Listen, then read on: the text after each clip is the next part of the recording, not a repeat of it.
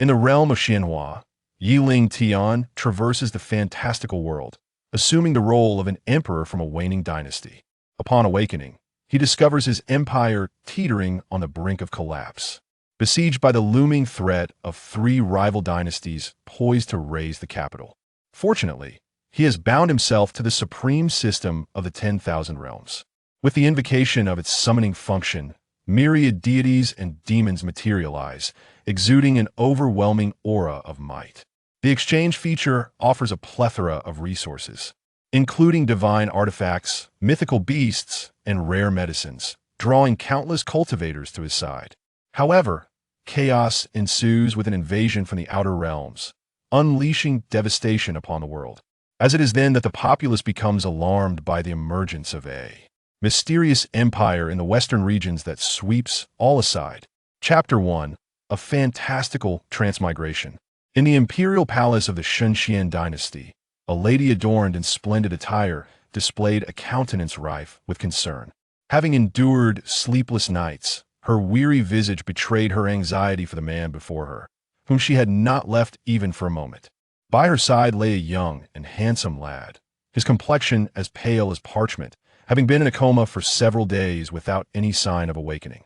Suddenly, a voice emerged from the boy. Where is this? What has happened to me? Lingtian opened his bewildered eyes, his fragmented consciousness gradually coming into focus.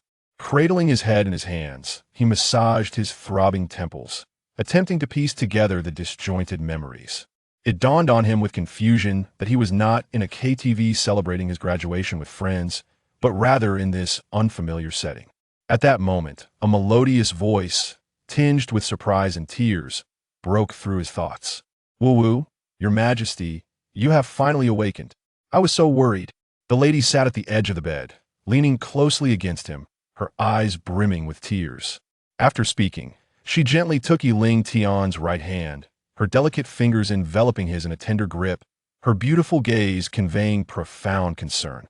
Lingtian felt a refreshing coolness emanating from her palm, and he instinctively squeezed her hand, relishing the soft, boneless texture. He looked up in bewilderment, only to be met with the sight of an enchanting beauty. Adorned with a phoenix crown, her skin like fine jade, luminous eyes, and pearly teeth, her cascading hair framed her shoulders, while she wore a resplendent phoenix robe. Two faint trails of tears graced her cheeks, revealing a captivating blend of sorrow and joy. He sighed inwardly, recognizing her ethereal grace, understanding the ancient saying that beauty is unparalleled and captivates the heart. Feeling a bit uneasy, he swallowed hard, his throat parched, and asked, "Who are you, my lady?" Under the intensity of Lingtian's fiery gaze, the lady froze in surprise, then with a quivering voice laced with urgency, replied, "Your Majesty, what has happened to you? Do you not even remember me? I am Kai." She reached out, brushing her fingers against Lingtian's forehead, and upon finding no cause for alarm, exhaled in relief, her expression tinged with self-reproach. "It is all my fault for being ineffectual, unable to alleviate your burdens or care for you properly. If anything were to happen to you, what would I do? If you were to leave us, I would follow you into the afterlife. The people of Xianxian still need you. On my head. It hurts." At her words, Lingtian suddenly clutched his head, howling in agony, the piercing pain threatening to suffocate him. His visage contorted as he trembled, collapsing onto the bed, writhing in distress. Then, an influx of unfamiliar memories surged into his mind, beads of sweat rolling down his forehead. As the onslaught of memories subsided, the pain gradually diminished, leaving him weakly sprawled on the bed, gasping for breath. "Your Majesty, what is wrong? Do not frighten me." Seeing Lingtian in torment, Kai displayed a face of worry, then shouted towards the hall's entrance, "Quick, someone come!" She hurried to a side table and swiftly returned with a bowl of medicinal soup. Gently supporting Lingtian's back with her left hand while offering the soup with her right, she urged, "Your Majesty, please drink the soup to alleviate your pain." With her assistance, Lingtian, enduring the ache throughout his body, sat up, gritting his teeth. Upon hearing her words, a warmth blossomed in his heart, and he drank down the concoction. At that moment, a eunuch approached, clasping his fists in inquiry. "Your Majesty, What command does the Empress have? While Kai Yi wiped the remnants of the medicine from Yi Lingtian's lips, she instructed, quickly summon Physician Zhang for a thorough examination of His Majesty's health. Understood. The attendant departed promptly. After a brief interval, Yi Lingtian's trembling form gradually stabilized, returning to normalcy. A look of incredulity washed over his features. He was utterly bewildered. In his leisure, he had often indulged in stories of transmigration, yet never did he envision he would one day experience such a phenomenon himself. It was truly absurd. Simultaneously, a wave of excitement coursed through him, causing his pallid complexion to flush with unnatural color as the old wounds on his body flared with pain, eliciting a cry of anguish. "Ah, it hurts so much." He lifted his garments to reveal a long, jagged wound, partially healed yet still raw, and he gasped in horror, rage boiling within him. Who the hell did this to me? Moments later, unable to contain his exhilaration, he erupted into a raucous laugh. Aha! I've transcended. I've truly transcended. His jubilance left Kai Yi in a state of shock. One moment he is howling in pain, the next he seems deranged. Has he gone mad? With a worried expression, she implored, "Your Majesty, what is happening? Please do not frighten me." Yi Lingtian snapped back to reality, realizing the precariousness of his situation. He must keep his transmigration a secret. If word got out, powerful beings might covet his existence, leaving him with nowhere to weep. Pondering with a furrowed brow, he calmed his murderous thoughts. Though he was no saint, he could not bring himself to harm, especially not someone as ethereal as Kai Yi, who seemed deeply connected to his former self. Clearing his throat, he sought to explain. "I suddenly felt discomfort in my throat and feared for my vocal cords. Hence I attempted to loosen them." Cough. Haha. To bolster the credibility of his explanation, he coughed again. Kai Yi, taken aback by his response, relaxed, her concern deepening as her tone softened. "It is a relief to know you are well, Your Majesty. Please wait, I shall prepare a nourishing throat remedy for you." With that, she curtsied gracefully, her lithe form gliding away from the hall as her figure vanished from sight. Yi Lingtian reluctantly withdrew his gaze, his mind swirling with questions. How did I arrive in this world? Recalling the hazy memories, he vaguely remembered that in mid-May on Blue Star, he and his friends had taken advantage of their graduation break to revel at a KTV. While returning to the hotel inebriated, he had stumbled upon his university crush, Yin. Being harassed, in a moment of bravery, he had rushed to her aid, only to meet his demise at the edge of a blade. As his soul departed his body, a strange wind whisked him into a swirling mass of milky light. Witnessing his fading essence gradually coalesce, he fought to absorb the energy within the light, but the excess energy overwhelmed him, causing excruciating pain, plunging his consciousness into darkness. Had a powerful being from the source realm witnessed this scene, they would have been astounded. After all, chaotic primal energy transcended the levels of the cosmos, a treasure for soul transformation, and yet someone wasted it so recklessly. Even those at the Emperor Source realm regarded it as a precious gem, daring to absorb only a wisp each month. As for what transpired thereafter, he held no recollection whatsoever. It is said that after he fainted, a minuscule particle invisible to the naked eye suddenly changed course, hurtling towards his sea of consciousness. Subsequently, the particles forcefully absorbed the remaining energy of the light sphere, causing the space it occupied to tremble before collapsing into oblivion. The particles, bearing the soul of Yi Lingtian, vanished into the depths of the universe. Upon awakening, he found himself in the opening scene. Yi Lingtian shook his head, choosing to disregard the confusion, and began to delve into the memories of his past life. His previous incarnation was the Emperor of the divine mysterious dynasty in the Western Wilderness. Having just turned 18, he had ascended to the throne for less than 3 months before being assassinated, reaching the late stage of the Dan-holding realm prior to his demise. The woman he had just encountered was named Han Tsai, the Empress of the divine mysterious dynasty, and the daughter of Han Lei from the secluded Han family. This world was one of fantasy and cultivation, governed by the merciless law of the jungle, where formidable cultivators wielded immense power, soaring through the skies, effortlessly slaughtering millions, shattering star rivers, and achieving immortality, while the weak clung to the strong for survival. Why Lingtian's brow furrowed again. In a world where strength reigned supreme, an emperor without formidable power was no different from an ordinary person, regarded as insignificant as an ant by the powerful. The forces on the continent were hierarchically divided into mortal, king, emperor, and sovereign levels. Mortal-level forces were the weakest, typically consisting of small families with 1 to 3 tiers of low-level cultivators. King-level forces represented common sects and dynasties, housing numerous low-level cultivators along with a few mid-tier ones. Emperor-level forces encompass sects, hidden families, and dynasties, generally possessing a mix of mid- and low-level cultivators alongside some high-level ones. Sovereign-level forces included empires, divine halls, and sanctuaries, featuring a handful of extraordinary beings, a plethora of high-level, and countless mid to low-level cultivators. Forces of the same tier were further categorized into small, medium, and large factions based on their scale and strength. Cultivators' realms were classified from low to high as follows: Chi Introduction, Body Refinement, Dan Holding, Creation, Purple Mansion, Divine Storage, Void Refinement, Spirit, Transformation, Integration, Great Ascension, and Tribulation Passing realms, culminating in the ethereal immortal realm. It was rare to encounter a cultivator of the immortal realm in the mortal domain, while those in the void refinement realm represented the pinnacle of superpower. The realms from Chi Introduction to Dan Holding were deemed low tier, Creation to Divine Storage as mid-tier, Void Refinement to Integration as high tier, and Great Ascension to Immortal realms as extraordinary.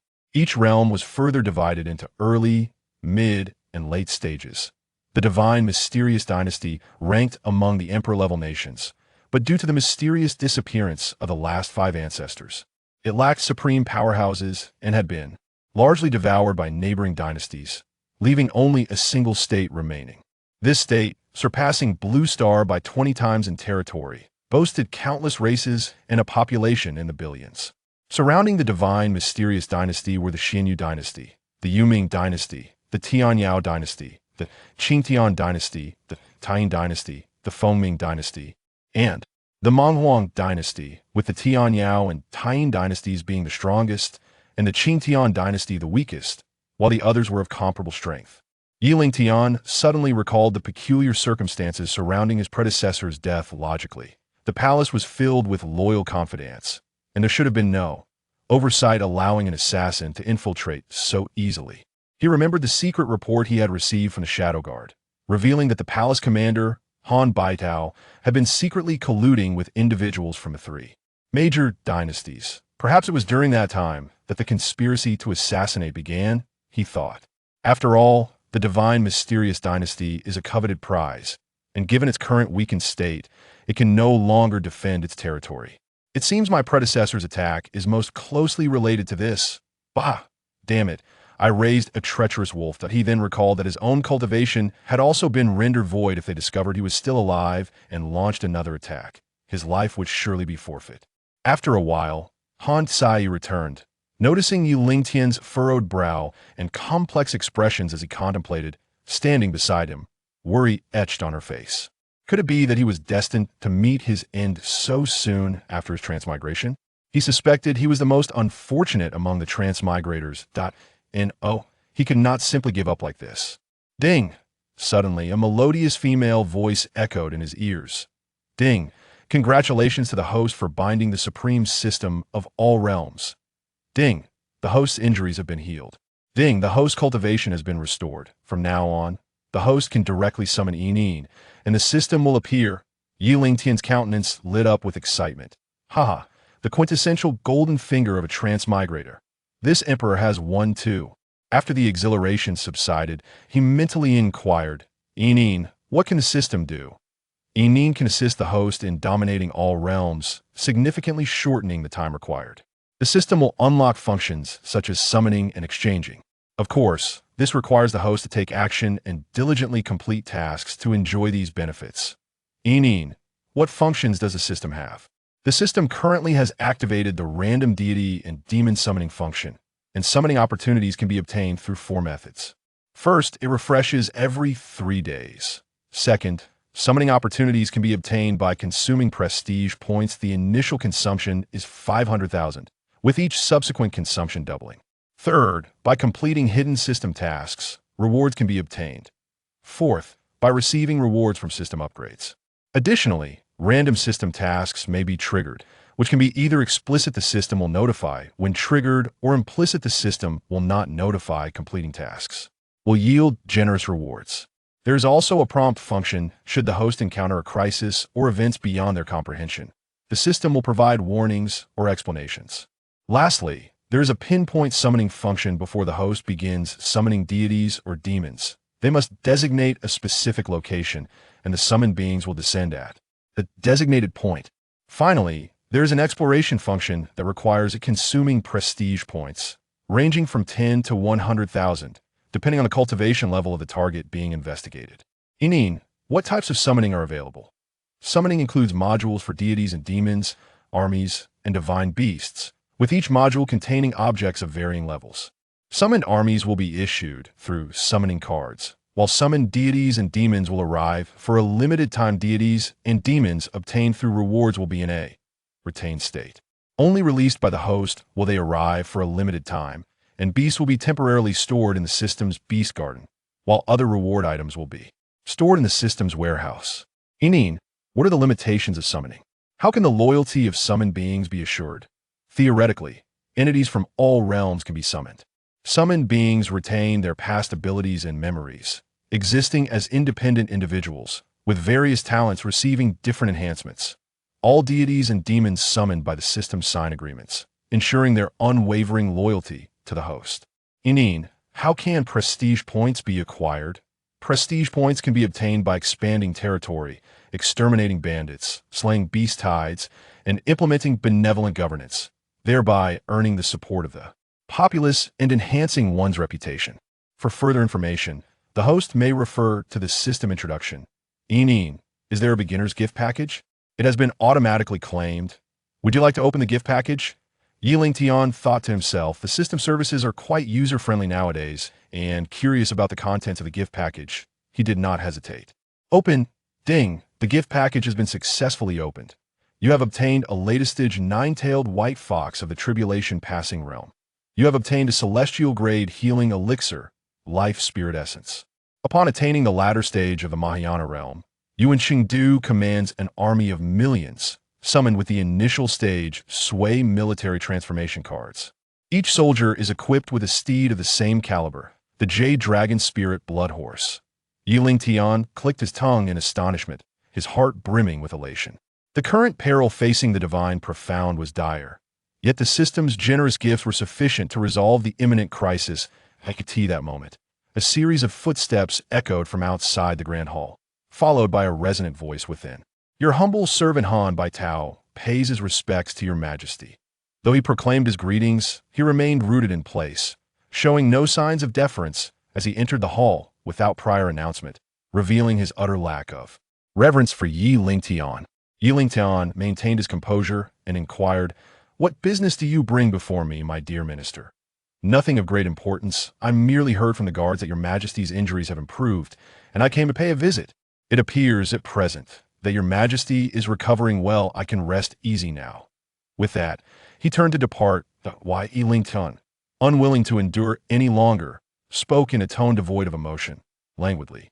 "Old wretch, why must you feign such hardship? You came merely to ascertain whether I am gravely injured or deceased. Do you not think for a moment that I am unaware of your nefarious deeds? I regarded you as a confidant, yet you repay my trust with such treachery. Truly, you possess the heart of a wolf and the lungs of a dog. As the facade crumbled, Han Bai Tao's previously gentle demeanor vanished, replaced by a brooding darkness as he slowly replied, "Since your majesty is already aware, I shall not pretend any longer. I have indeed betrayed you. What can you do to me? Ha! With your cultivation level, you are nothing more than a waste without power, unworthy of my regard. Who in this palace could stand as a match for me?" Seeing this, Lingtian remained unperturbed and posed a question that piqued his curiosity. "I am rather intrigued. Who are those vile assailants that infiltrated the palace and sought to harm me? Out of pity for your imminent demise, I shall show you mercy this once and grant you clarity." Chapter 2. Summoning millions of sway troops. The three great dynasties have long besieged without launching an attack. Does your majesty not find this peculiar? Or do you harbor the illusion that they have merely come to join the fray? It is unfortunate that they suffer from the defeat of the four great generals guarding the imperial city, using your majesty as the opportunity to break through. Recently, Zhongziyu led the elite assassins from the three dynasties, Xuanxiu, Menghuang, and Fengming, into the palace under the cover of night, an act I covertly permitted. Lingtian suddenly comprehended. His former self, along with the ministers, had once suspected the intentions behind the three dynasties in action. If they were willing to unite and sacrifice some of their elite forces, they could easily conquer the divine Xian capital within half a month. However, the three dynasties were not a monolith. Each feared losing too many of their own elite troops, and thus sought to subvert the divine Xian dynasty from within. What a cunning scheme to undermine the foundation. Realizing the crux of the matter, a cold glint flashed in Lingtian's eyes, yet his expression remained as serene as water, making his thoughts difficult to fathom. What benefits have they promised you that you would willingly betray me? I could treat you well. Seeing his calm demeanor, devoid of any signs of anger or rage, Han Baodao felt a twinge of disappointment and chose to reveal the entire story, initially hoping to witness Lingtian's fury and resentment, yet finding no such signs. Why ask questions you already know the answers to? Had I been granted command of the Silver Wolf Army, would I have entertained thoughts of rebellion? Yet, this is not the crux of the matter. The sovereigns of the three dynasties have promised me that once they seize divine Xian, I would receive a modest annual tribute of resources, and I could manage all affairs of divine Xian. With my own strength, I could seize power and resources into my own hands. Why should I beg for scraps from your Yi family? I aim to trample your Yi family beneath my feet, to let you taste the bitterness of being a dog. How exhilarating it is to think that this goal is about to be realized. Understanding the unfolding events, Lingtian felt a sense of relief. No wonder everyone despises treacherous ministers and traitors. It is for a reason. He sighed deeply, lamenting that human greed knows no bounds, as every individual must bear the consequences of their actions. Then, a surge of boundless fury welled up within him, and he bellowed, "It seems my choice was indeed correct. Those who are ungrateful are unworthy to command the elite forces of my divine Xian dynasty. You deserve death. For the sake of so-called promises, you betray divine Xian, willingly becoming a traitor seeking glory, and you shall surely be spurned by the people of divine Xian." Han Baotao's face froze like frost, his nostrils flaring with rage, displaying a look of disdain as he retorted, "What a brazen claim. Under your Yi family's rule, divine Xian has long lost its former glory. What right do you have to criticize me?" Hearing this, Han Sai's face turned icy as she loudly questioned, "Your majesty has treated you well, yet you engage in treacherous deeds. How can you call yourself a minister? Where is your loyalty and honor? If you cease your actions now, both I and His Majesty guarantee no past grievances will be pursued." Then, her beautiful eyes gleamed with a chilling light as she smiled coldly. "Otherwise, I will fight to the death, dragging you down with me." "Ha ha, would I ever fear?" Han Baodao laughed heartily before suddenly recalling something, a mocking expression appearing on his face. "My lady, what future do you envision following a worthless emperor? Why not submit to me and enjoy a life of luxury and indulgence?" Han Sai's face turned frigid, her displeasure evident as she snorted. Not a chance. That is not for you to decide. I have heard that you possess the Xianyin body, a fine vessel for cultivation. I shall take good care of you." At Han Baotao's shameless provocation, her complexion paled slightly, followed by an outburst of indignation. "Bah, utterly shameless." Then, Han Sai shouted towards the palace entrance, "Someone, protect His Majesty." Upon hearing the unrelenting rejection, Han Baotao's expression soured as he mockingly declared, "No matter how loud you scream, no one will come. Let me be frank. The palace is now under my complete control. You are like lost dogs. With a mere breath, I could make you vanish." Beside them, Lingtian's fury surged, revealing his gleaming white teeth as he spoke menacingly. "You old dog, all you do is chatter aimlessly. If you dare to bite me, come and try. If not, consider our conversation forgotten. You insolent brat, do you think I am made of clay? Go die." After enduring continual provocation, Han Baotao's rage boiled over as he unleashed his full might, channeling power into his right hand to unleash a torrent of icy brilliance, causing the surrounding space to momentarily freeze. Recovering from her shock, Han Sai swiftly positioned herself in front of Lingtian, activating a blue defensive barrier, anxiously stating, "Your Majesty, Sai will protect you, even if it means accompanying you to the underworld." Seeing this, Lingtian felt touched, yet simultaneously torn apart with rage. His eyes turned crimson, revealing a brutal expression as he spoke coldly, "If you dare to harm her in the slightest, I will ensure your corpse is shattered and your 9 clans obliterated. Inan, summon Commander Yuan Cheng and his millions of troops." Ding. The summoning node is being constructed, and the summoning character settings are confirmed. Summoning successful. The icy radiance emanating from his hand did not diminish in the slightest. Rather, it intensified as derisive laughter echoed. Who are you trying to scare? Millions of troops? The current imperial capital has barely over 1 million soldiers. It is truly laughable. A mere child, boasting empty words, dares to sit upon the throne of supremacy. I too wish to experience what it feels like to be an emperor. At this moment, a cold voice unexpectedly broke in from the left side of the hall. Is that so? I would like to see how many guts you have to dare offend His Majesty. It just so happens that my golden-winged halberd has not tasted blood in a long while. Today, it shall be used for the offering. Whoosh. Boom. Upon hearing the unfamiliar voice, Han Baotao was taken aback, hastily retracting the remaining power and quickly turning to face the newcomer, only to find a tall, handsome young man before him, whose depths he could not fathom. Would this esteemed friend consider sparing me in this matter? I assure you, there will be generous rewards. Yuan Cheng wore a warm smile and shook his head slowly, unhurriedly responding, I am not one who can make decisions. He then clasped his fists and bowed to Yi Lingtian. Your Majesty, I am late in coming to your aid. Please punish me. Seeing him arrive at such a critical moment, deflecting danger with a surge of energy, Yi Lingtian's heart settled and his body relaxed. Minister Yuan need not be overly courteous. Let us first deal with these adversaries. When it comes to enemies, Yi Lingtian believed in leaving no foes alive, as future troubles could arise. Thus, he ordered without hesitation. Han Sai was stunned. She had thought she was doomed today, yet unexpectedly, a mysterious powerhouse had appeared, effortlessly wielding an energy sword to counter the terrifying force. At the same time, she was filled with confusion. When had His Majesty acquired such a subordinate? Though she had been in the palace for several months, she had never seen the newcomer before.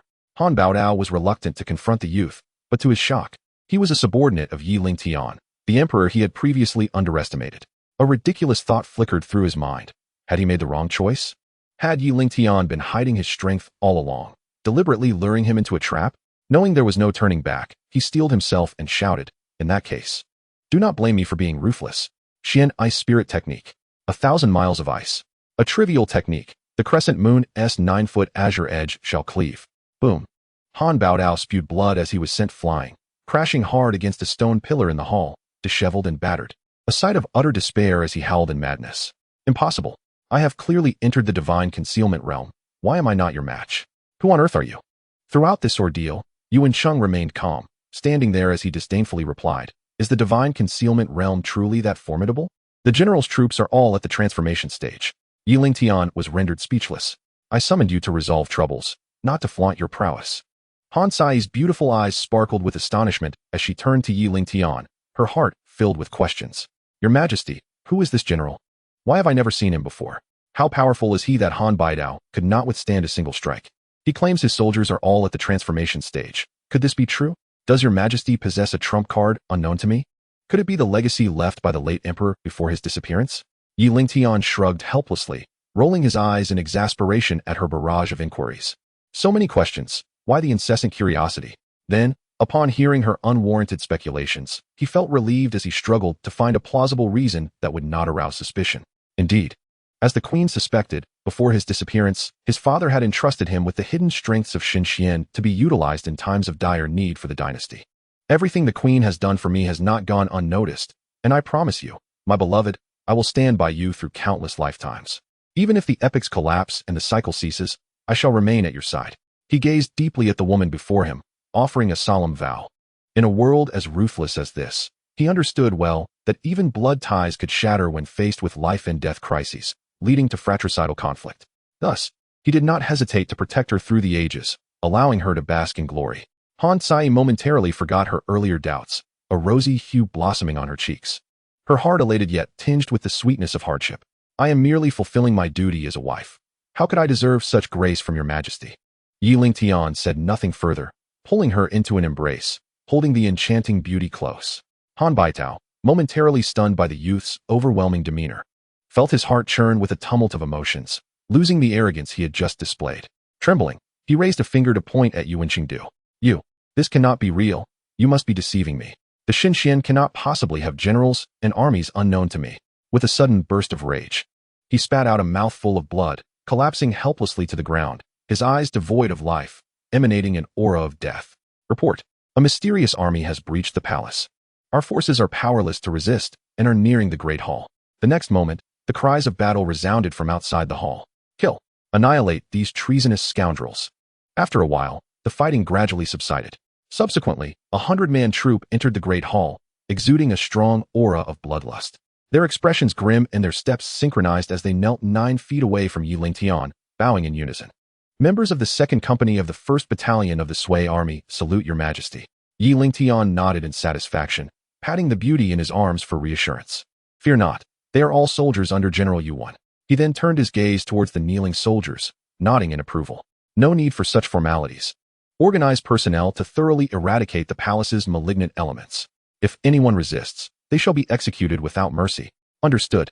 As the unfamiliar soldiers entered the hall, Han Baitao's heart turned to ice, and witnessing the scene of their kneeling left him paralyzed with fear.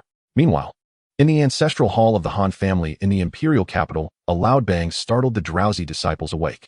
In a panic, they exclaimed, "What happened?" Upon looking towards the source of the noise, their faces drained of color as they fled the room, shouting, "The soul jade tablet of the 3rd elder has shattered." Upon hearing this, the disciples' expressions changed dramatically, and they began to relay the news. The soul jade tablet of the 3rd elder has broken. Something significant is about to occur. Who dares to oppose our Han family? Indeed, in the family conference room, Han Yu sat in a position of authority, gazing down at the gathered members with a cold and detached expression, his words devoid of emotion. The 3rd elder's soul has shattered. What are your thoughts? What use are thoughts? We should march directly to the palace and avenge our 3rd brother. Yes. The 3rd brother had just arrived at the palace when news of his demise broke. It must be related to the royal family. Have you considered that with the 3rd brother's initial strength in the divine concealment realm, anyone capable of defeating him would need to be at least 2 realms higher? In the late stage of the divine concealment realm? Moreover, the highest-ranked expert in the palace, the revered Xianxia, is in a severely weakened state after the last incident, posing no threat to the 3rd brother. As for Zhang Tai, who was brought back by Yu Wudi, although his exact strength is unknown, he is severely injured and thus cannot threaten the 3rd brother either. Even if worse comes to worst, the 3rd brother could have escaped. The rest of the palace's personnel are below the divine concealment realm. Then who possesses the capability to do this? In my view, there may still be powerful figures in the palace that we are unaware of. Perhaps Yu Wudi left behind some personnel before his disappearance. Therefore, we must remain vigilant and await further developments before making any decisions. The others exchanged glances, nodding in agreement. Understood. Meanwhile, in the palace, Lingtian expressed disdain as he gestured towards Han Baitao's corpse, instructing, "Drag him away and hang him atop the palace walls. I want the treacherous ministers to witness the fate of those who offend me. As you command." He then turned his gaze to Han Sai. "My beloved, you may retire to rest. I have matters to attend to." Han Sai obediently nodded, rising to depart for the side hall. Lingtian then approached Yuan Qingdu, scrutinizing the young man closely and noting his extraordinary handsomeness. A thought flickered in his mind. Even the emperor is envious of such celestial beauty. He proceeded to examine Yuan Qingdu's information. Name, Yuan Qingdu. Divine ability, 9 stars of extinction. Cultivation, late stage of the Great Ascension realm. Weapon, golden-winged phoenix halberd. Commander of the Sui army. Rating, 7 stars. Truly, he is the esteemed general of the Sui dynasty, excelling in every aspect. Lingtian then commanded, "Qingdu, go and consolidate the troops within the imperial city, preparing for a decisive battle against the invaders outside the city." While Lingtian appraised him, Yuan Qingdu also examined Lingtian closely, feeling an overwhelming imperial aura that exerted a strong sense of pressure upon him. Upon hearing the command, he did not dare to be negligent, respectfully replying, "Yes, I shall clear all enemies for your majesty." Qingdu then took his leave. Lingtian watched his departing figure, his gaze revealing a hint of meaning. The summoned first demon indeed possesses remarkable qualities, instilling within him a sense of confidence. The celestial realm? Prepare for my inspection. It will not be long before I become the sovereign of this realm, perhaps even beyond. Discarding these fanciful thoughts, he instructed the system to display his personal information. He then reviewed his personal information panel. Host, Lingtian. Identity, Emperor of the Xinxian Dynasty. Cultivation, late stage of the Dan holding realm. Reputation points, 30. 000 out of 1, 000 000 000. Army, Yuan Qingdu commands 10 million Sui soldiers. Cultivation method, Chaotic Emperor's art. Magical items, Flame of the Burning Heaven Sword, medium grade artifact. Essence of Life, celestial grade. For 100 drops, 20 bottles, 1 million medium grade celestial crystals. Demon, Nine-tailed white fox, late stage of the Tribulation Crossing realm. Cultivating the Chaotic Emperor's art. Ding. Congratulations, Host, your cultivation has improved. Ding. Host cultivation reaches the initial stage of the creation realm. Ding. Host cultivation reaches the middle stage of the creation realm. Ding. Host cultivation reaches the late stage of the combination realm. Chapter 3. The 3 great dynasties surround the city. Congratulations, host, on cultivating the chaotic emperor's art to the initial stage of the second layer. Lingtian exhaled deeply, still reeling from the shock. The mere advancement of one layer in the chaotic emperor's art had resulted in a significant surge in his cultivation, propelling him across 5 realms in a single bound, truly astonishing. He began to ponder, if such progress could be made with each subsequent layer, he would soon reach the pinnacle of this realm, lost in contemplation. However, a voice cautioned him to abandon such unrealistic fantasies, for theoretically, while each layer of the chaotic emperor could yield multiple advancements, the difficulty escalated with each progression. Upon hearing this, Lingtian felt a wave of disappointment wash over him. The shortcut he had envisioned was rendered futile, prompting him to inquire further. Is there truly no solution? Indeed, there is, the system assured him, designed specifically to provide the host with supreme-level services and facilitate rapid growth. By completing tasks issued by the system, the host could expedite upgrades, thereby reaping the system's rewards.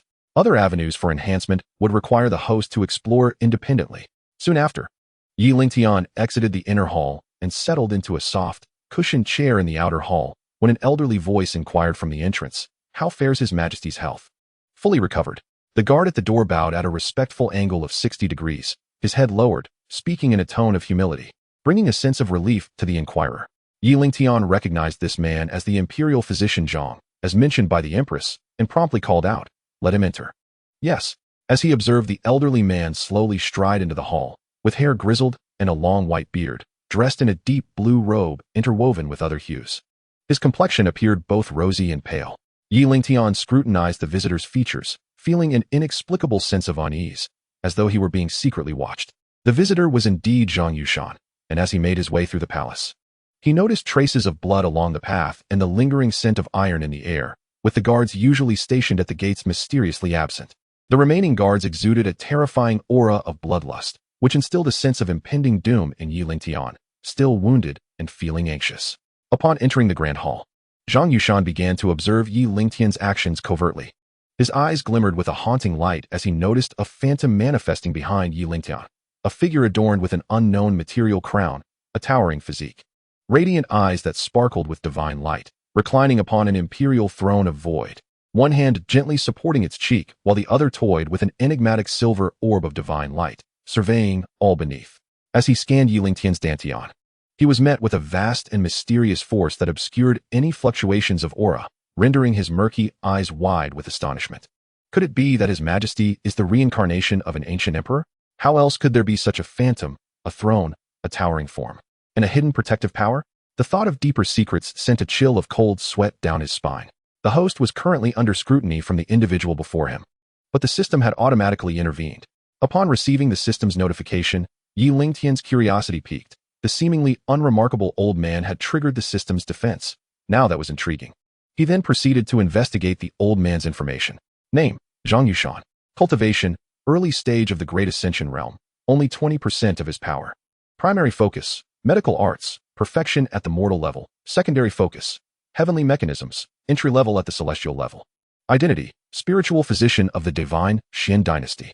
Brief character synopsis. This man was originally the 3rd elder of the sacred land of Taisu, wrongfully accused of murdering the elite disciples of the sacred land and subsequently expelled. He encountered enemies while gravely injured, only to be discovered and rescued by the invincible Yi Wudi, who brought him back to the dynasty. Grateful for this kindness, he chose to remain in the dynasty. Cultivation paths are divided into mortal, celestial, divine, sacred, chaotic, and source levels, with each level further divided into entry, minor success, major success, and perfection. Lingtian smirked, realizing that the old man had been concealing his true depth, adept in the art of heavenly mechanisms. Yet, he chose not to expose him, in a world so muddied. Who could claim to be without secrets? Are you here to treat me, Zhang Aiqing? Ah yes. Zhang Yushan, shaken from his complex thoughts, hurriedly suppressed his inner turmoil and responded, I have come for a follow-up examination. Lingtian chose not to engage further. Firstly, he wished to observe the old man's skills. Secondly, he was mindful of Han Sai's feelings. Having just arrived, he felt an inexplicable surge of emotions. Subsequently, Zhang Yushan stepped forward to grasp Yi Lingtian's right hand, taking his pulse for diagnosis.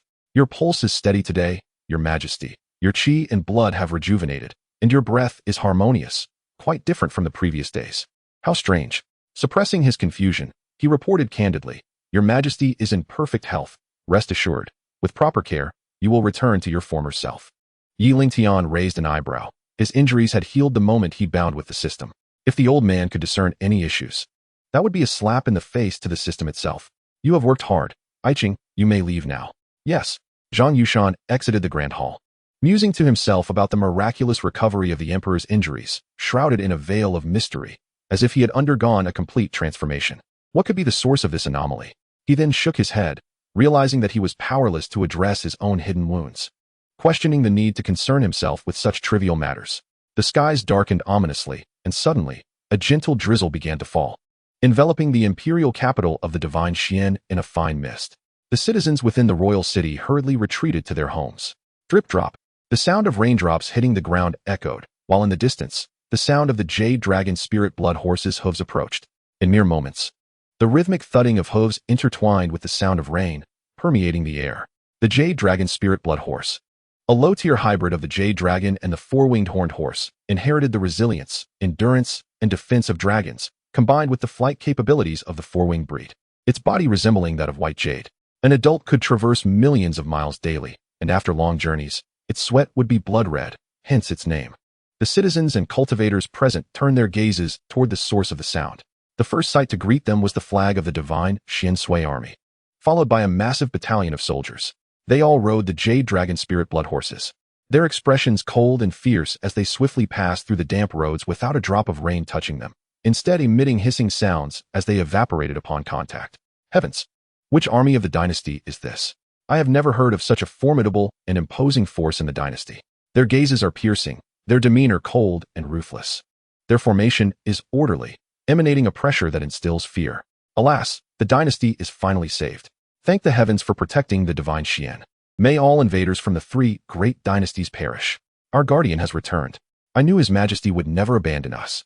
In an instant, the area erupted with cheers and jubilant exclamations, pride swelling among the citizens for the strength of the divine Xian army, instilling confidence in their ability to counter the invaders besieging the royal city, their gratitude towards Yi Lingtian overflowing, affirming and embracing his imperial authority.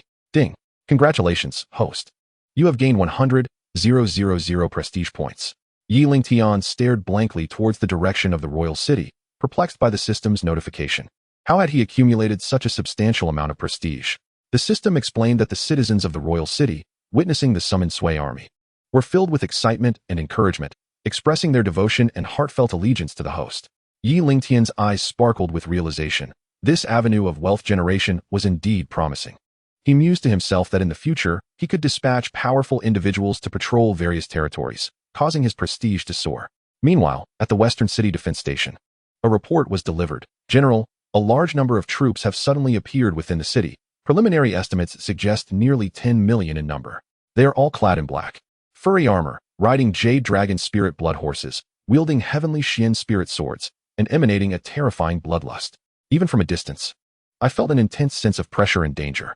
Upon hearing the guard's report, Song Qiming immediately surmised that the enemy had infiltrated the city, preparing to cleanse the royal city, with forces also surging through other gates. Suddenly, his face contorted with rage as he bellowed. What is the meaning of this? What are they doing, allowing the enemy to infiltrate the city? If the dynasty falls, they shall bear the guilt. The soldier wiped the cold sweat from his brow, trembling as he continued in a subdued voice, Please, General, allow me to report. They are moving within the city, but have not harmed the populace. When I last reported, they were advancing towards our direction. As the soldier finished speaking, Song Qiming sensed the presence of numerous unfamiliar powerful entities. He released his spiritual awareness to observe and discovered a massive army advancing towards them, stirring up violent gusts of wind and an overwhelming aura of slaughter. Even from 3 miles away, he could feel their presence acutely, yet their cultivation levels remained inscrutable. The leader of the contingent, a general clad in green, resembled a ferocious beast as he gazed in Song Qiming's direction. His eyes were deep and unfathomable, reflecting the stars of the universe. Instantly, Song Qiming's complexion transformed dramatically, and he retreated in fear, collapsing to the ground as he grasped the implications of this encounter, warning him against prying too deeply. How could a being of such caliber manifest here? It seemed impossible that the divine mystery dynasty harbored such an extraordinary figure. It's over, it's over. From where could this monster have emerged? Old Emperor, I have failed you, unable to even defend the last sanctuary of our dynasty. However, even if I perish, I shall ensure the preservation of your majesty and the flickering ember of our imperial legacy. The surrounding guards, upon hearing his valorous words, were filled with righteous indignation. Shouting in unison, we stand with the general through thick and thin, vowing to protect the dynasty with our lives. Well said, well said. Truly, I am fortunate to lead such valiant soldiers. He dismissed the soldiers' earlier remarks as mere folly, unable to fathom that a host of unfamiliar powers would suddenly appear in a place he was desperately defending. He did not believe they possessed benevolent intentions. Their apparent restraint from wreaking havoc within the city was merely a ploy to win the hearts of the people. The soldiers stationed outside the city were thrown into chaos. What is happening? Enemy attack, everyone flee. At this moment, a thunderous voice rang out. General Yuan has arrived. Immediately, the 6th army of the Sui dynasty, marching in perfect formation, came to an abrupt halt, shouting, "Kill! Kill!" In an instant, Song Tianxi sensed that the troops before him bore no murderous intent and was momentarily bewildered. Thus, he hastily rose, awaiting clarification from the newcomers. In the divine mystery dynasty, he had never heard of such a figure. The brazen manner in which they traversed the imperial capital, coupled with their lack of aggression, suggested they were likely agents of the dynasty's hidden depth, stirring within him a mix of uncertainty and trepidation. As he beheld Yuan Qingdu striding forward, Song Qiming swallowed his questions, hesitating before finally stammering. "May I inquire as to your esteemed identity, General?" Yuan Qingdu cast a glance at him, reading his thoughts with a detached demeanor, and replied coolly, "You need not be overly cautious. I am Yuan Qingdu, newly pledged to His Majesty, Emperor Yi." He then produced the general's order given to him by Yi Lingtian before his departure. "His Majesty has entrusted me with the command of the imperial city's army, granting me full authority over its defense. Do you comprehend?" Upon seeing the order, Song Qiming's heart settled in certainty. The man before him was indeed a general of the divine mystery dynasty. Yet, a chilling sensation coursed through him, feeling a terror that was indescribable. Judging by his youthful appearance, he could only be in his 30s, yet his cultivation level, at the late stage of the divine concealment realm, remained elusive to Song Qiming's scrutiny. Curiosity then welled up within him. Why had this General Yuan pledged loyalty to Yi Lingtian? Could it be a scheme? Perhaps it would be wise to inquire further from His Majesty. Throughout the encounter, he had never linked Yi Lingtian to this situation. In his eyes, Yi Lingtian was merely at the Dan realm and lacked the standing to command the allegiance of such a profound being. Suppressing his thoughts, he responded with a hint of flattery. "I understand. I shall follow your orders without question. First, recall the soldiers guarding the city gates and replace them with my men. Then, proceed to the Divine Hall for urgent discussions. As you command, General." Meanwhile, outside the western city of the imperial capital, at the main camp of the Fengming Dynasty's stationed troops, a man seated at the center of the tent opened his eyes leisurely at the sound of battle cries from within the city. A glint of sharpness flickered in his gaze as he inquired, "What is happening?" A guard promptly entered the tent and respectfully reported, "General, there has been unusual activity in the imperial city. The soldiers atop the city walls have suddenly been replaced." "Replaced? Is there another army within the city? Do you know the reason?" The speaking man was named Wu Lei, known as Blood Fiend, a third-grade general of the Fengming dynasty, with strength reaching the late stage of the void refinement realm. A scout reported that this formidable army had appeared out of nowhere and was identified as the Sui army, commanded by a young man clad in white. Wu Lei was momentarily taken aback, muttering to himself, the hidden strength of the divine mystery is surfacing. Has the Grand General's test yielded results?" His brow furrowed as he contemplated the potential ramifications of provoking a colossal force. Realizing that even a withered camel is larger than a horse, he then chuckled bitterly, recalling that during the peak of the divine mystery dynasty, it stood shoulder to shoulder with the 3 great dynasties. Now, how could they possibly overshadow the past? At this moment, he needed to ascertain whether Emperor Yi had fallen. With this thought, he inquired once more, "What is the progress on verifying Emperor Yi's status?" "We have lost contact with our spies placed in the palace. We have yet to confirm whether Emperor Yi is alive or dead." "You mean to say you cannot even manage a simple task of redeploying personnel to infiltrate? Truly a bunch of useless fools. General, please calm your anger. As soon as we lost contact, we dispatched personnel to investigate, but we have yet to receive any updates." In the eastern part of the imperial city, at the city defense office, a soldier rushed in, exclaiming, "General, dire news. An army is charging towards us." Zhou Shixiang, who had been seated comfortably in the general's chair just moments ago, leaped to his feet, seizing the soldier's collar and demanding, Where did this army come from? Are you speaking the truth? Reporting false military information is a grave offense. The soldier, bewildered, coughed repeatedly before managing to stammer, "General, I assure you, what I say is true." The deputy general nearby interjected, "General, please release him. Otherwise, he may suffocate." Zhou Shixiang took a deep breath, regaining his composure, and slowly released his grip on the soldier, his expression returning to normal. "What are your thoughts?" The deputy general exchanged glances with his companion before offering a suggestion. "At present, our priority is to ascertain their true nature, then devise a response strategy." With a tremor of the earth, dust rose, and whirlwinds appeared. The flags on the roadside poles flapped violently, while the window panes of nearby houses rattled, as if the apocalypse were upon them. At this moment, across an expanse of 100,000 miles to the east of the city, both ordinary citizens and cultivators wore expressions of panic and unease, unclear about the unfolding events. Zhou Shixiang and his soldiers stood transfixed, their faces pale. "Heavens, something terrifying has descended upon us. What shall we do? I do not wish to die." Seeing the soldiers' reactions, Zhou Shixiang suppressed his own fear, channeling his soul technique, and sternly commanded, "What kind of behavior is this? If you all act in such a manner, have you considered how your loved ones and friends would feel? Until the situation is clear, we must remain vigilant and prepared for any eventuality, to safeguard ourselves and our families." The soldiers below fell silent, striving to suppress their emotions and return to their posts. In a brief moment, the soldiers of the Fifth Army of the Sui Dynasty swept past, leaving behind a resounding proclamation.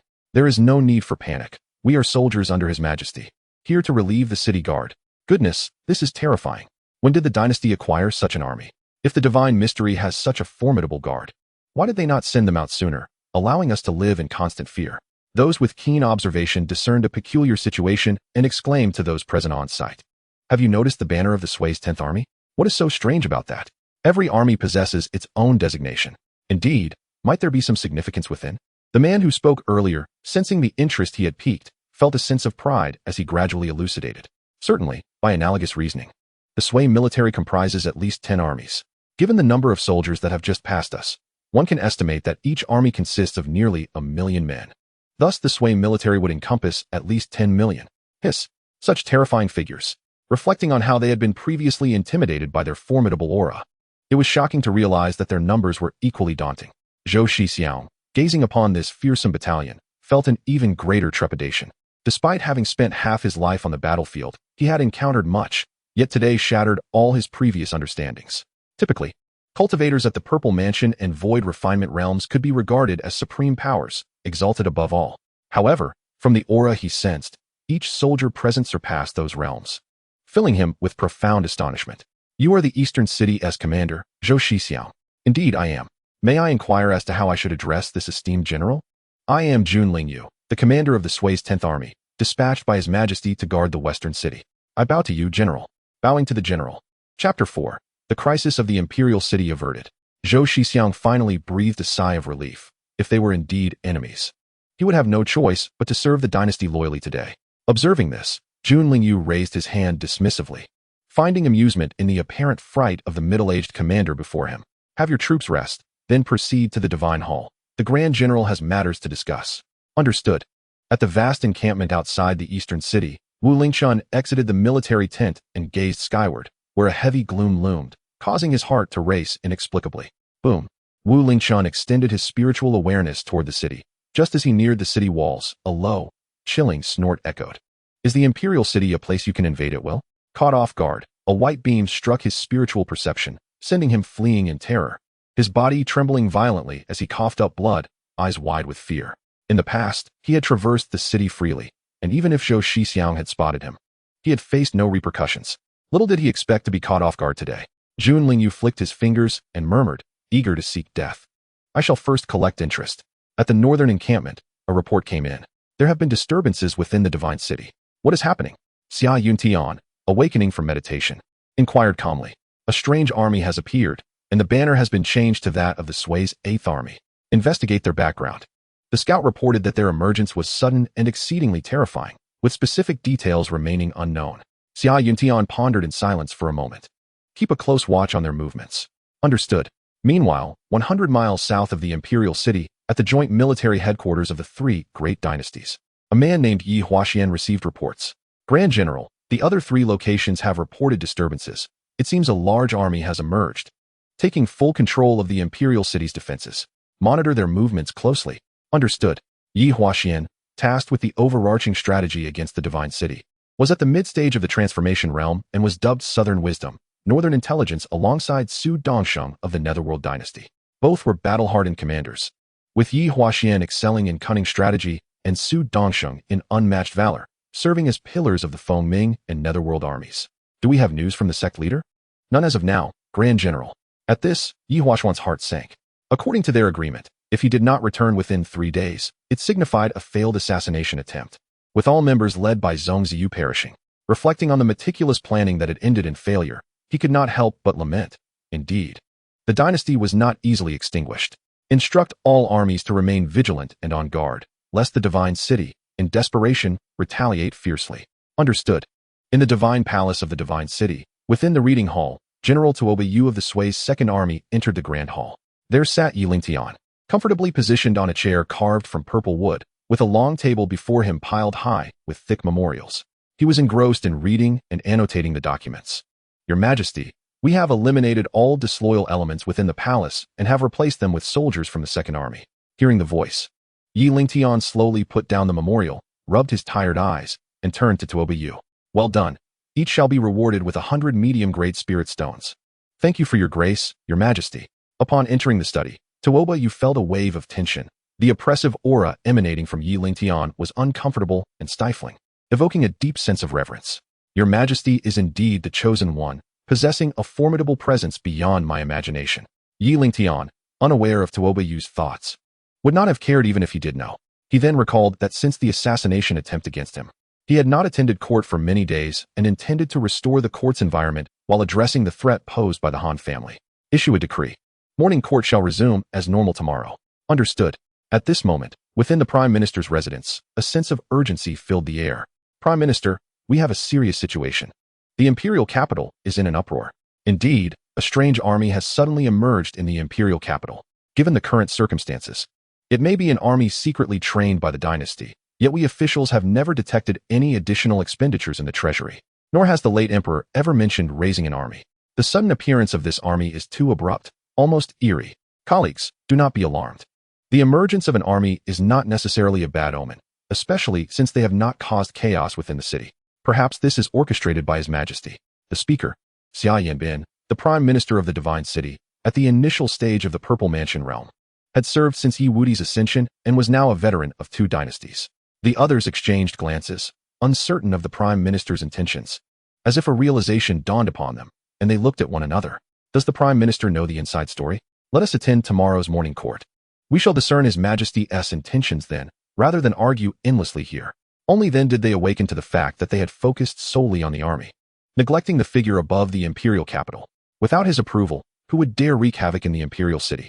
If they were indeed an enemy army, the current imperial city would likely be a hellish landscape. However, a lingering doubt arose. The emperor has not attended morning court for many days following the assassination attempt. Could he have fully recovered? Their eyes reflected disbelief. Initially, they had received word that Yi Lingtian's injuries were severe, with the imperial physician declaring he might not awaken. But if their suspicions were correct, it was indeed hard to believe. Indeed, Prime Minister, do you think I would jest about such matters?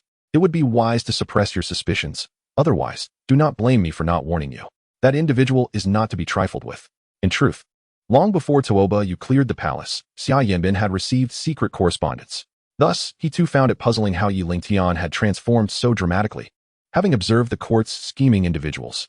With Yi Lingtian's current iron-fisted methods, it was certain he would touch upon sensitive matters, prompting him to issue a warning. The others, unaware of Xia Yanbin's thoughts, fell silent, beginning to contemplate his intent. Subsequently, they departed, deep in thought. At that moment, within the Han residence, a guard rushed into the hall, reporting to the senior members of the Han family gathered around a circular table, reporting to the family head and esteemed elders. Numerous unfamiliar armies have appeared in the city. The 3rd elder has been executed and hung at the eastern city gate. Han Yu's pupils constricted. As a 3rd-rank official of the dynasty, he was well aware of the unfolding events. The emergence of a formidable army was not lost on him. He understood its profound implications. Upon hearing of the demise of the 3rd elder, a chill of cold sweat broke forth upon his forehead as he recalled their secret machinations, and anxiety began to take root within him. The elders present were all astute individuals. They could easily perceive Han Yu's underlying concerns.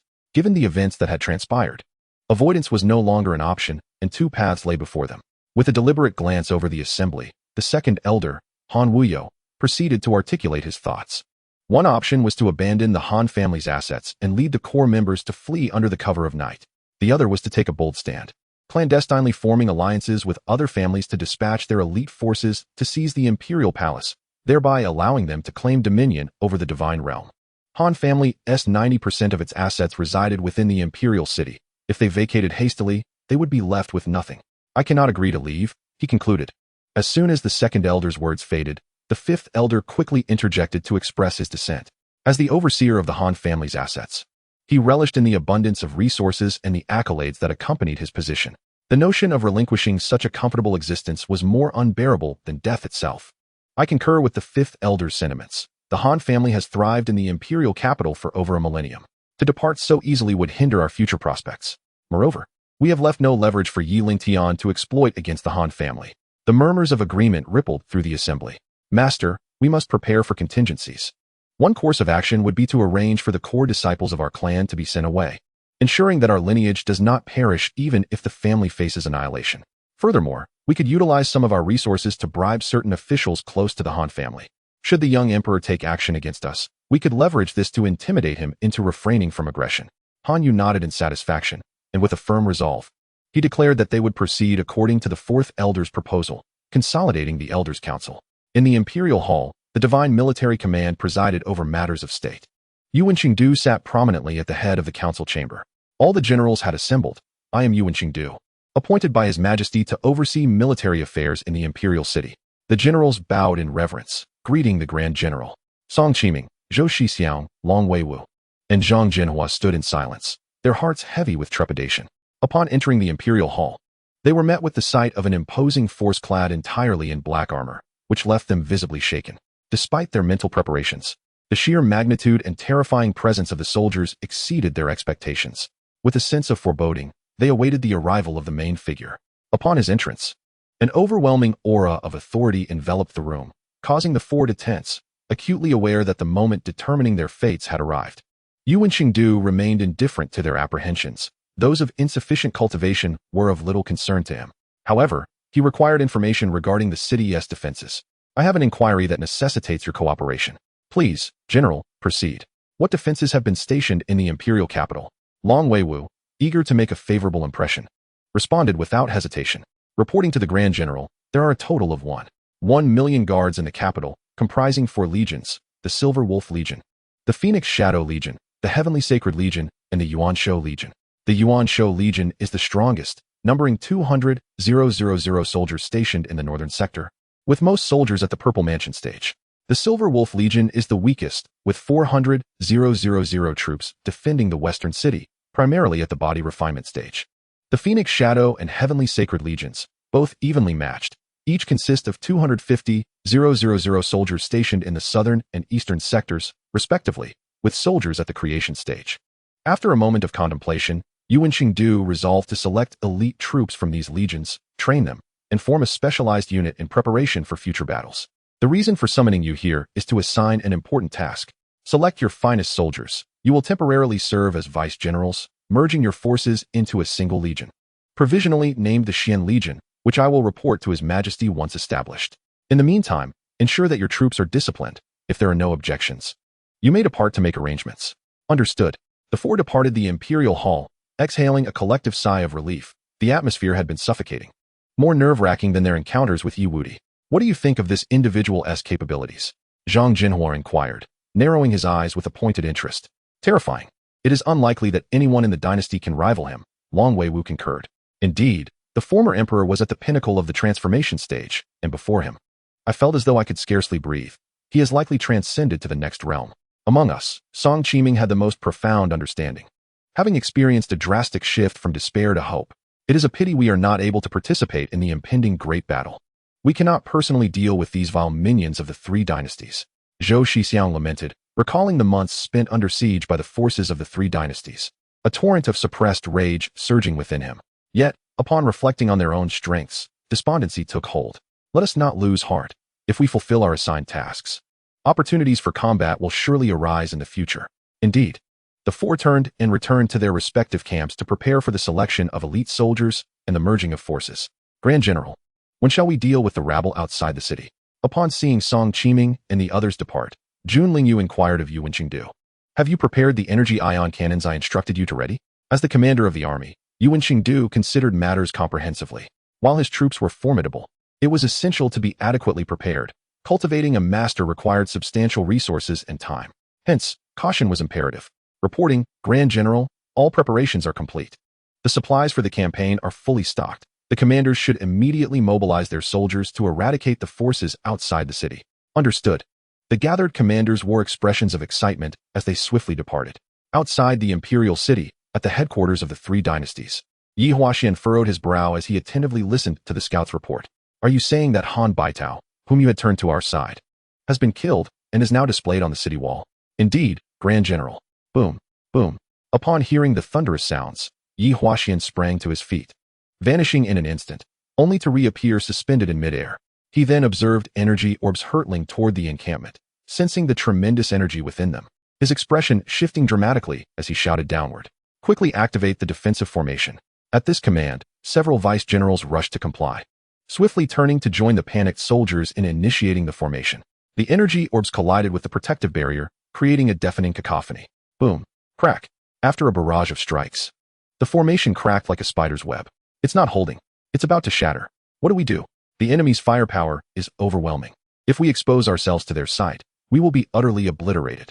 I don't want to die yet. In an instant, the camp erupted into a clamor of unease, with many unwilling to remain, eager to retreat. On the city wall, Yu Wenqingdu retracted his spiritual sense, a smirk playing on his lips as he uttered with a tone imbued with menace. After a round of bombardment, the enemy's morale has plummeted to its nadir. They are no longer inclined to fight. Continue the shelling. At your command. Boom, boom. My leg. On the battlefield to the west, Wu Lingtian surveyed the devastation before him, his heart torn asunder, eyes ablaze with fury as he roared in rage. Damn the divine realm. I shall ensure you are ground to dust. Oh, is that so? You need not intervene. We shall deliver ourselves to you. But the question remains, do you possess the strength to confront us? Ha ha ha ha. Beside him, the tall, armored soldier urged impatiently, why waste words with him? Acting this way, our squad will undoubtedly be at the bottom. Hey, Chief, I'm just excited. It's been ages since I've seen blood. You brat, stop babbling and hurry up. Understood, Chief. The man turned to Wu Lingtian, grinning widely. You're fortunate to encounter Fatty. He'll give you a swift end. Having overheard their exchange, Wu Lingtian was about to unleash the fiery rage simmering within him when, suddenly, an armless body collapsed, blood gushing forth, splattering far and wide. The severed head rolled to the feet of the surrounding soldiers, their faces etched with disbelief, clearly unable to fathom the strength of their assailant. The general is dead. Run for your lives. They are demons. Wait for me. I don't want to die. In mere moments, the ground was littered with corpses, some soldiers still groaning in agony. The scene resembling a living hell. At the eastern battlefield, Wu Lei, fully aware of his impending doom and unable to flee, desperately inquired, who are you people, truly? Why bother with such questions at the brink of death? Just leave quietly and spare yourself the torment of your own mind. Nearby, Niekue heard his companion's words, a strange smile creeping onto his usually stoic face. This normally taciturn fellow had transformed on the battlefield. Truly, one should not judge a book by its cover. He shook his head resignedly and turned to the next area. Since you are curious, and I shall indulge your thirst for knowledge. I am merely a squad leader under General Yuan. My cultivation is barely a notch above your great general. Does that satisfy your inquiry? With that, Gu Qing tossed his head back, flicking the bangs from his face. Chapter 5. The exile of the Han family in the imperial capital. Knowing he could not escape death, Wu Lei secretly crushed a transmission jade talisman, sending a message to the Fengming dynasty. Upon not receiving the anticipated response, Gu Qing realized his action too late and, in a fit of anger, shouted, "You shall pay for this. You tricked me. Haha. In the game of kings, the victor takes all. Soon enough, the three great dynasties will rise again." Whoosh. Gu Qing, feeling betrayed, swiftly crushed his opponent into a bloody pulp. His expression darkening as he recalled the consequences of his actions, a shiver running through him as he pondered possible remedies. Then, he charged toward the enemy, ruthlessly slaughtering them. The others looked on in shock, witnessing Gu Qing's frenzied assault on the enemy, a chill running down their spines, collectively thinking, better to provoke a turtle than a madman. At another battlefield in the southern city, report to the general, All commanders on the other battlefields have fallen. General, the enemy's assault is fierce. We must evade their onslaught and conserve our strength to seek vengeance. Indeed, General. Yi Huaxian surveyed the gruesome scene around him, choosing to remain silent. This time, the three great dynasties had amassed 3 million troops, expecting an easy victory over Xinxian, but they had not anticipated such losses. Where do you think you're going? Have you consulted me? Suddenly, a ghostly figure emerged, blocking their retreat. This man was Yi Wuhuang, an outer elder of the heavenly martial sacred palace. His movements were extraordinarily elusive, remaining unnoticed within the sacred palace, his cultivation level a mystery. 3 days prior, he had discerned through celestial divination that anomalies had arisen in the west, tens of thousands of miles from the sacred palace, leading him to follow a trail of opportunity, only to find the energy's signature vanish without a trace. Witnessing the counteroffensive of the Xianxian army, he intended to delve deeper into the royal palace, thus appearing to collect accolades. Yi Huaxian, feeling a retreating impulse, heard the voice and, in fright, stepped back, recognizing the figure before him. Forgive my insolence, esteemed elder. Are you perhaps Elder Yi Wuhuang of the heavenly martial sacred palace? Oh, a young lad recognizes this humble being. Yi Wuhuang examined the young man curiously, then shook his head, realizing he was not someone he knew. Of course, I am familiar. I once accompanied my family's ancestor to the heavenly martial sacred palace and was fortunate enough to meet you. Yi Wuhuang began to grow suspicious, muttering. He can't be the grandson of someone I know, can he? That complicates matters. Changing targets won't be easy. Which ancestor do you speak of? My ancestor is Yi Tianlin. Yi Tianlin, I do not know him. Simultaneously, his demeanor became as calm as a still pond, since the boy was not who he had imagined. He felt no pressure to act. Do not hastily claim kinship, young one. Accept your fate. Yi Huaxian's heart sank. He had spoken too much, hoping for a response. Clearly overthinking things. The surrounding Sui soldiers were bewildered, questioning who this old man was, and some, feeling indignant, asked, Old man, who are you? What do you want? Do you intend to obstruct us? Upon hearing such provocative words, Yi Wuhuang immediately flared up. How dare you younglings speak to an elder in such a manner? Do you not understand the virtue of respecting your elders? His untimely comments left everyone stunned, and they murmured, Is this old man sent by a monkey to amuse us? Noting the peculiar gazes from the soldiers around him, Yi Wuhuang indignantly shouted, Old man, seeing you rising stars, I cannot help but ramble a bit. I shall not hold it against you youngsters. Gu Qing's expression turned incredulous as he impatiently interrupted the old man's incessant chatter. You old ghost. It would be wise to leave quickly. Otherwise, my sword shows no mercy. With a wicked smile, he licked the bloodstains lingering at the corner of his mouth. Instantly, the surrounding soldiers felt a chill run down their spines. 2 feet away from Gu Qing, a middle-aged man with dark skin, thick brows, and a high nose extended his right hand and unleashed a powerful strike, dissatisfied as he remarked, Enough with the prattle. Uncle Nin taught you better. Just go in and start swinging. It's much simpler. Then, Gu Qing rubbed his sore head, grumbling in discontent. Always getting beaten by you, uncle. My intelligence has seriously declined. If you hit me a few more times, I doubt anyone will care for you in your old age. Am I not showing courtesy before hostility, maintaining the dignity of our Sui army? Besides, these are your teachings. Cheng Nan's lips twitched, filled with exasperation. You little rascal. Have you learned to talk back? Do you no longer recognize me as your uncle? Gu Qing finally sensed something amiss. Logically, Uncle Nin would not react this way, leaving him puzzled. The surrounding soldiers watched the two with a mix of amusement, secretly relishing Gu Qing's encounter with his match. Finally seeing the usually stoic man's face crack, Yi Wuhuang's expression faltered. Forced to swallow his displeasure, he smiled instead, resembling a living Buddha. Since you all require no assistance, I shall not hinder you. Please, continue. He then stepped aside, watching quietly. Instantly, Yi Huaxian's face turned pale, filled with regret for having come to Xinxian. The surviving soldiers beside him were also anxious, and several vice-generals, knowing they faced inevitable death, suppressed their fear. Their faces contorted in rage as they shouted, Brothers in arms, we face grave peril. With no retreat left, let us fight with all we have. There may yet be a way out. Even if we perish, the dynasty will care for our families. Kill them, brothers, since they offer us no escape. We shall seize our own. Kill. One death is enough. Seeing the old man step aside, Gu Qing shot him a knowing glance and, without hesitation, plunged into the oncoming enemy forces. Humph, do you think you can stir up trouble with your kind? You're overestimating yourselves. Boom. As the Sui army joined the fray, a single strike from them felled numerous foes, and in mere moments, only Yi Huaxian and his 2 deputy generals remained on the battlefield. The trio appeared utterly disheveled. Their robes were tattered, faces smeared with dirt, hair in disarray, and their long swords shattered, leaving only fragments. Resigned to their fate, they ceased their resistance and awaited the inevitable approach of death. Having chosen not to intervene in the battle, Yi Wuhuang retreated to the sidelines, suddenly realizing that his earlier estimations had been far too low. These soldiers were not at all inferior to him, with some seeming to surpass him in prowess. Yet, as Yi Huaxian anticipated the sharp sting of pain, he slowly opened his eyes, gazing vacantly. The Sui Army's deputy general, Jun Lingyu, arrived belatedly, surveying the scene before his gaze lingered on the elder for a second, then shifted to Yi Huaxian. "So, you are the commander behind this siege on the imperial city," he stated. Yi Huaxian, intrigued by the newcomer, responded disdainfully, "If you wish to kill, then do so. There is no need for further words." The two deputy generals beside him quickly tugged at his garment, signaling him to avoid provoking the man before them. Jun Lingyu chuckled nonchalantly. "We are all civilized individuals here. Incessantly speaking of killing is rather barbaric. While the general may not fear death, the two beside you are a different matter, am I right?" Yi Huaxian turned his head away dismissively, while the two deputy generals trembled in fright, hastily defending themselves. "The general may inquire as he pleases. We shall answer any questions." Pleased with this response, Jun Lingyu replied, "Excellent." Meanwhile, within the palace of the Fengming dynasty, a flustered Zhao Huang exclaimed, "Your Majesty, urgent news." Zhao Huang, visibly displeased, reprimanded, "What is the cause of this panic? Show some decorum." The trembling guard knelt before him, not daring to breathe, awaiting his inquiry. Finding the situation dull, Zhao Huang waved his hand dismissively. "What is it?"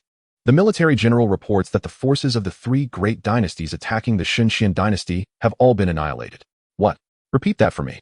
Zhao Huang stood up from his throne, astonishment etched on his face, clearly struggling to believe the news. In his estimation, the Xianxian dynasty was merely a lamb waiting for slaughter. He expected them to resist against the coalition of the three great dynasties for only a brief moment, confident that joyous tidings would soon follow. However, the news he received was indeed a delightful surprise, one that caught him off guard.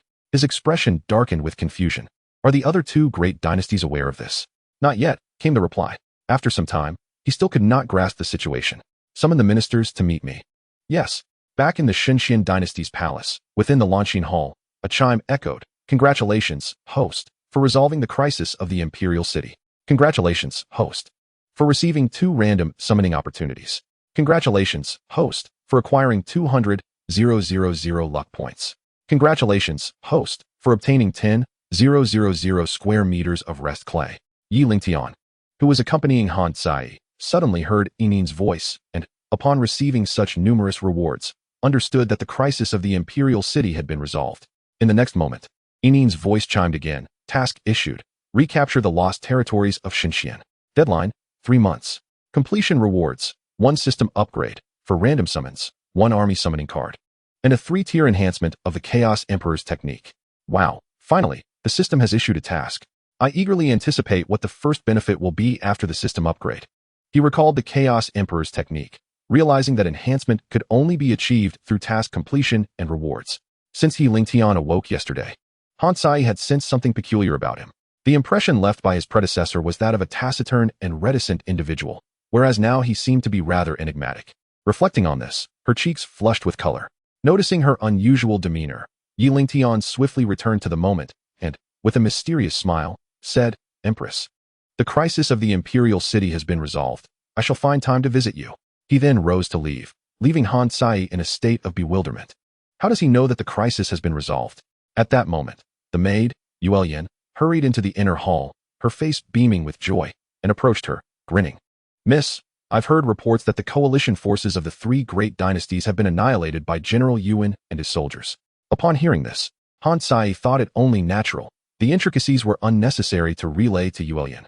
Observing Yuelian's expression, she smiled softly. "Silly girl, what are you thinking about? Is there something embarrassing you wish to share?" "Miss, you are truly mischievous, mocking me." Laughter erupted between them.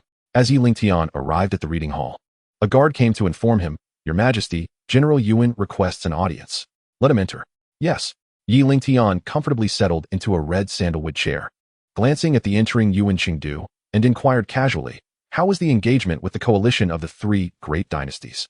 "Your Majesty, nearly 3 million troops participated in the siege, 2/3 of whom have been eliminated in battle, while the remainder have been captured and are currently detained in the Mingyuan prison on the outskirts of the city. The commanding general of the enemy forces is among them." and our army has suffered no casualties. During the cleanup, an unfamiliar, powerful individual intruded, seeking an audience with your majesty. Oh, is that so? Find out the reason for his visit. Lingtian furrowed his brow slightly. Having kept a low profile, he was unsure of the purpose of this individual's visit. He then shook his head, thinking it unnecessary to worry too much. On his territory, no one would stir up trouble. Bring him to see me tomorrow. Yes. Then, recalling Jun Lingyu's words, Yuan Qingdu added helplessly, during the battle, a squad leader was negligent and allowed General Wu Lei of the Fengming Dynasty to relay information back to them. How should we handle Guqing? Lingtian waved his hand dismissively. It matters not. I do not intend to hide anything. Once we resolve our internal issues, we must take action against them. As for the captured soldiers who wish to surrender and serve, let them remain and form a unit. Those who do not wish to, send them to mine and replenish our dynasty's spirit stone resources. Yes, in the Xianxian dynasty, within the Zhaowen Hall, the ministers knelt before Lingtian, all clad in blue robes with red and white ceremonial caps. This experience held little significance for him. The attire was too lowly, and he resolved to design something more appealing for himself. Clearing his mind of distractions, he declared authoritatively, "All rise. Thank you, your majesty, for your great favor." After a moment of silence, as no one spoke, Lingtian felt puzzled. The ministers seemed hesitant upon entering the palace. They had been intimidated by the guards at the gate, their fears compounded by the recent appearance of soldiers in the imperial capital, leading them to speculate wildly. Lingtian had no intention of sparing these treacherous vermin. Hanyu. Hearing his name, Hanyu's heart raced, realizing he could not escape this calamity. Summoning his courage, he stepped forward and knelt on the ground, trembling. Old minister is present. No other officials dared to speak, remaining silent as they awaited the next development. Do you know of the traitor Han Baitao? That, I know, but I have no connection to him. Is that so? As far as I know, he is the third elder of your Han family. How can you claim to have no connection? Do you think I am foolish or easily deceived? I would not dare. That man has long been expelled from the Han family. It seems you will not rest until you see a coffin. I shall indulge you. Bring forth the evidence collected against the Han family. Yes. Subsequently, the guard produced a memorial and, at Lingtian's behest, began to read its contents slowly. In the year 22220 of the Divine Mystique era, Han Baitao unlawfully released the imperial criminal, the Heavenly Saint Old Demon, who subsequently slaughtered countless subjects under the imperial domain. In the year 22224 of the Divine Mystique era, Han Baitao colluded with the 5 elders of the Han family to sell the military defense plans of Yulin Prefecture, resulting in the loss of that territory for the empire. In the year 22228 of the Divine Mystique era, Han Baitao conspired with Han Yu to secretly allow the 3 great imperial leaders, Zhongzhe Yu, into the palace to assassinate your majesty, thereby attempting treason. Han Yu, pale and trembling like a puddle of mud, collapsed onto the ground, a pool of pale yellow liquid seeping beneath him, exuding a foul odor, as he repeatedly uttered, "Impossible. How could they know such a secret matter?" The ministers below whispered amongst themselves, their gazes towards Han Yu filled with disdain and contempt. Truly despicable. Who would have thought that the seemingly modest gentleman was merely a hypocritical scoundrel? Alas, we find it beneath us to associate with him. However, a few among them appeared anxious, desperately trying to conceal their trepidation from others. Lingtian observed their expressions keenly. "What say you? Are you satisfied with this evidence?" he declared, calling out towards the palace's entrance. "Bring these traitors down and execute them on the spot." Yes, the guards acknowledged respectfully before dragging Han Tianyu away, preparing to execute him. Seeing him desperately plead for mercy, the guards scoffed inwardly, thinking, "How dare you plot against his majesty? You've lost your mind." Soon, the cries for mercy faded beyond the grand hall. General Tua Ba led his men to the Han residence, leaving no one alive. "I shall obey the command," he declared. Thereafter, Lingtian interrogated the dozen or so ministers who had displayed panic earlier, and under the terrified gazes of the others, commanded the guards to drag them out for execution. Lingtian's eyes were cold as he fixed his gaze on the remaining ministers, his tone devoid of any emotion. "From now on, should I discover any of you violating the imperial laws or engaging in acts detrimental to the empire, let them serve as your cautionary tales." The ministers trembled in fear, their bodies quaking as they knelt, stammering in unison, "We dare not." Lingtian glanced at the prostrated ministers, his voice authoritative. "Since my ascension to the throne, I have toiled day and night over imperial affairs, striving to reform and rectify the empire's plight. I have now eradicated the treasonous elements disrupting the court, and I expect you all to dedicate yourselves to the empire's development. I shall not neglect your contributions. Now, I announce the military and political reforms of the empire. In the future, the army will be organized into independent units, each encompassing various divisions, battalions, companies, and squads, structured according to different formations. A general will be appointed, alongside several deputy generals and other subordinate units. As for the administration, the old system will be retained, with Xia Yanbin temporarily serving as chancellor, tasked with swiftly eliminating the insurrections and corruption within the imperial capital. Appointing Yuan Chengdu as the general guardian of the imperial capital, commanding the 1st, 3rd, and 5th armies of the Sui. Appointing Jun Lingyu as the general commanding the 10th army of the Sui, with responsibilities yet to be determined. To Ba, you will command the 2nd army of the Sui, tasked with guarding the imperial palace. Thank you, your majesty, for your great grace. I shall not disappoint your expectations. Following this, to Ba, you led 10,000 troops of the 2nd army of the Sui to the Han residence, executing anyone on the spot. The 2nd elder, filled with terror, shouted at the approaching soldiers, "Do not come any closer. Otherwise, when the master returns, it will be your end." A few Sui soldiers exchanged glances, thinking him a fool, utterly oblivious to the gravity of the situation. Without hesitation, they swiftly struck, leaving a headless corpse that collapsed to the ground, its head rolling in front of several onlookers. In an instant, cries erupted from the Han residence, the wails echoing incessantly. "Ah, Emperor Yi, this tyrant! May you meet a miserable end. Flee!" The uninformed servants and the old, weak, women and children of the Han family lamented in anguish. Moments later, the surroundings were littered with bodies, blood flowing in rivulets. The onlooking populace, witnessing this scene from a distance, murmured in discussion. The emperor is wise, finally punishing the Han family. Bah! The sins they have committed over the years are beyond count. What a relief. The imperial capital is now free from this scourge. Tua Bayu glanced at the gathered crowd and stated evenly, "Do not emulate these traitorous individuals." After his words, he led his troops back to the palace to report. The current emperor wields immense power. Do not defy the laws of the empire. Let us fulfill our own duties. Subsequently, the crowd dispersed, each lost in their thoughts. Chapter 6. Reactions from all sides. Your Majesty, the Han family has been annihilated. Yi Lingtian nodded in satisfaction and replied, "Thank you, General Tua Ba. It is my duty." Just then, a guard entered the hall to report, "Your Majesty, the person mentioned by General Yu Wen has arrived outside the hall, awaiting your summons." After a moment of contemplation, curious about the visitor's intent, he signaled the guard to allow him in. Yi Lingtian fixed his gaze on the gray-clad elder before him, feeling a profound sense of unease despite his own late-stage cultivation in the harmonization realm. Just as he was puzzled, a system prompt echoed in his mind. "Host, please note. This individual is a powerful being from the immortal realm, whose cultivation has inexplicably declined, now remaining at the harmonization realm." Yi Lingtian was enlightened, formulating a plan in his mind. "You are Yi Wu Huang, are you not? You seek an audience with me for what purpose?" Upon entering the grand hall, Yi Wu Huang sensed several hidden auras, far beyond his current capacity to resist. One in particular was terrifying, surpassing even the dread of facing heavenly tribulation. A mere thought could reduce him to ashes, leaving no chance for reincarnation. Confounded, he pondered how the divine mystique had waned yet still harbored peak mortal realm powerhouses. However, recalling he had been drawn by an aura, it was likely that the divine mystique harbored significant secrets, perhaps even immense opportunities. Thus, he clasped his hands in respect. "The reason I seek an audience with your Majesty is that several days ago, I discovered a surge of fortuitous energy emanating from the direction of the divine mystique capital, prompting me to request an audience to investigate." At once, Yi Lingtian's heart raced. Could it be that the commotion was due to his recent arrival? Although he held no fear of the elder before him, he was nonetheless wary of attracting the attention of others. His current focus was on reclaiming the empire's lost territories, and he wished to avoid unnecessary complications. "Oh, a surge of fortuitous energy. How do you perceive this?" Yi Wu Huang momentarily hesitated, but ultimately chose to speak candidly, weighing his words carefully. "The hidden injuries within me have been left untreated for too long. Without timely remedy, I fear I shall not survive beyond 5 years.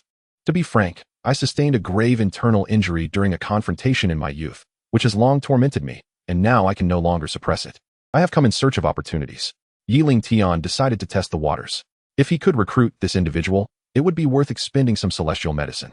"What would I gain if I possessed the means to heal your injuries?" Yi Wu Huang's eyes sparkled with interest, secretly contemplating that the recent predictions were indeed accurate. The divine mystique might have a method to heal his internal wounds.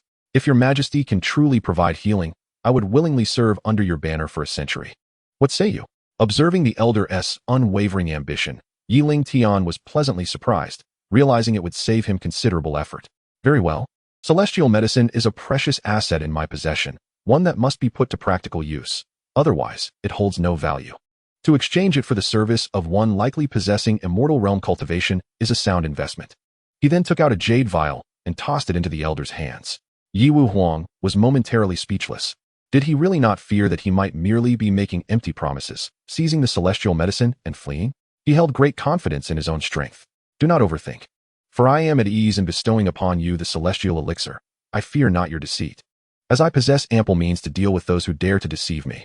Subsequently, I activated the Chaos Emperor's art with all my might, and the boundless fortune descended upon Yiwu Huang, instantly overwhelming him with its formidable presence, his breath in disarray. In that fleeting moment, it felt as though he had been subjected to the weight of countless epochs, a terrifying experience he wished never to endure again. Thereafter, guided by the guards, he quietly withdrew to recuperate. The news of the annihilation of the three great imperial coalition forces reached the ears of Emperor Zhao of the Fengming Dynasty. Upon receiving the information, disbelief washed over his countenance, swiftly followed by a surge of fury. At that moment, within the grand hall of the Fengming Dynasty, Emperor Zhao, having regained his composure, sat silently upon his throne, eyes closed in contemplation. He intended to let the elders stew in their own hubris, who prided themselves on their vast knowledge yet proved to be mere theorists. Had it not been for their instigation, he would not have forged an alliance with the other two dynasties, resulting in grievous losses for his own. The ministers, witnessing this tense atmosphere, exchanged glances of uncertainty, their expressions betraying their discomfort. The ambience in the hall grew heavy with oppression. The Prime Minister, Sun Yang, feeling helpless, stood forth and cupped his hands in a gesture of respect, breaking the silence. Your Majesty has summoned us. What matters require our deliberation? Upon hearing the familiar voice, Emperor Zhao leisurely opened his eyes, his expression still stern. He glanced sideways, signaling for the attendant to read aloud the contents of the message. The attendant, understanding the cue, began to speak in a measured tone. We have received word that the coalition forces dispatched by the three great dynasties have been obliterated. What? The news sent shockwaves through the assembly. Over 1 million troops of the dynasty have perished. Could this be false? Is it possible that the general has orchestrated this? The previous silence, so palpable one could hear a pin drop, was now shattered by a flurry of voices. Seeing the ministers eager to debate further, Emperor Zhao cleared his throat, weariness etched upon his visage, concern etched in his brow. There is no need for further argument. This occurrence is indeed factual. The hall fell into a profound silence, ensnared in an eerie stillness. I have summoned you to discuss how we shall proceed. Your Majesty, one minister spoke. It is imperative that we ascertain the truth of this matter before making any decisions. Furthermore, the Xianyuan dynasty is now in a state of disarray. This sudden turn of events may have been aided by a powerful ally. Otherwise, the coalition's forces would have been more than sufficient to prevail. The urgency of the moment demands communication with the other two dynasties to ascertain our next course of action, Zhao agreed, nodding in accord. Simultaneously, within the palace of the Monghuang dynasty, an attendant approached Emperor Qin, cautiously reporting, Your Majesty, we have suddenly lost contact with General Xia. With a resounding crash, Emperor Qin's wine cup shattered upon the floor, drawing the curious gazes of the assembled courtiers. What did you say? My general has gone missing? Indeed, Your Majesty. It is as I have stated. The court was engulfed in disbelief, grappling with the incredulity of such news. A messenger then announced, Word has arrived from the Fengming dynasty that the coalition forces of the three great dynasties have been vanquished. Emperor Qin could scarcely fathom this revelation. Upon hearing it again, he was utterly dismayed. The joyous atmosphere of the banquet had transformed into one of desolation. The previously buoyant spirits of the attendees plummeted into despair. After a moment of collecting himself, Emperor Qin's mood shifted erratically, ultimately boiling over into rage. What utter incompetence! Leading an army 3 times the size of Xianyuan, only to be defeated. How utterly disgraceful! Were you not all extolling your own virtues, claiming to be the best? And now you have fallen silent. Seeing the once proud courtiers now rendered mute, the tension in the room escalated. Prime Minister Zhuo Shilin, sensing the gravity of the situation, trembled with fear, yet steeled himself to intervene. Your Majesty, please temper your anger. We must maintain our composure and devise a strategy rather than succumb to chaos. What do you propose? He inquired, his tone now moderated. We must understand the origins of this calamity. If Xianyuan indeed possesses a mysterious force, we can only fortify our defenses. Should they seek external aid, we might entice them with promises of wealth and power to join our cause. The others remained silent, observing without voicing their opinions, reluctant to become embroiled in the turmoil. As Emperor Qin's eyes gradually returned to normalcy, his fury subsided significantly. He looked down at the gathered ministers and calmly inquired, "Who will take the lead in investigating this matter?" The silence in the room was palpable until an elderly man with a long beard stepped forward, respectfully offering his service. "I shall undertake this task, Your Majesty." "Thank you, my loyal minister," Emperor Qin replied. A similar scene unfolded within the palace of the Xianxiu dynasty. "Incompetence, all of you. What use are you to me?" Emperor Song roared in fury, shattering the precious spirit gathering pot upon his throne, shards scattering across the floor. The ministers in the hall fell silent, accustomed to such displays of wrath. Once he had vented his frustrations, Emperor Song gradually regained his composure. "Who among you shall venture to Xinyuan and discreetly uncover the truth behind this matter?" After a moment's pause, Yu Huan, responsible for intelligence gathering within the Xianxiu dynasty, stepped forward. "Your Majesty, you may entrust this matter to me. I shall ensure it is thoroughly investigated." "Very well. I trust you shall expedite your inquiries," the emperor replied. With the demise of the coalition forces from the three great dynasties, the citizens of the Xinyuan capital erupted in joyous celebration, eagerly sharing the exhilarating news. At that moment, in a tea house situated in the western part of the city, patrons rejoiced. "At last, our enemies from the three great dynasties have vanished. Our emperor is truly remarkable. With such a formidable army, how can we fear the loss of territory? Indeed, ever since this mysterious army arrived, it seems our capital is secretly guarded by countless powerful beings." The atmosphere in the capital was abuzz, as civilians and cultivators alike gathered to listen to tales of the recent events, recounting the demise of the coalition forces. Meanwhile, within the Xinyuan palace, Lingtian had concluded his mundane tasks and recalled the celestial gifts yet to be released. "Inin, have I forgotten to summon the celestial beings?" "Host, you have finally remembered. The nine-tailed white fox from the system's grand gift is currently stored in the system space and is now ready for release. Proceed with the release," he commanded. Initiating release protocol. Success. In an instant, a brilliant light streaked across the room as a portal materialized beside Lingtian. Gazing upwards, he noticed sparks dancing where the portal met the fabric of space, accompanied by tremors. Moments later, the portal stabilized, and wisps of an unknown mist began to drift forth from within, revealing an endless expanse beyond. As he inhaled, a refreshing and pleasant sensation enveloped him, invigorating every pore of his being. At that moment, a fox spirit, radiating a gentle yellow glow, gracefully traversed the portal, approaching Lingtian. Simultaneously, a pristine nine-tailed white fox, moving with a charming gait reminiscent of a cat, made its way towards him. Though Lingtian's expression remained stoic, his heart was alight with joy, pondering that this was merely the beginning. With the celestial beast of the tribulation realm now at his side, the dream of assembling an army of divine beasts was no longer out of reach. As the nine-tailed white fox approached Xiayan, it spoke with reverence. "I pay my respects to my master." Lingtian nodded and inquired, "Are you capable of conversing in human language? Have you taken on your true form?" "In response to my master, all spirit beasts that attain the level of spiritual beast gain intelligence. As their cultivation deepens, so too does their wisdom. Upon reaching the divine transformation stage, their essence, blood, and form undergo a complete metamorphosis. I am a celestial fox from the celestial divine mountain of the nine heavens." Upon understanding the circumstances, Lingtian felt a sense of anticipation. The transformation of the nine-tailed white fox was imminent. He then spoke, "From now on, you shall present yourself in human form before others." The nine-tailed white fox nodded repeatedly, acknowledging her master's command. A swirling mist enveloped her as she transformed into a human. Clad in diaphanous garments, her exquisite form was tantalizingly revealed, cascading hair fluttering behind her, her bright, expressive eyes shimmering with life, eyebrows arched like crescent moons, and her cheeks flushed with a delicate hue. With her left hand gently caressing her petal-like lips and her right hand modestly resting upon her chest, she exuded an alluring yet bashful charm. Lingtian found himself momentarily spellbound, finally comprehending the adage, "A smile can captivate a city, another can enthrall a nation." Truly, she was a fox spirit, embodying both beauty and seduction. Even the divine could hardly resist her allure, let alone mere mortals. With great effort, Lingtian diverted his gaze and cleared his throat to shift the conversation. "Do you have a name? Please, Your Majesty, bestow upon me a name. Let us call you Jiuqing from henceforth. What do you think?" Upon receiving her name from her master, Jiuqing was filled with joy. Previously, within the celestial clans of the mountain, the fox tribe prioritized cultivation over appellations. However, things were different now, as she accompanied her master. Having a name would prove more convenient. "I am delighted, Your Majesty. Thank you for the name," she expressed gratefully. Lingtian rubbed his nose, contemplating whether he had acted somewhat mischievously. He then tasked Jiuqing with overseeing his daily affairs. "Inin, What transpired with the instability of the portal just now? Hehe. The high-level chaotic source energy stored in the system space leaked, causing the summoning portal to momentarily clash with the spatial reality.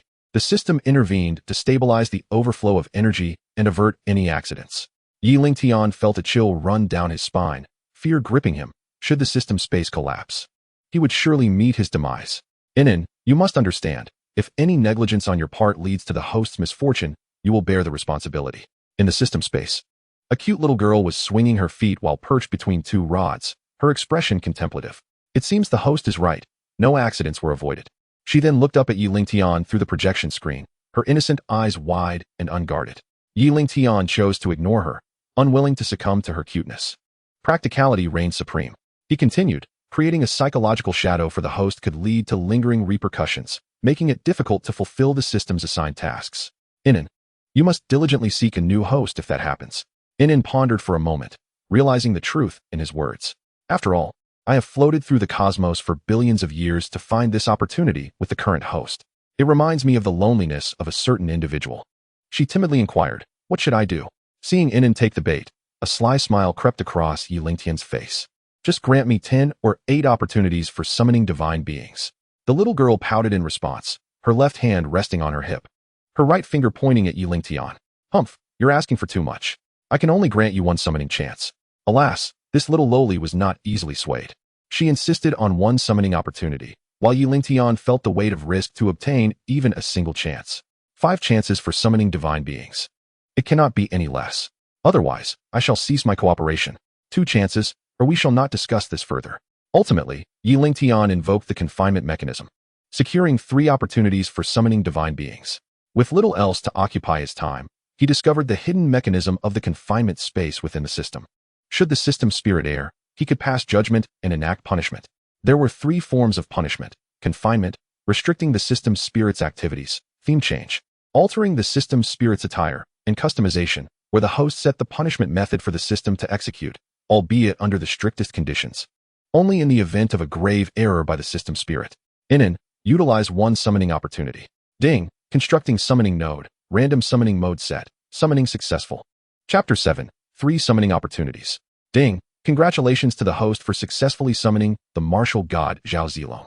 The character will arrive at the host's location within 3 hours. Lingtian was exhilarated. The martial god Xiaozilong was a legendary strategist, renowned for his valor, especially during the 7 forays into Changban Slope to rescue a doe. Truly deserving of the title of martial god. At that moment, Zhao Yun, summoned by the system, was of divine caliber, far beyond the realm of the 3 kingdoms. Inen, check Zhao Yun's information. Ding, the specific information of the target character is as follows. Name, Zhao Yun. Divine ability, Phoenix Dance of Flames. Cultivation level, late stage of Tribulation Crossing. Weapon, Dragon's Dagger Silver Spear. Rating, 9 stars. Subsequently, Lingtian utilized the remaining 2 summoning opportunities, bringing forth the civil minister Bygone from the Shang Dynasty and the military commander Zhang Shiji from the late Southern Song Dynasty. While they were slightly less formidable than Zhao Yun, they were still exceptional talents. He then reviewed their identities. Name, Bygone. Divine ability, Radiant Wisdom. Cultivation level, early stage of Tribulation Crossing. Weapon, Xinyu Mirror. Rating, 8 stars. Name, Zhang Shiji. Divine ability, Azure Sky Moon. Cultivation level, mid-stage of Major Completion. Weapon, White Fang Dragon Tooth Halberd. Rating, 6 stars. Alas, with 5 divine generals now at his disposal, he lacked a versatile civil minister to govern the nation. It seemed he would have to bide his time for further opportunities.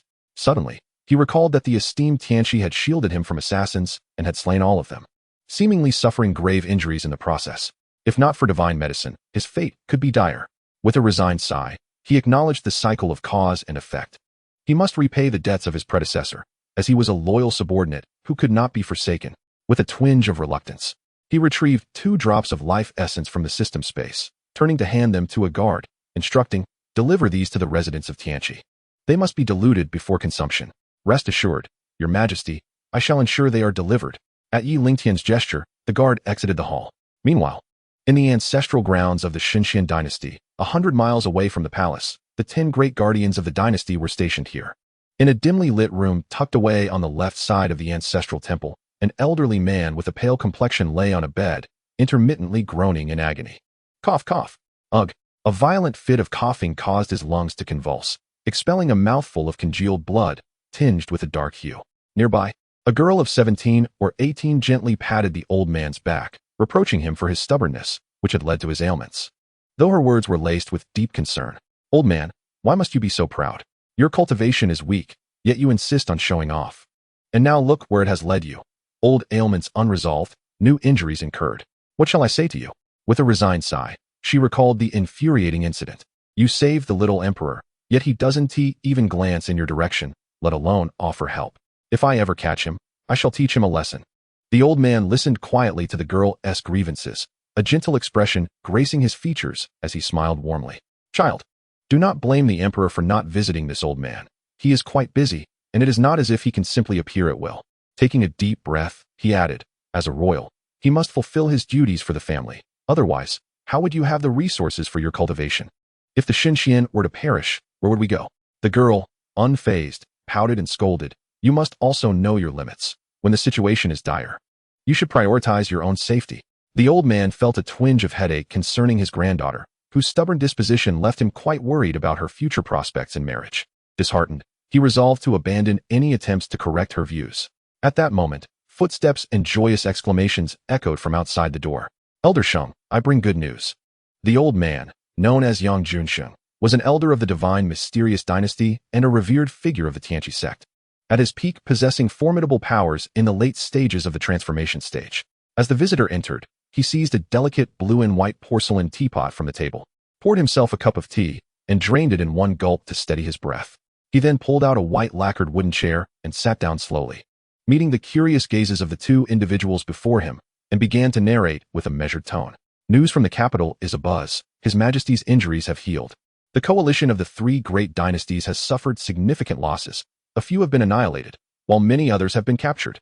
The dynasty has mustered a colossal army of 10 million, the full extent of which remains unknown, but it is undeniably terrifying."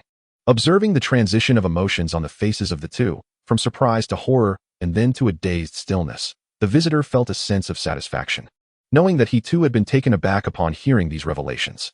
Both individuals were acutely aware of Xianxia's character and would never doubt his integrity regarding such matters.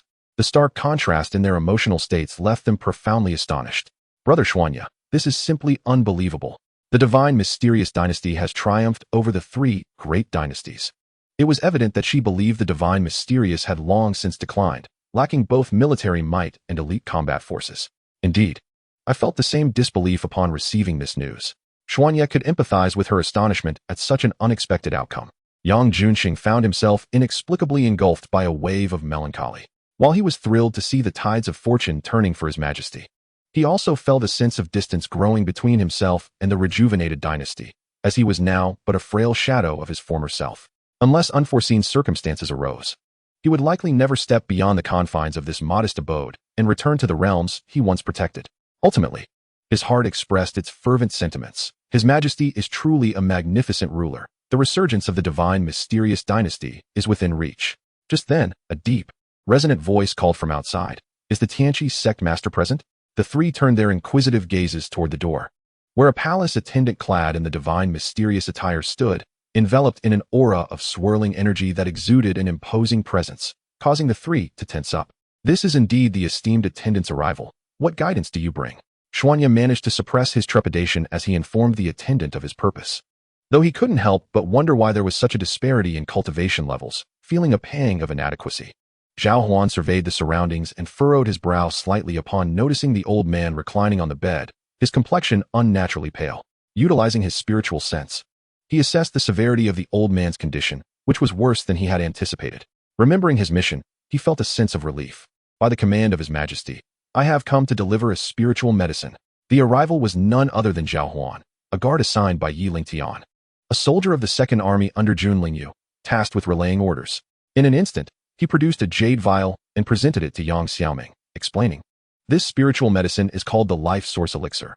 Its potency is immense and must be diluted before consumption, lest it pose a risk of bodily explosion."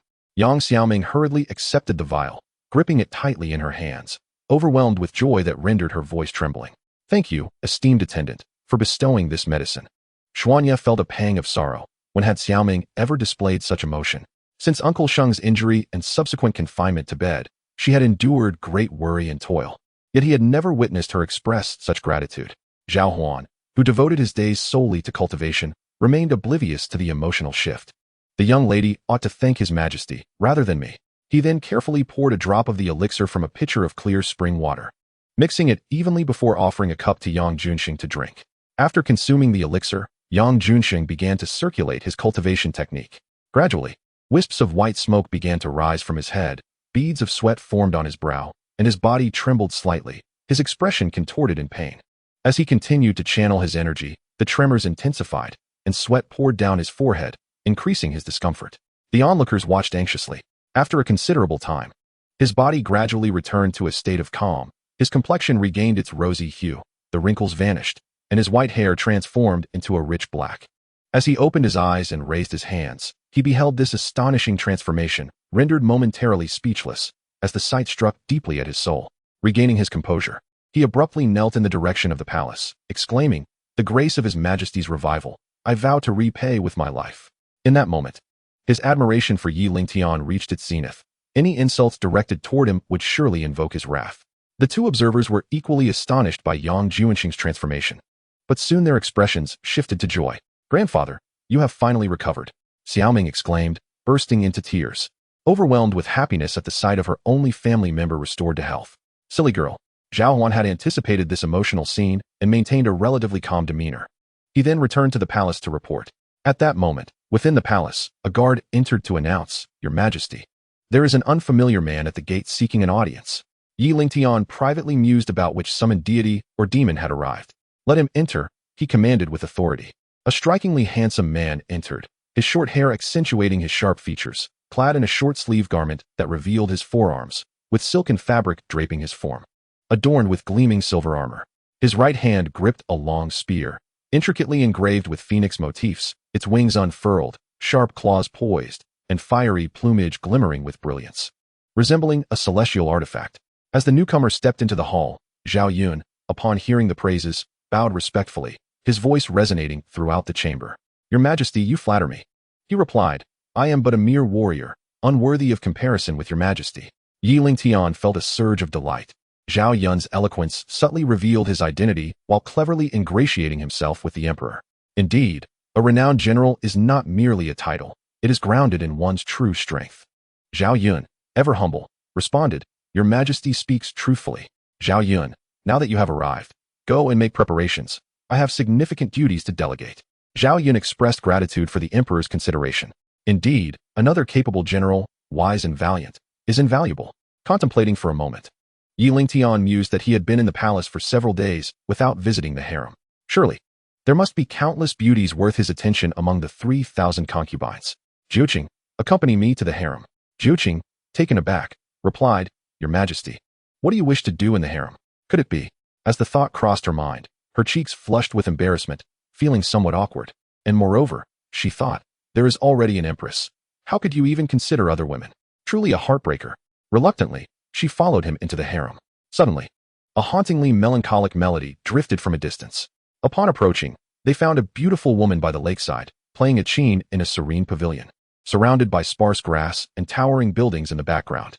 Recalling her identity, Yi Lingtian recognized the woman as Li Xueqing, a beauty selected for the palace 2 decades prior. With luscious red lips, a cascade of silky black hair resting on her shoulders, elegantly arched eyebrows, and slightly reddened bright eyes. Her exquisite features were akin to finely crafted jade. Her delicate skin resembled soft silk, while her graceful form swayed gently. The beauty lingered in her secluded chamber, yearning for her lord's return, yet fate kept them apart. As time passed, her youth waned, and under the moonlit sky, she wept in solitude. Her fragrant essence left without the warmth of her lord's affection. On the side, Juqing's eyes glistened with tears, touched by the poignant scene. "Which scoundrel has caused you such sorrow?" she wondered, deeply moved by the knight's lament. Yi Lingtian had not anticipated that a casual stroll would lead him to such an encounter. He could only speculate about the identity of the individual involved. Alas, his previous incarnation had caused quite the turmoil, leaving behind a plethora of unresolved issues for him to contend with. The debts of romance, who knows how many more there might be. With a resigned tone, he interrupted, "My beloved, I have come to see you." Li Xueqing, immersed in her own melodies, was startled awake, and, upon realizing it was Yi Lingtian, Her face momentarily reflected disbelief. Though his arrival was a long-held dream of hers, witnessing it in reality posed an entirely different challenge. Soon, her eyes glistened with unshed tears, and she quietly sobbed, determined to release the grievances burdening her heart. Lingtian, feeling a pang of headache, gathered her into his embrace and offered solace for a full 15 minutes, until he received a satisfactory assurance that she would be all right before she calmed down. The trio then made their way to Li Xueqing's private quarters. As Lingtian settled into a seat, she instructed a maid to bring forth a platter of delectable dishes, eagerly introducing it to him. "Your Majesty, I have prepared your favorite, the red sunflower spirit dish." Her warm words touched Lingtian's heart, and he accepted with delight. "You have worked hard, my beloved." At his side, Jiuqing turned away, choosing to disregard the scene. Just moments ago, she had felt sympathy for Li Xueqing, yet now, witnessing such a display, it infuriated her. Subsequently, Lingtian departed with a contented heart. Chapter 8. Preparing the Divine Sovereign Department. Upon returning from Li Xueqing's chambers to the imperial study, Lingtian was met by Yuan Chengdu, who came to report on the progress of organizing the capital's guard army. After a rigorous selection process, 800,000 elite troops were chosen from the existing imperial city guard. The Yuan Shao army retained its original 200,000 soldiers at the Purple Mansion realm, reorganized into the 1st Xian army, with Song Qiming proposed as the commander. The Silver Wolf army kept 120,000 soldiers at the late stage of the Baodan realm, structured into the 4th Xian army, with Long Wei Wu slated for the command.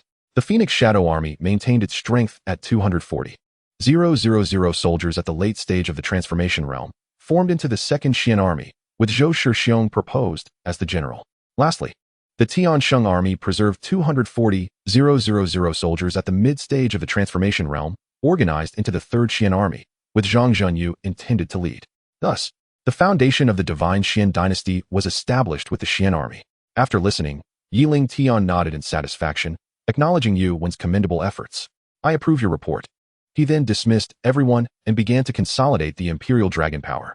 Since his cultivation had ascended to the late stage of the combined body realm and the chaotic emperor's art had reached its 2nd layer, he had yet to delve deeply into its intricacies. As he channeled the 1st layer of the technique, a 50-zhang ethereal figure emerged, clad in the imperial dragon robe, his eyes shimmering with divine light, and his arms taking on a bronze hue. The ethereal figure shifted in tandem with his movements. But as he sought to absorb more spiritual energy, beads of sweat began to form on his forehead, and his expression contorted in pain. The figure behind him grew unstable, with cracks appearing on parts of its body, threatening to collapse at any moment. Jiuqing's beautiful eyes filled with concern. "Your Majesty, you have encountered a divergence in your cultivation," she thought, anxious that her intervention might exacerbate the danger, causing her great distress. Meanwhile, on the other side of the palace, Yiwu Huang emerged from a day of seclusion, having consumed 2 drops of life elixir. Fully refined, his cultivation returned to its peak state, his aura more potent, hinting at the possibility of further advancement. His appearance had transformed dramatically, radiating an ethereal grace. With a leap, he vanished from the side hall, materializing in the Hengduan Mountains, located 10,000 miles west of the dynasty. Rolling up his sleeves, a dragon-style soft sword appeared in his hand, and with a powerful strike, he unleashed a brilliant ray of light towards the surrounding mountains. Boom! The mountain struck by his attack crumbled, debris scattering in all directions, filling the air with thick dust. The ferocious beasts nearby, startled, fled in all directions, retreating deeper into the mountains. On ordinary days, they would never dare to enter, for within resided a host of mid-tier spirit beasts, who easily slaughtered any creatures that dared to trespass. The world of spirit beasts is far more brutal than that of cultivators, where lower-tier races are mercilessly killed by those of higher ranks. Here, strength reigns supreme, and chaos prevails. Spirit beasts are classified into 4 tiers: low-tier, mid-tier, high-tier, and super-tier, corresponding to the 4 realms of cultivators. Ferocious beasts exist 1 tier below spirit beasts, surviving solely by their brute strength. Yiwu Huang gazed with satisfaction at the distant commotion, relishing the thrill of unleashing his full power, a sensation intoxicating in its own right. After a moment of reflection, he considered venturing deeper into the mountains, but ultimately opted to return to the palace instead. The noise reverberated, startling creatures within a 1,000,000-mile radius. Suddenly jolted awake by the intense pain coursing through his body, Lingtian was roused from his cultivation trance. Opening his eyes, he found his attire intact. Breathing a sigh of relief, the vivid sensations from earlier had truly startled him. At that moment, a system notification chimed in. Ding! A powerful individual has been subdued. Reward of 200,000 breakthrough pills for the refining void realm has been granted. What? 200,000 breakthrough pills? Suppressing the lingering fear. Lingtian was taken aback by the unexpected benefit and curiously inquired, I receive a reward for every powerful individual I subdue, correct? Indeed. The individual must be at least one major realm higher than the host to qualify for the reward, affirmed. Why is the reward only issued now? Upon saying this, Lingtian displayed an innocent smile. Nestled within the system's space, seemed to recall something and interjected when Yiwu Huang was subdued. His loyalty was below 70. According to system rules, no reward was granted. Alas, such a mechanism exists. Lingtian was taken aback. Sigh. It's truly not easy to earn some extra rewards to support my family. He then examined the information on Yiwu Huang. Name, Yiwu Huang. Cultivation, early stage of the Earth Immortal Realm. Position, undetermined. Loyalty, 75. Lingtian was somewhat surprised. By his estimation, it would be around 60 or 70 loyalty, which was commendable, considering he was a powerful being in the immortal realm, likely among the elite at the pinnacle of the hierarchy. At that moment, a voice from outside the hall announced, Your Majesty, Yiwu Huang requests an audience. Let him in. Understood. Upon seeing Yiwu Huang's excited expression, Lingtian decided to take the initiative to speak before he could assert his authority over him due to his restored cultivation. Congratulations, dear Minister Yi, on regaining your early stage Earth Immortal cultivation. Your Majesty is too kind. Yiwu Huang responded reflexively, only to soon realize how the Emperor knew about his restored peak cultivation without any error. It seemed that the extraordinary fortune must have originated from the Emperor, employing methods he could scarcely comprehend, shrouded in mystery, which instilled a sense of reverence within him. Ding. Yiwu Huang's loyalty has increased by 10 points. Lingtian was taken aback. He had done nothing. Unbeknownst to him, lurking in an obscure corner, pouted, a mischievous glint in her eyes. Having just bullied someone and now feigning innocence, deriding the shamelessness of it all. Your subordinate has come this time. Should your Majesty have any tasks, please do not hesitate to command. After much contemplation, Lingtian resolved to establish a department for external affairs, naming it the Divine Sovereign Department. I require your assistance in preparing the Divine Sovereign Department, responsible for outreach. I shall allocate rare cultivation resources for those subordinates who make significant contributions to exchange. Your subordinate fully comprehends. Please, Your Majesty, elaborate. Let me put it this way. If your subordinates can recruit powerful individuals meeting the threshold, discover valuable external resources that they do not require, report and verify their authenticity, or unearth undeveloped small worlds for the dynasty, they will earn corresponding contribution points to exchange for the designated resources. These exchangeable resources include life, essence, and spirit, and I will periodically expand the variety. After listening to the explanation, Yiwu Huang endeavored to restrain himself, suppressing any semblance of shock, yet his heart churned with tumultuous waves. The Emperor is intent on expanding outward. Such ambition is formidable. The mere willingness to offer the immortal medicine, the life-spirit essence, suggests there may be even more potent treasures that could aid in his cultivation. Understood. Seeing Yiwu Huang's flushed countenance, Lingtian couldn't help but chuckle. Is it truly so alarming? Proceed to the major military camps and prisons in the imperial capital. Select a batch of individuals as a foundational team and gradually expand the ranks. Yes. Subsequently, Yiwu Huang accepted the command to establish the Tongshan division. At this moment, in the imperial capital's Sun Yu tea house, on the second floor of the inner room, a group of cultivators gathered around an elder with an ethereal demeanor, who sat at the central table. Before him lay a wooden table, upon which he animatedly recounted intriguing tales and secrets from various regions. The audience frequently erupted in applause. Yu Huan, disguised, sat down by the window with one of his subordinates and instructed the tea master to serve a fine pot of tea. The lecturer was just revealing that today, the elderly gentleman would disclose the secrets behind the Imperial Dynasty's counteroffensive. Please do tell, old sir. We only know that the coalition of the three major dynasties was defeated, but we remain unaware of which general led the charge and the army involved. Indeed, if you satisfy us, we shall reward you with spirit stones. The little second thanks you all for your support. Let us begin with the general. The one overseeing the entire operation is General Yuan Qingdu. His origins remain a mystery, with speculation suggesting he was left by the late emperor. His profound cultivation is rumored to be at the peak of the transcendent realm, wielding the divine weapon, the golden-winged halberd, which can sweep aside thousands upon thousands. This army, named after Sui, comprises predominantly high-tier fifth-rank powerhouses. On the battlefield, their speed in eliminating the enemy was astonishing. The grand battle lasted merely a quarter of an hour, and they decimated 1/3 of the coalition forces. So that is how it is. We were puzzled as to why the coalition seemed so weak. It turns out the Sui army is overwhelmingly strong. Who dares to flaunt their might at our doorstep now? Cough, cough. Even if they had 10 lives, they'd likely not dare show their faces. Nearby, Junjian noticed Yu Huan's presence and exchanged a subtle glance with him. After the storyteller's narration, they had gained a general understanding of the battle's circumstances. On the 3rd floor of the tea house, Yu Huan and Junjian entered room 1108, leaving their subordinates behind. General Jun, I trust you are well. Thank you, Commander Yu, for your concern. The old man is still in good spirits. The two then spoke in hushed tones. We share a common goal. Let us exchange the intelligence we have gathered, shall we? Since the general has spoken, and we are allies on the same battlefield, it is only fitting. Yu Huan's straightforward demeanor greatly pleased Junjian, who appreciated that those who gather intelligence are not merely cunning or deceitful. As the chief of intelligence, Yu Huan understood military personnel value directness. Should he harbor ulterior motives, it would likely lead to a swift dissolution of their alliance. At this critical juncture, the 3 major dynasties must not harbor any animosity towards one another. Otherwise, facing the wrath of Xianxian, none would be able to withstand the consequences. Subsequently, the two spent a considerable time exchanging information. They surveyed their surroundings, detected no abnormalities, and led their subordinates away from the tea house. Remaining in the imperial capital of Xianxian, both sensed a slight disturbance, as if they were being watched, though uncertain. They chose to depart under the cover of night. As they left, several shadowy figures emerged. Watching Junjian and Yu Huan depart, Long Yi exhibited a look of confusion, questioning why his superior did not take action to capture them, but rather allowed these spies to leave.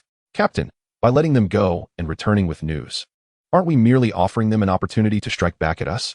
The stout fellow expressed his frustration, unable to fathom such a simple matter. He turned to the others nearby. A man, habitually flicking his fingers, noticed the captain's displeasure and ceased, clarifying, there is nothing strange about it. The current Xianxian is not one to be trifled with or bullied.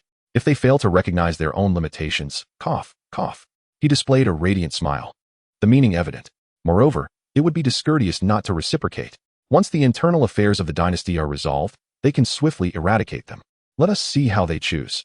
If they wish for an early demise, who are we to deny them? What say you, little Hua? Shall we have a candlelit discussion? The stout figure trembled, a chill running down his spine.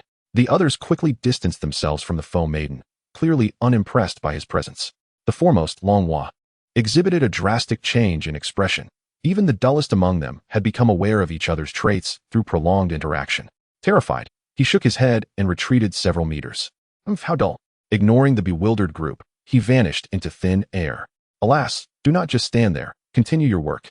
Soon after, the sound of rushing air echoed as they departed. Back in the palace, Minister Bygone, Minister Xianxia, pay your respects to His Majesty. No need for formalities. Proceed. The two men, both standing 7 feet tall, with thick brows and deep-set eyes, were striking figures. Xianxia, appearing middle-aged, bore gaunt cheeks and a forehead marked by a mysterious star, his short armor cascading to his shoulders, the wind rustling his cloak. Bygone, sturdy in stature, had a round face, long nose, and donned a flowing robe. Bygone, you shall temporarily assume the role of court minister, overseeing the laws of the dynasty. Xianxia is appointed as the commander of the newly formed Xian army. I permit you to select troops from among the cities under the dynasty's jurisdiction. Each military branch to be filled with 1 million soldiers, and if conditions allow, to complete 10 armies. Understood. Immediately, he summoned the guards to familiarize the two with their respective duties. Chapter 9, The Abyss Prison. Lingtian gazed at the departing individuals, lost in thought. Meanwhile, in the Song residence of the imperial capital, Song Qiming stood by the window, his heart rife with doubt. Having experienced the siege by the 3 major dynasties, he found the current Lingtian to be a stranger. The present Lingtian had undergone a complete transformation, with an aura that was impossible to conceal. Imbued with a chilling indifference and an intimidating authority, a profound presence that unnerved him. Yet, the mission of the Song family left no room for retreat. Even a single step back would require a life to defend. Xianxian had stood tall in the immortal realm for tens of thousands of years. In its early days, the founder, Emperor Yi, wielded a Dao artifact, the Songlong burning heaven halberd, traversing and sweeping away all formidable foes. Ultimately, he elevated Xianxian to a position of high esteem, bringing all the western barbarian regions under its dominion, standing equally with other great realms and governing through domain. However, during the 111th year of the Xianxian dynasty, a peculiar incident occurred that would alter the course of the dynasty. Emperor Yi, Alongside the ancestral figure of the Song family, Song Mingtai attended the Five Realms Alliance, where several divine lords and core personnel of the dynasty mysteriously vanished. Over the following century, some individuals returned, yet remained tight-lipped about the events that transpired. Powerful figures from various realms sensed the unusual occurrences within the divine dynasties, noting that every century, a batch of strong individuals would disappear. Although they were oblivious to the truth, they nevertheless kept to themselves. Upon Song Mingtai's return to the divine dynasty, he urged the then head of the Song family to guard Xinxian for generations. And after taking away the last batch of strong individuals from the dynasty, he never returned. Speculation ran rampant outside. Some believed that Emperor Yi I and others had extracted their core personnel, ascending to a higher realm in pursuit of the Great Tao. Others questioned whether they had encountered a great terror, sacrificing top-tier powerhouses to ensure the stability and propagation of humanity. Nonetheless, the forces beneath the divine dynasty paid little heed to such matters. Witnessing the mountain above them lifted, they released the pent-up darkness within. The various realms were thrown into chaos, with countless powerful figures of the superfactions falling and a multitude of families and forces annihilated, blood staining the skies. The divine Xianyuan, as a sacred dynasty, undoubtedly possesses a profound heritage that cannot be overlooked by others. Hence, the major powerful factions dare not exert excessive pressure. For the repercussions of provoking a manifestation of the emperor, ye could be quite dire. The Song family has thus taken refuge in the divine Xianyuan, and through the passage of time, their strength has waned to that of a typical dynasty, having fallen from their former apex of dominance in the southern wilderness. Song Qiming, the contemporary head of the Song family within the divine Xianyuan dynasty, holds a position of utmost authority, second only to a few venerable ancestors. Having come to a clear understanding of the situation, he instructed his steward to make arrangements for their departure. Uncle Kai, go and instruct Yuaner to keep a close watch on the young lady, and ensure that Wanwan does not sneak out to cause trouble. Rest assured, my lord. The young lady has been under my care since childhood. She has cultivated diligently and possesses a keen interest in the outside world. Allowing her to explore is not without merit, and after some time, she will return to her senses. Upon hearing this, Yukai grew displeased. That girl Wanwan is adored by everyone. How could we possibly confine her freedom? Uncle Kai, you spoil her too much. At times, I even question whether I might as well be her father. Yukai's expression hardened as he raised a finger to point at him, exclaiming vehemently, young man, have you grown too bold? Speak with responsibility. Song Qiming, with a sheepish grin, recognized his own folly in provoking the matter further. Should Yukai erupt in anger and take it out on him, he would have to endure it silently. Given that he was but a junior whom Yukai had raised, he hurriedly exited the Song residence. Lingering even a moment longer would increase the risk of incurring wrath. If discovered by disciples or guards, where would he hide his aging face? Mingyuan Prison, the largest penitentiary within the divine Xianyuan realm, constructed from eternal frost, celestial meteorite, and refined gold, renders even transcendent cultivators undergoing tribulations nearly incapable of leaving their mark upon its walls. Even in the absence of guards, escape is impossible without the key to its entrance. All who dwell within are criminals of heinous acts. The prison is divided into 3 layers on both the inside and outside. The deeper one goes, the more severe the crimes and the higher the cultivation levels of the inmates. Each layer of the prison stretches for thousands of miles, divided into smaller sections, sufficiently supplied with resources to accommodate millions.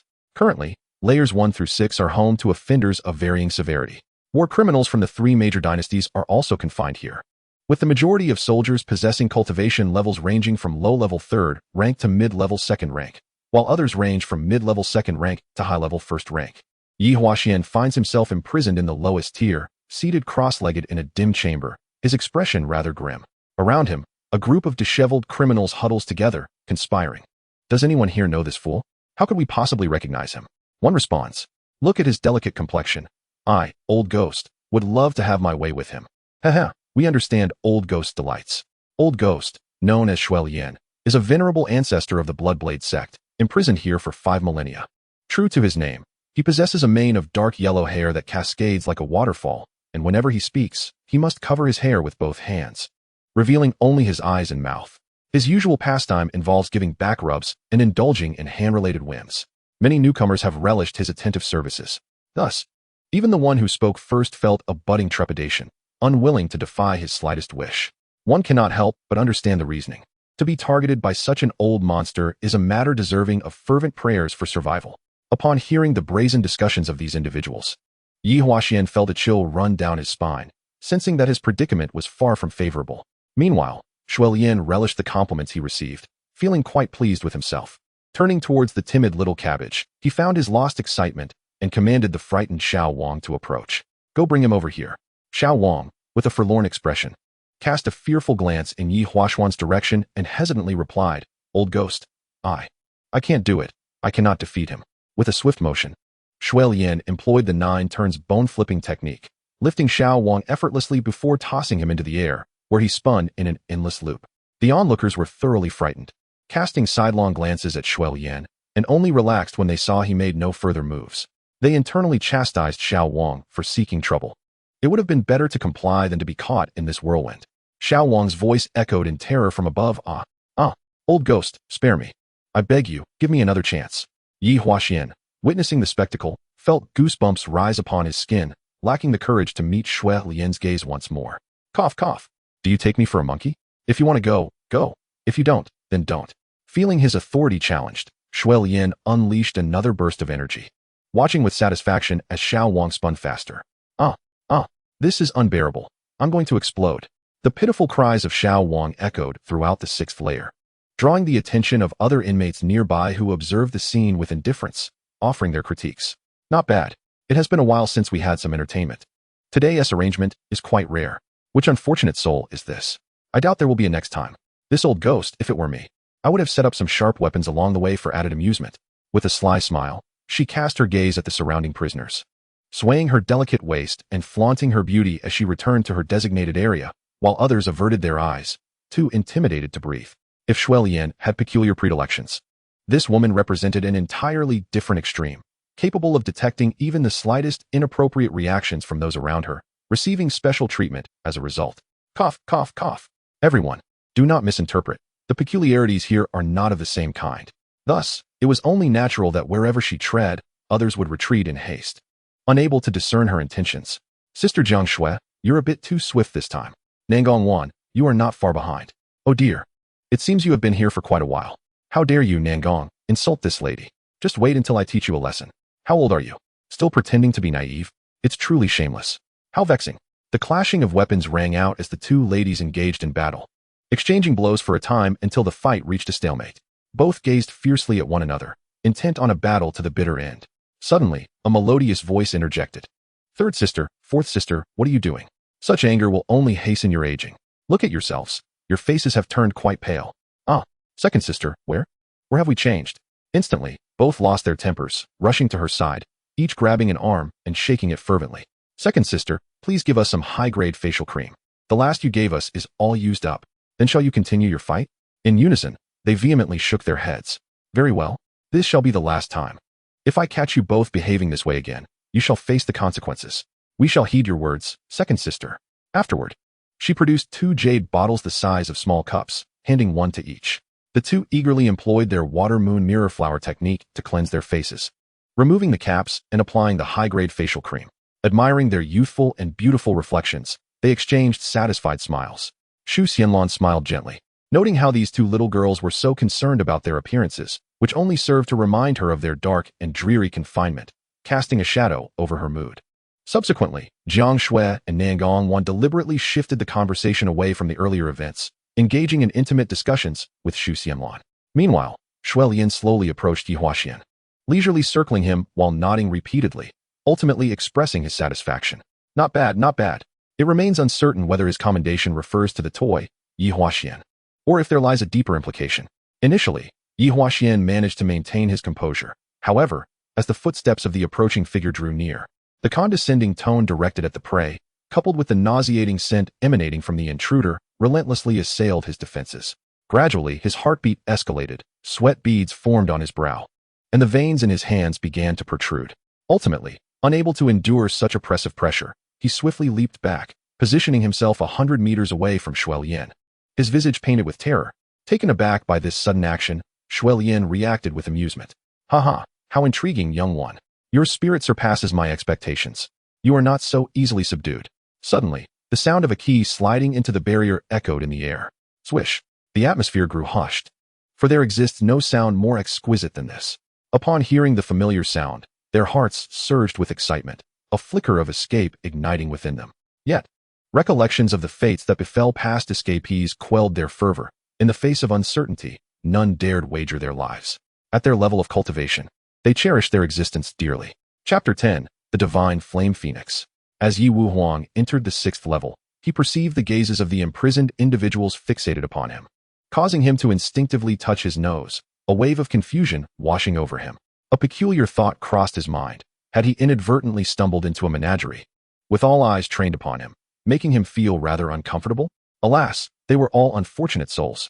I understand your plight, and have come bearing hope, he declared, clearing his throat. Who is Yi Huaxian? In unison, the prisoners retreated to the sides, leaving only Shui Lian and Yi Huaxian. Observing this, Shui Lian's mind raced with unease. The newcomer exuded an aura of terror. An irrational voice within him cautioned that provoking this individual could lead to catastrophic consequences. Yet, standing beside him were those he usually oppressed, their eyes fixed on him, and should he falter now, his prestige would plummet, leaving him vulnerable to future torment. The thought sent a chill down his spine as he grappled with an internal conflict. One misstep could lead to a chasm between heaven and hell. In that moment, he found himself in a state of indecision. Meanwhile, upon encountering Yi Wu Huang, Yi Huaxuan's emotions transitioned from the brink of despair to a state of calm, his trembling heart gradually finding stability. The excitement of being sought after nearly compelled him to kneel in reverence. However, confusion soon followed. He could not fathom why the emperor would place such significance upon him. Stunned, he inhaled deeply, composed himself, and approached Yi Wu Huang with measured steps, bowing respectfully. I am but a humble servant. May I inquire what instructions you have, esteemed elder? During his time in confinement, he had come to a profound realization. Failure was now a certainty, and there was no need to bear unnecessary burdens, to confine oneself and fade into obscurity. Viewing things from a different perspective, why remain stranded in shallow waters? Why not embrace the inevitable rise of the war chariot? The choice before him was merely the nascent imperial star of the divine Xian dynasty. It was a realm where the strong prevailed, and he understood that retreating strategically to preserve his strength was crucial. After all, the day for vengeance would not come too late. The three sisters, xianxia, revealed their curiosity. This individual possessed remarkable prowess, surpassing even Xianyuan Xiaotian in his prodigiousness. Who could he be within the divine Xian dynasty? Observing the newcomer closely, Yi Wu Huang noted that although Yi Huaxian appeared somewhat disheveled, he maintained an air of tranquility. Despite the tattered adornments he wore, they could not obscure his scholarly elegance. Particularly, the faint smile gracing his face was as refreshing as a spring breeze. Catching sight of the object in Yi Huaxuan's hand, Yi Wu Huang's expression shifted to one of uncertainty as he scrutinized it closely, hesitantly inquiring, "Is this a celestial artifact?" Yi Huaxian nodded gently, affirming, "Indeed, it is a celestial artifact. This item is known as the Celestial Spirit Hundred Flowers Mansion, discovered by chance in an ancient ruin. Regrettably, despite years of exploration and research, I have only learned its name and have yet to activate it or uncover any further useful information. Today, I have the audacity to present it to the emperor through your esteemed hands." Yi Wu Huang, no fool, recognized the hidden significance within those words. This was truly an unexpected boon. The emperor would undoubtedly be pleased. Rest assured, I shall convey this to his majesty. He has long wished to witness the general's prowess. Really?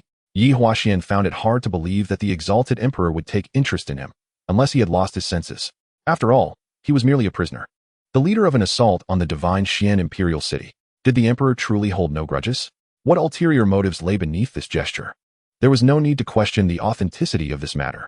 Indeed, it was a significant investment. To facilitate his escape, he was willing to part with a celestial artifact. Had he known this young man possessed such an item, his ancestor would have acted first. But now it was too late. It had already fallen into the hands of the white-robed general, and who would dare to act recklessly? There was no need for further words. Action was required. We are many, so why fear a single individual? Bang bang. My head aches. You have the brain of a pig. That man is a high-ranking official. Perhaps he will relocate his mind upon striking. Moreover, did you think the army stationed outside was merely decorative? Truly concerning levels of intellect. Finally, Shui Lian could no longer contain himself, unleashing a thunderous roar, commanding silence from all. His entire being radiated an unparalleled intensity, shedding the disheveled image he previously bore, revealing blood-red eyes. His body trembled as he unleashed a fiery white sphere from his palm, seemingly defying the order, threatening instant annihilation. The other prisoners promptly retreated, cursing vehemently. Madman, utterly deranged. To act so recklessly before the high-ranking official, he truly seeks a premature end. With a constant smile adorning her face, Shu Xinlan's demeanor shifted. Her heart filled with profound disdain for him. He remained in that aggressive posture, pressing forward. Humph. Yi Wuhuang's voice resonated through the assembly, silencing all in attendance. As for Shuel Yan, he was struck by the cold disdain and was sent flying 100 meters, crashing to the ground, blood trickling from his lips.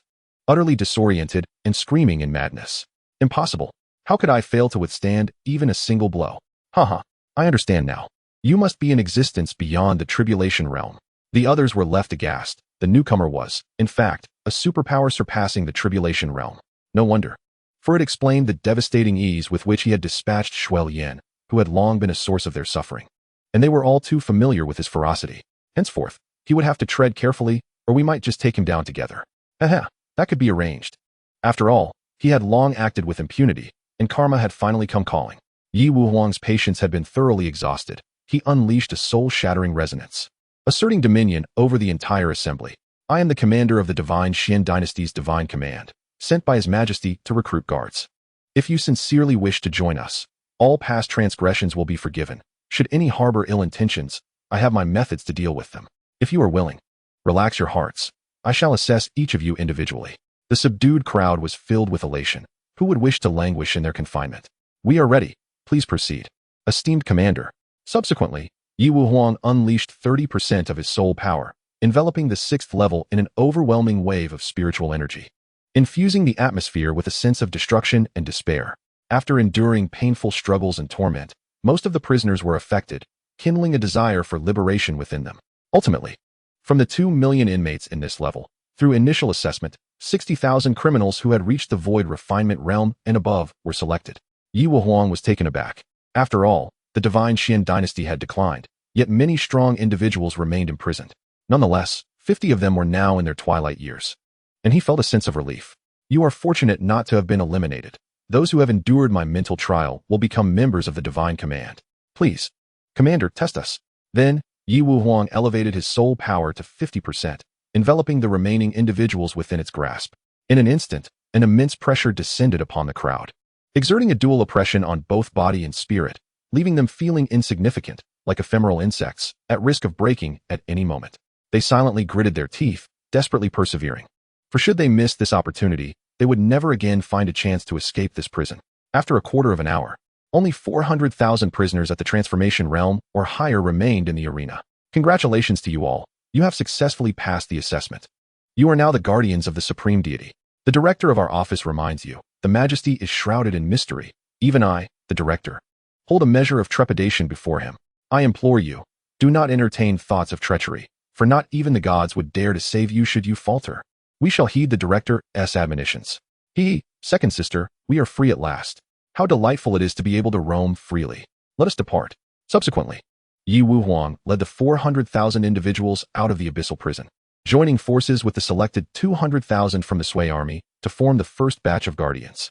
In the divine mystical imperial palace, a report came forth. Your Majesty, General Song seeks an audience. The voice of Yi Lingtian resonated from the grand hall. Let him enter. As you command. Soon after, Song Qiming arrived at the hall, feeling the aura of authority emanating from Yi Lingtian, reminiscent of Yi Wudi. What brings you here, my loyal minister? Yi Lingtian's words snapped him back to the present, eliciting a wry smile. This old minister has come to seek clarity from your Majesty. In Yi Lingtian's recollection, the Yi family had been the guardians of the dynasty. Though they had fallen from grace, their original intent remained unchanged. Please, speak. And if I am able to provide an answer, I shall surely satisfy you. The warmth of Yi Lingtian's demeanor moved him deeply. Indeed, the majesty had not changed, having matured and grown sufficiently steady to bear the weight of the dynasty's burdens. Shortly thereafter, Song Qiming inquired whether the formidable individuals seeking to join the dynasty harbored ulterior motives, urging a sense of caution. Under Yi Lingtian's repeated assurances of their sincerity, he departed with a sense of satisfaction. Another report, Director Yi seeks an audience. Enter. Your Majesty, I have completed the establishment of the guardians of the supreme deity. In total, there are 600,000 guardians, comprising 400,000 in the early stages of the transformation realm, 60,000 in the mid-stages, 50,000 in the late stages, 40,000 in the early stages of the combined realm, 30,000 in the mid-stages, and 20,000 in the late stages. Among them, 200,000 guardians were selected from the Sui army, while 400,000 were drawn from the 6th level of the abyssal prison. Yi Lingtian recalled that the abyssal prison had been sealed off for many years, accumulating a vast number of powerful individuals, representing a significant asset. Well done. This shall be your reward. He then tossed a drop of life source to Yi Wuhuang, for one of his caliber, who would bow down without the allure of precious cultivation resources. Hence, it is crucial to exercise discernment in rewards and punishments. Thank you for your gracious gift, Your Majesty. Yi Wuhuang then recalled that Yi Huaxian had contributed a celestial artifact, producing it and presenting it before Yi Lingtian. Your Majesty, this is the celestial artifact offered by Yi Huaxian. Yi Lingtian accepted it, scrutinizing it closely. Ding! A sealed celestial artifact has been discovered, the Spirit Orchid Pavilion. Shall it be unsealed? Yi Lingtian was taken aback. No wonder he had not sensed anything unusual. It was sealed. Curiosity piqued. He wondered what treasures lay hidden within. Yes. A flash of white light illuminated the dark box in his hands, revealing its true form. With 2 layers of separation, he utilized his spiritual sense to scan the internal space. The first layer housed a medicinal herb garden, approximately 200 square feet, while the second layer contained a colossal egg. Ding! An ancient exotic species has been discovered, the divine flame phoenix. What? This is a phoenix egg. Goodness. Its appearance may be lacking, yet it is a rare ancient species. The critical question remained, how to handle this creature. Was he to assume the role of a caregiver and take matters into his own hands? Inin, how does one incubate this giant egg? The host must continuously provide energy until the saturation limit is reached, at which point it will naturally hatch. Well then, where shall I procure energy in the immediate term? I shall attend to it when the opportunity arises. Yi Wuhuang was astonished. He attempted to unlock the seal of the celestial artifact, exerting all his strength. Yet the seal remained steadfast. However, when the Majesty held it, he unsealed it effortlessly, leaving Yi Wuhuang questioning his own senses. Shaking his head, he mused that the Majesty's powers were vast. Perhaps, one day, the divine mystical realm would dominate the heavens. Your Majesty, I have one more matter to report. Speak. Yi Huaxian has been taken under my wing. If he performs well, he may be promoted. As you command. Subsequently, Yi Wuhuang returned to the office of the Supreme Deity. Chapter 11. The Essence of the Spirit Soil. In the imperial palace of the Fengming Dynasty, within the study, Emperor Zhao rested his hands upon the window frame. Gazing out over the imperial capital, his face as pale as a blank slate, his eyes dark and enigmatic, his lips moving in a subtle rhythm, the wind tousling his hair. Brilliant spiritual light illuminated the dawn, casting reflections upon the lofty towers, illuminating the sacred paths for miles, heralding auspicious tidings, as mist enshrouded Fushi. A hidden dragon ascended the clouds, and immortals lingered within the pavilions. As the wine flowed freely, the revelers returned home, individuals congregated, merchants conversed, the sounds of celebration reverberated. But soon the revelry faded, leaving only lingering fragrances, a solitary moon at dawn, a cold traveler with a sword, as the gentle evening rain arrived. And the lone figure returned in the chilly night. Alas, the future of the dynasty appears bleak, fraught with peril. Sleep eludes me at night, and my thoughts are heavy. The strength of my people is waning, facing humiliation, while the populace bears heavy burdens, the military is sparse, and the commanders are weak. Our territory is vast. Yet the populace is sparse, aspirations are short, and resources are scarce. At that moment, a girl of around 15 years stealthily approached Emperor Zhao, observing him for a moment before realizing he was unaware of her presence. She then gently parted her lips to interrupt the emperor's prolonged contemplation. Oh, what troubles my father? The latter furrowed his brows momentarily before relaxing, feeling somewhat amused at quarreling with the little princess. Today, the unusual demeanor of Emperor Zhao stemmed from reports returned by spies sent to investigate the divine mystical realm, revealing that the coalition commander, Yi Huaxian's fate remained uncertain, and the coalition had suffered losses. Indeed, the divine mystical realm harbored mysterious powers, with a formidable army appearing. Thus, the situation among the major dynasties had once again reached a stalemate, with the alliance poised to fracture at any moment. For none of the dynasties were willing to sacrifice their own interests to mend the wounds. It was clear that they were operating at a deficit. Turning, he approached the girl, affectionately ruffling her hair before settling into the dark red lacquered spirit chair opposite the window. Lingtian, what brings you to visit your father? The girl, with a hint of displeasure, pouted. Father, don't ruffle my hair. I want to grow taller because of you. After speaking, she sat beside him, humming softly, feigning a sulk to express her stance. If you don't appease me, I shan't forgive you. Instantly, Emperor Zhao chuckled. Little one, your antics never change. And I can't help but tease you. If you become more irate, wrinkles will form on your face, and you want to be pretty. Where? Where are the wrinkles? With a sudden sound of air friction, she sprang up, running to the pillar of the pavilion, glancing left and right, realizing she still appeared youthful and radiant. with a fair complexion glowing with vitality. Then, she understood she had been fooled. With a pout, she playfully complained, "Father, you're bullying me." She rushed to Emperor Zhao, kneeling before him, clinging to his knee and swaying back and forth. Emperor Zhao found it somewhat unbearable and attempted to dissuade her. "Father should not speak carelessly. Let us bypass this matter this time, shall we?" Zhao Lingtian lowered her gaze, a glint of cleverness flashing in her bright eyes. "Father, if you agree to one condition of mine, I shall forgive you." Emperor Zhao, resigned, acquiesced, knowing he had a tendency to forget the past. Each time falling victim to her extortion, uncertain of what treasure she would demand this time. Zhao Lingshuan's face lit up with delight as she raised her head, giggling, shedding her earlier demeanor. "I want the 7-star glazed ring of Bailu." Emperor Zhao grimaced. The 7-star glazed ring of Bailu was a precious high-grade defensive spirit artifact, one that even transcendent cultivators might not possess. "Very well, girls are fond of colorful trinkets. I cannot constantly keep an eye on Lingtian. Bestow the 7-star glazed ring of Bailu upon her. It shall suffice for her protection." "Father, you have my word." Then, he presented a bracelet-like spiritual treasure to Zhao Lingtian. Upon seeing the coveted spirit ring, Zhao Lingtian eagerly held it in her hands, wiping and examining it incessantly, resembling a rabbit clutching a carrot. Meanwhile, in the palace of the Monghuang Empire, a report was made. "Your Majesty, I have ascertained the circumstances surrounding the coalition's defeat. This is the recorded jade slip." Qin Huang received the jade slip and began to peruse it slowly. As he delved deeper into the contents, his brows furrowed in concern. After finishing, he casually passed it to Zhuo Shilin beside him. This cannot be true. When did the Xianxian become so formidable? Such a multitude of unknown, powerful beings with unfathomable cultivation levels. It's simply preposterous. They have clearly weakened. If such depth had existed previously, the several major dynasties would not have been able to seize their territories.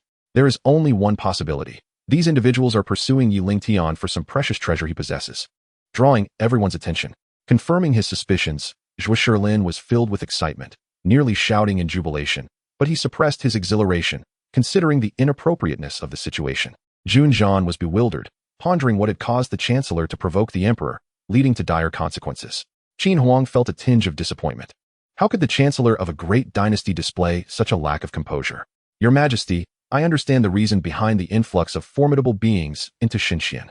Qin Huang's eyes gleamed, a ripple of emotion breaking through his normally stoic demeanor. His tone hurried as he urged, "Speak quickly." Witnessing this rare display of emotion from the emperor, both men were taken aback. This was still the stern and imposing ruler they knew. Zhuo Shilin reiterated his earlier hypothesis. Qin Huang and Jun Zhan exchanged glances, their faces flushed with fervor and greed. "What do you two ministers think? How can we seize the treasures from Yi Huang?" They looked at each other, uncertain of how to respond. Although the Monghuang Empire boasted millions of soldiers, the number that could be mobilized was limited, as they also needed to guard against other empires, even the Imperial Dynasty. Unless they could summon several 100,000 of their most powerful troops to confront him, there would be no resolution. Thus, they exchanged a knowing glance and cautiously expressed their thoughts.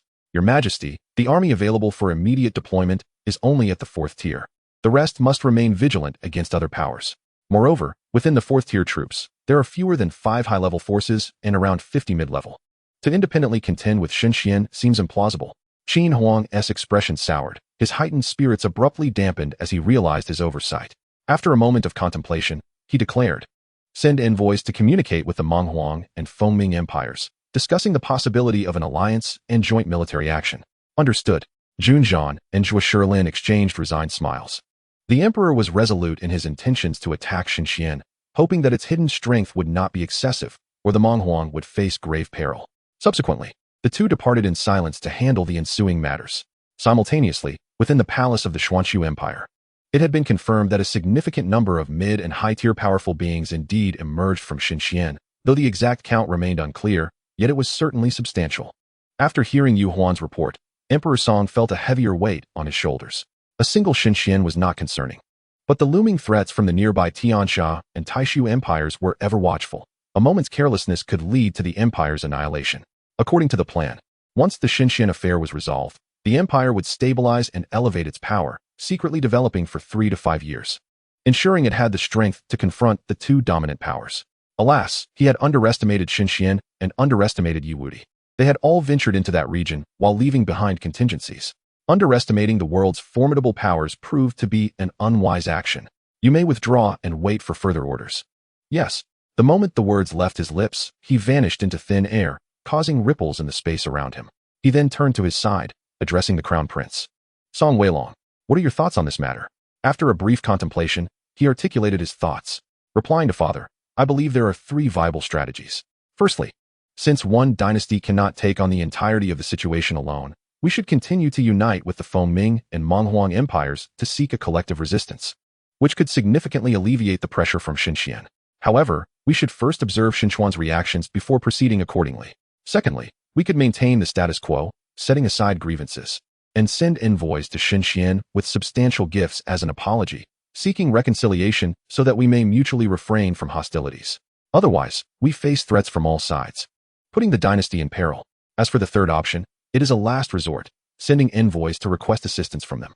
However, this would undoubtedly require the dynasty to pay a heavy price, as their demands would not be small. Therefore, unless it is a matter of life and death for the dynasty, I do not recommend pursuing this course. Indeed, your suggestions are reasonable and worth considering.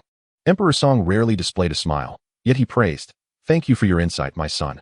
Throughout, Song Weilong had always maintained a respectful distance from Emperor Song, harboring an ingrained sense of trepidation.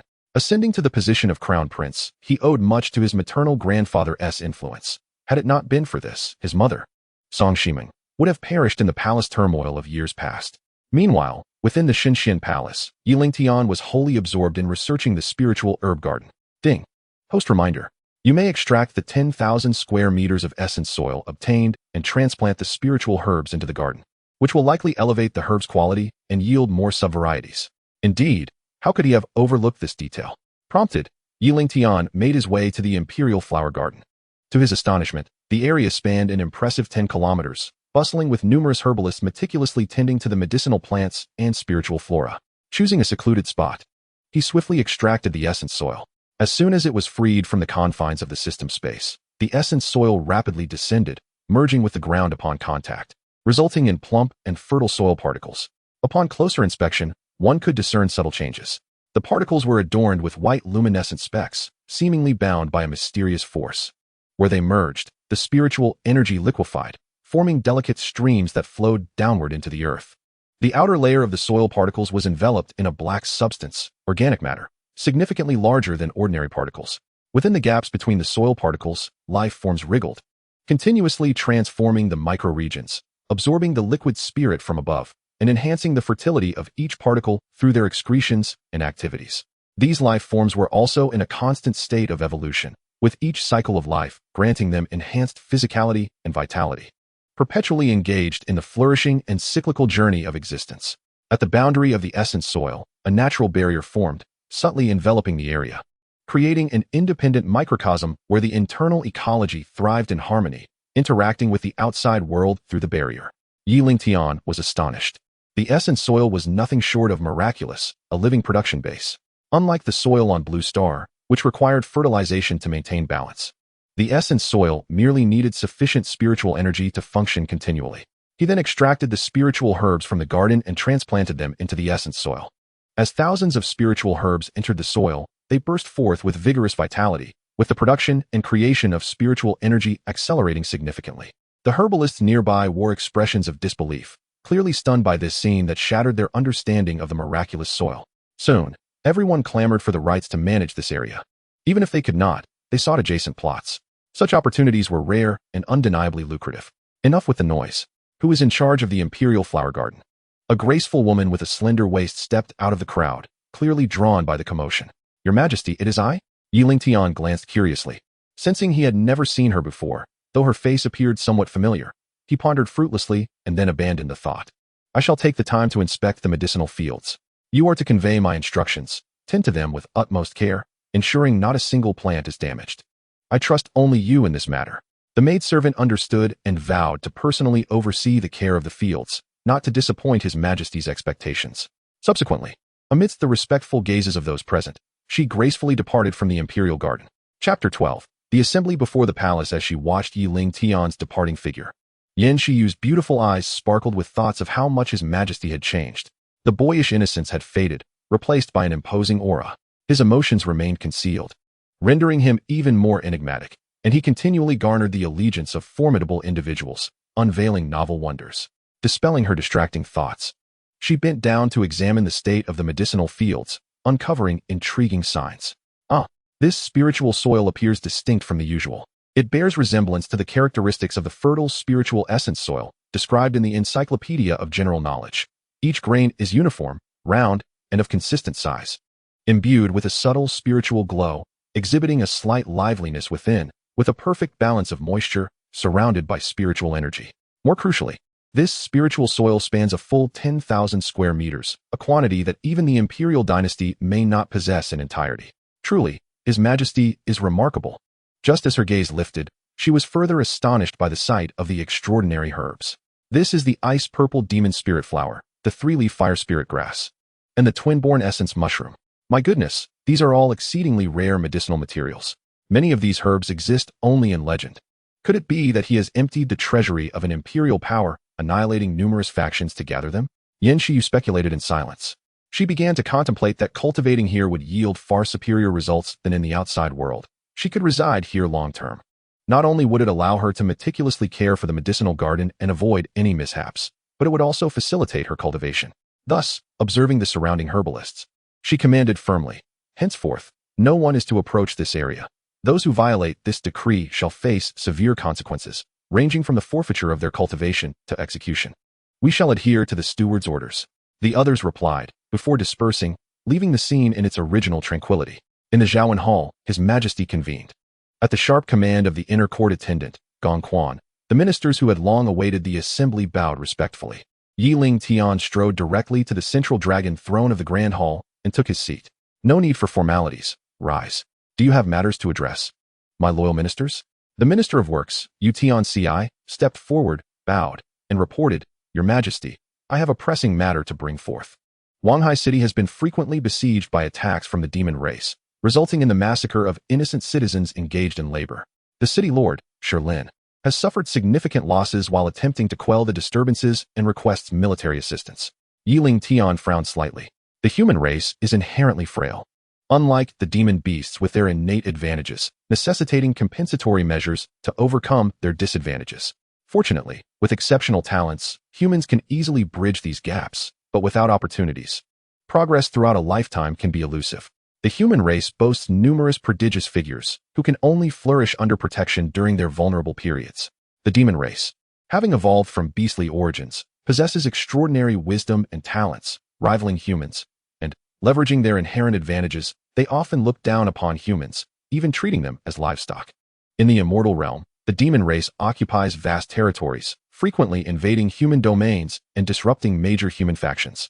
When the demon race launches a large-scale assault, annihilating mid-sized factions can occur in an instant. Thus, humans tremble at the mere mention of demons. However, within the core regions of humanity, large-scale demon populations are rare. Wanghai City is situated in the eastern region, adjacent to the sea, where many citizens rely on fishing for sustenance. Consequently, conflicts with marine tribes frequently arise, leading to warfare. Contemplating this, Lingtian inquired solemnly, "What strategies do you propose, my loyal ministers?"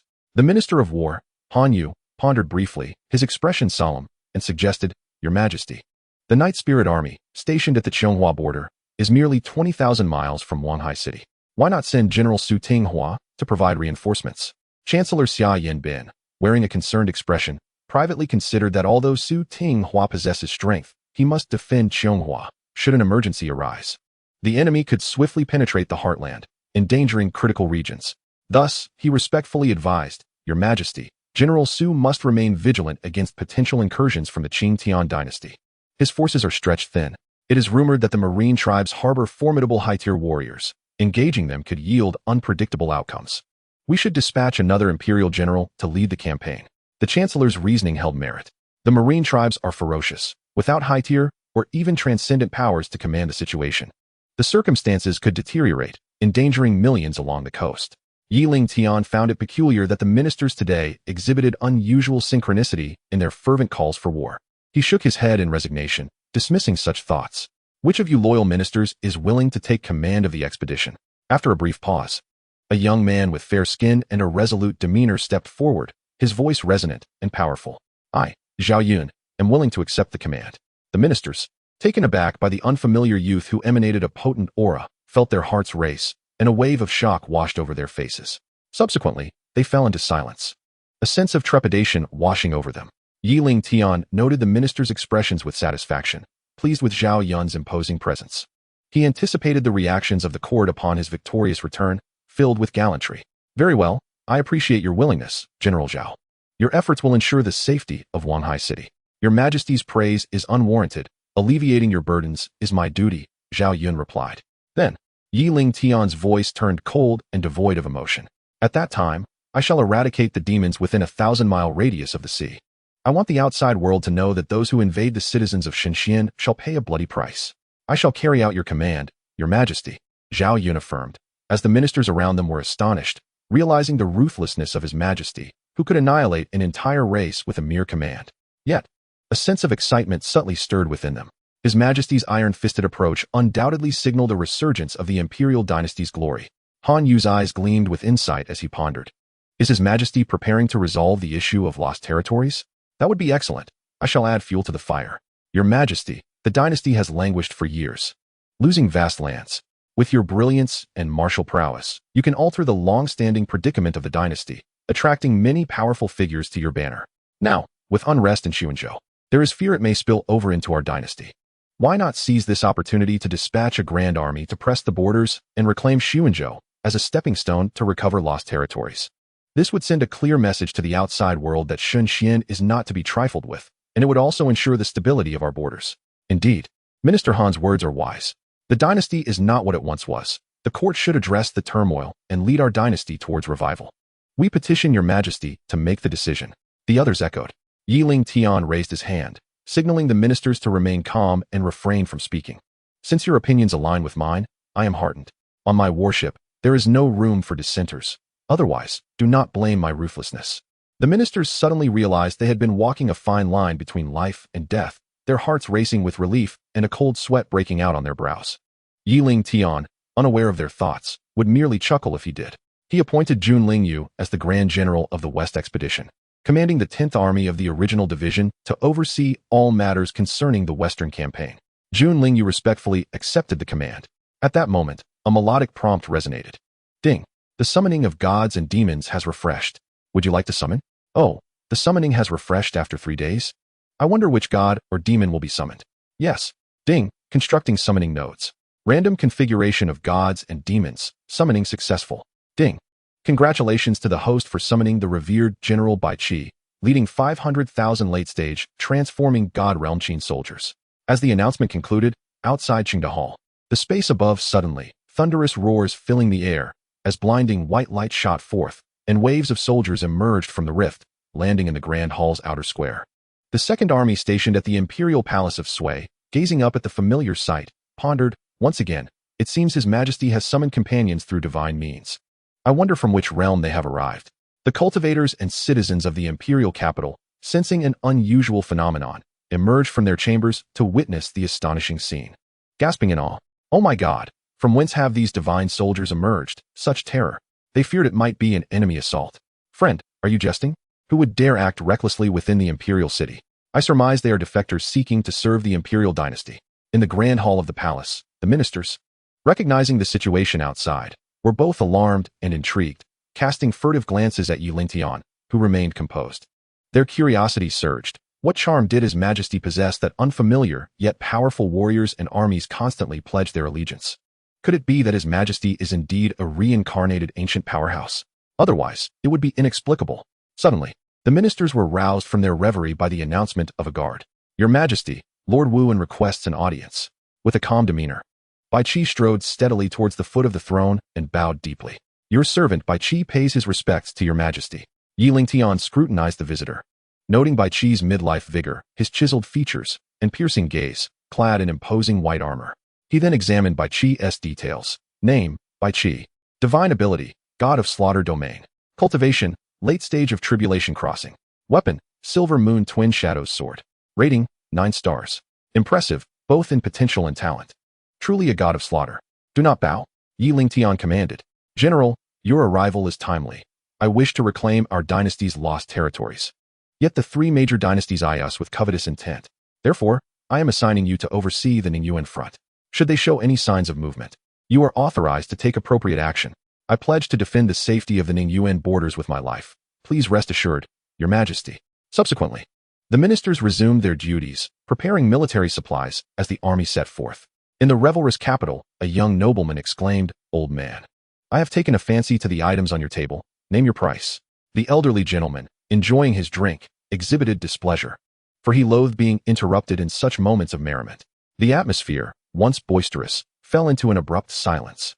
A small girl beside the old man looked up, her cherubic face illuminated with innocence, and blinked in confusion.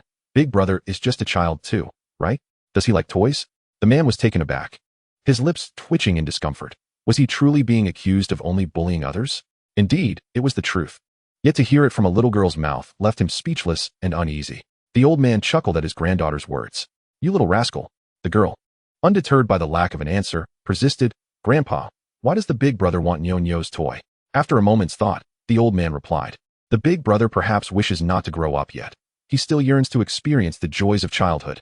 "Oh, Nyo-Nyo understands," she exclaimed, then handed over a mini spiritual sword from the table. The man, hearing the surrounding jeers, felt humiliated and fled in disgrace. Curiosity piqued among onlookers, one remarked. "This old man appears ordinary, yet he is no simple character." Soon after, another scrutinized the old man and spotted the circular emblem on his sleeve. Eyes widening, he stammered, This is Yun Wangji of the Heavenly Machine Pavilion." Indeed, it was him. Rumors had circulated regarding his long disappearance. How could he suddenly appear in the imperial capital? Isn't that so? Upon being recognized, Yun Wangji merely smiled, reflecting on his years of seclusion and the unexpected recognition.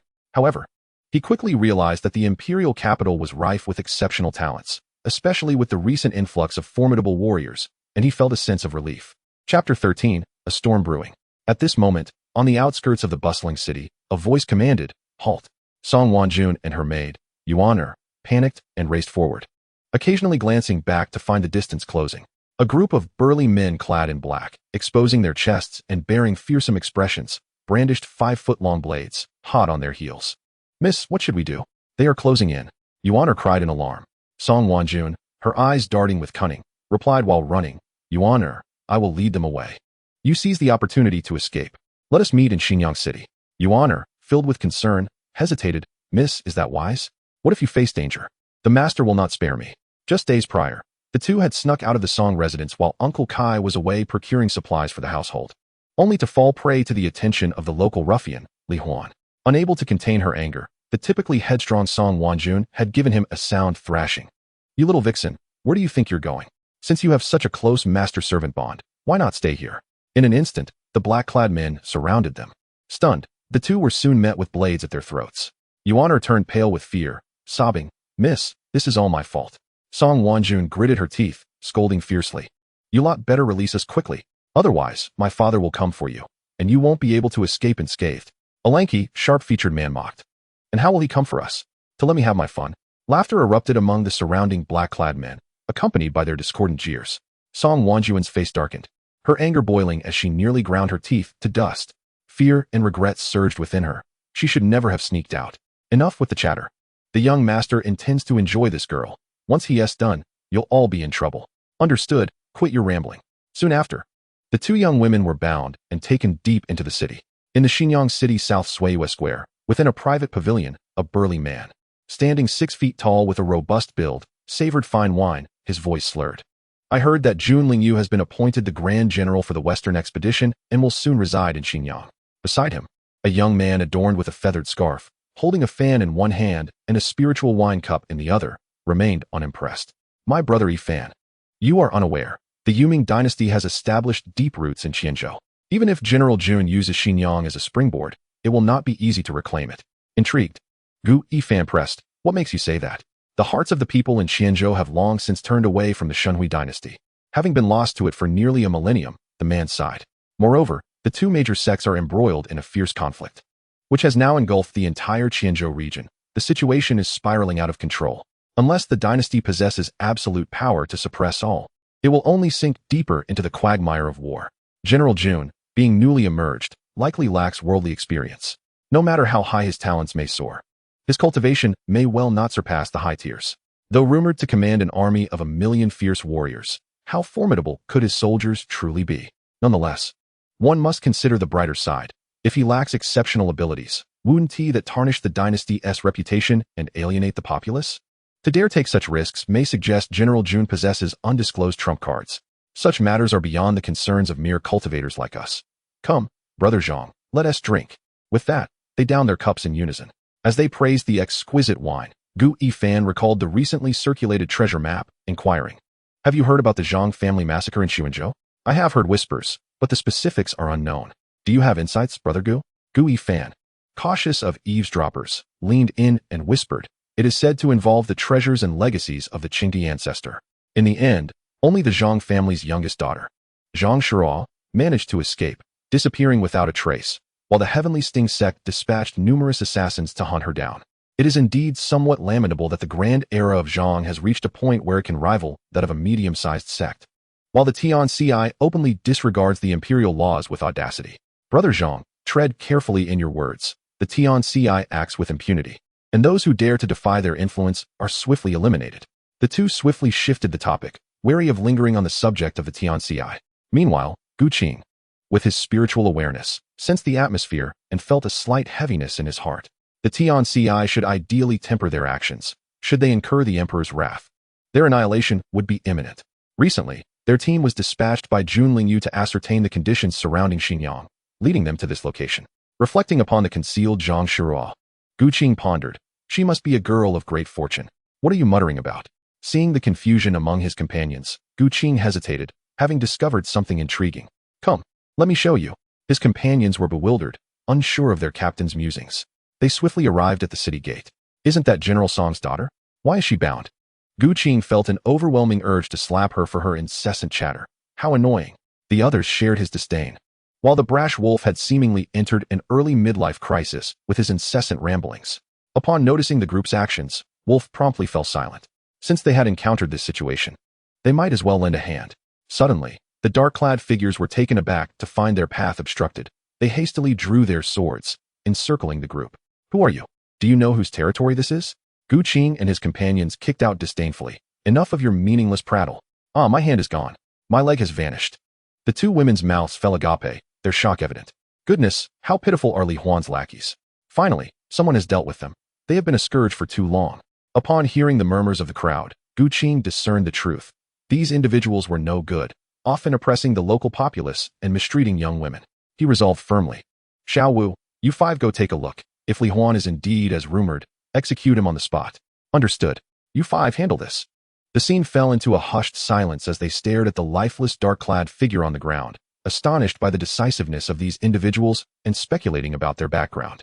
Gu Qing approached the two women, his demeanor softened. "Do you require assistance in returning to the Song residence?" The two women tensed, wariness flashing across their faces. "No need. Thank you for your rescue, my lord." With that, they hurriedly departed, leaving the group in a state of confusion. In another part of the palace of the Yuming dynasty, Blood Emperor donned his regal robes, crowned with the dark crown of Evernight, his expression stern as he sat upon the central throne, surveying the ministers with an oppressive gaze. "What is the status of the situation in Xuanzhou?" Upon hearing this, the ministers trembled, not daring to utter a sound. Prime Minister Yi Shi sighed inwardly at their cowardice. "Your Majesty, the Xuanma sect has clashed with various demonic sects, and Xuanzhou has descended into chaos, threatening the dynasty's rule here." With the Prime Minister leading, the atmosphere in the hall gradually eased. "Your Majesty, I have received news that the divine Xian Jun Lingyu has set forth to Xinjiang, intending to intervene in Xuanzhou's affairs. Should we not send someone to obstruct him discreetly?" "Your Majesty, I believe this course of action is unwise. The divine Xian may be weakened, but their foundation remains. Should they discover our involvement, they may seek revenge against our dynasty." "Your Majesty, the Grand Tutor speaks wisely, but we ought not to act directly. Why not use the hands of the xianxia to eliminate him?" He grinned sinisterly as he said this. The others found this method agreeable. Blood Emperor nodded in satisfaction. "Since we are all in agreement, who shall be dispatched to handle this matter?" The ministers exchanged glances, calculating the risks, and the atmosphere grew tense. "Your Majesty, I am willing to accept the mission." The speaker was known as Zhan Kuang, a late-stage cultivator of the void refinement realm, a fifth-rank general of the Yuming dynasty, and the head of the Zhan family, one of the 8 major noble families in the Yuming dynasty with countless descendants. "Zhan Qing, you shall be fully responsible for this matter. I trust you will not betray my expectations." At this moment, in the grand palace of the Monghuang dynasty, Emperor Qin's gaze was piercing, his demeanor commanding, and his voice resonant. Noble ministers, do any of you have a sound strategy to resolve the crisis in Minzhou? Your Majesty. The origins of the Minzhou incident lie in Xuanzhou. Only by completely severing the Tongguan Pass can we ensure that the refugees from Xuanzhou do not enter Minzhou. Seeing that no one spoke up, Emperor Qin continued, how shall we block the Tongguan Pass? Your Majesty, reclaiming the Tongguan is exceedingly difficult once lost. However, there is a plan that could address the issue. As he piqued the minister's curiosity, he elaborated leisurely. We could dispatch a great army to the borders, encircling without attacking, cutting off their supplies. Within a month, the rebels will create chaos among themselves, allowing us to vanquish them. Of course, during this period, we may also orchestrate some schemes, funding outlaws to infiltrate their ranks, creating turmoil, and bribing assassin organizations to eliminate key figures. Emperor Qin nodded, a clever idea indeed.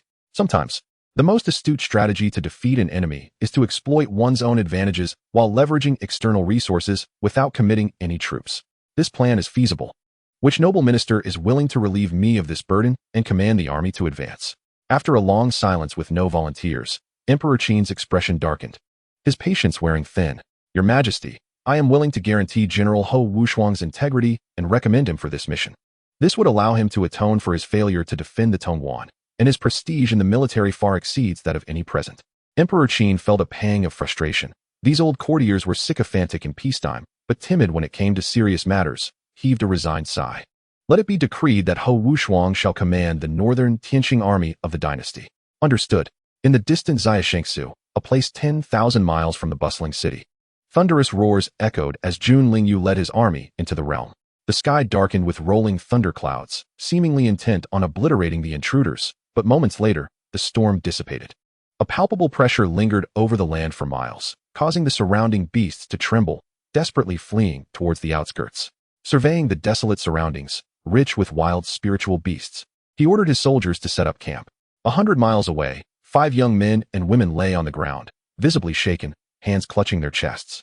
Brother Huangbin. That was truly terrifying. Can we not seek the hat-wearing Fist Wu? The speaker was the little princess of the Yu family from Tianhai City, Yuxinyue. 3 days prior, the 5 had received orders from their families to seek out the hat-wearing Fist Wu and had formed a temporary team upon meeting.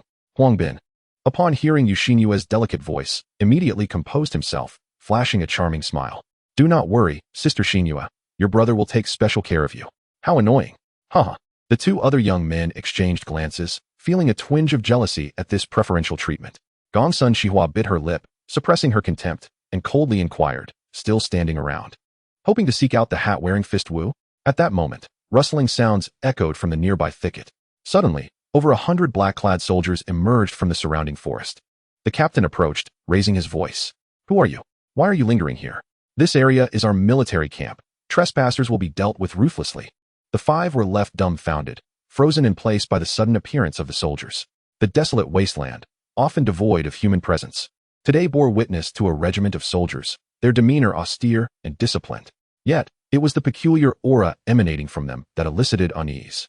In a state of fluster, Huangbin approached with deference, offering a respectful bow, and proceeded to elucidate his intentions. Chapter 14. The Recapture of Xinyang City. I humbly beseech you, esteemed soldiers, to show leniency. I am Huang, the young master of the Huang family from Tianhai City, here to fulfill a familial assignment to procure some spiritual materials. I did not intend to intrude upon your esteemed territory. I beg for your understanding. The remaining 4 nodded in a flurry, echoing his sentiments. Indeed, that is the case. Kindly spare us. Qin Song's countenance bore a cold, sardonic expression. Here was a second-generation scion, reliant solely on his family's influence. When faced with adversity, he invoked his family's name, revealing his lack of resolve, his face paling in fear and exposing a fragile spirit. Soon, suspicion crept into his mind. Deep within the winding mountains roamed mid to high-tier spirit beasts, and traces of mid-tier beasts were evident in the periphery. None of these individuals had reached the realm of transformation. Their chaotic flight had rendered their survival a miracle. With a dismissive wave, they were hastily ordered to depart. Leave at once. Depart immediately. Terrified of the prospect that Qin Song might change his mind and leave them behind, they fled in haste.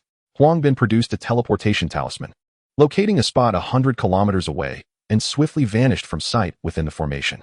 He departed in a rush, not a hint of hesitation. Throughout, he had not acknowledged his companions, leaving behind 4 bewildered souls, still reeling from the shock. It was utterly unexpected that Huangbin, who had always prided himself on his lofty ideals and gentlemanly demeanor, would abandon his companions in a bid for survival. Regaining her senses, Xianxia stamped her foot anxiously, her voice laced with a cry as she shouted into the distance, "Brother Ben, wait for me." "Humph, he has forsaken you." Another chimed in, unabashedly. "Xianxia, we would never abandon you. Who asked for your care? Look at yourselves before you speak. What a disgrace." With that, she hastily departed in a different direction, leaving behind two individuals with ashen faces, their eyes betraying a mixture of humiliation and a hint of bloodlust. Nearby, Gongsun Shihuan muttered, "What a fool." She then raised her gaze towards the direction they had come from, an inexplicable glimmer reflecting in her beautiful eyes. Meanwhile, in the city of Zuicheng, Xuanzhou, in the VIP room on the third floor of the heaven-piercing division, Zhang Kuang, clad in military garb that exuded a sense of ironclad discipline, sat with an upright posture. His piercing eyes radiated a bloodthirsty intensity. After savoring the spiritual tea presented by a serving girl, he clasped his hands towards the individual at the head of the table. "I seek to commission Lord Wu Wang to eliminate a target." The man in the principal seat remained non-committal, speaking in a measured tone. "Should you wish for my assistance, your offer must match the significance of the target." This individual, known as Wu Wang, was a mid-tier cultivator in the transformation realm and the head of the Zuicheng division. His movements were shrouded in secrecy, possessing a profound mastery of assassination techniques, and any individual recorded on his list met their demise within a short span. At present, the death roster housed thousands of illustrious names. Haha, that is agreeable. I shall ensure Lord Wu Wang is satisfied with the price.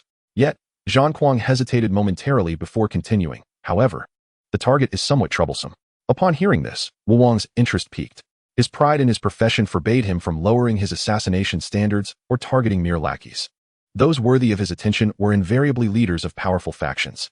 Who might this significant figure be? The general of the Xianxian Empire, Jun Lingyu. Should Lord Wu Wang decline this task, I may have to seek the services of the Hell Assassins. Zhang Kuang's tone bore an element of provocation. For Jun Lingyu's cultivation was shrouded in mystery, and the strength of his guardians, if any, remained unclear. To preclude the possibility of Wu Wang retreating in fear, he pressed on. Wu Wang, upon hearing the name of his old rival, the Hell Assassins, felt a surge of irritation. To forego this task would be a direct affront to his capabilities. Eliminating Jun Lingyu is a trivial matter. Zhang Kuang exhaled a sigh of relief and promptly quoted a minimum price from the depths of his heart. How does 100 billion mid-tier spirit stones sound? Wu Wang's heart raced. The offer from the Yuming Empire was substantial. In the past, his assignments to assassinate princes of the empire had not even reached half this sum, and he sensed something amiss. Clearly, the Yuming Empire was willing to invest heavily to procure this head, yet the risks outweighed the rewards. Outwardly, Zhang Kuang maintained a smile, inwardly cursing Wu Wang as an old fox. If I could handle this personally, why would I squander such exorbitant resources engaging in idle chatter with you? Oh, what price does Lord Wu Wang have in mind? Wu Wang pondered, 200 billion mid-tier spirit stones. Assassinating Jun Lingyu will inevitably expose the heaven-piercing division to potential cleansing within the Xinxian branch. Agreed. I shall provide half the deposit up front, and upon completion of the task, the remaining half shall follow. With that, he tossed a spatial ring across the table. Wu Wang received the ring, nodding in satisfaction. Brother Kuang, await good news. Simultaneously, far beyond the capital, in Xinyang City, at the nexus of Xuanzhou and Qianzhou, the city lord's manor was alive with revelry. The capricious city lord was currently engaged in merriment with the heads of the 5 prominent families within the city. After several rounds of drinks, Yi Yaopeng, noting the silence among the attendees, took the initiative to inquire. I have heard that General Jun Lingyu is soon to arrive in Xinyang. How shall we respond? As the foremost family in the city, the Yi family boasted extensive assets and annual revenues of considerable spirit stones, naturally unwilling to relinquish their grasp on what was rightfully theirs. Spirit stones are one of the primary currencies among cultivators on the continent, used to gauge the value of treasures, elixirs, and techniques. Derived from underground veins, they are often imbued with pure spiritual energy, making them a coveted resource for practitioners. Spirit stones are categorized based on the level of spiritual energy they contain, ranging from inferior stones to celestial stones, divine stones, Tao stones, and source stones. Each category is further subdivided into low, mid, high, and exceptional grades according to purity and quality, with conversion ratios established among them. Perceiving the atmosphere shifting, the city lord, with Yi Yaopeng having spoken, retracted his smile, adopting a serious demeanor. It depends on the general's level of discernment. If he acts with prudence, all will be well. The seasoned foxes present were not oblivious to the city lord's intentions. Gu Chen's gaze flickered, a barely perceptible smile gracing his lips. Have you not heard? The commander leads a 1,000,000-strong army. Are you not concerned about the impending danger? Pu Tongquan felt a surge of delight within, as a prominent family in Xinjiang. The Pu family was disinclined to have anyone overshadow them. Since 5 years prior, the Pu family had enjoyed the protection of the heaven-piercing division, with a formidable assassin stationed at their side, acting without restraint. Jun Huan from the Jun family frowned slightly, displeased, and expressed his stance. Given the facts, General Jun is, after all, a representative of the empire. While Xinjiang may exist on the fringes of imperial jurisdiction, such actions seem inappropriate. Jun Huan had once served in the city guard before retiring due to injury, and he had consistently sent family members to the military for training. Wu Jiaoyi voiced his agreement. We neither possess insight into the military's general strength nor understand the empire's intentions. If matters escalate, it could spell disaster for us all. We must think carefully. The Wu family head, asserting his position, added, we are neither betraying nor complicating matters. We merely hope he does not consider himself above others. Kuang Run, as an ally of the Pu family, stood firmly by Pu Tongquan, exchanging a glance that conveyed unspoken understanding. Yu Ku, with a cheerful demeanor, intervened. We all reside in Xinjiang. Why let this matter cause discord among us? The lord of the city was unwilling to acquiesce, deeming us mere insignificant shrimp, incapable of shouldering the burden alone. Hence, it is imperative that the esteemed lord make a decisive judgment. As the ever-changing one observed the commotion, his countenance darkened, and a glimmer of cold malevolence flashed in his eyes, contemplating that once he achieved his grand designs, he would deal with us accordingly. He then donned a radiant smile, exuding an air of exceptional charm. The general was on inspection, and the lord ought to be in attendance. The others silently cursed the cunning old fox, who meticulously left no detail unattended, intent on making everyone his pawns. A resounding tremor shook the ground, causing the hall of the lord's mansion to sway. Startled, the assembly rose in unison, instinctively thinking of an enemy assault, and hastened towards the exterior. Upon reaching the city tower, they beheld a multitude of dark figures advancing from the distance, sending chills down their spines. The ever-changing one barked in a cold tone, "Where are the gatekeepers? Quickly close the city gates and prepare for battle." "This subordinate obeys," replied a 6-foot-tall general, hastening to the gate to command the guards to shut it. The soldiers stationed at the gates, pale with terror, lost their composure, taking several moments to recover, collapsing to the ground as they gasped for breath.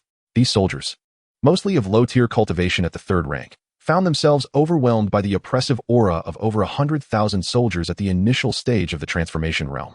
The citizens and lower-tier cultivators of the city, sensing the abnormality, hurriedly retreated into their homes, filled with trepidation, praying that it was not an invading army. On the city tower, fear gripped the hearts of the onlookers as the distance closed, the aura of bloodshed and pressure intensifying, leaving many faces ashen.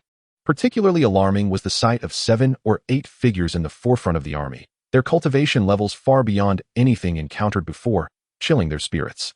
As the Lord, the ever-changing one possessed the highest cultivation, having reached the mid-stage of the divine concealment realm, and was about to inquire further when the deputy general of the Sui army reined in his horse and advanced, channeling a trace of soul sound technique from the unity realm towards the tower. "Why do you obstruct the imperial army's entry into the city?" The ever-changing one staggered against the tower, his head spinning, blood trickling from the corner of his mouth. The heads of the various families collapsed to the ground, blood seeping from their mouths as they gasped for air, their backs soaked with sweat, desperately channeling their techniques to absorb the spiritual energy of heaven and earth to mend their injuries. They exchanged glances, feeling a fleeting joy at having survived calamity. "Oh, it is General Jun." A tumultuous wave surged within them, recalling their earlier discussions, and they hastily cried out, "We did not recognize General Jun. Please forgive us. And we shall open the city gates at once." Without waiting for the ever-changing one to respond, they dropped to their knees and crawled towards the gates, disregarding their pain, shouting, "Quickly, open the gates, and let the imperial army in." Summoning every ounce of strength, they realized something was amiss, their voices trembling with fear. "We shall personally open the gates." Jun Lingyu stood before the army, his expression darkening as the gates remained closed. The deputy general, seeing Jun Lingyu frown, was inclined to draw his sword and attack. "General 1, please hold for a moment.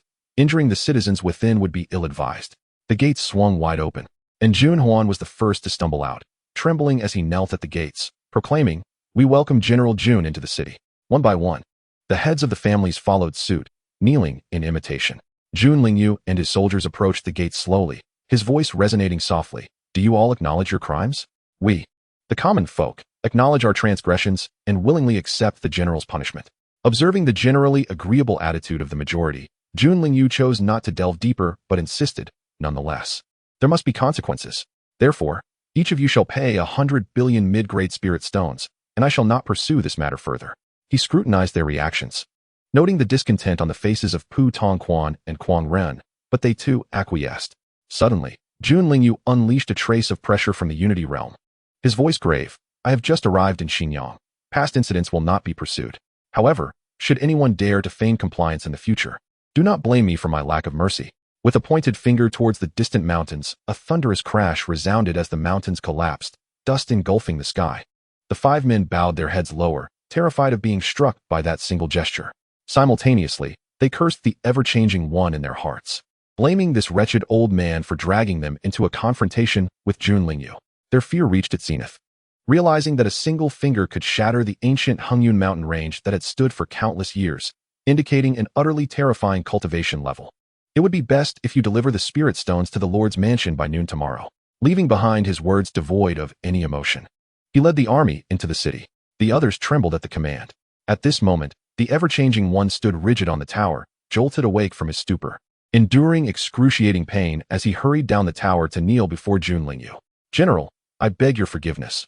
I was unaware of your sudden arrival, which led to my offense.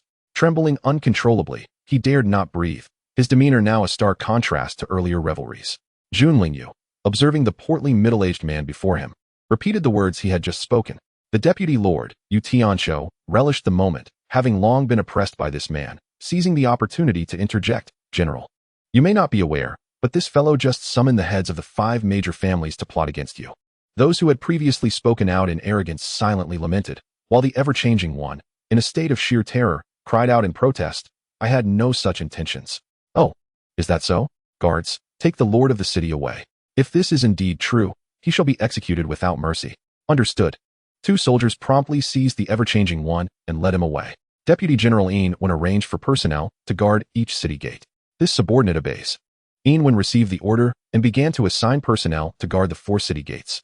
Deputy General Zhou Qiang was tasked with reorganizing the city guards, placing loyalty as the top priority. Zhou Qiang clasped his fists and departed, glancing back at the city gates, while Jun Lingyu turned to head towards the Lord's mansion. Those who had knelt at the gates finally relaxed, their minds racing with thoughts of the 100 billion mid-grade spirit stones, hurrying back to their families to prepare. Seated in the main chair of the Lord's mansion, Jun Lingyu inquired, apart from the city guards, are there any other military forces in Xinjiang? Yu Tianqiu, not daring to exhibit any sloth, recounted earnestly, there are 3 major legions, the Demon Subjugation Army, comprising approximately 200,000 late-stage Golden Elixir Realm soldiers, commanded by General Fang Gan, who is in the initial stage of the Divine Concealment Realm, stationed at the Western Demon Barrier Cave. The Heavenly Dragon Army, with 300,000 mid-stage Creation Realm soldiers, led by General Song Lianqing, is stationed at the Southern Zhao Pass. The Spirit Guardian Army consists of around 100,000 early-stage Purple Mansion Realm soldiers, under the command of General Yi Lin, stationed on the outskirts of the Xian Beast Forest. Furthermore, these 3 legions operate independently of the Lord's Mansion, which is responsible for their monthly rations and training resources. In the event of an attack on Xinjiang, the 3 legions will provide support. Chapter 15. The Initial Battle with the Sea Demon Clan. Jun Lingyu's lips curled into a smile as he continued his inquiries. What prominent families reside within the city? Noticing a hint of a smile on Jun Lingyu's face, Yu Tianqiu felt a wave of relief wash over him. There are the Yi, Jun, Wu, Pu, and Quang families, with the highest public cultivation levels all at the Purple Mansion realm, although there may be ancestral-level figures hidden within. Additionally, there are the Pill Pavilion, the Qingyun Merchant Association, and various assassin organizations. The Pu and Quang families harbor ulterior motives towards the general. Jun Lingyu raised an eyebrow, intrigued, and inquired in a nonchalant manner, "Oh, how does Lord Yu know this? Why inform me voluntarily?" Simultaneously, Jun Lingyu felt a sense of astonishment. Logically, as he had just arrived in Xinjiang, representing the Imperial Army, there should be no conflict with the local families. Could it be that he has compromised their interests? Suddenly, a thought struck him, and he began to scheme. To be candid, the Pu and Quang families are allied. 5 years ago, the Pu family was merely a third-rate family. Under the leadership of Pu Tongquan, they have now secured a place among the 5 major families. My subordinates conducted secret investigations and uncovered connections to the Heavenly Assassin. Upon hearing a profound discourse, Jun Lingyu silently commended Yu Tianqiu for his strategic acumen. His keen insight into human nature, and his ability to gauge the shifting tides of circumstance, qualities worthy of cultivation. You are already well versed in matters. For now, you shall oversee the daily affairs of the city. My subordinates shall surely act with diligence and loyalty. Finally relieved, Yu Tianqiu could continue in his post. He subsequently withdrew to comfort the citizens and cultivators within the city. Meanwhile, a thunderous explosion erupted from a remote village 1,000 miles away from Wanhai City. Thick, billowing smoke ascended as flames spread uncontrollably, accompanied by heart-wrenching cries. You vile beasts! Even in death, I shall take you down with me. Your Majesty, please save us. Zhao Yun's brow furrowed, his eyes revealing profound discomfort, his expression dark as a stormy sea. Shall I accelerate? Master, hold on tight. I'm about to speed up. Hurry. Stop your prattling, or you might end up pickled. Xiao Bai shivered, thinking of his master's insistence, yearning instead for a playful game of jump rope with Xiao Huahua. Yet, suppressing his complaints for the sake of his master's happiness, he poured forth all his strength, achieving supersonic speeds. Whoosh whoosh. The armies behind them swiftly followed suit. Yes, Commander, there are human forces approaching from the distance to provide support. Should we temporarily retreat? Retreat. What of the human army? Merely a handful of kittens. The little demons lamenting for an adversary have the opportunity presented to them. How could we let it slip away? These worthless ants will serve as nourishment for our commander. Indeed, what the commander says is quite right. Do not dawdle. Quickly, carry out your orders, slay all the men, and take the women away. Brothers, let us get to work. Let me go quickly. Mother. The valiant soldiers of the Sea tribe, brandishing their spears, howled as they rampaged and plundered. Upon arriving, Zhao Yun dismounted from his jade dragon spirit horse, taking in the horrific scene from afar with a visage as tranquil as still water. Yet his heart surged with murderous intent. The Sixth Army of Sui, witnessing the devastation, burned with righteous indignation, their eyes ablaze with fervor, eagerly awaiting the command to wipe out the enemy before them and teach them a lesson in humanity. Or rather, in bestiality. Seeing the Imperial army approach, the survivors knelt in place, weeping profusely. Grandfather, please wake up. The Emperor has dispatched troops to rescue us. A chorus of joy mingled with sorrow echoed through the air. A fish-scale tortoise demon, unable to endure the eerie silence, called out to the commander, Commander, these people are terrifying. Let us retreat.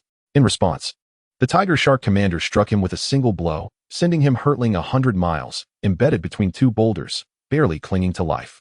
You are a general of the human race in Wanhai City. Why have I never seen you before? Speak less nonsense. With that, a slap landed on his face, swelling his left cheek to the size of a fist almost instantly. How despicable. Such underhanded tactics. You humans are all cowards, only daring to use trickery behind our backs. Do you know who I am? To discuss righteousness with you uncivilized beasts is surely a sign of insanity. Even if you are of the heavenly path, in the domain of the divine, one must be held accountable for their transgressions. What confidence do you possess, little demon? Before he could respond, the right side of his face swelled as well. Very well. The last human who dared to insult me was subjected to a gruesome fate.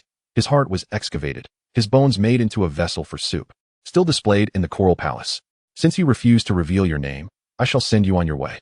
With that, he executed a 100-bird phoenix spear technique, instantly piercing the demon's head, cleaving his body into pieces, blood spraying onto the nearby fish shark soldiers. The commander has fallen. Everyone, charge forth and avenge our commander. Charge. Slay these invaders. The sounds of swords clashing and explosions filled the air as the Sui army swept through the enemy ranks with a mere flick of their hands, harvesting lives in an instant. In no time, the battlefield fell silent, leaving only the severed limbs and deep green blood of the fish shark soldiers behind. The remaining 100 citizens and cultivators from the distant village stood stupefied, feeling both fear and relief towards their unfamiliar saviors. Sensing the crowd's unease, Zhao Yun spoke to reassure them. I am General Zhao Yun, dispatched by His Majesty Yi Huang to support Wanhai City. There is no need for concern. Now that I have arrived, I shall decisively resolve the tribulations brought by the Sea tribe. All hail the general. Please, we implore you to eradicate these scourges. Father, mother, did you hear? The general is going to slay these beasts. Soon after, an elderly man stepped forward from the crowd, calming the people. Everyone, please be quiet. Since the general has promised our request, he shall fulfill it. Let us not disturb his journey. He then cast a sorrowful gaze upon the ruins before him, sighing deeply. In these cannibalistic times, where can one find a place to reside and thrive? Dragging his desolate figure, he led others to bury their loved ones and clear the remnants of the destruction. With a heavy heart, Zhao Yun made his way directly towards Wanhai City. Returning to the small holy ruins outside Xinyang City, situated 40 kilometers from the city, King Wu rested with 100 killers in the void refining realm. A spy dispatched days prior appeared beside him, clasping his fists as he reported, "I have uncovered the details regarding Jun Lingyu." Still meditating, King Wu kept his eyes closed. Reflecting, Jun Lingyu, 26 years of age, late-stage Purple Mansion realm. He travels with numerous aides, all exhibiting cultivation at the Purple Mansion realm. A million-strong army, with cultivators ranging from the Elixir realm to the Creation realm. He has just arrived at Xinyang City, unveiling the organization's hidden members, while the city lord is fickle. Simultaneously, he intimidates the 5 major families within the city, coercing them to pay 100 billion medium-grade Xian Earth-level spirit stones, causing discontent among several families. King Wu pondered this information. This individual appears unremarkable. Why does the underworld regard him as a significant threat? Could he be concealing some hidden trump card? He resolved to remain vigilant. Rest for now. Meanwhile, within the divine Xian Imperial Palace, in the reading hall, Your Majesty, the Shadow Guards have relayed news regarding General Jun. Lingtian set down the memorial in his hands, inquiring with curiosity, "Oh, General Jun has arrived at Xinyang City?" "Indeed. General Jun has just reached Xinyang City, but was obstructed by the Fickle One and others. However, they were all swiftly incapacitated by Deputy General Yin Wen's sole attack, leaving them in disarray and begging for mercy." Interesting. At that moment, a voice from the guards broke through, "Your Majesty, the Shadow Guards of the Underworld have delivered information that a general from the Underworld, or Frenzy, has colluded with the Wu King of the Tianxia division in Chui City to assassinate General Jun." The guard spoke, sweating profusely, fearful of inciting the Emperor's wrath. Lingtian's gaze turned icy. It was not concern for Jun Lingyu's safety that troubled him. The beings emerged from the system, even in dire circumstances, could effortlessly surpass their opponents. Moreover, the disparity in cultivation levels was stark. It was commonplace for them to crush their adversaries. Nonetheless, such an overt provocation infuriated him. It appeared outsiders still did not comprehend the consequences of offending his authority. Thus, his voice, devoid of any emotion, resonated through the hall, "You may withdraw." Upon receiving permission to depart, the guards dared not linger, their thoughts consumed by the terrifying presence of His Majesty. Given the actions taken by the Underworld Dynasty, it was imperative that I, too, make a statement. As you desire, I shall indulge this motley crew of jesters. Issue a decree for Knight Wu Huang to lead the Divine Command Department to seize the opportunity and deploy forces to obliterate the Underworld Dynasty. Understood. Ding. Triggered a system side quest. Annihilation of the Underworld Dynasty. Task deadline, 20 days. Completion rewards. 2 opportunities for divine summoning. 800,000 breakthrough pills for the fusion realm. A random army summoning card, and an upgrade of the Chaotic Emperor's secret art by 1 tier. Lingtian's eyes sparkled with excitement as he mused inwardly. It seems that the system's suggestion to complete more tasks requires me to continuously trigger them in order to obtain rewards and enhance the Chaotic Emperor's secret art. Meanwhile, Jun Huan returned to his family and promptly convened the elders of the Jun clan in the council hall to deliberate on a strategy. Surveying the gathered assembly, he spoke with a bitter tone. "The reason for calling everyone here today is to address the matter concerning General Jun Lingyu." Before Jun Huan could finish his statement, gasps of shock erupted from the crowd. What? Is your family head trying to bring ruin upon the Jun clan? What if we become collateral damage? It would mean our doom." Witnessing the chaos unfold, Jun Huan felt a surge of rage swell within him. "I should never have attended that absurd city lord's banquet. What a mess this has caused. I've entangled myself in it." His expression darkened as he silently regarded the irate assembly, the oppressive aura of his later-stage creation realm presence subtly manifesting. The elder, Jun Yingwen, sensed the abnormality and raised his hand to quell the complaints. "Everyone, please calm down. Since this situation has arisen, we must seek a solution. Let the clan head finish speaking before passing judgment." With that, he gestured for Jun Huan to continue. The assembly wiped the sweat from their brows, the air thick with trepidation. Surely, they had all felt the tremors within the city today. A single strike from a general had injured the capricious and caused quite the uproar. Remembering the bloodlust that accompanied the soldiers, their expressions turned increasingly fearful. Trembling as they explained, the soldiers under Jun Lingyu were even more formidable, with 100,000 troops surpassing the city lord in strength. Jun Yingwen's pupils contracted in shock, his astonishment palpable. After 200 years of cultivation, he had merely reached the initial stage of the creation realm. His once vibrant complexion turned pale, the color draining from his face as his eyes clouded. The Jun clan is finished. Chapter 16. The source of the dynasty's fortune, the dragon. Others shared similar expressions, their gazes dull, overshadowed by an impending sense of doom regarding the clan's future. A chorus of curses erupted. Suddenly, the second elder, Jun Wuyo, rose and surveyed the room. There is no need for panic, everyone. If the Wilderness King continues to press us, I implore our esteemed ancestors to emerge from their seclusion. It could grant us a glimmer of hope. He then clasped his hands in respect toward the elders residing in the mountains behind the Jun clan. His voice exuded unparalleled reverence, and a hint of pride graced his features, rendering him exceedingly devout. The ancestors of the Jun clan were all top-tier powerhouses. Decades prior, they had secluded themselves in pursuit of the mid-stage of the Purple Mansion realm and had yet to emerge. How could I have forgotten this detail? The ancestors have not perished. Could it be a ruse, a retreat into the shadows? Yet what use is that? Over the years, how much could their cultivation have advanced? Surpassing the Purple Mansion realm seems unrealistic. If Jun Lingyu employs a strategy of sacrificing lives, we stand no chance. Moreover, their strength is unfathomable. What then? We are trapped in a dead end. At worst, we could fight to the death. Noting that the moment was ripe, Jun Huan lightly cleared his throat. Interrupting the grumbling and bickering, Jun Yingwen and the others turned their hopeful gazes toward him. With their concerns filtered, it was revealed that General Jun merely demanded a payment of 10 billion mid-grade spirit stones and would no longer pursue past grievances. The crowd, upon hearing this, still bore a hint of gloom in their eyes, but a spark of hope ignited, their fearful expressions easing considerably, relieved to have escaped catastrophe. Wonderful. The general is indeed wise. Although producing the family's 5 years of net profit will sting, no one is foolish enough to prioritize wealth over life.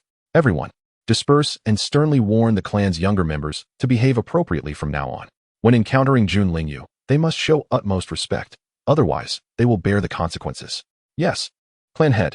Meanwhile, in the residence of the Park family, Park Tongquan returned home in a state of disarray, his fury palpable. Why? Why must fate conspire against me?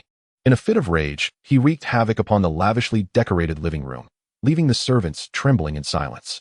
Since taking over the Park family 5 years ago, Park Tongquan was dissatisfied with the distribution of resources controlled by the other prominent families in the city. After promising to share half of the operating profits, he secretly forged an alliance with the leader of the Xianxia branch, Gong Sun-ing. Gong Sun-ing was tasked with eliminating the primary leaders of the other families to clear obstacles for the Park family. Consequently, the other families were forced to contract their operations and raise prices on pills and weaponry. The Park family devoured a significant portion of the industry, reaping immense profits. Yet the capricious city lord intervened, thwarting Park Tongquan's plans. After 5 years of preparation, Park Tongquan had cultivated many formidable individuals, and his own cultivation reached the later stage of the creation realm, firmly establishing the Park family among the 5 great clans. The arrival of Jun Lingyu, with his overwhelming strength, threatened to extinguish years of effort, and his fury was understandable. Disguised, Park Tongquan made his way to an inconspicuous tavern. Upon verifying his identity, he was escorted by a serving boy to a secret chamber in the rear courtyard. The serving boy stood outside the chamber door, respectfully announcing, reporting to the hall master. The head of the Park family requests an audience. Enter. The serving boy lightly tapped a circular concealed mechanism in the wall, and a massive stone door slowly rose. Inside, the chamber was resplendent, brimming with spiritual energy, where a middle-aged man sat at the center, his crimson eyes opening languidly upon sensing the arrival of another. It has been a long time since the head of the Park family last visited. Your sudden appearance today must be due to a troublesome matter. Suppressing the pain in his ears, Park Tongquan responded calmly, Indeed, I bring news of a difficult situation. Jun Lingyu has arrived in Xinjiang today, and the heads of various families are being coerced to submit 10 billion mid-grade spirit stones. This raises concerns that this demand may impact the spirit stones allocated to Gongsun Hall Master. Hence I came to discuss a countermeasure. Oh, is that so? What considerations does the head of the Park family have? Gong Sun-ing pondered, having seen through Park Tongquan's intentions, though he harbored a deep-seated hatred for his enemies. He chose to bide his time, displaying the potential of a cunning leader. However, his strength and influence were insufficient for significant achievement. Sighing, he thought of utilizing Park Tongquan's resources for his own gain. These thoughts flitted through his mind before he collected himself and spoke solemnly, Shortly, I will dispatch someone to the city lord's residence to investigate. The spirit stones can be temporarily entrusted to him. Having relayed his message, Park Tongquan departed the tavern to prepare the spirit stones. Gong Sun-ing contemplated the credibility of Park Tongquan's words and instructed the Void, Shadow 5. Go investigate what transpired in the city today, keeping a close watch on the movements of the city lord's residence. Report immediately if there are any developments. Understood. As you command, my lord. With that, the Void shimmered with a ripple, and Shadow 5 set off to gather intelligence. At this moment, a scene of anxiety and unrest unfolded among the other families in Xinjiang. Ultimately, it was revealed that Junlingyu only demanded 10 billion mid-grade spirit stones.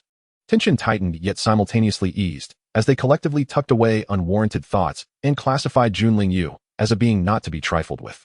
This was a testament to the undeniable truth. The might of power and influence often instills fear in those whose capabilities pale in comparison, rendering them hesitant to harbor ulterior motives. Thus, the crux of all beginnings and essence lies in possessing one's own value. On the second floor of the Qingming Inn within the city, a young girl clad in blue sat by the window, cradling her chin in her hands as she gazed into the distance towards the city gate. A flag of the 10th Sui army billowed gracefully in the wind, while soldiers stood resolutely on the battlements, their faces betraying a hint of bewilderment. A few hours prior, the girl had witnessed the procession of Junlingyu and his entourage entering the city. Intrigued by the prowess of this general, she pondered how he could incite such fear in a host of prominent families, compelling them to kneel in supplication while apprehending the city lord. Having resided in Xinjiang for some time, she knew the city lord was a figure of considerable repute. Yet, in the absence of conflict, blood trickled from the corners of many mouths, alluding to the formidable strength of the newcomers. Deep in thought, she recalled the ambushes she had faced, burdened by the Zhang family's deeply rooted enmity. Zhang Ruoshi, overwhelmed by sorrow, whispered, "Father, rest assured, no matter the cost, I shall avenge you." Meanwhile, within the Divine Xian Palace, a notification chimed, indicating the initiation of a side quest to reclaim the 3 major legions of Xinjiang. Upon completion, a reward of 200,000 breakthrough pills for the Divine Concealment Realm awaited. Lingtian surmised that Junlingyu would soon assume command of the Xinjiang forces, and it would not take long. Given that there were 200,000 soldiers of the Divine Concealment Realm, he contemplated utilizing a single summoning opportunity to assist Junlingyu. Thus, he commanded the system to initiate a targeted summoning, channeling celestial powers across the cosmos, as the formidable aura of the Emperor cascaded downwards toward Xinjiang. Above the city lord's manor, a radiant projection materialized, casting Lingtian's majestic silhouette. The guards of the manor were instantly alerted. "It is His Majesty's projection. We pay our respects to your Majesty. No need for formalities. General June, I shall employ my divine powers to appoint 2 capable aides to assist you. I hope you resolve the matters here expeditiously." "I shall obey." As soon as the words were uttered, 2 young men appeared within the city lord's manor. They attempted to probe Lingtian's presence with their spiritual senses, only to be met with an overwhelming force that sent cold sweat cascading down their brows. Fearful of potential repercussions for any perceived offense, "Your Majesty," Lingtian's projection chuckled at the 2 youths before him. Su Xiling, with a silver moonsoft sword concealed at his waist, donned ornate armor, presenting himself in a refined manner. Ko Zhong, with sword strapped to his wrists and an air of rebellious charm, exuded a hint of mischief in his enchanting eyes. "You 2 need not be formal. I assign you to serve under General June, striving to resolve the local issues swiftly, as you command." With that, the projection faded into oblivion. "I am newly arrived in Xinjiang, with an unstable foundation. Are you both willing to undertake the task of reclaiming the 3 major legions for me?" The 2 exchanged glances of excitement, realizing this was an opportunity to earn merit and secure their standing. After all, they had emerged from the system, fully aware that Lingtian was destined to reign supreme, sweeping across the realms. Serving as Junlingyu's deputy was an opportunity they welcomed. In unison, they replied, "We are willing to proceed." Junlingyu, satisfied, waved them off, and in an instant, they vanished, leaving the guards outside astonished. A smile graced Junlingyu's lips as he mused about the arrival of the fated daughter of fortune that Gu Qing had mentioned, feeling a sense of anticipation. The Gu Qing team returned to report their findings in the bustling city. Zhang Ruoshi had just arrived at the city lord's manor when she caught sight of 2 figures soaring swiftly into the sky, their presence exuding an oppressive force that left her breathless, deepening her curiosity about Junlingyu and solidifying her resolve. At that moment, a guard entered the hall, announcing, "General, there is an unfamiliar young woman seeking you outside." Junlingyu extended his spiritual sense and, upon recognizing the stranger, felt a flicker of confusion. Simultaneously, Lingtian had recently retracted his divine powers when he was met with the melodic notification chime. Ding. Side quest initiated. Capture any son of fortune. Reward 2 summoning opportunities. A gentle reminder followed, stating that the system currently lacked stored fortune values and urged the host to quickly establish a fortune repository, which would help accumulate the dynasty's fortune and gather the fortunes of the world. Yin, do you have any recommendations for suitable fortune repositories? In an unknown space, Yin's eyes sparkled with vitality as she presented 3 options. Option 1, a forced task triggered by the system, with no rewards upon completion. Option 2, The system provides an advance, deducting future rewards from the host. Option 3. Directly consume 3 summoning opportunities to summon an independent entity, the Fortune Source Dragon. The strength of the dynasty's fortune will be borne by the Fortune Source Dragon. The host and their subordinates can capture the talents of fortune and amplify their own power to aid the dragon's growth. High fortune can also attract various exceptional talents to join. After much contemplation, Lingtian resolved firmly. Ineen, I choose option 3. Ding. Mode selection successful. Commencing the summoning of a mid-stage Fortune Source Dragon. Ding. A dragon's nest is included as a bonus. Please note, only fortune beasts may reside within this nest, which seals a celestial-level spiritual vein. Please designate a release location. In the blink of an eye, the skies above the imperial capital darkened, ominous clouds roiling as thunder rumbled. The heavens abruptly split open, revealing a chasm of cosmic laws intertwining with the grayish aura emanating from within, dissipating the power of the spiritual source. With a resounding roar, a colossal 9-clawed source dragon emerged from the rift, soaring and tumbling through the air. The beings within a million-mile radius fell silent, paralyzed by the overwhelming aura exuding from the Fortune Source Dragon, prostrating themselves in terror. This extraordinary phenomenon sent ripples through the surrounding factions. At the Sunyu sacred land, the reclusive masters Xianxiaaudiobooks sensed the celestial anomaly and leapt from her meditation chamber, witnessing the dissolution of the sky's laws. Her gaze narrowed in shock as she recognized the grayish gas. She recalled the sacred texts indicating that only powers from a higher realm could obliterate the spiritual source's strength. Clearly, this phenomenon was far beyond that. The arrival of the Source Dragon's formidable presence caused her to plummet from the sky, her scalp prickling in fear. The sheer pressure rendered her, a late-stage cultivator, utterly defenseless. Send someone to investigate the source of this anomaly. Chapter 17. The debut of the twin dragons, Ko and Su. As the space rippled, a figure cloaked in darkness stepped forth, bowing respectfully to Xianxiaaudiobooks above. I am at your command. The space then returned to tranquility. In the Qingyun sect's conference hall, Qin Luotian and the elders were deliberating over friction with the Xuanma sect when the celestial anomaly disrupted their discussions.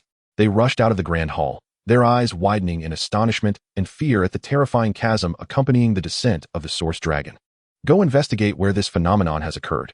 We shall obey the sect master's orders. In the Tianyao forest, the Qinglin Bai Jiao, a demon king of the harmonious spirit realm, lay prostrate upon the ground, overwhelmed by the Source Dragon's bloodline power. His subordinates sprawled in disarray around him, creating a scene of utter devastation in the forest. In the underworld imperial capital, Director Zhou Yuntong sensed the occurrence of the anomaly in the western part of the dynasty. Activating his golden gaze, he peered towards the chasm in the sky. Just as he intended to glean further details about the Source Dragon, he was struck by an invisible force, leaving him shaken and retreating his spiritual sense with trepidation.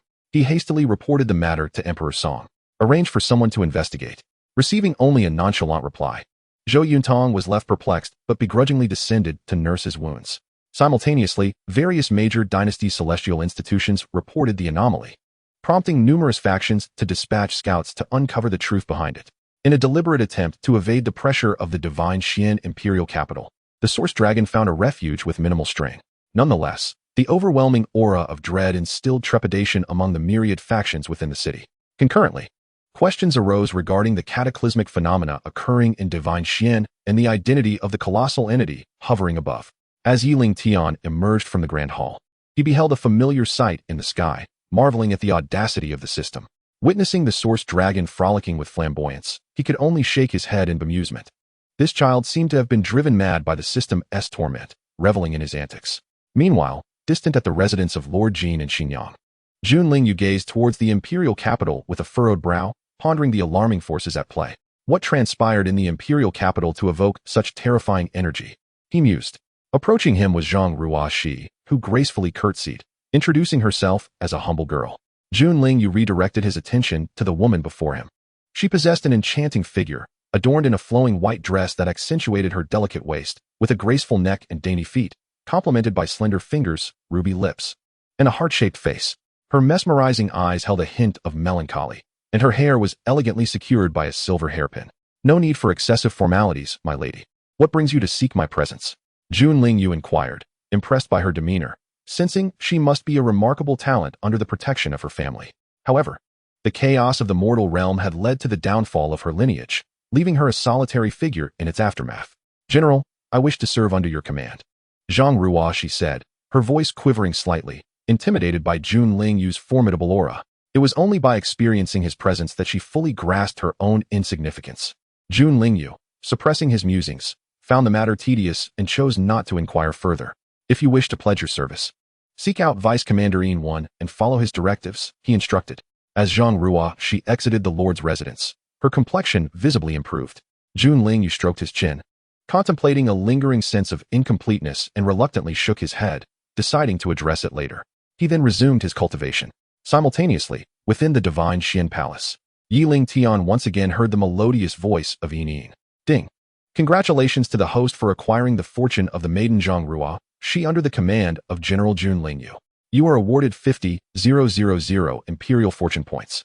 As she is the first child of fortune, you are additionally granted one opportunity for summoning divine beings. Yi Lingtian, taken aback, marveled at Yin Yin's generosity. Elated, he recognized his pressing need for capable individuals to govern the nation. The more summoning opportunities, the better. Perhaps fortune would favor him with an unparalleled strategist. A radiant smile spread across Yi Lingtian's face. As this maneuver promised substantial gains, the celestial great spirit veins were indeed a coveted treasure. Meanwhile, the source dragon soared above the palace, its form visibly expanded by 5 zhang, its roar resonating through the heavens. A potent aura enveloped its being, radiating an extraordinary grace. The dragon's luminous eyes sparkled with delight. Subsequently, the source dragon darted to Yi Lingtian's side, playfully gliding about. Yi Lingtian smirked. This creature's demeanor was in stark contrast to its earlier ferocity. Observing from the side, Han Kai perceived the extraordinary phenomenon, witnessing everything unfold. Such a formidable dragon, serving under his majesty, only amplified the emperor's allure, drawing such beings to his side. You shall henceforth guard the dragon's nest palace, tasked with repressing the imperial fortune. Yi Lingtian commanded, and the source dragon, understanding its master's words, transformed into a colossal dragon, rolling its massive form before diving into the dragon's nest palace to continue its cultivation. Yi Lingtian sensed the unusual aura emanating from the palace and, probing with his spiritual awareness, discovered the source dragon's transformation, inwardly astonished. The dragon's nest palace was perfectly tailored for the source dragon, endowed with celestial-grade spirit veins. What a pity. Next, he examined his personal information. Host, Yi Lingtian. Identity, Emperor of Divine Xian. Cultivation, late stage of the integration realm. Fortune points, 1, 0, 15, 0, 35 out of 1. 0, 0, 0, 0, 0, 0, 0, 0, 0. Summoning cards, none. Techniques, Chaos Emperor Scripture, second layer. Items, Burning Heaven Sword Flame, mid-grade artifact, Life Spirit Essence, celestial grade, 17 bottles. 1 million mid-grade celestial stones. Divine Beasts, Nine-tailed White Fox, Jiuqing, late stage of Tribulation Realm. Yuan Chengdu, late stage of Great Completion Realm. Bygone, early stage of Tribulation Realm. Xianxiaaudiobooks, mid-stage of Great Completion Realm. Zhao Yun, late stage of Tribulation Realm. Bai Qi, late stage of Tribulation Realm. Suzy Ling, mid-stage of Great Completion Realm. Ko Zhong, mid-stage of Great Completion Realm. Armies, Sui Army, Jade Dragon Spirit Blood Horse, 10 million. Early stage of God Transformation, 10 armies. Xian Army, 600,000, from Creation Realm to God Concealment Realm, for armies. Qin Army, 5 million. Late stage of God Transformation, 5 armies. Territories, Western Desolate Region, 1 state, 24 states total. Main quest, reclaim the lost territories of Divine Xian. Side quest, reclaim the 3 major legions of Xinjiang. Sitting upon a quartz jade chair, Han Kai reflected on Yi Lingtian's recent transformations, noting the mysterious powerful beings and armies that had pledged their allegiance, alongside the disturbances caused by the source dragon. In that moment, she felt a sense of bewilderment, perceiving her sovereign as enigmatic, and sensed an intangible distance between them. Although he had not explicitly displayed his formidable cultivation, each encounter with him left her feeling an elusive pressure. The system-enhanced cultivation was undoubtedly flawless, and practical combat experience facilitated effortless mastery. Moreover, his absorption of vast amounts of chaos source energy elevated his soul's strength far beyond the strongest beings of the source realm. It could be said that even if this universe were to face annihilation, he would merely suffer physical demise. The damage to his soul was trivial. Thus, with the dual factors of soul enhancement and cultivation, he was practically untouchable in this realm, instilling a similar sense of oppression in those around him. Noticing Han Kai Yi's disquieted demeanor, Yi Lingtian inquired with a hint of reproach. Kai Yi, are you unwell? You seem somewhat off today. His sudden voice startled Han Kai Yi, who had been lost in thought. Taken aback, She had developed a deep infatuation over the past few days of their interactions, and her joy was palpable. "Your Majesty, I am quite well," she replied, her emotions betraying her. Observing her changing expressions, Lingtian sighed inwardly. This girl was delightful. Yet she could not conceal her feelings. Looking at Han Kai-yi's gentle and sweet countenance elicited a sense of tenderness within him. He reached out to pat her head softly, his tone gentle as he said, "Let us take a breath of fresh air." "Ah, Your Majesty, you are burdened with affairs of state. I fear to delay you," she exclaimed as he took her hand and led her towards the imperial garden without further ado. Outside, the tempest stirred by the source dragon's emergence swiftly engulfed the realm. Within a quaint tea room on the third floor of the elegant garden, the fourth young master of the Zhang family, Zhang Heng, and Yi Yuan sat together. Sipping their tea, they engaged in light-hearted conversation about the affairs of the world. Suddenly, Zhang Heng's voice broke the tranquility, filled with confusion. "Brother Yi, do you have any knowledge of the creature that emerged from the recent terrifying phenomena?" His tremor-laden voice revealed that he had been considerably shaken, yet curiosity lingered. Yi Yuan, gently raising his spirit pomelo tea for a sip, elucidated. "I have perused records of similar beings in the bestiary, akin to the legendary four-clawed spirit dragon in form, yet its size, capabilities, and rank are evidently not on the same tier. I cannot elaborate further."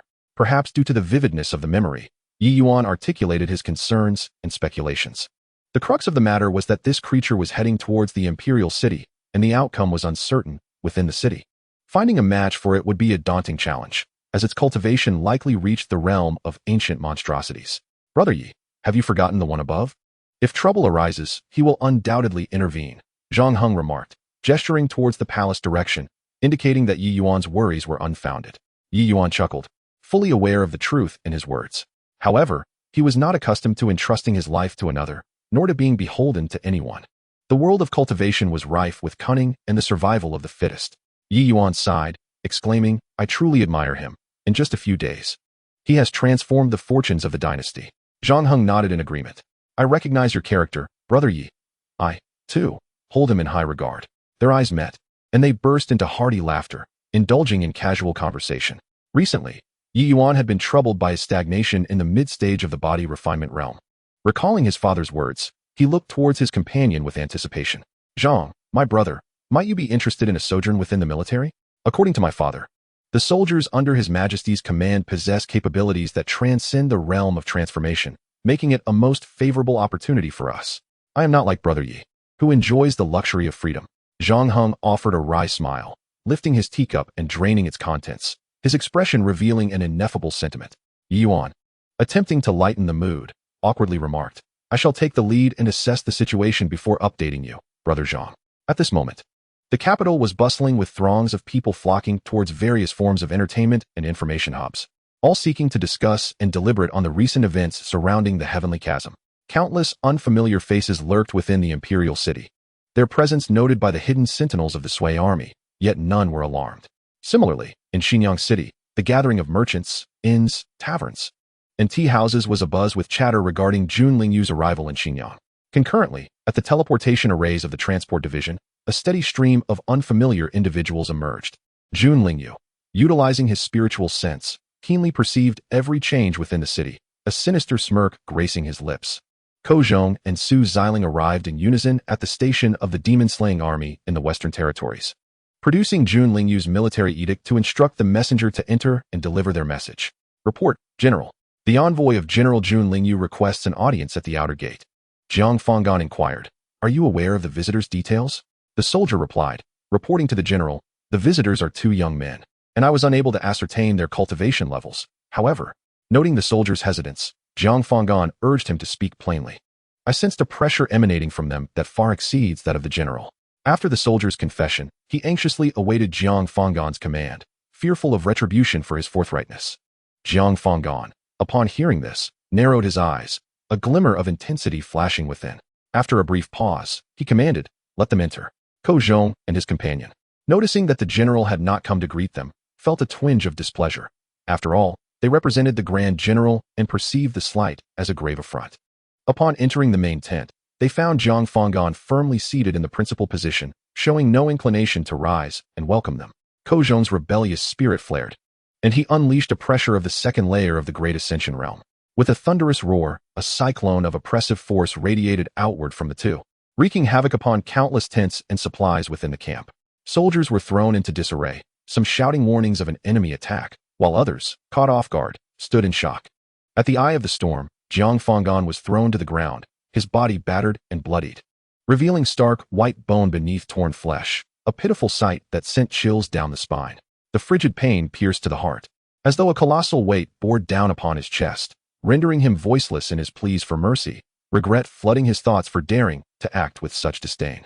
Su Xiling, seizing the moment, spoke, "This chastisement should serve as a lasting lesson."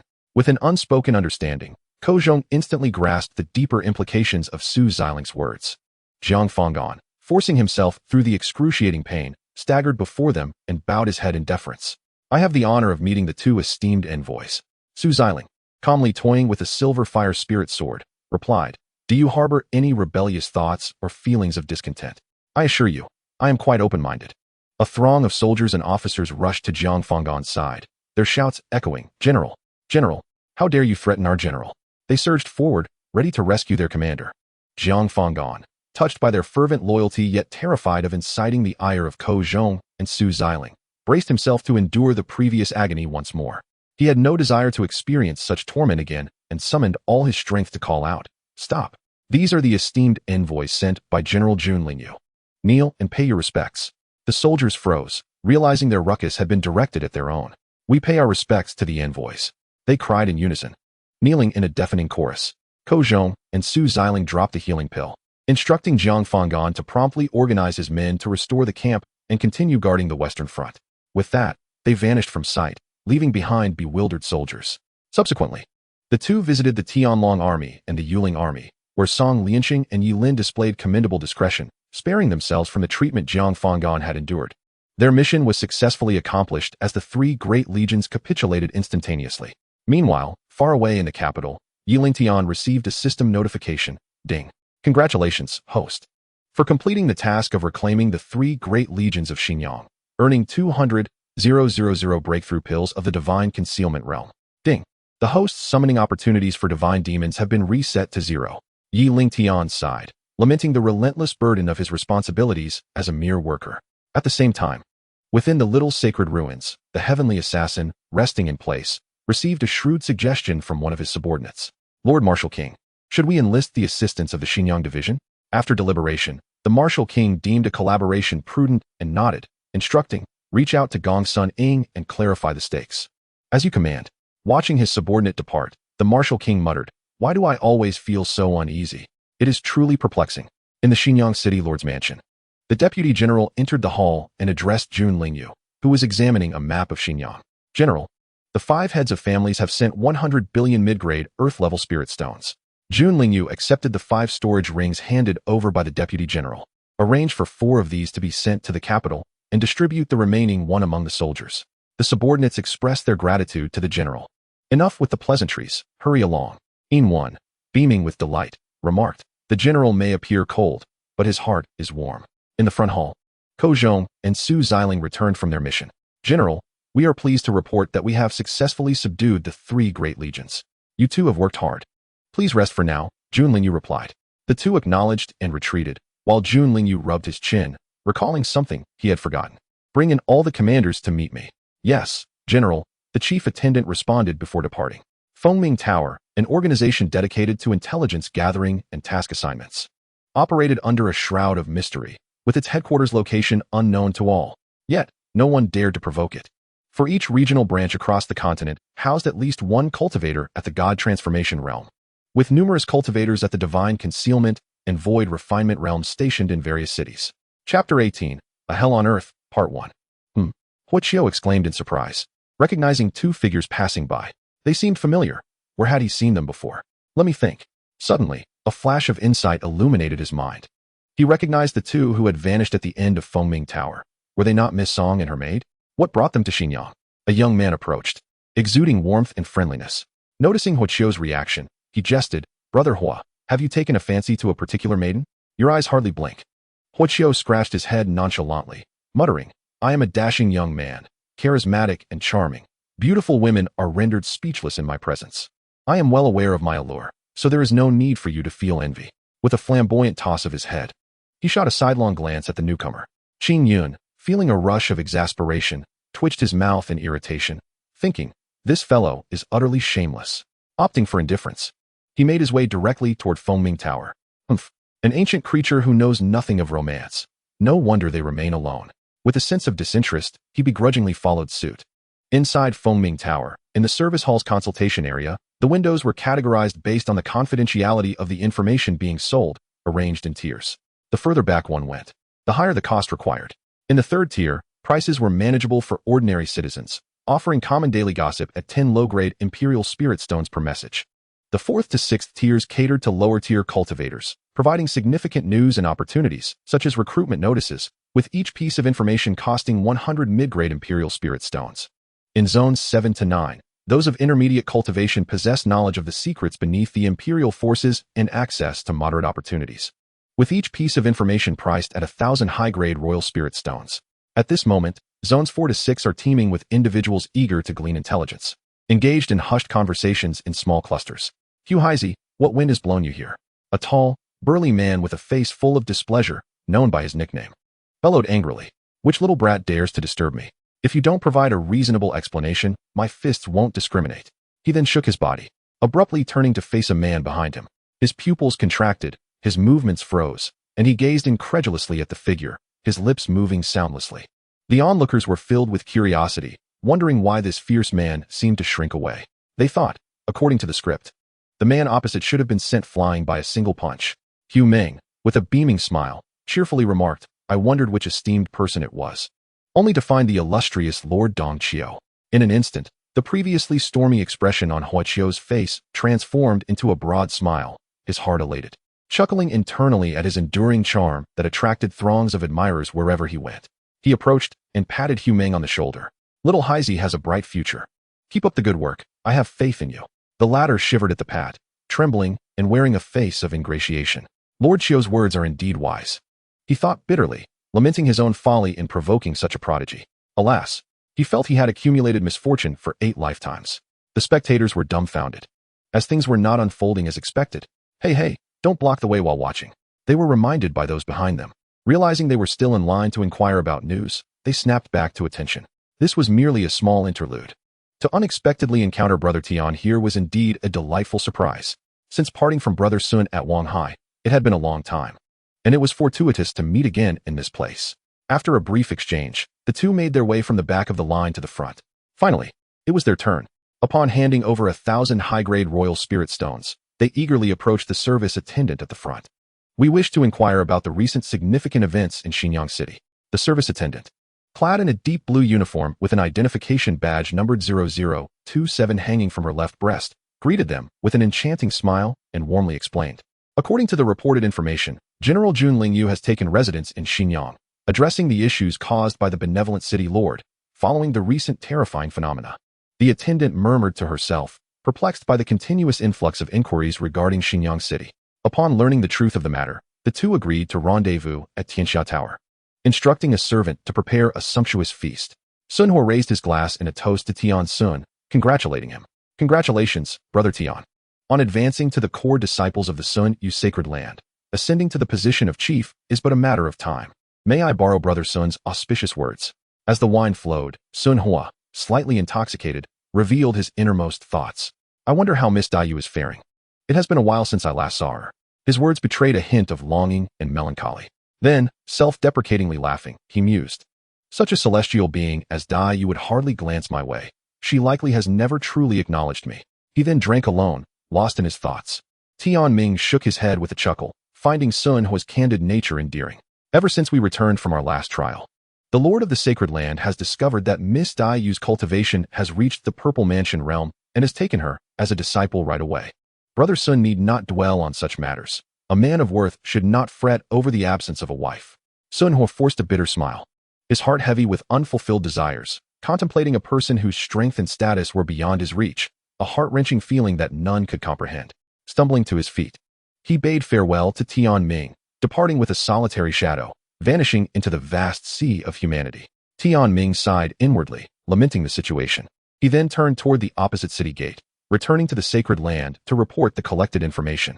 Wanghai City was currently under siege by the Sea Tribes. With millions of demon soldiers amassed at the major city gates, fortresses, and narrow passes, wreaking havoc within. Except for the central area of the inner city, the rest lay in ruins. As far as the eye could see, desolation reigned, and smoke filled the air. In the distance, the sounds of collapsing walls and the din of battle echoed ominously. The ground was littered with the remains of citizens, their bodies ravaged, skulls crushed, leaving skeletal remains strewn about. Blood was scattered, the once congealed liquid now flowing across the surface, painting the desolate land in a horrific crimson hue. Every meter revealed one or more bodies, all meeting the same brutal fate. However, most of the corpses were contorted, having suffered merciless torture in life, leaving behind traces of their suffering. In the sky, rows of sailboats hovered, methodically converging towards the city center. The inner city was significantly smaller than the outer, accommodating only 1 million souls. Areas previously closed to civilians were now inundated with an overwhelming influx of people. At this moment, the crowd surged, emotions running high, as they shouted towards the city lord's residence. "Lord City Lord, what shall we do? The demons outside are about to breach the protective barrier. Where are the Imperial troops? Are we to perish here?" The cries of despair, fear, and confusion echoed up to the city lord's residence. City Lord Sherlin, with his right hand injured, bore a white ribbon wrapped around his bandaged arm, dangling from his neck. He resembled an ant on a hot skillet, pacing anxiously, hearing the desperate voices outside. His brow furrowed in worry, pondering what course of action to take. That horde outside was eyeing them hungrily. Should they falter, they would all become their next meal. Alas, if the Imperial army does not arrive soon, there is little I can do. He then turned to the deputy city lord beside him, inquiring, "How many soldiers do we still have?" The man, with a grim countenance, concealed his apprehension. "Aside from the injured, there are fewer than 200,000 soldiers capable of fighting. If the protective barrier is breached, we will face an overwhelming assault." Chapter 19. A Hell on Earth, Part 2. Sherlin raised his hand to interrupt the deputy city's words, already aware of what he was implying. Sighing helplessly, he solemnly addressed everyone present. "Currently, there is no better solution. We can only hold out for a day, hoping the Imperial army arrives swiftly." The deputy city lord and the surrounding guards fell silent, their hopes repeatedly dashed, their hearts devoid of faith. Moreover, if even Sherlin did not believe that the Imperial army would come, how could they? Sherlin scanned the expressions of those around him, understanding their thoughts, and furrowed his brow, admonishing them. "We've come this far. We must persevere. Perhaps in the next moment, the army will arrive. Even if we do not care for our own lives, can we bear to watch our loved ones perish before our eyes?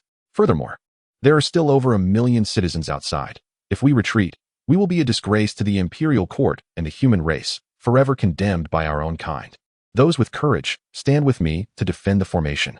Over 1,000 guards from the city lord's residence stood resolutely, drawing their long swords, their battle cry resounding. "We vow to protect the last line of defense of Wang Hai City with our lives." Good. This is the spirit a soldier should embody.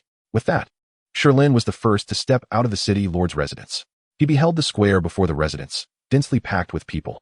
The elderly and children huddled together for warmth. Sherlin's throat tightened, and tears involuntarily streamed down his face. His loyal guards, concerned, stepped forward to inquire, "My lord, are you unwell?" Sherlin waved them off dismissively, striving to master his emotions. As the townsfolk finally beheld the emergence of their lord, a wave of excitement swept through the crowd, dispelling the earlier gloom and despondency.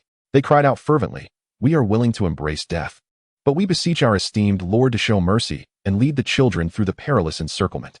In the next life, we shall serve you faithfully, repaying the grace you have bestowed upon us." With that, they knelt heavily upon the cobblestone ground, faces concealed as tears streamed down, their anguished pleas rising and falling like the tide. "May our Lord grant us his favor." At that moment, Sherlin felt a profound sense of self-reproach for his impotence, helplessly observing his subjects yearning for life, yet resigned to die. What merit had he to be fortunate enough to share this moment with them? With a resounding crash, Sherlin fell to his knees again, the heavy door of the mansion shattering beneath him. Unbeknownst to him, he crawled forward slowly, striving to bridge the distance between himself and his people. Behind him, the guards stood silently, their eyes glistening with tears, voiceless in their sorrow. None realized they were teetering on the brink of an explosion of despair. "I, Sherlin, shall not forsake any soul, even if the monstrous beings outside trample my flesh," he vowed fiercely. Yet, what a poignant scene this is. Alas, none shall escape. Remain willingly as my sustenance. The monstrous king, with a cruel laugh, urged his minions. Why waste time with them? Burst through the barrier and seize them all. I revel in such straightforward brutality. Sherlin glared at the sea demon king hovering above. his voice laced with venom. You seek death, believing me powerless.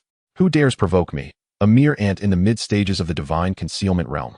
Truly, you possess no fear of demise. Upon hearing this, Sherlin scoffed disdainfully, a cold laugh escaping his lips. What matters death? Today, I am your tomorrow. There is no distinction, merely a struggle for survival. Foolish child. Arrogant indeed. There are many who could crush me, yet none among the divine concealment. The demon king roared with laughter. How audacious. My imperial brilliance allows me to easily dispatch a general to subdue you. Suddenly, a lesser demon interjected, my king. If we do not act swiftly, the whale spirit king will arrive, and we shall gain nothing. Enraged, the demon king lifted his heavy claw and sent the lesser demon flying 10 kilometers with a single swipe. You dare to suggest rebellion? The other sea demons recoiled in fear, creating distance. Such is the king's nature, foolishly boasting while blaming the leader of the fish and sharks. Beware. You might receive unwanted attention. Suddenly, the sound of the protective barrier shattering echoed ominously. This is bad. Everyone, protect the children, cried a voice. Yes, my lord. The remaining soldiers of the inner city, both injured and able-bodied, rushed to the forefront, striving to shield against the onslaught of the demon soldiers. Alas, my apologies. Are you certain this is a defensive formation?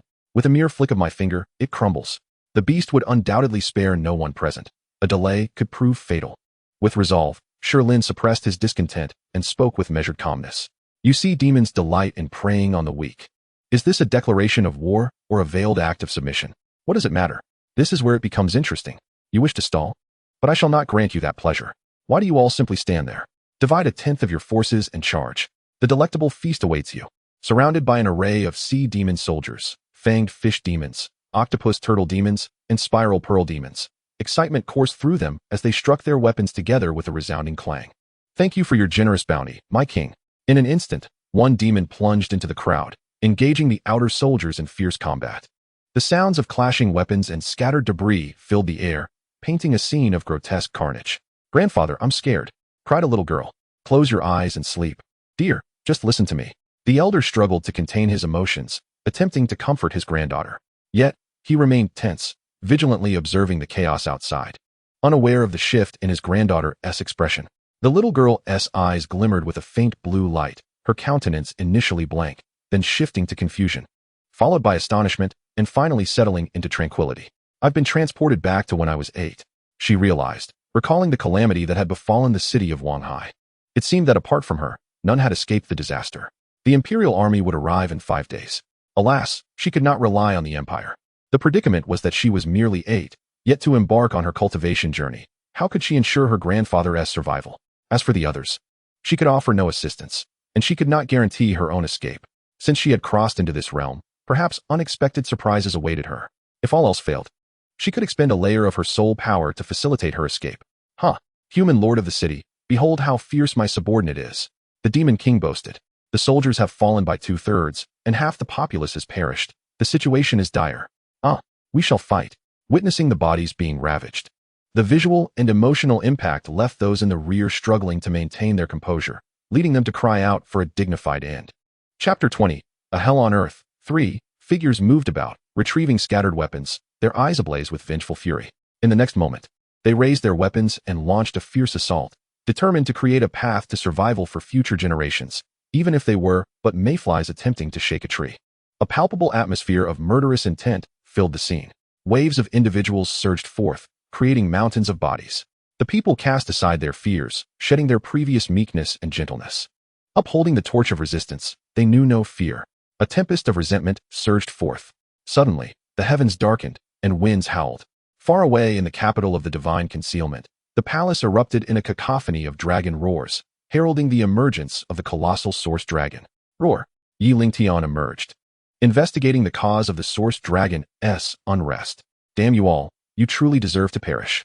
In the next moment, he unleashed his divine powers, projecting the overwhelming might of the Emperor toward Wanhai City. Boom!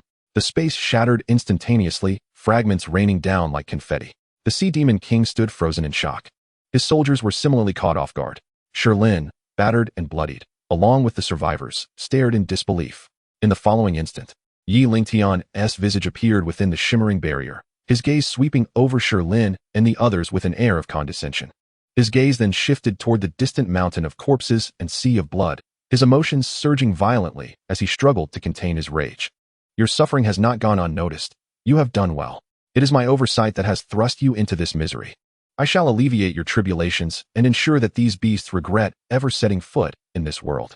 Upon witnessing Yi Lingtian's arrival, Shirlin felt his strength waning, collapsing to the ground.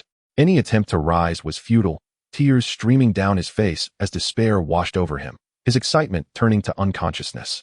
The remaining 10,000 elderly, weak and ill, poured forth their anxieties, their sorrow echoing through the air. In the center of the crowd, the little girl gazed in wonder at the distant projection, her heart swirling with uncertainty. This is the divine Xian Emperor, remarkably youthful, yet his cultivation remains an enigma. According to the historical timeline, my encounter with him is slated for 5 years hence. Why has it been so dramatically advanced? Could it be that my translocation has engendered a temporal chaos, altering the original trajectory of time? Meanwhile, the Sea Demon King, regaining composure, is filled with trepidation. The ability to traverse space and project one's image can only be accomplished by a transcendent powerhouse. The fact that this divine Xian Emperor can achieve such feats indicates his formidable prowess. The pride of the demon race suppresses his fear, and he raises his head, exuding arrogance as he denigrates. You are the master of these ants, the emperor of the human race. Yi Lingtian chooses to disregard him, bellowing to Zhao Yun, who has just arrived at the outer city. Hasten to eradicate this swarm of ants. Zhao Yun and his soldiers are taken aback. Your Majesty, when did you arrive here? We await your command. Instantly, the army streams in. Witnessing the devastation along their path, each soldier represses their fury, clenching their fists as murderous intent surges within. They advance rapidly, dispersing around the Sea Demon soldiers. The Sea Demon King, about to erupt in anger and humiliation, is momentarily stunned, a flicker of anxiety crossing his eyes. He quickly dismisses such absurd thoughts. How could it be? Our troops vastly outnumber the enemy by dozens of times. We could easily crush them. Moreover, that projection of the divine Xian Emperor is merely a paper tiger, with a limited range of attack, easily ignored. Bolstered by a sense of invincibility, the Sea Demon King thinks, what can their arrival change? They are merely delivering themselves as provisions. The king's analysis is astute. I sense a tantalizing allure from their flesh, the exquisite flavor of high-grade blood food. If I consume them, I feel we could evolve significantly, stepping into the realm of higher demons. In response to the Sea Demon King's musings, a sudden slap resounds, accompanied by Yi Lingtian's frigid voice, silence. The remaining human soldiers erupt in cheers, the imperial army pressing forward. We have finally arrived. Oh, my poor grandson, look. The army has come. I demand their demise. Zhao Yun, with a grim countenance, grips his silver spear, employing his swift techniques to charge at the enemy. The air reverberates with his command, charge, leave none alive. At once, the army heeds the command, surging into the demon ranks, their mount, the Jade Dragon Spirit Blood Horse, rendering them an unstoppable force on the battlefield. In a mere exchange, the enemy falls in droves, a blinding sight to behold. The Sea Demon soldiers, who had previously looked down upon their foes, begin to feel fear as they witness the relentless onslaught. After several rounds of combat, they retreat in terror, apprehensive that they may be the next to fall. Meanwhile, the Sea Demon King, engaged in combat, finds himself impaled by a spear, suspended in the air. The lance pierces through him, contorting his face in agony as he emits a low growl. Who are you? The human divine Xian cannot possibly emerge from a transcendent realm. The surrounding demon soldiers turn pale, their faith crumbling as they gaze in horror at the scene unfolding. It's over. The king is no match for this foe. What kind of monster have we provoked? Is this truly the weak dynasty spoken of by Lord Lingji? Against such a dynasty's adversaries, Zhao Yun spares no mercy. If you wish to know who I am, then descend into hell. He unleashes a surge of 100-turn phoenix dance flame, swiftly penetrating the Sea Demon King's body. Crackling sounds resonate across the battlefield as an eerie fire ignites. No matter how the Sea Demon King attempts to expel the demonic energy, this flame clings to him like a parasite, leaving him powerless. The pain is unbearable. Witnessing the Sea Demon King's plight, his soldiers are at a loss. Loyal subordinates attempt to rush forward to assist, only to be annihilated by a squad from the 10th Army. Foolish to the core. You are on the brink of death yourself, and still have the time to meddle. This is no error. Beasts are inherently cold-blooded. Such loyalty is rare. Two fools, overindulged. Discussing these creatures during work hours is most inappropriate. Two soldiers of the Sui army fall silent as they charge towards the demon soldiers. Roar. The Source Dragon descends, unleashing indiscriminate waves of lethal energy, exterminating millions of demon soldiers in an instant. Its maw spews golden dragon saliva, obliterating any demon soldier it touches. The battlefield is left with the agonized wails of the sea demon king, now on the brink of death, his body engulfed in flames, turning him into charred flesh. His limbs reduced to ash, his visage unrecognizable. Roar! The source dragon unleashes another 100 streams of energy, launching them towards the city of Looking Sea. Instantly, the city is enveloped in a torrent of fortune, radiant light illuminating every corner, and the long-lost citizens reappear, encircled by a golden aura. They awaken, bewildered, gazing towards the source dragon, seemingly comprehending their state. One by one, they raise their right hands, sending forth their own marks towards the source dragon. Then kneel in the direction of Yi Lingtian. We, the common folk, pay homage to your majesty. May you reign eternally in this world. Yi Lingtian channels the imperial sutra within him, releasing a gentle pulse of spiritual energy to lift the people. My oversight has led to your demise. I promise you, upon your return in the cycle of reincarnation, my divine Xian shall stand at the pinnacle of this continent, no longer subjected to today's tribulations. Do you wish to follow me once more and become subjects of the divine Xian? Grateful for your majesty's benevolence, we commoners vow to follow you through countless lifetimes. High above, the source dragon understands, releasing thousands of spheres of fortune, striking the void with tremendous force. Boom! The ground trembles as a portal opens, revealing a mysterious, chaotic energy, and ghostly soldiers emerge from within. Who dares to disrupt the cycle of reincarnation? As the words fade, a judge from the underworld materializes.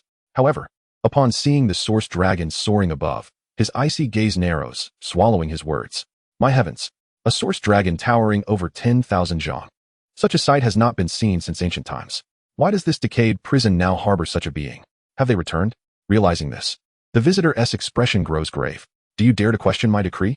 Yi Lingtian's voice, laced with fury, resonates. The visitor immediately kneels in the void, trembling. I dare not. The emperor's decree shall be obeyed. Cursing inwardly, he laments. Today, I must have offended the god of fortune. Otherwise, why do I keep encountering such formidable beings? It would be best not to defy me. I would not hesitate to journey to the underworld. Ensure my subjects are safely placed, reincarnating into my domain. By your command, your majesty. Ultimately, the fallen citizens, soldiers, and cultivators enter the reincarnation portal, stepping into the cycle of the next life. Chapter 21. Focus on the city of Looking Sea. The judge is exhilarated. The reincarnation gate he has long taken for granted now appears invaluable as he prepares to enter. Yet, an ill-timed voice of doubt interrupts. Why do you fear me? The judge mechanically turns, revealing a ghastly grin that is more horrifying than a specter. Well, it's not that I am unwilling to speak, but I cannot, otherwise. I would lose my life. Yi Lingtian furrows his brow deeply, sensing the truth in his words and the secrets that must lie beneath. Something so taboo it threatens his life. He reflects on past memories, pondering fruitlessly, and ultimately relinquishes further inquiry, regardless of who is involved. Any who dare obstruct my imperial path shall meet with annihilation, for I am resolute in my pursuit of the divine. Why should we look back and hinder the progress of the dynasty? Under the guidance of Yi Lingtian, the chief judge vanished into the dimly lit portal in the blink of an eye.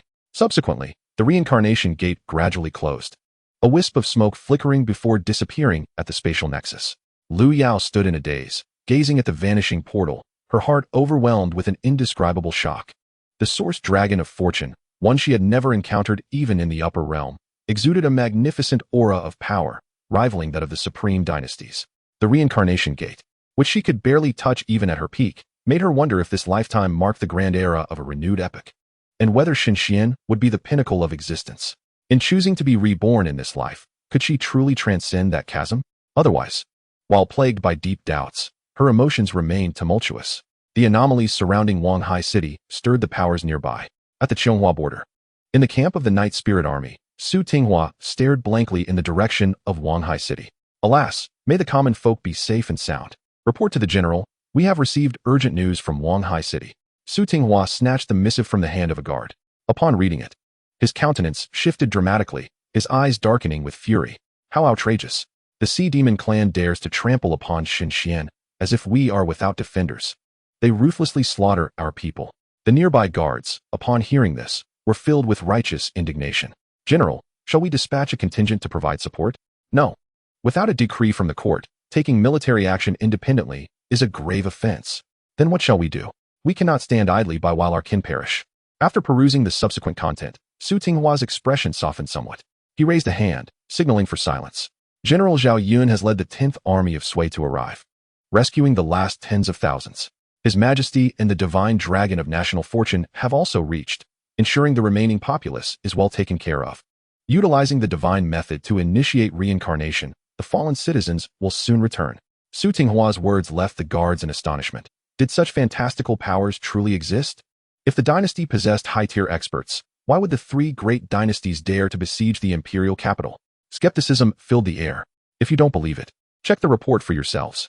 It is true, Xianxian has grown powerful. Let us see who would still dare to bully Xianxian. We must hasten our training. One day, we may find ourselves unable to keep pace with the dynasty and be eliminated. Su Tinghua smiled silently, recognizing that the dynasty indeed differed from the past, compelling him to intensify his cultivation. Otherwise, as his subordinates had warned, it might come to pass. In the palace of the underworld dynasty, Zhou Yuntong wore a pained expression. Still recovering from his previous injuries, he now faced the unusual observations from the inspector. Arriving at the palace, he stepped forward, bowing deeply to report. Your Majesty, this humble servant has once again observed unusual movements from Xianxian. The master, Lingtian, projected his image towards Wang Hai, furiously eliminating millions of sea demons. The Blood Emperor, impatient, interjected, Speak plainly. There is no need for embellishment. Yes, there are also two hidden auras that I cannot discern. One exudes a desolate and ancient presence, while the other contains unparalleled principles of fortune, shrouded in the veil of fate.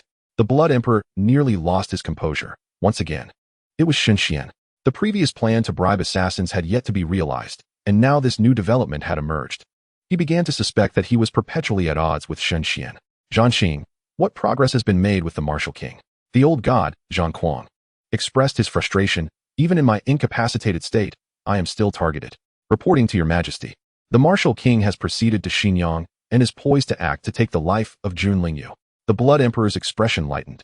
Sensing that success was finally at hand, matters concerning Xianxian must also be prioritized to avoid nurturing a tiger to harm us. Recently, his mind had been restless, perhaps due to Xianxian. Keep a close watch on every move of Xianxian. I wish to know everything. With that, the two exited the palace.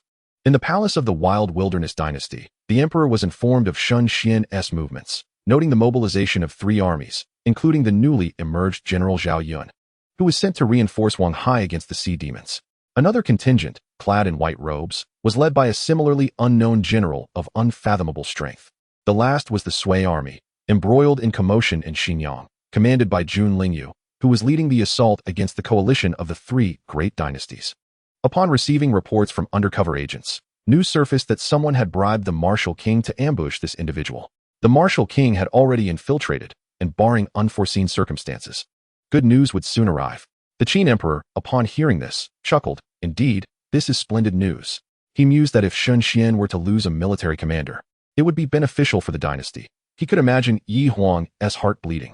Ensure the commander collects information on Xianxian diligently, and at the same time, urge He Wushuang to expedite matters concerning the Tiantong Pass.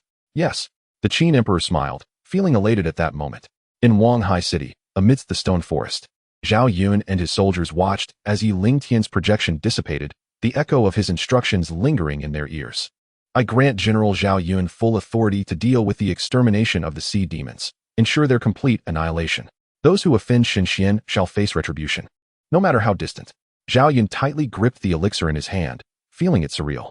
The emperor had bestowed upon him an elixir for advancing to the divine concealment realm. This was an immense honor. He then arranged for everyone to gather. Observing the puzzled expressions of the crowd, Zhao Yun unveiled monumental news. I have summoned you here for 2 reasons. Firstly, I feel deeply remorseful for not living up to your expectations, lacking the strength to save you in this dire situation. He bowed deeply, expressing his contrition. The crowd's expressions dimmed. Initially harboring grievances, they were moved by his defiance against the Sea Demon King's mockery, their resentment dissipating. In the face of crisis, Zhao Yun's steadfastness stemmed from a shared fate with the citizens. He understood well that the people were the foundation of the nation. Without the bond between military and civilians, Xianxian would not endure, nor would he himself, like drifting reeds in the wind. Thus, he clung to his original convictions. Secondly, the emperor has left behind 10,000 elixirs for advancement. I will distribute them based on your talents, ages, and cultivation levels. In Wang Hai City, as long as we stand united, we shall not be lost to the annals of history. Following the established rules, he distributed the elixirs to all. An elder wondered about his granddaughter's behavior. After encountering calamity, she had grown taciturn, seemingly frightened. "My dear granddaughter, are you unwell? Speak to your grandfather." Lu Yao puffed out her cheeks, radiating innocence as she gazed at the old man. "Yao Yao is perfectly fine. Do not worry, Grandpa." Yet her thoughts wandered, pondering the meaning behind the emperor's gaze before he departed. She seemed to recall something unpleasant, quickly dismissing the notion. It could not be. How could he, regardless of his mystery, notice an 8-year-old child? Yet her mind remained restless. Chapter 22. The Xianxiang two sects mobilize. Shortly after, Zhao Yun commanded the army to clear Wanghai City in preparation for the campaign against the Sea Demon clan. In Qingyuan City, within the Grand Hall of the Upper Clear Sect, Sect Master Qin Luotian surveyed the gathered elders.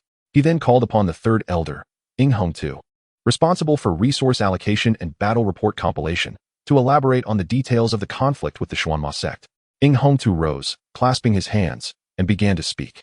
"Sect Master, elders, and officials, since the onset of the conflict, our sect has suffered losses of 300,000 disciples at the body refining stage, 20,000 at the pill embracing stage, and 10,000 mid-tier disciples, while seizing 1 billion low-grade Xian level spirit stones. Many disciples have broken through their limits in battle." As the words fell, the voice of the second elder, Zhang Kuei, echoed through the hall. "The casualties were within tolerable limits. We should seize the opportunity to annihilate the Xuanma sect." Zhang Kuei, with a countenance akin to a wraith and emaciated as a twig, presided over the unification efforts, yet harbored a fervent and aggressive disposition. In stark contrast, the fifth elder, Su Yuling, approached matters with a more meticulous and comprehensive perspective. It was imperative to remain rational. The Xuanma sect was a formidable adversary. Most of their resources were constrained by other demonic sects, and should they overextend themselves, once they regained their strength, the situation would turn unfavorable for our sect. The Grand Elder kindly cautioned that recklessness could jeopardize our sect's long-term stability.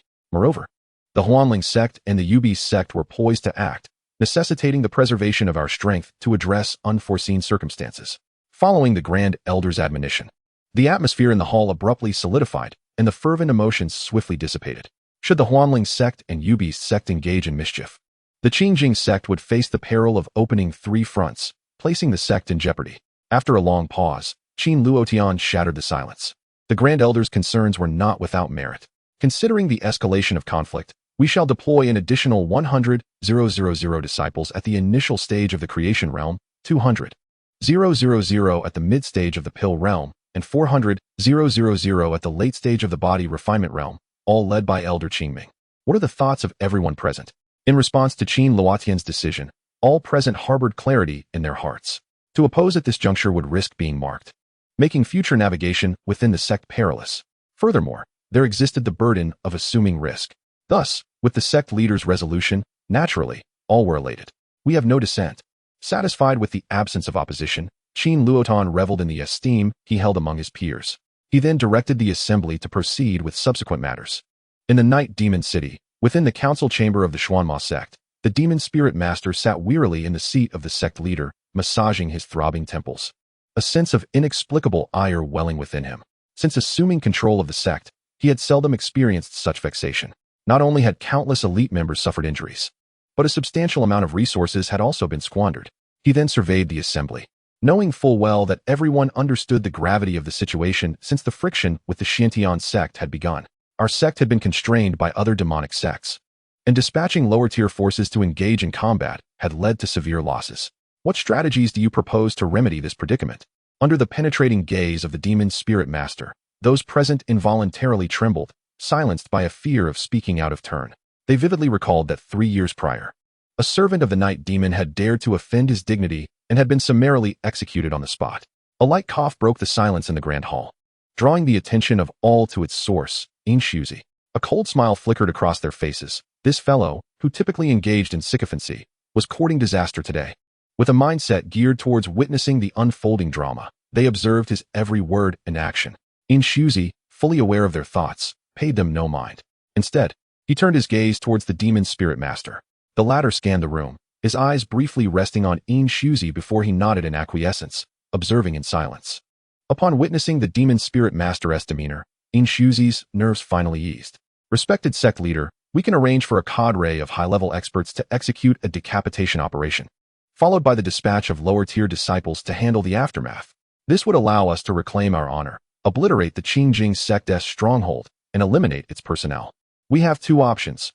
We can either continue to eradicate the Qingjing sect or redirect our efforts towards other demonic sects, consolidating our forces to dismantle them one by one and integrate their resources. The goal of unifying the demonic sects is within reach. Moreover, we can further diminish the Qingjing sect, thereby augmenting our sect's power. As he spoke passionately, Xianxiaaudiobooks gestured animatedly.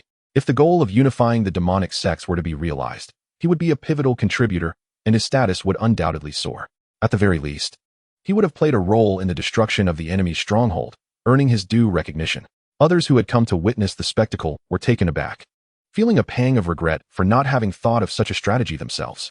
Should it be implemented and succeed, they too would share in the glory. They had underestimated him. It turned out he was a hidden talent. Thus, the hall was filled with voices of praise. This was a multifaceted gain.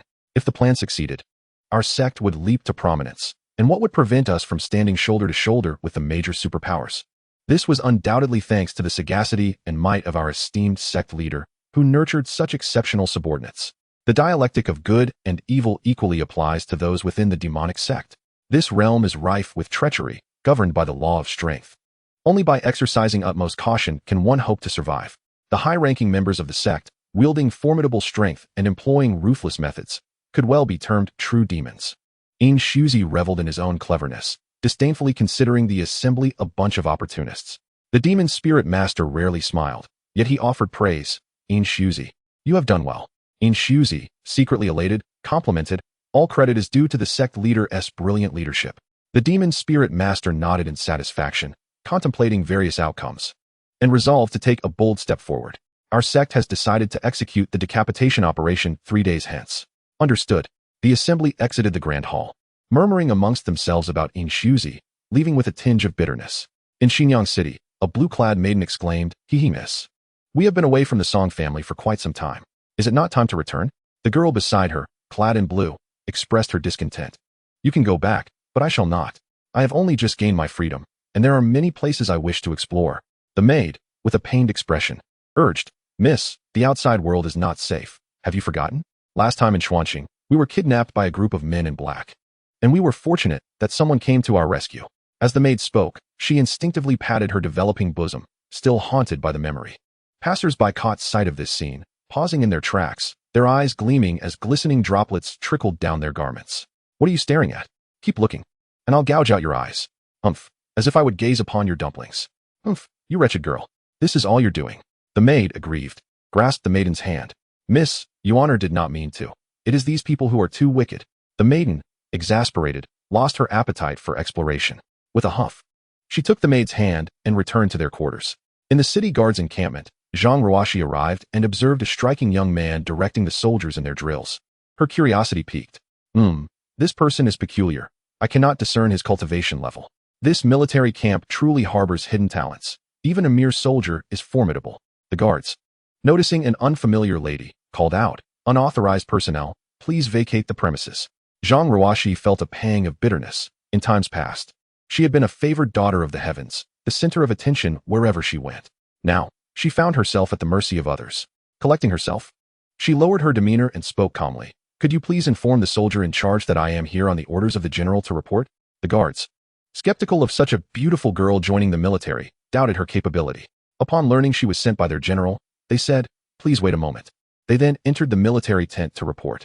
Soon after, Xianwen arrived at the camp entrance, scrutinizing Xianxiaaudiobooks before him. A faint aura swirled around him, and a nebulous vortex seemed to hover above his head. Upon correlating this with Guqing's report, understanding dawned upon him. This was fate, quite mystical indeed. The general has an eye for talent. Consequently, he adopted a notably amicable demeanor, his eyes shimmering with an indescribable light as he inquired gently, "You are Xianxiaaudiobooks." In truth, Xianxiaaudiobooks had just departed from the city lord's residence when Jun Lingyu had transmitted a message to her through his spiritual sense. Chapter 23, Lord of the Celestial Fox. Xianxiaaudiobooks shall report to you in due course. There is no need for any special consideration. She should be treated as an ordinary soldier. As Xianwen's gaze swept across, Xianxiaaudiobooks felt a chill run through her body, as if she were laid bare under his penetrating stare. Such terrifying prowess. Indeed, Xianwen holds a particular fondness for encountering a prodigy of fortune for the first time. However, it is imperative to lay the groundwork. While he is astonished by her talent, it is better to avoid potential troubles in the future. Thus, he spoke solemnly. "The general has conveyed your intentions to me, and all soldiers under my command will be treated equally. The training is exceedingly rigorous. If you wish to leave, the opportunity remains. Otherwise, you shall bear the labels of Xianxian and Sui army for life. Should there be any acts of treachery or harm towards the subjects of the dynasty, severe punishment will ensue. The military camp was never Zhang Ruoxi's preferred option, but in pursuit of vengeance for her family, this path is the only expedient one. Upon encountering Jun Lingyu, she beheld a shroud of mystery through her divination, which solidified her resolve. Simultaneously, her curiosity burgeoned. If her subordinates are so extraordinary, what of the Emperor Yi himself? Hence, she eagerly anticipates the opportunity to witness the true form of Emperor Yi. I am willing to remain. Meanwhile, in the prison, crack, crack. A group of guards clad in official garb were mercilessly whipping a man suspended on an iron frame. The guards took turns, their strikes unrelenting. The man emitted a series of anguished cries. After this, his strength waned to a mere whisper. The other inmates, upon hearing the wails, dared not utter a sound, fearing they would be targeted, and they hastily concealed themselves in the corners of their cells. The newly arrived Ko Zhong bore a grim expression. He has yet to utter a word. The guards, trembling, knelt and explained, reporting to the general, he has already confessed. They then presented a crystal of confessions. They dared not offend this esteemed individual, whose status is revered and whose cultivation is unfathomable. Naturally, they would not dare to provoke his authority. Well done. You shall be rewarded with advancement pills. He tossed a vial of elixirs, just enough for each person, and then proceeded to the city lord's manor. Upon noticing that Ko Zhong had departed, someone inquired, "What do you think of this general? His presence is imposing, and he is fair in rewards and punishments. He is far superior to that inept city lord." Indeed, the prison was filled with a chorus of agreement. The unconscious and capricious figure twitched at the corners of his mouth. King Wu muttered to himself, "Why have I been feeling so restless lately? How peculiar." In the city lord's manor, reporting to the general, the charges against the capricious one have been verified. Following this, Ko Zhong presented the crystal of confessions. After reading its contents, Jun Lingyu furrowed his brow deeply. Xinjiang, as a critical hub on the fringe of Jun and Qian provinces, has long remained outside the governance of the dynasty, infiltrated by various powerful factions. The other cities lost by the dynasty face even graver circumstances. Jun Lingyu contemplated. It is prudent to ascertain the details before unleashing a thunderous response. Qianzhou, as a corner of the dynasty's western expanse, acts as a bulwark against the dynasty's expansion into the heavenly demon forest. Presently, the two major sects are at a stalemate in their conflict.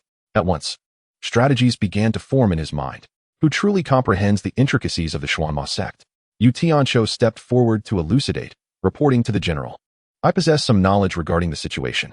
The Xuanma sect is the foremost demonic sect in Yema City, belonging to a small imperial-grade power. The current sect master, Demon Spirit, has presided over the sect for over 2 centuries and broke through to the initial stage of the transformation realm 50 years ago. Within the sect, there are 9 supreme elders, reputed to possess cultivation beyond the transformation realm, who have long ceased to involve themselves in worldly affairs. There are 7 elders at the refining void realm, with nearly 10 million disciples, among whom 5 demon sons and 3 demon daughters have entered the refining void realm. Recently, they have clashed with the Xianxia sect, both sects suffering casualties in their skirmishes. It is essential to divide the available soldiers to monitor the Xuanma sect's status before making any decisions. General Su shall be dispatched to investigate the high-end combat capabilities within the Xuanma sect. I shall take my leave.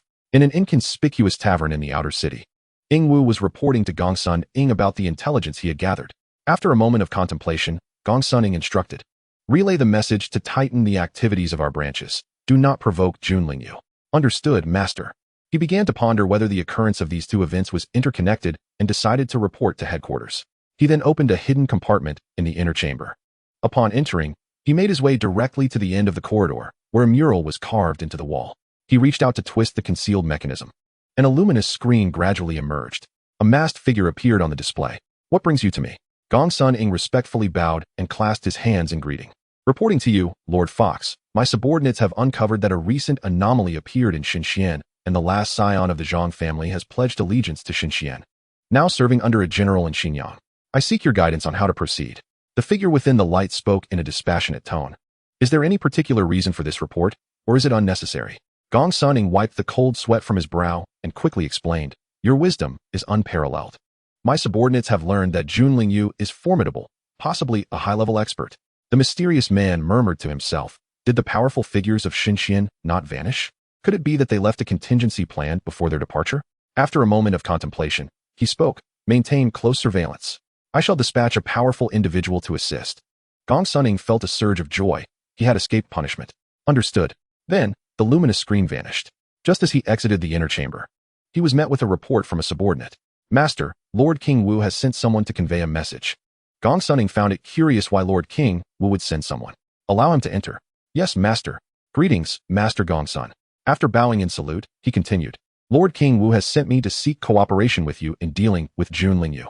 Gong Sun Ying's interest was piqued, and he inquired, "The king himself is taking action?" Such an opportunity is rare. While feeling perplexed as to why the king would leave the safety of Chui Lu City to come to Xinjiang, he pondered who the employer might be. After some reflection, he realized that although Lord Fox had agreed to send strong reinforcements, he could not neglect his duties. Since it was an invitation from the king, how could he refuse? "You shall return and inform Lord King Wu." The envoy was overjoyed with Gong Sun Ying's involvement. Their chances of success had increased significantly.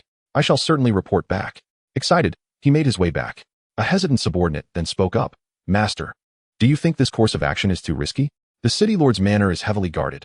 If things go awry, it could lead to disaster." Gong Sunning waved his hand dismissively. "It matters not. We agreed to participate, but we did not pledge to go all out. Soon, Lord Fox will send powerful reinforcements. For now, we must ascertain Jun Lingyu's true capabilities. Thus, this is an opportunity. I am merely acting in accordance with the situation to grant Lord Wu a favor." The subordinate then realized, nodding in understanding, "Master, your brilliance is unparalleled. Instruct our people to monitor every move of the city lord's manor." "Yes, master. If we successfully deal with Jun Lingyu and capture Zhang Ruoxi, perhaps I too may partake in the legacy of the Qingdi ancestor, or even gain the means to ascend further." He then closed his eyes, seeking to resolve the bottleneck that had been troubling him.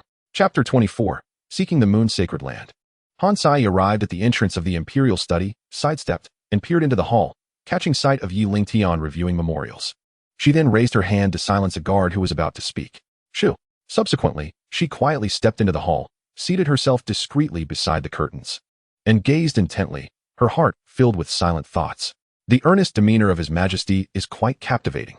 As Han Sai stealthily entered the grand hall, Yi Lingtian had already sensed her presence.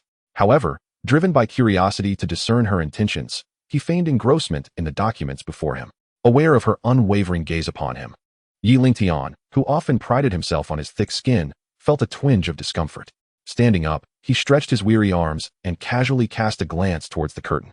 In that instant, their eyes met through the veil, and the atmosphere in the hall shifted into something extraordinary, with wisps of pink energy delicately swirling between them.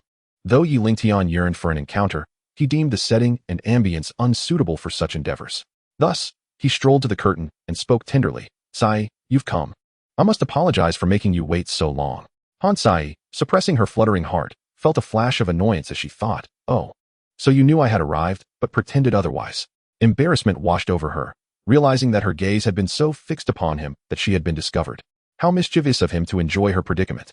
Yi Lingtian stood perplexed, uncertain as to why Tsai wore a look of melancholic reproach. What a conundrum, he mused. He recalled a saying, "Admitting one's mistakes is never a folly." "Tsai, my dear, I have erred. I should not have neglected you. Feel free to chastise me as you wish." He struck a comically self-sacrificing pose, prompting a giggle from Han Sai, who could no longer restrain her laughter. With a playful glance, her dimples appeared as her crescent-shaped eyes sparkled with mirth, and she burst into a delightful laugh, filling the grand hall with the melodic chime of her adornments. The clear, youthful laughter mingled harmoniously with the soft calls of the nearby birds. Yi Lingtian found himself lost in reverie, envisioning a paradise of joy and innocence, where happiness reigned supreme. At that moment, Han Sai's soft, sweet voice broke through his daydream. "I had hoped for your kindness, yet how could I bear to punish you?" After a brief silence without a response, she observed Yi Lingtian, who appeared entranced, and raised her right hand to wave in front of him. "Wake up." The movement of her delicate hand snapped him back to reality, and in a daze, he questioned, What did you say, Tsai? Ever since I met you, my dear husband, my resolve has faltered." He exclaimed, "You are truly wonderful, and I shall reward you with a hug." Upon hearing his unabashed flirtation, Han Sai pouted her lips in playful indignation, her cheeks blooming with color.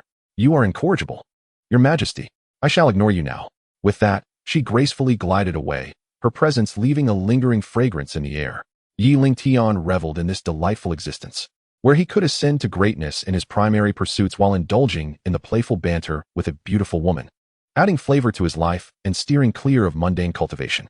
Meanwhile, in the imperial capital Xian army barracks, a queue had formed, each individual awaiting their turn. A prominent banner proclaimed, "Recruitment point for the 9th Xian army." In front of 5 tables, 2 recruiters sat behind each, flanked by 2 guards. Lines of hopeful recruits stood before these tables, and among them was Yi Yuan, who curiously observed the instruments displayed. Next, Yi Yuan. Upon hearing his name called, Yi Yuan hurriedly approached the front.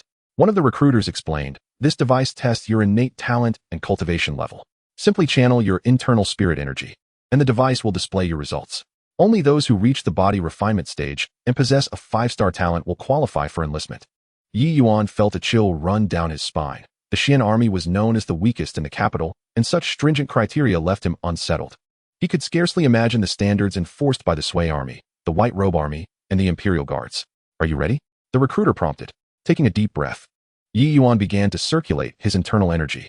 The results revealed a 5-star talent and mid-stage body refinement, meeting the qualifications for acceptance. Whispers of astonishment rippled through the crowd. "Who is this?"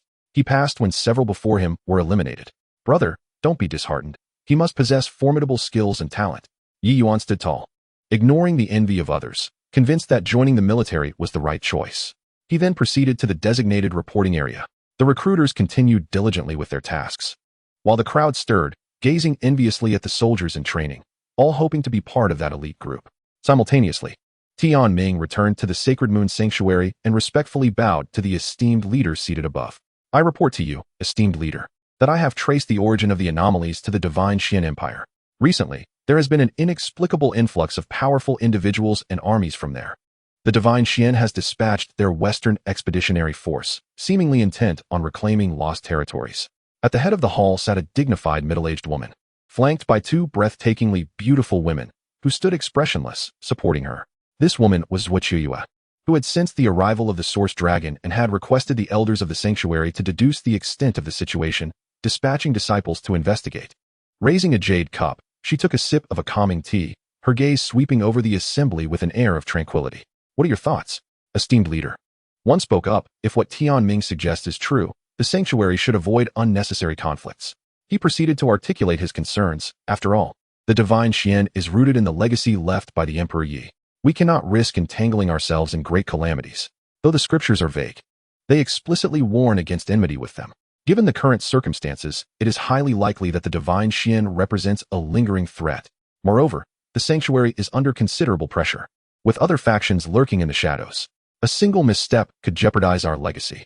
Voices rose in fervent debate, each expressing their views on whether to heed the teachings of the ancestors or to establish a formidable enemy that could bring ruin upon the sanctuary. "We must adhere to the sacred teachings, but we should not lower ourselves to forge alliances with the divine Xian. If word spreads, how will the sanctuary maintain its standing? Rather than inviting danger, why not use this opportunity to observe the divine Xian discreetly?" Xianxiaaudiobooks listened with a bittersweet smile, aware that the sanctuary was in their hands, destined for destruction due to their selfish interests, disregarding the sanctuary's safety. Resolute in her decision, she interrupted the ongoing heated discussions. "I have heard everyone's opinions. After careful consideration, I propose a 2-pronged approach. First, I shall heed the elder's advice, but postpone any overtures of goodwill until we ascertain the true nature of the divine Xian. Secondly, we may leak a hint of information, but it must not originate from the sanctuary. Should anything go awry, I will hold those responsible accountable." Her majestic gaze swept across the assembly, exuding an aura of formidable authority. The attendees, feeling the weight of her presence, nodded in agreement, intimidated into silence. Her gaze lingered on Gu Qing for a moment. "You may go and claim your reward." Tian Ming's heart swelled with joy. He estimated his efforts would yield a significant contribution value, enough to exchange for numerous rewards. "Yes, esteemed leader." Xianxiaaudiobooks paid no further heed to the crowd, disappearing into the quietude of a secluded chamber. Finally, that old maid has departed. The Holy Lord had just vanished, and an elder lay weakened and sprawled upon the 5-colored crystal stones in the grand hall, cursing under his breath. Nearby, another individual crouched down, anxiously scanning their surroundings, and reproached the man. "Shu, are you seeking death? Don't drag us down with you." The man, dissatisfied, shouted back, "What is there to fear? I've spoken the truth, and it is as it is. If you wish to court disaster, there is nothing I can do to stop you." With that, he hastily retreated as if fleeing from a plague, making his way towards the hall's exit. The others, their expressions hurried, paid him no mind.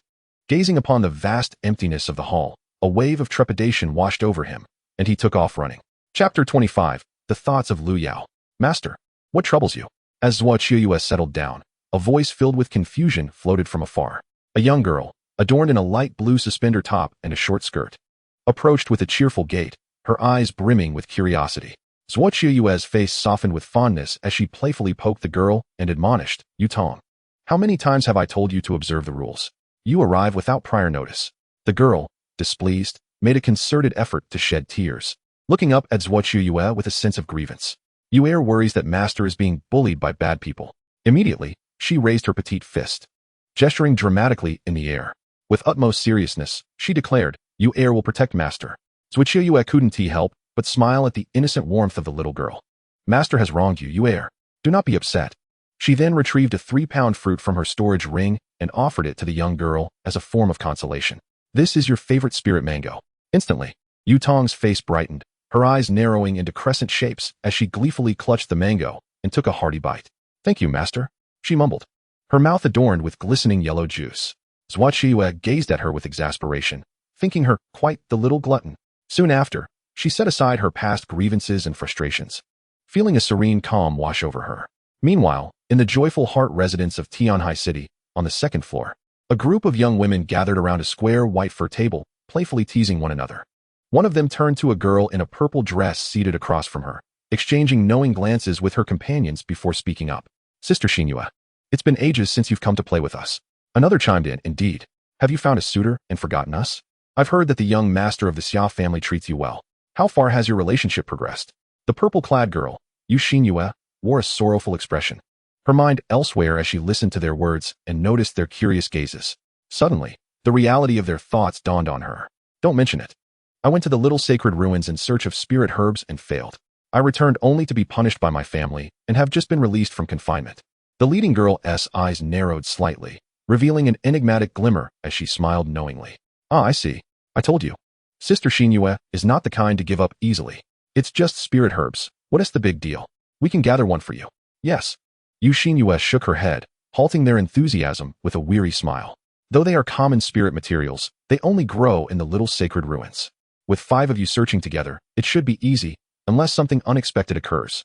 The others perked up, listening intently to their exchange. Yu Xianxiaaudiobooks' eyes revealed a flicker of fear and a hint of trepidation as she trembled slightly, recounting, "We encountered the Imperial Army. The aura of each soldier left me trembling, far more terrifying than our family's ancestors." The group gasped in shock. Concern etched on their faces as they looked at Yu Xianxiaaudiobooks. "They didn't trouble you, did they?" The girl shook her head, forcing a smile. "Now that I think about it, what right did we have to trouble them? As long as you're safe, that's what matters. Spirit herbs are trivial," one girl said, her eyes glistening with compassion. Subsequently, they shared intimate conversations, their laughter echoing in the distance. Unbeknownst to Yu Xianxiaaudiobooks, the imperial forces she spoke of were currently engaged in a crackdown against a group of assassins. In a location just a mile away from the Xianyang City Lord's residence, at Xian Residence, the interior was strewn with lifeless bodies, with 2 solitary figures standing amidst the chaos. On the left side of the entrance, a man clad in black had his left arm severed, crimson blood trickling down and staining the floor. With great effort, he leaned on a gleaming broken sword in his right hand, gasping for breath. His face as pale as a ghost, his eyes filled with profound terror. These were the minions of the Demon King, whom he had brought, and they were swiftly annihilated upon confrontation. They were indeed the very assassins who had previously conspired to assassinate Jun Lingyu. Upon learning that Gong Sun Ing had agreed to assist, the Demon King hastily led his assassins in batches to gather here. Gong Sun Ing, having received word that the Demon King had entered the city, also brought a group of followers to Xiaoyan residence, intending to leverage the Demon King's strength to discern Jun Lingyu's secrets.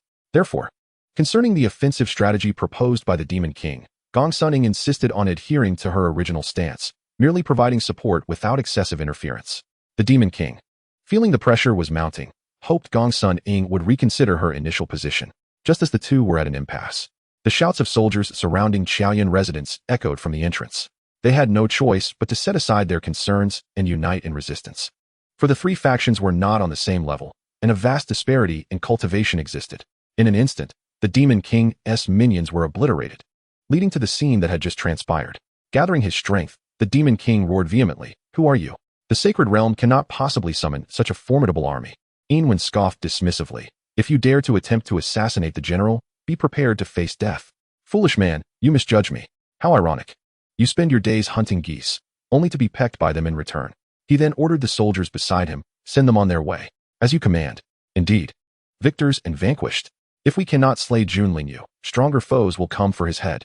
Meanwhile, Gong Suning felt a deep regret for entangling herself in this mess. If only she had waited for stronger allies to arrive, she wouldn't have found herself in such dire straits. I have reported your situation to those above. Eventually, someone will come to deal with you. With that, the two met their demise in a single strike. Enwen observed the soldiers managing the scene, furrowing his brows in contemplation. The emperor sent word, yet he did not mention that there are powerful figures coming behind these people. What does it matter if they are from the upper echelons of the heavenly assassins? He shook his head, dismissing his own concerns. The imperial dynasty had never feared anyone. Why should they? He then returned to the city lord's residence to report. Simultaneously, with the aid of Zhao Yun and his army, Wanghai City regained its former appearance, albeit lacking a touch of vitality. Within a gracefully adorned residence in the city, Lu Yao sat in a pavilion, holding a pill in her hands. After scrutinizing it for several moments, she still could not discern the composition or grade of the pill, leaving her thoroughly puzzled. In her past life, she had been a supreme existence in the upper realms. Though her current strength had diminished, her insight remained intact. To her surprise, returning to the starting point of her life, she found herself stumped by such a seemingly trivial pill. A wave of frustration surged within her. She had underestimated the immortal realm and the myriad wonders of the world. Soon after, a flicker of enlightenment blossomed in her heart. Among all living beings, I am unique. The myriad worlds are as insignificant as dust. To pursue the emperor and ask the immortal, to break through the mundane and forge the divine, to harness the myriad fortunes. To sever the path while preserving emotions, to seek my true self. This is my way. With a clear mind, her thoughts became profoundly transparent.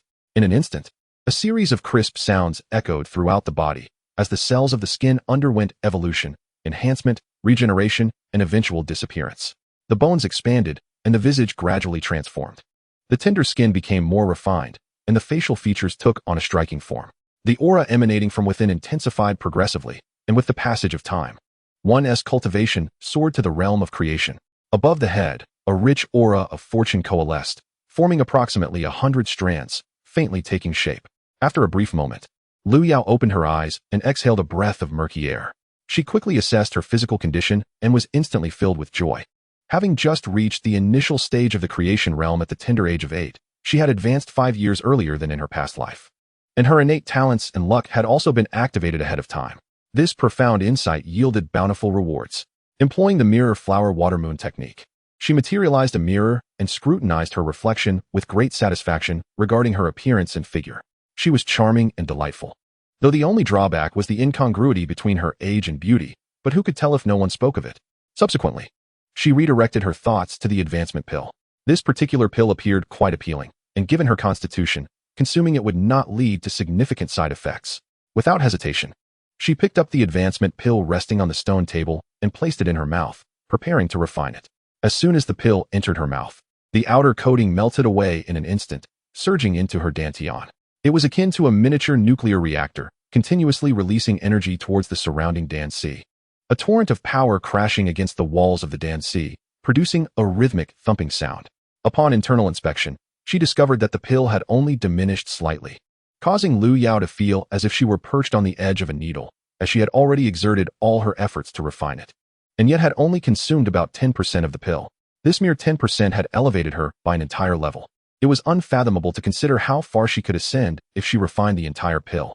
A sense of panic washed over her, as she realized she could not control the pill's release. Should her refining speed slow, the consequences could range from her dantian being ruined to the peril of her very life. This was the most formidable challenge she had encountered since her rebirth, and given her current cultivation, she was unable to employ any of her usual methods. Ultimately, it was her own negligence. Gritting her teeth, she persevered in her efforts to refine the pill. After half a day of arduous toil, she finally fully refined the medicinal power of the advancement pill. To her astonishment, she had ascended to the mid-stage of the divine concealment realm.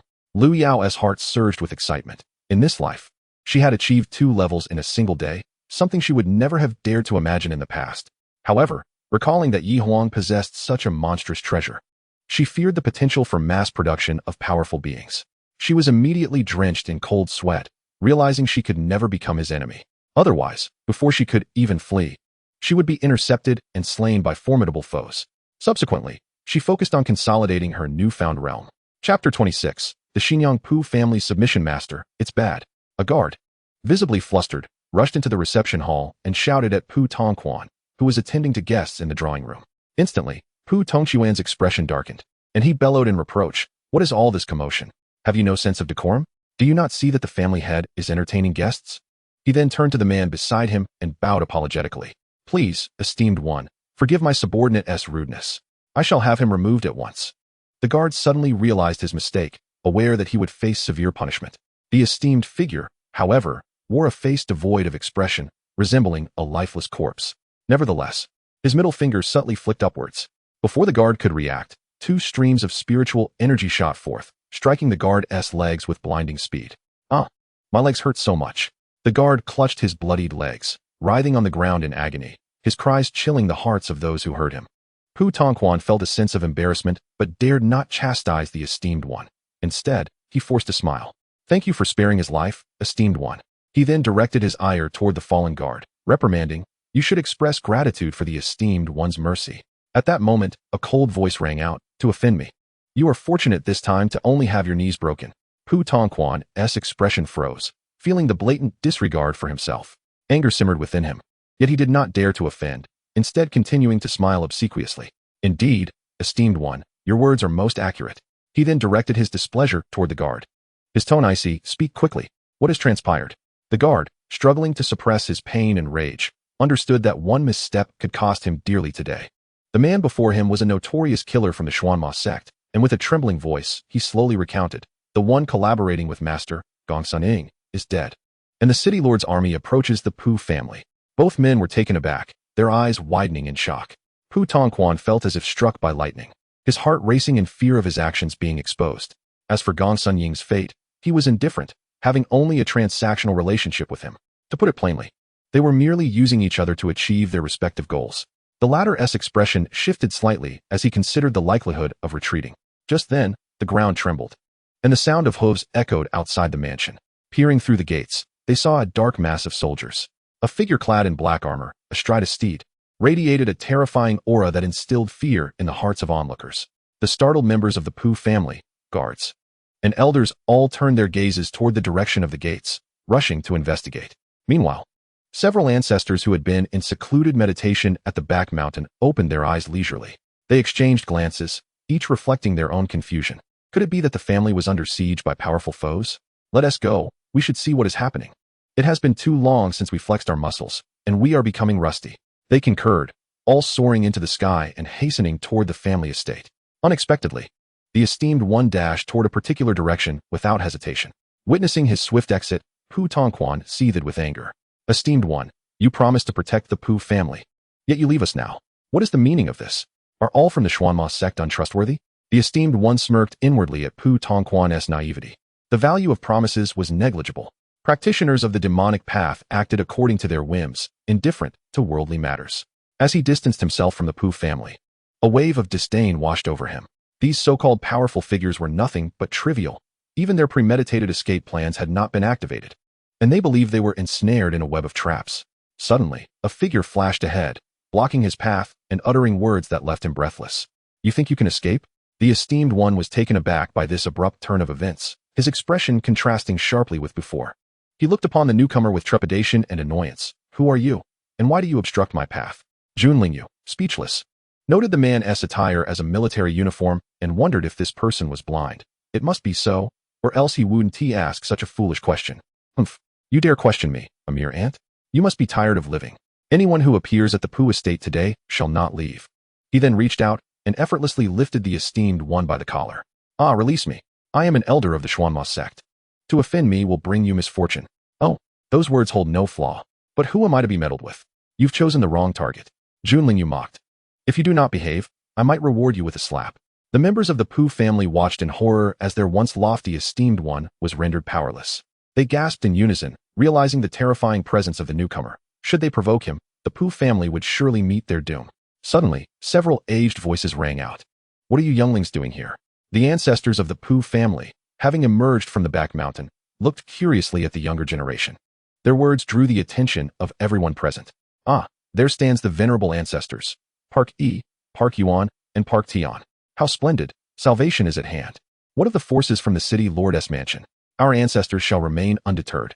In that instant, the esteemed elders of the Park family beamed with joy. Oldie, these younger generations are commendable.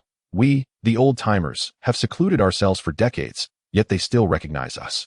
The current generation of the family is truly remarkable. Indeed, it is quite impressive. When time permits, do offer them some guidance, so they may behold the grandeur of their forebears. Jun Lingyu observed the scene with a hint of amusement. He swiftly descended to the ground, discarding the revered figure, and commanded, "This individual still holds value. Ensure he is closely monitored." At that moment, he turned his gaze toward the army outside the mansion and Jun Lingyu. "Oh, this is a general's robe. What shall we do, brother? They are agents of the court.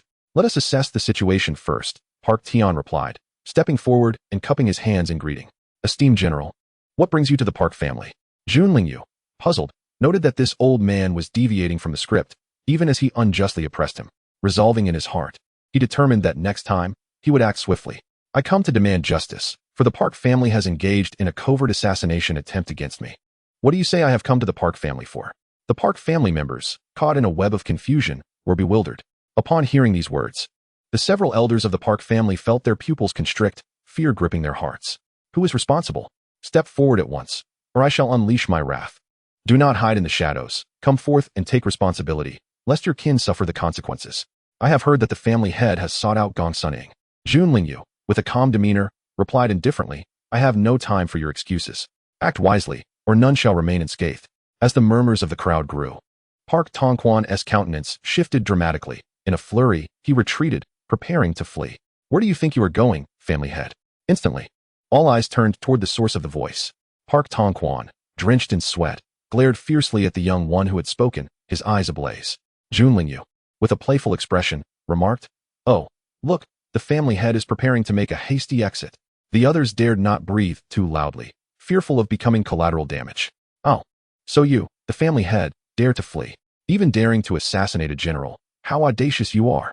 Elders, I beseech you, plead with General Jun." The younger generation acted thoughtlessly and erred. "For many years, we have managed the Park family. Though we bear no merit, we have endured hardship." The elders felt a surge of resentment. How could this fool not see the gravity of the situation? They were the meat on the butcher's block. As they stepped forward, they realized they were insufficient to satisfy the general's demands. "You wretch, how dare you plead for mercy? You have violated the majesty of the dynasty. No one can save you now." Deputy General Zhou Qiang approached and inquired, "General, how shall we proceed? Since they have shown some sense, I am not a bloodthirsty man. Punish the instigator. Should they be willing to submit, send forth strong individuals to serve in the military, and this matter shall be overlooked." Zhou Qiang understood and nodded, raising his voice to the Park family members. The general's words, "Do you comprehend? What will you choose?" The elders exchanged glances, realizing they were being offered a choice. To utter a negative word would likely lead to their demise. With wry smiles, they stepped forward, kneeling in respect, and declared, "The Park family is willing to abide by the general's decree." Witnessing their elders submit, the other members of the Park family followed suit. Chapter 27, The Twilight of the Underworld Dynasty.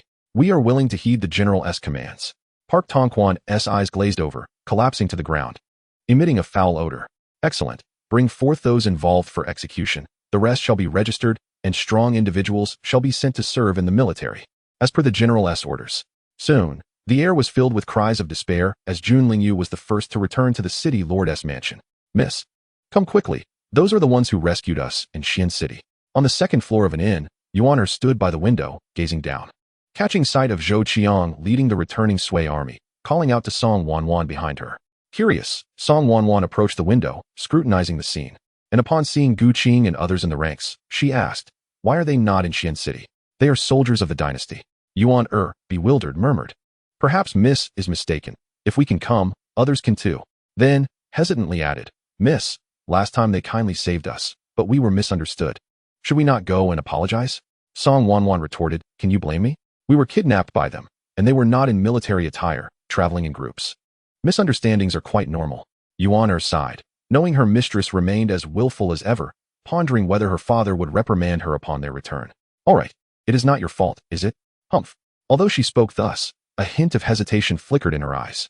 Meanwhile, less than 100 miles from the underworld dynasty in the Valley of Fallen Gods, Yi Wuhuang received a decree from Yi Lingtian, commanding him to lead 200,000 elite guards, having rushed through to this location. Sir, shall we send scouts ahead to investigate? Xia Yuntian, with a sense of reverence, stepped forward, still feeling apprehensive about the army's mission. Yi Wuhuang, with a stoic expression, gazed into the distance, his voice carrying an air of authority devoid of emotion. This insignificant underworld dynasty, were it not for the necessity of your assistance in mopping up the aftermath, I alone could suffice. Upon hearing their commander's commanding words, the accompanying guards gazed at him with admiration. Indeed, the commander exuded an aura of power. They were all acutely aware of how formidable Yi Wuhuang was, and thus took his words without question, secretly concluding that he must be among the pinnacle of superlative power. The underworld dynasty, as a royal force, ranked among the lower echelons among the surrounding dynasties, being a minor royal power. Previously, the divine Xian dynasty had no standing to challenge it. However, the roles had now reversed, with a vast disparity in strength between the two parties. Understood. Xia Yuntian sighed with a wry smile, chiding himself for his foolishness. The strength of the underworld dynasty was on par with his former employer, the savage wilderness dynasty. Knowing full well that a gap existed, yet still acting foolishly, he could not entirely blame his short-sightedness. After all, his new master's resources were exceedingly abundant. Previously, as a high-ranking figure in the savage wilderness dynasty, he had at least held a position of authority and power. Alas, now he was but a mere foot soldier, thoroughly crushed by the reality of his circumstances. It appeared that he needed to adjust his mindset and perspective, otherwise he risked becoming a laughingstock in the future, should he offend another formidable individual. He could hardly count on fortuitously encountering someone as magnanimous as his commander. By the side, Shui Lian's eyes gleamed with an inexplicable light.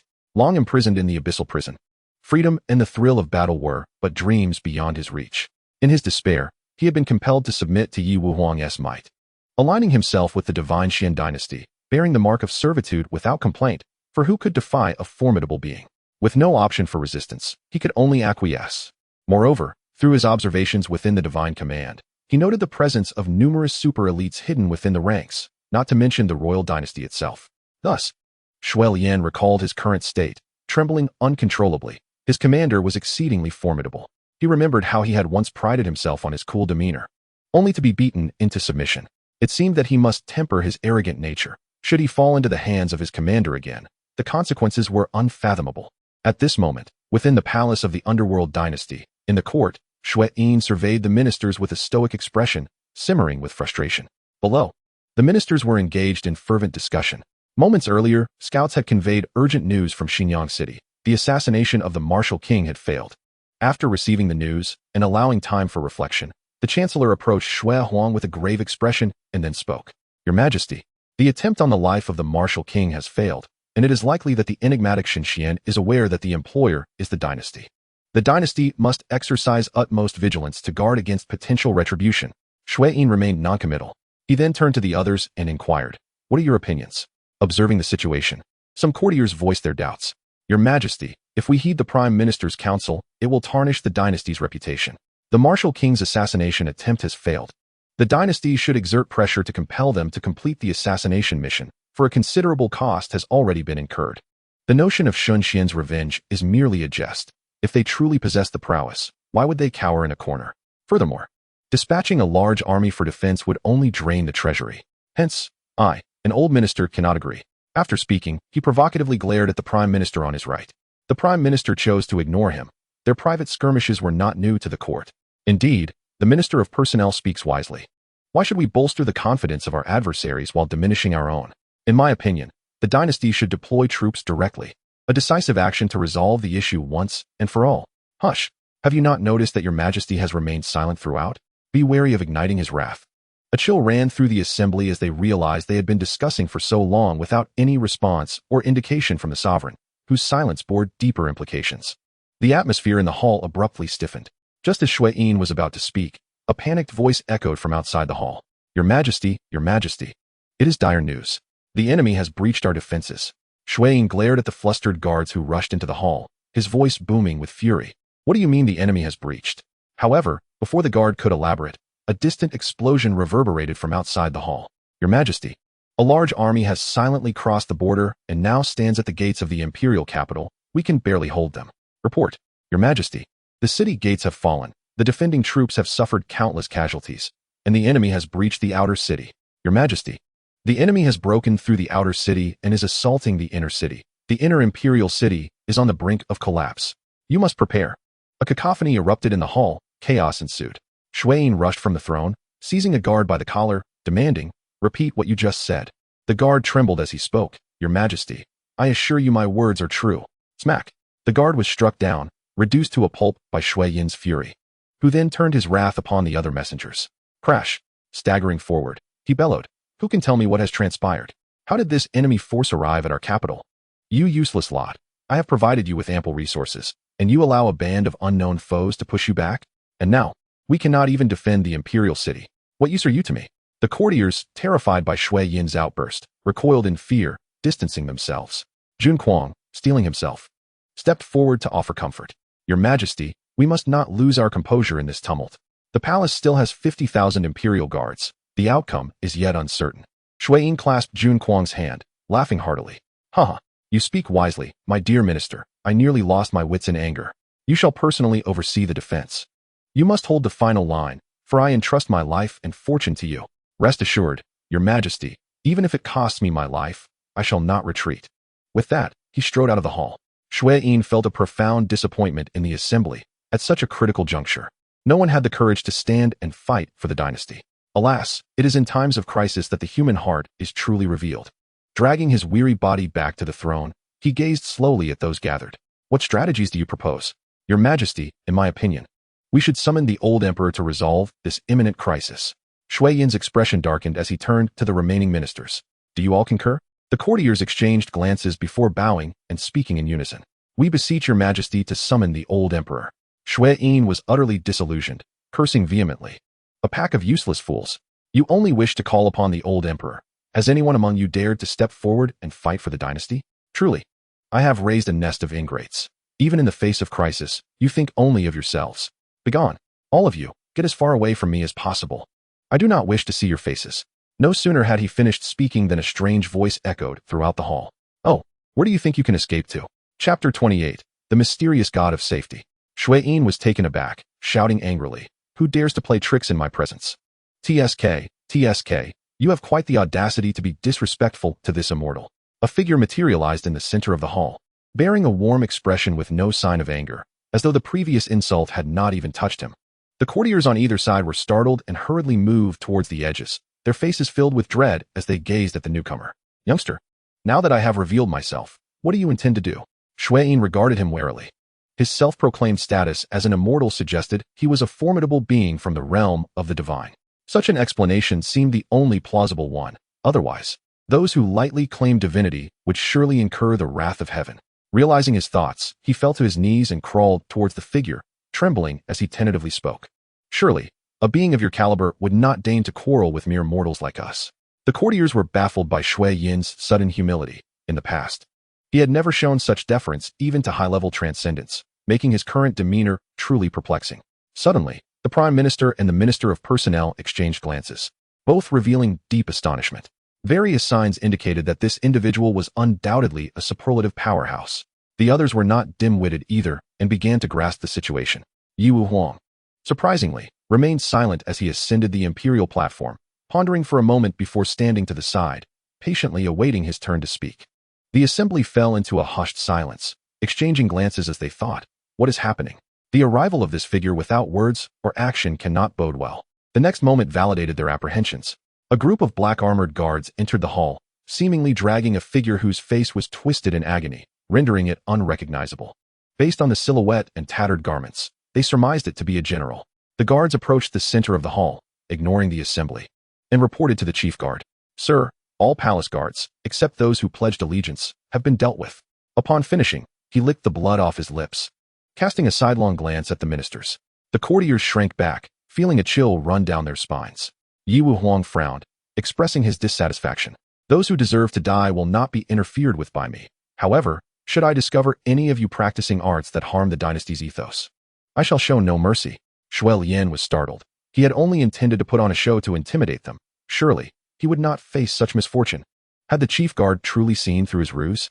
Having recently suffered a beating, he prayed fervently to the God of safety, vowing to serve him diligently in the future. In an unknown realm, An ancient voice echoed with a sense of long-standing mystery. Who is beseeching this god? Soon after, a slender thread of divine energy was dispatched, carrying a fragment of consciousness, swiftly vanishing in the direction of the summoned energy. In the blink of an eye, the hall reverberated with a voice filled with unfamiliar curiosity. Is it you who seeks my protection? Ah, who are you? Shui Yin's face was filled with confusion. What was this sudden apparition? Could this be the god I just prayed to? Tentatively, he inquired, Are you the god of safety? The ethereal figure paused, realizing that he was indeed the one who had called upon the deity. Nodding, it spoke. What is your purpose in summoning me? Shui Yin's heart raced with excitement as he contemplated whether to ask the deity to punish the chief guard. However, he quickly dismissed the thought. If the arrival proved to be more appearance than substance, the one to suffer would be himself. Since the arrival of the mysterious individual, Yi Wuhuang felt as if he were facing a formidable foe, his muscles taut, and his gaze fixated upon the newcomer. Should he sense any anomaly, he would strike immediately. Although the others were unaware of the visitor's identity and detected no fluctuations in cultivation, it was evident that the newcomer resided in an incomprehensible realm of power. Just as Shui Yin pondered how to proceed, Yi Wuhuang's grave voice echoed, I sense your strength, yet it appears restrained by the rules of the immortal realm. What brings you to this world? The visitor appraised Yi Wuhuang with an unchanging tone, devoid of emotional resonance.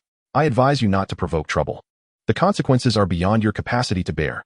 However, his words trailed off abruptly as he sensed something unusual. Surrounding Yi Wuhuang and the others lay a subtle source of energy, its origin pointing in a single direction, piercing through layers of space. Who dares intrude upon my domain? A young girl with a ponytail and sapphire blue eyes materialized, scolding the newcomer. The visitor grew anxious, fearing the girl's displeasure might spell his misfortune, and endeavored to soften his tone. My apologies, young lady. I merely passed through this realm out of curiosity and inadvertently found myself here. For the disturbance, I beg your forgiveness. The dialogue was utterly bewildering, as a girl of merely 5 or 6 years was being appeased by an adult, creating an oddly discordant scene. The girl shook her head, pondering, her expression innocent. It is indeed true that you have trespassed into private space. If you wish to depart, you must leave behind some treasures. I shall not make it difficult for you. I shall not hold back. As her words fell, the surrounding space crumbled, a surge of spatial power engulfing the visitor's ethereal form, rendering him instantly incapacitated, collapsing into the void. Just as despair enveloped him, the girl waved her hand, and the space gradually restored itself. Without hesitation, he produced a collection of items, presenting them directly to the girl. His expression was one of fear as he inquired, I am but a manifestation of divine consciousness, carrying only these items. He then quietly awaited the girl's appraisal of the treasures. After a brief moment, the girl, satisfied, declared, Very well, given your earnestness, I shall overlook your transgressions. At her gesture, the visitor dared not linger, continuing to traverse space to find his way back, hastily departing. In the grand hall, as the ethereal figure returned, a tremor coursed through him, a newfound emotional turmoil evident. He glanced at the gathered crowd before vanishing in an instant. In an unknown space, the mysterious figure's consciousness returned, his complexion pale. He had nearly perished on the way back. Who was that little girl? More terrifying than the master himself. That realm felt like a place of demise, yet it birthed such formidable beings. Truly a disquieting revelation. Never mind. I must first recover my losses.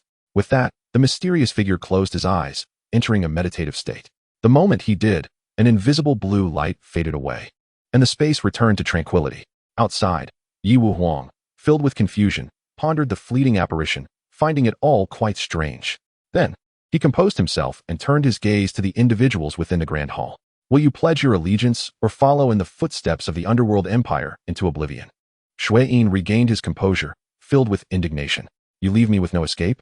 At that moment, one of those pulled into the hall suddenly regained a sliver of energy, crying out to Shui Yin, Your Majesty, I have failed you. I allowed the intruders to breach the hall. The ministers recognized the voice belonged to Jun Kuang, who had recently excused himself from battle. Observing his disheveled state, they could scarcely fathom the horror should it have befallen them. Consequently, each harbored their own thoughts, choosing to silently witness the unfolding events. However, Jun Kuang's words ignited a deep sense of embarrassment in Shui Yin, inciting his fury as he glared at him. You are all a bunch of worthless fools. Since you refuse to allow me any respite, let us perish together. His aura surged, exuding the initial energy of the fusion realm, accompanied by a sound akin to an explosion as he launched an attack. Yi Wuhuang and his companions were rendered speechless. Was this man a fool, simply seeking punishment? The next moment, Yi Wuhuang gently uttered, Begone. The latter was sent flying by the shockwave, crashing against a central jade pillar. With a splatter, Shui fell backward, spitting out a mouthful of blood. Chapter 29. The Dragon Prison and Spirit Destruction Array. How is this possible? Yi Wuhuang's impatience was evident as his tone turned frigid. Such provocations challenge my authority. I shall escort you on your way. With that, a colossal ethereal hand descended upon Shui. Upon witnessing this, Shui was gripped by terror, desperately channeling the imperial fortune to strengthen his defenses. With a resounding cry, a dragon of 100 zhang, embodying the essence of fortune, manifested, drawing energy from the underworld empire and coalescing around Shui, instantly forming a golden shield before him. In the areas from which the underworld empire drew its fortune, life force waned, the earth's veins sank, and calamity erupted. The entire nation plunged into chaos, darkness enveloping it, as beings once hidden in shadows emerged, traversing the thriving regions. The various empires, sensing the abnormality within the underworld empire, projected their consciousness to investigate, witnessing the bizarre phenomena along the way. They were struck with dread. What existence could drain the empire's fortune to the brink of annihilation? Realizing the capital of the underworld empire exuded a dreadful aura, they hastily retracted their consciousness, opting to retreat. At that moment, Shui Yin's eyes burned with hatred as he glared at Yi Wuhuang, yet he dared not underestimate the threat, fully committing himself to vigilance. Feeling the illusionary threat as insubstantial, Shui Yin erupted in maniacal laughter, deriding, "Humph, I thought you were someone of great consequence, but you are merely insignificant." Yet, as the words left his lips, the transparent shield before him shattered. The force of the palm pierced through his body, continuing unabated, crashing into the main jade pillar of the hall. With a thunderous roar, the pillar collapsed, sending a cloud of dust billowing. The hall trembled as crystalline bricks fell from the ceiling. Shui Yin, in disbelief, looked down at his chest. Suddenly, his body erupted with brilliant light, immense energy expanding, causing him to disintegrate completely.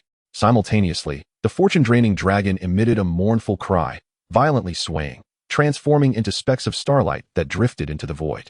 The underworld empire faced an unprecedented catastrophe. Torrential rains and floods, thunder and lightning, the very earth quaked. The populace, along with cultivators, were filled with panic, crying out to the heavens, witnessing the cataclysmic changes yet powerless to protect themselves, let alone preserve their lives. Numerous families, dynasties, and sects activated their defensive arrays to ensure the survival of their factions.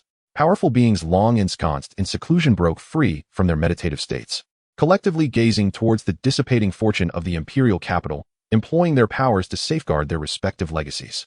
As the fortune-draining dragon disintegrated, the divine mysterious empire's fortune-source dragon soared from the Dragon Perch Palace, its massive form obscuring the sky. The once ignorant citizens of the imperial capital looked up, once again confronted by the terrifying spectacle from earlier, which struck fear into their hearts. With a resounding cry, the void released flickering stars that coalesced around the body of the fortune-source dragon, gradually increasing in size. Moments later, as the starlight faded, the dragon's body expanded by 100 zhang. Its enormous eyes shimmered with mystique, its scales glistening in a deep azure hue, with 4 limbs resembling those of a tiger and 6 claws, hinting at the presence of a 7th claw. At the same time, it began to replenish the fortune depleted in the efforts to open the reincarnation passage in Wanhai City. Yi Lingtian murmured softly, contemplating who he should send to oversee the situation now that Yi Wuhuang had dealt with the underworld empire. Alas, we are in dire need of capable leaders. In the ethereal palace of the underworld, chaos reigned as the ministers were engulfed in an unforeseen storm of debris and blood, their hearts heavy with an indescribable despair. Blood Lien and his companions forged a protective barrier at their sides, surveying the grand hall before swiftly retreating outside. With a thunderous crash, the hall collapsed just as they exited. Who dares to shatter the fortune of my underworld dynasty and slay my descendants? The voice thundered as an elderly figure clad in a deep purple robe emerged amidst the turmoil. Some of the surviving ministers, having narrowly escaped death, immediately prostrated themselves, weeping. "Old Emperor, you must avenge the dynasty, eliminate these invaders. They have slain the current emperor and obliterated the dynasty's millennia-old fortune, leaving our realm in desolation." An elder among them warned, "Be cautious of this leader." A middle-aged man, crowned and concealed among the ministers, fell to his knees at the elder's feet, grasping his pant leg, his voice hoarse with grief. "Grandfather, you must avenge Uncle Shui. He was crushed by a single blow, leaving no remains." The elder's gaze sharpened, brimming with murderous intent, and he bellowed to those behind him, "Swiftly eradicate the enemy." Understood. With a ripple in the air, over 100 black-clad attendants materialized, instantly forming a deadly formation. the dragon capturing and spirit destroying array, encircling Blood Lien and his companions at its center. Nearby, some surviving ministers smirked in anticipation. With the Blood Lord intervening, this group is doomed. Indeed, the old emperor was already at the mid-stage of the Great Ascendance 3 centuries ago. Now he must be on the brink of the second tier of the transcendent realm. They thought, relishing the spectacle. The Blood Lord, brimming with confidence, turned to face Yi Wu Huang, taunting, "This formation is the culmination of my years of effort. You are fortunate to be among the first to experience it. Gathering 100 mid-stage cultivators, we first solidify the dragon capturing array to ensnare the enemy. Then establish the spirit destroying array. Combined, they are sufficient to eliminate those below the late Great Ascendant stage. Those who dare to extinguish my underworld dynasty shall rue their arrival in this world." Yet, throughout the unfolding chaos, Yi Wu Huang remained passive, offering no resistance, and, with a wave to the guards beside him, instructed, "Leave this to your squad. The rest need not intervene." Understood. This action incited the fury of the Blood Lord and the array's master, who, without waiting for further orders, continuously infused spiritual energy into the formation. Whoosh! Waves of fireballs erupted, launching towards the crowd. However, the atmosphere grew increasingly strange. The fireballs struck Blood Lien and his companions, who made no defensive maneuvers, yet emerged unscathed. This scene struck a blow to the Blood Lord's pride. The dragon capturing and spirit destroying array seemed less formidable than anticipated. The elder, meeting the surrounding bewildered gazes, felt his face flush with embarrassment, roaring, "You are all useless, unable to exert your full strength." In their regular bouts with the elder, they had faltered slightly. But now they were utterly overwhelmed. The 100 black-clad figures bore silent grievances. They had given their all, yet could not budge the enemy in the slightest. "The foe is simply too powerful. What can we do? You are the one lacking, yet you blame us." At the heart of the array, Xianxia rolled her eyes, silently plotting mischief against the old man. Surely this would be more entertaining than previous prey. "Old man, spare us your futile excuses. If you dare not strike, do not lay blame on your subordinates. It is truly laughable." Plop! Nangongwan burst into laughter beside her. "Sister, you are as sharp-tongued as ever." Blood Lien smirked, thinking, "This sister has quite the knack for shutting people down. I've suffered greatly from her wit in the past." The elder seethed with rage. "Oh, you little girl. With your sharp tongue, do you think I fear you? What a joke.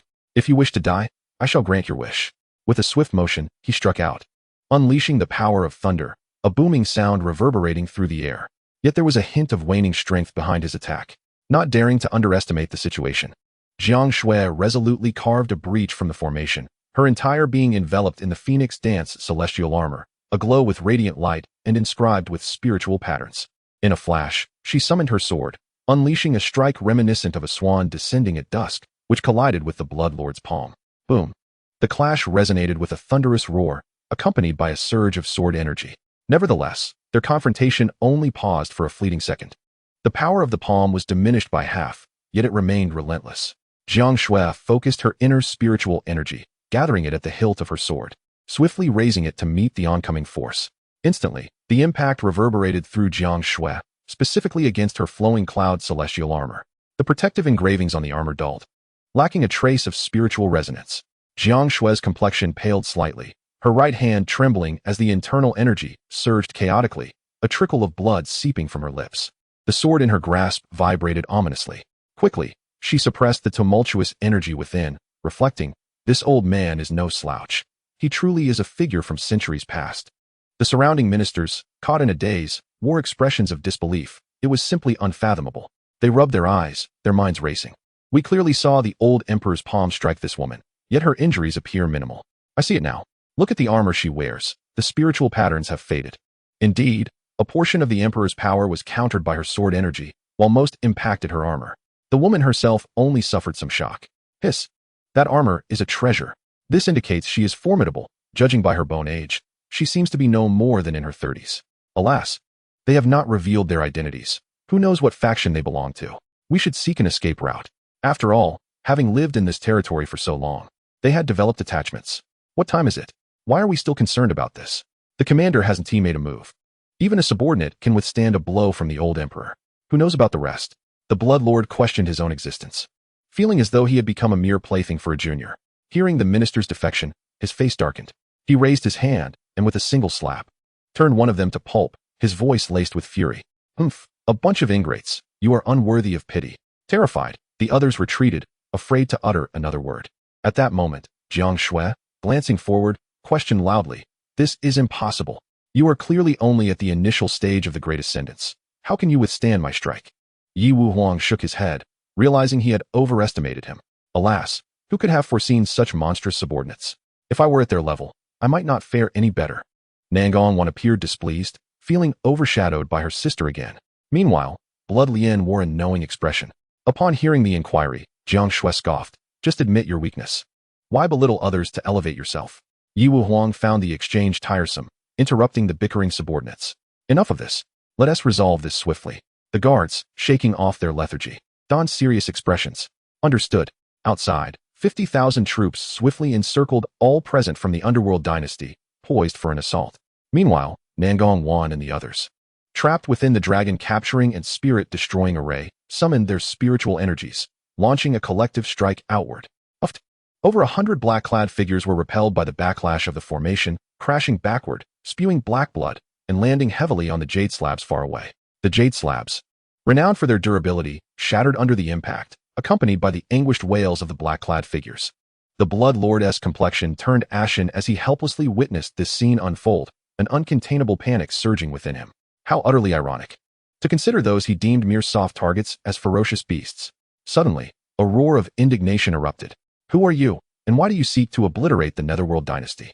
Yi Wuhuang and his companions exchanged puzzled glances. It was astonishing how the dying often posed such similar, unimaginative questions. Well, who could blame them for their overflowing sympathy? They reluctantly decided to enlighten the doomed soul. Thus, Blood Lian stepped forward, pointing at Blood June, and declared, "This is our esteemed director of the Divine Command Bureau, and we are affiliated with the Divine Xian Dynasty. As for the reason behind the annihilation of the Netherworld, well, who can you blame for your own demise?" "Huh. I see now. That brat Yi Woody is quite remarkable to have such formidable allies at his service." The crowd was baffled. Who was Yi Woody? Blood June's laughter abruptly ceased, realizing he had made an error. It was impossible. Could it be that the Emperor of Divine Xian had been replaced? Xianxia narrowed her eyes and stated blandly, "The current ruler of Divine Xian is His Majesty Yi Lingtian." A thought suddenly dawned on Yi Wuhuang. Their mission had been accomplished. Whether Blood June lived or perished would have little impact on the grand scheme. Recruiting him as an ally would also be advantageous. His Majesty had tasked him with developing the Divine Command Bureau, gathering various resources and intelligence. He then spoke. "Are you willing to pledge your loyalty to Divine Xian and serve under our director? Who knows, it may not be long before you break through your bottleneck." Initially filled with resentment and fury, Blood June found himself momentarily unsettled by the prospect of swiftly advancing to the tribulation stage. After a century of seclusion, he had only just breached the first tier and grazed the threshold of the next level. Suppressing his excitement, he eagerly inquired, "Is this truly the case?" Hearing the skepticism in Blood June's voice, Nangong raised an eyebrow and retorted, "Old man, individuals of our director's caliber would not stoop to deceive you." Blood June stood awkwardly, realizing he had no grounds for doubt. Though he had not yet engaged in combat, he could sense the looming threat. He glanced at the neatly attired guards of the Divine Command Bureau below, the moans of his fallen confidants in the distance, and the ravaged palace. At that moment, the blood rain receded, leaving a sunset that resembled spilled blood, and he felt a tumult of emotions within. Ultimately, he relinquished his lingering hopes and knelt before Yi Wuhuang, bitterly stating, "I am willing to serve Divine Xian. Rise. In time, you will be grateful for your decision today." Indeed, countless years later, Blood June would reflect that had he not surrendered to the court, he would have likely perished and entered the cycle of reincarnation, never stepping into the realm of divinity. Of course, that was a tale for another time. Witnessing this, the officials and the staggering figures in black behind them fell to their knees in a flurry, exclaiming, "We pledge our loyalty to Emperor Yi. Please grant us your favor." A smile tugged at the corners of Yi Wuhuang's mouth as he had just been pondering the lack of leadership for the chaotic netherworld. "I can accept you all." The crowd felt a surge of joy. They could finally leave the palace today. However, Yi Wuhuang's next words plunged them into despair. "However, should I discover that any among you attempt to escape, your entire clan shall be annihilated, and the others present shall share your fate." Looking at the trembling figures who had just stood, Xianxia questioned, "Sister, why doesn't the director simply execute them? They are all parasites." Shu Xinlan sighed and explained, "I suggested you broaden your knowledge, but you were resistant. For the dynasty to flourish, talent is the core of its competitive edge. Scholars and warriors must each play their part to assist the sovereign in governing the realm." Nangong shook her head, realizing that her feisty fourth sister was, in fact, politically ignorant. Alas, To put it bluntly, we need someone to do the work. Xianxia pouted. Why must you be so harsh? The others looked on in confusion, wondering what the three sisters were up to. Subsequently, Yi Wuhuang instructed everyone to clear the scene and to report the events to Yi Lingtian. He would temporarily oversee the Netherworld Imperial capital, awaiting Yi Lingtian's arrival to take over. At the same time, he ordered Blood June to maintain order in the capital. With no mercy for the traitors, he tasked the remaining officials to each fulfill their duties and swiftly stabilize the situation, while also dispatching trusted aides to assist the guards in proclaiming the decree across the territories of the Netherworld Dynasty. Any who rebel would face severe punishment. Chapter 31. The Resurgence of Turmoil. Your Majesty, Lord Yi has relayed news that the Netherworld Imperial capital has been captured and requests you to send personnel for takeover. Yi Lingtian wore a troubled expression, acutely aware of his dire need for capable talents, pondering over potential strategies. Should I ask Yin for an IOU? He quickly dismissed the thought. He would have to sell himself again. What a predicament. The last time he summoned the Fate Source Dragon, he had only just managed to repay his debts. At that moment, he heard Yin's voice chime in his ear. Ding. The 3-day summoning opportunity has refreshed. Do you wish to initiate the summoning? Wow. Yin, I adore you. Yi Lingtian exclaimed with excitement, feeling that Yin was indeed a thoughtful little caretaker, perfectly positioned to resolve his pressing needs. Meanwhile, in the system space, Yin wore a look of disdain as her gaze flitted about. Initiate the summoning. Ding. Summoning node is being constructed, matching random summoning mode. Summoning successful. Ding. Congratulations, host. You have summoned the divine strategist, Zhuge Liang. The character will arrive within a limited time. Beside him, Zhao Huan wore a puzzled expression, wondering why the emperor appeared so delighted. It didn't seem like it was due to a celebratory message. He had clearly observed that Yi Lingtian showed no surprise upon hearing the news. Lost in joy, Yi Lingtian remained oblivious to the unusual expressions of his attendants and began to examine Zhuge Liang's information. Name, Zhuge Liang. Divine skill, Celestial Stars 9 strategies. Cultivation level, late stage of the Great Ascension realm. Star rating, 10 stars. Goodness. His intellect is extraordinary. He is a true master. Despite his high regard for Zhuge Liang's star rating, Yi Lingtian was still taken aback upon seeing the system's evaluation. He then furrowed his brow. Currently, the internal governance of the dynasty was a chaotic mess, and the myriad of affairs was giving him a headache. Sending him out now felt somewhat reluctant. Alas, what a dilemma. I suppose I should follow his advice. Turning to Zhao Huan, he instructed, send a message to Yi Wuhuang, instructing him to remain stationed until I dispatch someone to take over. Understood. Afterward, he closed his eyes in contemplation, trying to piece together all that had transpired. In the capital of the Fengming Dynasty, at the Yashuan Tea Pavilion, the first floor was bustling with patrons from various walks of life. In the central empty space of the pavilion, an elderly man and a young lad engaged in a discussion over tea. Ronggui, have you heard? The Netherworld Imperial capital has been seized.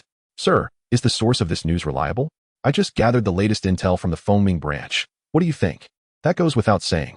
Sir, I'm quite curious. The force capable of vanquishing such a colossal entity as the Netherworld Dynasty must be terrifying.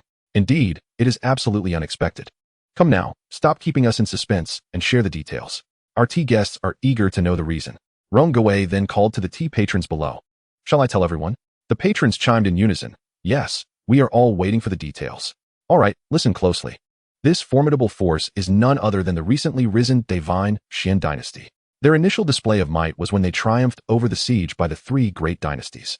Following that, they sent a grand army to reclaim the lost territory of Xinyang City, annihilating the Sea Demon King and his minions who invaded Wanghai City. The fall of the Netherworld Dynasty came as a result of angering Emperor Yi by hiring assassins to target one of his generals, Jun Lingyu. In his fury, Emperor Yi dispatched his strongest warriors to storm the Netherworld Imperial capital, resulting in the immediate demise of its ruler, Blood Yin. Ultimately, the former monarch, Blood June, also emerged but was suppressed, and, with no options left, chose to pledge allegiance to divine Xian. Wow! The tea patrons gasped collectively, murmuring in disbelief. It is truly incredible. The decline of divine Xian had seemed inevitable, yet here they are, a dark horse. In my view, the ascension of the new emperor of Xianxian has been rather brief, potentially supported by formidable forces behind the scenes. Otherwise, the previous monarch would not have possessed such means and resolve. Alas, I hope our emperor expedites the dispatch of troops to secure the borders, for otherwise, sleepless nights await us. At this moment in the Fengming Imperial Palace, upon hearing the report from his guards, Emperor Zhao wore a grave expression, murmuring softly, once again, it is Xianxian. Ever since the revival of Emperor Yi, Xianxian has been shrouded in a veil of mystery, as if a hidden power is orchestrating these events. The formidable figures emerging by Emperor Ye's side must have origins that have been overlooked. After much contemplation, he found himself ensnared in the puzzle, feeling utterly drained.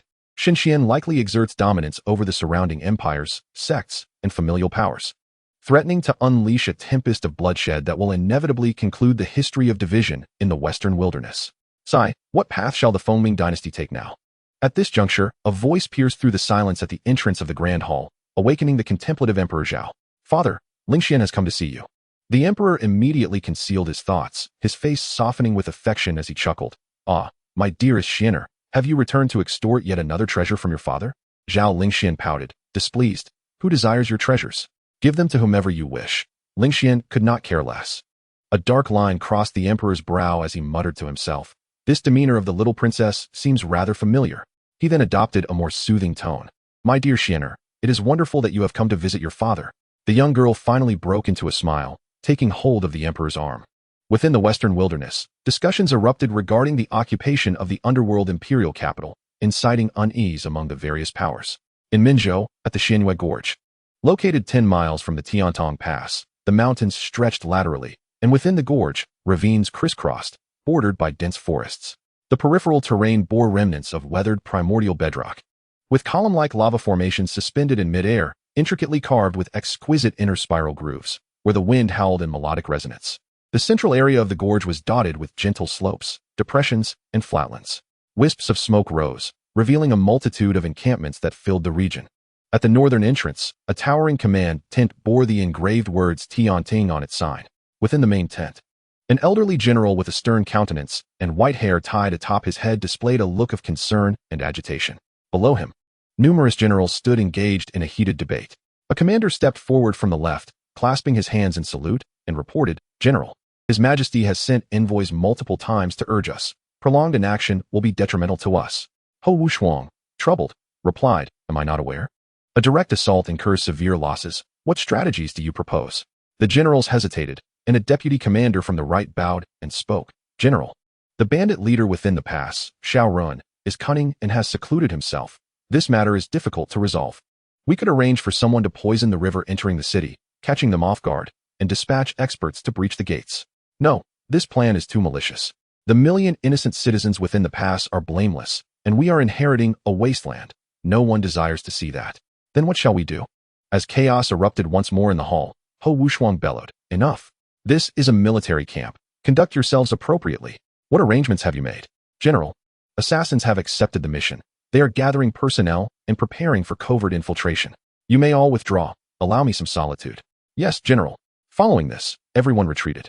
In the Shuangxi Sea, the dwelling place of the Sea clans lies in the southwestern waters of the Lingtian dynasty, near Wanghai City. This region encompasses the soul-devouring sea and the spirit sanctuary sea, each as expansive as a state.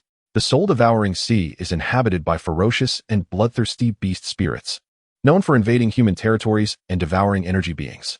In contrast, the spirit sanctuary sea primarily houses gentle plant spirits, rich in marine resources such as blood-condensing jade coral, frostfire crystal, and meteorite essence. General, urgent report. Zhao Yun awoke from his meditation, slowly opening his eyes and inquiring softly, What is it? Lord Yi has commanded 200,000 guards to seize the underworld imperial capital. The actions of Lord Yi are profound, leading his elite forces in a manner that makes the conquest of the underworld imperial capital unsurprising. After a moment of contemplation, he replied, We must hasten our pace. Yes, General. As the guard's words fell, Zhao Yun rose, stretching his sore back, and gradually asked, How long until we reach the dwelling of the Sea Demon clan? Reporting to the general, the Sea Demons reside in the soul-devouring sea, and we are currently 50,000 nautical miles from the main base. At our vessel's speed, it will take approximately 4 hours. Zhao Yun, feeling helpless, dismissed the guard, lamenting, The pace of our mission is too slow. I cannot leave a poor impression before the emperor and secure the opportunity to lead troops into battle. He then recalled his stagnation at the pinnacle of the mundane realm and resolved to seize this chance for diligent cultivation. He settled into a meditative posture, calming his mind, directing the flames of his internal pulse to his palms, conjuring a swirling blue flame. Infusing the flame with spiritual energy, the internal fire took on a bluish hue, while the external flame oscillated in a semi-stable manner, perpetually cycling within certain limits, unable to break through to a higher dimension. The fire's volume compressed, and the energy stagnated. Zhao Yun sensed the anomaly. Feeling quite vexed, the energy accumulation was difficult to dissipate, rendering the flames unwieldy. No matter how much spiritual power he gathered, it proved futile. He could only continue to infuse spiritual energy for refinement while releasing excess energy to prevent a breach that could lead to danger. Subsequently, he repeated this refining process tirelessly. Chapter 32. Seeking Collaboration. As Zhao Yun immersed himself in his relentless cultivation, a heavy silence enveloped the atmosphere at the Minghuang Gorge in the Night Demon City. This location serves as the stronghold of the Xianxian sect, where Elder Yi Ming awaited the arrival of the disciples under the command of the demon spirit. Having received the summons, he had brought along 100,000 low-ranking disciples to stand ready. Upon witnessing Yu leading 10,000 inner disciples of the Xianxian sect and 40,000 disciples of the creation realm arrive via flying vessels, the tension lifted, and cheers erupted among those present. Disciples pay homage to Eldering. The echoes of their voices reverberated through the gorge. At last, we have awaited Brother Ying's arrival. Yi Ming's face was alight with joy, finally seeing the opportunity for vengeance. Earlier confrontations with the Xianxian sect had depleted vast resources, resulting in significant casualties among the disciples, which had left him feeling humiliated. Seeing the smiling faces of his opponents, Yu reciprocated with utmost courtesy. I hear that Brother Yi has suffered losses against the Xianxian sect. The sect master has sent me to provide support. Presenting the command crystal given by the demon spirit before departing, he continued, I shall fully cooperate with Brother Ying in the upcoming strategies. At the hour of the rooster today, I will lead 10,000 inner disciples to stealthily ambush the mid to high-ranking disciples of the Xianxian sect while you handle the aftermath. By proceeding in this manner, our sect can eliminate the Xianxian sect's stronghold here, and we can gradually plan our next steps. Meanwhile, in the forbidden grounds behind the Xianxian sect's mountain in the Night Demon City, a young man clad in white swiftly concealed his form, darting into the forbidden area. Standing before an ancient and slightly cold stone pavilion, the young man, with a handsome visage, revealed a glimmer of interest. To unexpectedly encounter the ancient celestial devouring demon array here, he pondered briefly before forming hand seals, channeling a mystical technique into the array's focal point, causing a small breach to appear, through which he swiftly entered. In a shadowy valley, the young man emerged from the air, startling a multitude of beasts within. His brow raised with intrigue as he darted in a specific direction. Just as he departed, 9 elderly figures with profound auras appeared, each wearing expressions of confusion. The 9 sensed the unfamiliar presence, and, having awakened from their meditative seclusion, rushed over only to arrive a moment too late. An elder clad in blue inquired, Brother, did we misinterpret our senses? He was particularly sensitive to unfamiliar energies due to his cultivation of the perception of things technique, and it should not have been a mistake. The leader of the group, upon hearing these words, shook his head, pondering 2 possible scenarios. Either the newcomer possesses cultivation that surpasses that of the 9 of us, or we have indeed misperceived the situation. Should it be the latter, our caution would be excessive. Conversely, if it is the former, then we must deliberate seriously, for we are unaware of the visitor's intentions. A grave expression settled upon his face as he struggled to discern the motives behind this individual's arrival. The irascible elder clad in red could no longer contain his fury, exclaiming vehemently that he did not care what the visitor sought, for upon encountering him, he would undoubtedly crush him. It had been far too long since he had indulged in such pleasures. With that declaration, he raised his heavy crystal staff, adopting a stance of readiness for combat. The others, after a moment of inquiry, could only shake their heads in resignation, attempting to temper his fiery temperament, reminding him of the lessons learned from past encounters. They had only just managed to unite, and they did not wish to see him fall to ruin. The mention of this matter caused the red-clad elder to feel a pang of embarrassment, his mood darkening as he felt exposed to the jests of his companions. Standing silently to the side, he could not find the words to respond. The leader then interjected, Enough? Let us return. Meanwhile, the young man, concealed from view, observed the scene unfold, taking stock of the cultivation levels of the 9 individuals with clarity, thoroughly assessing the situation surrounding them before departing. Upon returning to the area outside the forbidden grounds, the young man focused his spiritual senses to scrutinize the main hall of the Xianxiaaudiobooks sect. Seated within, the sect leader, Emperor Dynasty, suddenly sensed an unusual presence, as if a formidable force were covertly observing him. Yet, he could not pinpoint its source. Consequently, he made his way to the rear mountain to report this matter to the 9 esteemed elders. Su Xiling returned to the city lord's mansion to relay his findings to Jun Lingyu. General, I have ascertained the circumstances surrounding the Xianxiaaudiobooks sect. Indeed, there are 9 early-stage true fusion elders secluded within a small space in the rear mountain's forbidden area. The sect leader, Emperor Dynasty, is at the mid-stage of the transformation realm, with 7 elders in the late stage of the void refining realm, and 8 disciples in the mid-stage of the divine concealment realm, comprising nearly 5 million disciples, the majority of whom are at the mid-tier second rank. Jun Lingyu maintained an impassive expression, though a flicker of surprise crossed his mind. The Su-N-M sect truly lived up to its reputation as the foremost power in the Night Demon City, wielding considerable influence. Yet the strength of the other nearby cities was not dissimilar. However, to stand against an imperial army, they would be insufficient. Brother Xiling, you have worked hard. Please, take some rest. At the same time, within the Qingyan Chamber of Commerce branch in Xinyang City, Yang Yinran stood by the ornate window on the 3rd floor, her beautiful eyes gazing towards the city lord's mansion. Behind her, a maid recounted the recent happenings in Xinyang. Curiously, she inquired, "Miss, why do you pay such particular attention to this General Jun?" With a flutter of her eyes, brimming with anticipation, Yang Yinran turned and raised her hand as if to playfully strike. The frightened maid quickly implored for mercy. "Miss, I shall not do it again." She looked at her with a pitiful expression. Yang Yinran gently patted her head, her voice tinged with sorrow. "Outsiders envy my esteemed position as the legitimate daughter of the Yang family. Little do they know that this glamorous facade is forged through hard work, serving also as a shackle." The maid, puzzled by her mistress's unusual melancholy, wondered if she had misspoken. "No, it's not your fault, miss. Please don't be like this." Observing her demeanor, Yang Yinran clarified. "My choice to come to the divine Xian Empire was intentionally to evade a marriage alliance with the Shangguan family."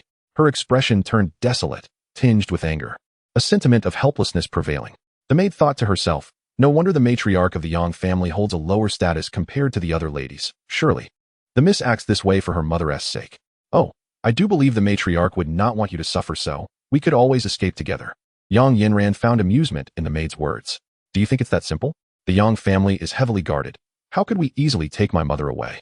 The maid's eyes brightened, realizing that her mistress had worked tirelessly over the years to develop the Qingyan Chamber of Commerce branch in order to attract powerful allies and seek external assistance. Yang Yinran was taken aback, discovering the maid's keen insight. She tacitly acknowledged the maid's deduction, affirming that they should particularly keep an eye on Jun Lingyu, who had swept through Xinyang with such prowess. At the same time, she was perplexed, for if the divine Xian Empire had indeed fallen, how could it produce such an extraordinary general? Yang Yinran gazed down at the passers-by, murmuring to herself, "Recently, the divine Xian Empire has been shrouded in mystery. It is impossible to discern what lies beneath the veil of fog. Yet, with Jun Lingyu's emergence, I am instinctively aware of his strength. He may well be the key to unraveling the enigma of the divine Xian Empire. Thus, regardless of the cost, I must ensure he takes action." Standing quietly to the side, Lu Kuan interjected, "Miss, although Jun Lingyu has only recently arrived, he will not linger for long. If we seek an opportunity, we must offer resources to cultivate goodwill, thus aiding his military endeavors.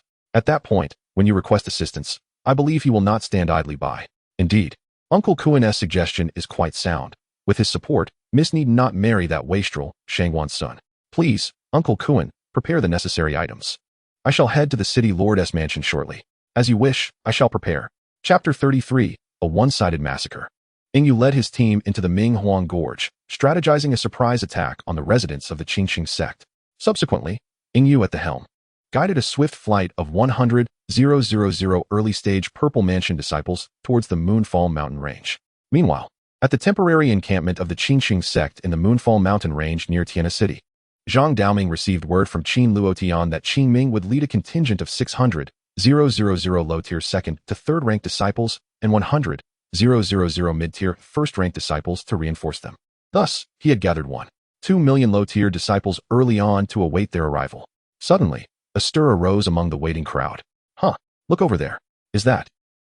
The distance was too great for clarity. "Wow, it appears to be an aircraft." Indeed it is. The aircraft bore the sect's unique emblem. Could it be that Elder Qingming had arrived with the support team? Oh, our chance for revenge has come. This time, they would decisively eliminate the scum of the Su-N-M sect, avenging their beloved junior disciple. Moments later, the aircraft descended steadily onto the central plain of the mountain range.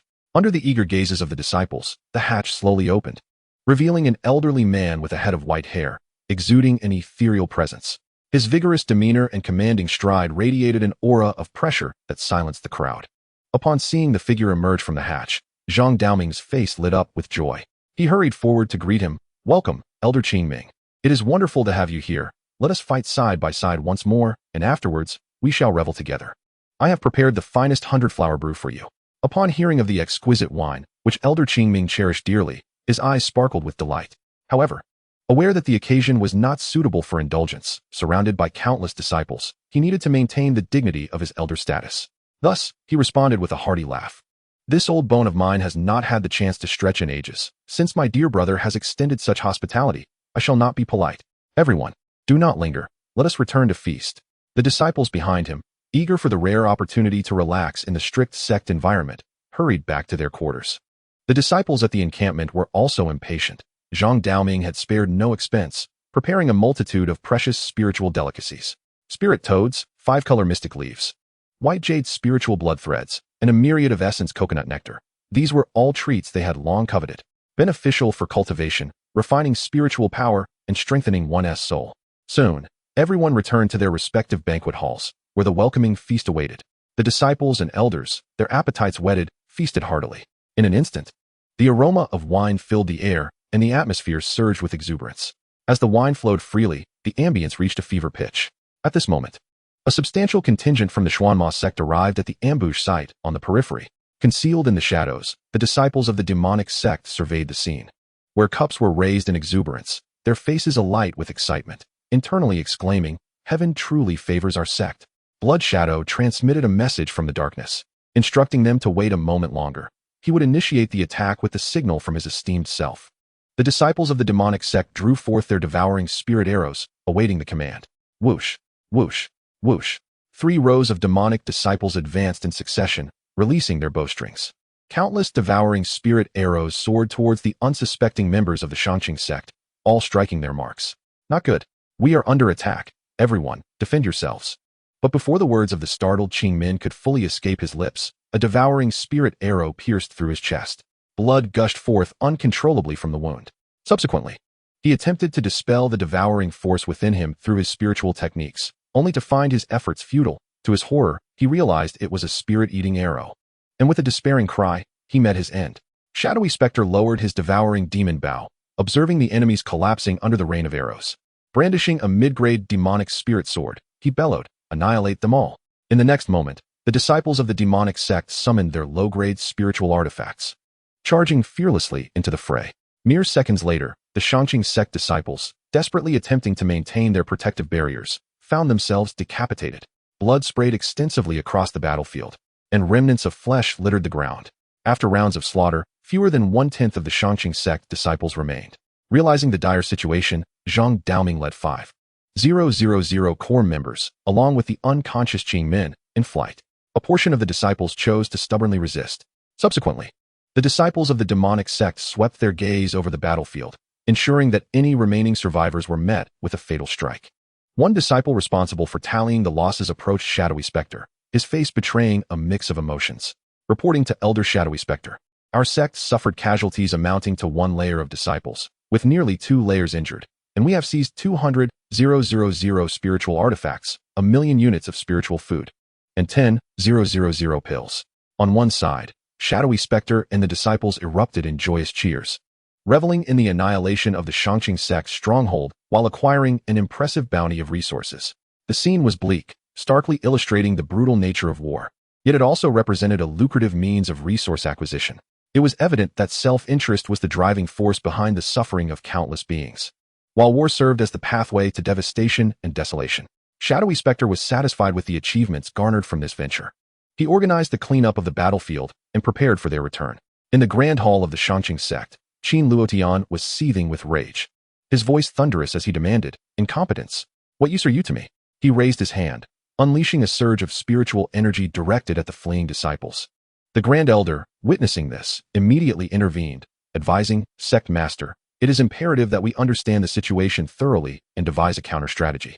He then turned to the 2 individuals present, inquiring about the circumstances that led to the return of fewer than 5,000 disciples. At this moment, the recently awakened Qingmin wore a ghastly expression, having descended the mountain with great confidence, only to return in such a disgraceful manner. He chose to remain silent. Zhang Daoming, aware of his inextricable involvement, recounted the events in detail. Underlings hosted a welcoming feast for Elder Qingming, only to be ambushed by the Xuanma sect. Qin Luotian's anger flared anew. The other elders exchanged glances, their expressions shifting. This represented the loss of nearly 2 layers of disciples within the sect, a truly painful blow. Sect Master, the Xuanma sect's intentions are nefarious. We must hasten to fortify our defenses to prevent further assaults. We should also contain the news to avoid provoking the illusory spirit sect and the Beastmaster sect into action. However, this was not a long-term solution. The news would inevitably reach the ears of the two sections. That is a valid point. What shall we do? After a prolonged pause, the second elder suggested. Jun Lingyu has already arrived at Xinyang and will inevitably sweep through the surrounding cities to reclaim the lost territories of the empire. If circumstances become dire, we might have to offer our allegiance. The incursion of the Xuanma sect is not something he would let go unchecked. Nor would the Xuanma sect dare to provoke the divine authority of Xianxian. Moreover, we have received news that the underworld's imperial capital has already been seized by Xianxian. Who would dare challenge such a formidable power? Seeing the anticipation in the eyes of his fellow elders, he continued, thus, we must remain vigilant against the other sects while simultaneously preparing gifts to pay a visit to General Jun. I believe this course of action could yield favorable results. The others agreed, believing it to be a viable method to navigate their current predicament. Qin Luotian, calming his emotions, spoke earnestly, since everyone is in agreement. Our sect shall not hinder this effort. I hope it is executed successfully. With that, he waved his sleeve and returned to the inner hall. Qin noticed his father's displeasure and approached him inquiringly. Father, what troubles you? Qin Luotan regarded his son, who had just returned from the Spirit Martial Academy, with a warm expression. The disciples stationed at Longjing Mountain have suffered a grave ambush by the Xuanma sect, resulting in significant losses. Father need not worry. I believe the Xuanma sect would not dare to be overly audacious. Let us hope that is the case. But enough of this. How has your cultivation been at the academy? General, the Xianxia sect has been attacked by the Xuanma sect, suffering losses close to 2 layers of disciples. Jun Lingyu mused to himself, recognizing this as a golden opportunity that required no bloodshed. Send someone with a proclamation to summon the city lords surrounding Xinyang to come and pledge allegiance to the empire. Those who fail to arrive by the deadline shall face military action. Chapter 34, The Path of the Emperor. At this moment in the Xianxian Imperial Palace, Your Majesty, there is a strategist claiming to be Zhuge Liang requesting an audience. Yi Lingtian was taken aback. Yin had truly looked out for him this time. With a sudden surge of joy, he exclaimed, quickly, let him in. Yes. Soon, a refined middle-aged gentleman adorned with a feather fan and a scholar's cap, exuding an air of elegance, entered the imperial study. Zhuge Liang surveyed his surroundings, noting the study's elegant and serene decor, a rare place for addressing daily affairs. Above the main seat hung a plaque inscribed with 12 characters, penned in a vigorous script. The emperor reigns over the 8 desolates, commanding all races, preserving historical records. In his heart, Zhuge Liang mused, Your Majesty is indeed a remarkable sovereign, ambitious to archive the world's knowledge and preside over the universe. With a solemn countenance, he bowed deeply. I, Zhuge Liang, pay my respects to Your Majesty. There is no need for such formalities.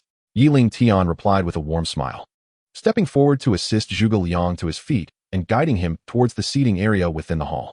May the journey here be smooth for you. Zhuge Liang inwardly marveled at how considerate the emperor was towards his subordinates. As his thoughts wandered, he reflected on how the emperor was indeed a person of extraordinary abilities. Having pulled him from the river of time, it was evident that Yin had struck a pact with the divine beings, viewing Yi Lingtian as the ultimate sovereign. Subsequently, Zhuge Liang humbly expressed, I am grateful for Your Majesty's concern. Once seated, Yi Lingtian smiled, saying, Your arrival is most timely. I find myself lacking a strategist to oversee the grand design. With your talents, it would be more than sufficient for you to govern the empire, he continued. Currently, I face 2 pressing dilemmas. I have just taken charge of the imperial affairs, and there are certain gaps in the management of the empire that necessitate a great scholar to coordinate the officials and refine the internal operational mechanisms. Furthermore, Knight Commander has led his forces to seize the underworld's imperial capital and urgently requires a capable individual to manage the region. Otherwise, it would be a pity to expend effort to gain territory only to lose it. Therefore, Your Majesty may choose one of these positions for me. Your Majesty, allow me to deliberate.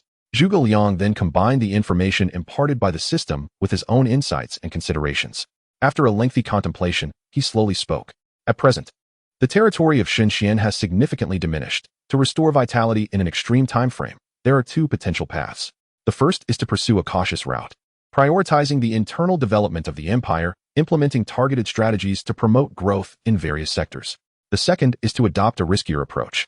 If there are no systemic crises within the empire, we could vigorously enhance external outreach, plundering resources from all corners, propelling the imperial chariot forward. What does Your Majesty think? Yi Lingtian found himself at a loss. lacking a thorough understanding of governance.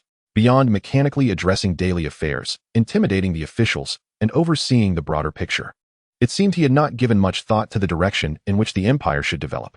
Previous actions were all taken step by step under the system's stimuli. Indeed, I have always centered my existence around the system, lacking true initiative and autonomy. Haha, I comprehend now. The path is one I must choose for myself. And I must practice it personally, not allowing external forces to dictate my journey.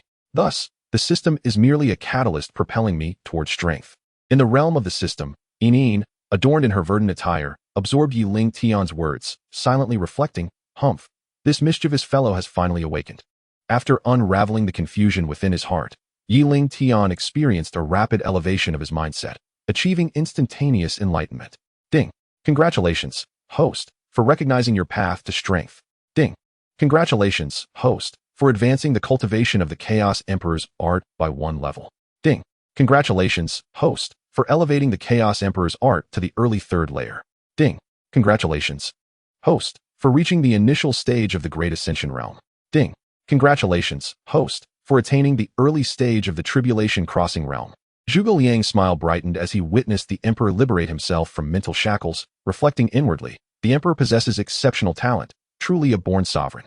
Yi Lingtian, filled with joy, never anticipated that his inadvertent realization would yield a 4-tier enhancement in cultivation. Zhuge Liang is indeed a true blessing star.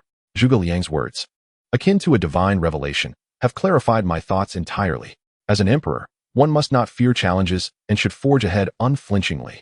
Those who obstruct the imperial path shall be slain. Those who disrespect imperial edicts shall be slain. Those who insult the emperor shall be slain. Zhuge Liang complimented from the side, under your majesty's leadership, the divine mystery shall surely ascend to glory. Haha, I eagerly await that day's arrival. Yet it requires our unity as sovereign and subjects. I vow to serve diligently until my last breath. Excellent. With your assistance, I am like a tiger with wings. Immediately, Yi Lingtian, with a serious demeanor, conferred an official title upon Zhuge Liang. I appoint you, Zhuge Liang, as the Prime Minister of the dynasty, overseeing all governmental affairs. I task you to proceed to the Underworld Imperial capital promptly, to secure full control over the Underworld dynasty and incorporate it into our imperial domain. I shall live up to your expectations, your majesty. Subsequently, Zhuge Liang took his leave, heading towards the Underworld Imperial capital. Yi Lingtian quietly observed his departing figure, harboring no undue concern over potential threats to him. He then called out to the court outside, summoned Generals Jun Lingyu and Zhao Yun, instructing them to advance swiftly. Notify the ministers that the newly appointed Prime Minister Zhuge Liang will assume the position, while the former Prime Minister Xia Yanbin will temporarily serve as Grand Tutor. Understood. Meanwhile, at the residence of Lord Xinyan, report to the general, a strange woman outside seeks an audience. Jun Lingyu furrowed his brow, questioning, do you recognize this visitor or know her purpose? According to the maid, she appears to be from the Qingyun Merchant Association. However, she did not disclose the reason for her visit. Let her in. How peculiar. I have no regular dealings with the Qingyun Merchant Association. What could she want? With a mind full of questions, suddenly, a young woman with exquisite grace stepped into the residence, followed closely by her maid. They approached within 3 feet, and the young woman gracefully bowed, stating, I pay my respects to the esteemed general. My lady, no need for formalities. Jun Lingyu then curiously scrutinized the two, inquiring, who might you be, and what brings you here? Yang Yanran, upon entering the hall, occasionally glanced at Jun Lingyu, noticing his restrained aura, detecting no fluctuations, yet emanating a sharp energy. Truly as rumored, unfathomable. Having just stepped into the late phase of the creation realm, I could not discern anything, confirming my decision was wise. She then parted her delicate lips, her voice melodious. I am Yang Yanran, president of the Qingyun Merchant Association branch. Hearing that the general wishes to reclaim the surrounding cities, I greatly admire your endeavors and have come to offer my assistance. A dangerous glint flickered in Jun Lingyu's eyes as he replied in a nonchalant tone, oh, what do you mean by that, President Yang? Yang Yanran, undeterred by the underlying threat in his words, smiled gently. There is no need for the general to concern himself with how I learned of this. I assure you, it will not be detrimental to you. Quite the opposite. I come sincerely to lend a hand to the general. Xiao Yin, overhearing, felt anxious, fearing that if the young lady angered General Jun, we might find it impossible to leave the Lord's residence. I wonder how you intend to assist. Upon hearing this, Yang Yanran's face brightened, and she began to explain. Our Qingyun Merchant Association has branches in every city. If the general specifies which cities he intends to attack, I can send someone to open the gates for you. Jun Lingyu raised a hand to halt Yang Yinran from continuing. My forces are comprised of elite troops.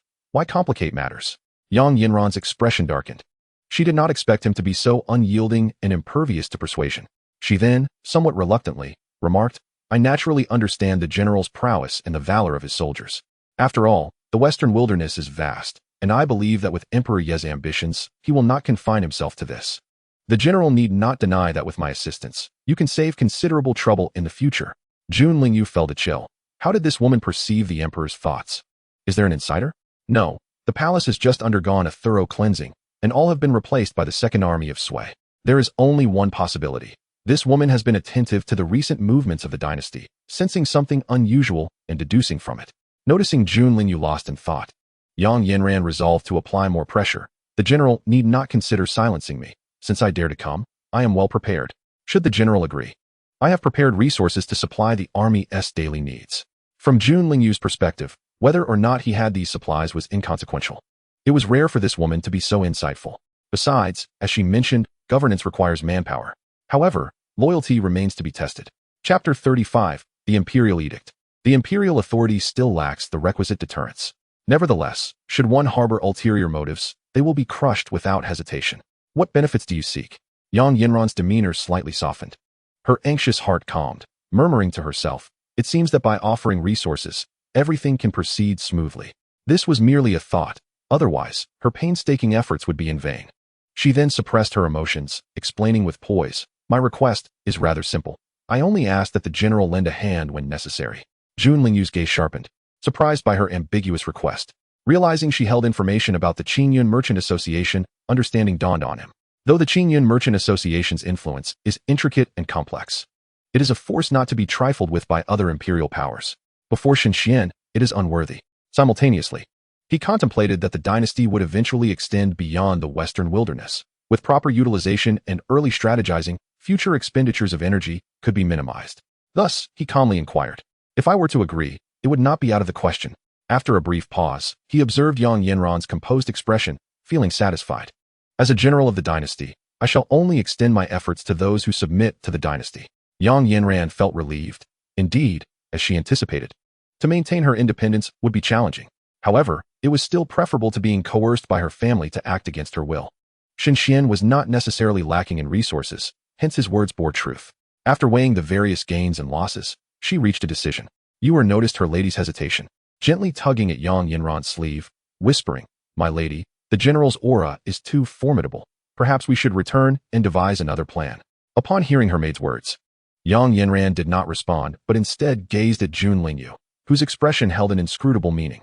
Though somewhat confused, she did not dwell on it, and with a serious demeanor, stated, I understand the general's intent. Should the general agree to not interfere with my freedom, I would be more than willing.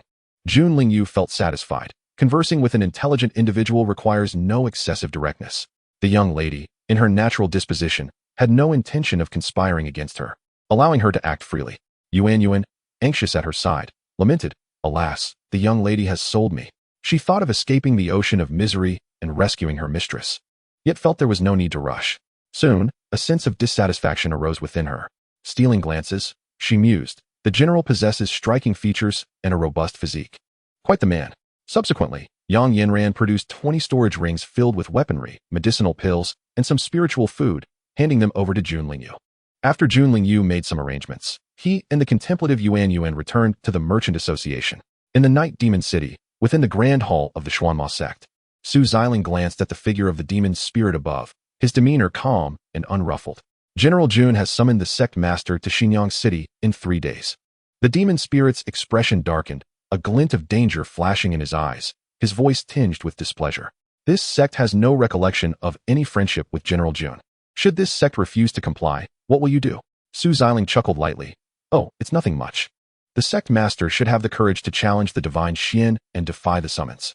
No need for the general to come in person. I can escort you myself. The irascible second elder erupted in anger. With just you? You are but a boy, hardly even grown. Truly brazen words. Is that so? Su Xiling's words dripped with pressure as he unleashed his Mayana aura, a wave of destructive energy suddenly enveloping everyone in the hall. The second elder, who had mocked him, found himself at the center of this vortex, his face turning a ghastly shade of purple, the violent force washing over every inch of his skin. With a hiss, his clothes tore, his skin contorted, and his bones shattered as he fell heavily to the ground, his visage twisted and unrecognizable to those close to him. Others fared little better, collapsing to the ground, groaning in agony.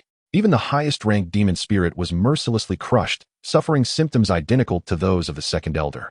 In the rear mountain, sensing the turmoil within the sect, 9 elders swiftly emerged from the formation, feeling the oppressive pressure.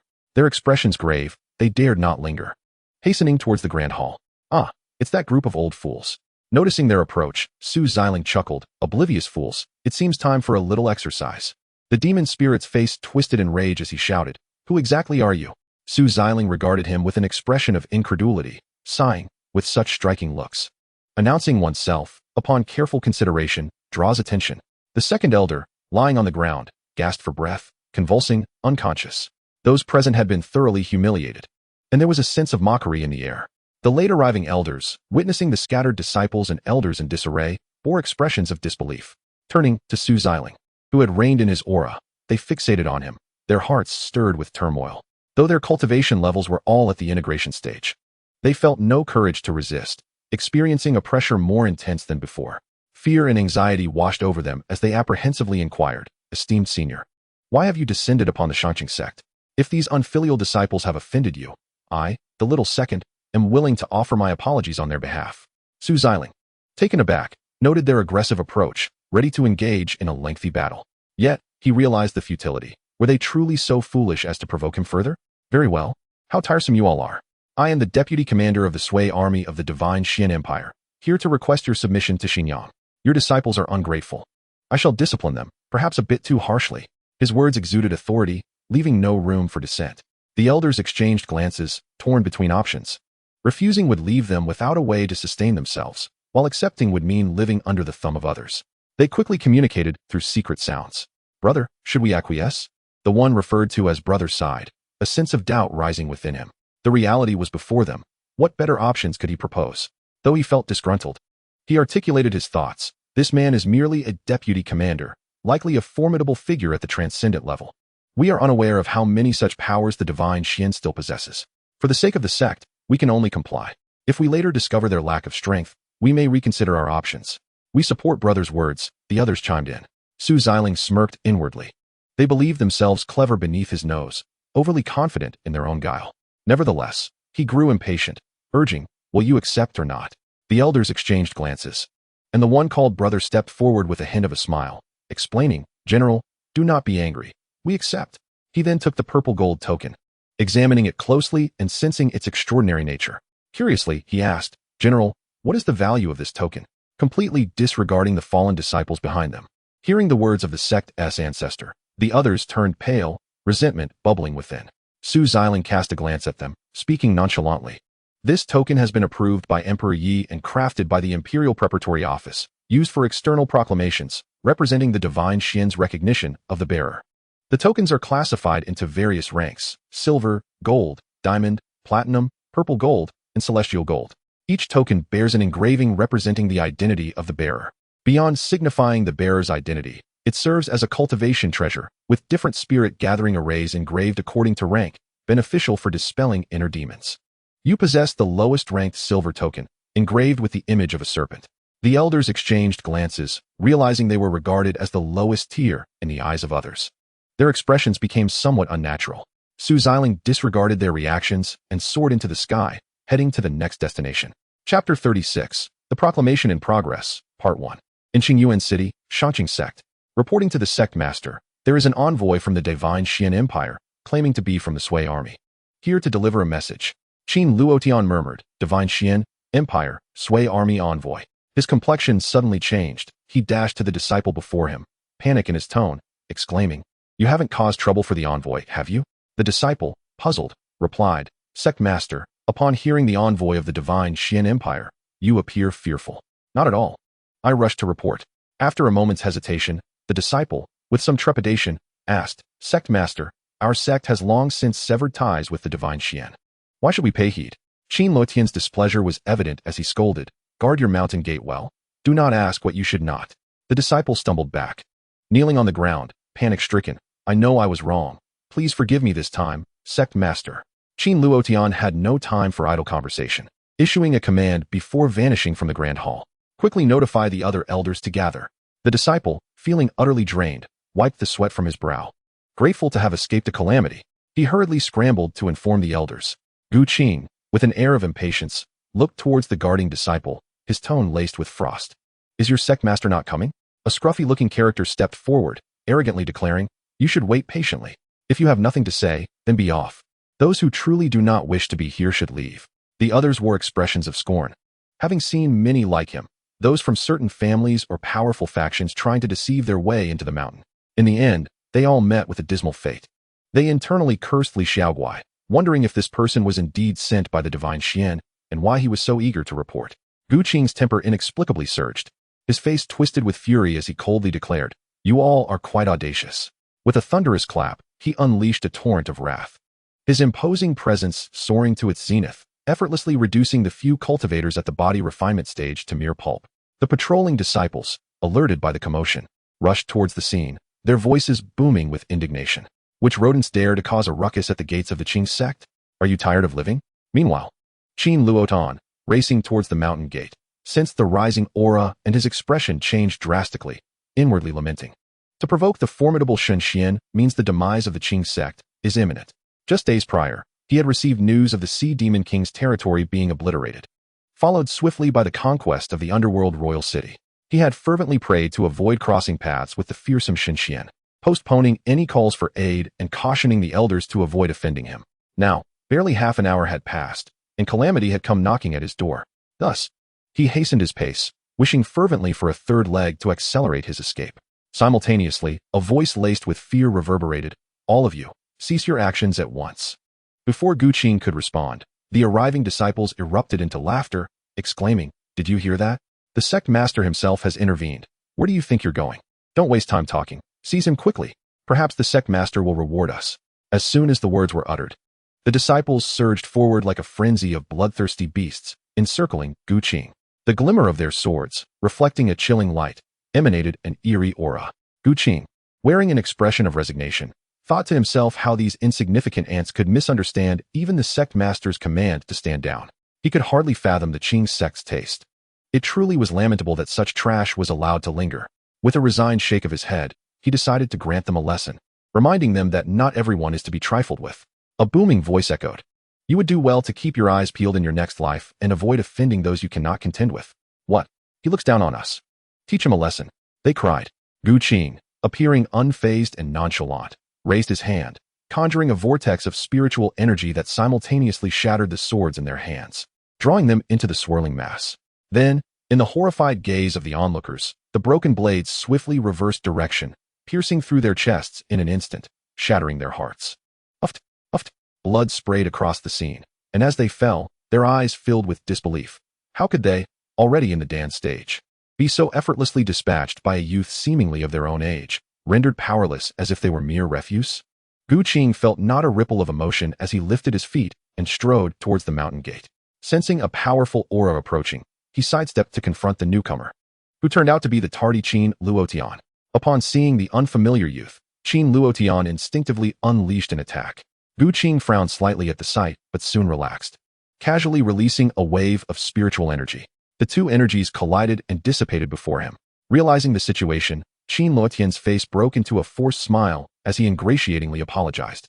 You must be an envoy. I beg your pardon for any offense caused. Please do not hold it against me. Internally, he wondered where all the patrolling disciples had vanished to. Gu Qing, oblivious to his thoughts, would merely scoff at such concerns.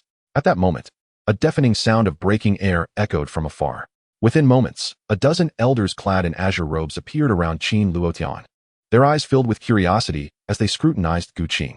They marveled inwardly at the youth's rounded aura, recognizing him as being on par with their own cultivation level, which was impressive indeed.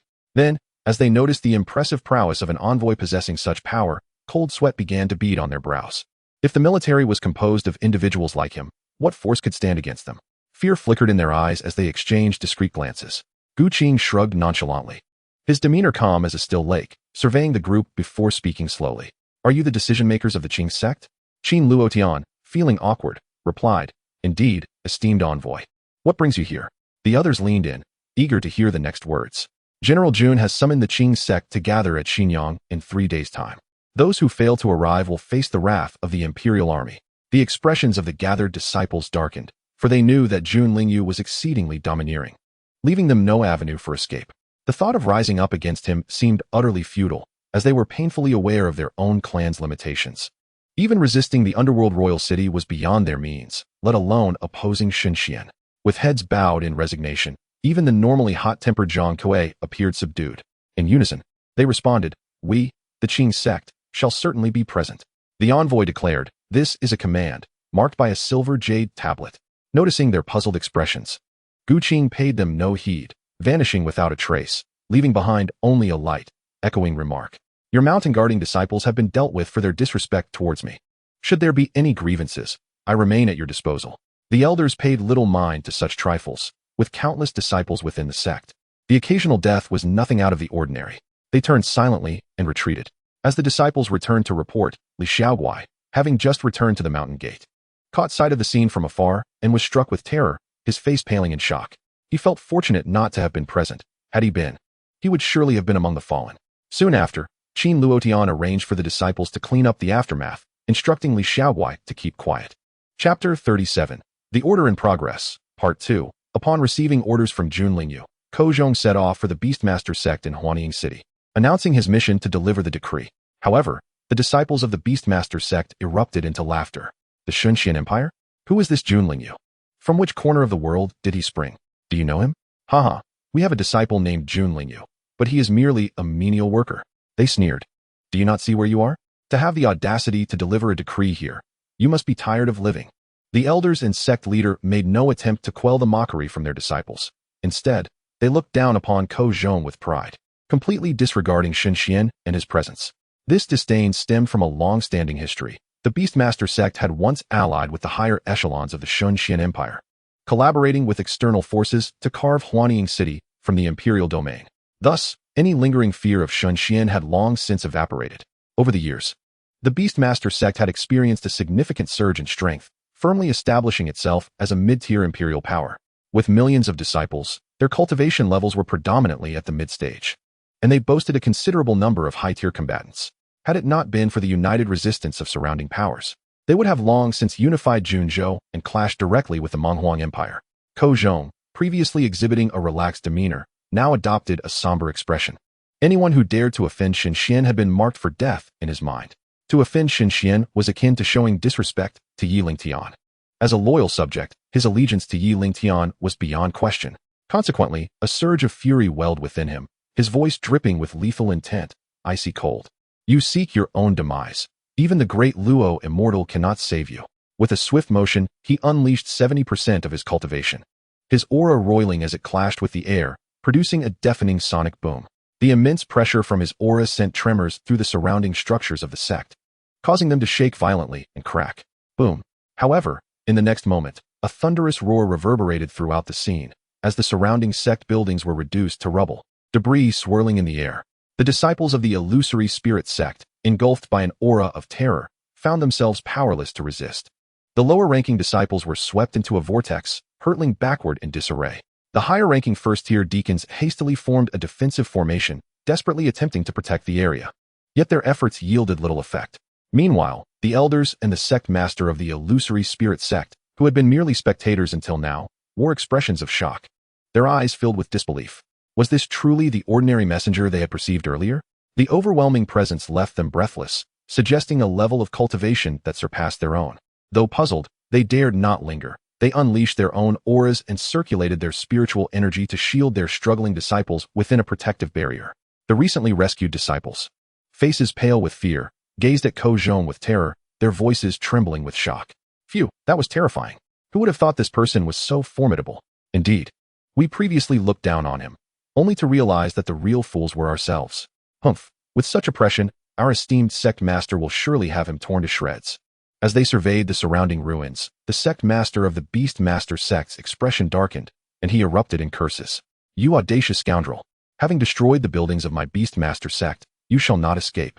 As his words fell, the elders soared into the sky, forming a formation to besiege Ko Zhong. Their faces twisted with murderous intent. Ko Zhong merely scoffed, dismissing any need for debate. his expression cold as he regarded his assailants.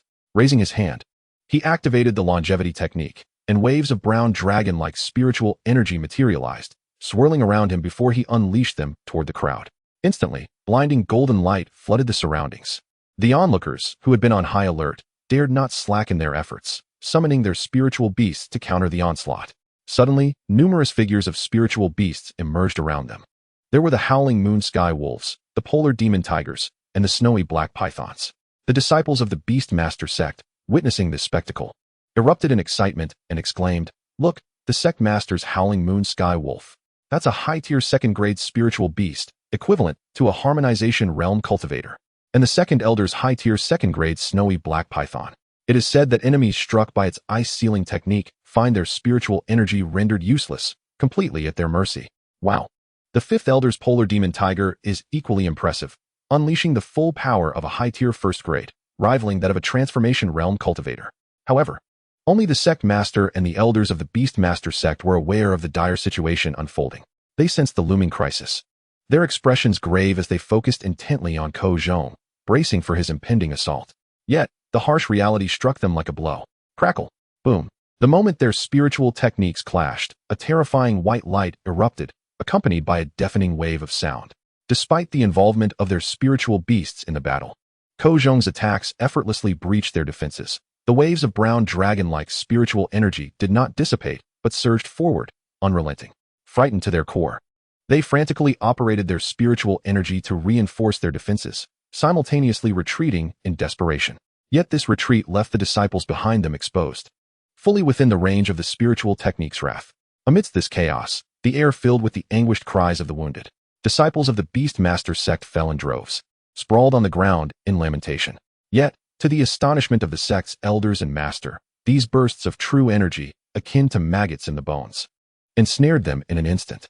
With a snap, after a moment's entanglement, they displayed expressions of unwillingness and grim resignation. Divine Su-in truly possesses remarkable methods, sending you to slaughter my Beastmaster sect. We should not have underestimated you. You are indeed a transcendent powerhouse. Ko Zhong felt vexed, calculating that using only 70% of his strength should suffice to obliterate this swarm of ants. Yet they persisted in their futile struggle, flailing about like annoying flies. Without hesitation, he unleashed several more waves of dragon-like spiritual techniques. Whoosh! The sound of techniques slicing through the air rang out, aiming for their vital points. Subsequently, clouds of blood mist erupted where they stood, claiming the lives of several high-ranking cultivators of the Beastmaster sect. No, this cannot be real. You demon. My sect's powerhouses will not let you go. Witnessing the fall of their upper echelon, some disciples, realizing their fate was sealed, screamed in madness. A few, clinging to hope, produced their treasured life-saving items, such as teleportation talismans, ascension pills, and explosive talismans, all of which were swiftly extinguished by a sudden strike. The faces of the others turned ashen. Yet Ko Zhong remained oblivious, his gaze cold as he replenished his spiritual energy. They found it hard to believe that they had been brazenly confronted by an enemy, their lives extinguished within their own sect. At that moment, Ko Zhong's brow furrowed slightly, then relaxed. Shortly after, several powerful auras approached, accompanied by booming shouts. Halt! Who dares massacre my Beastmaster sect? Do you think we are without defenders? Chapter 38, The Decree in Progress, Part 3. Ko Zhong stood his ground, a slight smile gracing his lips, his eyes glinting with a hint of bloodlust as he mused. Are there still survivors from the Beastmaster sect? They are not worth my time, but I cannot resist the urge to kill.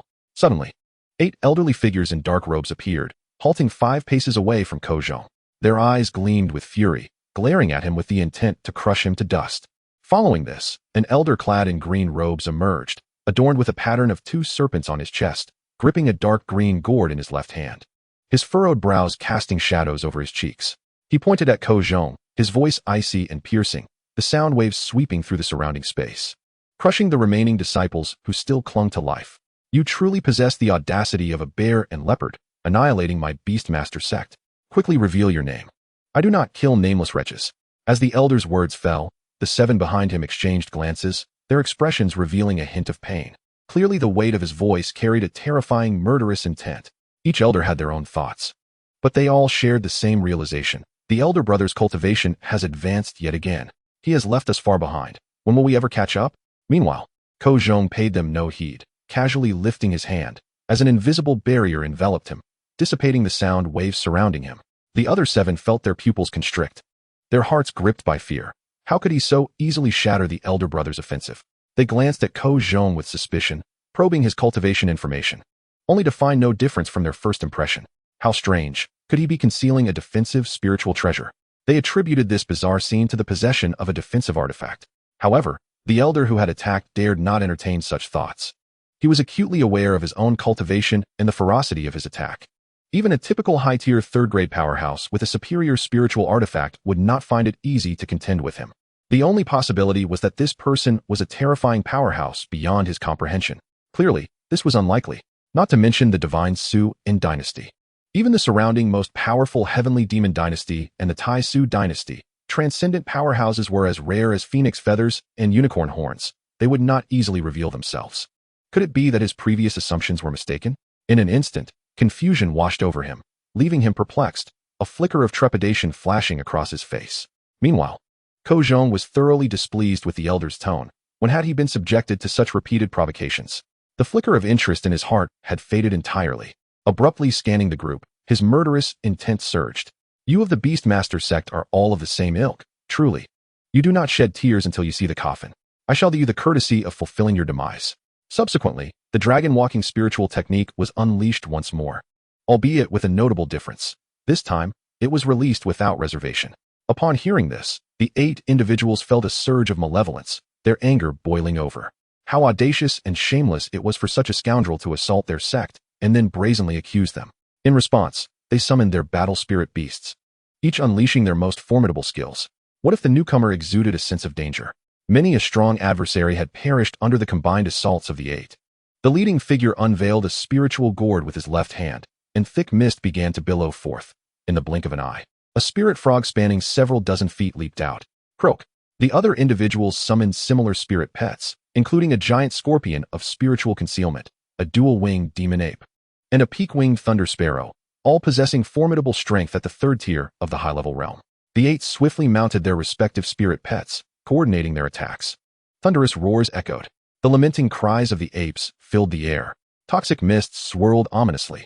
The 2 sides' assaults soon converged, painting a brilliant tapestry of light in the skies. Suddenly, a deafening explosion resounded. In the next moment, the unleashed dragon-walking spiritual energy penetrated the bodies of the 8 spirit creatures, their mournful wails reverberating in all directions. Their forms were instantly shattered into fragments, dissipating into thin air, under the dual onslaught of the spiritual technique's penetration and the explosive force. The 8 tragically collapsed to the ground, their bodies crumpled, blood staining their skins, their eyes wide open, forever unclosed. Ko Zhong, witnessing this scene, realized he had overestimated them. He then raised his hand and cast a flame of spiritual fire, thoroughly incinerating the remnants of the battlefield, vanishing from the scene. The Beast Control sect was utterly consigned to oblivion, the area now barren, revealing the original topography. Detecting the fluctuations of battle, the approaching strong beings from the direction of the Beast Control sect gazed upon the now non-existent sect territory, their expressions bewildered. They promptly reported this astonishing turn of events to their respective factions. Since receiving the order from Junling Yu to inform the surrounding powers of Xinjiang, summoning them to gather at Xinjiang in 3 days to pledge allegiance, the dispatched envoys set out from various factions. Simultaneously, the surrounding forces of Xinjiang witnessed the aforementioned events. Some factions, aware of Shen Xian's recent maneuvers, chose to lower their flags and comply with the decree. Others, however, remained obstinately proud of their strength, dismissing the situation entirely. The fate of some was utterly tragic, their doctrines obliterated, their strong falling en masse. A few narrowly escaped the envoy's onslaught, only to inflict severe injuries upon them. At this moment, the envoy had returned to Xinjiang City. Su Xiling arrived at the city lord's mansion ahead of Ko Zhong, exchanging a glance with him upon his arrival. Ko Zhong, with a look of satisfaction, jovially remarked, "Xiling, my visit to the Beast Control sect was rather lacking in excitement. How about we hone our skills together?" Su Xiling, shaking his head calmly, had no intention of making a move. He was accustomed to tranquility, his nature being thus. Ko Zhong, feeling a bit bored, pondered the undying seal technique. Qin Song caught sight of Gu Qing, and the two engaged in lively conversation. "Captain Gu, your journey was smooth." Gu Qing laughed heartily. "Not bad." In Qingxi Valley, upon hearing General Jun's command, no one raised any objections. "What of Captain Qin?" Qin Song smiled wryly, somewhat dejectedly stating, "Don't mention it. I went to the Wu sect and was ridiculed by them. My younger brother, in a fit of rage, slaughtered 1,000 of them, only to be wounded by their elders and forced to retreat. Gu Qing's expression turned serious, filled with concern. How outrageous. They must be possessed of bear hearts and leopard guts. Qin Song sighed. I am simply outmatched, bringing disgrace to the imperial dynasty. Inwardly, he resolved to strive to enhance his cultivation level. Otherwise, he would find himself in the same predicament again in the future, still in such a wretched state. Once everyone had gathered, Su Xiling consolidated the situation regarding the decree and stepped forward to report. General, for this mission to Xuanzhou, a total of 10,000 envoys were dispatched. Half of the factions have ignored your command and even inflicted heavy damage upon the envoys. This is the record. He then presented a memory crystal. After Jun Lingyu reviewed the information, his countenance remained unperturbed as he pondered for a moment before addressing the assembly. Notify the 3 major legions of Xinjiang to retain the necessary personnel for defense, while the rest should converge upon the illusionary spirit sect. Ko Zhong and Su Xiling, you two shall proceed to join the main forces, first clearing the illusionary spirit sect, and then advancing against the surrounding factions that resist. We shall obey the general's orders. The two departed to carry out their commands. Jun Lingyu then turned to the remaining individuals, instructing them to prepare, as he himself would lead the troops into battle. Chapter 39, The Skeleton Spirit Monster. Meanwhile, the 3 major legions of Xinjiang received Jun Lingyu's orders. The 3 generals, not daring to delay, swiftly mobilized their forces and set off towards the illusionary spirit sect. Along the way, their vice-generals wore expressions of confusion, hesitating to speak. The generals of the 3 legions, seemingly aware of their questions, spoke to themselves. We have now pledged allegiance to the imperial dynasty. The Han family in the imperial capital serves as our cautionary tale. The current Xianxian is no longer the weak dynasty of the past, but rather one that showcases mystery and strength, its sharp fangs already bared, destined to annihilate all in its path. Our only course of action is to avoid stagnation and firmly bind ourselves to the chariot of the dynasty. All that we contribute to the dynasty will yield the rewards we seek. They fell silent thereafter, urging the rear forces to quicken their pace. All seemed contemplative as they hastened to catch up. Meanwhile, Ko Zhong and Su Xiling, having traveled at full speed, arrived at the foot of the illusionary spirit sect. The two gazed upon the architectural marvels rising amidst the mountains, shrouded in mist, and the melodic calls of spirit birds, resembling a heavenly paradise. Ko Zhong chuckled. What a pity, after today, this serene and silent, ethereal spectacle will be no more. Su Xiling smiled knowingly. It is indeed a shame, a celestial abode of bliss. But alas, they chose the wrong allies. Suddenly, both furrowed their brows, sensing the formation enveloping the core area. Ko Zhong's casual demeanor vanished as he surveyed the surroundings, remarking, "This is the illusionary spirit array, reputed to bewilder all beings beneath the transcendent realm. Quite intriguing. No wonder they possess the audacity to reject the dynasty's overtures." Su Xiling shook his head dismissively. To ordinary cultivators, it may be the illusionary spirit array, but for us strong ones, it is no different from mere paper. They exchanged glances and soared into the sky, alighting above the formation, arms crossed, wearing expressions of indifference. Their spiritual awareness pierced through the layers of mist, revealing the interior of the illusionary spirit sect in its entirety. Suddenly, a booming voice echoed. Who dare spy upon my illusionary spirit sect? The voice quickly disturbed the disciples. Elders and sect leader within the illusionary spirit sect, who gazed in confusion towards the highest peak of the back mountain. Alarmed, they recalled the words of their ancestor. A mysterious strong being is secretly observing the illusionary spirit sect. This individual is surely not benevolent. They hurried towards the direction of the sect's grand formation, believing that any intruder would first need to breach their defensive array. However, they overlooked one crucial detail. If the intruder's cultivation was formidable enough, even their utmost defenses would be in vain. The ancestor who spoke was known as the bone-corroding true man, on the verge of breaking through to the early stage of the Great Ascension realm. Not receiving a response, the bone-corroding true man furrowed his brow, murmuring to himself, "Could it be that I misperceived?" The sensation of spiritual awareness sweeping past him was undeniably strong. Meanwhile, Ko Zhong and Su Xiling above showed a hint of interest. That someone can sense our presence is not too shabby. Surveying the densely packed crowd below, Ko Zhong struck without warning, with a surge of overwhelming spiritual power. His undying seal technique surged to new heights, unleashing a single palm strike of tremendous force. In a fleeting moment, it struck the illusionary spirit array, producing a sound reminiscent of shattering glass. Hiss, Su Xiling observed, finding no interest in engaging in what one person could handle, preferring to remain leisurely and unperturbed. If Ko Zhong were to fathom his intentions, he would surely spew blood in disbelief, for it becomes evident that he is but a mere laborer. A tumult of emotions stirs within him. Having not yet satiated his desires at the Beastmaster sect, he now stands with eager anticipation, silently urging the hidden masters dwelling atop the peaks to reveal themselves forthwith. Upon hearing the disintegration of the defensive formation, the oncoming crowd instinctively gazes toward the crumbling array, their expressions momentarily frozen, bodies colliding forward in chaos. Meanwhile, the bone erosion true man is taken aback, his countenance rapidly morphing into one of fury.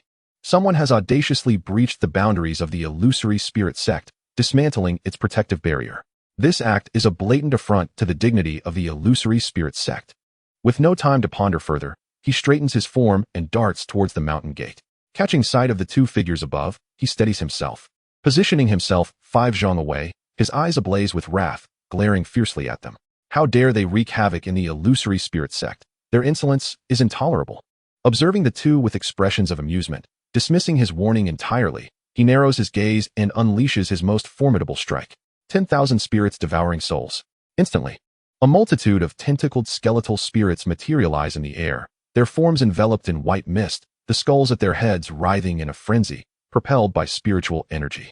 Ko Zhong surveys the scene with disdain, curling his lip in scorn, and taunts, "Old ghost, your attack is truly pathetic. These creatures are feeble, devoid of any yang energy. Perhaps you've been prematurely venting your frustrations." Haha. He then lightly channels his spiritual power once more, summoning the dragon walk technique to manifest in his palm. "Go and greet the old fellow properly." Beside him, Su Xiling grimaces, a dark line appearing on his forehead. The art of mockery is indeed finely honed. Below, the onlookers erupt in jubilant cheers upon the emergence of the ancestral elder, vowing to teach the intruders a lesson, to make them understand that trifling with the illusory spirit sect comes at a steep price. Yet, upon hearing Ko Zhong's subsequent jests, their expressions turn sour, discomfort evident on their faces. The target of the mockery, the bone erosion true man, swiftly closes the distance, mentally marking Ko Zhong as a target for extermination. Boom. The lightning-fast dragon walk energy collides with the skeletal spirits, severing their forms in an instant. A few damaged skeletal spirits plummet among the disciples below. Before they can even react, their heads are consumed in a flash. In mere moments, a complete skeletal spirit reappears. The devoured disciples age rapidly, their faces withering away to reveal stark, white bones. Throughout this horrific consumption, the host exhibits not a single trace of pain, as their life force is ruthlessly drained away. Witnessing this chilling spectacle, the surrounding disciples take flight in terror. Instantly, chaos ensues below, with numerous low-tier disciples trampled mercilessly, their cries echoing in despair. Ko Zhong watches this scene with indifference, a cold smirk curling his lips. Even the disciples of the sect turn upon one another, revealing that the illusory spirit sect is far from virtuous. The dragon walk energy spares not a single surviving skeletal spirit, relentlessly pursuing them. Ultimately, it is satisfied only when it strikes its next target, the bone erosion true man. He is gripped by fear, cold sweat trickling down his back, belatedly realizing that those capable of effortlessly breaching the sect's defenses are far from ordinary. Realizing he is trapped in a situation of certain death, he unleashes the malevolence that has been pent up within him, emitting a spine-chilling declaration. "You have forced my hand. Prepare to meet your demise. I have prepared a lavish feast for you." Haha. Following this, a surge of energy courses through him, his skin rapidly withering, taking on a waxy pallor, his body shriveling. The re-emerging skeletal spirits undergo further mutation, dark energy swirling around them, a glimmer of silver light emerging from their skeletal frames. Relish the feast to your heart's content. Thousands of black skeletal spirits charge toward the disciples, instantly enveloping them, the silver light shooting forth to strike at their minds. What in the world is this? Run. Those ensnared by them will have their minds shattered. Elder, why do you treat us this way? You fiend. Chapter 40. Unveiling a terrifying secret. Within moments, only a handful of core disciples and a few high-ranking members of the sect remain amidst the chaos. The surrounding square is littered with countless white bones, the air thick with dark matter, the source of this calamity being none other than the bone erosion true man. Utilizing the spirit sacrifice technique, he channels his essence to unleash the black skeletal spirits, devouring countless disciples of the illusory spirit sect. Through the connection established between them, some vitality is siphoned back to him, enhancing his soul and propelling him toward a higher realm. At this moment, having absorbed a great deal of power, he has shed his earlier weakness. His skin quickly becomes saturated, his mental state sharper than ever. His soul and overall strength break through their limits. Ascending to a higher level, his aura now profound and rounded. The black skeletal spirits, having consumed their spiritual sustenance, now brim with a bloodthirsty glow in their eye sockets, turning their predatory gaze toward their own kind. Hiss, roar. The surrounding space reverberates with their shrill cries as they tentatively launch attacks, targeting the weaker among them to consume. This cycle continues until only the white and black skeletal spirits remain, eyeing each other warily. The bloodthirsty true man observes this with satisfaction, musing to himself. The black skeletal spirits have undergone a qualitative leap, rendering their numerical strength inconsequential. Under his control of the spirit command technique, the black skeletal spirits emit roars, their dark forms quickly slithering to his side. Ko Zhong and Su Xiling regard the unfolding events with cold detachment, their minds swirling with questions. The bone erosion true man's ruthless slaughter of his own sect is devoid of the customary demeanor expected of a sect elder. Meanwhile, the fortunate survivors among the illusory spirit sect's higher-ups and core disciples cower at a distance, hearts still racing with the fear of near death. However, their faces are grim, especially that of the sect leader, Ning Ru, whose heart bleeds for the countless years of development and heritage of the illusory spirit sect, all now hanging by a thread due to his leadership. Resolutely, he employs a powerful incantation, vociferously demanding answers from the bone erosion true man. Why do you wreak havoc upon our sect? Yet, as the bone erosion true man prepares to deliver a scathing retort aimed at Ko Zhong and Su Xiling, he momentarily falters at the inquiry. Swiftly, he retaliates with a forceful strike, landing a blow upon Ning Ru. You dare to call me true man? The bone erosion true man intones ominously. With a splatter, Ning Ru expels a jet of blood, a wretched smile twisting his lips. Do not feign superiority. Even if you hide your true self, I can see through your facade. The bone erosion true man's pupils constrict. His origins are certainly not ordinary. A closely guarded secret known only to him. Enraged and humiliated, he declares, am I but an impostor? Such rebellion cannot be tolerated. He unleashes another powerful surge of spiritual energy, clearly intent on bringing his opponent to ruin. Ko Zhong and Su Xiling exchange surprised glances. The plot thickens, seemingly corroborating their earlier suspicions. Curiously, they fix their gaze upon Ning Ru, effortlessly extinguishing the bone erosion true man's assault. Haha, planning to silence me? Ning Ru bellows, his laughter manic. I once feared your potential to annihilate the illusory spirit sect, but now it appears I shall not allow you to escape unscathed. As the bone erosion true man senses the unfavorable turn of events, anxiety wells within him. He must bide his time for the perfect moment to strike. For should his identity be revealed, it would jeopardize the grand designs of his clan. Determined, he cast a sidelong glance at Ko Zhong and Su Xiling. Suddenly, the bone erosion true man vanishes from their sight, racing toward Ning Ru. Upon witnessing the unfolding scene, the cunning youth's complexion drained of color as he shouted towards the two distant figures of Ko Zhong and his companion, esteemed seniors. I am willing to exchange information of equal value for my wretched life. I implore you to lend a hand. Naturally, Ko Zhong and his companion had no intention of allowing the bone-crushing master to live. They were merely intrigued by the convoluted process and wished to discern what had instilled such fear in him that he would resort to covertly silencing others. With a 9-character mantra, Su Xiling executed the Ling character technique, unleashing a strike imbued with spiritual energy that swiftly targeted the bone-crushing master from behind. Sensing the imminent threat, the bone-crushing master gritted his teeth, abandoning the attack on the nearby youth, and swiftly evaded to the left front, urgently commanding the black skeletal spirits to form a solid barrier. However, just as he felt a momentary sense of relief, he observed the front line of skeletal spirits being sliced apart by a blinding white light, their forms rapidly dissipating until they vanished completely. The bone-crushing master was left dumbfounded. This was impossible. His incredulous roar echoed through the air. No one understood the terrifying and bizarre nature of those skeletal spirits better than he did, even in his current state of cultivation. Having reached the pinnacle of the transcendent realm, confronting them felt like a dance with death. The thought of these two formidable individuals sent chills down his spine. What kind of monstrous talents were they? Was the human race truly this powerful? He had only managed to elevate his own realm through secret arts and the consumption of vast life force. Yet these two were not only younger than him, but had also surpassed him in cultivation. In an instant, his mind was thrown into chaos. He could not comprehend the state of the world. He had only just emerged with the mission of his clan, only to encounter such terrifying powers among the human race. He even began to question whether they had come to provoke humanity. Subsequently, he covertly employed secret techniques to relay the situation back to his clan. The cunning youth, however, cared not for such matters. Seeing a glimmer of hope, he relaxed his tense demeanor.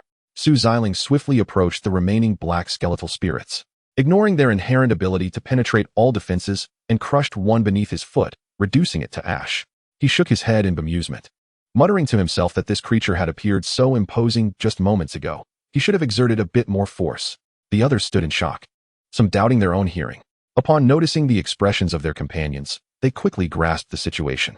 Yet, before they could recover, Su Xiling, having observed the bone-crushing master's subtle movements, ensnared him with a binding white light that rendered him completely immobile. He then turned around leisurely, his gaze sharp and filled with cold indifference, his voice laced with iciness. "You may speak. Should you fail to satisfy me, you know the consequences." The cunning youth swallowed hard, his expression more tense than ever. He had never experienced such a feeling of subjugation, even when facing the bone-crushing master moments ago. In a flurry, he performed a bow and replied, "I understand." He then continued, "I am but an alien donning the guise of the ancestor of the illusory spirit sect. Before my ancestor was usurped, he left behind a secret message, which I fortuitously acquired. When my ancestor contended for his corporeal form, he glimpsed into the secrets of the usurper, leaving behind a record crystal before his demise. He hastily produced a memory crystal and presented it to Su Xiling. As Su Xiling probed into the crystal with his spiritual sense, his brows furrowed deeply. Ko Zhong, observing the scene, took the crystal from him, and his reaction mirrored that of Su Xiling, his expression grave.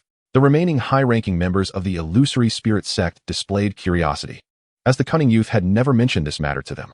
Meanwhile, the imprisoned bone-crushing master wore a derisive grin, cackling, "Release me at once. Or when my clan's powerful warriors arrive, you will face annihilation. The people of this domain are fit only to serve as sustenance for my kind, to be enslaved by us. Have you made your decision? Submit to us and become our servants. Perhaps you may preserve the legacy behind you." "How tiresome," Ko Zhong scoffed, shattering the creature's face with a disdainful slap. The two exchanged glances and struck the bone-crushing master in unison, causing him to disintegrate on the spot. His expression still one of fury as he perished. Simultaneously, in an unknown realm, the demise of the bone-crushing master sent ripples through the fabric of space. A chilling voice echoing, "Where did the soul-seeking ten last appear?" Understood. The shadow that darted from the space swiftly vanished. As the two turned their attention to the remaining illusory spirit sect members, they realized they had no escape and chose to self-destruct in a desperate attempt to inflict damage on their enemies. Though they were mere ants, they refused to die quietly. However, they were effortlessly dispatched by the two. The cunning youth, sensing the identities of the two before him, seemed to resign himself to fate, no longer pleading for mercy. He gazed longingly at the land behind him, taking a deep breath before choosing to end his own life, preserving what little dignity he had left. Ko Zhong and Su Xiling relished the ease of their actions, conserving their spiritual energy, viewing it as a fair exchange for the information received. They then summoned their powers, emptying the treasury of the illusory spirit sect, surveying the mountain of resources accumulated within their spatial rings with delight. Subsequently, they unleashed spiritual flames, incinerating everything before them. Meanwhile, in the distance, the recently arrived Jiang Fang'an, Song Lianxing, and Yi Lin stood in shock, murmuring, "The two esteemed ones have concluded their business." Chapter 41, Bloodstained Soul-Eating Sea. As Ko Zhong, Su Xiling, and Xianyang's three legions converged and advanced further, the million-strong army led by Zhao Yun had finally arrived at the Soul-Eating Sea after a prolonged march. They stowed their flying vessels and boarded the spirit-communicating treasure ship. Zhao Yun stood at the bow of the central treasure ship, surrounded by dozens of spirit-communicating treasure ships lined up in the sea. The sea storm howled fiercely, the winds eroding the sails, the ship's banners snapping in the gale, yet the opposing currents could not shake the treasure ship. He quietly surveyed the hauntingly blue waters, but as his spiritual sense brushed against the edge of the core area, it was obstructed by a formidable barrier. He furrowed his brow slightly. The ability to block even a hint of his spiritual sense indicated the sea tribe's formidable power. Suddenly, the barrier emitted a hissing sound, and alarms blared from the edges of the area cloaked in the barrier. At that moment, the sentinels stationed at the barrier surged towards the surface, investigating who had triggered the defenses. They caught sight of an ominous mass of soldiers beyond the barrier and shouted in alarm, "The human army approaches. Sound the alarm at once." A series of echoing conch shell signals reverberated through the depths of the sea. The various deep-sea royal families and other branches, upon hearing the swirling alarm, emerged from their underwater territories, hastening towards the warning point. Then, as the barrier shattered, the two sea regions connected, the waters mingling as the spiritual energy from the core sea surged outward, unleashing a tumultuous wave of air currents, a magnificent spectacle. However, the inner sea was permeated with a murky green haze, exuding a foul odor that made one feel exceedingly uncomfortable. Soon, the various sea kings did not arrive without sound. "Who dares to disturb the domain of my sea tribe?" In the heart of the turbulent waves, a colossal figure clad in a tiger shark king's robe emerged. radiating an overwhelming aura that swept through the space. Following closely behind, a multitude of figures in diverse robes from the myriad deep-sea clans arrived, each adorned with insignias of their respective Sea King families. The leading Tiger Shark King, with a flattened head, round mouth, and sharp teeth, his body resembling a hill, and his tail fin trailing behind in a curved blade-like shape, stepped out of the deep sea. Upon witnessing the scene before him, a flicker of fear crossed his eyes, his expression darkening. A wave of confusion washed over his face. When had the human race mustered such a formidable army? Each aura emanated an innate strength that sent shivers down his spine. Suddenly, his pupils constricted as he recalled the complete silence surrounding the Sea Demon King, speculating whether it was connected to these humans. Instantly, a murderous intent surged within him. After all, despite their occasional conflicts and grievances, he and the Sea Demon King had been companions for centuries. Thus, upon first hearing of his fall, he dispatched several contingents of his subordinates to gather intelligence, all of whom, without exception, vanished as if invisible tendrils were hindering his pursuit of the truth. Initially, he was perplexed. However, now, with suspected human culprits trespassing into his territory, the ire that had simmered within him surged to the forefront. He then fixed a fierce glare upon Zhao Yun at the helm of the treasure ship, his voice chilling as he thundered. Was it you who slayed the Sea Demon King? From whence do you hail, you human intruders, that you dare invade the realm of my oceanic kin? The other Sea Kings, with grave expressions, scrutinized the imposing treasure ship, readying themselves for battle and cautiously observing the unfolding situation, prepared to strike should they perceive any peril. Zhao Yun, however, chose to disregard them, addressing his troops behind him. Prepare your water-warding talismans. Let the hunt commence.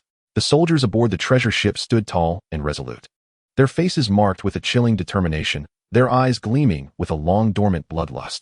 Earlier, they had borne witness to the ravaged city of Wanhai, where the sea folk, merciless and bloodthirsty, feasted upon human lives, sweeping through the imperial domains. Those harrowing scenes were indelibly etched in their minds. Hence, long before they vanquished the Sea Demon King, their hearts had been inflamed with wrath. They sought to see the Sea Demon King repent in agony, ultimately meeting a gruesome demise.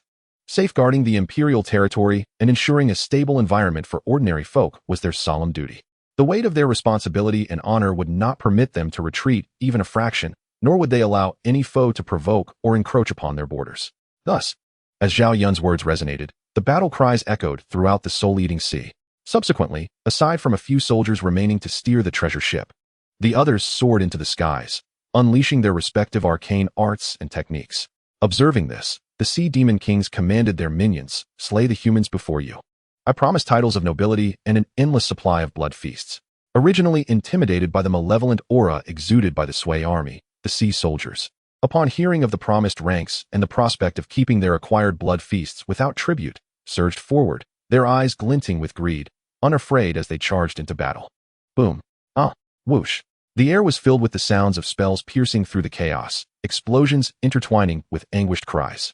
In the initial skirmish, numerous sea soldiers fell, plummeting into the depths below. The Tiger Shark King, unwilling to be outdone, lunged at Zhao Yun, creating a tumultuous wave as its massive form surged forth, casting a dark silhouette upon the ocean's surface. Zhao Yun muttered to himself, "Perfect, I shall test the fruits of my training with the Phoenix Dance Flame."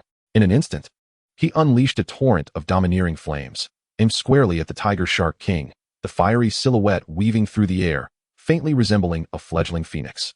Crackling as it brushed against the surrounding energy, the sea demons in the path of the flames were obliterated in an instant, reduced to ash that scattered across the vast ocean.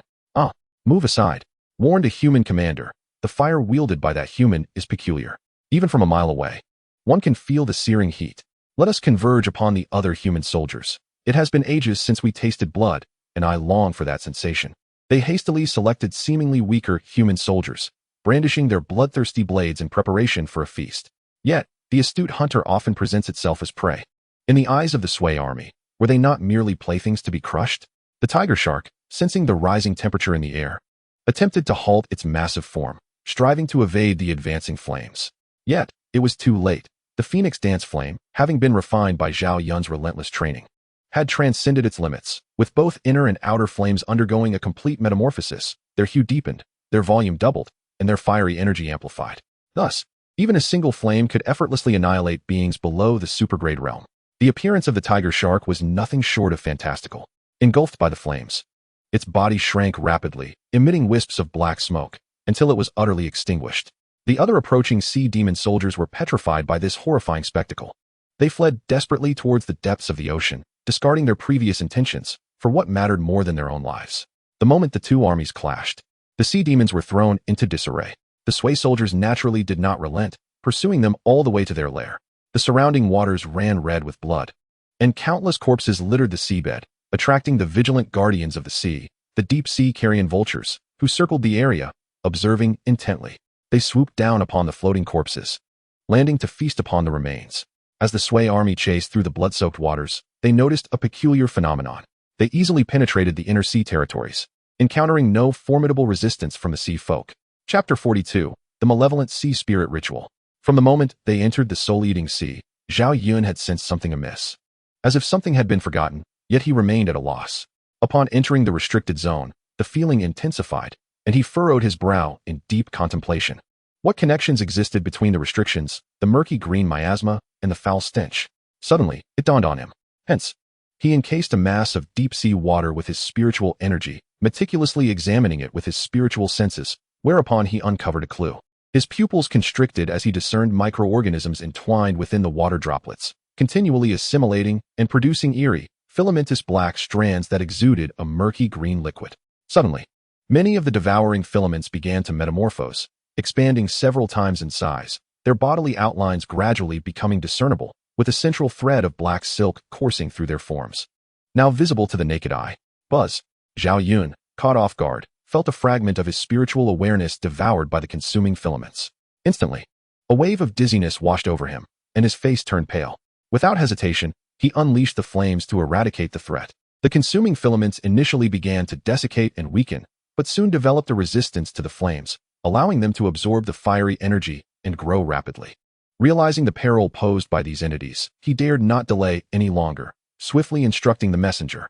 Quickly arrange for the soldiers sweeping across various sea territories to be warned of the consuming filaments in the deep sea. They must avoid contact. Understood. The messenger, not daring to tarry, hurried to deliver the orders. Zhao Yun, deep in thought, perceived that these entities seemed to be driven by some force, extending towards the southwestern sea. What lay there? At that moment, distant cries of panic from his soldiers reached his ears. Hold on, everyone. If we reach the general, we will be saved. Hurry, brothers.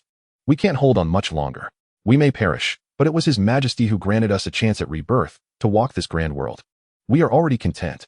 Coughing, he spat out a mouthful of black blood, his body growing weaker, yet he summoned the last of his strength to slowly survey his comrades. A hint of nonchalance gracing his features as he smiled faintly. In this life, to continue the bond of brotherhood with you all, I have no regrets. Such scenes repeatedly unfolded among the soldiers of the 6th Sway Army, watching their comrades succumb to the insidious invasion of the consuming filaments, falling before them.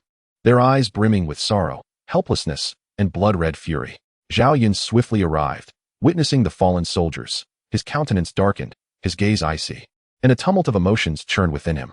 As the soldiers, having regained their composure from their grief, began to plead, "General, you must have a way to save them." Right? Zhao Yun sighed. It is my oversight. I only just realized the strangeness of these entities, and alas, I was a moment too late. Our paramount task now is to uncover the dark hand orchestrating all of this and eradicate it from this sea. Their matters can be addressed later. The crowd subdued their anguish, responding in unison, "We understand, my lord." Zhao Yun sighed in resignation, acutely aware that war inevitably incurs casualties.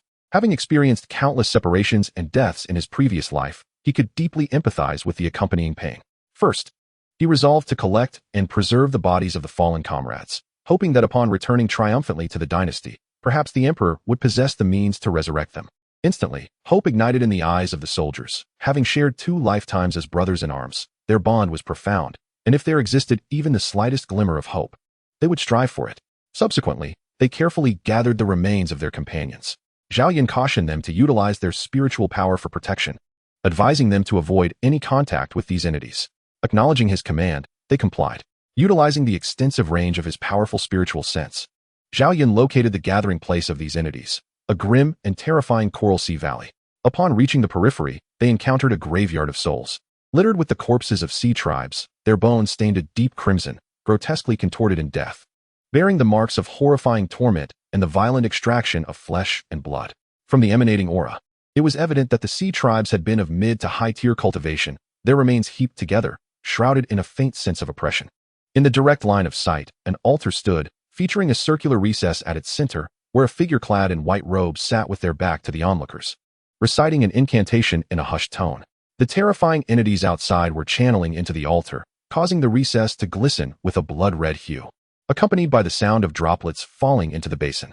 The soldiers, having witnessed the earlier scene, were filled with rage, their eyes bloodshot as they fixated on the figure draped in black silk atop the altar, exclaiming, "General, it was indeed those entities that infiltrated our brothers' bodies.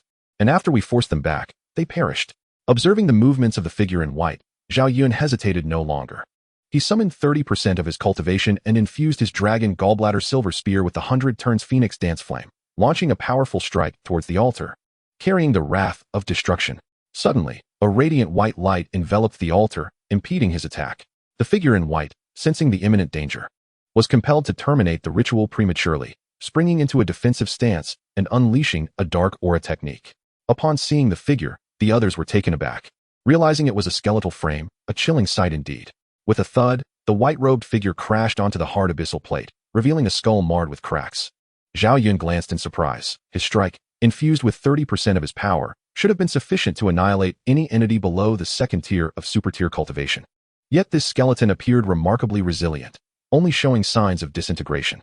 The white-robed figure's fiery eyes flickered intensely, weighing its options. It then inquired, "You are from the divine mysterious dynasty. Why do you seek to eradicate us?" Zhao Yun was momentarily taken aback. This being was indeed knowledgeable. Connecting the memories of Wanghai City with the current scenario, he swiftly deduced the figure's identity and retorted, "The Sea Tribe's spiritual sacrifice can turn against its own kin. I am quite curious about the rationale behind such actions." The flames within the figure's eye sockets danced rapidly, its emotions swirling in confusion over how this individual recognized its identity. Nevertheless, it cooperatively replied, "The Sea Tribe is beleaguered, seldom venturing into the inner sea domains. I am not a spirit of this sea region. By a twist of fate, I found myself here, my corporeal form extinguished by the natural barriers beyond the inner sea. And I fortuitously attached myself to this spirit. Though this shell retains my vitality, it limits my lifespan, necessitating periodic energy replenishment to sustain my life force. Thus, under the guise of sacrificial prayers, you deceived the Sea Demon King into believing that there were no formidable human warriors, prompting him to invade Wanghai City and plunder for sustenance, which incited a conflict between our factions, allowing you to harvest life essence to prolong your existence." Zhao Yun grasped the underlying implications, his voice devoid of emotional fluctuation as he responded slowly. The white-robed figure did not deny this, a sinister smile creeping across its skeletal visage, exuding confidence in its audacious actions. "Indeed, dealing with you may pose some challenges, but as for the approaching army, the opportunity for sustenance presents itself on a silver platter." Zhao Yun's brow furrowed. The figure was deliberately stalling for time, and he pondered its motives. Chapter 43, The Azure Sea Shin Turtle. Promptly, he gestured toward the surrounding corpses, articulating his confusion. "So, the scattered corpses outside are also your handiwork?" The white-robed figure revealed an enigmatic smile, shattering the teleportation talisman in its grasp, vanishing from sight. When it reappeared, it had reached the central sacrificial recess. There, it began channeling energy into the recess, drawing in the devouring threads, merging seamlessly into a singular entity. At that moment, the altar trembled, the recess's devouring threads gradually dissipating. The basin's aperture expanding suddenly, a brilliant green beam shooting skyward, radiating a dazzling brilliance. Without hesitation, the white-robed figure leaped into the beam, obstructing the soldier's view with a verdant curtain. Zhao Yun, momentarily stunned by the figure's actions, was quick to react but found its presence had vanished from his spiritual perception. At the same time, he felt an unexpected surge of energy emanating from the beam, attempting to launch a strike, yet finding it utterly futile. Within the beam's core, a tremendous life force emanated as the white-robed figure basked in the green light. Its robe disintegrated, melding into the skeletal form, forming a dense network of bodily tissue. In the blink of an eye, the muscles rapidly solidified, flesh enveloping the frame, transforming into a living being. Soon after, an ancient phantom swiftly fused with it, the sound of bones cracking as the living form underwent transformation. Subsequently, an overwhelming pressure surged from within the beam, and a creature of vivid green hue emerged from the passage. A deafening roar reverberated through the air as the green light began to fade. Before their eyes stood a colossal azure sea shin turtle, its body resembling a mountain, resplendent in shades of blue, its powerful limbs crashing against the abyssal plate beneath it. The ultra-durable abyssal plate shattered, leaving deep impressions in its wake. The soldiers gazed up in awe, their senses overwhelmed by the sight of the first enemy beast they had encountered since their arrival. The Azure Sea Xian turtle regarded Zhao Yun with a look of mockery, pride radiating from its visage. Human child, are you surprised? I am the sovereign of this sea region. How audacious of a mere human to approach me. Just now, to pacify you, I expended considerable energy. You ought to feel fortunate to perish beneath my turtle limbs. Zhao Yun's heart stirred. The transformation of the white-robed figure into a turtle was peculiar, and he remained silent in contemplation. The Azure Sea Xian turtle, relishing the silence, could not conceal its glee. To speak frankly, my true form is sealed within the altar's space, and a fragment of my essence, meticulously honed over a century, was nearly obliterated by you. What are the lives of the creatures of this sea region to me? They should be grateful to become my sustenance. Furthermore, I have been exceedingly merciful, allowing them to thrive under my protection for countless years. As for you, there is no escape. Remain here to replenish my vitality. Zhao Yun was at a loss for words. This creature had just emerged from its seal and could not restrain its incessant prattling. How foolish. Did it not realize that villains often meet their demise through excessive chatter? Thus, he gazed mockingly at the Azure Sea Xian turtle, retorting, your abilities may be limited, yet your arrogance knows no bounds. Freshly emerged, your true form remains in a weakened state, yet you speak with such bravado. Since you are so eager to meet your end, I shall graciously escort you to your demise. Upon having its intentions laid bare, the Azure Sea Xian turtle seethed with indignation, coldly snorting, such grandiose words. The outcome of this battle is yet to be determined. Xian turtle divine strike. 100 turns phoenix dance flame. Whoosh. Each individual and their respective beasts summoned a unique divine power, launching an assault imbued with spiritual energy that tore through the spatial fabric of the sea, creating a cacophony of rending sounds. In an instant, the surrounding space fractured, and the sea surged tumultuously. Meanwhile, the distant army, disturbed by the commotion, hastily formed a temporary defensive formation. In the enormous eyes of the Azure Sea tortoise, a gravity of concern was evident. Having returned to its true form, it found itself in a weakened state and dared not underestimate the searing flames of the attack. Tortoise Divine Shield, it proclaimed, as golden, patterned shields of light materialized around its shell, enveloping it completely. The flames collided with the divine shield, creating ripples and leaving a profound mark. Zhao Yun furrowed his brow slightly. Despite enhancing his attack by 20% from a base of 30, the effect was still subpar. Truly, a tough hide and resilient flesh. He swiftly escalated his cultivation by another 20%, channeling spiritual energy into the 100 turns phoenix dance flame, saturating it with formidable energy that scorched the surrounding space, forming a fiery membrane. Satisfied with the blaze in his hand, he parted his lips to utter a command. Ignite. The flames surged forth with the intent to incinerate all living beings, launching a ferocious assault toward the Azure Sea tortoise. This spiritual fire has been amplified yet again. It must not rebound upon myself. The Azure Sea tortoise, witnessing the imminent threat, wasted no time activating its full defensive measures, bracing itself. Simultaneously, it expelled a breath of swirling energy, diminishing its overall aura by a fraction. This cyclone, condensed with its vital essence, surged forward to counter the flames, leading to a thunderous collision. Boom. Whoosh. The clash generated shockwaves that rippled outward. However, within a breath, the latter's momentum waned, extinguishing completely. Yet the flames, though diminished slightly, retained their fierce vigor, hurtling toward the Azure Sea tortoise. A pang of anxiety gripped the tortoise's heart as it tapped into its dwindling vital blood, striving to stave off a fraction of the onslaught. A foreboding sensation began to rise. Crash! The sound of the shield being struck echoed, revealing cracks upon the Azure Sea tortoise's protective barrier. In the next moment, a voice filled with reluctance erupted from it. You, how can you be this strong? Zhao Yun scoffed derisively. Without a trump card, prepare to meet your demise. Swiftly, amidst the tortoise's fury and astonishment, he executed the 6 harmonies continuous shooting dragon strike. The Azure Sea tortoise, turning its body in a desperate attempt to cope, bore numerous wounds after a brief exchange. Realizing its fate was sealed, it gritted its teeth and forced out all its vital blood, preparing for a final desperate struggle. Before it, 5 droplets of potent blood materialized, each infused with immense energy, and were hurled toward Zhao Yun one by one. Its form reverted to its normal size, retracting its head in defeat, various wounds adorning its surface, and its internal demon core cracking. Zhao Yun remained unfazed, elevating his cultivation once more, observing from a distance. The soldiers were just about to assist when one of the droplets struck, causing the defensive formation to tremble, and the crowd's energy surged. Ha, human brat.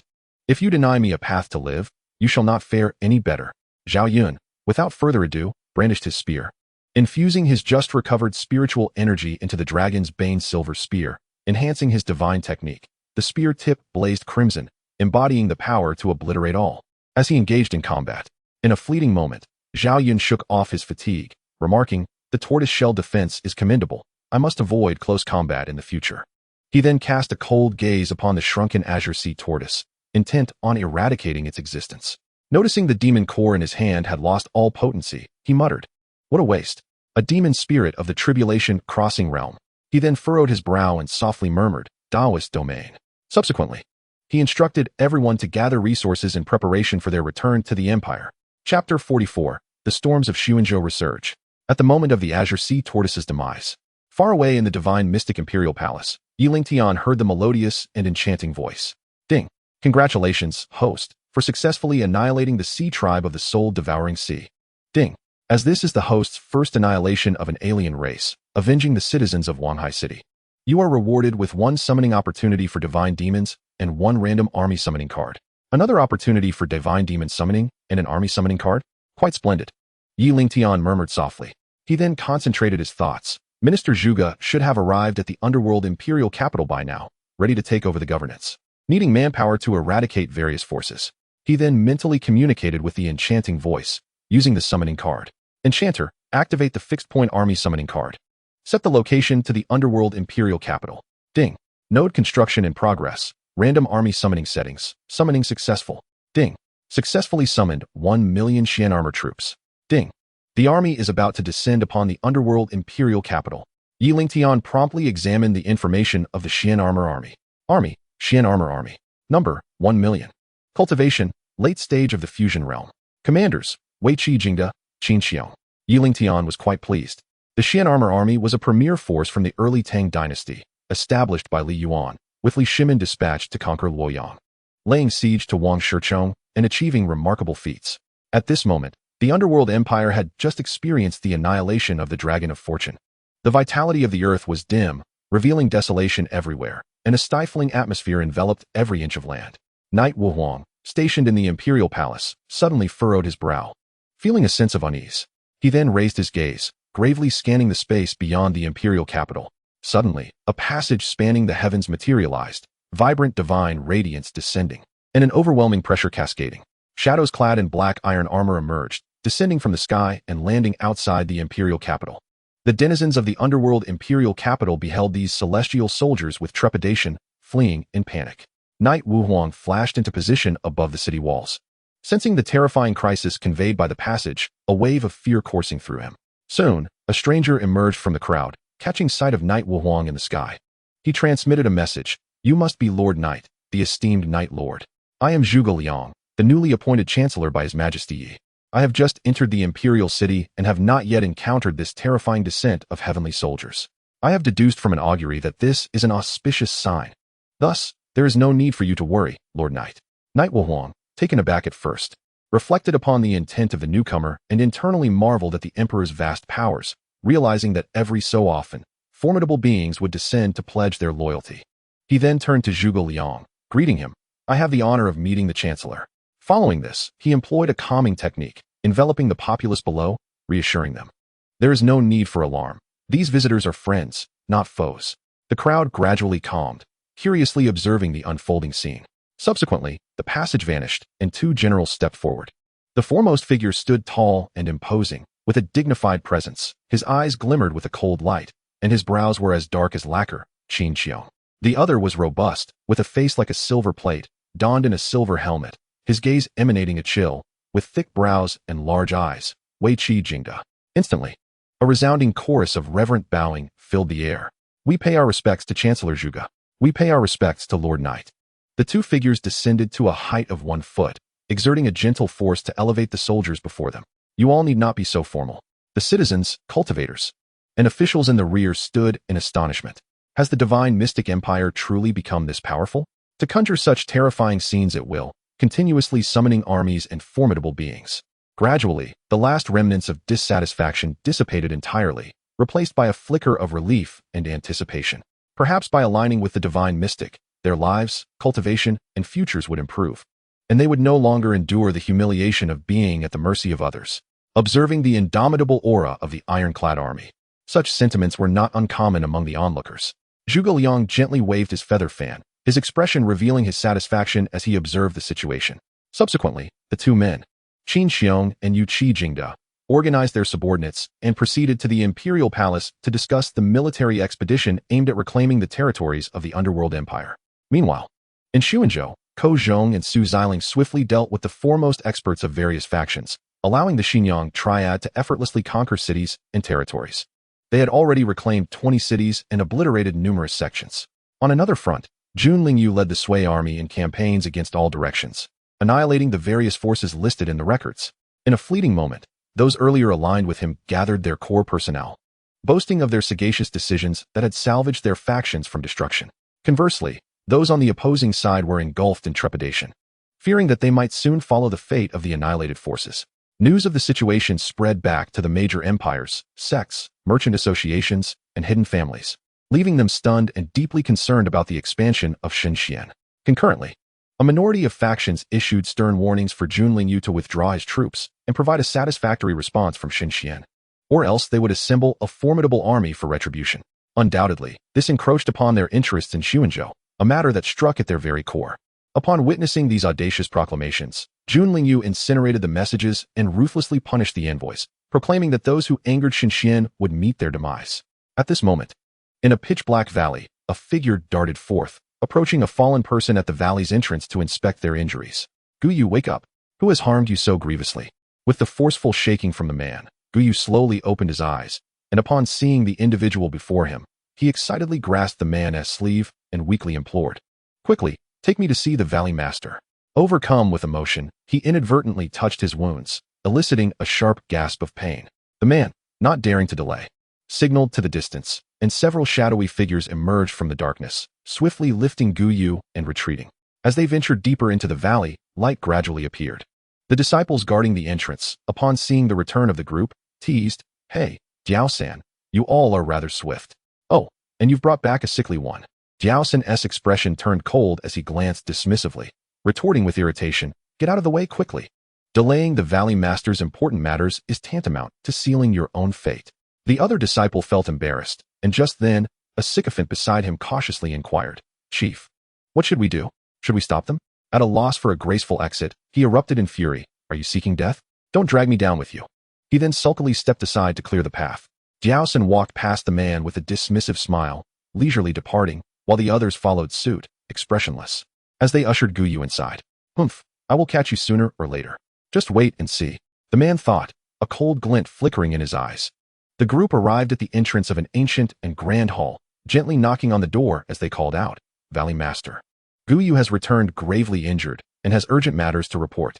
After a moment, a voice of authority commanded, "Bring him in." "Yes." They bowed and nervously entered the hall, proceeding to the central pillar where they bowed, announcing, "We pay our respects to the Valley Master. Guyu has been brought back." Chapter 45, A Strategy to Resist Xianxian. Before them sat the Valley Master of the Boundless Valley, his countenance radiating a dignified and solitary aura. His hair graying and his fingers relaxed as he sat cross-legged before a grand tapestry of mountains and waters. Xianxia slowly opened his eyes, a golden light piercing forth from them, captivating the hearts of those present and exuding an aura of a third-grade high-tier realm. The spiritual plants flanking the hall swayed as if stirred by an unseen wind. Jiao-san and the others felt a bitter pallor wash over their faces, struggling to bow under the immense pressure, their hearts racing in fear. Noting their expressions, Xianxia abruptly stood, sweeping his hands behind him, his sleeves flipping back. His left hand behind him, while his right thumb and index fingers stroked his beard, speaking in a calm yet oppressive tone, "No need for formalities. You may withdraw and await further instructions." Jiao-san and the others bowed deeply and retreated, exiting the grand hall. The slightly rotund Shaoli wiped the cold sweat from his brow, glancing at his companions, whispering, "The Valley Master's aura is overwhelmingly powerful. I could barely breathe." The others nodded in agreement. Jiao-san, leading the way, turned back to his companions, reminding them, "The Valley Master possesses profound abilities. Let us refrain from discussing him behind his back, for he may hear every word." Upon hearing this, the others fell silent, their nervousness palpable as they cast cautious glances into the hall, remaining obediently stationed there. Once the group had vacated the grand hall, Xianxia descended the jade steps, retrieving a healing pill, channeling his energy into Guyu's chest, and flicking the pill into his mouth. After a moment's pause, he inquired, "What business do you have with this Valley Master?" Guyu, having regained a measure of vitality, hurriedly rose, clasping his fists in a bow as he reported, "Valley Master.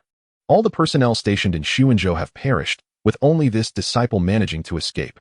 Xianxia, thinking he had misheard, sought confirmation. And upon realizing the gravity of the situation, a murderous intent flickered in his eyes as he fixed his gaze upon Guyu, demanding, "Do you know which faction is responsible?" Guyu, sensing the chilling aura of death emanating from Xianxia, trembled uncontrollably. Observing Guyu's fear, Xianxia suppressed his killing intent, retracting the overwhelming pressure. Guyu finally exhaled in relief, only to be consumed by rage as he spat. It was a general named Jun Lingyu from the Xian Empire. He previously sent envoys to our base demanding our allegiance to Xianxian, which was rejected by the Third Elder. Subsequently, he mobilized a massive army to encircle us, ruthlessly slaughtering our brothers and sisters. All resisting factions in Xianxiaaudiobooks have been annihilated. Now, only 1/3 of the forces remain, and they too have submitted to Xianxian. Xianxia's face grew increasingly pale with each revelation. He remembered the recent news of the Underworld Empire's capital being seized, which had even instilled fear in several other empires. The Monghuang Empire, to which he belonged, had issued a decree forbidding any provocation of Xianxian, with dire consequences for violators. Guyu continued to ramble on, utterly oblivious to the mounting tension. Suddenly, Xianxia's furious roar echoed, "Enough! Do not speak of this matter further." Outside the hall, Jiao San and the others trembled at the sound of Xianxia's rage, perplexed as to what had incited his fury. Guyu, caught off guard by the sudden outburst, stumbled to a halt. Trembling, he knelt on the floor, desperately pleading, "Valley Master, spare me. Every word I spoke is true. Please judge for yourself." Xianxia, enraged, slapped Guyu, sending him crashing to the entrance of the hall. Fuming, he shouted, "If you seek death, do not involve the boundless valley. After such a grave incident, you fail to report it? Do you wish to rebel?" Guyu, already injured, fell unconscious from the force of the blow. Xianxia called out to the hall, "You four, take him away and keep a close watch on him. Do not let today's events leak out. Otherwise, you know the consequences." Jiao San and the others, stunned by the sudden turn of events, hurriedly complied. Meanwhile, they mentally enumerated the members of Guyu's family, realizing that this was clearly a ploy to entangle them further. Nonetheless, they felt relieved that Xianxia had not held them accountable. With resentment in their hearts, they dragged Guyu to the outer courtyard for supervision. Left alone in the grand hall, Xianxia contemplated the situation, ultimately deciding to report the matter to Huan. He then retrieved a specially crafted communication talisman, meticulously documenting the events that had transpired before shattering it to send the message. At this moment, within the Monghuang Imperial Palace, discussions among the court officials were fervent, the atmosphere chaotic as they debated the recent maneuvers of Xianxian. At that moment, Yuan received a message from Xianxia. Without daring to delay, he entered the grand hall and reported to the Qin Emperor at the head of the table, "Your Majesty, I have just received the latest news from Xianxiaaudiobooks. The divine Xian has completely occupied Xianxiaaudiobooks." The atmosphere in the room abruptly fell silent. The Qin Emperor raised his gaze and inquired calmly, "Is this information reliable?" Yuan, with a solemn expression, replied, "The message was conveyed by the leader of Wuyin Valley, Xianxia. It was brought back by one of his severely injured disciples. This meant that the efforts expended by the dynasty in the early days towards Xianxiaaudiobooks had been in vain." The Qin Emperor's tone remained flat, betraying no hint of emotion. However, everyone present sensed an unusual tension, a precursor to the emperor's rising fury. Thus, no one dared to approach, lest they provoke his wrath. The hall was enveloped in silence, and Yu Huan's heart raced. As the head of intelligence gathering, he understood the emperor's temperament all too well. Though he was a trusted confidant of the Qin Emperor, the heart of an emperor can be as unpredictable as the sea. He could just as easily turn merciless in the next moment. The Qin Emperor scanned the expressions of his officials, feeling a deep sense of sorrow. Such were the esteemed ministers of his vast dynasty. He quickly suppressed his displeasure and broke the silence, asking, "Do any of you have strategies to counter this?" Zhuo Shilin, feeling helpless, realized that continuously placing the Qin Emperor in a difficult position would lead to dire consequences. He glanced at the others and stepped forward, saying, "Your Majesty, the situation in Xianxiaaudiobooks is beyond recovery. We must prepare promptly to guard against the forthcoming actions of the divine Xian. According to my estimations, their primary focus will be on reclaiming lost territory, and for the time being, they will not launch attacks on surrounding powers. Therefore, the dynasty should seize this window of opportunity to bolster its forces and stockpile provisions in anticipation of the impending crisis. Simultaneously, we can offer financial assistance to the various lords under the rule of the Underworld Emperor, compelling them to restrain the power of the divine Xian, thereby granting the dynasty the greatest operational time."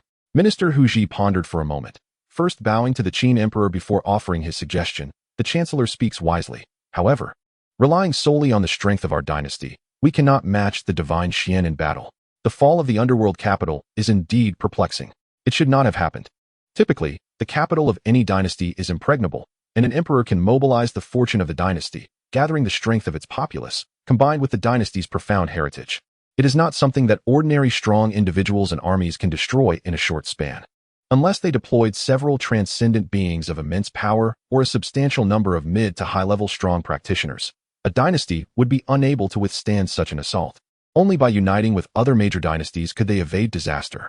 In addition to preparing for war and reinforcing their military, they also need to persuade other major dynasties to form alliances.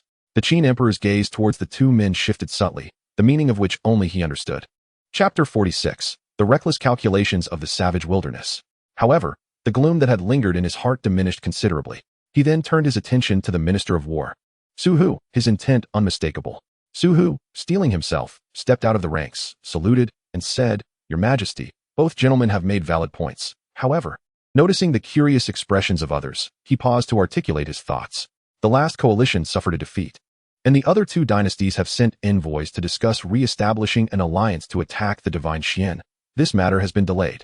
It is inevitable that they may harbor resentment, so the dynasty needs to take additional precautions in case of sudden changes. This remark piqued the curiosity of the Qin Emperor. As the ruler of the Savage Wilderness dynasty, he had to consider numerous factors and could not heed the advice of just one person if he wished to lead the dynasty further. Thus, his expression softened, his tone warming as he inquired, "What do you mean by that, my loyal minister?" Hu Ji and Zhuo Shilin exchanged puzzled glances, as Su Hu, being the head of the war ministry, rarely expressed his opinions, rendering their intrigue understandable. Other court officials shared a similar demeanor, all ears for his words. Su Hu contemplated for a moment, organizing his thoughts before speaking with conviction. "I have been observing the divine Xian for quite some time. Since the awakening of Emperor Yi, the divine Xian has defied fate, and their methods have markedly changed. Therefore, I have gathered intelligence on the divine Xian from various aspects and detected some clues. The divine Xian indeed, as the minister has mentioned, possesses a substantial accumulation of troops and powerful individuals, beyond what any single force can contend with. It is now futile to investigate the origins of these powerful beings. The dynasty should send envoys to the two major dynasties, the celestial demons and the void, as they will not allow a formidable dynasty to rise beside them. Thus, the probability of them deploying forces to thwart the rise of the divine Xian is quite high." As these words fell, the assembly erupted in discussion, agreeing with his reasoning. The Qin Emperor himself displayed a glimmer of delight, surveying the crowd before declaring, "Minister Su speaks wisely. However, the Chancellor and Minister's suggestions are also worthy of consideration. Therefore, let us heed the counsel of all three ministers and dispatch envoys to negotiate alliances with the Phoenix Song and the Void dynasties. Simultaneously, we shall relay this information to the celestial demons and the Void, while the dynasty retreats into the shadows, adapting to changes as they come." Understood. Soon after, several envoys departed from the Savage Wilderness capital, heading towards the surrounding major dynasties. Meanwhile, in the Grand Hall of the Sun Yu Sacred Land, Zhuo Qilin maintained her usual appearance, seated regally in her high position, yet unlike before, her face was etched with worry. Following reports from scouts, the elders present were aware of the recent events surrounding the divine Xian. However, each occurrence seemed surreal, contradicting their prior expectations. Consequently, they continued their heated debates as before. Surely the reports from the scouts are inaccurate.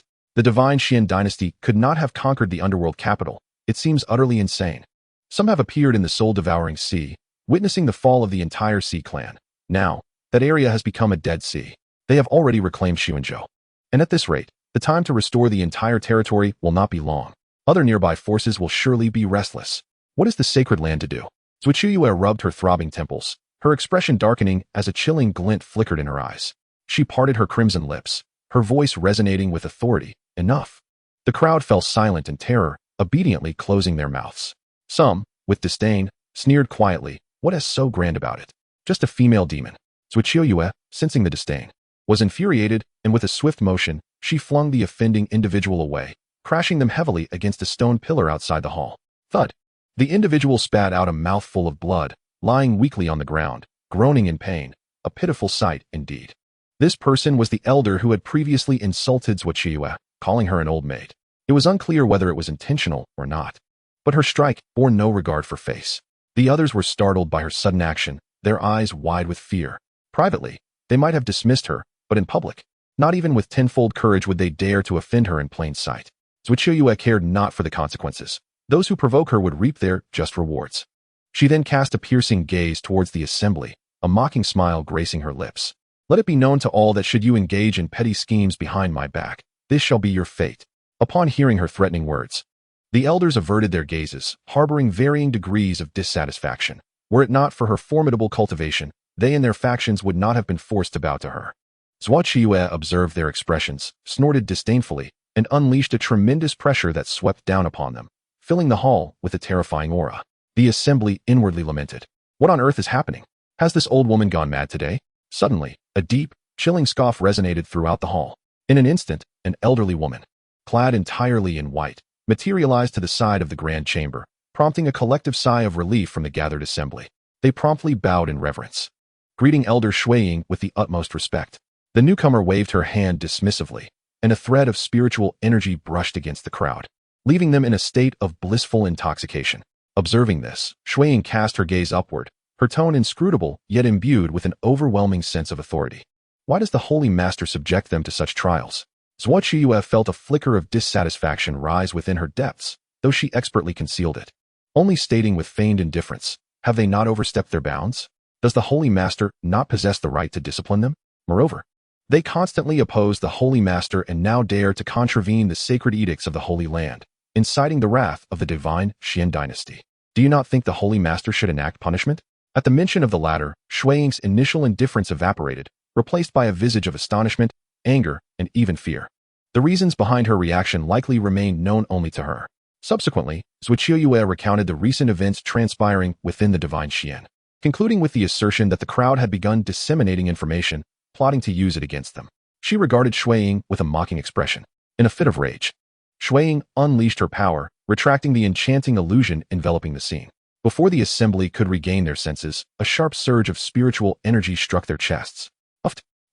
Elder, what is the meaning of this? We are all members of the Holy Land. The elders were sent sprawling backward, landing on the ground in a state of confusion and anger. In response, they were met with an even more forceful spiritual blow. You have all committed heinous acts, completely disregarding the teachings of the Holy Land. I shall report this to Ancestor Yueshuang and see how you justify your actions. Their faces turned ashen, blood spewing from their mouths, their pupils constricting in fear, silencing them. Xianxiaaudiobooks, feeling no obligation to intervene further, exited the scene, content to let another handle the matter. Meanwhile, Shuiying arrived at the oldest peak of the Holy Land and, upon reaching the entrance of the Grand Hall at its summit, respectfully announced, Ancestor Yueshuang. Disciple Shuiying seeks an audience. After a brief pause, a voice, steeped in age and wisdom, echoed from all directions. Enter. Yes. With great care. Shuiying stepped into the empty hall, a whirlwind of sensations enveloping her as the surroundings rapidly shifted. Just as she felt overwhelmed by the spatial pull, a colossal hand extended from the other side, cradling her securely within its grasp. Chapter 47. Provisional Governance Regulations. After the tumultuous transition, Shuiying regained her composure. Finding herself in a vast, ethereal space, threads of spiritual mist swirled around her, and at the center, seated upon a high dais, was a kind-faced man. As she lifted her gaze, she discovered the man was already looking at her. With utmost respect, she bowed. Disciple pays respects to Ancestor Yueshuang. He gently parted his lips, speaking slowly, no need for excessive formalities. What matters do you wish to report? Shuiying then relayed Xianxiaaudiobooks' words in their entirety, anxiously awaiting a response. After a brief silence, the ancient voice of Lu Fengshuang resonated, regarding the matters of the divine Xian. You are to issue orders prohibiting personnel from the Holy Land from involvement. If necessary, they may act to alleviate external pressures, but should you find the situation unmanageable, report it to me. As for the elders who conspired, they shall face initial punishment. Other issues can be addressed later. Shuiying bowed in adherence to the ancestors' decree. Lu Fengshuang regarded her with a measured gaze, stating, if there is nothing else, you may withdraw. Yes. With that, Lu Fengshuang conjured a sphere of light that enveloped Shuiying, transporting her from that space. Upon her return, she found herself back in the hall, observing its unchanged antiquity. Reflecting on her previous visit, she noted with admiration the ancestors' increased cultivation. She promptly approached the assembly, addressing them directly. I have consulted with the ancestor. Those of you involved in the divine Xian matters are to proceed to the punishment hall to receive your penalties. From now on, you are prohibited from engaging in such incidents. When necessary, You are to proactively align yourselves with the divine Xian. Do you all understand? Seeing Shui Ying's return, the gathered individuals dared not speak further and dutifully awaited her words. We understand, Elder. Noting their acquiescence, Shui Ying chose not to press further, reiterating her instructions before departing. In an instant, the atmosphere returned to its previous state. Do we truly have to face punishment? As esteemed elders of the Holy Land, I shan't lower myself to become the object of ridicule for our disciples. Do you dare not go? If Elder Shui Ying learns of your disobedience, your days of ease will be over. In my view, it is all the fault of the divine Xian. They stirred up trouble for no reason, and we are the ones suffering. In the future, we shall seize the opportunity to settle the score with them. That makes sense. Let's keep a record of this and settle accounts later. Thus, under mutual encouragement, those who had participated in the prior events reluctantly made their way to the punishment hall to accept their fates. Meanwhile, within the depths of the Netherworld Palace, the high-ranking survivors and powerful beings from the divine Xian gathered. Zhuge Liang stood beneath the royal dais, surveying the assembly with an air of refined authority. I am Zhuge Liang, Chancellor of the divine Xian.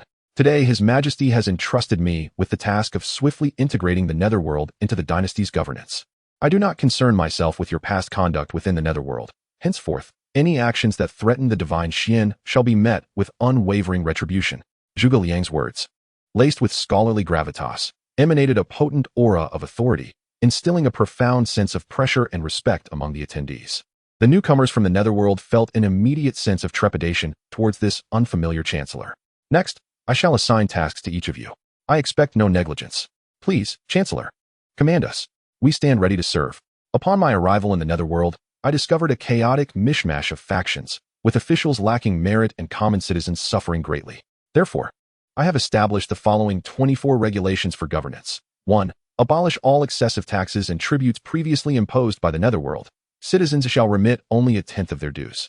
2. Soldiers are forbidden from infringing upon citizens. Those found in violation shall be dealt with according to imperial law. 3. Strict investigations shall be conducted into officials' misconduct. Any acts of hypocrisy or corruption shall be met with severe punishment. 4. Anyone inciting rebellion against the ruling dynasty shall face the annihilation of their entire clan. 5. Should external forces invade the dynasty, all citizens are required to rally in defense against the aggressors. 6. The dynasty shall protect the rights of its citizens from infringement. 7. Major factions are prohibited from stationing troops and must submit to the dynasty. Those who refuse shall face annihilation. 8. The economic lifelines of the dynasty, such as spiritual and iron mines, shall be reclaimed for the dynasty's ownership, forbidding any faction within the territory from claiming them. 9. All factions within the dynasty's territory must register. Those found during inspections that are not listed shall be executed without mercy. 10. All academies shall be brought under the dynasty's auspices, with strong figures dispatched to oversee the education of students. Upon hearing these regulations, some with dubious pasts felt a surge of fear, while others among the ministers displayed expressions of delight. Bloodlord, seated at the lower end, felt a pang of bitterness, reminiscing about how the dynasty had functioned smoothly under his tenure, lamenting the lack of such talent to aid him. Observing the powerful figures within the hall, he could only smile ruefully, realizing that the last remnants of his resistance had dissipated. Had the attendees understood his inner turmoil, they would surely have commended him as a wise individual attuned to the times. Standing nearby, Zhou Yuntong's eyes sparkled with enthusiasm. As the head of the Tianjian, he was exhilarated by the celestial anomalies he had detected, though he maintained a composed demeanor. Conversely, Yi Wuhuang, Wei Chide, and Qin Xiong expressed their admiration for Zhuge Liang's governance. The latter two, having lived in a later era, were particularly reverent, well aware of Zhuge Liang's illustrious deeds, and their collaboration in this lifetime affirmed his legendary reputation. However, Zhuge Liang observed everything that transpired around him, etching it into his memory. He continued, I shall prepare a brief report to present to His Majesty regarding the acceptance and reclamation of territories within the Underworld Dynasty. There are several points to arrange. First, under the guise of the Bloodlord's previous imperial identity, we shall issue a decree to the major cities commanding their allegiance. Second, I request Generals Qin and Wei Chai to mobilize forces to subdue the cities and factions resistant to submission. Should these measures prove insufficient, we will require Director Ye's assistance to eradicate any who defy the dynasty. Concurrently, Director Yi must dispatch envoys to the influential families in the imperial capital, demanding they surrender 60% of their resources and submit to the dynasty, lest they face annihilation. We shall act in accordance with the Chancellor's directives. If there are no objections, let us each fulfill our duties and proceed as planned. Agreed. Subsequently, The assembly set to work as instructed.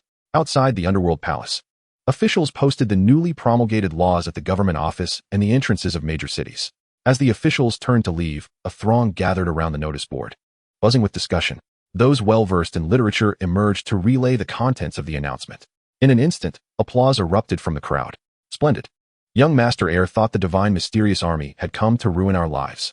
We have been living in fear these days. Now, thanks to Lord Zhuge's edict, our private properties are protected, and we enjoy the rights of ordinary citizens.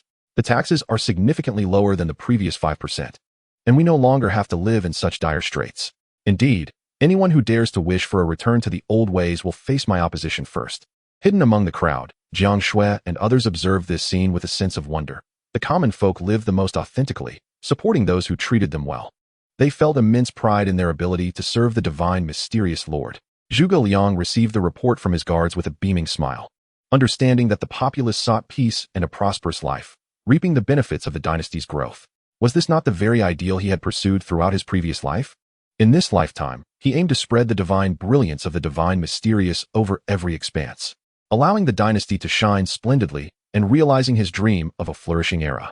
Meanwhile, within the War family in the imperial capital, anxiety had gripped its members since the demise of Zhang Kuang within the palace, fearing the sudden arrival of the divine mysterious army. Chapter 48. Arrogance and Tyranny. At that moment, Jiang Shui led 5,000 guards to the War family estate, surrounded by an ancient and opulent clan courtyard, high walls encircling it. The sounds of training echoing from within. The guards stationed at the entrance, upon spotting unfamiliar faces, scanned the newcomers warily. Just as they were about to intervene, one guard in the back suddenly realized that they were the subjects of much discussion in the capital, trembling with fear as he urgently cautioned the others. They are the feared ones. Are you seeking death? Quickly report to the Grand Elder. The others froze in place, mechanically turning to one another, their eyes filled with dread, their faces drained of color. Though they were uncertain of the purpose behind the arrival of these formidable figures, they instinctively knew it boded ill. With faces drawn in despair, they approached Jiang Shui and her entourage, forcing smiles. Honored guests, forgive our lack of a proper welcome. I shall inform the family elders to greet you at once. After speaking, he felt relieved at his quick thinking, preparing to retreat into the estate. Had it not been for the aura of terror emanating from the newcomers, he would have fled outright. Yet, a piercing gaze froze him in place, leaving him bewildered. The expressions of the others mirrored his, frustrated at being outpaced by the man. Nevertheless, they watched Jiang Shui with utmost caution, refraining from any audacity. Jiang Shui rolled her eyes. These individuals were truly pathetic. She hadn't even spoken, and yet they were already groveling. However, she found a peculiar satisfaction in this dynamic. She began to suspect that her allure had indeed heightened recently. Observing her demeanor, Nangongwan understood her thoughts perfectly. The two shared an unspoken bond. With just a glance, one could discern Jiang Shui's subtle emotions. She then adopted a haughty demeanor and admonished, "Why have you not summoned your superiors to come forth?" The guards behind her remained expressionless, their countenances coldly fixed ahead, intensifying the guard's trepidation. Upon hearing the compliance, the guard who had spoken dashed into the estate in a fluster, shouting, "Not good. The divine mysterious army has arrived at our family." Instantly, the commotion drew the attention of the trainees nearby, gathering around the hall where the War family's high-ranking members convened. Their faces reflected shock, which quickly morphed into grave concern. Clearly, the calamity they had dreaded had finally come to pass. Someone stammered, "How many have come?" They sought to ascertain whether today heralded fortune or calamity, and how to navigate the impending crisis. Having learned of the Blood Lord's demise, they had anticipated this tribulation. Yet the city gates were blocked by the divine mysterious army, leaving them with no escape. The guard stood dumbfounded before the War family dignitaries, who were usually figures he revered. Now, witnessing their fear in the face of the advancing army, he felt his faith in the War family waver. Nevertheless, he respectfully replied, "By my estimate, there are several thousand." But a hasty elder sprang forth, gripping the guard's arms and shaking him vigorously. "What? Speak quickly, or I'll kill you." The others looked on with cold indifference, making no effort to intervene. The guard, disoriented from the shaking, nearly lost consciousness, only to be unceremoniously thrown to the ground by the elder. Realizing the callousness of those around him, the guard struggled to his feet, stammering. They emanated a dense aura of malice, exerting an overwhelming pressure. "I have only felt this sensation from the Grand Elder." The crowd's pupils constricted in fear, and a wave of agitation swept through the assembly. The Grand Elder had 1 foot in the 3rd tier of high-level cultivation. Did this not suggest that the newcomers possessed terrifying prowess? Today, they would likely not escape unscathed. Zhan Ming, seated at the head of the table, broke the silence with a calm yet chilling tone, his presence radiating authority. After casting a glance at the elders, he spoke slowly. Silence. What a disgrace. No matter how powerful the divine mysterious may be, they cannot cover the sky with one hand. Do not forget, though the blood family is the foremost power in the underworld dynasty, our war family is not significantly inferior. Hearing this, the others questioned in confusion. Grand Elder, what difference does that make? The royal family cannot contend with them, and even the formidable blood lord has bowed in submission. What leverage do we have against them? Indeed, it is akin to a mantis attempting to block a chariot, a gross miscalculation. After listening to the collective sentiments, Zhang Ming burst into laughter, a look of disdain crossing his face. What of the divine mysterious dynasty? They are still far removed from their stronghold. He then wore a mysterious smile, piquing the curiosity of those present, and, sensing the opportune moment, he elaborated further. Moreover, our Zhang clan possesses not merely superficial strength.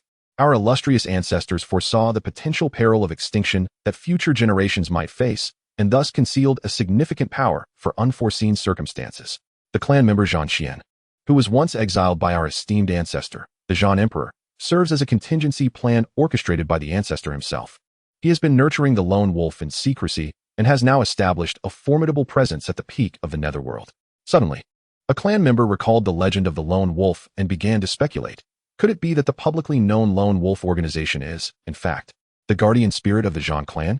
Immediately, an uncertain inquiry arose. Was the lone wolf mentioned by the Grand Elder indeed the renowned lone wolf hunting organization of the Netherworld dynasty?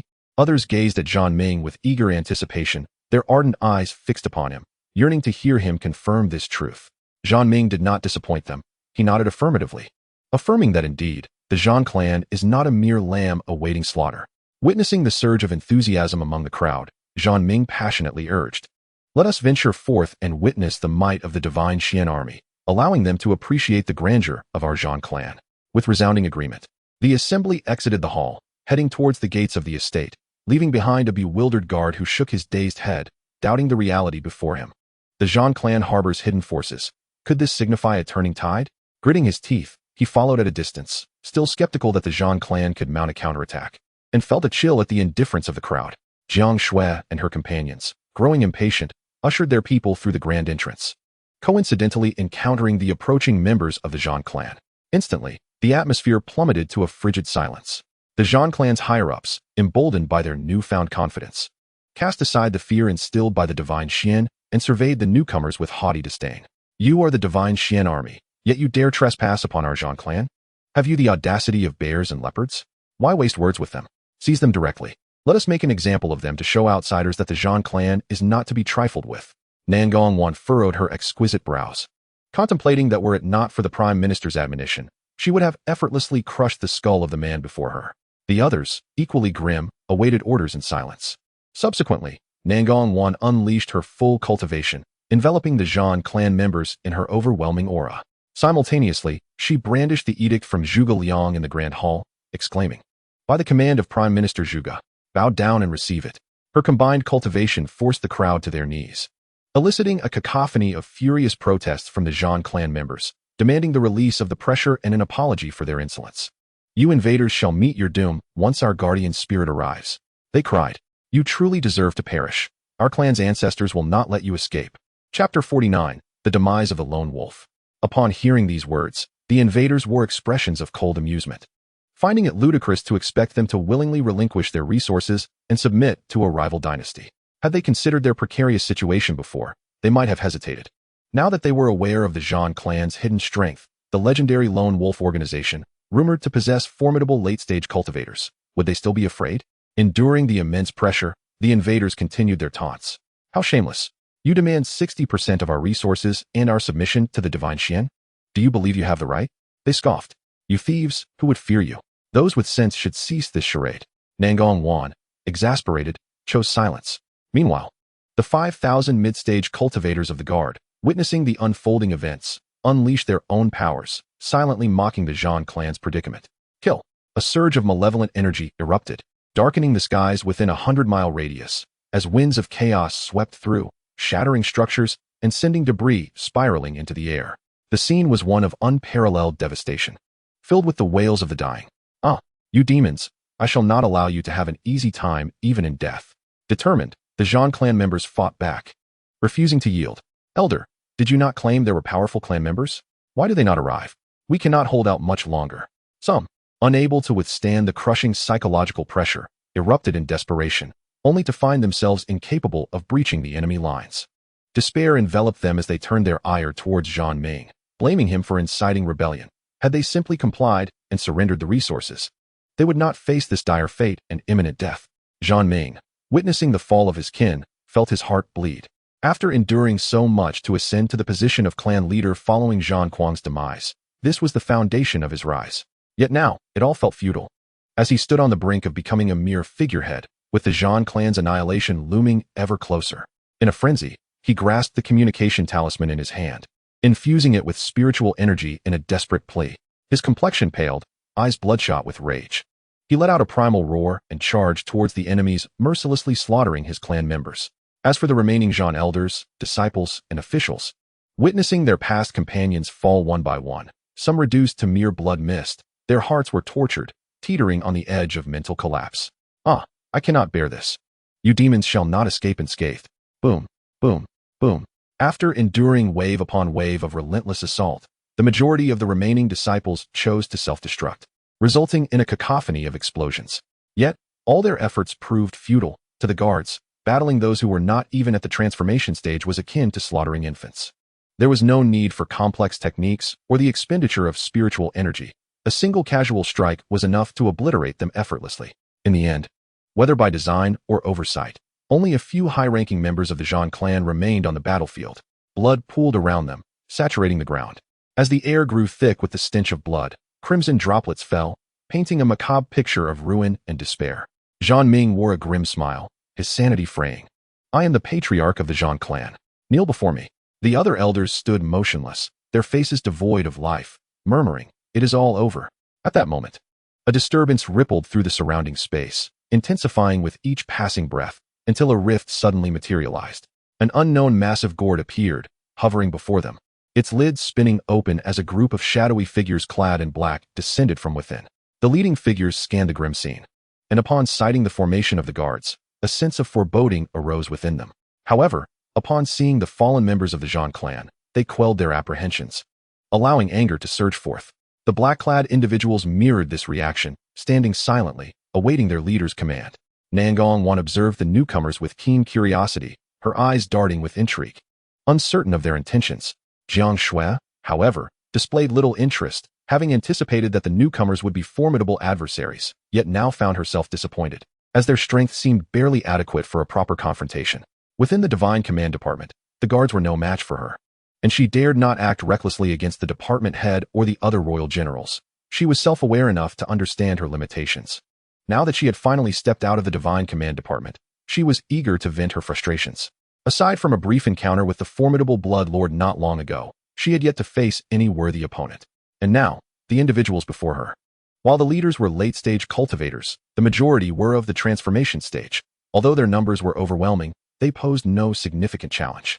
Just then, the furious cries of the black-clad figures interrupted Xianxia's musings.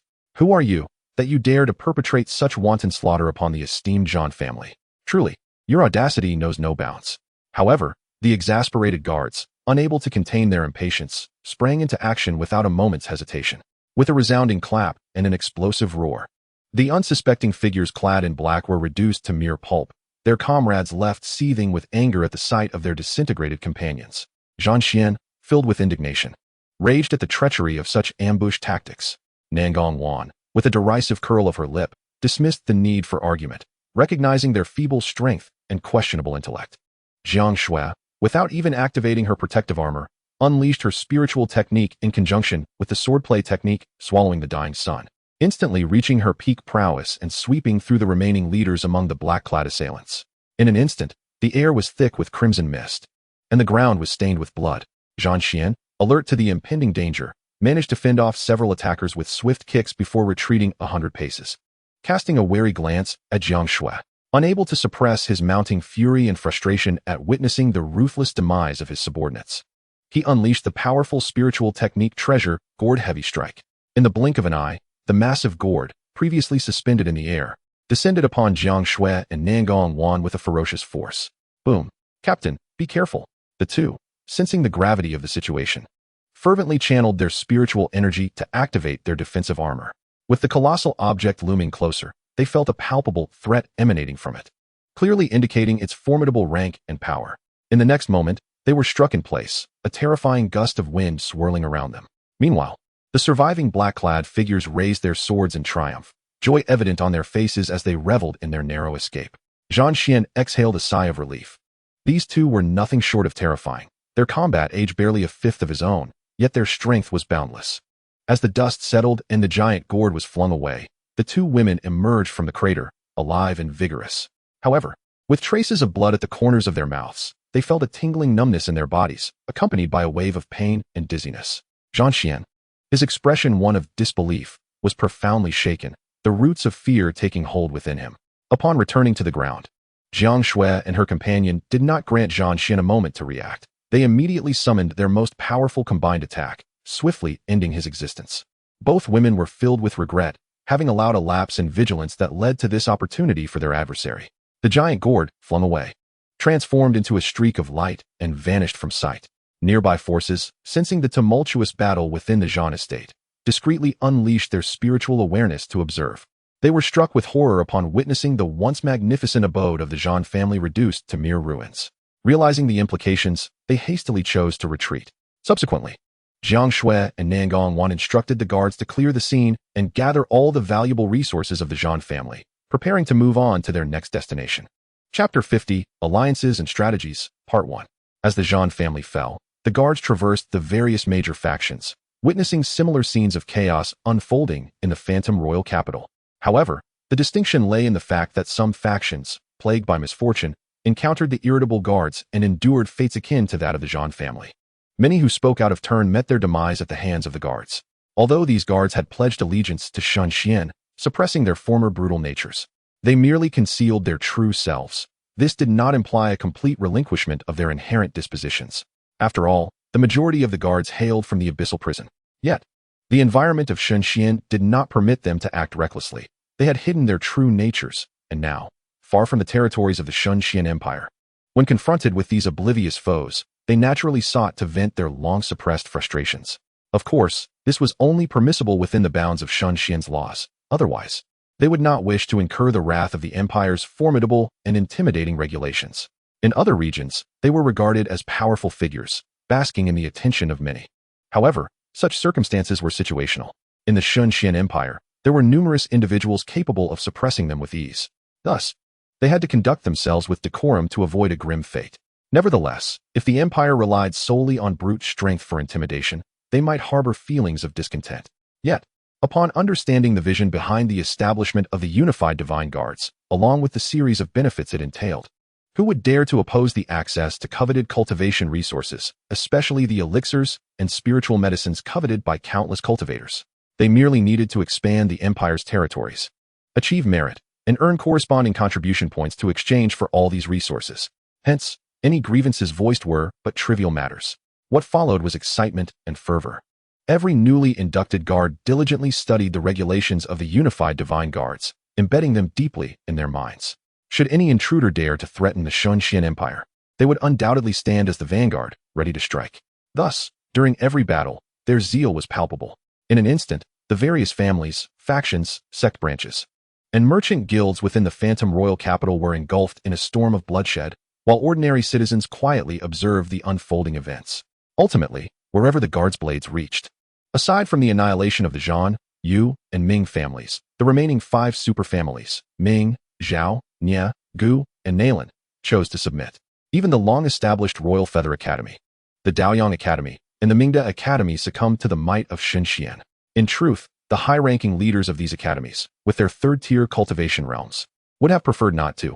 Yet the overwhelming might of Xianxian and the rumors of the family annihilations compelled them to avoid the fate of extinction and the severance of their legacies. Thus, the heads of the academies had no choice but to submit. By now, any lingering dissenters had been entirely eradicated, and the phantom royal capital was formally incorporated into Xianxian. Simultaneously, an aura of fortune enveloped the realm of the phantom royal capital, the previously ravaged ley lines, severed forests, and disrupted rivers, along with the scant spiritual energy, began to return to normalcy. The anomalies within the capital were detected by numerous powerful beings, who noted that the spiritual energy in the capital was richer than ever before. Excitement filled the air as they began their cultivation, striving to break through their bottlenecks. The once pressing barriers that hindered lower-tier cultivators vanished almost instantaneously, revealing a glimmer of advancement on the horizon. Ordinary citizens experienced a profound change. Their once exhausted bodies and spirits suddenly rejuvenated. Subsequently, with Zhuge Liang's various policies benefiting the populace, the lower classes expressed their contentment as they gradually returned to a state of normalcy. Meanwhile, within the palace of the Fengming Empire, the envoy Wang Bu from the Monghuang Empire had arrived, presently engaged in persuading Emperor Zhao. Your servant has come on the orders of the Qin Emperor to pay homage to your majesty. Emperor Zhao cast a curious glance at Wang Bu below, intrigued, and inquired nonchalantly, "Oh, the Qin Emperor has sent you. What business do you bring?" Upon hearing this, Wang Bu maintained his composure, exuding an air of calm confidence as he responded in a resonant voice. "Not long ago, your majesty sent an envoy to my court to discuss an alliance. But they returned empty-handed. My emperor felt remiss and thus dispatched me to further the discussions regarding the alliance. Might I inquire if your majesty shares this sentiment?" The other ministers within the hall, upon hearing Wang Bu's words, expressed their discontent. "You Fengming truly know how to stir trouble. My empire is neither embroiled in war nor threatened by hostile forces. What need have we for an alliance?" As for the veracity of his claims, that remained uncertain. However, Wang Bu was no fool. Being dispatched by the Qin Emperor to negotiate an alliance with the Fengming Empire was no small matter. Immediately, Wang Bu directed his gaze towards the dissenting minister, responding with a smile. "Your Excellency raises a valid point, yet it is not entirely accurate. Fengming and Monghuang have long enjoyed a tradition of close cooperation. We would not allow minor frictions to sow discord. This does not align with the interests and aspirations of the two dynasties, nor does it foster friendship between them. Instead, what is imperative is to join hands and collectively confront external challenges." Emperor Zhao could not help but regard the envoy before him with a newfound respect. His demeanor and speech were gracious, devoid of any flaws, deftly sidestepping inquiries and bridging the gap between the two parties. The others, however, wore expressions of displeasure. After all, who could not speak sweetly? In light of this, one could hardly blame the old man for dismantling their facade and leaving them humiliated. Xianxiang thought to himself, stepping forward with cupped hands. "Your words are misguided, esteemed envoy. As the ancient saying goes, the world is bustling, all for profit. The world is tumultuous, all for gain. Without the impetus of mutual benefit, what basis is there for an alliance? Moreover, as far as I am aware, the Monghuang dynasty has stationed troops in Xianzhou. Given the pace of the divine Xian dynasty's forces, I believe a confrontation between our factions is imminent, swords drawn. The purpose of your mission here, dispatched by Emperor Qin, is undoubtedly to seek an alliance against the divine Xian. Am I mistaken?" Wang Bu's countenance shifted slightly, acknowledging the truth in these observations. Indeed, there were reasons behind this. Had it not been for the dispersion of the dynasty's military forces, the withdrawal of troops from the borders of Qianzhou would leave the rear vulnerable to the iron cavalry of the divine Xian, facing a situation where retreat was no longer an option. Additionally, unbeknownst to him, Emperor Qin harbored lingering desires for the treasures of the divine Xian. Thus, he hastily sent envoys to various dynasties to discuss the matter of alliances. Composing himself, he spoke earnestly. "The divine Xian wields great power, and both Fengming and Monghuang lie in close proximity to them. Once they find the opportunity, it is only a matter of time before they engulf Fengming. It is precisely because of this understanding that my emperor has dispatched this humble servant to negotiate an alliance, seeking collaboration to eliminate potential threats while they are still in their infancy. This is a situation ripe for mutual benefit. Our goodwill has been conveyed. The decision rests with your majesty." At this juncture, the ministers in the court began to exchange views, contemplating their own stances. The envoy's words carried some weight. The dynasty had also claimed territory once belonging to the divine Xian, and given their current military prowess, a retaliatory strike against the dynasty was inevitable. If such a confrontation could not be avoided, seeking collaboration to resist the divine Xian seemed a viable strategy.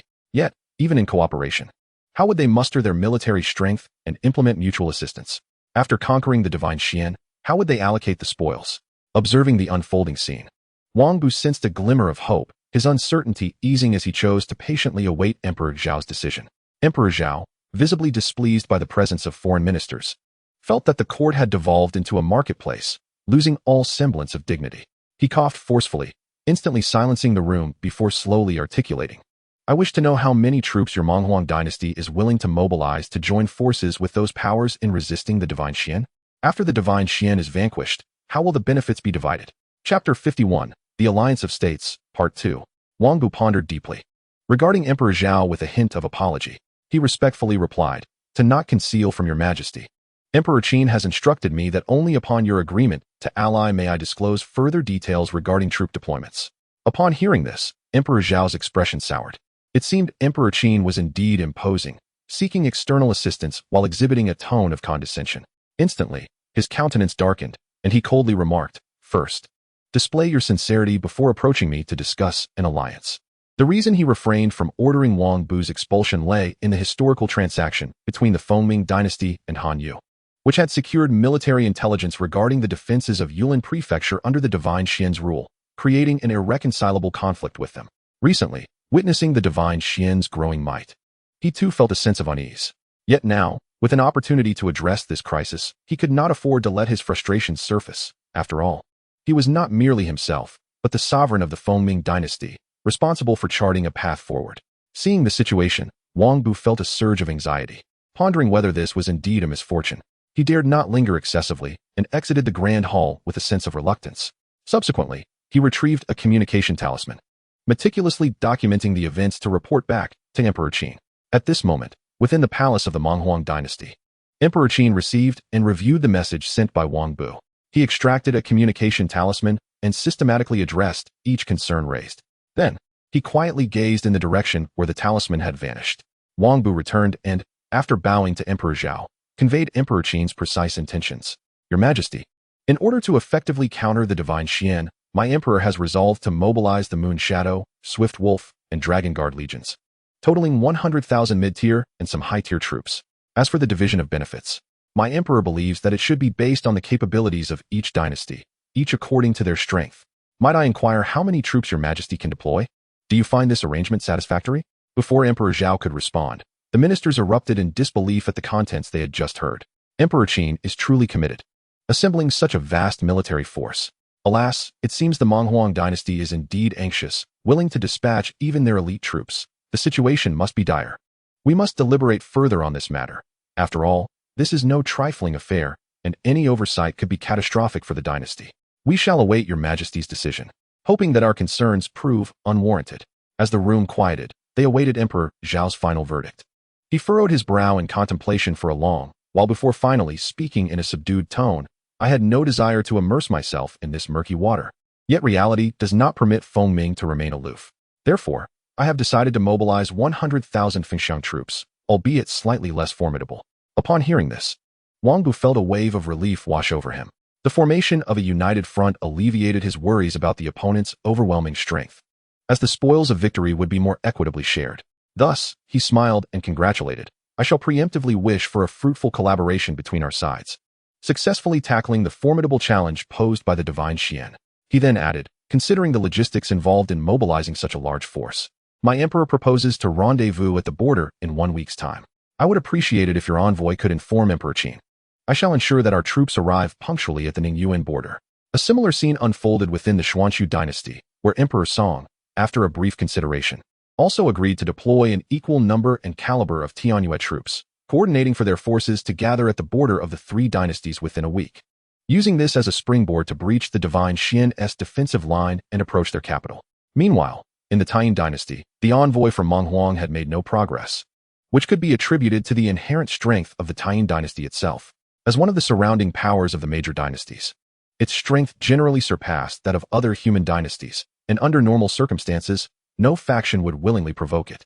Simultaneously, it commanded an army of nearly 10 million mid to high-tier troops, with renowned legions such as Xiong'an, Yonghuang, Xia, Taiyin, and Liren, each comprising nearly 1 million troops, all led by formidable generals of high-tier rank 3, with mid to high-level commanders being high-tier rank 2. Thus, every commander that emerged from the Taiyin dynasty was a cut above those of other dynasties. Furthermore, despite the Taiyin army's formidable strength, its ambitions to annex neighboring dynasties were met with united opposition from the major dynasties. At the same time, it had to guard against threats from its old rival, the Xianxiao dynasty, located in the northern border regions. The Xianxiao dynasty, like the Taiyin, was a large royal power, with its high-ranking experts closely matching those of the Taiyin, leading to mutual restraint due to geographical proximity. As a faction of demon royalty, the Xianxiao Dynasty shared borders with much of the northern territory of the Divine Xian, encompassing a domain that included numerous demon clans. They secretly encroached upon the territories of the neighboring human dynasties, leaving those adjacent to them incensed yet powerless.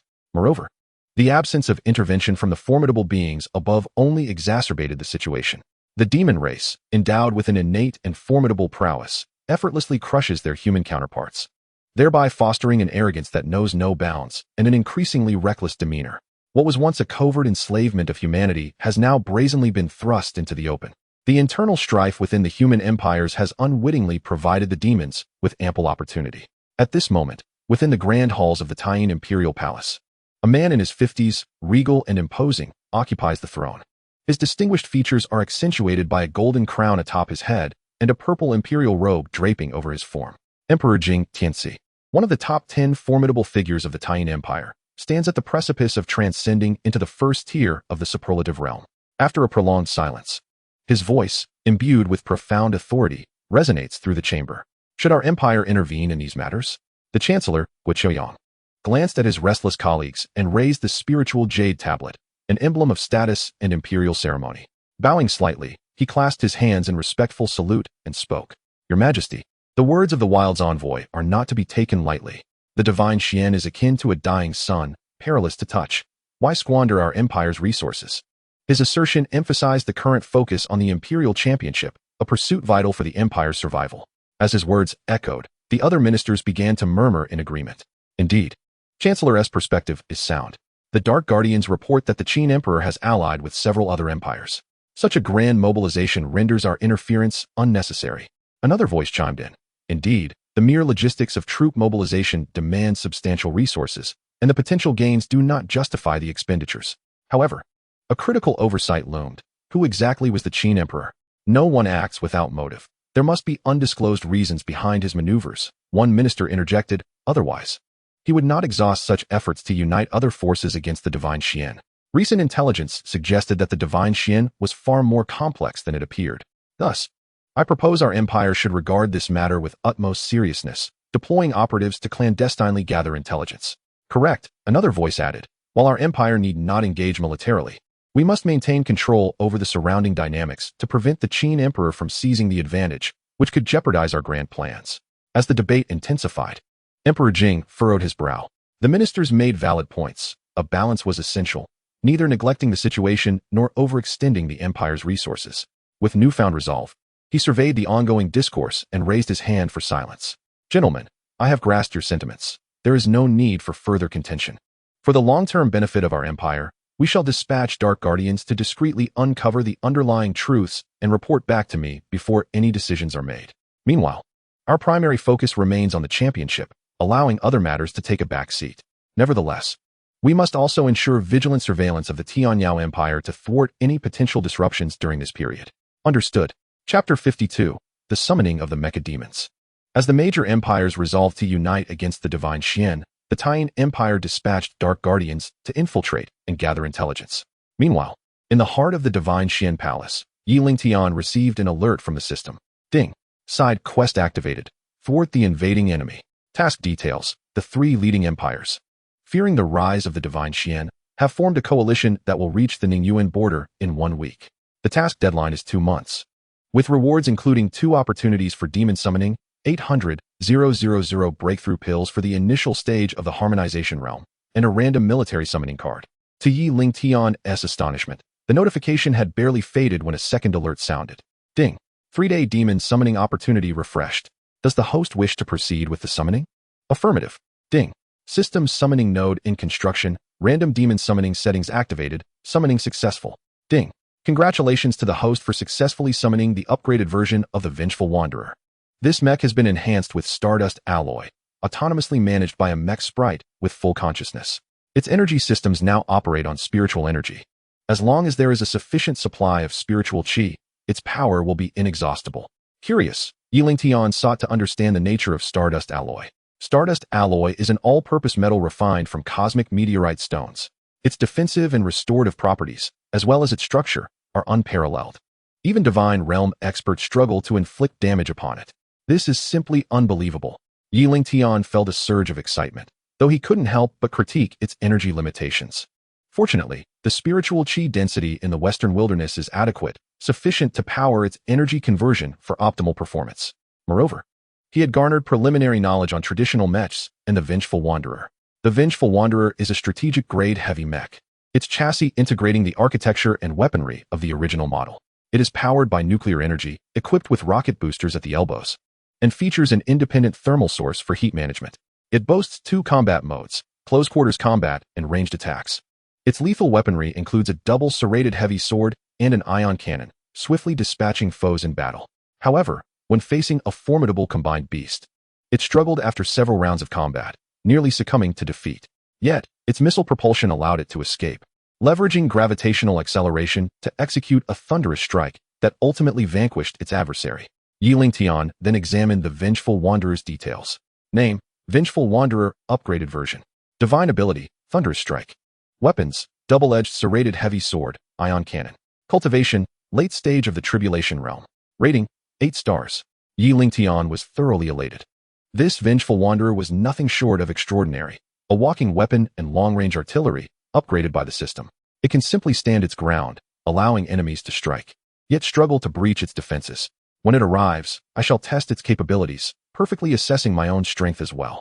Furthermore, its impressive rating indicated substantial potential for growth. Might it evolve into a colossal titan, capable of rending the cosmos asunder?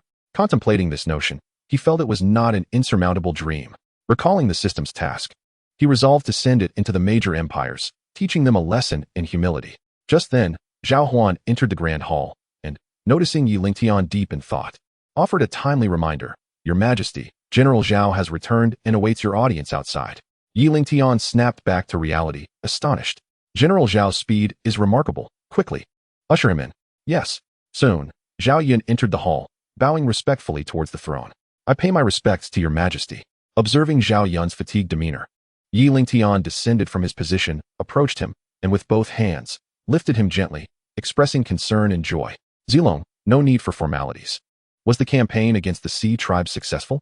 Hearing this, Zhao Yun's expression darkened, a flicker of guilt crossing his eyes. He promptly offered an apology. Your Majesty, I acted rashly, resulting in the loss of some of my soldiers. Please, punish me. Lingtian, sensing the change in his demeanor, had anticipated this outcome and was not surprised. After all, warfare, once ignited, consumes resources and lives are exceedingly fragile. He comprehended that in order to survive in this brutal world of cultivators, war was the sole pathway to advance the divine mystical empire. Consequently, he was unperturbed about donning the guise of a bloodthirsty butcher, sweeping away all adversaries to secure the opportunity for the divine mystical to ascend to the heavens. Moreover, he firmly believed that as long as soldiers fought valiantly for the empire, sacrificing their lives, there would invariably be a means to bring them back. Without further ado, he refrained from reproach and donned a demeanor of tranquility. Zilong, how could there be punishment when I am still bestowing rewards? Observing the confusion on his face, Lingtian calmly elucidated, I shall treat those who laid down their lives for the empire with great generosity. As for those who have fallen, I possess the methods to resurrect them. Just as I have summoned you from the river of time, I can certainly grant you life anew. However, my current abilities have yet to reach that pinnacle. Zhao Yun suddenly grasped the implication, followed by an overwhelming joy and a surge of reverence. His Majesty regarded him as a trusted confidant, sharing such confidential matters. With such a sovereign, he could only repay the Emperor's trust and favor with utmost loyalty.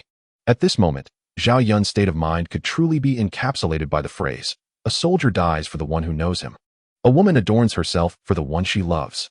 Thus, overwhelmed with gratitude, he knelt before Lingtian, proclaiming, Your Majesty is indeed a sage ruler. It is my fortune to serve under your command. I extend my heartfelt thanks on behalf of the soldiers for your graciousness. He then recalled the corpses of the fallen soldiers and inquired, However, Your Majesty, their bodies have been preserved. How shall we proceed with them? Zhao Yun's words placed Lingtian in a quandary, for he too was unfamiliar with the preservation of corpses. He sighed inwardly, realizing he would need to seek a specialist for this matter. Suddenly, he thought of Zhang Yushan, who was still recovering from his injuries. Although seemingly proficient in medicine, he was only at the perfect level of the mortal realm. If he possessed the ability to resolve this issue, he could indeed lend a hand. Thus, with a solution in mind, he hesitated no longer, turned to Zhao Yun, and waved his hand, stating, Zilong, do not worry. I will arrange for someone to handle this matter. Zhao Yun's anxious heart finally found solace. while every divine being harbored unwavering loyalty to Lingtian. They also possessed individual consciousness, leading to potential misunderstandings and emotional fluctuations. Subsequently, Lingtian instructed Zhao Yun to rest and informed him of an impending great battle. Zhao Yun also submitted the resources he had gathered from the soul-devouring sea. However, in Lingtian's eyes, these resources were of little use. He distributed them as rewards for Zhao Yun to take back to the soldiers. Zhao Yun was taken aback that such valuable cultivation resources failed to pique the emperor's interest, leaving him bewildered but exhilarated as he departed. As Lingtian awaited the arrival of the mechanized divine beings, he once again heard the gentle chime of the system's notification. Ding! Congratulations, host, on reclaiming Junzhou. Chapter 53, Engaging with the Mech Ding. System Task 1, Progress, 2 out of 24. We hope the host will persevere. A warm reminder indicated that there were 84 days remaining until the task's deadline.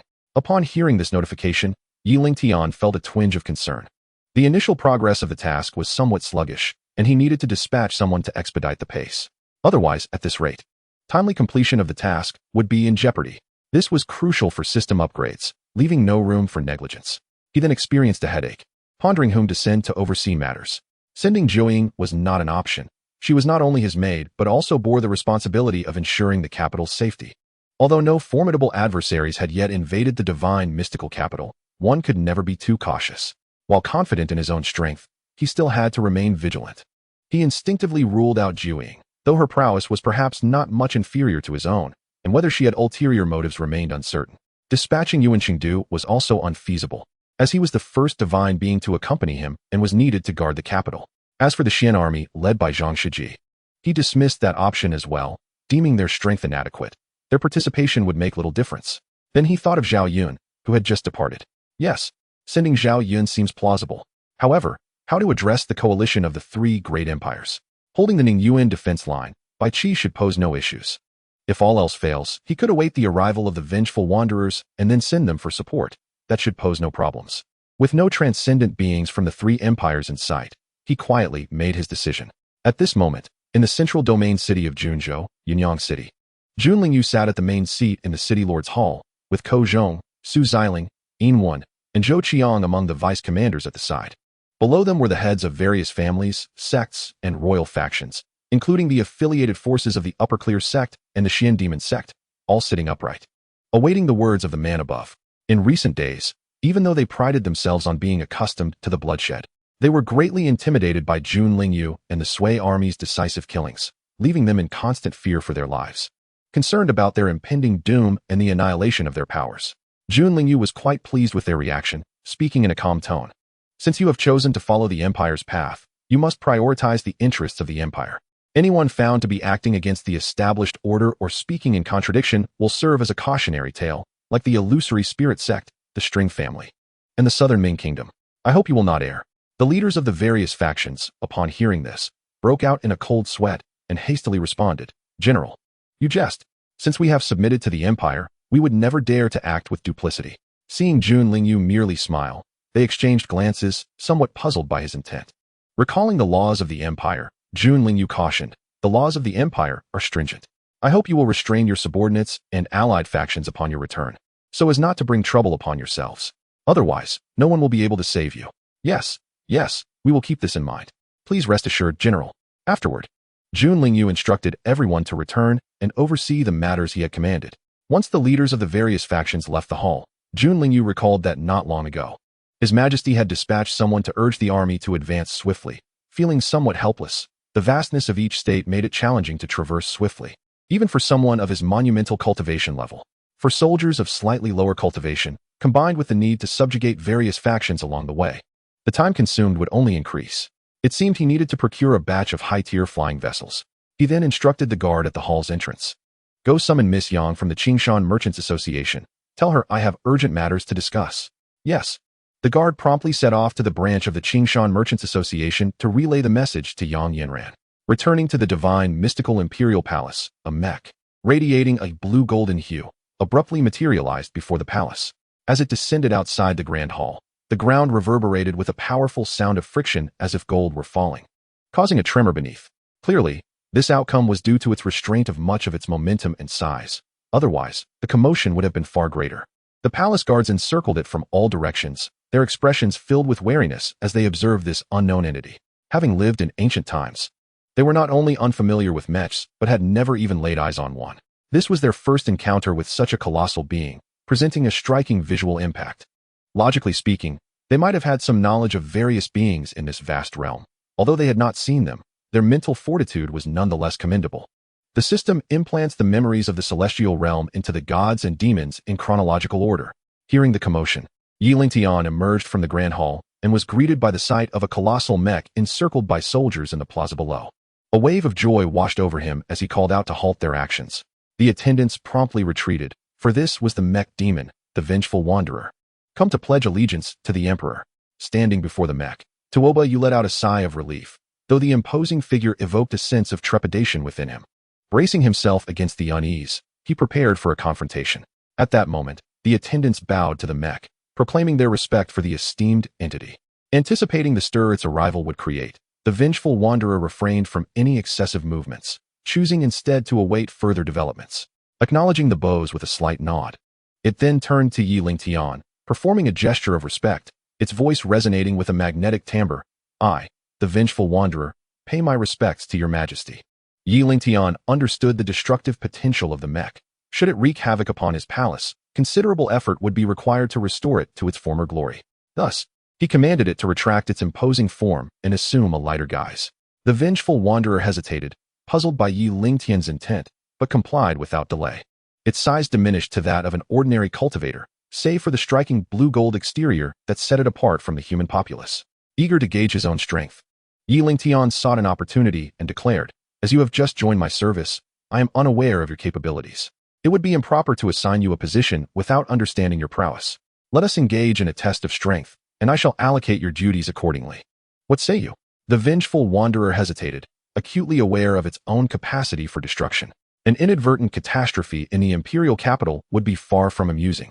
Sensing its apprehension, Lingtian reassured, "Fear not, we shall ascend to the skies for our trial." Faced with his determination, the wanderer could not refuse and reluctantly acquiesced. As they soared into the air and hovered mid-flight, they exchanged glances. The vengeful wanderer, recognizing the necessity of action, prepared to strike first, realizing that if it did not, Lingtian would not initiate the assault. To avoid awkwardness, it took the offensive. Chapter 54, Deputy Master of the Offering Hall. Lingtian's actions were also influenced by his cultivation methods. While he was not entirely familiar with the might of the chaotic emperor's art, he surmised it was formidable. After all, countless travelers had demonstrated through experience that the system's creations were of the highest quality. Returning to the matter at hand, even if the vengeful wanderer held a two-tier advantage, he was not without recourse. Should he falter, he could unleash the divine weapon, the burning heaven sword, rendering the outcome uncertain. Thus, as an emperor, one must embody the stature of royalty. The vengeful wanderer, weighing its options, summoned 70% of its strength and wielded a double-edged heavy sword, channeling its energy to unleash a brilliant sword light. The surrounding spiritual energy rapidly thinned as it was consumed at an alarming rate. Lingtian observed this phenomenon and could not help but exclaim, "One cannot deny the terrifying consumption of spiritual energy." This realization illuminated why the system described the starlit gold as derived from the celestial meteor stone. Not only was its weight staggering, but its capacity was equally formidable. Nevertheless, he remained cautious. Below, a multitude of citizens were observing the spectacle, and should the battle devolve into chaos, it would not merely be a matter of losing face.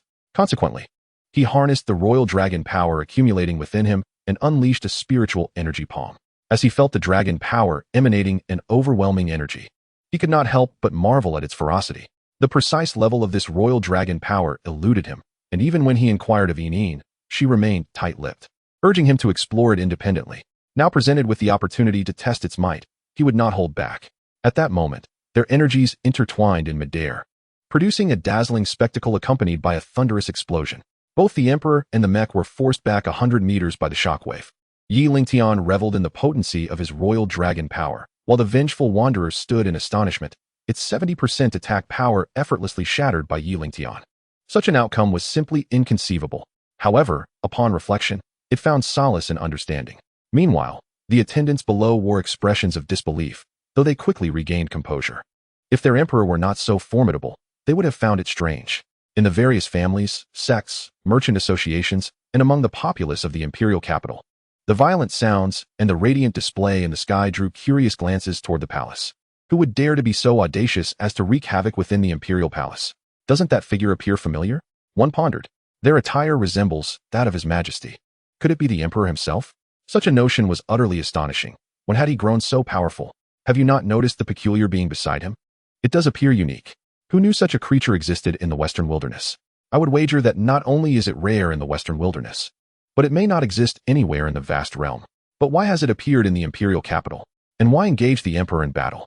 Suddenly, a realization dawned upon them, and a look of fear spread across their faces as they recognized the depth of their dread reflected in one another's eyes. Yet, one pointed out, your concerns are entirely unwarranted. Did you not see the even match between the Emperor and that entity? Even if it is an enemy, so what?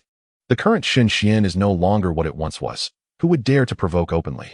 That would be tantamount to courting death. Moreover, the other powerful figures of the dynasty had yet to make their move.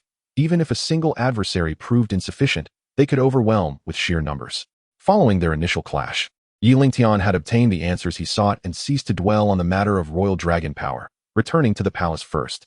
The vengeful wanderer, confused, followed suit. Back in the grand hall, after a period of contemplation, Lingtian resolved to diversify the imperial dynasty's forces, enriching its foundational pillars to better support its development. He decided to first focus on the robust growth of local powers before advancing towards ensuring the welfare of the populace. Thus, he commanded, I appoint the Vengeful Wanderer as the deputy master of the offering hall. The Vengeful Wanderer was momentarily taken aback. This unexpected reward caught it off guard. But it quickly composed itself and bowed in gratitude. Thank you for your generous bestowal, Your Majesty.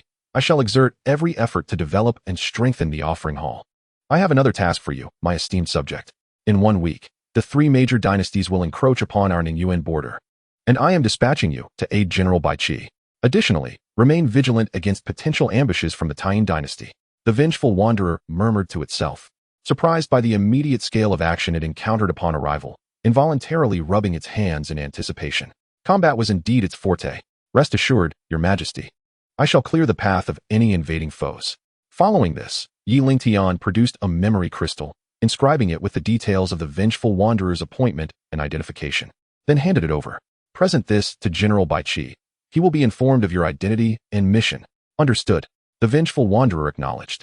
Subsequently, Lingtian instructed it to take residence in the ancestral temple of the dynasty, the very location of the offering hall, and to swiftly establish its groundwork. Only after the Vengeful Wanderer's figure faded from sight did Lingtian slowly turn to his attendants, commanding, Summon the imperial physician. I have matters to discuss with him. Yes. Zhao Huan respectfully exited the grand hall, making his way outside the palace. Upon receiving the notification, Zhang Yushan hastily entered the imperial palace. With his keen sense of perception, he detected the lingering aura of formidable beings in the air, leaving him astounded. Every time he entered the palace, he was inexplicably met with the presence of powerful entities, affirming that his previous suspicions were indeed accurate. A flicker of fervor ignited within him as he secretly contemplated whether he might implore the Emperor to bestow upon him a divine elixir for his internal injuries. He had learned through various inquiries that Yang Juanqing's severe wounds had been healed. Unbeknownst to him, he had stood at the hall's entrance for quite some time, lost in thought, until Zhao Huan, after several attempts, finally roused him.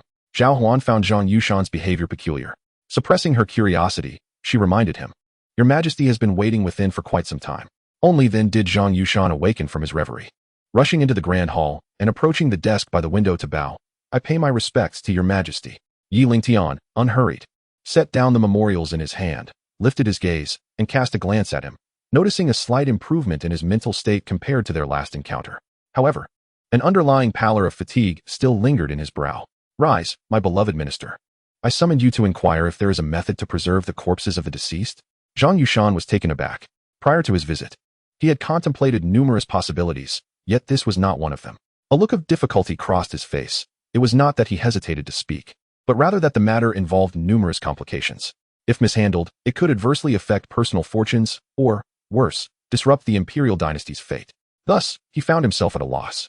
Lingtian furrowed his brow, sensing there was more to this than met the eye. Otherwise, Zhang Yushan would not exhibit such a countenance. Curiously, he inquired, Speak freely.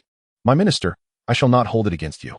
Zhang Yushan struggled internally before finally, sighing in resignation, Your Majesty, this matter pertains to the issue of fortune. If a large number of corpses are hoarded, it will create a place of malevolent energy. Over time, this could affect an individual's fortune on a small scale, and on a larger scale, it could disrupt the nation's fate. Lingtian soon grasped the implications, recognizing it to be akin to the gathering of corpses to cultivate malevolence. However, to assert that it could influence fortune seemed a bit far-fetched. He remained steadfast in his belief that sheer strength could overcome all. Would the most powerful truly concern themselves with such matters? Without further ado, Lingtian fixed his gaze on Zhang Yushan, his words leaving no room for refusal. Tell me directly, can it be done or not? Zhang Yushan wore a wry smile, reluctantly nodding. It can be done. However, my current cultivation is but a fraction of its former self. I am more willing than able. Yet, Lingtian merely chuckled dismissively. Your injuries are a trivial matter. Though Zhang Yushan had anticipated this response, he was nonetheless taken aback. In the eyes of his sovereign, his grievous wounds were but a minor inconvenience. Fortunately, he harbored no inclinations towards self-mortification. Otherwise, he would have slapped himself to ascertain whether he was dreaming. At that moment, Lingtian produced a drop of life essence and slowly extended it toward him, saying, "This is my unique healing elixir, capable of swiftly mending your injuries." Zhang Yushan, in a daze, received it and, seizing the opportunity while Lingtian was still explaining, quickly swallowed it, leading to an unfortunate outcome. Lingtian was left dumbfounded. He had not even finished speaking before Zhang Yushan's impatient demeanor caught him off guard. He truly could not fathom Zhang Yushan's current emotions. Imagine a person grievously injured, knowing recovery could take decades, and suddenly being presented with a miraculous opportunity. It would be impossible to suppress one's excitement. Seeing this, Lingtian did not dare to delay further. He swiftly circulated his true essence and struck Zhang Yushan with a palm, assisting him in refining the excess energy. Zhang Yushan's face turned a mix of ashen and pale, beads of sweat pouring from his forehead. Drip, drip. The sound of perspiration hitting the ground echoed in the air. In a brief moment, he returned to normal, a wave of energy fluctuations enveloping him, a sign of an impending breakthrough. In the next instant, he seamlessly broke through to the mid-stage of the Great Ascension realm, and his medical prowess advanced beyond the mundane. After stabilizing his newfound realm, Zhang Yushan slowly opened his eyes, staring in disbelief at the pure true essence flowing through his hands. Indeed, had he not experienced it firsthand, he would have remained skeptical. The reality proved that not only had he healed his injuries, but he had also progressed further. After a pause, he regained his composure and bowed in gratitude to Lingtian. This old minister is profoundly grateful for your majesty's life-giving grace. Lingtian promptly interrupted his further expressions of gratitude, unable to bear his verbosity. Enough. Your injuries have healed. It is time to attend to business. Zhang Yushan, smacking his forehead, looked quite comical as he exclaimed, I was so pleased that I forgot the matter at hand. I shall attend to it right away, your majesty. Rest assured that I will fulfill your expectations splendidly. Oh dear, here we go again. Lingtian was utterly speechless. Suspecting that Zhang Yushan had been pent up for too long, once liberated, he could not be contained. Were it not for the necessity of his services, Lingtian would have kicked him out of sight to avoid the annoyance. Finally, noticing the unusual atmosphere, Zhang Yushan lifted his head and saw Lingtian's dark expression, promptly excusing himself and fleeing faster than a rabbit. Observing this, Lingtian called out softly, Do not forget the task I entrusted to you. As Zhang Yushan escaped the grand hall, a wave of trepidation washed over him. He muttered to himself, Thank goodness I ran quickly. Had I been caught, my newly restored body would surely revert to its former state. Truly, His Majesty is rather terrifying. Recalling the moment he absorbed the elixir, his body involuntarily shivered. The medicinal substance was undoubtedly legendary. The thought of Lingtian's profound, true essence entering his body left him unable to quell the tumultuous waves within his heart. Although he had anticipated the extent of Lingtian's power, experiencing it firsthand was an entirely different sensation, far deeper than he had imagined. It surpassed the feelings instilled by the supreme master of the void. What kind of force was the void's sacred land? It was a small-scale imperial power, incomparable to any royal-level force in terms of overall strength. With disciples numbering in the millions and their terrifying prowess, high-tier disciples were commonplace, not to mention the numerous mid- and low-tier disciples, with several at the transcendent level as well. Soon, he cast aside his thoughts and set about addressing the tasks assigned by Lingtian. Meanwhile, Lingtian, accompanied by Jiu Qing, made his way to the imperial garden to inspect the growth of the transplanted spiritual herbs.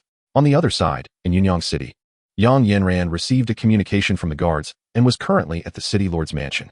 Without awaiting her inquiries, Jun Lingyu cut directly to the chase, casually asking, This general requires a batch of flying vessels. Might Miss Yanran assist in gathering the supplies? Yang Yanran smiled slightly, her crimson lips parting to reveal pearly teeth. Of course. That is no trouble at all. May I inquire what grade and quantity the general requires? I shall ensure they are prepared and delivered to you.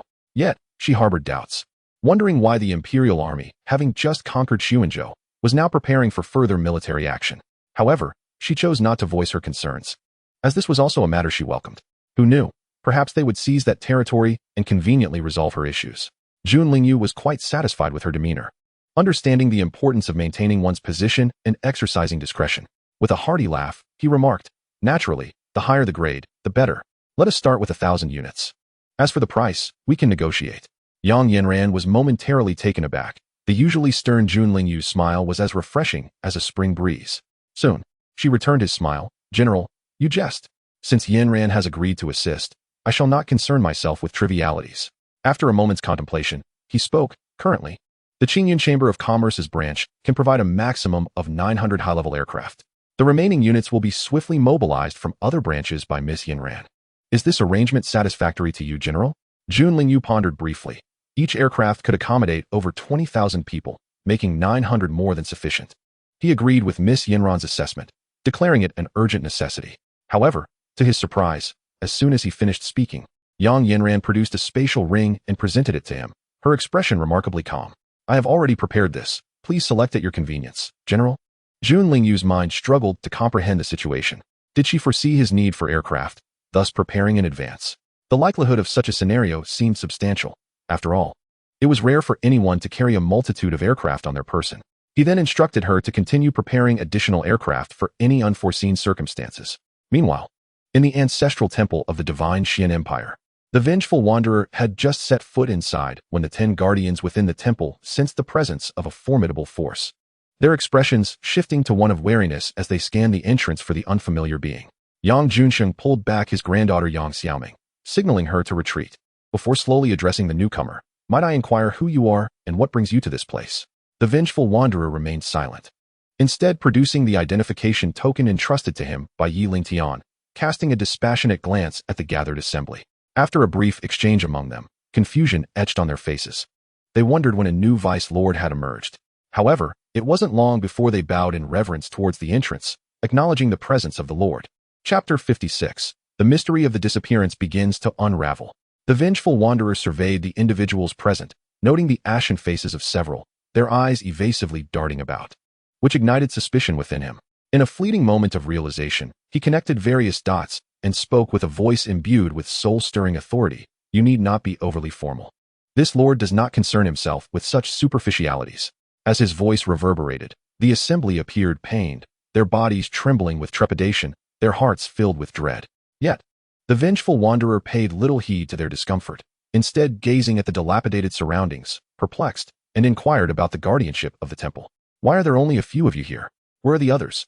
Yang Junsheng, observing the silence from the others, stepped forward to explain. "Not entirely. Prior to the disappearance of the former emperor, there were still over 100 guardians and more than 10,000 attendants and servants here. 3 months ago, a group of powerful beings arrived silently at the ancestral temple, slaughtering anyone they encountered, seemingly in search of something of great importance. Ultimately, the former emperor arrived and eliminated some of these intruders, but thereafter, he vanished without a trace.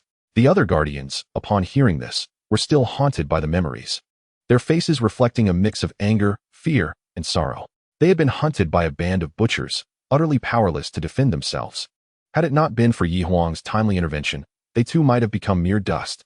Subsequently, Yang Junsheng recalled an insignia he had retrieved from a corpse, producing it and presenting it forward. "My lord, this is the token left behind by those mysterious individuals." The vengeful wanderer took it, scrutinizing the tiger-patterned black crystal token, adorned with the golden character for hunt. His brow furrowed as he contemplated which faction might utilize such a tiger emblem. After a fruitless reflection, he reluctantly set aside the matter. Having only recently arrived in this realm, he found himself unfamiliar with many obscure and high-level affairs, making this inquiry somewhat challenging. Thus, he casually asked, "Have you noticed any anomalies or discovered useful clues since then?" Several individuals shifted their gazes nervously, unwilling to meet his eyes directly. Noticing their discomfort, the vengeful wanderer expressed his displeasure. "Should there be any clues that you conceal, rest assured, this lord will show no mercy." The guardians, oblivious to the unfolding events, sensed an unsettling atmosphere as they scanned the room, noticing the unusual behavior of a few. The three who were aware of the truth trembled inwardly, remaining silent. Nonetheless, the others were eager to uncover the truth, questioning, "What is the matter with you three? If you withhold information, it is a grave offense. The former emperor treated you well. With the Lord present, do not hesitate to speak." The three were visibly tormented, their expressions sour, trembling as they stammered. "It is not that we do not wish to speak, but rather that we cannot. Are you aware of what the character for hunt on the token signifies?" Before they could finish, fear washed over them, their voices faltering. It represented the pinnacle power of the Western regions, a royal-level force that seemed to them as insignificant as ants. What does the Western regions entail? It is not merely a corner of the Western wilderness. It also encompasses the realms of Tianshu, Zhulang, Shuling, and Daoxian. In our youth, we were reckless, challenging various prodigies, priding ourselves on our exceptional talents. After a long journey, when we arrived in the Zhulang realm, we were defeated by the renowned genius Tianxin Wuyo of the Tianxiang Dynasty, from whom we learned that he was merely an outer disciple of the hunting sun tiger star, the very origin of this token. Who would have thought they would send people to such a remote location as the Western wilderness? This revelation resonated with the other two, stirring buried memories that resurfaced. Shame etched across their faces. Their presence here might indicate that the imperial dynasty's ancestral ground held something they coveted, warranting such an expedition. The others listened in stunned silence. The disappearance of Yi Wudi had long been a mystery that weighed heavily on their minds, yet they had found no leads until now. As they grasped the unfolding events, a sense of melancholy emerged, uncertain if Yi Wudi's disappearance was linked to the hunting sun tiger star or if it would return. The vengeful wanderer, well versed in the recent happenings of the dynasty, remarked, "The imperial dynasty is indeed fraught with peril, beset by the 6 major dynasties and now the enigmatic hunting sun tiger star. How amusing." The others exchanged bewildered glances. Their curiosity piqued as they turned their attention to their lord. Collecting his thoughts, the vengeful wanderer cast a fleeting glance at the three, employing his mind-reading technique to discern their honesty, concluding they bore no deceit and choosing not to dwell on it further. He then spoke with grave seriousness. "You are to recruit a new batch of attendants and servants, with one sole criterion: loyalty above all else. As for the matters you raised, this lord will personally investigate and report to His Majesty. I do not wish for any future occurrences of undisclosed issues that could jeopardize the interests of the dynasty or violate its laws. Do you understand?" As his words echoed, a suffocating pressure enveloped the room, leaving all present breathless. "We shall strictly adhere to the laws and safeguard the interests of the dynasty. Rest assured, my lord." The vengeful wanderer paid no further heed to them, merely stating, "I shall delve deeper into the ancestral grounds. You are to commence your duties at once." With that, he swiftly departed towards the ancestral site on the mountain. How terrifying. Who exactly is our lord? I have never heard of them in the dynasty. Shoo, lower your voice. This is not a matter we can discuss. Everyone disperse. Attend to your own duties and refrain from gossiping behind anyone's back. Yang Xiaoming, who had been in a daze, could no longer suppress her curiosity about Yi Lingtian. Ever since the last time when the attendant Zhao Huan delivered medicine that healed her grandfather, she later learned of the preciousness of the spiritual medicine he consumed. And now, yet another figure of profound cultivation had arrived in the form of a lord, whose expression she could not decipher, yet she sensed an extraordinary aura about him. Even upon hearing about the pinnacle power of the Western regions, it seemed as though there was an undercurrent of anticipation brewing. Thus, her curiosity was piqued, possessing both the elixir of life and formidable subordinates. What else could he be concealing? Meanwhile, the vengeful wanderer entered a desolate plaza, shrouded in mystery. Everywhere he looked, stone-carved beasts of diverse forms and varieties were arranged in a grid-like pattern. At either end of the wall stood 2 massive stone statues of white tigers. The walls themselves a somber hue of bluish-gray, with the sacred ancestral temple intricately carved at its center, enshrouded in a veil of mist behind it. Oh, there are traces of battle fluctuations in the surroundings. The vengeful wanderer felt a twinge of doubt. However, casting aside his concerns, he attempted to channel his true essence into his eyes, peering towards the city wall, yet found nothing but a vast expanse of whiteness. Undeterred by the supernatural, he summoned all his strength, but to no avail, leaving him with a sense of defeat. This cursed place is truly enigmatic. Were it not for the fear of damaging this locale, he would have rolled up his sleeves and unleashed a barrage of strikes. Resigned, he chose to retreat, vowing to find a way to return later. Chapter 57. The Process of Reclamation, Part 1. In the reading hall of the Divine Mystery Imperial Palace, Zhao Yun received a report from the guards and hurried to the palace, where he awaited instructions from Yi Lingtian. "Zilong, do you know why I summoned you?" The cloud of a mere martial man, not a scholar, Zhao Yun expressed hope for the emperor's understanding. Lingtian paused, a frown creasing his forehead. His dissatisfaction evident as he struggled to maintain his composure, silently reminding himself to remain calm. He began to rhythmically tap his fingers on the desk beside him. Thud, thud. Noticing Zhao Yun's unwavering gaze, Lingtian sighed. General Jun, your efforts in the Western campaign have yielded little success. I wish to assign you to expedite the recovery of our lost territories and stabilize the imperial domain swiftly. We must then turn our attention to the surrounding powers, advancing towards the western wastelands. What say you, Zilong? Upon hearing this, Zhao Yun's face lit up with joy. Devoid of any hesitation, he respectfully proclaimed, Your Majesty's command is my wish. Lingtian was taken aback, a wave of confusion washing over him. As it seemed, every general reveled in the thrill of the battlefield, sweeping away thousands. It only confirmed that seasoned warriors, who ride into battle, wrapped in horsehide, find glory in their demise. Suppressing his thoughts, he continued, Zilong, I shall issue a decree urging all factions under the imperial rule to cooperate fully with your offensive. Furthermore, should any force defy the order or refuse to surrender, they shall be dealt with ruthlessly. But I have but one request. Do not harm the common folk. The rest is for you to decide. Understood. As Zhao Yun took his leave, a guard rushed in to report, Your Majesty, the Lord of the Offering Hall seeks an audience. Lingtian's mind raced with questions. Had he not instructed the Lord to handle matters within the Offering Hall? What could prompt this visit? He waved his hand and said, Let him enter. As you command. Shortly thereafter, the vengeful wanderer stealthily entered the hall, his large frame appearing somewhat comical. Yet, one could hardly blame him. His caution stemmed from a fear of damaging the hall's decor, having been warned by Lingtian. Fearing punishment, Your Majesty, I have matters to report.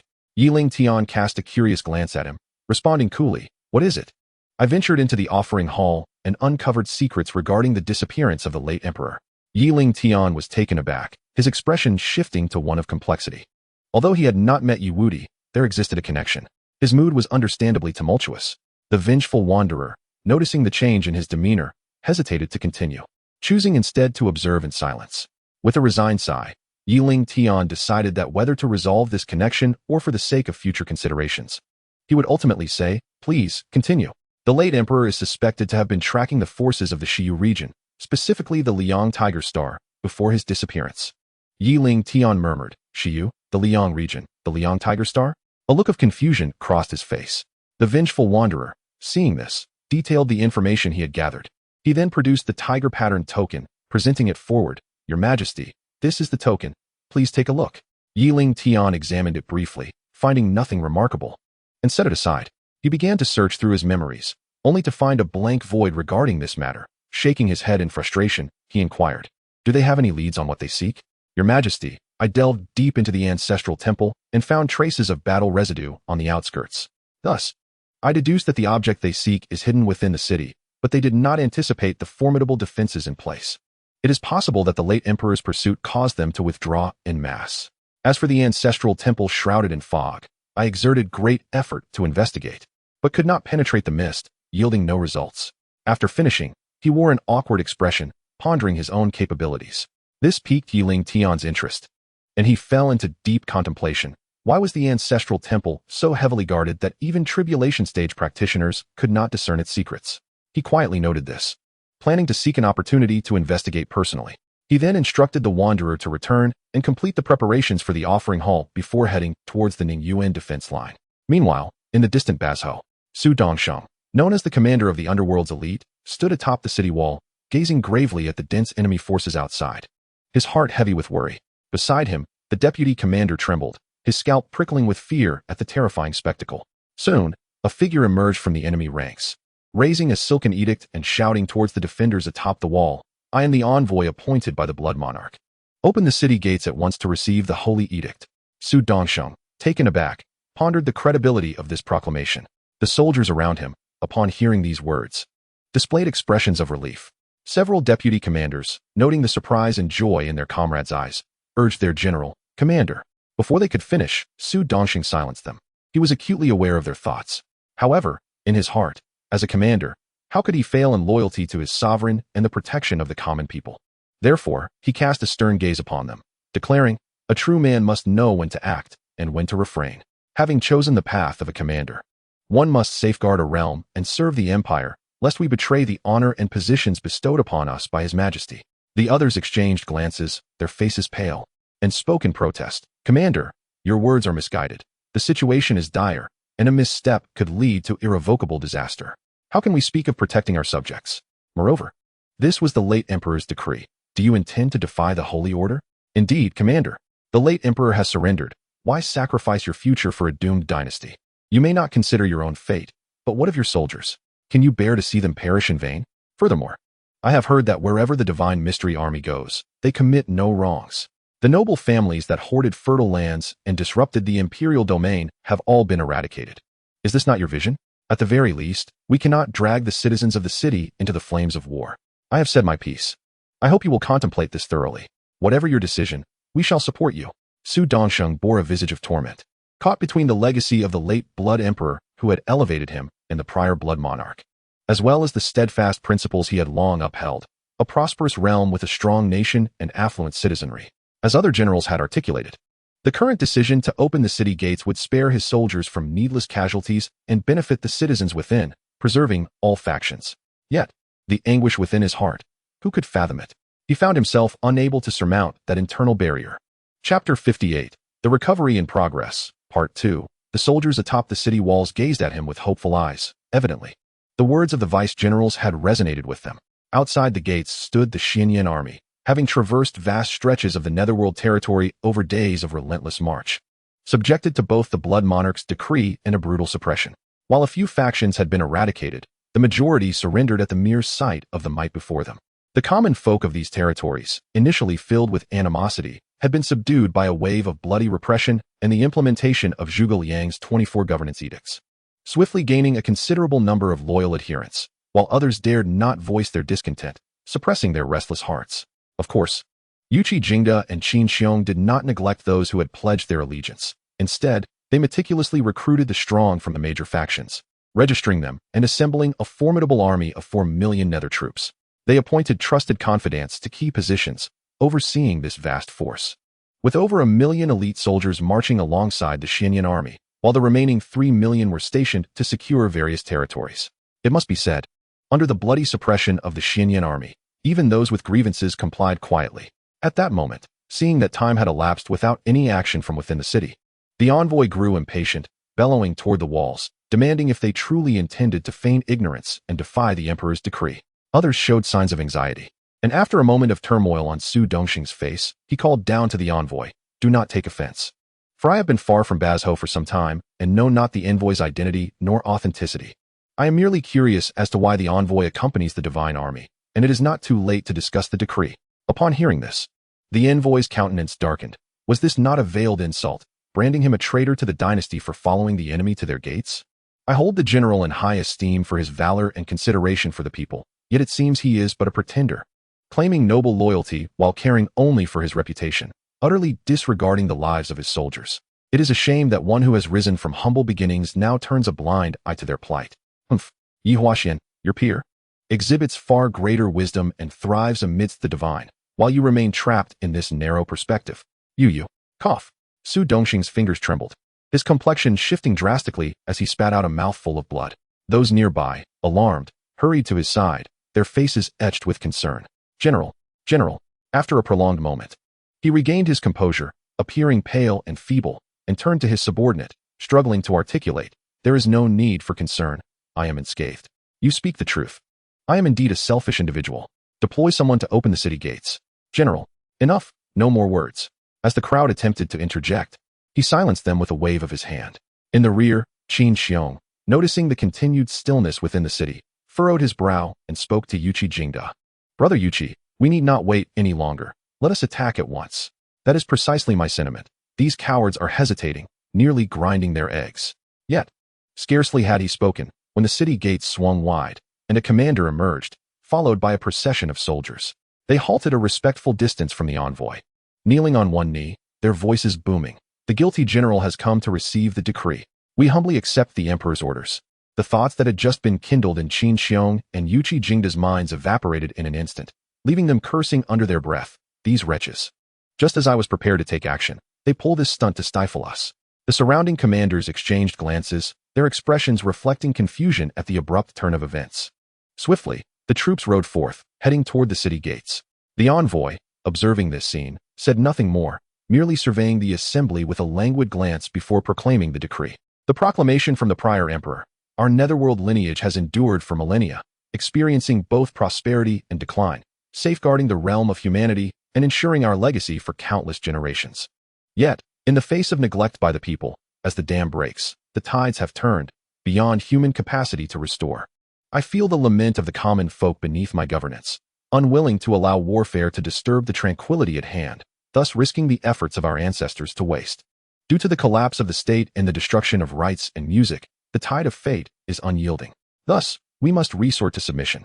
The divine sovereign is a wise ruler of humanity, the future emperor of our kind, leading 1,000,000 valiant lions across borders to realize a great unity, fulfilling the grand aspirations of our people through the ages. I bow in reverence to Yi Huang's exceptional talent and great capacity.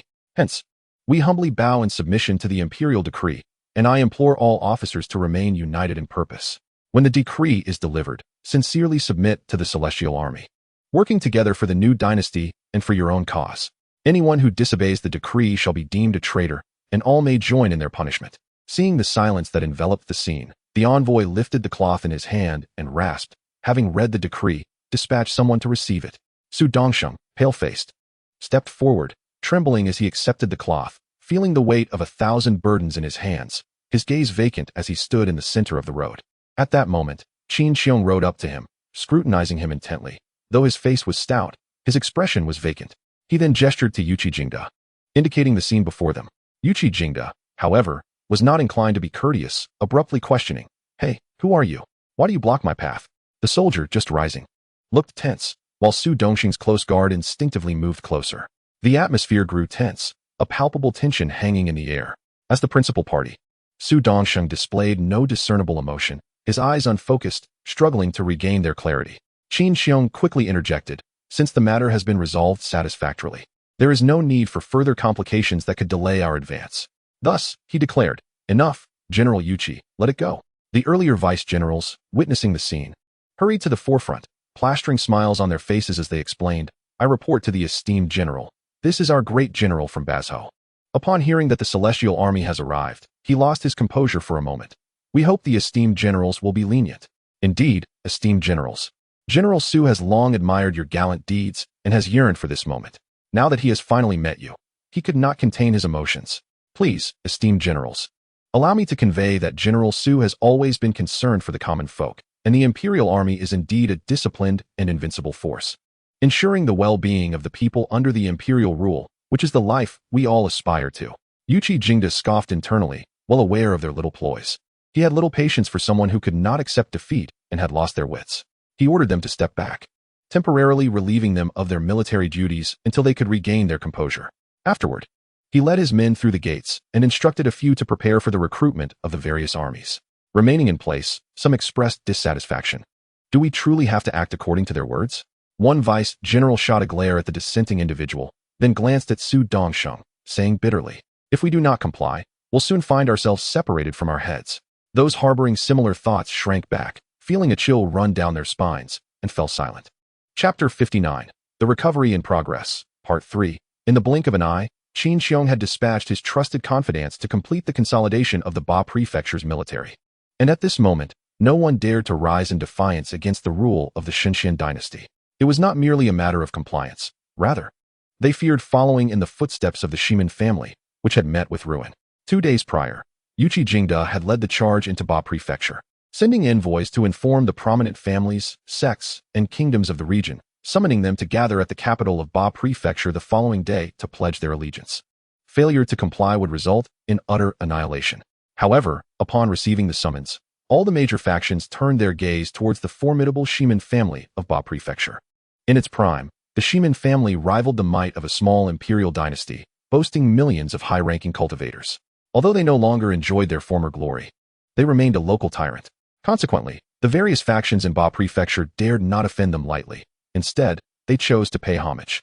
This brings us to the intricate power dynamics within Ba Prefecture. The hierarchy of forces is complex, with numerous clans and aristocratic families controlling over 90 of the resources, leaving scant room for ordinary cultivators and the lower class to survive. This has inevitably led to social stratification and escalating tensions. Furthermore, the aristocratic families have long monopolized the resource dividends, severing the connection between the classes. Over time, the disparity has grown considerable, resulting in a vicious cycle where the major factions remain ensconced in their elevated positions, continuously exploiting the lower cultivators and commoners.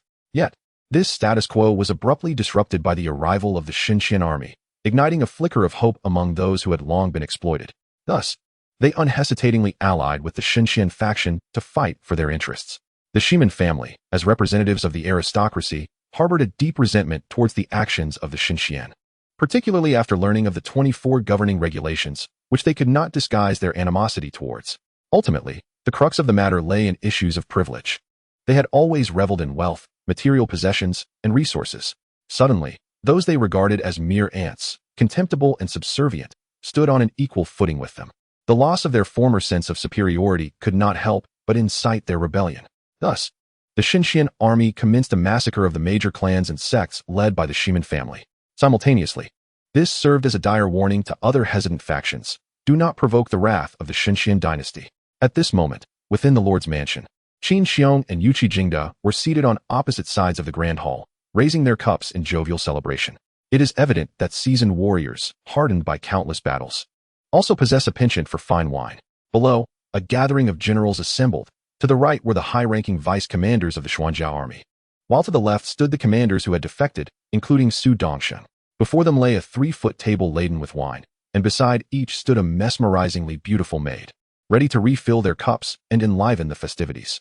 In the central aisle, a troupe of dancers entertained the assembly, imbuing the atmosphere with exuberance. After several rounds of toasting, a guard abruptly entered, approaching Qin Xiong and Yuqi Jingda with urgency. Generals, an urgent situation has arisen. The Xianxiao dynasty has dispatched troops to invade the northern Lin prefecture, slaughtering numerous of our human populace, and the general stationed there has suffered defeat, sending word for your assistance. Instantly, the hall fell into a hushed silence.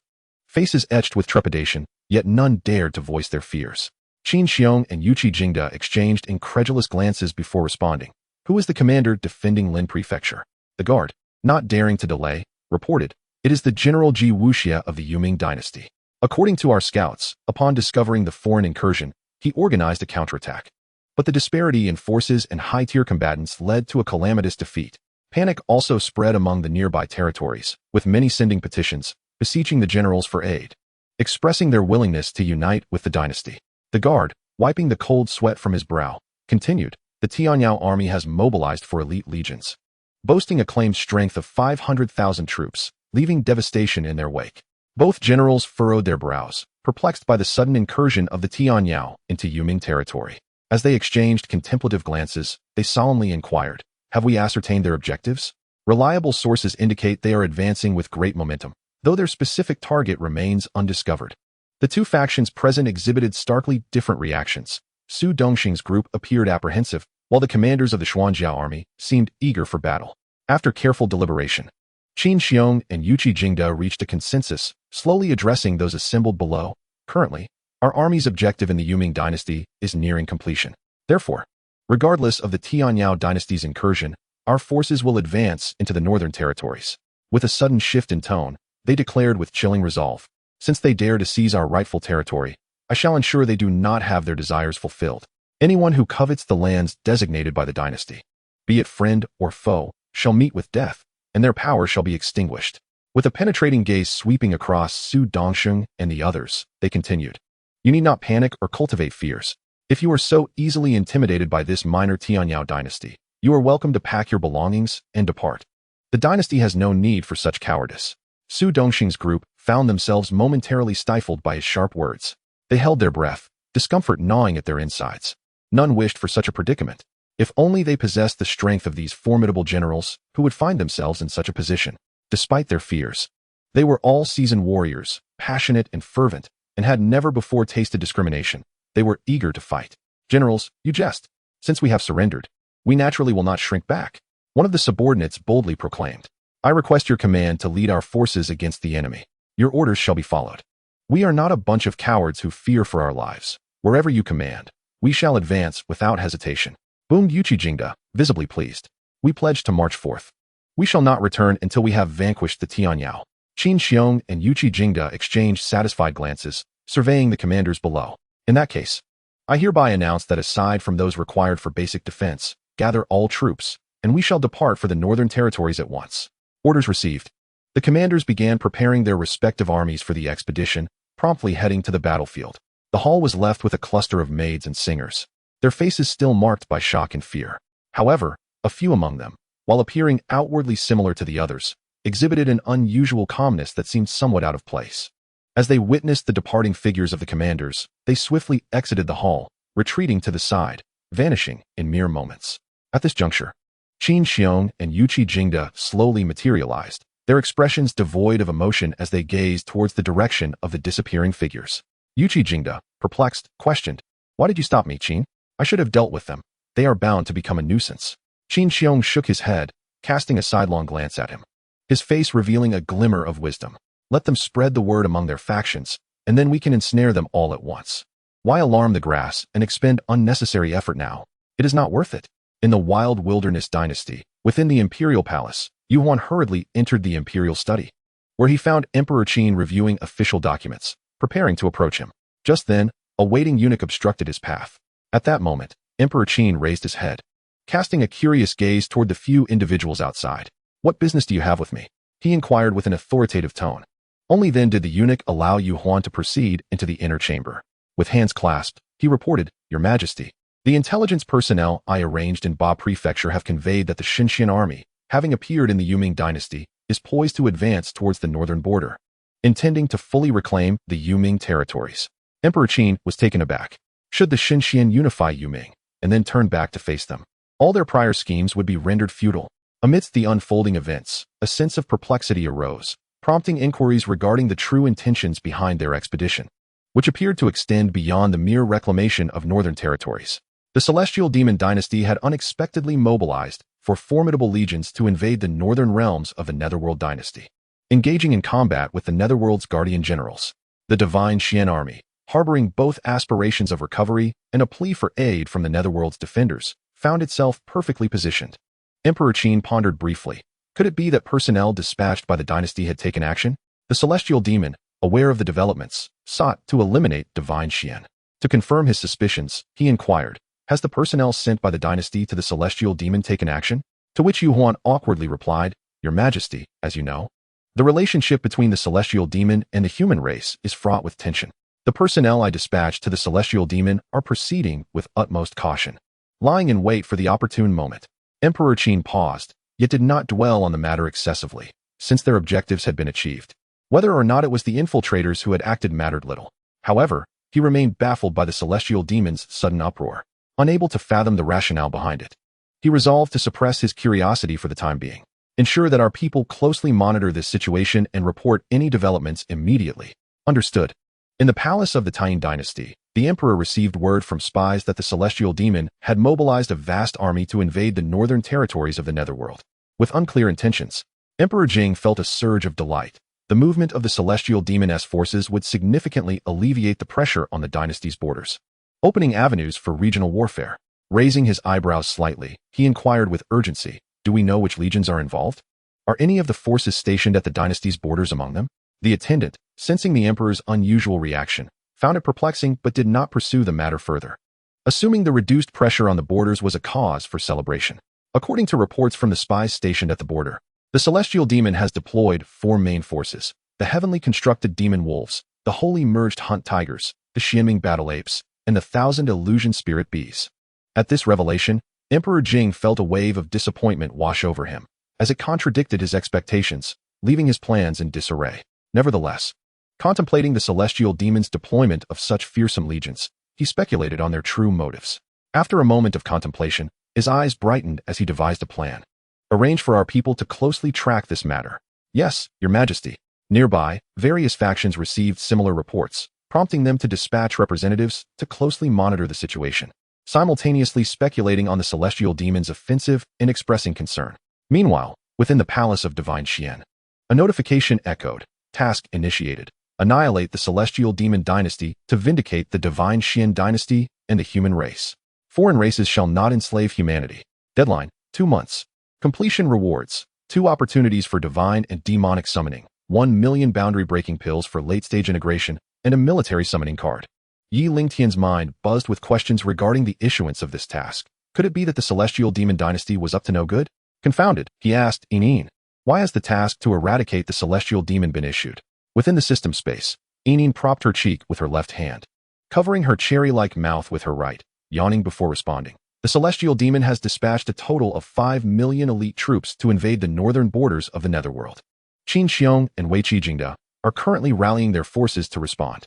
As for their intentions, she furrowed her brows, contemplating, before continuing. The third prince of the Holy Spirit Dynasty is set to arrive at the capital of the Celestial Demon Dynasty soon, hinting at a desire to visit the Divine Xian. The Celestial Demon's ruler intends to curry favor with him, sending an army to strike the northern borders of the Netherworld and restrain the Xian armor army. Meanwhile, 2 legions are secretly mobilizing to launch a surprise attack on the capital of Divine Xian. This is a stratagem of feigned openness while secretly maneuvering. Lingtian felt a chill run down his spine. Had he not remained vigilant, he might have fallen into a trap. Just as stability had begun to take root within the dynasty, upheaval was on the horizon. With this thought, he placed the so-called third prince on his list of targets for elimination. Though he had reached the tribulation stage, it was unrealistic to remain constantly vigilant over the dynasty's territories. The Fortune Spirit Dragon would not stir unless it sensed the presence of a formidable being within the Divine Xian domain. After all, the dragon's nest was far more comfortable than the outside world. Reflecting on the lethargy of the Fortune Spirit Dragon, Lingtian sighed in exasperation. It enjoyed the highest privileges yet remained slothful, only rousing for matters of great consequence. He, the true overlord of the dynasty, felt as though he were becoming a mere caretaker. Moreover, he was uncertain whether he could summon another dragon of equal caliber. Perhaps I should consider sending the Avenging Wanderer on an errand. As he pondered, a guard entered to report, Your Majesty, the Avenging Wanderer requests an audience. Lingtian was taken aback. Could it be that he possessed some form of sensing ability? He had only just contemplated assigning him a task, and here he was, arriving unannounced. Indeed, he shows great acumen in understanding my needs, allowing me to avoid the burden of constantly monitoring the dynasty's every move. Let him enter. Understood. Shortly thereafter, the Avenging Wanderer entered, as always, concealing his aura and physical form. Lingtian found amusement in this display.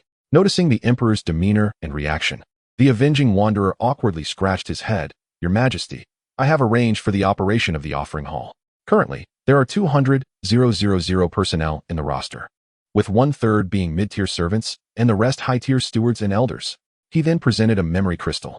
Lingtian cast a glance, waved his hand dismissively, indicating he need not examine it. He then commanded, I have learned that an enemy force is infiltrating the capital, and I am sending you to intercept them and erase their presence. The Avenging Wanderer beamed with joy. Aside from the brief skirmish with the Emperor, he had yet to unleash his full power and longed for a thrilling battle. I shall complete this task flawlessly, Your Majesty, rest assured. He then took his leave. The hall fell silent once more, and Lingtian gazed at the flickering flames within the hall, lost in contemplation. The dynasty's current predicament was precarious. Having just bared its fangs to the world, all manner of malevolent beings had emerged to cause mischief. Should he take action himself, it seemed unlikely to yield significant results. After all, he commanded numerous extraordinary beings beneath him. If they acted independently and with full force, they could swiftly traverse to the western wilds. Yet, the thought of mobilizing soldiers of lower tiers, despite their numbers, filled him with dread. At present, there was no efficient method for resolving the issue of long-distance transportation.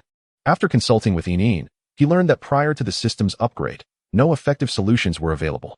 It appeared that the foremost task was to complete the current system's side quest. Rubbing his aching temples, he sighed deeply. Beginning this endeavor had already proven to be a taxing exercise in strategy, leaving him feeling resource-constrained. At that moment, Han Sai approached the palace entrance. Noticing the Emperor's furrowed brow and sighing expression, filled with curiosity about what troublesome issue he might be facing. Stepping gracefully forward, she approached him closely, snapping Lingtian from his reverie. Upon seeing her unadorned face, radiant as the dawn reflecting upon snow, he cast aside all other thoughts and beamed. Sai, come here. Let me have a closer look at you. Han Sai playfully pouted. Humph, Your Majesty is bullying me again, neglecting to keep me company. Witnessing her youthful demeanor, Lingtian's gaze lingered, and he chuckled awkwardly. How could that be? I long to visit my beloved consort, but I am bound by numerous affairs of the dynasty and cannot find the time. I shall present you with a token of my apology on another day. Lingtian couldn't help but sigh inwardly, thinking, truly a captivating enchantress. Yet, he wore a troubled expression, compelled to soothe her. Chapter 61. The Reclamation in Progress, Part 5. In the northern borders of divine Xian, Zhao Yun, upon accepting his commission, led his troops forth, and after days of relentless travel, they finally arrived at the border today. Following the original planned route, he was to rendezvous with Jun Lingyu's Western Expeditionary Army. However, during the march, he detected signs of activity from foreign spies and decided to alter his course, pursuing them northward. Meanwhile, various factions, having received the dynasty's call for assistance, actively cooperated for reasons of their own. However, the forces gathered near the western side, having waited in vain for Zhao Yun's grand army to arrive, remained perplexed. By the time they received intelligence from their scouts, several days had elapsed, and Zhao Yun's forces had already reached the northern frontier. Among the leaders of these factions, some expressed indignation while others were filled with doubt, convening to deliberate.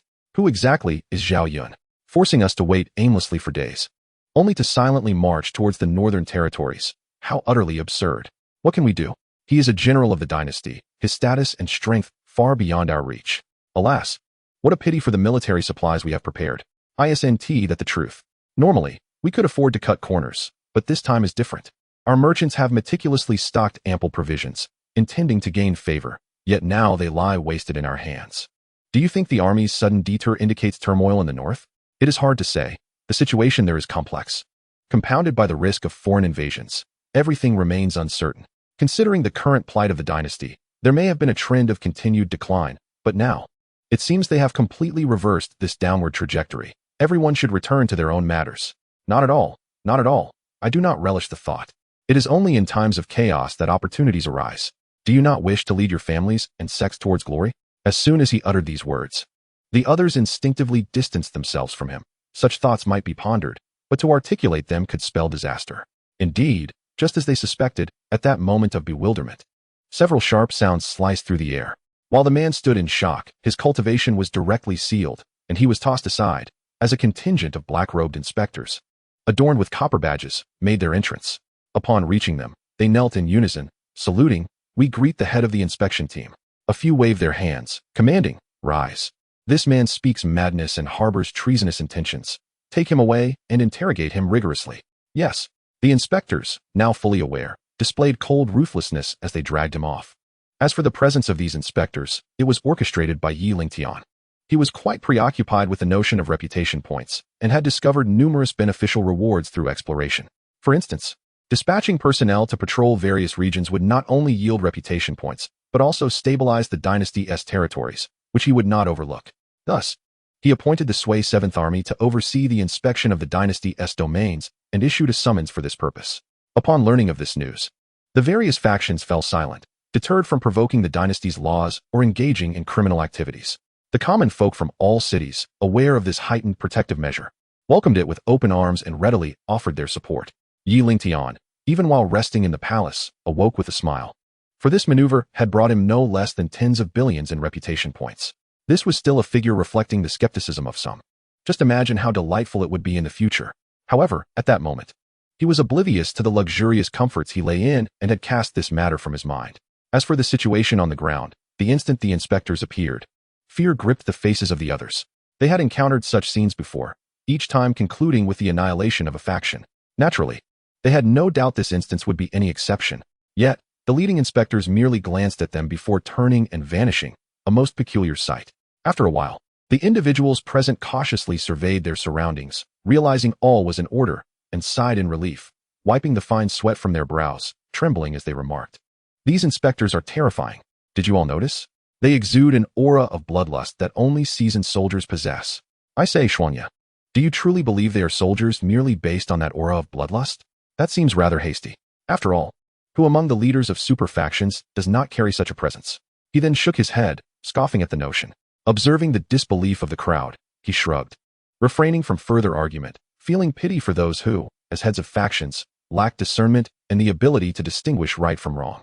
As each pondered their own thoughts, the usually stoic Ning Qianxiao spoke with measured indifference. Xianxiao's words were not exaggerated. They are indeed military personnel. Only those who have endured the brutal trials of the battlefield can naturally emanate such a presence and demeanor. Others cannot hope to imitate. Surprised by the explanation, Xianxiao regained his composure upon realizing it was Ning Qianxiao speaking. Although they were not particularly close, he had learned from his clan that Ning had once seen battle, and thus his words carried weight. The others dared not mock him, knowing that not only was he formidable in cultivation, but he was also quite the madman.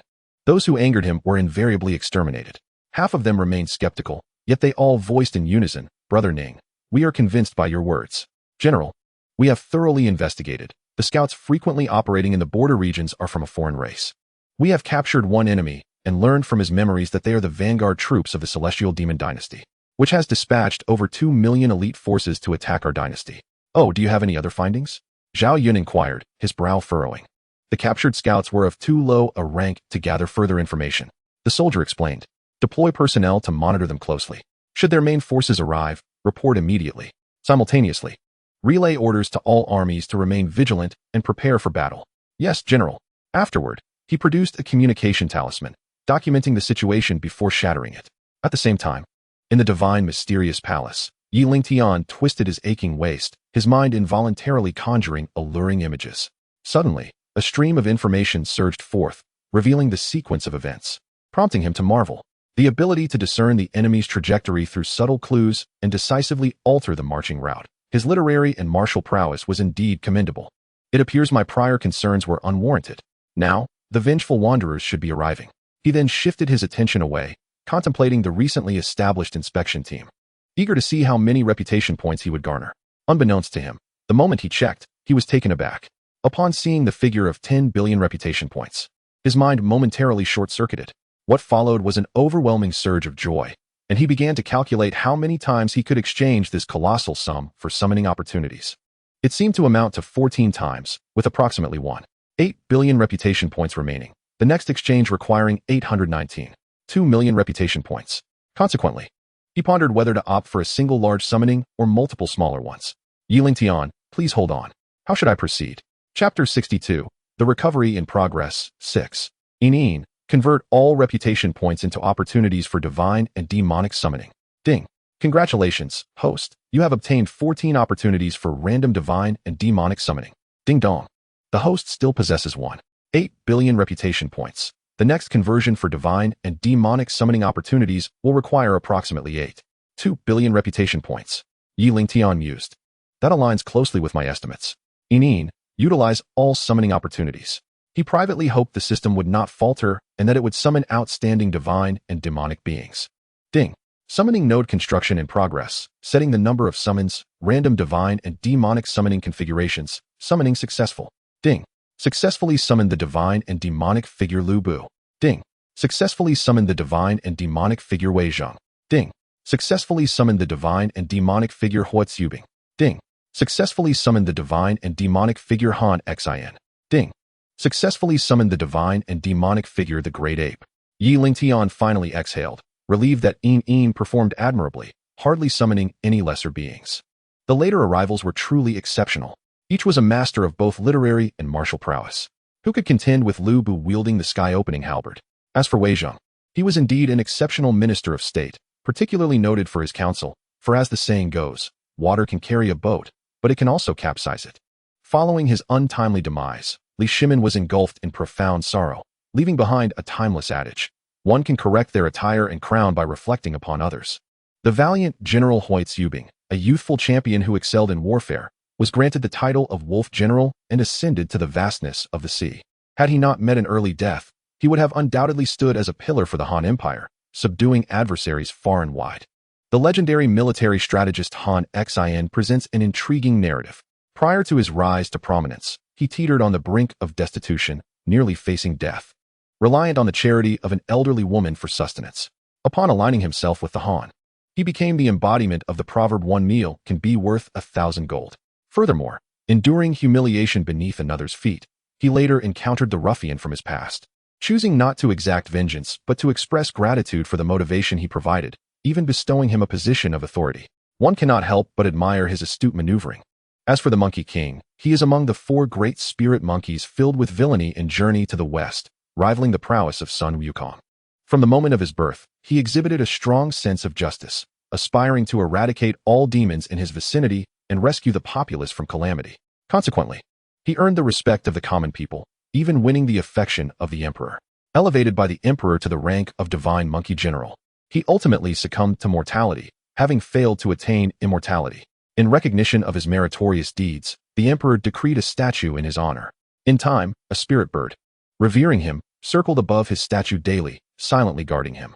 Alas, this period of tranquility was short-lived. Within 2 years, a devastating drought struck, leaving the populace in dire straits. Their cries of despair echoing through the land. The spirit bird, witnessing the local suffering, informed him of the dire circumstances, and upon learning of it, he felt an overwhelming sense of compassion. Thus, he allowed the spirit bird to take the golden plates from his body to alleviate the plight of the afflicted. This act enabled the villagers to procure food and find a glimmer of hope amidst despair. However, resources were limited, and soon the golden plates were exhausted, rendering his efforts insufficient to aid all the distressed. Ultimately, he was compelled to part with 2 precious gems embedded in his eyes, fully aware that without them, his life would be forfeit, yet he could not bear to witness the suffering of the people. Tragically, the spirit bird, unwilling to depart, perished in his grasp, leaving him in tears of sorrow. Subsequently, as Wukong and his companions employed their magic to resolve the people's plight, claiming they were deities descended from the heavens, the populace, in a bid to appease Wukong and his allies, prepared to demolish his statue. The insatiable greed of the people did not escape the divine monkey's notice. Unable to tolerate this, he manifested before them, condemning their actions against his and the spirit bird's effigies. Ultimately, he escalated the matter to Mithriya Buddha, who advised him to refrain from harboring resentment and to consider the situation from diverse perspectives rather than his own or a divine viewpoint. As perceptions vary, so too does the understanding of circumstances. Subsequently, he descended to seek justice from Wukong, where he encountered the Queen of Demons, the former spirit bird. In the absence of the protagonist's halo, one wonders how the fates of this villainous pair will unfold. Lingtian found himself intrigued. Shaking his head, he resolved to defer such thoughts for another day. At the same time, as the system summoned forth, the celestial realm underwent monumental transformations. Whether among the pinnacle of power or the lowly practitioners, even common folk sensed a resurgence of spiritual energy, more potent than ever before. This trend was merely in its infancy, with no one aware of its cause. However, the ancient powers, long established, stirred within their clans and sects, their hidden superiors employing various means to glean fragments of secret knowledge. It appeared that formidable individuals were descending upon this realm in significant numbers. Though their exact locations and intentions remained elusive, such uncertainty did not hinder speculation. Above in the heavens, a pair of emotionless eyes scanned the surroundings, detecting factors beyond its control entering the realm, intent on unleashing annihilating wrath to obliterate these interlopers. Yet, hesitation lingered. Within those mechanical eyes, a flicker of contemplation emerged, clearly sensing the unique and terrifying nature of these mysterious arrivals, instilling a sense of peril. Several gazes glanced towards it, collectively emitting a disdainful hum, followed by a cascade of warnings reverberating through the air. You should focus on your own duties and refrain from meddling with us or related matters. Otherwise, we will not hesitate to reconstruct the heavenly laws. Upon hearing this profound threat, the formless entity of the heavenly laws quaked violently. Its newly formed visage contorted in rage and defiance, demanding to know, who are you, and why have you come to this realm? With a casual glance, an unconcerned voice replied, why burden yourself with such knowledge? It serves you no purpose. Do you not wish to escape this space? Perhaps if we are in a good mood, we could lend you a hand. Who are you, and how do you know of my affairs? Do not concern yourself with such matters. Just fulfill your responsibilities, and the time will come for you to learn. After a moment of contemplation, the heavenly laws sensed that these individuals were extraordinary and deemed it unnecessary to deceive him. The overwhelming pressure emanating from these unfamiliar powerhouses rendered his apprehension trivial. Very well. I shall tentatively place my trust in you, but you must guarantee the preservation of this realm. The others rolled their eyes in exasperation, having descended into this realm. Why would they seek its destruction? That would be an exercise in futility. You need not worry. We will not engage in such meaningless endeavors. Then, recalling something, one added, you need not conceal your capabilities.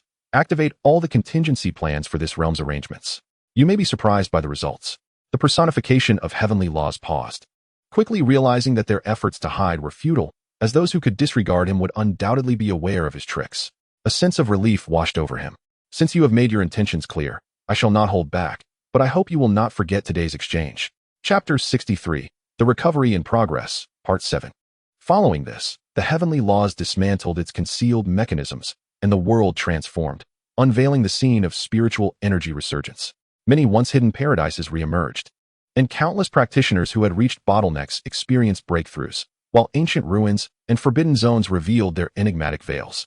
In the blink of an eye, the figures of the individuals vanished from their previous location, reappearing in the divine Xuanzong Palace.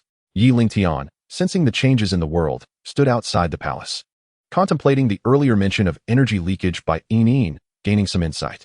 However, unbeknownst to him, this summons was of a greater magnitude, and Yin had not adhered to the usual protocols, opting not to establish the points of descent for deities and demons in proximity to him. Well, according to her, Yin also requires energy for her own use. Summoning powerful deities and demons poses minimal safety concerns, so she decided to embrace randomness. At this moment, Yin lay within the system's space, her eyes gleaming with avarice. In her mind, she too was a worker, and since the system would not pay her a salary, she had to earn some side income to supplement her living expenses. Note: Yin is a system sprite, understood as an independent entity from the system, akin to a boss and CEO. However, she essentially functions as a hidden boss. Returning to reality, as the myriad deities and demons descended, Lingtian only perceived a few points suddenly appearing, and by the time he realized it, a diverse assembly of gods and demons stood before him, each adorned in unique attire, exuding ethereal grace and elegance. Particularly striking was a fur-clad monkey, bearing the bohai pillar on its left shoulder, scratching its face with its right hand, while chewing on an unknown spirit fruit. In that moment, Lingtian's state could only be described with a single word: bewilderment. Upon summoning the assembly of divine beings, despite his previously high expectations, he now realized that his estimations had been overly cautious, having underestimated these deities and demons. The revered entities regarded their nominal sovereign with curiosity, pondering how an ordinary individual could extricate them from the cycle of reincarnation. A silent exchange of glances conveyed their collective sentiment. Given their current celestial prowess, they still found him inscrutable. This exchange transpired in the blink of an eye, and soon after, they reined in their thoughts and bowed in unison, proclaiming, "I, Bu, your humble servant. I, Wei Zheng, your humble servant. I, Huitzubing, your humble servant. I, Han your humble servant. I, the Monkey King, your humble servant. We pay our respects to your majesty." The surrounding guards, overwhelmed by the potent aura emanating from the divine beings, turned pale. "You may rise, my esteemed ministers." He then proceeded to examine the information of the divine beings before him. Name: Bu, divine ability, spirit communication and annihilation. Cultivation: late stage, earth immortal. Weapon: Fangdianua halberd. Rating: 9 stars. Name: Wei Zheng. Divine ability: observing fire from the shore. Cultivation: mid stage, earth immortal. Weapon: Xianyuan sword. Rating: 8 stars. Note: in the journey to the west, Wei Zheng dreams of slaying the Dragon King of the Jinghe, and as a mortal official with a position in the heavenly court. He is referred to as an angel in the mortal realm. Thus he is a cultivator, which explains the notion of his primordial spirit leaving his body. Legend has it that the Xianyuan sword was bestowed upon him during a dream encounter with the Yellow Emperor, empowering him to vanquish the demons of the world. It is said that the Xianyuan sword is forged from the copper of Shou Mountain, its blade a golden hue, engraved with celestial constellations and natural landscapes, with one side of the hilt depicting agricultural scenes, and the other side illustrating strategies for conquering the world. Name: Huitzubing. Divine ability: radiant cold light. Cultivation: early stage, earth immortal. Weapon: Xianling divine spear. Rating: 9 stars.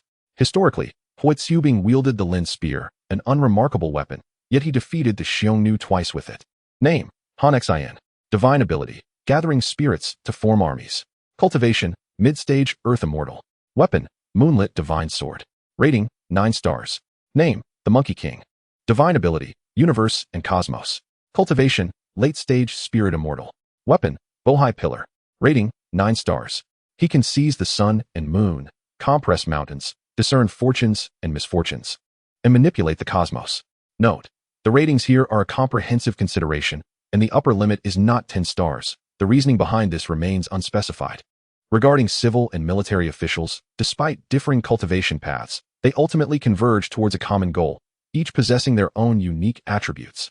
As deities and demons, they are naturally characterized by their archetypal forms, depicted in entirely distinct manners, ensuring they are not mere replicas of one another. In the external world, this all transpired in the span of a single breath, thus the divine beings remained oblivious to any peculiarities. Lingtian pondered briefly and resolved to dispatch the divine beings to the four corners, swiftly stabilizing the surrounding powers. My esteemed ministers who have come to pledge allegiance. You are all aware of the precarious situation of Xianxian, thus I shall not indulge in superfluous words. Attend to my commands. Your Majesty, please give your orders. Appoint El Bu as the commander of the Western expedition to lead the forces westward and command the army. Appoint Wei Zheng as the Grand Inspector, overseeing officials at all levels of the dynasty. Appoint Hui Tsubing as the commander of the Night Spirits, stationed at the border of Xianxia, taking the initiative to extinguish surrounding forces. Appoint Han Xian as the commander of the Xinxian army, with Zhang Shiji as his subordinate vice-general, utilizing the southern battlefield as a training ground, striving to cultivate a formidable army at the earliest opportunity. Lingtian reflected for a moment and added, the appointments are decreed. Cooperate with General Baiqi to swiftly eradicate the three major empires. Appoint the Monkey King as the commander of the Demon Clan, to immediately venture into the various domains surrounding the empire, plundering the major demon factions and establishing the Xinxian Demon Clan. If you encounter insurmountable foes, you must assist one another. Do you understand your tasks and missions? We are all cognizant, rest assured, Your Majesty. Thereupon, Lingtian cast forth a decree, inscribing each individual's position, identity, and task specifics. Subsequently, the divine beings each commenced their respective duties. Meanwhile, in the northern territories of Xinxian, Zhao Yun advanced relentlessly through the primordial 5 states, recently engaging in battle with the 2 great armies of the celestial demons at the borders of Bianming. At this moment, the Bianming region lay shrouded in a pall of death, with smoke rising ominously. Its mountains and valleys collapsed, transformed into a desolate wasteland. Beneath the earth, the remnants of countless corpses could be discerned, their forms decayed, bones shattered, many reduced to mere halves. Upon closer inspection, it became evident that they were all demon entities. In the nearest human city, the inhabitants had long since lost their will to fight when the celestial demon army invaded. Upon hearing that Zhao Yun's forces were approaching, they all submitted in surrender. Within the main hall of the Lord's mansion in the capital city of Jingzhou, Zhao Yun listened intently to reports from his trusted confidant. General, the battle reports have been compiled. Our forces suffered over 1,000 injuries, but no fatalities. We seized various materials worth millions, including 1 billion mid-grade spirit stones and 200,000 intact demon inner cores. Zhao Yun pondered for a moment and commanded, distribute the materials and the 1 billion mid-grade spirit stones, replenishing our strength. Significant actions are forthcoming. The confidant's eyes sparkled at this, for while these resources were not abundant, they were indeed substantial, igniting anticipation for the impending grand undertakings. On behalf of the soldiers, I thank the general for the rewards. Zhao Yun shot him an exasperated glance. Hurry and disperse. That lad may rebel at any moment. Ha, General, you flatter me. Without your presence, would they dare to be so reckless? The confidant then departed with a broad smile. Zhao Yun shook his head in resignation. Having spent so long with this band of soldiers, a deep bond had naturally formed. Chapter 64. The Recovery in Progress, 8. At this moment, within the northern military camp of Bianming, after enduring successive battles, the soldiers of the Sui army exhibited an increasingly eerie and bloodthirsty demeanor. It was precisely due to the baptism of warfare that their cultivation saw notable advancement. This influence manifested in various aspects, with mutual understanding being one of them. Often, a mere exchange of glances conveyed profound meaning between them. On battlefields populated by millions of soldiers, the ability to swiftly seize control of the initiative could decisively crush the enemy. Thus, as they advanced, the accumulation of these factors rendered difficulties trivial, for it was the might of their fists that held sway. At least, this was the current state of affairs. Among these factors was the formation of their battle array, capable of withstanding foes 1 to 2 realms above them. To put it more vividly, they could utterly crush their adversaries. Let us not forget their prized possession, the Jade Dragon Blood Horse, an invaluable ally, equaling their own strength. For their foes, it was indeed unfortunate. Not only did they face an opponent they could not conquer, but they also contended with an equally powerful spirit beast lurking nearby. However, the advantage of the Jade Dragon Blood Horse lay in its speed, rivaling that of other airborne sovereign spirit beasts. At this current stage, it even surpassed lesser-tier flying spiritual artifacts. The only drawback was that until it completely broke through to the high-tier 3rd grade, its attributes would not undergo qualitative transformation. This was a limitation of its innate heritage, akin to the divide between immortals and mortals. In this moment, the soldiers within the military camp were debating their next battlefield destination. Suddenly, some soldiers noticed their general returning to the main camp and alerted those around. The general has returned. Do you think there will be rewards? Based on past experiences, I believe there will be, as these items are not overly precious. The others contemplated briefly and understood the implications of this statement. However, there remains a degree of uncertainty. For this matter must be reported to His Majesty before any official response can be anticipated. You should refrain from making wild conjectures. The general will arrive shortly, and a mere inquiry will suffice to unveil the truth. Zhao Shuyang swiftly advanced to the forefront of the crowd, casting a curious glance at the soldiers present, and inquired, "What is the purpose of this grand display?" A battalion commander stepped forward, his eyes darting as he forced a smile. "We have received news of the general's return. With everyone having little to occupy themselves with, we thought it prudent to organize a welcome for you. General, how delightful it is that only you have ever enjoyed such treatment." Zhao Shuyang shot him an exasperated look. "I am not oblivious to the thoughts of you youngsters. Do not attempt to deceive me, for I am not so easily swayed." Seeing that Zhao Shuyang was not easily fooled, the other soldiers, as if possessed by the spirit of dramatics, humorously raised their hands to their midsections, palms outward, adopting an expression that conveyed, "If you do not believe us, there is little we can do." Zhao Shuyang suppressed a smirk, adopting a serious demeanor as he declared, "General Zhao has authorized the distribution of the resources collected to everyone." Before he could finish, the crowd erupted in excited cheers. "Long live the general!" Zhao Shuyang felt a sense of helplessness. After much effort to quell the fervor of the crowd, he promptly admonished, "While it is commendable to rejoice, do not let your guard down or relax your cultivation. There are still formidable battles ahead." He then proceeded to distribute the various elixirs, spirit stones, and other resources collected during this period. Meanwhile, in the Western territories, after a period of advancement, Jun Lingyu had been reclaiming the inner forces, steadily gathering momentum and expanding outward into 10 states. He was currently stationed in Sangzhou, where various dynasties, families, and sects that had taken root in the region had either been obliterated or brought under control. Any who resisted faced annihilation. Consequently, numerous factions lamented the iron-fisted suppression by Xianxiaaudiobooks, and those who dared to challenge it were made examples of, compelling others to weigh their own strengths. Otherwise, mere death was trivial compared to the obliteration of their clans or the destruction of their traditions.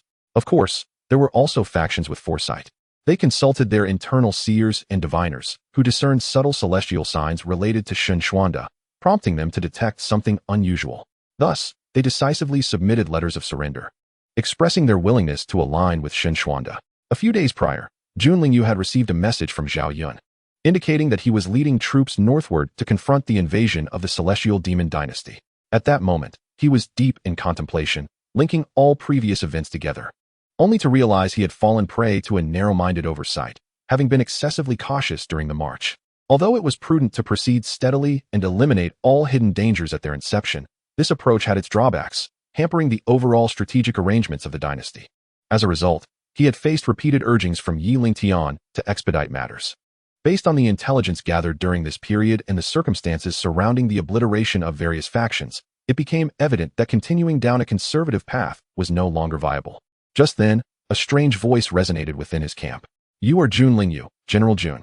At the sound, Jun Lingyu felt a chill run down his spine, his body turning cold as an uncontrollable wave of fear surged within him. Startled, he immediately rose, scanning his surroundings and demanding, "Who hides in the shadows? Show yourself." As his words faded, a vague figure gradually materialized before him, clad in a brown robe interwoven with red, adorned with 2 bundles of feathered hair, and wielding a long halberd in his right hand. The figure's presence was imposing.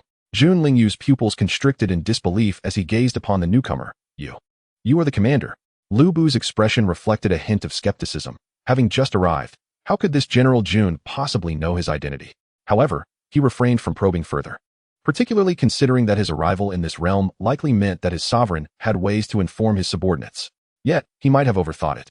Jun Lingyu's recognition stemmed from reports from his subordinates, coupled with the recent celestial disturbances, leading him to boldly deduce that divine beings had descended. As for why he surmised Lu Bu's identity, one must not forget that he had lived during the Sui dynasty and was well acquainted with the events of the 3 kingdoms, especially given Lu Bu's striking attire. Not to mention, the Fang Tianhua halberd he wielded was not something just anyone could master. Thus, when these identifying features were combined, there was simply no one else but him. "It is indeed I." Jun Lingyu exhaled in relief, his tension dissipating. The sheer terror Lu Bu inspired was formidable. He compared him to Yi Wu Huang in his mind and found them to be on entirely different levels. At that moment, a commotion arose within the main tent as several trusted aides entered, fully armed, and directed their gaze at Lu Bu. They shouted angrily, "Who are you? And why have you intruded upon the military camp to ambush our general?" Jun Lingyu was compelled to interject. "You must apologize to the commander at once. He is the new commander appointed by His Majesty." Seemingly fearing that the soldiers might not grasp Lu Bu's significance, he deliberately highlighted his identity, urging his aides to quickly make amends. The soldiers were taken aback and, without a hint of doubt regarding their general's words, hastily offered their apologies. "We were unaware of the commander's arrival and have offended you. Please punish us, Commander." Observing the soldiers' self-directed theatrics, Lu Bu found it amusing. He was not one to discern right from wrong. With a congenial demeanor, he simply stated, "Very well, ignorance is no crime. You are to prepare the military supplies at once. We shall eradicate the Lingtian dynasty and the Xianxiu dynasty." Understood. Chapter 65. The Recapture in Progress. 9. Have you heard that several mysterious powerhouses have descended upon the imperial city? One of the officials from Xianxiaaudiobooks recalled the unusual occurrences in the imperial capital a few days prior. His complexion slightly paled, but he could not suppress his curiosity as he inquired of his colleagues nearby. He was none other than Liang Wuxin, a subordinate of the imperial censorate. His position neither particularly high nor low, just sufficient to be noted. Such individuals were not uncommon within the Xianxiaaudiobooks dynasty. The few others beside him were in a similar predicament. Ever since Lingtian took office, they had been busily running errands, striving to accumulate merits in hopes of securing opportunities for advancement. Upon hearing his words, the others exhibited peculiar expressions, and one lowered his voice to say, "Hasn't His Majesty already issued an edict concerning their appointments?" Liang Wuxin's heart sank. No wonder he had heard discussions surrounding this matter throughout his journey. Embarrassed, he chuckled. "I just returned from my duties and am unaware of these developments." The others finally grasped the situation. No wonder they had not seen him in recent days. And they explained, "Indeed, a few days ago, powerful figures did join the court. As for their origins, aside from His Majesty, perhaps no one is privy to that. His Majesty personally appointed them as commanders of various legions. It was truly unknown what capabilities they possessed. Nevertheless, one thing was certain. Their prowess was formidable and likely. There were very few within the dynasty who could match them." As they spoke, they were filled with admiration, their imaginations running wild. Suddenly, one recalled, "Isn't the one overseeing the imperial censorate also a recent appointee? I heard he is among them as well. It is unfortunate that our status is too lowly to visit the main office and witness their grandeur." The main office of the Xianxiaaudiobooks imperial censorate is akin to a vast organizational structure, with various branches established across the Xianxiaaudiobooks domain. There are 5 in the imperial capital itself, namely the main office within the palace and the 4 regional branches to the southeast, southwest, northeast, and northwest. As for the title of the imperial censorate, there is a slight difference in usage between the internal and external circles. Internal personnel tend to favor efficiency and brevity, often omitting the term censor. The emperors of the divine mysterious dynasty undertook reforms, which ultimately simplified and developed into the present structure of the imperial censorate. Consequently, this system of oversight proves remarkably effective in managing and supervising officials at all levels of the dynasty, unless turmoil arises within the court's upper echelons. Alas, there is no time to dwell on such trivial matters. It is imperative to focus on completing the tasks at hand. The directives given by the esteemed Lord remain unresolved to this day. The deadline set by the Lord looms near. What progress has been made? It is a challenging situation. Half a month has swiftly passed. Ding. Congratulations to the host for completing the side quest. Utterly annihilate the Nether Realm dynasty. Ding. Congratulations to the host for acquiring 2 random summoning opportunities for divine demons. Ding. Congratulations to the host for receiving 800,000 boundary breaking pills. Ding. Congratulations to the host for obtaining a random army summoning card. Ding. Congratulations to the host for the opportunity to advance the chaotic emperor's technique by 1 tier. Lingtian awoke from his cultivation, his mind reflecting on the completion of the task to seize the Nether territory, which evidently indicates the successful endeavors of Qin Xiong and Yuqi Jingda. The governance regulations established by Zhuge Liang have evidently gained the approval of the common people in the depths of the Nether Realm. Otherwise, the obstacles encountered would not have allowed their progress to unfold so swiftly.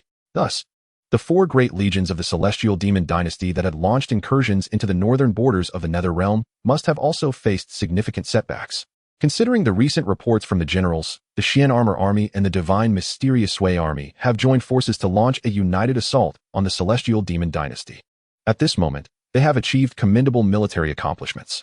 Concurrently, other regions are also advancing rapidly, with good news continually arriving. The Divine Mysterious 24 prefectures have been entirely reclaimed. The once betraying factions of the Divine Mysterious have been utterly decimated, leaving numerous territories vacant and creating space for the development of many smaller factions.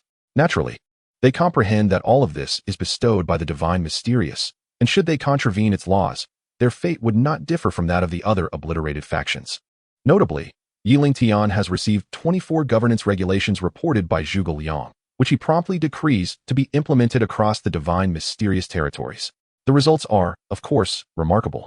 In many reclaimed former territories, the middle and small factions, as well as the populace, have expressed overwhelming approval. The expelled and obliterated dynasties have returned to their homelands in disarray. Even those who narrowly escaped the divine mysterious wrath and returned to their factions have faced the ire of their enraged emperors. It is noteworthy that the coalition of three great dynasties, upon encountering Bai Qi, the Butcher, and the military sage Han Exine, along with the vengeful Wanderer, faced a predetermined fate. The three, possessing exceptional skill and audacity, divided their forces to wreak havoc upon the great dynasties. Currently, the Monghuang dynasty, the Fengming dynasty, and the Taiyin dynasty, which have been targeted, have lost 90 of their territories, retaining only the states surrounding their imperial capitals. Similarly, in the Western territories, Elbu leads his soldiers in a relentless advance. The Qingtian dynasty and the Xianxiu dynasty are not far from annihilation. The great dynasties are engulfed in a tumult of anger and despair, experiencing a sense of helplessness unprecedented in their history, feeling the specter of death drawing near. Yet, they are compelled to confront reality and have resolved to stake everything on their suzerain, the imperial dynasty. Sensing the unfavorable turn of events, they dispatched multiple delegations to the major empires, but as time slips away, the awaited reinforcements have yet to arrive, leaving them as ants on a hot stove, utterly disoriented.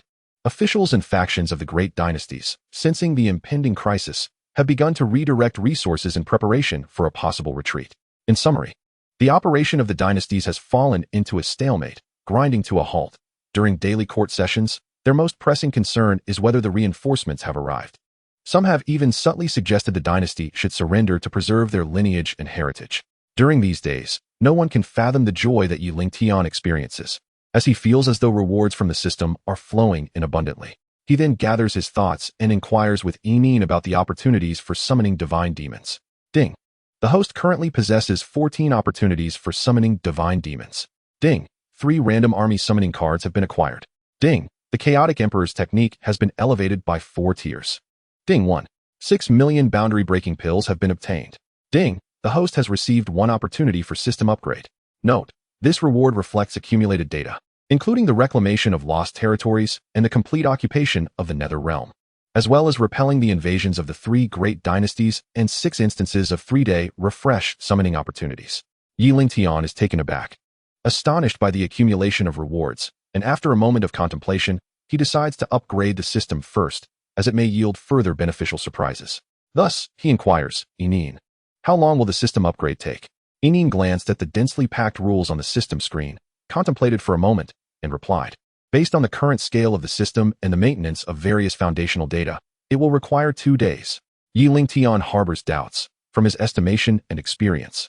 System upgrades should not be overly complex. Why, then, does it require such a lengthy duration? Soon, he sets aside his thoughts and commands, commence the upgrade. Ding. System upgrade in progress. Countdown initiated. 47 hours, 59 minutes. Chapter 66. The first system upgrade. Enhancement of summoning functions. In the blink of an eye, 2 days have elapsed. Ding. The system upgrade is complete.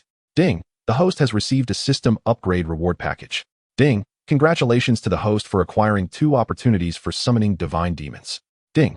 Congratulations to the host for obtaining 1 army summoning card. Ding. Congratulations to the host for receiving 1 million late-stage boundary-breaking pills. Ding. Congratulations to the host for acquiring a Fire Energy Star Core. Ding. Congratulations to the host for receiving 1 billion top-quality spirit stones. Lingtian sets aside his current tasks and curiously asks, Enin, what new functionalities does the system possess after the upgrade? Ding. The system has introduced a new exchange function, opening a marketplace and an automatic mode, with the summoning function now allowing for specified summoning methods. Exchange function. The host can exchange various resources in the system marketplace by consuming a certain amount of prestige points and spirit stones. The specified summoning, as the name implies, allows for the summoning of designated divine demons or armies, sourced from task rewards and the amalgamation of ordinary random divine demon summoning opportunities. Note, due to the differing levels of designated summoning targets, the required fusion counts vary. It follows that the higher the level, the more necessary the fusions. The automatic mode is specifically designed to optimize the host's experience with the system, aiming to provide a supreme level of service. Henceforth, The system will autonomously manage various system affairs and diligently serve the host. Should the host grant authorization to enable this feature? Lingtian feels utterly perplexed, uncertain of the meaning behind Enin's mention of authorization. Observing his look of confusion, Enin clarifies, to put it more plainly.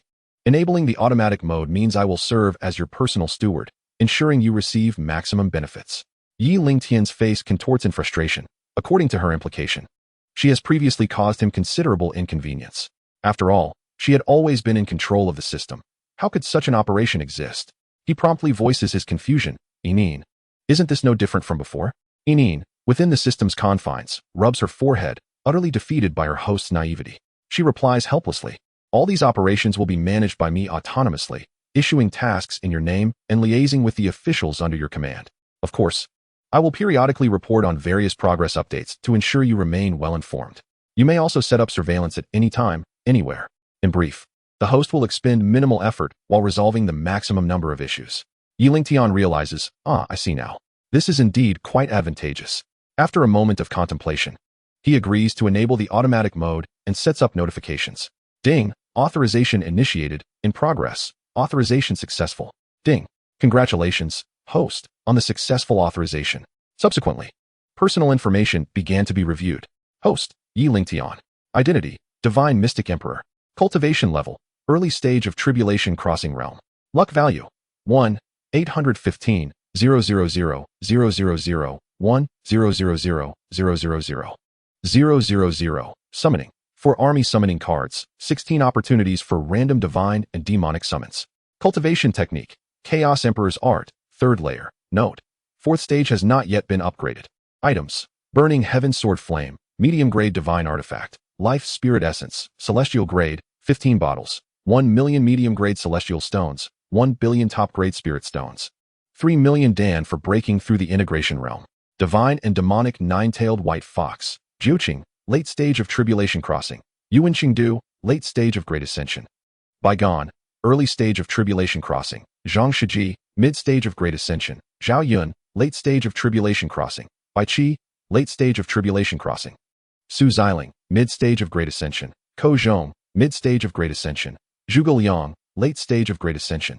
Qin Xiong, early stage of Tribulation Crossing. Yuqi Jingda, early stage of Tribulation Crossing. Vengeful Wanderer, late stage of Tribulation Crossing. Elbu, late stage of Earth Immortal. Huitz Yubing, early stage of Earth Immortal. Han Xin, mid stage of Earth Immortal. Wei Zhang, mid stage of Earth Immortal. And the Monkey King, late stage of Spirit Immortal.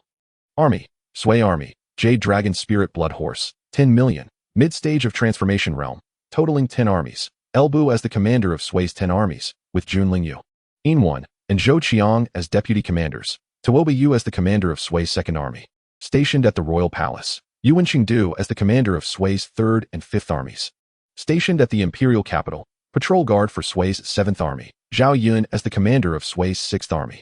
Xian Army, 600, 000. From Creation Realm to Divine Concealment Realm, totaling 4 armies. Qin Army, 5 million, late stage of Transformation Realm, totaling 5 armies. Baiqi as the commander. Xian Armor Army, 1 million, late stage of Integration Realm. Qin Xiong and Yuqi Jingda, command of divine beings, from Transformation Realm to Integration Realm.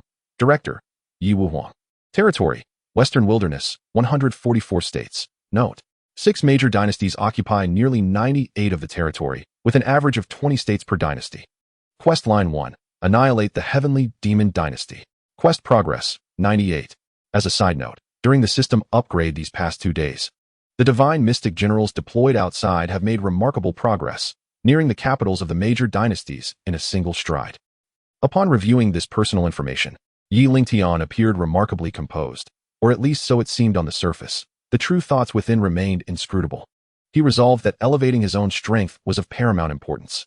Thus, he commanded, Enin, extract all levels of the Chaos Emperor's art for cultivation. Ding. Congratulations, host, on advancing the Chaos Emperor's art by 1 level. Ding. Congratulations on elevating the Chaos Emperor's art by 1 level. Ding. Congratulations, host, on advancing to the mid-stage of Tribulation Crossing Realm. Ding. Congratulations, host, on advancing to the late stage of Tribulation Crossing Realm. Ding. Congratulations, host, on advancing to the mid-stage of Scatter Immortal Realm. Lingtian clenched his hands tightly, Feeling the surge of power emanating from his palms, his emotions turbulent and restless. He reflected that in just over a month, they had achieved 3 ascensions, swiftly reaching the mid-stage of Scatter Immortal Realm, standing visibly at the pinnacle of the pyramid in the Celestial Realm. Then, recalling the fire-type energy core bestowed by the system, he suddenly remembered the divine flame phoenix egg acquired some time ago and thought it worth a try. With his spiritual sense probing into the system space, he retrieved the phoenix egg and the energy core. Observing the enormous egg, he casually dropped it on the ground and scrutinized the energy core in his hand. It was roughly the size of 2 palms, flattened at both ends, with a circular pattern at its center resembling water and flames, its edges riddled with cracks. Frowning, he noted that its appearance was far from impressive. Anyone who saw it at first glance would deem it a subpar item. Delving into the spiritual essence, he sensed a vast amount of fire-type energy sealed within. Makes sense, he muttered, yet he could not commend its appearance. First impressions would lead anyone to conclude it was inferior. Subsequently, he activated the Chaos Emperor's art, injecting his power into the core, breaking the surrounding seals. After several attempts, he finally discovered a flaw, gradually dismantling the seal along a crack. Suddenly, a brilliant surge of fire energy erupted, shooting forth in all directions. Chapter 67. Attention drawn by the energy of the core. Feeling the destructive energy fluctuations, Lingtian dared not delay, swiftly delineating a barrier to confine this overwhelming energy. Witnessing its impending explosion threatening to break free, alarm bells rang in his mind, and he hastily redirected the leaking energy into the phoenix egg. Instantly, the egg, which had been dim and lifeless just moments ago, began to glow with brilliance upon the infusion of energy, revealing its internal structure, the contours reflecting a breathtaking beauty.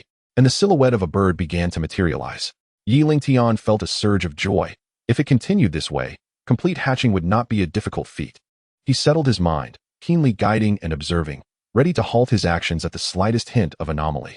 Meanwhile, the external world, having sensed the recent leak of energy from the core, was captivated by the violent energy fluctuations. The royal capital and surrounding factions noticed the unusual phenomenon emanating from the palace, each furrowing their brows in contemplation. However, recalling the strict and formidable laws of the divine mystic, they dared not act recklessly, refraining from extending their spiritual senses to probe further. At that moment, Yi Wuhuang, who had just returned to the royal capital, detected the anomaly within the palace, promptly exiting the command of divine beings to carefully assess the situation. His gaze, heavy with concern, fixed upon the source of the energy fluctuations, discerning that it was not the result of a battle, allowing his heart to finally ease. After the Xian army thoroughly occupied the underworld domain, Yi Wuhuang's journey in the divine mystic concluded. After reporting to Lingtian, he naturally returned to the royal capital. Lingtian also valued clear rewards and punishments. Yi Wuhuang's efforts in intimidating the various factions of the underworld domain warranted some resource rewards, which he instructed to be distributed based on the contribution values of each guard. A ripple of unease stirred within him, even at his level of strength. He felt a looming threat. He shook his head, choosing not to dwell on the matter. He understood that the current divine mystic royal capital was not easily trespassed. Even for him, even if one attempted to infiltrate covertly, they would face the scrutiny of the dynasty's Lux Source Dragon, while also evading the perception of Lingtian, the divine mystic sovereign, not to mention the multitude of transcendent divine and demonic beings. Merely contemplating it sent shivers down his spine. Simultaneously, upon his return to the royal capital, he sensed several concealed auras akin to his own, and even more formidable. A tumult of emotions surged within him, and the thought was terrifying. He had merely eradicated the underworld dynasty, and in less than half a month, celestial-level beings had suddenly emerged. Did this not imply that, in due time, even higher-level beings would also make their appearance? He reined in his complex thoughts, fearing further contemplation might lead to disillusionment. Nonetheless, he felt a sense of relief at this spectacle and was grateful for his initial decisive allegiance, contemplating the prospect of receiving protection and striving for higher realms. It was inevitable that his spirits would fluctuate. A myriad of emotions flooded his heart. Regaining his composure, he glanced up and noticed the guards in the distance, sternly admonishing. Do not stand idly. Hasten to cultivate. Those who do not exert effort during peacetime will falter when it matters most and be eliminated. Xianxia and the others responded in a daze, muddled. We shall heed the esteemed director's teachings. As Yi Wuhuang's figure vanished from the hall's entrance, Nangong Wan, perplexed, inquired. Do you understand what the director meant? Xianxia was equally bewildered, casting a questioning glance at her second sister, while the others bore expressions of confusion. Seeing the expressions of the crowd, Shu Xinlan's beautiful eyes twinkled with interest as she prompted.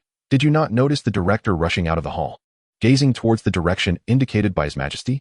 The source of the energy fluctuations emanating from that direction likely plunged the director into deep contemplation, stirring profound reflections that elucidated the reasons for our earnest cultivation. The various guards of the divine command pondered briefly, their gazes gradually brightening. Previously, they had not connected these fluctuations to any particular concern, instead pondering the palace's energy disturbances, almost mistaking them for an enemy incursion. Some began to feel relieved, grateful that they had not acted impulsively and provoked unnecessary trouble. Having come to this understanding, they clasped their hands in gratitude, expressing their thanks to Deacon Shu for his enlightening words. The structure of the divine command is hierarchically organized, comprising a singular director, Yiwu Huang, several elders and deputy directors, and a number of deacons including Jiang Shui, Nangong Wan, Shu Xinlan, and Shui Lian, who have just recently broken through to the initial stage of the Great Ascension realm. Alongside the ordinary guards, the divine command is primarily divided into 4 divisions of guards, established in accordance with the principles of heaven, earth, mystery, and yellow. The heavenly guards hold the highest rank, selected from the most exceptional individuals, with the minimum cultivation requirement being the transcendence realm. The earth guards rank just below the heavenly guards, also comprising outstanding talents, with a minimum cultivation level of the Great Ascension realm, currently numbering only 4 individuals. The mysterious guards are slightly lower in rank than the earth guards, with a minimum cultivation requirement of the integration realm, currently comprising 90,000 members. The imperial guards, being the lowest tier, require a minimum cultivation level of the spirit transformation realm, currently numbering 510,000. None of the 4 divisions of guards have an upper limit on personnel. Each year, there are eliminations based on performance, and without sufficient contributions, individuals may face demotion and ultimately expulsion from the ranks. Shifting our focus back to the palace, after a quarter of an hour of meticulous guidance, the exterior of the star core had shed its outer layer, revealing the core within, which was of a size suitable for the maternal finger and would soon be completely consumed. Meanwhile, the surface of the phoenix egg had developed extensive fissures, revealing fine cracks, while its form continued to tremble. In an instant, the eggshell shattered entirely, scattering fragments all around, with the largest piece propelled away by an immense force. Lingtian, witnessing the force of the impact, swiftly intervened, using his spiritual power to envelop the fragments. He inwardly exclaimed how fortunate he was, for had he reacted just a moment later, he would have had to temporarily vacate the hall. Simultaneously, a sense of novelty washed over him. Based on the force he employed to intercept the eggshell, he realized he had exerted only 60% of his strength, yet felt an overwhelming sense of liberation, as if he had unleashed a wild force. If he had not intensified his effort, this little phoenix is indeed astonishing. Upon closer inspection, he beheld a fluffy little bird materializing at the site of the shattered eggshell, pecking at the remnants scattered on the ground, its nascent fiery red feathers slightly raised, as it lifted its head in a human-like manner and savored the morsels. In mere moments, it swiftly flapped toward Lingtian, colliding into his embrace before he could react.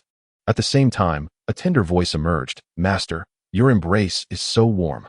Lingtian quickly grasped it, pulling it out of his arms, astonished. This phoenix was indeed extraordinary. Although he felt a mix of surprise, the undeniable truth remained that its speed was truly remarkable. Then, recalling its sudden leap into his arms, he nervously inquired, "What is your gender?" The little phoenix flapped its wings vigorously, raising its head, its eyes filled with confusion as it innocently replied, "I am a girl." Lingtian exhaled in relief. He then posed another question that had been troubling him. "Is it typical for phoenixes to be this swift upon birth?" "I won't tell you. Who told you to grab me? I just hatched, and seeing you felt so familiar, yet you mistreated me." Lingtian's forehead twitched in exasperation. "Had it not been for your abrupt intrusion, I wouldn't have." With a sigh, he consoled, "All right, I acknowledge my rudeness. Now, can you answer my question?" He promptly placed it on a nearby table and sat beside it, gazing at it earnestly. Chapter 68. The proud phoenix. The little phoenix huffed and puffed, reluctantly responding. The phoenix clan is a noble divine beast of the speed is merely one of our inherent skills, a mere fraction of our capabilities. I have just emerged from my shell. Through ancestral memories, I have yet to fully acquire my abilities, and my speed is simply an instinctive reaction, somewhat acceptable. Her words dripped with pride as she raised her head haughtily, presenting herself in a manner that invited worship. Lingtian was left speechless, watching the little phoenix's boastful demeanor, longing to grasp her once more, recalling the delightful sensation of her fluffiness in his hands. However, he suppressed that impulse, choosing not to dwell on the matter any further. Instead, he shifted the topic, asking, "What is your current strength? You give me an impression of being both near and far, almost unreal." The little phoenix, caught off guard by Lingtian's unexpected shift in conversation, stood up abruptly, shaking her body, her feathers fluffing up. Clearly, Lingtian's question had struck a chord within her, prompting her desire to showcase her prowess. Thus, with a hint of delight, she replied with an air of arrogance, "All right, since my master is so earnest, I shall reluctantly enlighten you." Yet, she thought to herself that had it been anyone else, she would not have bothered. But considering the resources for her future cultivation would rely on Lingtian, she acquiesced. "Do you understand why, dear friends? Generally speaking, phoenixes must undergo 3 stages: the formative stage, the juvenile stage, and the adult stage, before they can fully mature. As for strength, in the formative stage, one attains celestial strength, though there is no precise corresponding realm, merely a range. During this period, the strength and talent of a young phoenix are influenced by the innate gifts of their parents, as well as the level and quantity of the hatching energy provided. Both are logically interrelated. Simply put, if either side's talent or energy supply is imbalanced, it will inevitably impact the offspring, directly reflecting their strength at birth. Of course, opportunities encountered later in life are also significant factors. In the juvenile stage, one possesses initial divine strength, yet such resources are almost non-existent in lower realms. In the adult stage, one attains intermediate divine strength, similar to the previous stage. After searching her memories, she continued to explain. The Phoenix clan is scarce in number and belongs to the most powerful races within the. To ensure the long-term survival and proliferation of our kind, many formidable members of our clan choose to guard the path. However, other races are not weak either. Competition among them leads to the demise of many. Thus, various races restrict the emergence of their young. Only those capable of independently resolving crises are permitted to traverse the world. The spiritual energy environment in this realm is unsuitable for high-level beings to cultivate, resulting in an inability to convert the energy within their bodies. Hence, I possess the realm but lack the strength, giving you this ethereal impression. Lingtian clicked his tongue in astonishment, entering the juvenile stage and already possessing initial divine strength. While he had to toil exhaustively, relying on his golden finger to attain his current cultivation, he had previously felt quite pleased with himself, believing his strength sufficient to trample all foes. As he stroked his chin in contemplation, he realized that in the lower realm, he feared no adversary. Yet if a powerful being from a higher realm were to descend, the grave consequences made his mood sour in an instant. At that moment, the little phoenix curiously scrutinized the furrowed brow of Lingtian, her beautiful eyes filled with confusion, wondering why her master appeared troubled. Lingtian cast her a sidelong glance, irritated yet silent, falling back into deep thought. Observing this, the little phoenix puffed up her feathers, standing beside him with indignation. Sensing the fluctuations in Lingtian's state of mind, she gently reminded him, "Master, there is no need to worry excessively. Powerful beings from higher realms rarely descend upon lower realms. Besides being targeted by the heavenly Tao, they risk a drop in their own realm. Ordinary strong individuals would not recklessly jeopardize their cultivation. While extreme circumstances cannot be entirely dismissed, the host need not be anxious. With the assistance of the system, the host's growth trajectory is remarkably swift. Even if such events were to transpire in reality, it is conceivable that the host may have already ascended to the pinnacle of strength." Acknowledging his own tendency to indulge in baseless worries, he realized that allowing such fanciful concerns to disturb his mental state was indeed unwarranted. It seems he must enhance his mental cultivation, as this aspect is a blind spot for the system. Contemplating the situation of the little phoenix and the dragon's roost, Lingtian pondered whether to allow it to enter for training. After a brief reflection, an idea emerged, and he gazed at it with a serene expression, stating, "You shall proceed to the dragon's roost for your cultivation. Within, you will find an environment suited for your training." The little phoenix was momentarily taken aback, instantly forgetting its earlier emotions. Excitedly flapping its wings, it circled around him, affectionately proclaiming, "Your Majesty knows best." Subsequently, Lingtian used his spiritual sense to transmit a message to the source dragon of luck, informing it, "I shall arrange for a phoenix to enter the dragon's roost for cultivation shortly." Upon witnessing the opening of the barrier and sensing the rich essence of immortality within, the little phoenix could hardly contain its eagerness and dove inside. Just as Lingtian intended to caution it about the presence of other beings within, he could only smile wryly at its impatience. Upon receiving Lingtian's transmission, the source dragon of luck opened its massive eyes, filled with bewilderment, as it speculated whether the phoenix mentioned by His Majesty was a being of comparable status. At that moment, the entrance to the passage trembled, revealing a diminutive chick. Both creatures were momentarily stunned, exchanging wide-eyed stares. However, their thoughts diverged. The source dragon found the phoenix's size peculiar, being smaller than one of its own scales. Yet, sensing its aura, the dragon's eyes widened in surprise at the remarkable strength of this tiny being. The little phoenix, observing the colossal dragon before it, compared it with the memories from its lineage and discerned slight differences from the dragon clan. Setting aside its thoughts, it took the initiative to greet. I am the newly acquired subordinate of my master. Who are you, and what brings you here? The source dragon replied, I am the source dragon, overseeing the fortune of the empire, and you, little one, are of the Phoenix clan. Meanwhile, outside, Lingtian sealed the barrier and took a seat by the window in the imperial study, beginning to organize the affairs of the dynasty. The state affairs are managed by Zhuge Liang, all orderly and well-regulated. The officials across the various levels of the empire are also in place, Wei Zhong, bygone. And the military is under the command of various divine beings. Reflecting on the merits and rewards, he contemplated his plans and then instructed the palace guard. Summon Prime Minister Zhuge Liang to this place.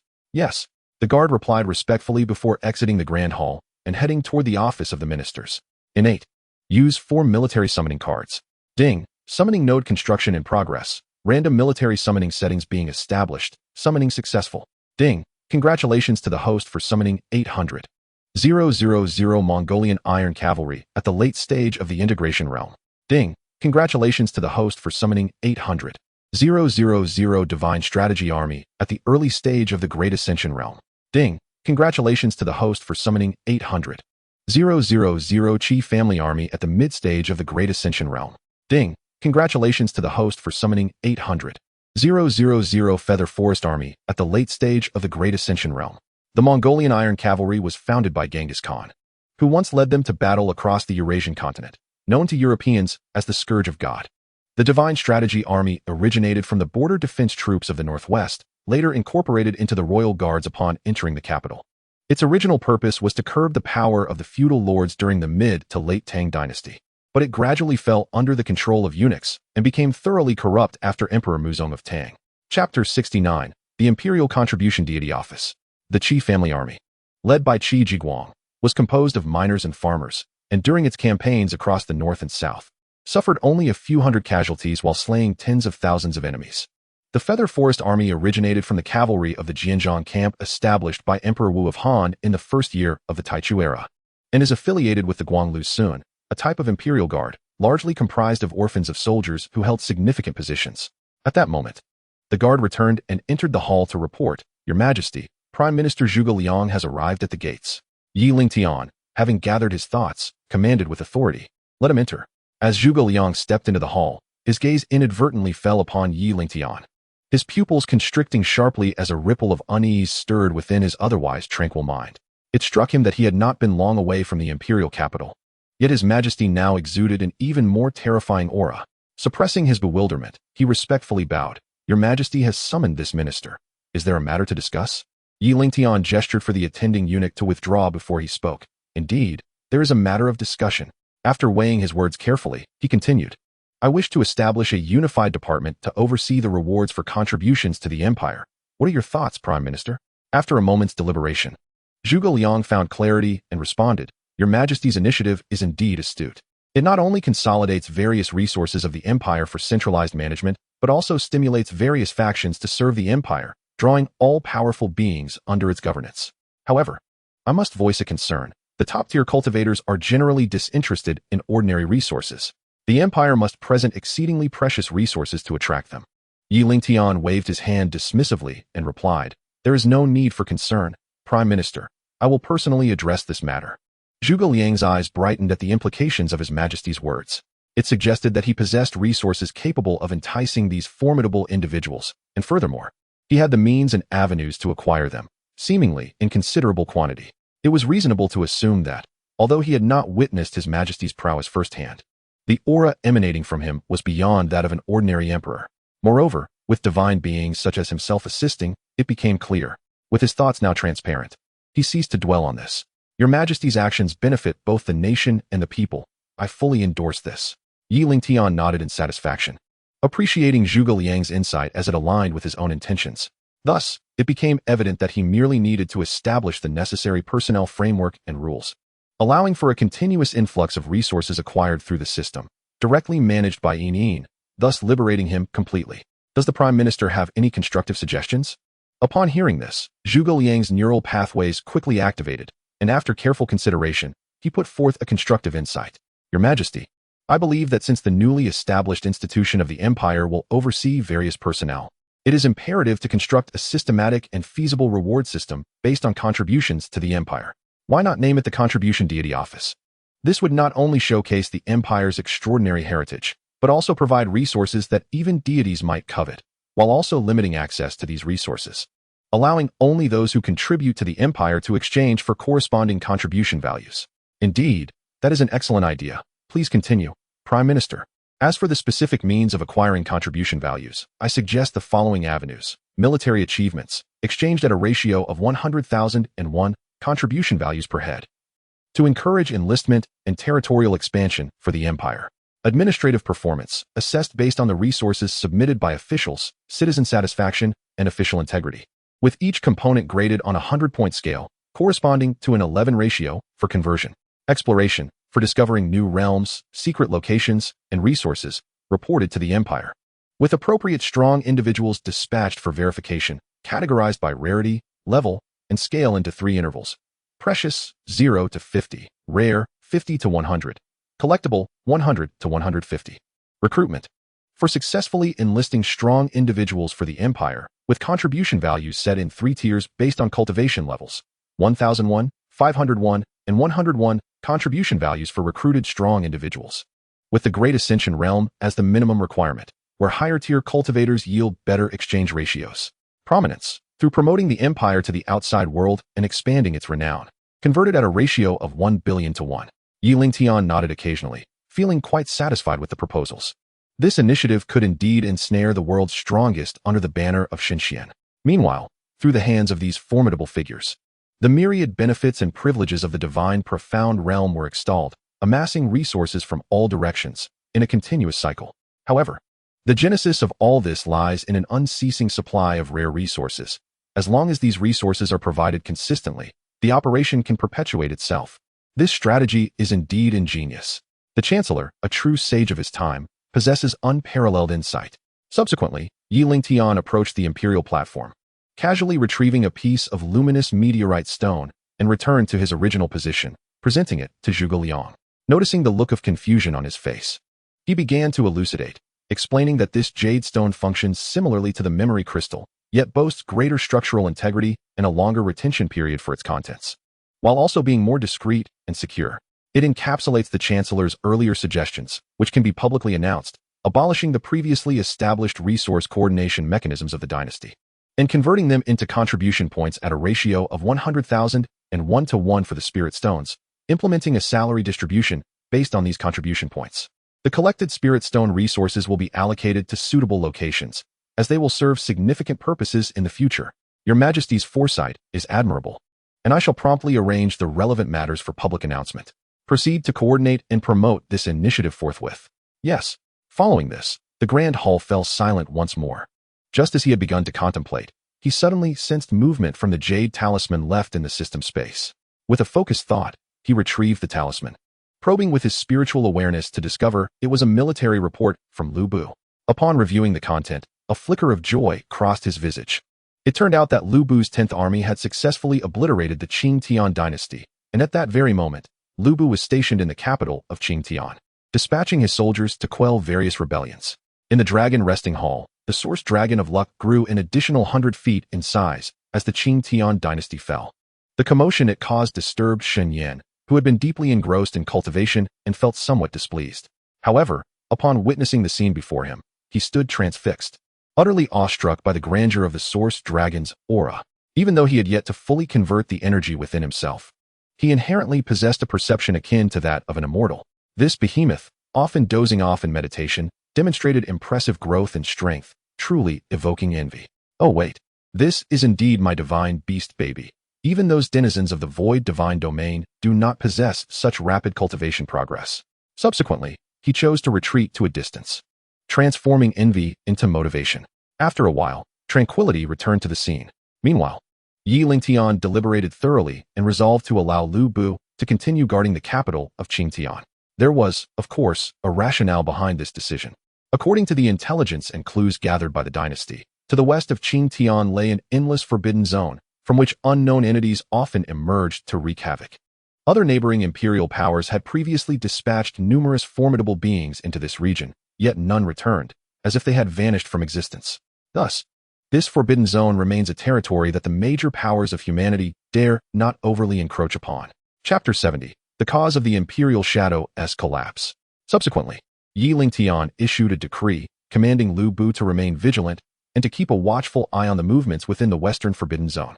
After confirming the accuracy of his perception, he crushed the communication talisman in his hand. Issuing a decree, a minor art, can be executed by those at higher realms, with naturally significant effects, requiring merely a talisman or jade slip template as a base, and upon completion of the incantation, the order is established. Simultaneously, in the capital of Qingtian to the west of the divine profound realm, Lu Bu received the message, his brow furrowing as he muttered, "Forbidden zone, unknown beings." No signs of life. His gaze deepened, filled with a fervent spirit, and an aura of impending power enveloped him. The guards beside him felt an overwhelming pressure, their hearts gripped with astonishment. Their general's demeanor always evolved. Just when they thought he had reached his limits, he would invariably prove them wrong. Lu Bu reigned in his aura, contemplating deeply, and instructed his trusted aide, dispatch individuals to closely monitor the forbidden zone. Should any anomalies arise, report immediately. Understood. The aide, upon hearing this, calmed his mind, daring not to hesitate, and promptly arranged for personnel to observe. Meanwhile, Zhuge Liang exited the grand hall, carrying the meteorite stone back to the eastern administrative quarters of the palace, where the heads of various ministries awaited him. Upon hearing the news, they rushed out to welcome him at the central chancellor's office, which quickly filled with a throng of people. The atmosphere was lively. Had the officials shed their robes, they would resemble commoners in the marketplace. Their actions were not without reason. Whether it was the chancellor or the ever-emerging strong figures, they were all favored by the emperor, while these officials clearly lacked the qualifications and were merely running errands. Thus, they could only channel their thoughts elsewhere. What has transpired with the chancellor's visit to the emperor? Might the chancellor share some insights, allowing us to alleviate his majesty's burdens and share in the chancellor's weight? Seeing Zhuge Liang frown, someone hastily admonished the crowd. Colleagues, do not be presumptuous. The chancellor is occupied with myriad affairs, unlike you who have the luxury of leisure. Quickly withdraw. Chancellor, please do not take offense. These individuals are simply lacking in decorum. Zhuge Liang observed as the officials engaged in their exchanges, quickly grasping the situation. He then wore a peculiar expression. Nevertheless, he replied, "Since you all are willing to exert yourselves for the dynasty and contribute your efforts, that is commendable. I shall certainly do my utmost to support you." Upon hearing this, some who had initially held little hope began to exhibit expressions of joy, eagerly awaiting further details. In truth, it was precisely as they had hoped. The emperor had summoned me to discuss the establishment of a resource management office for the dynasty. This office encompasses achievements in governance, military merit, recruitment, and prominence. All who have rendered significant contributions to the dynasty may receive corresponding contribution points based on their achievements. As for the value of these contribution points, one can only say they are exceedingly precious. If you possess a vast quantity of contribution points, no matter what rare cultivation resources you seek, you can exchange them for. I must remind you, any cultivation resources, even those rare resources non-existent in this realm, can be acquired with sufficient contribution points, ensuring that your cultivation does not remain stagnant at a bottleneck for a lifetime. This is indeed the divine contribution office of the dynasty. The officials gasped in disbelief, struggling to comprehend the astonishing news. They must realize that, regardless of their origins, resources are fundamental to sustaining their traditions and ensuring their longevity. Thus, no one would willingly share them. Otherwise, countless wandering cultivators would not risk their lives traversing perilous lands in search of adventure. The officials were inundated with thoughts. Acknowledging that this was an inevitable trend, unconventional powers could not obstruct it. To minimize their losses, they would have to relocate their entire clans from the divine profound territory. Otherwise, despite any further considerations, they would have to accept their fate, let alone the private treasures held by the powerful clans and forces. The millions of common people within the dynasty would surely not overlook those who strayed from the emperor's grace. Moreover, a chasm loomed in the hearts of all. Recalling the past when the three great imperial dynasties could easily besiege the divine profound capital, what was their current state? It was merely a struggle for survival. As ministers of the dynasty, they were well versed in its military intelligence. Although the dynasty had reclaimed most resources, rendering their families less prosperous than before. Their status and power could not be compared to the past. Thus, the gathered officials were not foolish. Now was the time to cling tightly to the leg of the dynasty. Zhuge Liang surveyed the assembly, intuiting their sentiments, and spoke with an authoritative tone. I now have a task that requires your service. Are you willing? Although the commanding tone was somewhat displeasing, they hastily nodded in agreement, proclaiming, whatever the chancellor commands. We shall do our utmost to fulfill. Zhuge Liang was quite pleased with the demeanor of those present, choosing to remain silent. In an instant, thousands of memory crystals materialized in the air. He channeled his internal energy, probing into the fallen spirit stones, meticulously copying all the contents before fragmenting his consciousness into countless threads, each recording these details onto different memory crystals. After a brief moment, he let out a long sigh, inwardly lamenting that such a seemingly simple task had drained a considerable amount of his mental energy. Subsequently, he glanced at the dazed ministers and evenly distributed the memory crystals among them, instructing, you are to immediately organize individuals to transmit the contents recorded within these crystals to all regions of the empire. It is imperative that everyone is made aware of this matter. Rest assured, Prime Minister, I shall ensure the task is completed. The ministers did not dare to delay even for a moment, swiftly turning to leave. Zhuge Liang watched their retreating figures, feeling somewhat troubled, as the position of the Divine Tribute Office currently lacked suitable personnel to fill the vacancies. After all, it pertained to the lifeblood of the empire's resources, and thus, candidates must be rigorously screened in terms of cultivation, character, and loyalty. Suppressing his sense of helplessness, he decided that this matter was beyond his capacity to handle and made his way to the imperial study once more. Meanwhile, upon Zhuge Liang's departure, Lingtian settled down to practice the chaotic emperor's art. Since the first attempt had posed a risk of phantom collapse, he had diligently experimented until he identified the root of the issue. The cultivation technique was of too high a level, imposing certain restrictions on the required spiritual energy. Clearly, the spiritual energy levels and density in the Western wilderness were insufficient, and as a novice cultivator, he had previously been unaware of these intricacies. However, now, with the heavenly Tao lifting the seal and the revival of spiritual energy, the levels and density in the immortal realm had improved, allowing him to compress and refine the energy just enough to practice the chaotic emperor's art. One might wonder, Lingtian has successfully cultivated the chaotic emperor's art. Why then does he still require a certain level of spiritual energy? Is this not contradictory? The enhancement of the system does not equate to the absence of challenges in cultivation. After all, spiritual energy is the foundation of all power in the realm of immortality, and the system space is indeed available. At present, he was operating the second layer of the technique, with two streams of energy coalescing into phantoms reaching 100 zhang. For the third layer, for streams of energy were condensing into phantoms, the imperial robe radiating brilliance, the imperial gaze shimmering, and the imperial form enveloped in resplendent light, while an outline of a divine weapon emerged on his bronze-colored arms. At that moment, a guard suddenly appeared, startling Lingtian from his meditation. A flicker of displeasure crossed his eyes, knowing that the guard must have urgent news, for otherwise, he would not intrude, and thus he refrained from casting blame. With a calm demeanor, he inquired, what business brings you to me? The guard, upon noticing the glint in his majesty's eyes, felt a tightening in his chest, his heart racing. Just as he was about to explain, hearing the emperor's words allowed him to exhale in relief. Without daring to hesitate, he respectfully reported, Prime Minister Zhuge requests an audience. Lingtian was momentarily taken aback. Had Zhuge Liang not just departed? Why had he returned? A strong sense of confusion welled within him. Chapter 71. The Eight Immortals Arrive. The Passage Artifact. Zhuge Liang entered the Grand Hall, first bowing to the emperor, then stating, Your Majesty, I have arranged matters concerning the Divine Tribute Office, but we currently lack a suitable location and strong individuals to oversee it. Upon hearing this, Lingtian was enlightened and, after a moment of contemplation, devised a plan. He then spoke, This matter shall be arranged by me. Prime Minister need not worry. As his mind raced with questions, Lingtian called out, Where are the eight immortals? No sooner had he spoken than the surrounding space rippled, and 8 figures emerged, stepping forth respectfully at a distance of 10 zhang. I am Zhongli Quan. I am Zhang Guolao. I am El Dongbin. Fairy He. We pay our respects to your majesty. It turned out that these 8 had been summoned since the last surge in the fortune of the divine Xuanzhen dynasty. At that time, after much deliberation, Lingtian had chosen to send out 5 other divine beings to traverse the realms while temporarily placing the 8 within the palace, awaiting orders. The details of the 8 were as follows: Taiguai Li, cultivation, late ancient immortal realm, divine ability, universe within the staff, treasure, staff, gourd, rating, 9 stars, Han Zhongli. Cultivation, late ancient immortal realm. Divine ability, annihilation of all beings, treasure, banana leaf fan. Rating, 9 stars, Zhang Guolao. Cultivation, mid-ancient immortal realm. Divine ability, universal salvation sound. Treasure, wine gourd. Rating, 8 stars, El Dongbin. Cultivation, mid-ancient immortal realm. Divine ability, pure yang dream manifestation. Treasure, pure yang sword. Rating, 9 stars, Fairy He. Cultivation, early.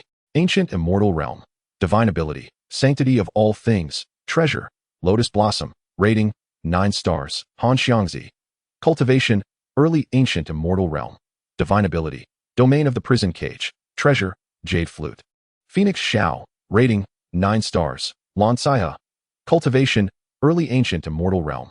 Divine ability, dreamlike absolute sound. Treasure, flower basket. Rating, 9 stars, Chao Guojiao. Cultivation, early ancient immortal realm. Divine ability, Yin-Yang shattering stars. Treasure, Yin-Yang plate. Rating, 9 stars. Zhuge Liang observed the 8 individuals before him, noting that the foremost figure on the right resembled a limping beggar, with a gourd at his waist and a staff in hand, tied wily. Next was a rugged man holding a banana leaf fan, occasionally stroking his stubble, exuding a rough and formidable aura, with fiery eyes, Zhongli Quan. The third figure to the right was an elderly man, with a fishing drum hanging at his waist, the wind causing it to resonate with a sound that echoed the life trajectories of myriad beings, Zhang Guolao. The fourth figure was clad in Taoist robes, radiating an air of pure yang, with a constant smile that hinted at his carefree and witty nature. He bore a silver wine flask at his side and carried a pure yang sword, instilling a profound sense of danger, El Dongbin. Indeed, it was said that the pure yang sword could transform into a green dragon, enabling one to fly on a sword and effortlessly sever heads from 1,000 miles away. The figure to the left, wearing a strikingly beautiful appearance, held a lotus flower, and upon closer inspection, one could discern a trace of ethereal energy emanating from it, lending her an aura of sanctity, Fairy He. To her left stood a youth holding a flower basket. A mere glance revealed the basket to contain an array of mysteries, while his tattered clothing suggested a humble background, Lan Xia. The second figure to the left held a bamboo flute, said to be crafted from a divine bamboo, from the sea-purple bamboo forest, capable of summoning clouds and rain, fostering life. His countenance was handsome, imbued with the qualities of a scholar, Han Xiangxi. The leftmost figure donned a gauze hat and a red official robe, holding a jade plate.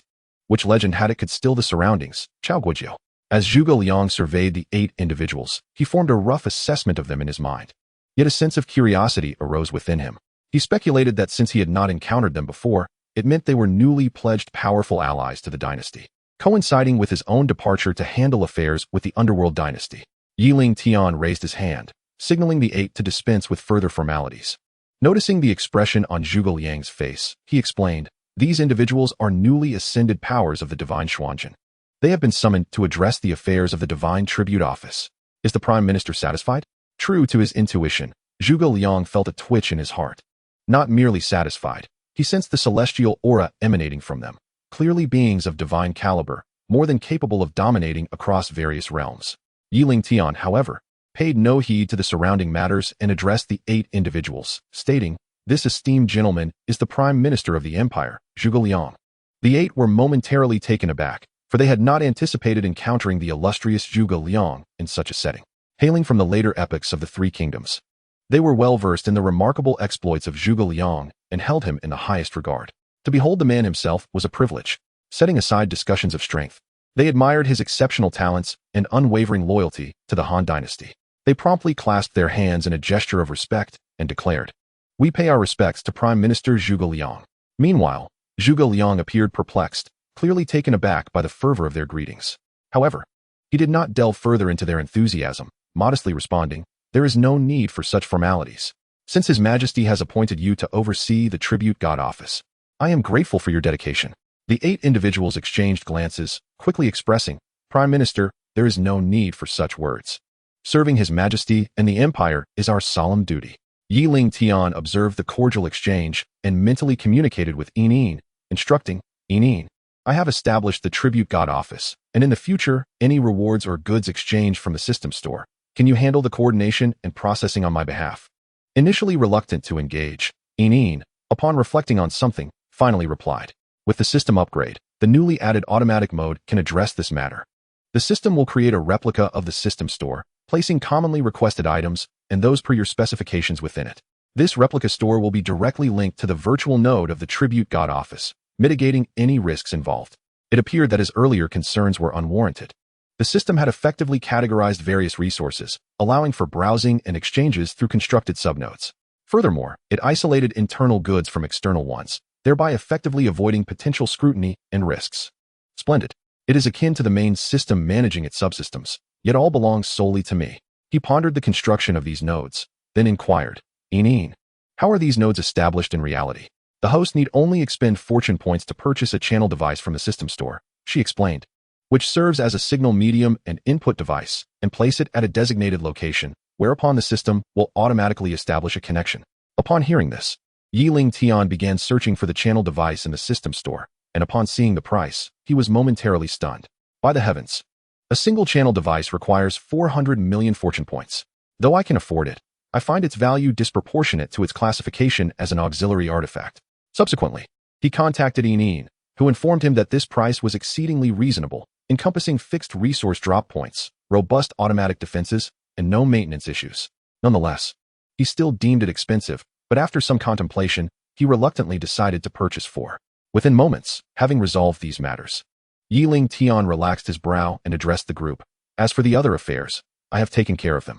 Here are the channel devices. Place them in suitable locations to access various resource information. He added, ensure they are positioned within 10 miles of the Tribute God office in the inner imperial city, and expedite the implementation. The Divine Xian imperial capital is divided into the inner and outer imperial cities, with the palace occupying 60 of the inner city, while other regions house significant governmental offices, officials' residences, and stationed troops, with the inner city comprising only 20 of the outer city's area. The outer city accommodates families, common folk, sects, and merchant associations. You 8 are responsible for overseeing the Tribute God office, preventing any powerful individuals from covertly probing or sabotaging it. Understood. Afterward, the 8 individuals, along with Zhuge Liang, took their leave. Lingtian watched as they departed, feeling as though he had overlooked something important. After a moment of contemplation, he realized that while the connection between the Tribute God office and the system store replica had been established, he had neglected to consider the interaction between cultivators and the channel devices, the client interface. It was unlikely that powerful individuals from across the empire would swarm into the imperial capital, aside from the elite few. There were many mid- and low-tier cultivators who would find traversing the territories a daunting task. Thus, he consulted about his concerns. Upon understanding his needs, she offered a suggestion. The host may purchase the Lianyu Divine Machine, which can traverse space to connect with the channel device, allowing cultivators to remotely and in real time browse the resources within the system store. It possesses numerous practical functions. For instance, its basic probing function will automatically destroy it if its owner harbors ill intentions towards the Divine Xian, generating a negative information record.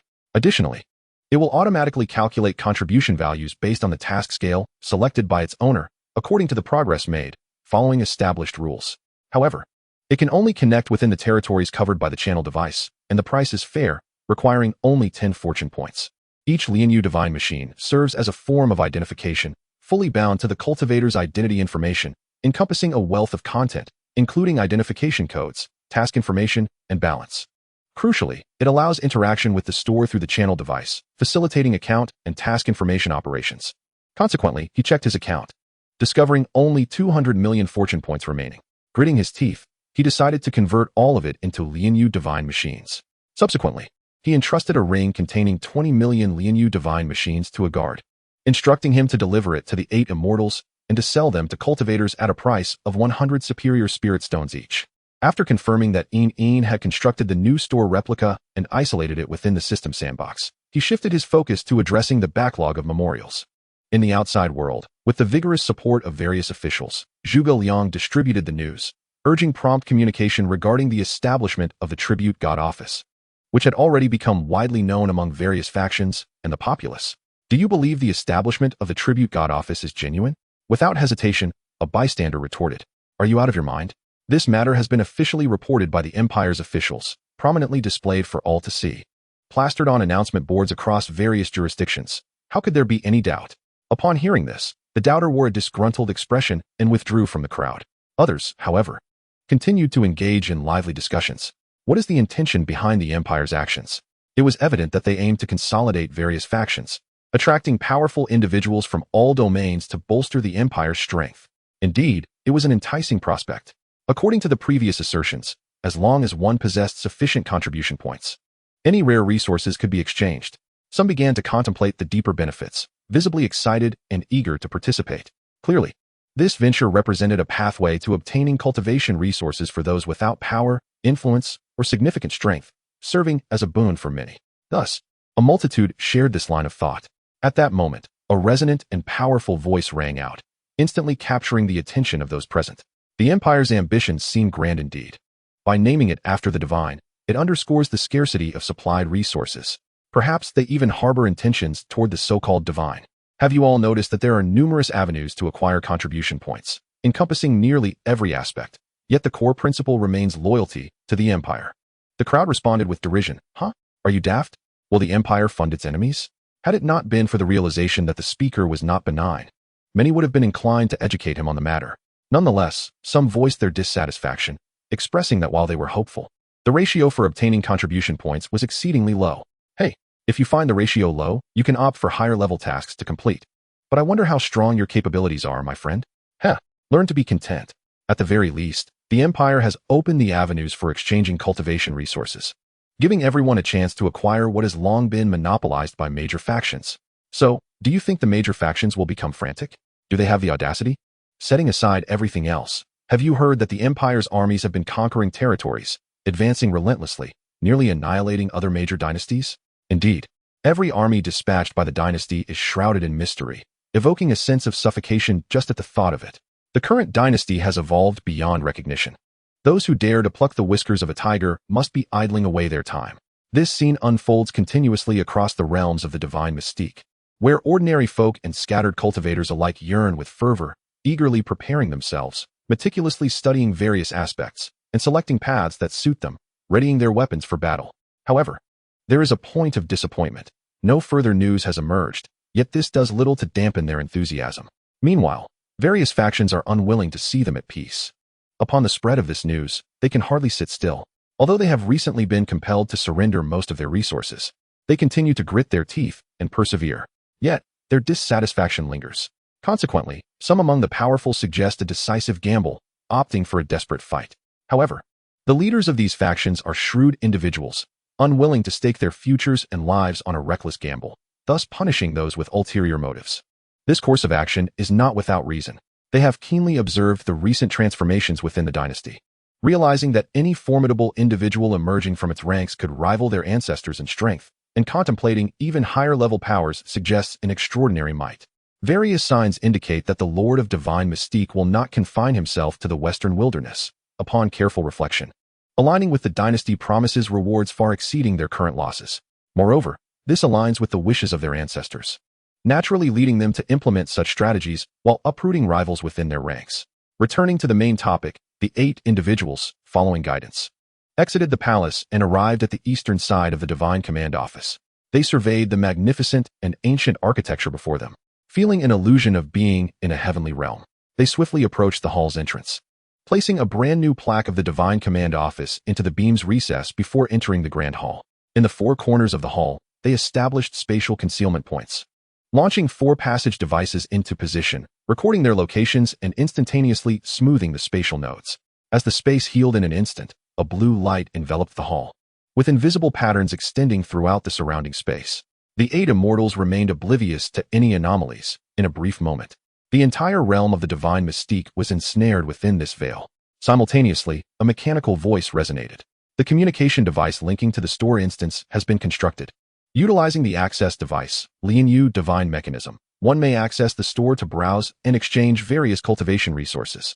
Just then, Zhao Huan entered the Grand Hall, handing over a storage ring to the others, explaining that this was the Lianyu Divine Mechanism entrusted by His Majesty for the esteemed individuals, intended for connecting with the passage devices. Each device is to be sold for 100 high-grade spirit stones. Upon correlating the information, the group instantly grasped the situation. However, a sense of confusion lingered in their minds. Why was the Lianyu Divine Mechanism being sold for spirit stones? Yet, this thought was fleeting. Each produced a piece. A block-like jade slip, with usage instructions inscribed on the front. Following the guidelines, they each dripped their blood to refine the device, and upon completion, a screen appeared in their minds, categorizing various cultivation resources. Chapter 73, The Emergence of Imperial-Level Forces. The group was dazzled by the array of options before them. When they attempted to click on a product, a red bar appeared on the screen, indicating insufficient contribution points. Good heavens! They realized their contribution points from above were at 0. Regaining their composure, they were nonetheless astonished. Simultaneously, they comprehended why spirit stones had been set as the entry threshold. Their value far surpassed this. Moreover, with their current abilities within the ancient immortal realm, such divine techniques were unprecedented in their experience. Ultimately, it could only be concluded that Yi Lingtian was a born emperor, possessing unfathomable mystical powers, which was hardly surprising. Shortly, news spread of the full operational launch of the dynasty's Divine Command Office, where cultivators from the Divine Mystique realm could voluntarily purchase admission permits. For 100 high-grade spirit stones, one could acquire the Lianyu Divine Mechanism, granting access to the dynasty's resource store and allowing one to browse the cultivation resources offered to the outside world. At the same time, it was announced that the initial batch of admission permits would be limited to only 20 million. In an instant, affluent cultivators and major factions dispatched individuals to the Divine Command Office to purchase the Lianyu Divine Mechanism. Meanwhile, ordinary citizens, wishing to procure one for their offspring, were daunted by the exorbitant cost. The other cultivators, however, were preoccupied with the fear of arriving too late and having everything snatched away. As for their concerns, they were unfounded. As they put it, would the dynasty truly risk its reputation for a few spirit stones to deceive them? That would be exceedingly short-sighted. Furthermore, although several hundred high-grade spirit stones might represent a year's income for an average person, to them, it was merely a trifling sum. Naturally, they thrived within the dynasty, with unparalleled audacity, strategy, intellect, and means that far surpassed those of ordinary individuals. Conversely, they were curious about what the store entailed, whether the Lianyu Divine Mechanism had purchase limits, what cultivation resources the dynasty would offer, and whether they would successfully secure a spot. Yet, upon their hurried arrival at the Divine Command Office, they were taken aback to find long lines stretching outside the entrance. Clearly, arriving at this moment to queue was too late. Instantly, frustration washed over them, and they vented their ire upon the servants accompanying them.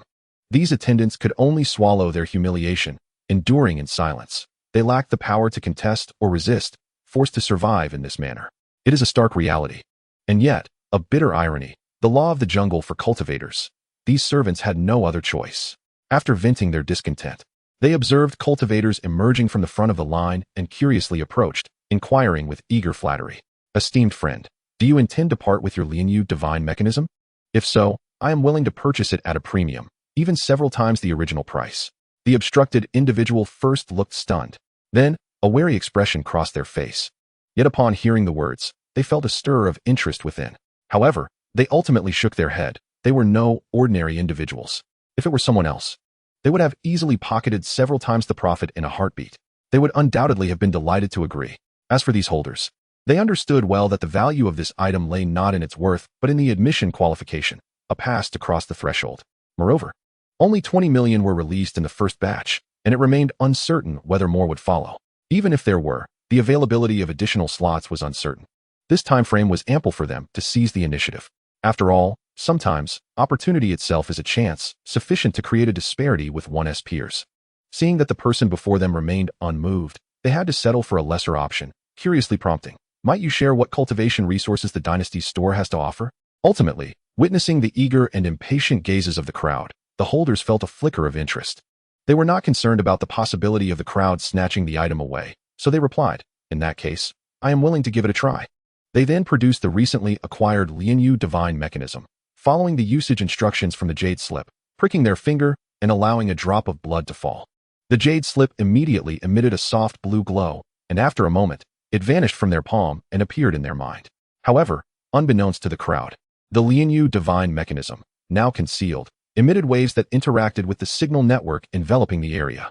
In an instant, it completed the verification of their identity information, authorized access, and successfully connected to the store instance. Feeling a tingling sensation in their mind, they were puzzled upon seeing the phrase "invest" on the central screen, unclear about its meaning. Instinctively, a cry of projection escaped from his lips. In the next moment, a screen materialized before the crowd, vividly displaying the luminous visions conjured in his mind. The onlookers gazed in awe at the spectacle, their hearts stirred, and when they beheld the dazzling array of cultivation resources, their eyes widened in disbelief. Did you see that? It contains the effect-free mirror-breaking elixir, healing elixirs infused with the essence of life, and various celestial artifacts. Silence. Everyone can see clearly. Do not disrupt. However, when the crowd noticed the notification upon clicking to redeem, it displayed a red bar indicating insufficient contribution points, urging them to acquire more before proceeding with the exchange.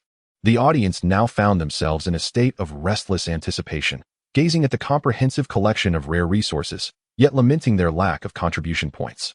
Their emotions mirrored the agony of having peeled peanuts, yet finding themselves unable to savor the fruit of their labor.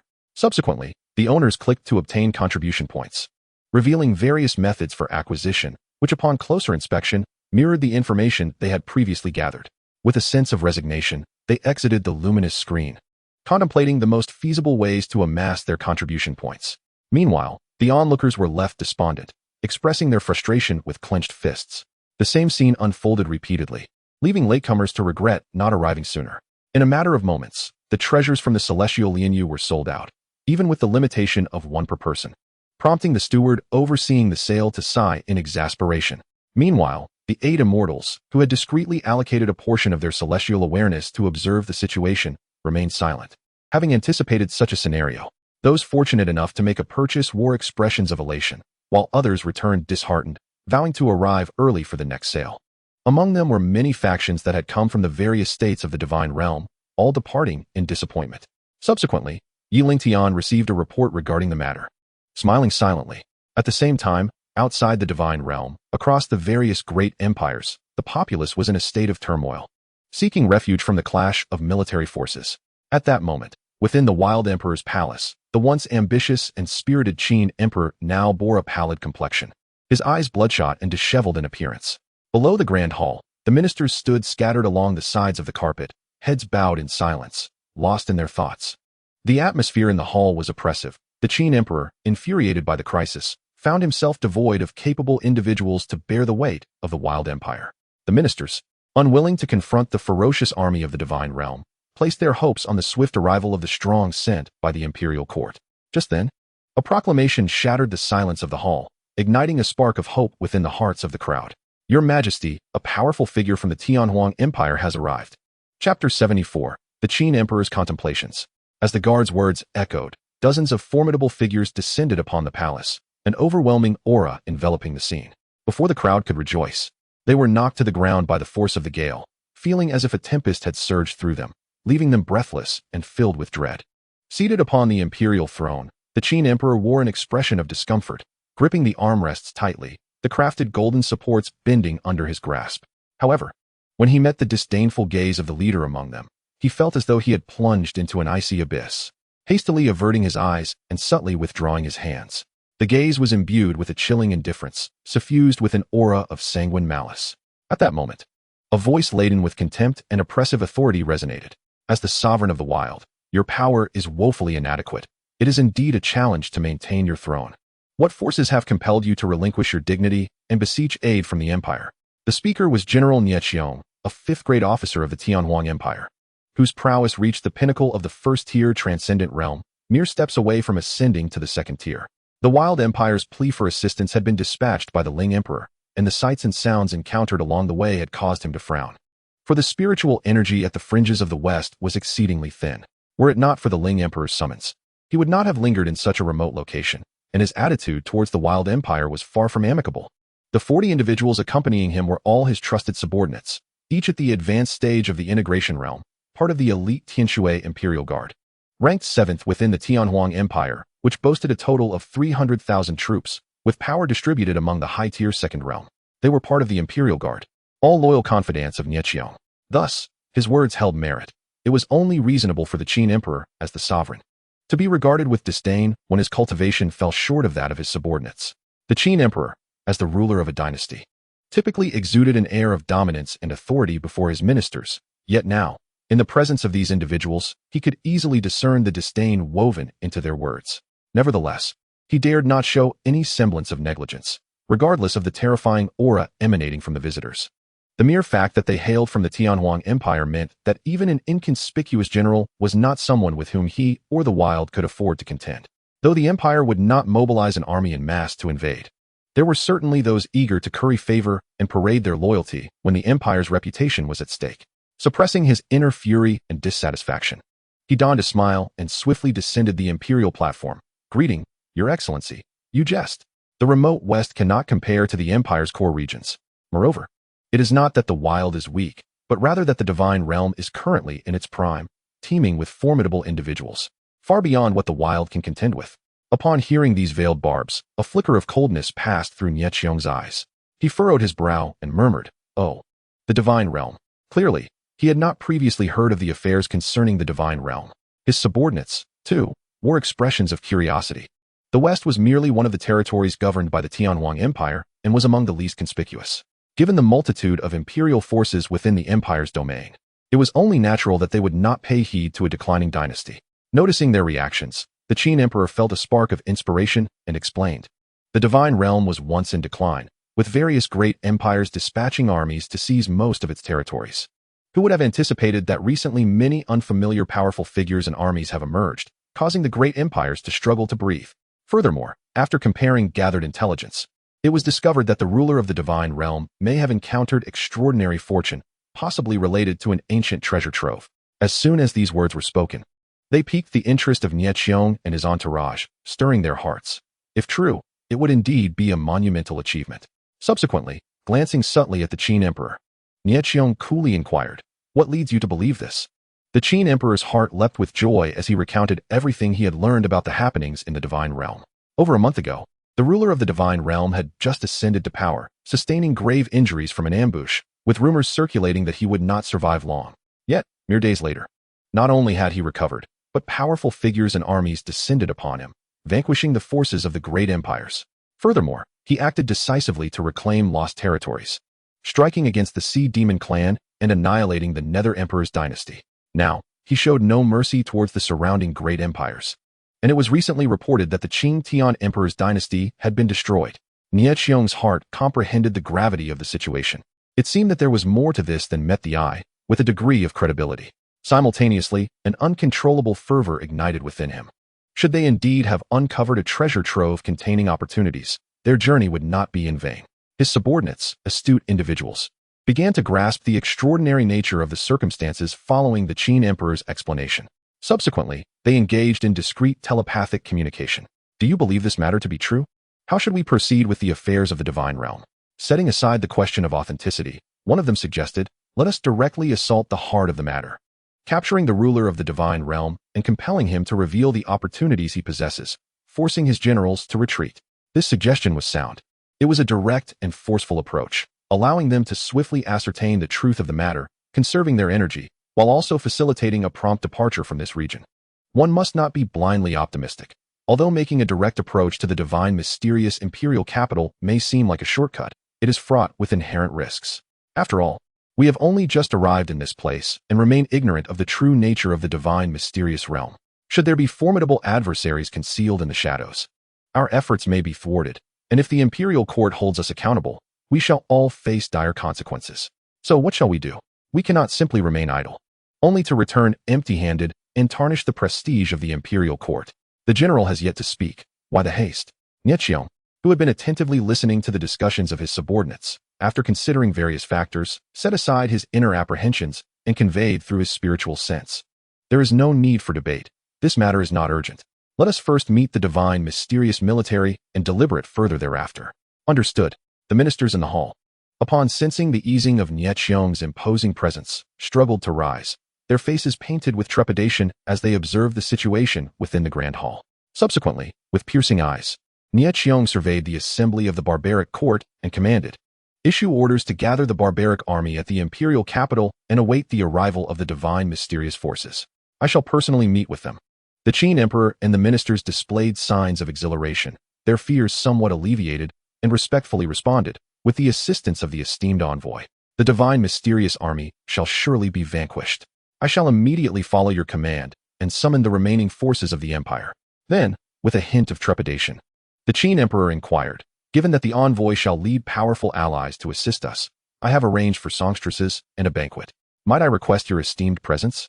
Nie Xiong cast a disdainful glance at him, feeling a surge of aversion towards his frivolous thoughts amidst such grave peril. His ambiguous demeanor did not escape the Qin Emperor's notice, who felt a flicker of joy and hastily ordered, "Quickly escort the esteemed lords to the Lulin Palace.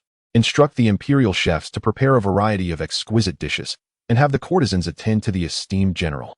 The chamberlain, trembling with apprehension, stood by, awaiting further arrangements, and nervously interjected, "Your Majesty, the courtesans have already left the palace." Instantly, the Qin Emperor's countenance darkened, and he bellowed, "You cannot possibly allow another to take their place." He then hesitated and explained, "I sincerely wish to extend my hospitality to all of you, but in my haste, I momentarily overlooked the departure of the courtesan. However, I have ordered the chamberlain to arrange for new songstresses, ensuring your satisfaction." Xiong waved his hand dismissively. It was not out of generosity, nor did he have any inclination towards such matters, but rather, as a fifth-rank general of the empire, he had encountered all manner of beauty before, in a barren land. What enchanting courtesan could possibly captivate his heart? However, for his subordinates, the circumstances were different, and he naturally had to consider their desires. Thus, he maintained a tone of haughty indifference. "Lead the way." The chamberlain, frightened by the Qin Emperor's words, quaked in fear, yet upon hearing the latter's command, felt as if a celestial melody had graced his ears. He quickly bowed and nervously stepped forward to guide them. "Esteemed lords, please follow me." He then led Xiong and his companions to the Lulin Palace, excusing himself to arrange for the songstresses and divine delicacies. Once the chamberlain exited the grand hall, a subordinate reminded, "General, we have come to offer our support," yet the Qin Emperor seems rather lackadaisical. From his demeanor and speech, it appears he harbors deep thoughts. He mentioned the treasures concealed by the master of the divine mysterious realm, mingling truth with falsehood, as if he wished to use our hands to obliterate the divine mysterious forces. "General, your words hold merit. We must proceed with utmost caution." From what he has conveyed, much of it appears to be true. The divine mysterious dynasty seems rather sinister and requires careful handling. If you ask me, why overthink? We have arrived in this desolate land. Although we are here to resolve troubles, it has become rather dull. Why not indulge ourselves a little, treat ourselves well? Hearing his subordinate's words, Xiong slightly furrowed his brow, but soon relaxed. Indeed, as he said, within the imperial domain, the laws are stringent and desires are suppressed. It is the perfect opportunity to vent such pent-up feelings. As his trusted confidant, reasonable requests would certainly be welcomed. Thus, he did not inhibit the counsel or complaints of his subordinates. As for the concerns raised, as long as they did not delve too deeply into the heart of the divine mysterious realm, no matter how powerful they are, he remained confident and had his own strategies in place. Moreover, recalling the item bestowed upon him by Emperor Ling before his departure, it seemed he had anticipated significant events unfolding in the western wilderness. Soon, an array of divine delicacies was presented, and exquisitely beautiful songstresses took the stage, filling the banquet with laughter and merriment, while a languid atmosphere permeated the air. Meanwhile, in the main hall, the barbaric ministers observed the complete disappearance of Xiong and his entourage, their expressions slightly improving. The Qin Emperor ascended his throne once more, his gaze regaining its former depth as he surveyed the assembly and spoke slowly. "The forces of the imperial court have arrived. It is time to organize our counterattack. I care not what thoughts you harbor. If any of you still entertain treachery at this moment, and I come to know of it, you shall face execution without mercy." The ministers trembled in unison, naturally not daring to doubt the authenticity of his words. The current plight of the imperial court was perilous. The Qin Emperor had shed his previous hesitations. From his earlier demeanor towards Xiong and his treatment of them, one could glean much. Thus, the ministers were reluctant to take the lead. As they put it, they merely needed to express their loyalty. While the generals would handle the battles, there was no need for them to worry. Even as the barbaric dynasty teetered on the brink of collapse, they had the Qin Emperor to shield them. They merely needed to rally the banners, and should the situation turn dire, they could seek refuge elsewhere as a family. Of course, there were also those fiercely loyal. Though they were few and far between, they remained steadfast supporters throughout the ages.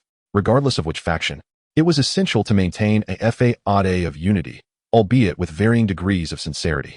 "We, your loyal subjects, heed your majesty's decree," vowing to stand with the imperial court through thick and thin, to uphold the grand enterprise of the dynasty, and to expel the divine mysterious army. Yet, the Qin Emperor remained oblivious to the inner machinations of his ministers.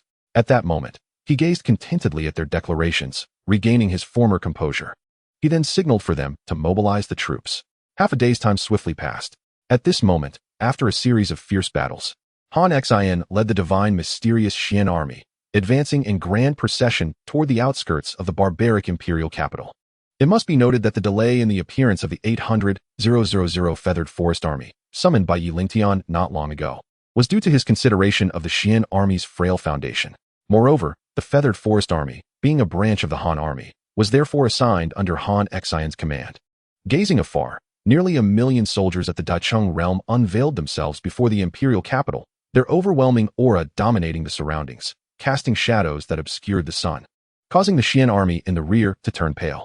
They speculated on this formidable force, which had just arrived from the imperial court, and questioned why their sovereign had dispatched another army to confront the barbaric realm, despite their own capabilities being somewhat lacking. Yet, in the face of adversaries, even if it meant risking their lives, they would not tarnish the imperial court's reputation. Moreover, they had witnessed the terrifying prowess of their commander, Han Xian. Up until now, they had yet to encounter any enemy capable of withstanding even a fraction of their commander's might. On the city ramparts, the barbaric sentinels were the first to be struck by fear, staring in horror at the seemingly endless army before them. Paralyzed by their fright and forgetting to sound the alarm, their minds were consumed by a singular thought: the barbaric realm was utterly doomed.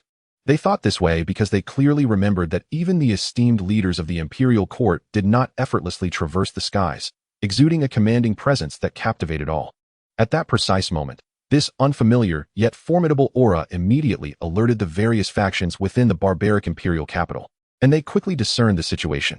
People from the Tianhuang imperial court had arrived. At this moment, they had no time to languish in the comforts of their surroundings. Roughly pushing aside the songstresses beside them, a look of concern etched across their faces as they dashed toward the palace exit, vanishing in a flash, leaving behind a songstress, bewildered and in utter shock. In the imperial study, the mood of Emperor Qin appeared rather jubilant as he prepared to visit the harem to cultivate affection with his favored concubine. However, an unexpected upheaval disrupted his thoughts, casting away his earlier contentment in an instant. Upon releasing his spiritual awareness to perceive the scene beyond the city, he seized the imperial whip from the wall of the hall and declared to those around him, "Follow me to the city walls." He then took the lead, dashing towards the city gate. As his words resonated, the air rippled, and several figures clad in white robes and adorned with butterfly masks emerged, trailing closely behind him. At that moment, the imperial city was engulfed by a menacing aura, causing many structures to collapse, leaving the populace in a state of panic as they sought refuge. Chaos ensued. Indeed, amidst great turmoil, various nefarious characters would inevitably surface to wreak havoc. This was no exaggeration. The imperial capital had recently descended into chaos, attracting a swarm of opportunists targeting the weaker factions, which were more susceptible to their predatory instincts. As Emperor Qin soared above, he witnessed the unfolding scenes and felt the royal wrath ignite within his eyes, compelling him to strike from the sky. He furiously commanded those behind him to notify the city guard to suppress the insurgents with ruthless efficiency, slay them without distinction. Understood. Han Xian stepped forward, instructing the imperial guard, "You shall attack immediately. Any resistance must be met with an unforgiving response." Following this command, he leaped into action, charging towards the high walls. The generals of the city's defenders quickly grasped the situation and ordered their soldiers to fire their magical energy cannons, while others readied spirit-vanquishing arrows. Though the soldiers felt trepidation, their instinct for survival drove them to unleash an extraordinary display of strength, a fervor unlike any they had previously known. However, as soon as the spirit-vanquishing arrows neared the imperial guard, they were repelled by a faint energy barrier. The arrows then reversed course, targeting the vital points of the defenders instead. Thud, thud. How is this possible? Those pierced in the throat clutched at their wounds in disbelief, their faces reflecting shock. Clearly, this turn of events was beyond their expectations. Yet the imperial guard paid no heed. They advanced as if strolling leisurely through a garden. Chapter 76. The first emperor poisoned to death in history wherever they passed. The defenders of the imperial city erupted in a mist of blood, their life essence scattering in all directions, leaving a scene of carnage in their wake. The distant soldiers, witnessing this horrific spectacle, recoiled in terror, trembling. "You are all demons. Do not approach, I wish to live." Cowardice permeated the air. Why resign themselves to fate when death awaited them regardless? Even the powerful magical energy cannons could not pierce their defenses. What kind of cultivators were they? What kind of enemy had the dynasty provoked, leaving no escape for them? "Everyone, do not linger in battle. Flee quickly." Hearing this, the imperial guard smirked, their disdain evident. "With a foolish emperor, a decaying kingdom shall meet its demise. You ants dare provoke such a formidable being as Xianxian? I truly pity you." As they observed the fleeing enemy, They were unwilling to squander energy on these insignificant foes and casually hurled flying swords. In an instant, the blades cleaved through the sky, glimmering with lethal brilliance. Within moments, the spirit swords soared into the distance, leaving behind a fleeting image. The defenders struck by the swords suddenly froze, their heads shattered, their chests pierced. Blood gushing forth like columns, their heads rolling away. The scene was grotesquely bloody, mingled with the sounds of agony, painting a picture of a living hell. In the blink of an eye, the outer walls of the imperial city were obliterated, revealing the azure crystalline or veins embedded within, which bore faint cracks. These veins are a type of high-strength, columnar composite native stone. Atomic bombs struggle to inflict structural damage upon them. At last, reinforcements from the various factions within the imperial city arrived, witnessing the desolation that stretched for miles. Their hearts trembled at the sight. Upon sensing the overwhelming aura emanating from above the city, an inexplicable dread washed over them, as if forewarning of impending doom. Thus, they chose to observe the situation cautiously. At that moment, before Emperor Qin even arrived, his voice resonated. "Who dares to disturb the peace within my domain? I shall have you slain." In a flash, he appeared 100 paces away from the gathering forces, and upon discerning the soldier's attire, his eyes burned with fury. "You have done well. I was not seeking you out. Yet you have come to me. This presents an opportunity to address a matter that has long weighed upon my heart." The leaders of the factions exchanged glances, secretly delighted, their expressions softening as their worries began to dissipate. They found Emperor Qin's behavior perplexing. By any rational standard, encountering such an invincible army would compel one to retreat from the fray. Yet he appeared unperturbed, recklessly testing the boundaries of fate. The shadowy guards accompanying Emperor Qin remained vigilant, unable to discern the true strength of the opposing forces. As top-tier cultivators themselves, their abilities were formidable. However, in this scenario, their spiritual senses seemed to vanish into the void, rendering their efforts absurd. Nevertheless, from the aura they exuded, it was clear they were not weaklings. Ignoring Emperor Qin's brazen proclamation, the Imperial Guard hastened their advance, their movements unrelenting, as the remaining defenders, having briefly relaxed, were once again engulfed by fear. In a fit of rage, Emperor Qin felt his fury reach a boiling point. His eyes glimmered with cold light as he commanded those behind him. "All of you are subjects of my Menghuang. In the face of a great enemy, I order you to swiftly organize your guards to advance and slay the forces of Xianxian. Those who kill will be rewarded with titles, and those who vanquish generals shall be granted nobility." As his words fell, a wave of astonishment rippled through the leaders of the factions, each struck by the audacity of his proclamation. "Your Majesty is truly generous." Such an unprecedented act in Menghuang's history could transform a mere commoner into someone of great esteem with a single commendation. "Let us all join forces. Perhaps we can share in the spoils. I earnestly advise against being blinded by such tempting rewards. The soldiers of Xianxian are not to be trifled with. Do not find yourselves with nothing but foul consequences." Though the Zhu family's words may be blunt, they hold truth. Take heed of those soldiers charging forth. With a mere flick of their swords, entire battalions of the imperial army fall. It's a sight too gruesome to behold. Better to keep your distance and avoid provoking disaster. As Emperor Qin perceived the lackluster response to his promises, his expression soured, and he bellowed, "A horde of parasites. You merely siphon from the dynasty. As the empire weakens, you take delight in its suffering. When I am free to act, each of you traitorous subjects will face judgment." The assembly fell silent, their expressions darkening as murderous intent flickered in their eyes. This Emperor Qin was truly oblivious to the gravity of his situation. Even now, he dared to provoke them, risking their defection to the enemy, which could lead to their demise. Suddenly, a soldier from the Imperial Guard shouted into the leftward sky, "Whoever lurks in the shadows, reveal yourself." The hidden guards of the Tianhui Imperial Guard, having sensed a grave threat upon entering the vicinity, had already set up a concealed formation to investigate the source of the disturbance. Thus, they had witnessed the carnage wrought by the Imperial Guard, their hearts swelling with dread, doubting their very existence. Just beyond the core of the Imperial domain, they encountered such formidable opponents. According to their assessment, this immense army of nearly 100,000 was superior in strength to them, as they had only felt similar fluctuations from their own general. The general, though of lower rank, was undeniably powerful. However, in such a remote domain, the sudden emergence of such a formidable army compelled them to ponder deeply. If this news were to reach the imperial court, it would undoubtedly provoke a tremendous uproar. Simultaneously, they felt an immense relief at their prior caution. For had they recklessly ventured into the realm of the divine profound, the mere thought of the lurking terrors within sent shivers down their spines. Beside them, Nie Xiong wore a face of horror. His perception of the gap in cultivation between himself and these soldiers was stark. and were it to be scrutinized, he would find himself somewhat lacking. Furthermore, he sensed an elusive aura that seemed to keep constant watch over him. Any slightest transgression would lead to his annihilation. And he had no doubt about his instincts. Having traversed countless battlefields, it was this very sensation that had saved him from death on numerous occasions, enabling him to evade countless lethal crises. Yet, this time, the feeling was more intense than ever, foreboding a perilous situation that could lead to his demise. To their astonishment, their hiding place was discovered by the Feathered Forest Army, who promptly issued a warning. They dared not hesitate, quickly dismantling their spirit formations, their figures instantly exposed to the eyes of all present. The Qin Emperor's expression brightened as he clasped his hands toward the group, expressing joy at the arrival of the envoy. Please, eradicate the invaders before us.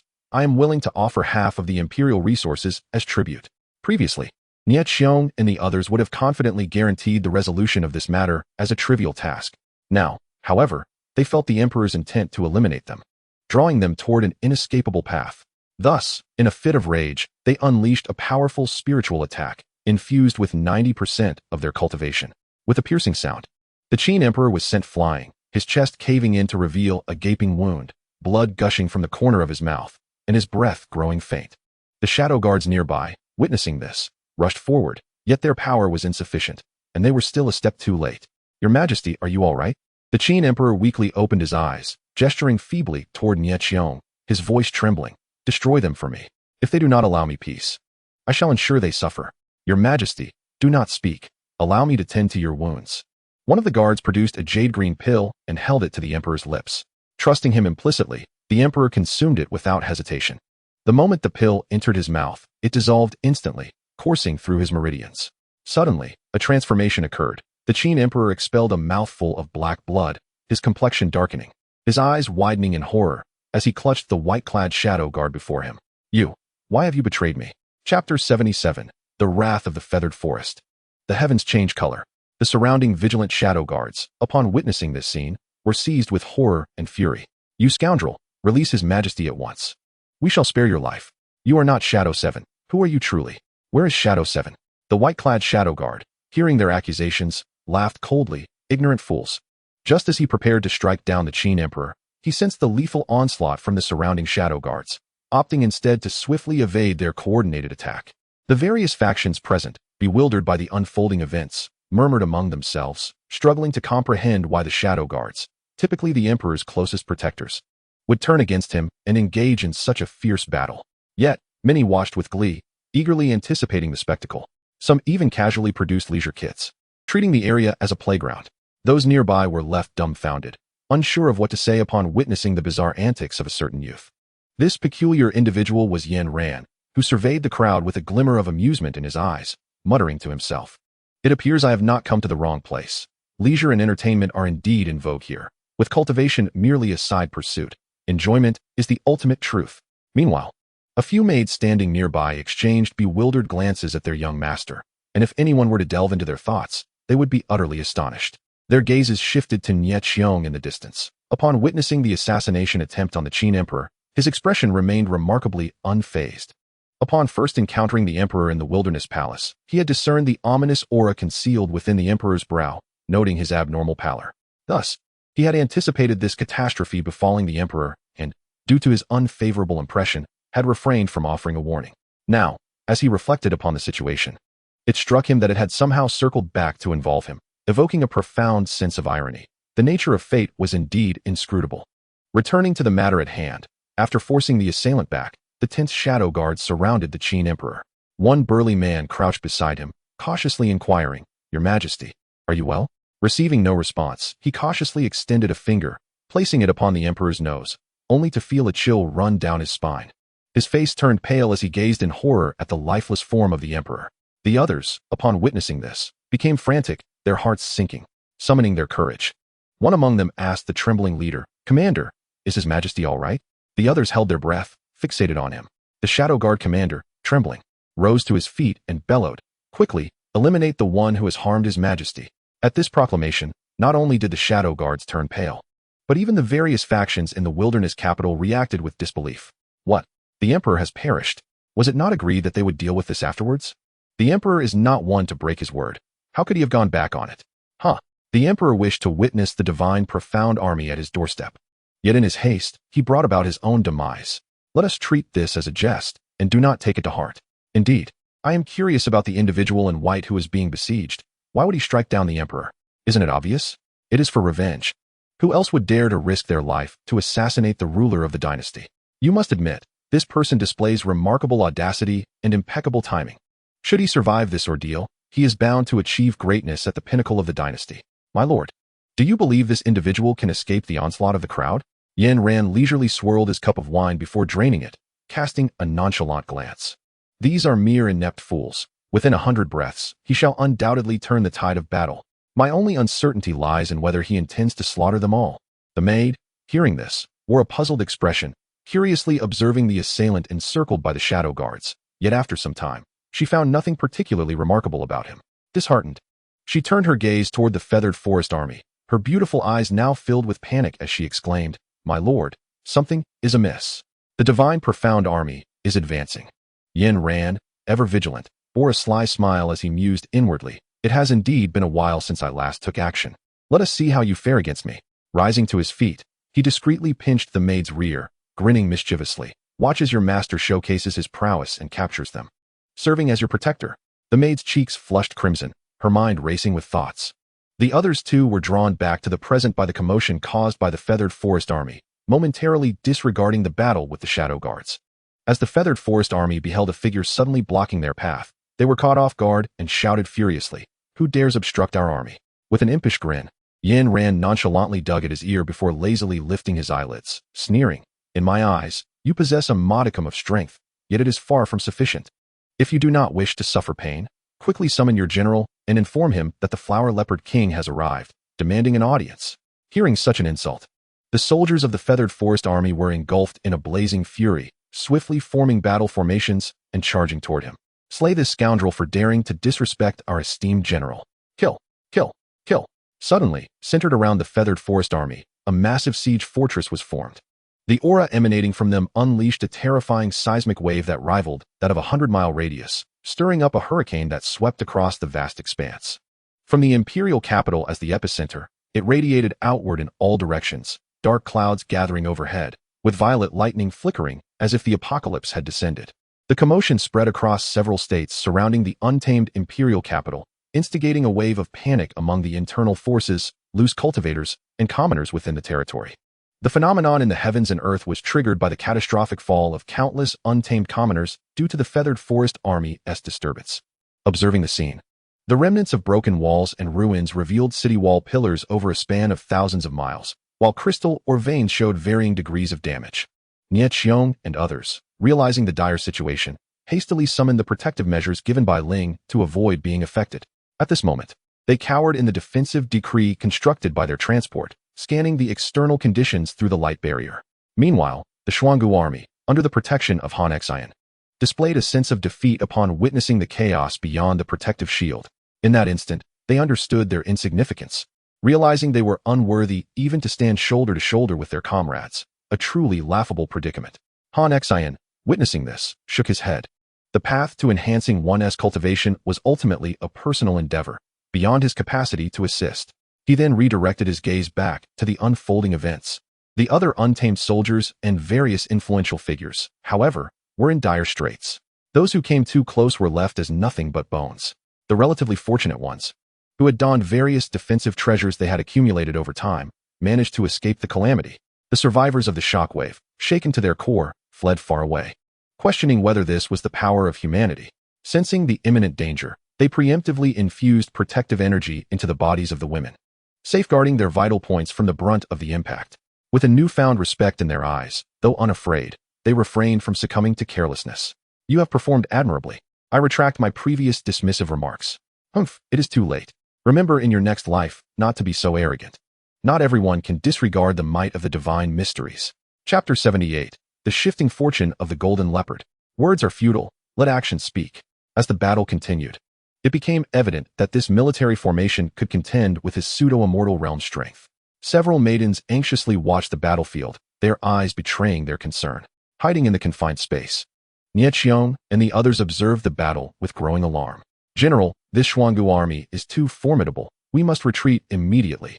Their power rivals that of the foremost Xuangu Imperial Guard, perhaps even surpassing it. General, make a swift decision, even if the Emperor learns of this later. We shall not incur his wrath. Beside him, Lingtian wore a worried expression, opting to retreat at this moment, realizing that returning empty-handed from the untamed expedition, despite the circumstances, would likely incur blame. If the old adversaries within the court seized this opportunity to counsel Emperor Ling, punishment would be inevitable. Alas, this expedition has been fraught with misfortunes. I should never have volunteered for this mission, as it has led to an inescapable predicament. Suddenly, a resounding crash echoed from afar, followed by a thick haze of smoke, accompanied by violent coughing. Once the dust settled, a disheveled figure emerged. There stood Yanran, a trace of blood at the corner of his mouth, his white robe stained with dust and marred by dark spots, kneeling on one knee, his right hand hanging limply, while the left supported himself on his knee, gasping for breath. The soldiers of the feathered forest army glared at him like ferocious beasts. Adhering to the principle of taking a fallen foe's life, they swiftly recalled their flying swords, launching a new barrage of attacks. With a flurry of movements, they infused spiritual power into their swords, executing sword control techniques to strike at the distant Yanran. Whoosh, whoosh, whoosh. Bang, clang. Young master, be careful. His maidens, witnessing the storm of swords approaching, quickly mobilized their true energy, employing sound techniques to warn him. The distant figure, the illusory Shadow 7, observed this scene, blinking beneath the butterfly mask, a look of horror crossing their face, muttering to themselves, the Xuangu Dynasty. After today, it is destined to be renowned across the West. I must find a concealed place to heal. After murmuring a couple of times, they dragged their body and vanished from sight. Outside the Imperial City, Han Xian suddenly glanced in the direction where illusory Shadow 7 had disappeared, refocusing his gaze on the battlefield. Yanran, sensing the impending crisis, sprang into the air, swiftly producing a healing pill, his injuries visibly mending at an astonishing rate. He then unleashed all his mid-stage celestial realm power. Instantly, a force comparable to the previous disturbance surged forth, enveloping the surrounding space in an aura of terror. Meanwhile, in the states surrounding the untamed region, the emergence of two distinctly different auras caught the attention of various factions, each wearing solemn expressions as they gazed toward the source of the energy, murmuring to themselves. That direction is the location of the untamed imperial capital. Could it be that the untamed is facing a lethal blow? According to yesterday's intelligence report, it must be the Xuangu army pressing in. Unless a miracle occurs, the untamed shall surely exit the historical stage. The Xuangu dynasty is truly formidable. At this moment, Yanran was utterly provoked by the sight of the human race before him, letting out a beastly roar, a woo. Instantly, as if a mask had been shed, his appearance underwent a dramatic transformation. His face bore the glimmering patterns of ancient coins, with two leopard-patterned ears slightly raised, clad in a black merchant's cloak. He had become the golden leopard. The maidens stood in stunned silence, trembling as they uttered, "Is this still the young master? Why has he transformed into a beast? What is happening? Those who wish to live, close your mouths at once. You human insects have compelled this king to reveal his true form. Angering this king shall earn you the death penalty." Fury of the leopard flame. The leopard's word descends. Witnessing the abrupt emergence of the golden leopard, the soldiers of the feathered forest army were momentarily taken aback, seeing astonishment reflected in their comrades' eyes, and an odd thought flickered in their minds. A peculiar golden leopard. The leopard of benevolence, yet misjudging the situation, dared to provoke our authority. Such words must not go unpunished. They promptly shook off the absurd thoughts. In the heat of battle, there was no room for pity for the enemy. One must prioritize the safety of their comrades. Thus, their actions were no longer hesitant. In an instant, they intensified the infusion of spiritual power, unleashing a torrential rain of 1,000,000 swords to clash with the golden leopard's furious flames and roars, intertwining in the air, colliding, and exploding. Boom. Crash. In the blink of an eye, the golden leopard, overwhelmed by numbers, was left battered and bruised, collapsing to the ground, barely clinging to life. Meanwhile, unbeknownst to those present, a thread of energy extended into the surrounding space, disappearing into the void. At the same time, within the Xuangu Imperial Palace, Ding detected a mid-stage celestial realm interdimensional golden leopard, triggering a side quest, Subdue the Golden Leopard. Quest reward, 1 opportunity for divine demon summoning. What? A golden leopard? Is this not a species unique to Blue Star? Oh, there's an interdimensional version too. Lingtian was somewhat taken aback, thinking to himself how wondrous this vast world is. Feeling a bit confused, he inquired, "Inin, you have yet to inform me where the golden leopard is, otherwise, how can I subdue it?" Friendly reminder, The Golden Leopard is currently being besieged by the Feathered Forest Army and is on the brink of death. If the host does not wish for the mission to fail, please execute immediately. Lingtian was momentarily stunned, realizing that this leopard had come seeking protection. Considering its dire state, in pursuit of the divine demon summoning opportunity, he set aside his thoughts and contacted xianxian to have him subdue the Golden Leopard. The Golden Leopard indeed lives up to its name. At the moment it was engulfed by the Feathered Forest Army's rain of swords, it invoked its auxiliary divine powers, the Holy Path's radiance. On the other side, xianxian received a message from Lingtian, raising an eyebrow in perplexity over how His Majesty had come to know of the events unfolding on the scene. He was to subdue the seemingly inconspicuous leopard before him. Nevertheless, he quickly rose and made his way toward the inner city. Upon entering the inner city, the Feather Forest Army collectively bowed, greeting their commander. No need for formalities. xianxian commanded, his gaze sweeping over the leopard on the ground. He projected a strand of spiritual energy, which instantly permeated its body. Upon closer inspection, one could observe the spiritual energy coursing through its form, continuously mending its grievous wounds. Within a few breaths, its injuries were healed by 70 to 80%. xianxian, having channeled his spiritual energy, explained to the bewildered soldiers of the Feather Forest Army, "I have just received His Majesty's orders to spare this beast." The soldiers then understood, refraining from further inquiries, and stood by in silence, awaiting further commands. Meanwhile, the leopard, having just recovered from its injuries, noticed a towering figure looming in front of it and trembled in fear. With a wary expression, it stammered, "Who are you? Did you heal me?" As soon as the words escaped its mouth, it mentally berated itself for its foolishness, recognizing the immeasurable strength of the person before it. Especially as the soldiers around him exhibited such respect, it was clear that this individual was no ordinary being. With its life hanging by a thread, it could hardly fathom who else could so effortlessly heal the injuries of a being so close to the pinnacle of mortal capabilities. Just moments ago, it had been acutely aware of the ebbing of its life force. Yet, all signs pointed to the formidable figure before it. A wave of confusion washed over it. Why would this person, an enemy to its kind, choose to spare its life? Could it be the result of some divine intervention? However, upon witnessing xianxian's imposing presence, akin to that of a deity, the leopard prudently remained silent, not daring to voice its thoughts, instead contemplating its predicament. Subsequently, xianxian issued a command for the forces to swiftly advance toward the imperial city. Understood. The troops responded, immediately setting their sights on the distant imperial city. Noticing the Feather Forest Army in the distance, xianxian addressed a certain space. "Have you been watching for so long that I must summon you forth?" Xianxiang and the others were startled, piecing together the terrifying scene they had just witnessed. Surmising that this man was indeed the source of their profound sense of danger, the renowned commander of the Divine Mysterious. Chapter 79, Stirring the Ling Emperor, Annihilation of the Wields. With this realization, a hint of fear crept onto their faces, especially considering that they were in a space constructed by the imperial decree granted by the Ling Emperor. Consequently, their hearts steadied, and emboldened, they taunted, "Indeed, it is no small feat for you to discover our hiding place. Please, feel free to make your move." Beside them, the Tianhui Imperial Guards appeared bewildered, wondering what their general intended to do. If they angered this formidable being, their fates would surely be sealed. As the words echoed, the leopard regarded them with a bemused expression, thinking how brazen they were to provoke a celestial being. This was bound to be entertaining.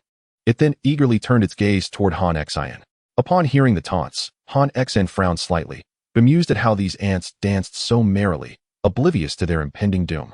His eyes then filled with an icy chill, a voice imbued with terrifying power resonating throughout the space. "I shall grant you your wish."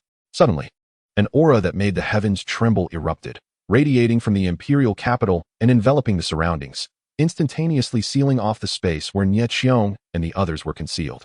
The heavenly Tao, sensing the disturbances in the western wilderness, grew cold and furious at the incessant disruptions caused by mere ants under its dominion. Yet, upon detecting the aura emanating from these individuals, which bore a resemblance to a group of celestial cultivators encountered not long ago, a fleeting glimmer of trepidation flickered in its unfeeling gaze, sparking a wave of doubt. Soon after, upon grasping the deeper connections at play, it directed a bolt of thunder toward the space occupied by Xianxiang and the others. Just as Xianxiang and his companions felt the chilling presence of xianxian's icy aura locking onto them, they were met with the dread of the heavenly punishment descending upon them. Their hearts plummeted, filled with confusion over how they could be subjected to such a thunderous assault without provocation. The Tianhui Imperial Guards, filled with terror, cried out in panic, "It's over! Who has provoked the heavenly Tao's thunder?" There's no escaping this calamity today. We must act swiftly. General, revoke the decree and scatter to flee. Perhaps there is still a glimmer of hope. No, there are powerful beings surveilling outside. The general should activate the decree to lead us away. The thunder will dissipate once it loses its target. Xianxia's face turned grim, and despite his loyal counsel, he too had attempted to escape, but found it futile. Anger surged within him as he shouted, I have already tried. The space is sealed. There's nowhere to flee. What? Are you saying we can only await our demise? Haha, who would have thought we would perish not at the hands of the divine mysterious commander, but rather inexplicably struck down by thunder? It was a bitter pill to swallow, as they had initially believed this journey beyond the imperial borders to be a lucrative endeavor, only to find themselves meeting their end in such a desolate place. In the midst of Han Xian's moment of contemplation, the thunder engulfed the space, and Xiong and his companions were instantly reduced to ashes, completely vanishing from existence.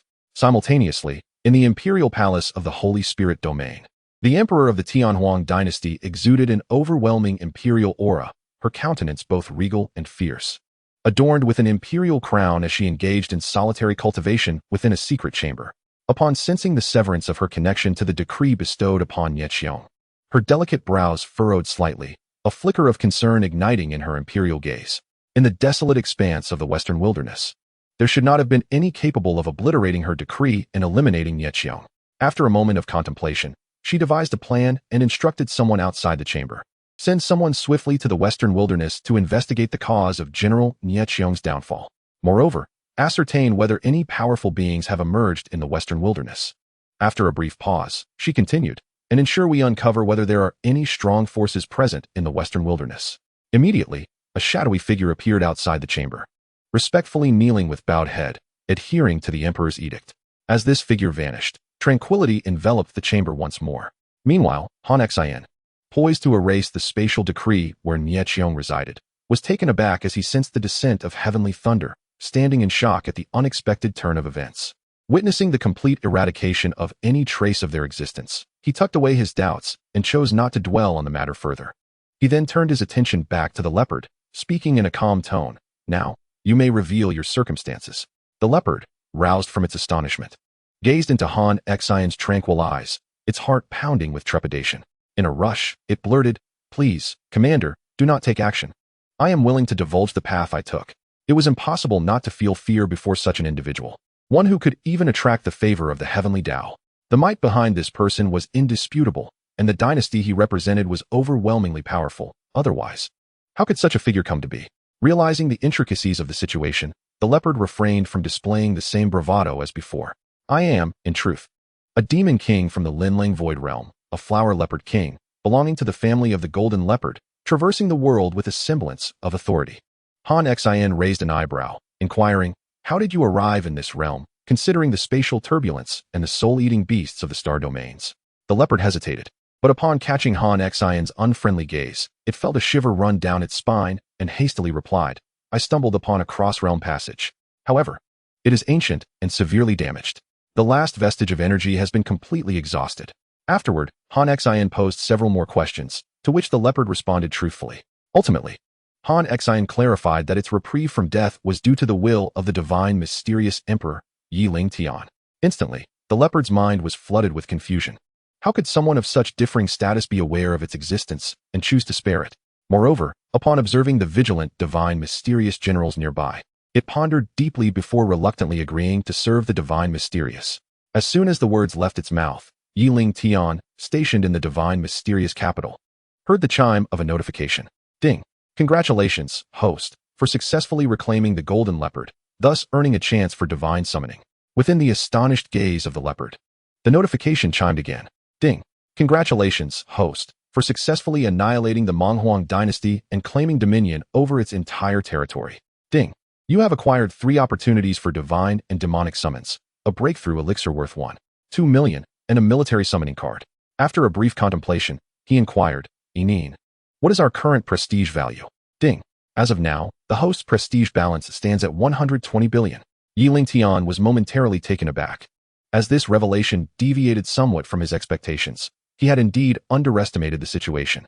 However, considering the near destruction of several major dynasties surrounding him, it was clear that earning the allegiance of the populace was no trivial endeavor. Enin, Please deposit all the breakthrough elixirs I have obtained into the Divine Offering Department's store. As soon as Lingtian issued the command, the store of the Divine Offering Department instantaneously updated its inventory with breakthrough elixirs suitable for high-tier and transcendent realms, also indicating the remaining quantity of the elixirs.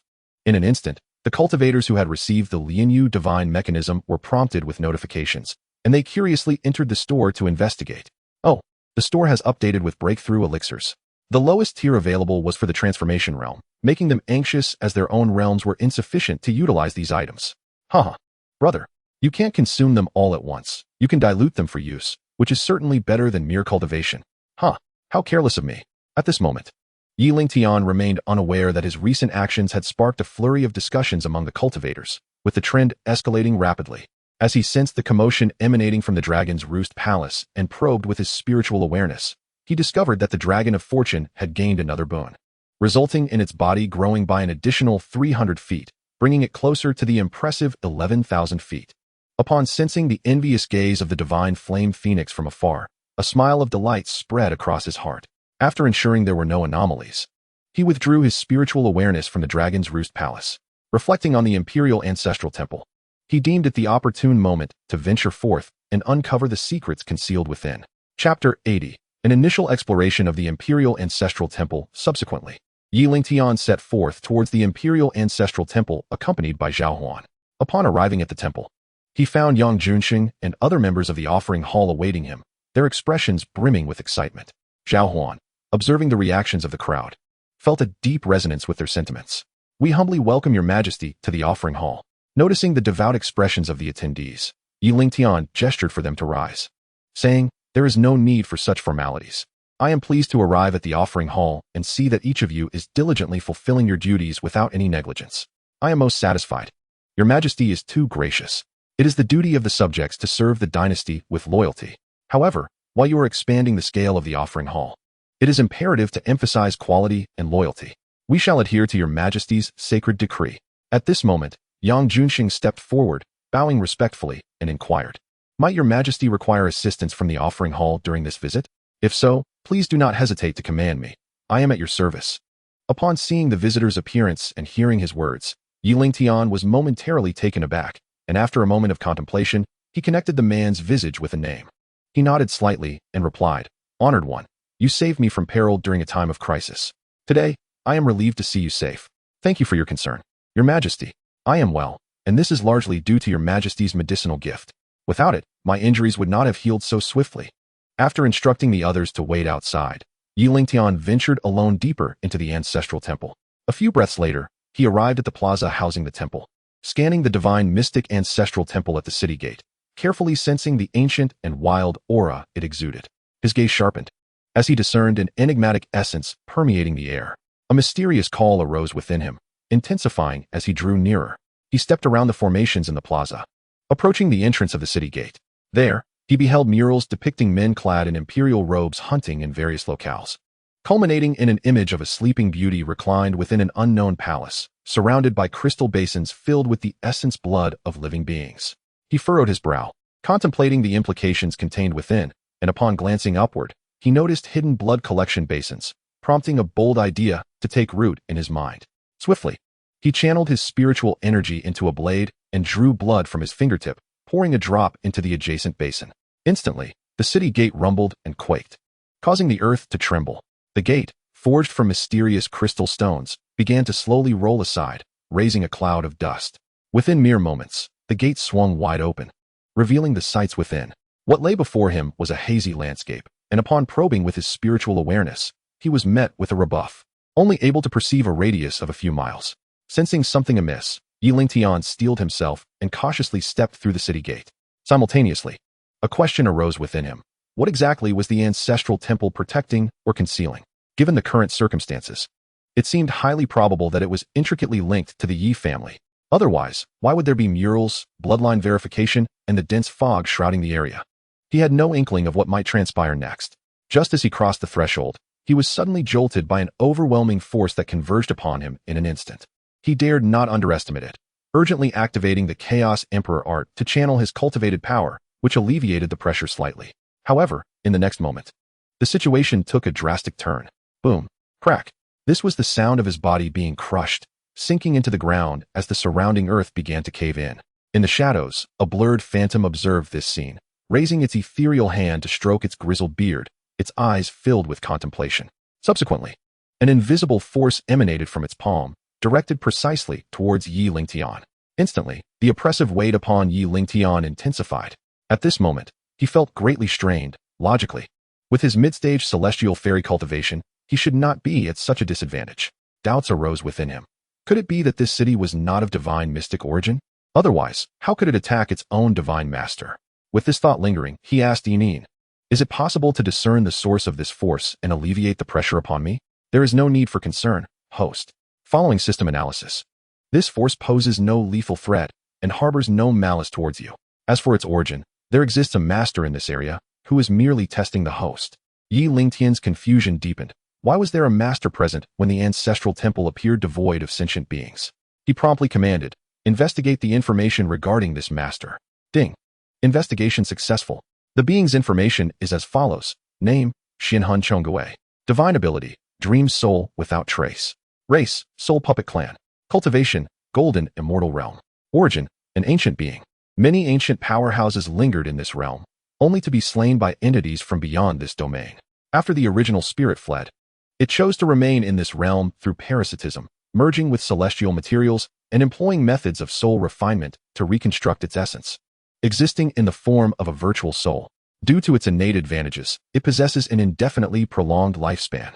The puppet retains all memories of its original self, representing an alternative form of existence. However, as they transcend the constraints of this realm, the heavenly laws do not permit their existence. Thus, certain primordial secret realms or vessels capable of harboring living beings serve as their hiding places. Based on the investigation, this region's puppet spirit is confined by a mysterious powerhouse, tasked with guarding this area. Upon hearing this explanation, Yi Lingtian felt a wave of astonishment wash over him. If this were the case, after tens of thousands of years, this spirit would not be as simple as it seemed. Furthermore, if an ancient entity possessed the ability to imprison a puppet spirit, the mysterious person now would undoubtedly be even more formidable. He maintained a facade of composure, aware that the puppet spirit might be observing him in secret. However, upon reflection, the fact that this spirit could be sealed here indicated its inability to escape, suggesting it had been deliberately placed in this location. Perhaps the mysterious individual had assigned a task, and only upon its successful completion could it depart from this realm. Understanding the crux of the matter, he unleashed his full potential, breaking free from the constraints of pressure in an instant, and surged towards Yinin's location with remarkable speed. This young man, astonishingly competent, had managed to shatter the shackles of the purgatorial gravity space. This is bad. He is heading in my direction. Could it be that he has discovered my presence? No, that cannot be right. Given that he is merely a loose immortal, the disparity in our realms should render him incapable of easily detecting me. Immediately, he dismissed his internal conjecture, realizing he had been overly cautious.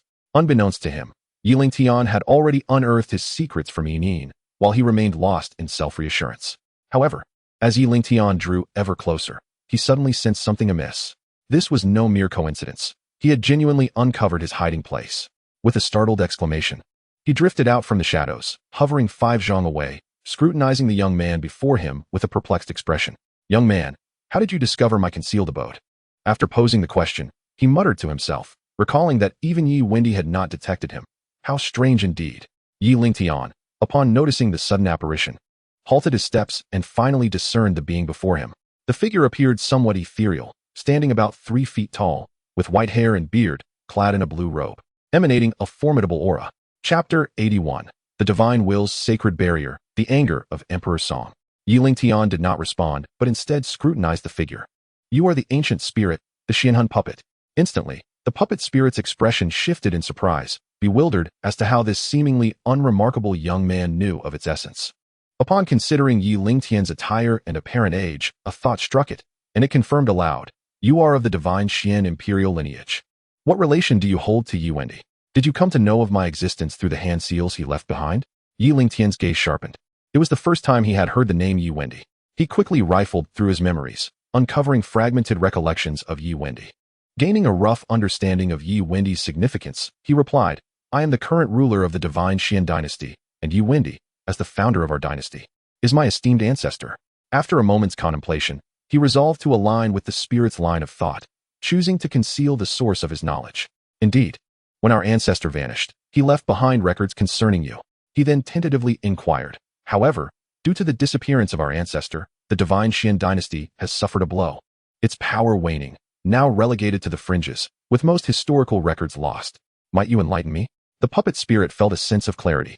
However, upon hearing of the divine Xian's decline, it could not help but feel a tinge of melancholy.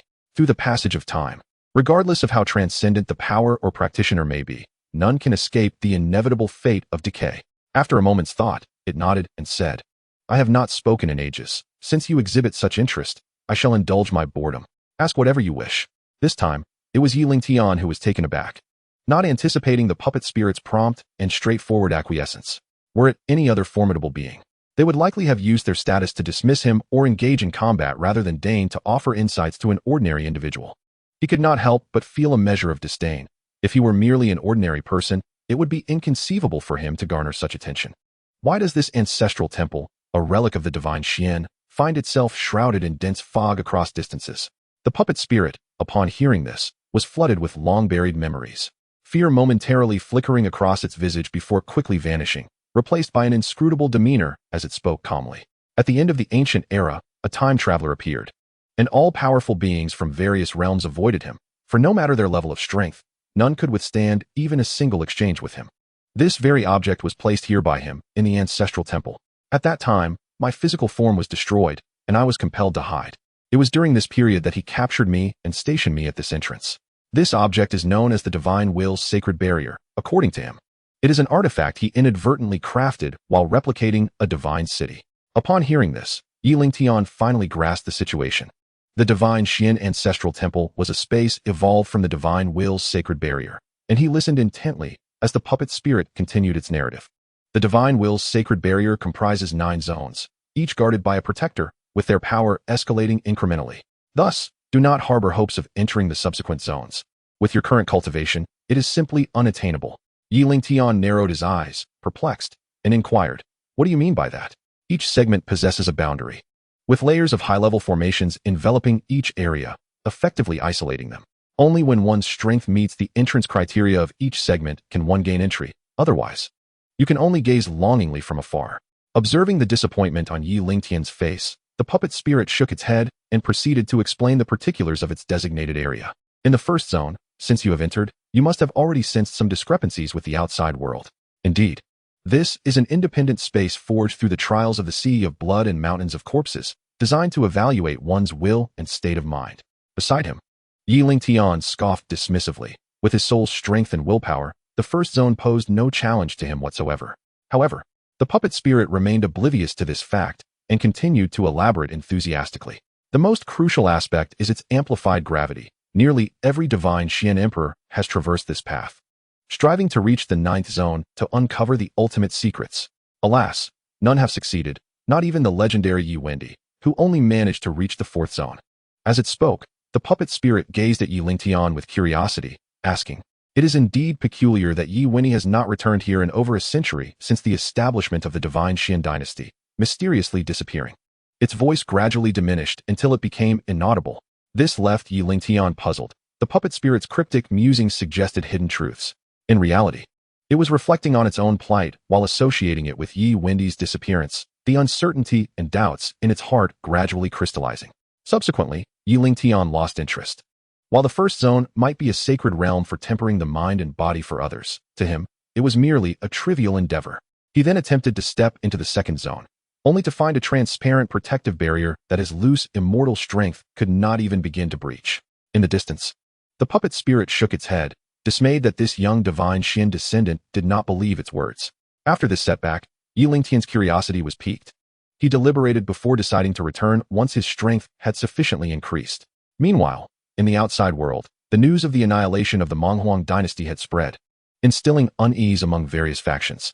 Simultaneously, in the palace of the Xianxiu dynasty, located in the southwestern territory of the divine Xian, the ministers, shaken by the news of the Qingtian and Monghuang dynasty's demise, engaged in heated discussions within the Grand Hall.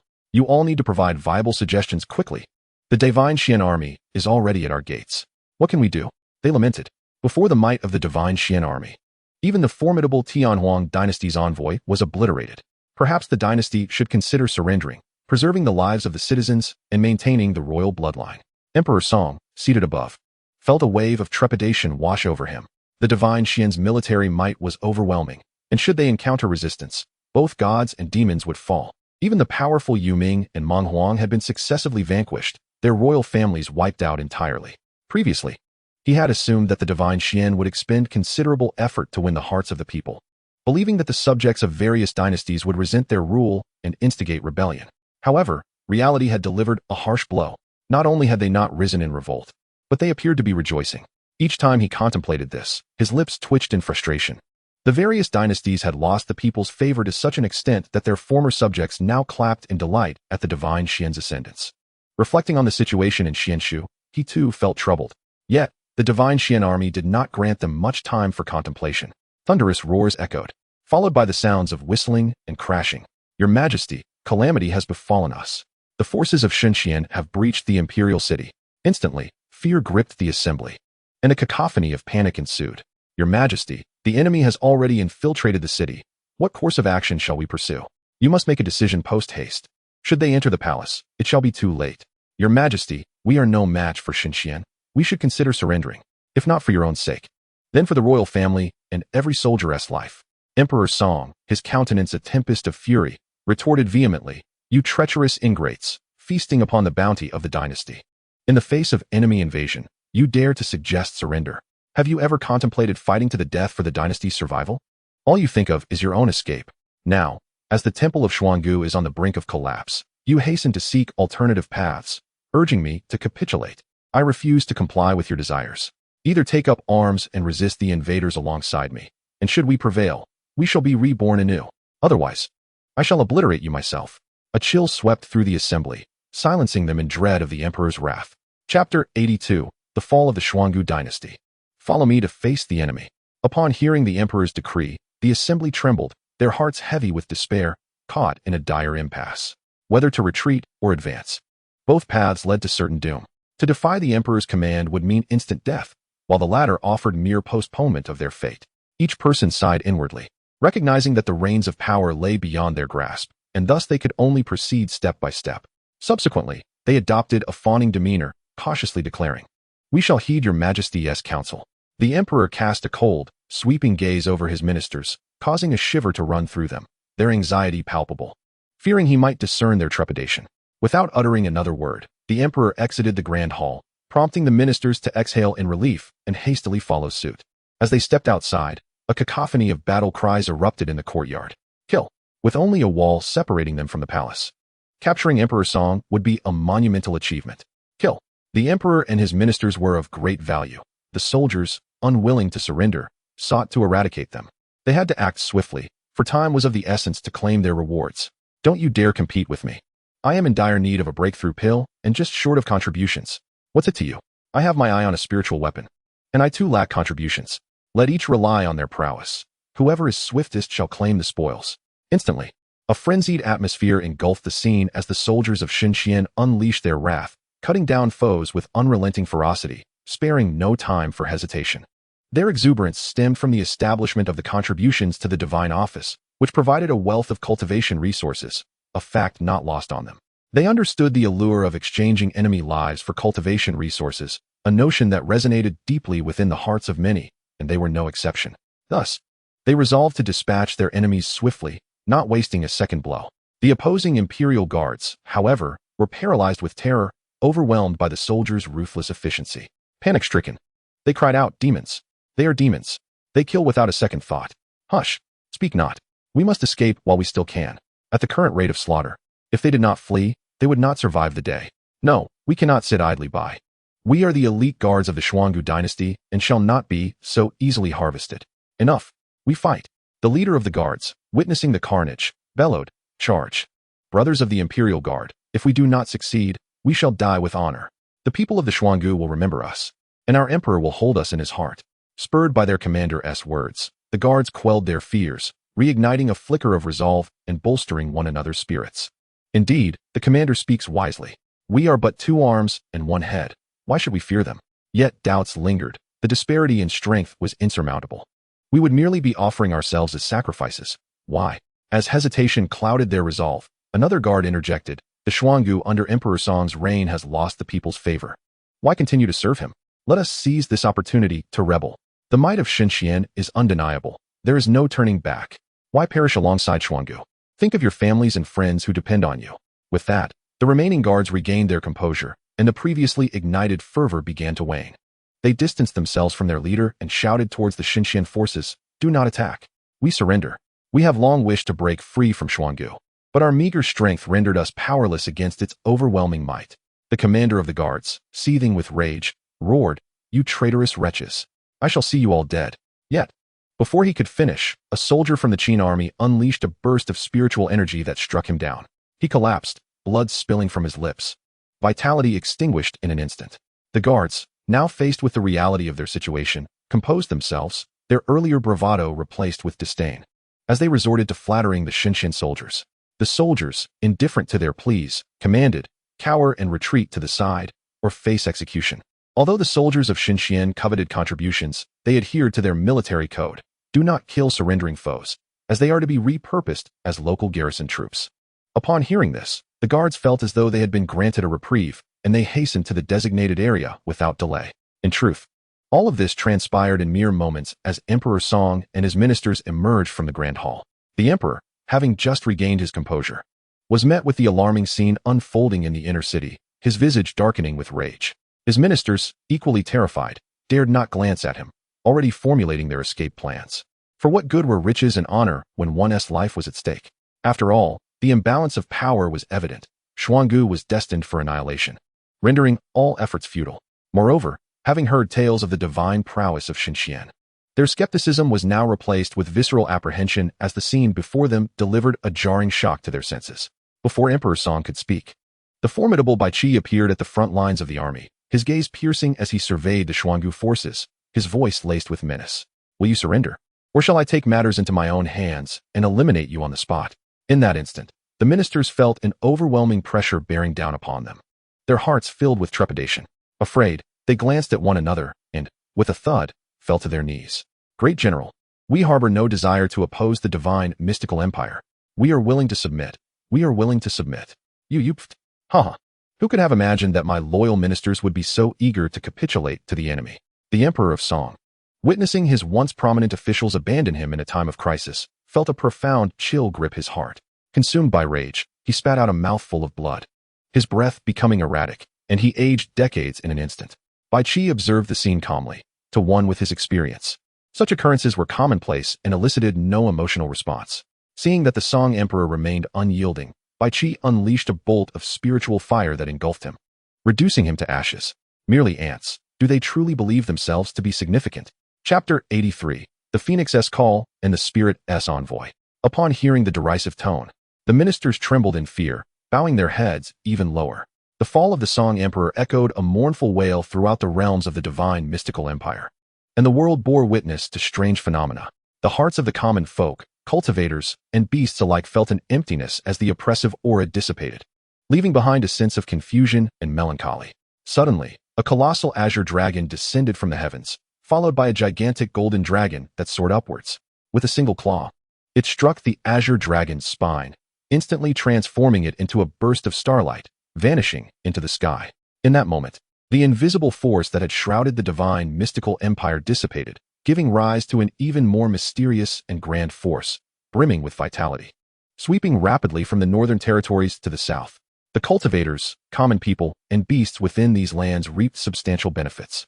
Those who sincerely pledged allegiance to the divine mystical empire experienced a surge in their cultivation levels, while ordinary individuals found their physical bodies strengthened, becoming light and agile, shedding their previous lethargy and greatly enhancing their vitality and longevity. Overjoyed, they prostrated themselves in reverence towards the direction of the nine-clawed golden dragon's ethereal form. As the dragon's shadow passed, it left behind the shimmering marks of the divine, mystical empire's fortune, gradually fading away. Simultaneously, Huatsubing led his army into the imperial capital of the Phoenix's Call Empire. Upon receiving reports from his soldiers, Emperor Zhao, against the tide of dissent, announced an unconditional surrender and dispatched trusted aides to deliver the letter of capitulation. His decision was influenced not only by the formidable military strength of the divine mystical empire, but also by his unwillingness to witness the devastation of his capital and the loss of his cherished kin to the Phoenix Escall Empire. Most importantly, with the demise of surrounding imperial powers, the rise of the divine mystical empire was unmistakable. He recognized that the tide had turned against him. Not a man of stubbornness, he refused to embrace a scorched earth policy that could lead to mutual annihilation. Such notions seemed preposterous upon reflection. In that moment, the might of the divine mystical empire was overwhelming, capable of annihilation at a mere touch. When Huaizubing received the report and reviewed the letter of surrender, he was somewhat surprised, pondering that this Emperor Zhao was a man who understood the times and knew when to act decisively. He then ordered his army to occupy the imperial capital of the Phoenix Escall Empire. Simultaneously, he reported to Lingtian that the entire territory of the Phoenix Escall Empire had been reclaimed, awaiting further instructions. With Han Xian and Huaizubing's conquest of the realms of Xianyu and Phoenix Escall, the two great empires were irrevocably erased from the annals of history, swallowed by the tide of countless imperial powers. At this moment, in the capital of the divine mystical empire, two ethereal forms of the source dragon manifested in the void, bestowing two waves of benefits, causing the dragon's body to grow by an astounding 1,200 feet. The domains of the two great empires were assimilated into its perception and control, the accumulated fortune extending into these newly integrated territories of the divine mystical empire. As for its strength, it remained carefully restrained, making it exceedingly difficult for outsiders to glean even a hint of its true power. This incited envy and jealousy in the nearby divine flame phoenix, which felt a deep sense of unfairness towards its master. Since its arrival, all the benefits gained by the empire seemed to flow solely to this dim-witted giant, while it had not even caught a whiff of the rewards. Fluffing its increasingly plump feathers in frustration, it resolved to quickly convert the energy within itself and compete with the colossal figure before it, determined to strike a blow to its master's pride. As if envisioning a delightful scenario, it unconsciously raised its wings and began to shake its body in excitement. Meanwhile, on the outside, Lingtian sensed the situation in the Dragon Rest Palace and understood that yet another empire had fallen. Ding! Congratulations, host, for successfully occupying the territory of the Xianyu Empire. Ding! Congratulations, host, for obtaining 3 opportunities for summoning divine demons, 20 billion breakthrough pills for the Void Refinement Realm, 1 army summoning card, 200 million premium spirit stones, 500,000 top-tier spirit swords, and 30 bottles of life essence, 20 drops per bottle. Ding! Congratulations, host, for successfully occupying the territory of the Phoenix Escall Empire. Ding! You have received 3 opportunities for summoning divine demons, 2 billion breakthrough pills for the God Transformation Realm, 1 army summoning card, 100 million premium spirit stones, and 2 million premium spirit jade. Upon hearing of such generous rewards, he might have felt a surge of excitement in the past, but now he maintained his composure throughout. After experiencing the system's rewards over the days, he had grown accustomed to the bountiful returns for completing tasks or triggering hidden missions. He then recalled that since the system upgrade, he had yet to closely examine the items available for exchange in the system shop. Promptly, he summoned the system shop interface and began to study it attentively. Before his eyes were 4 primary categories: elixirs, martial arts, magical treasures, and spirit beasts, a term that encompasses both intelligent beasts and various types of creatures. Alongside spiritual herbs, defined similarly to spirit beasts, his consciousness brushed against the elixir module, revealing healing elixirs, such as Spirit Recovery Pill, Life Essence Pill, and Meridian Opening Pill. Breakthrough elixirs, Void Refinement Pill, God Transformation Pill, and Ascendance Pill, Explosive Elixirs, Detonation Pill, Throwing Pill, and Moonshadow Pill, and Spirit Nurturing Elixirs, Spirit Recovery Pill, Meridian Expansion Pill, and Spirit Creation Pill. In the Martial Arts module, there were body refinement techniques, such as Crimson Flame Meridian Burning Technique, Fiery Calamity Body Tempering Technique, and Harmonious Spirit Strike Technique. Divine abilities, such as 9 Void Spirit Transformation, Infinite Shadow, and Multiple Clones Technique, and fire-related techniques, such as Flame Pursuit of the Sun, Thunderblaze Requiem, and 9 forms of flame control. The Magical Treasures module included the superior-grade Heavenly Mystic Spirit Sword, a storage ring with a capacity of 10,000 square meters, a defensive waist belt, and a mid-grade immortal artifact, the Sacred Spirit Gourd. In the Spirit Herb module, there were Spirit Rice, a type of spiritual rice that exists between the celestial and mundane realms, improving physical functions and extending life with long-term consumption. Twin Spirit Ginseng, a forked herb with 2 fan-shaped branches, classified as early-stage celestial grade, capable of instantly healing various injuries.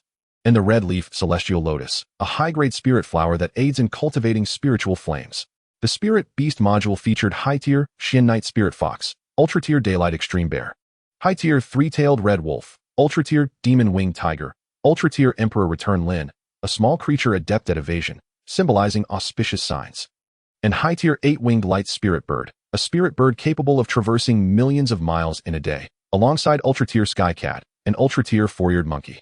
Having surveyed the options, Lingtian felt satisfied with the overall offerings, which were all based on their hidden value and exchanged according to fortune points. After a moment of contemplation, he decided to first rectify the loopholes present in the Divine Contribution Bureau.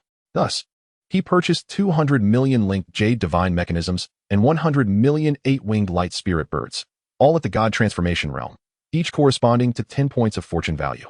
Seeing his diminishing fortune points, he grimaced in pain, realizing that a considerable amount of contribution value had already been spent and could only sigh helplessly.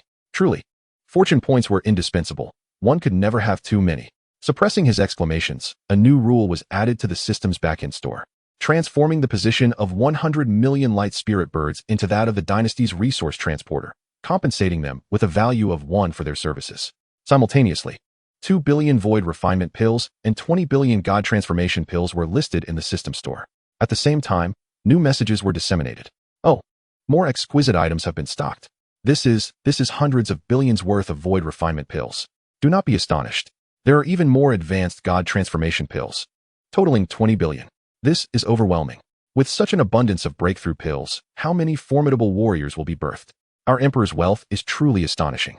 If deployed in a grand army, within a short span, countless high-tier troops could be equipped, leaving other imperial forces in utter dismay. Indeed, why does His Majesty allow these items in the system store for the exchange of cultivators under the dynasty rather than directly investing in the army? After all, only a robust imperial army can safeguard the dynasty's territories and ensure the peace of its citizens. Chapter 84. Unifying the Western Wilderness and Receiving Further Rewards. You see, the Divine Tribute Office is the royal institution responsible for the comprehensive management of the dynasty's resources. All matters related to the dynasty's resources stem from it. His Majesty's actions can only be described as a masterpiece. Observing the lecturer's pause, the crowd urged him to continue, imploring, "Quickly, do not keep us in suspense." Noticing the eager expressions around him, he wiped the cold sweat from his forehead, acutely aware that further hesitation would breed discontent among the crowd, and he would be overwhelmed by their collective displeasure. Thus, he resumed his explanation with fervor, stating that the Emperor merely needs to maintain control over core resources, and the dynasty, as a high-speed operating machine, will continue to function efficiently. This is the essence, am I not correct? After this clarification, the onlookers finally grasped the concept, voicing their understanding. His Majesty the Emperor is indeed impressive, operating the dynasty in such a manner. I eagerly anticipate what heights the divine mystique will reach in the future. The strategy is indeed astute. Henceforth, all factions will center their actions around the dynasty, fundamentally eradicating any factors of instability. I have resolved to become a loyal follower of His Majesty, dedicated to safeguarding the divine mystique. Should anyone oppose the divine mystique, I shall be the first to object. Look at yourself. The people around you are disdainful, let alone our illustrious and mighty Emperor. A summer insect cannot discuss ice. As the crowd conversed, some cultivators dashed cold water on the enthusiasm, questioning the utility of such discussions. What does it matter? Earning contribution points is exceedingly challenging. We can only watch enviously, and I am nearly driven to despair. Others nodded in agreement, echoing, "Indeed. Ever since we obtained the United Jade Divine Mechanism, we have exerted great effort, yet only managed to earn 5 contribution points. Be content. At least you have had the chance to engage with it and earn some contribution points.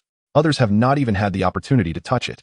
I truly wonder when the dynasty will sell the United Jade Divine Mechanism again. My family and friends are all envious, pestering me daily to show them this wondrous item.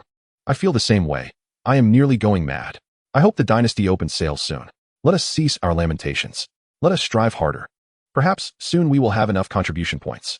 Good news about the United Jade Divine Mechanism will soon be forthcoming." Lost in his thoughts, Lingtian was unaware that his actions had ignited discussions among those who possessed the United Jade Divine Mechanism. Even if he were aware of their needs, he would still execute the dynasty's affairs according to his plans, methodically. He then transmitted a message to Lu Dongbin. "Minister Lu, come see me at once." Awakening from his cultivation, Lu Dongbin, stationed at the Divine Tribute Office, was puzzled. Unable to fathom the reason for His Majesty's summons, he suppressed his curiosity and promptly appeared outside the imperial study. Your Majesty, Deputy Minister Lu requests an audience. Let him enter. Your Majesty. Upon entering the hall, Lu Dongbin saw Lingtian wave his hand, signaling him to forego formalities. He then instructed, "This is a shipment of 200 million United Jade Divine Mechanisms. Arrange for them to be sold at their original price of 100 high-grade spirit stones each. Simultaneously, I will resolve the issue of product delivery to the store by allocating 100 million God Transformation 8-winged light spirit birds." With that, he retrieved the United Jade Divine Mechanisms from the system space and summoned 100 million 8-winged light spirit birds from the Beast Garden. In an instant, swift shadows filled the imperial study. Observing this, Lu Dongbin unleashed a surge of ethereal energy, creating a spatial rift to swiftly relocate the spirit birds. Lingtian did not intervene. After all, they were meant for the Divine Tribute Office's management. How they would be arranged was not his concern. Witnessing Lu Dongbin's rapid construction of a spatial barrier, Lingtian inwardly marveled. With his status as a loose immortal, he lacked such transcendent capabilities. However, he quickly adjusted his mindset, saying, "Minister, proceed and resolve this matter swiftly." Understood. Watching Lu Dongbin vanish, he pondered, what is my current reputation value? I recall there were still supreme-level breakthrough pills. How many have accumulated? Ding. The host currently possesses a reputation value of 217 billion, including the initial 117 billion and an additional 100 billion from the complete annihilation of the 3 major dynasties. Ding. The host has a total of 1.2 million major ascension pills. Note: breakthrough pills is a general term. Specific names can be assigned corresponding to the respective realms. Just then, the system's voice chimed again. Ding. Congratulations, host, on successfully annihilating the Xianxiao dynasty. Ding. You have received 4 opportunities for summoning deities and demons, 2 army summoning cards, 2 million major ascension pills, and 500 million high-grade spirit stones. Ding. Congratulations, host, on successfully annihilating the Tai-In dynasty. Ding. You have received 4 opportunities for summoning deities and demons, 2 army summoning opportunities, 2 million major ascension pills, and 1 billion high-grade spirit stones. Lingtian felt a surge of excitement. The Western Wilderness had finally been unified. In the next moment, the system's voice confirmed his thoughts. Ding. Congratulations, host, on completing the hidden task of unifying the Western Wilderness. Ding. Congratulations, host, on receiving 10 opportunities for summoning deities and demons, 6 army summoning opportunities, 2 million tribulation pills, and an increase of 5 levels in the Chaotic Emperor's art. After briefly calculating, he realized that the total opportunities for summoning deities and demons had reached 31. Initial reputation value exchanged for 14 summoning opportunities, leaving 1 remaining.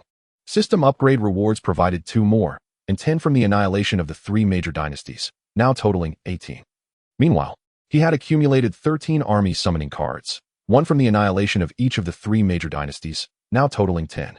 Additionally, he had 45 bottles of celestial life essence, 18 billion high-grade spirit stones, 2 million high-grade spirit jades, 500,000 high-grade spirit swords, 5 million major ascension pills, and 2 million tribulation pills. Having meticulously reviewed the rewards, a smile graced his face. With these resources, previously immature thoughts could now be pursued. Recalling his encounter in the heavenly intent divine restriction, he resolved to elevate his cultivation first. Cultivate the Chaotic Emperor's art. Ding. Successfully cultivating the Chaotic Emperor's art, now elevated to the mid-stage of the 4th layer. Ding.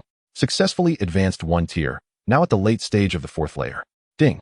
Successfully advanced 1 tier, currently at the late stage of the 5th layer. Ding. Congratulations, host, on elevating your cultivation to the late stage of the loose immortal realm. Ding. Congratulations, host, on advancing to the early stage of the earth immortal realm. Ding. Congratulations, host, on successfully elevating to the early stage of the golden immortal realm. Is the earth immortal realm equivalent to the golden immortal realm? Quite favorable. Feeling the surge of power coursing through him, he was imbued with the strength to obliterate the heavens and the earth. He harbored an illusion that with a mere gesture, he could cleave the stars and slice through the moon, launching attacks across the realms of the celestial world. Thus, he promptly acted upon this thought. Treating it as an experiment, he settled into a meditative posture, unleashing his celestial consciousness from the divine abyss, gradually enveloping the center of the realm. Along his path, he discovered no fewer than dozens of imperial-level forces, both in the open and hidden from view.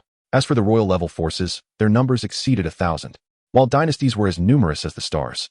There were also 8 forbidden zones and 8 districts of demonic realms, within which resided a multitude of transcendent beings, some even at the threshold of the celestial realm. Retrieving his celestial consciousness, he concluded that the current strength within the divine abyss was still somewhat lacking. Meanwhile, Dongbin had just returned to the divine offering department, where he instructed his subordinate, Ling Wuyo, to promptly affix notices regarding the impending sale of the second batch of the Jade Divine Mechanism. Ling Wuyo's face lit up with excitement.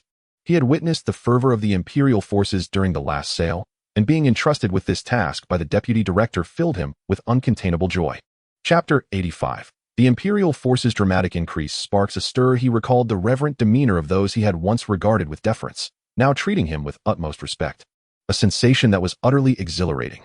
His expression turned fervent as he respectfully accepted the order. Your subordinate obeys.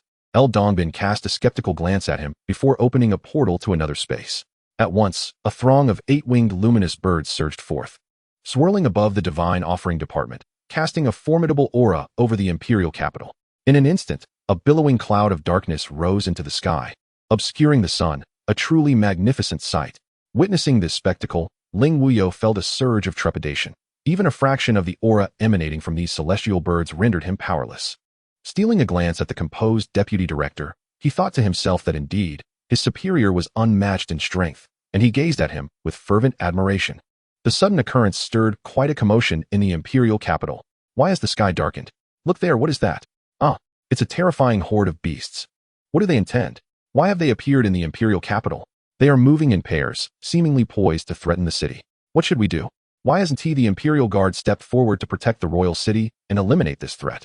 The guards stationed at the city gates of the imperial capital exchanged bewildered glances at the monstrous figures that had suddenly emerged in the sky, promptly reporting to their commanding general. General, a multitude of beastly shadows has appeared in the direction of the divine offering department. Should we engage?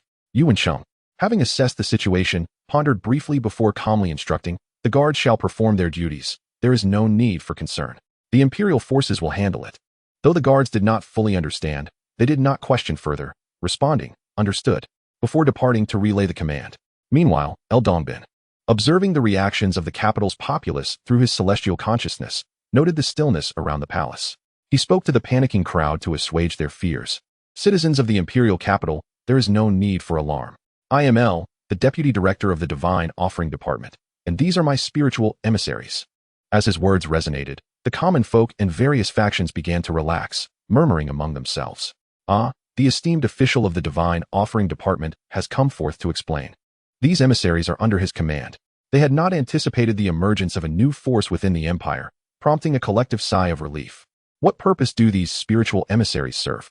Dongbin retracted his celestial consciousness, choosing not to dwell on the unfolding events in the imperial capital, and instead addressed the 8-winged luminous birds that had landed in the square of the divine offering department.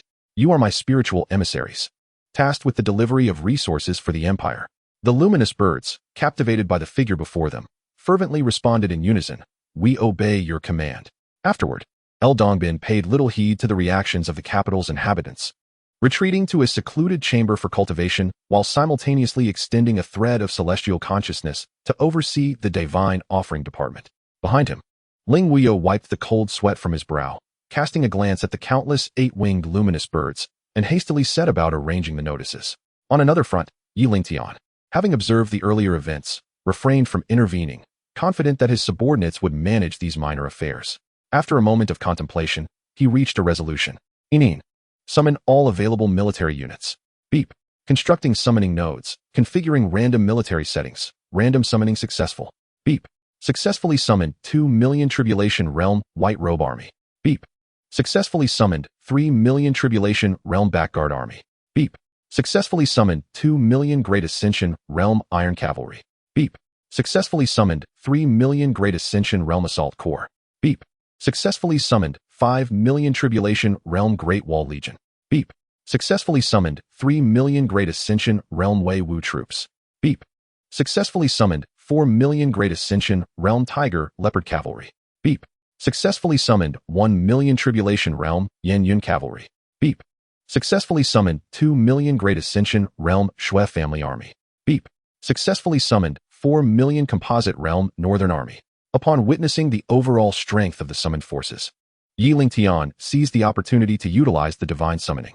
Inin, use all divine summoning opportunities. Beep. System summoning nodes under construction, configuring random divine summoning opportunities. Random divine summoning successful. Beep. Congratulations to the host for successfully summoning the ancient celestial being Wenzhong. Beep. Successfully summoned the early stage Earth celestial Xianxiao. Beep. Successfully summoned the imperial celestial Laozi. Beep. Successfully summoned the spiritual celestial Mengzi. Beep. Successfully summoned the source celestial xianxia. Beep. Successfully summoned the spiritual celestial Li Jing. As the system's summoning prompts concluded, Lingtian's countenance radiated joy. The 31 instances of divine summoning had predominantly yielded celestial cultivators. Bursting with delight, he laughed heartily, at last. I have awaited this day. His laughter attracted the attention of the guards outside the hall, who exchanged puzzled glances and discreetly communicated. What has caused the Emperor to rejoice so? Should we enter to investigate? No need.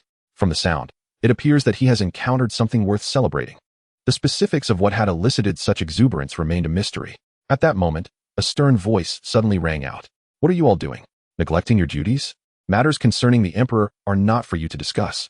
The guards turned pale, their expressions shifting to one of fear and anxiety, responding with trepidation. Your reprimand is warranted. Commander, we have overstepped. Tabayo nodded in satisfaction, yet his mind was troubled. Recollecting the events that had transpired near the divine offering department, he surmised certain implications regarding his emperor's recent actions. A trace of disappointment flickered across his face, for he was not like the other divine generals, free to roam the battlefield and fight for the empire. Suppressing his thoughts, he steadied his resolve and continued his patrol of the palace. Meanwhile, in the imperial study, Lingtian, after a brief respite, composed himself.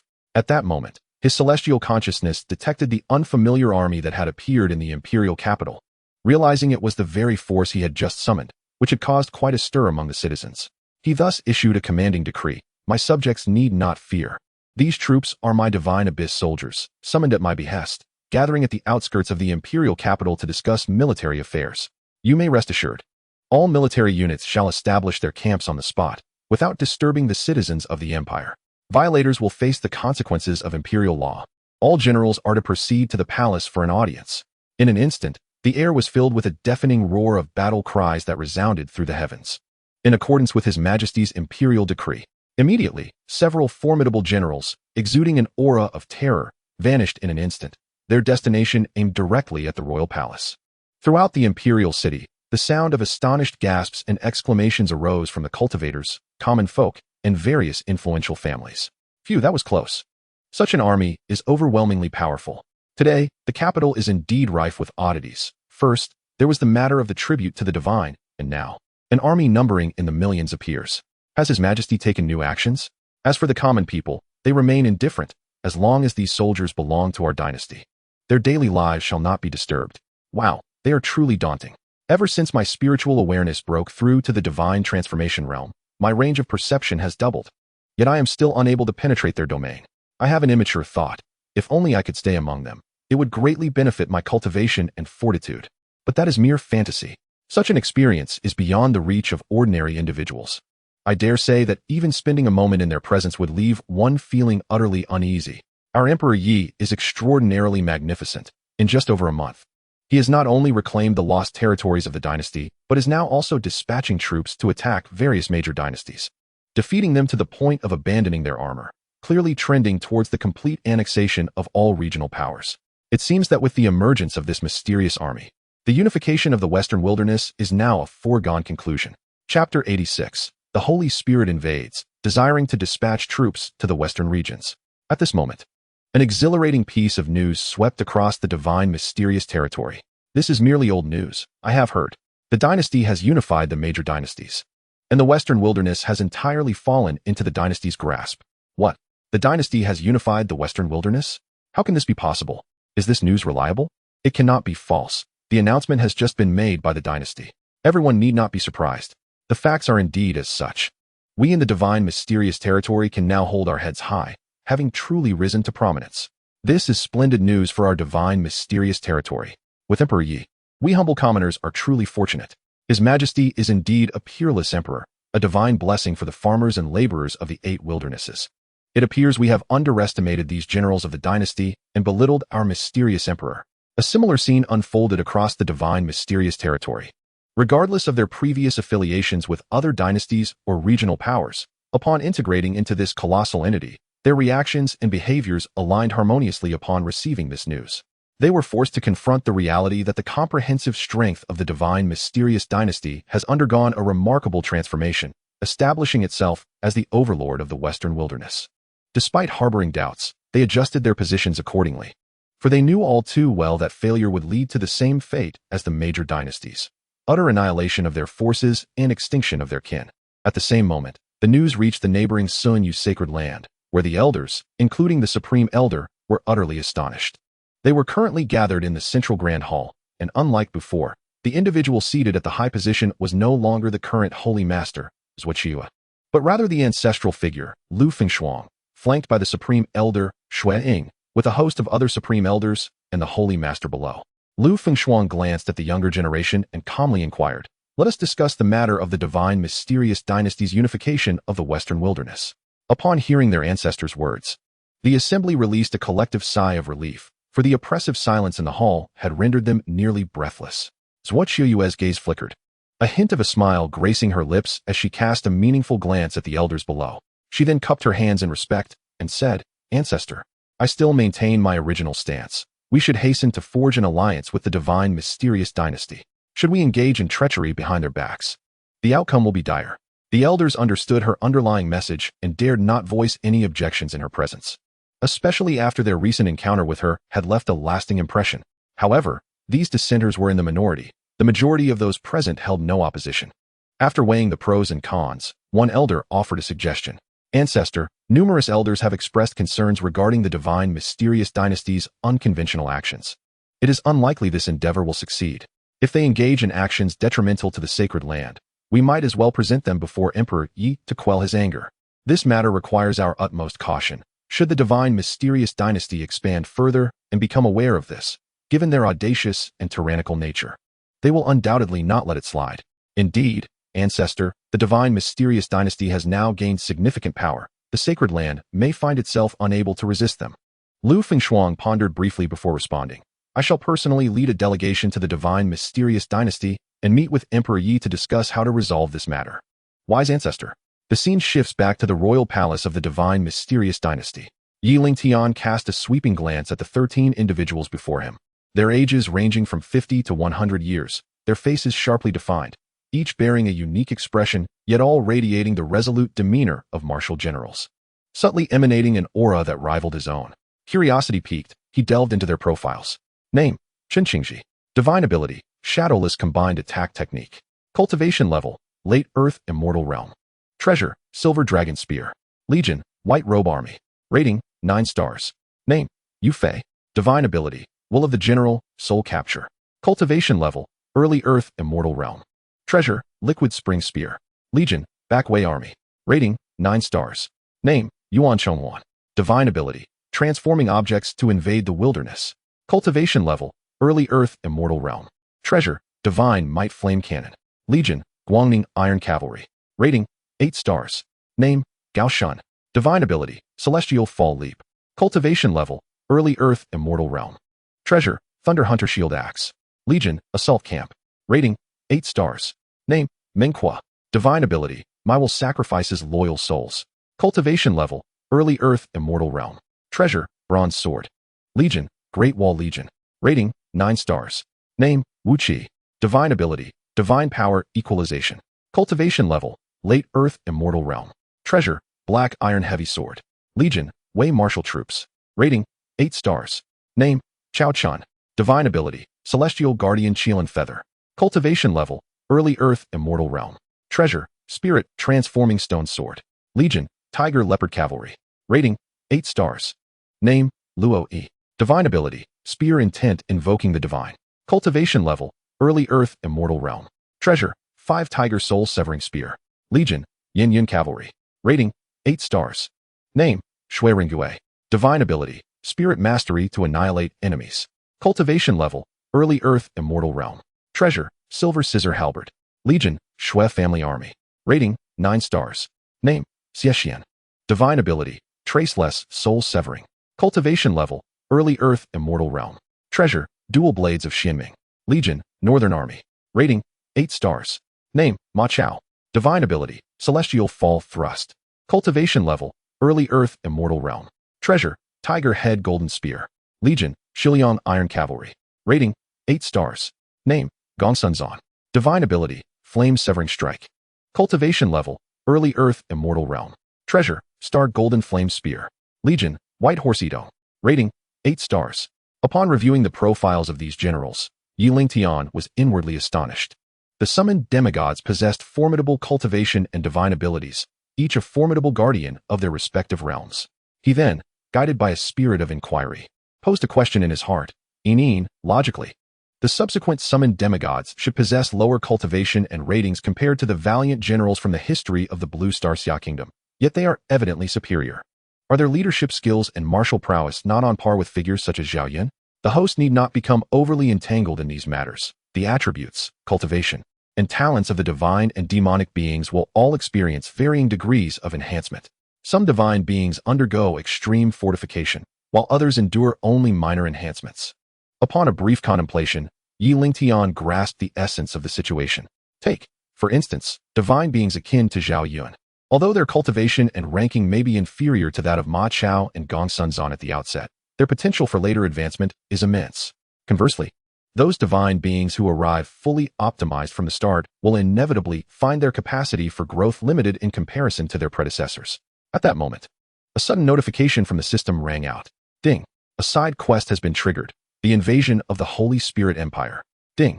Quest details. While the host annihilates the Celestial Demon Empire, he must slay the third prince of the Holy Spirit Empire, incurring the wrath of Emperor King Muxuan, who dispatches the elite legions of Xiling, Duoyun, and Shunning to obliterate the divine Xian Empire. Upon completion of this task, rewards shall include 3 random summoning opportunities for divine beings, 5 million tribulation elixirs, 2 army summoning cards, an elevation of the Chaos Emperor's decree by 1 level, 1 billion premium spirit stones, and a secret tome for the Empire's ascension. A radiant smile graced Lingtian's face. The tome for the Empire's ascension was indeed a delightful surprise, alleviating his prior concerns regarding the Empire's promotion. The Holy Spirit Empire. You shall serve as the stepping stone for my divine Xian's ascension. As expected, proves to be an exceptionally attentive personal steward. The generals within the hall observed his demeanor with puzzled expressions, unable to discern the cause of their sovereign's evident delight. Just as this thought flickered in their minds, it was swiftly dispelled. This matter lay beyond their scope of inquiry. Should they provoke the Emperor's ire, it would be enough to reduce them to mere dust in an instant. With his thoughts returning, he commanded the assembled generals. I summon you all to discuss the mobilization of forces against the Holy Spirit Empire and the Western Territories. Do any of you possess a sound strategy? Chapter 87. Quest issued, each to their duties. The generals pondered briefly, and Ming Kuo was the first to speak. Your Majesty, as far as I am aware, although there exist imperial-level forces in the other 4 realms, our divine Xian Empire is undaunted. We shall directly dispatch a grand army to press upon them. Should they prove obstinate, they shall face annihilation. Upon hearing this, the excitement among the others dimmed momentarily, but they quickly echoed his sentiments. Your Majesty, I, Shui Ringue, concur with General Meng's words. Let none who refuse to submit to the Empire be spared. I, Yu Fei, request permission to advance upon the Western Territories. I, Chen Xingji, wish to lead my white-robed soldiers to conquer an entire domain. Lingtian, witnessing the fervor of his generals eager to engage in battle, felt immense satisfaction. A commander must act with resolute decisiveness, showcasing their prowess in strategy and warfare. His face lit with joy, he proclaimed, since you, my loyal ministers, are willing to share my burdens and expand the divine Xian's territories, I am greatly comforted. He then turned and seated himself upon the dragon throne, his expression turning grave. Generals, heed my command.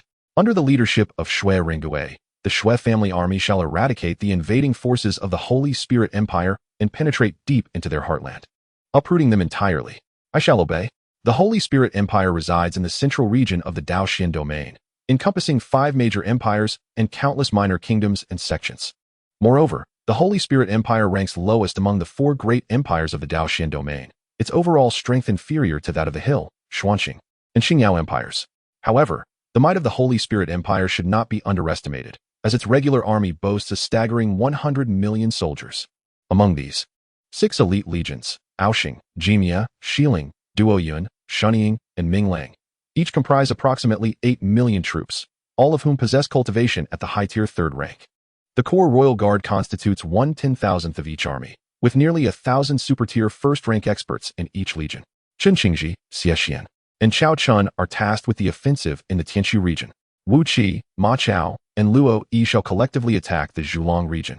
Mingkua Yufei and Gao Shun shall coordinate the assault on the Shuling region. Wu Han, Geng Yin, and Yuan Chongwan will oversee the coordination and offensive in the Daoxian domain. As for the specific areas each is responsible for attacking, you shall discuss and coordinate amongst yourselves. I have but one requirement. Do not disturb the populace. Do you all understand your tasks? Rest assured, Your Majesty, we vow to complete our duties. I hereby wish all of you success in your endeavors. The generals then departed to deliberate over their designated regions and arrange for their soldiers to execute the resolutions. After their departure, Lingtian suddenly recalled the report from Huaizubing regarding the surrender of the Fengming Empire. After much contemplation, he resolved to arrange for the Fengming royal family to enter the imperial capital. Firstly, this would demonstrate the might, benevolence, and tolerance of the divine Xian to the outside world, winning the hearts of the people. Secondly, it would assuage their concerns and eliminate the anxieties of other factions desiring to pledge their allegiance. Simultaneously, it would facilitate the oversight of the empire. As for the governance of the territories, that task would fall to Zhuge Liang and others. He then issued commands via the communication talisman to Zhuge Liang and Huaizubing. Upon receiving the order, Zhuge Liang would identify suitable officials and subsequently head toward the Fengming and other empires. In the capital of the Fengming Empire, Huaizubing noticed the communication talisman within his spatial ring resonating and promptly probed with his divine sense to ascertain its contents. After grasping Yi Lingtian's intentions, he instructed a nearby soldier, "Quickly relay my emperor's decree to Emperor Zhao, stating that His Majesty wishes him to lead the royal family members to the divine Xian imperial capital with the army." Understood. In the former capital of Fengming, Dingxin Prefecture, since the Zhao emperor's surrender, he, along with the royal family, had taken residence there. In the main hall, they gathered together, their expressions filled with despair, clearly disdainful of their current living conditions. Simultaneously, they expressed dissatisfaction with the stark contrast between their former palace and their present abode, lamenting the Zhao Emperor's decision to surrender without a fight. "Your Majesty truly has fallen to such depths as to reside in a place like this. It is akin to a beggar's dwelling. Your Majesty, having surrendered to the divine Xian, history shows that those who yield rarely meet a favorable end. One cannot expect that Emperor Yi will treat us kindly. Indeed, my sister speaks the truth. Your Majesty, in my humble opinion, it would be prudent to make plans early, lest you unwittingly become a victim of the sword." Seated at the center, the Zhao Emperor wore a gloomy expression, now questioning his earlier decision in light of the soldiers stationed before the estate. Was his choice erroneous? Was Emperor Yi truly not of a magnanimous disposition? As he listened to the jests of the concubines, his agitation grew, and anger flashed across his face as he bellowed, "Silence! You prattle on incessantly, exhibiting the folly of a woman's compassion." Instantly, the others turned pale, silenced by his outburst. Nearby, Zhao Lingxian, witnessing her usually gentle and benevolent father in a fit of rage, trembled slightly, her face filled with concern as she timidly offered comfort. "Father, do not let your health be compromised. The ants did not mean any harm. Lingxian will always be by your side." With that, she beamed and rushed to her father's side, radiating an expression of "do not be angry." The Zhao Emperor glanced at the other princes, disappointment flickering in his heart, and he sighed in resignation. He then reached out to gently pat Zhao Lingshuan's head, his countenance softening considerably. Finally, he said with a hint of helplessness, "Xianer, you truly know how to placate your father." At that moment, a sudden announcement from the guards broke the tension. "Report. A guard, under the command of General Hua, has come to convey a decree." The hall fell silent, the royal family members glancing anxiously at the Zhao Emperor, fearful that the message might bring about their worst fears. The Zhao Emperor's heart tightened, his myriad thoughts racing, realizing that matters had spiraled beyond his control, leaving him somewhat frantic. In an instant, he led the group to kneel in reverence, bitterly proclaiming, "The surrendered subject humbly welcomes His Majesty's decree." Hearing this, the herald glanced at the kneeling Zhao Emperor and announced loudly, "By the grace of heaven, the Emperor decrees. I have heard that Zhao Tianjun, commander of Fengming, sincerely submits to the divine Xian Empire, which brings me great joy. I hereby issue this decree for you all to immediately enter the divine Xian imperial capital to receive your titles. Thus it is ordained. Thank you, Your Majesty, for your great kindness."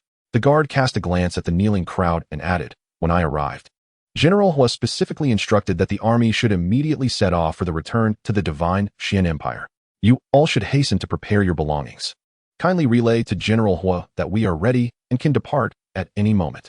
The Mingyue Inn, situated in the capital of the divine Xian Empire, holds the prestigious title of the foremost establishment among the 3 major commercial hotels of divine Xian. It is rumored that the proprietor behind the scenes is affiliated with the divine Xian Palace, thus endowing it with a power and status that the other 2 cannot match. Each year, it contributes a substantial amount in taxes to the empire, prompting speculation among high-ranking officials. While there may have been those who coveted its riches during the reign of Yi Wudi, today, none dare to lay claim to it.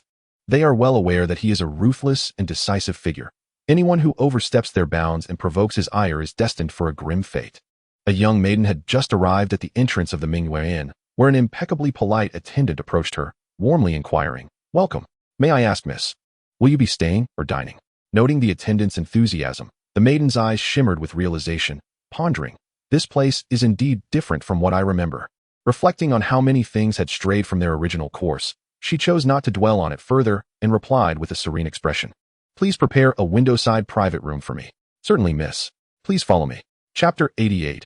Reminiscing through objects, the source dragon faces punishment during patrol. Following the attendant's lead, the maiden ascended to a room on the southern side of the 3rd floor. She surveyed her surroundings, finding them unchanged from her memories. Save for the younger appearance of the attending maid. "Please prepare several signature dishes from the menu." The maid, elated by the request, understood that although the young maiden appeared youthful, her demeanor suggested she was not in want of wealth. If she served her well, she could easily fulfill her monthly quota and earn a commendable commission. Therefore, with utmost respect, she responded, "Miss, please wait a moment. I will promptly instruct the kitchen to prepare your feast." Bowing slightly, she exited the private room. The maiden sat with her back to the door, gazing through the sheer curtains at the vast panorama of the imperial capital, lost in memories. Her journey to the capital was frozen in time at the year 22236 of the divine Xian calendar, and she recalled how, 8 years hence, the capital ultimately fell to ruin. The once mighty city saw factions with some means fleeing, leaving behind millions of citizens to face slaughter, while the last remnants of the imperial soldiers stubbornly pressed on, fully aware that death awaited them. Yet, they bore the solemn responsibility of safeguarding their homeland and its people. This war-torn nation desperately needed their protection, their backs burdened with the weight of countless families. During the empire's demise, Emperor Yi, frail in body, withstood the fierce onslaught of opposing forces but could not escape his own fate, perishing alongside the subjects who loved him dearly, buried within the capital. It was then that she encountered her former mentor from her past life. She had narrowly escaped with her life, yet could do nothing but watch as her compatriots struggled in pain. Recalling her plea for her mentor's protection over the suffering populace, she received a cold response. "I do not wish to entangle myself in excessive causes. Saving you is already a great favor. Had it not been for your extraordinary talent for cultivation, I would not have lingered." At the time, she did not fully grasp the meaning behind those words, fearing to press further.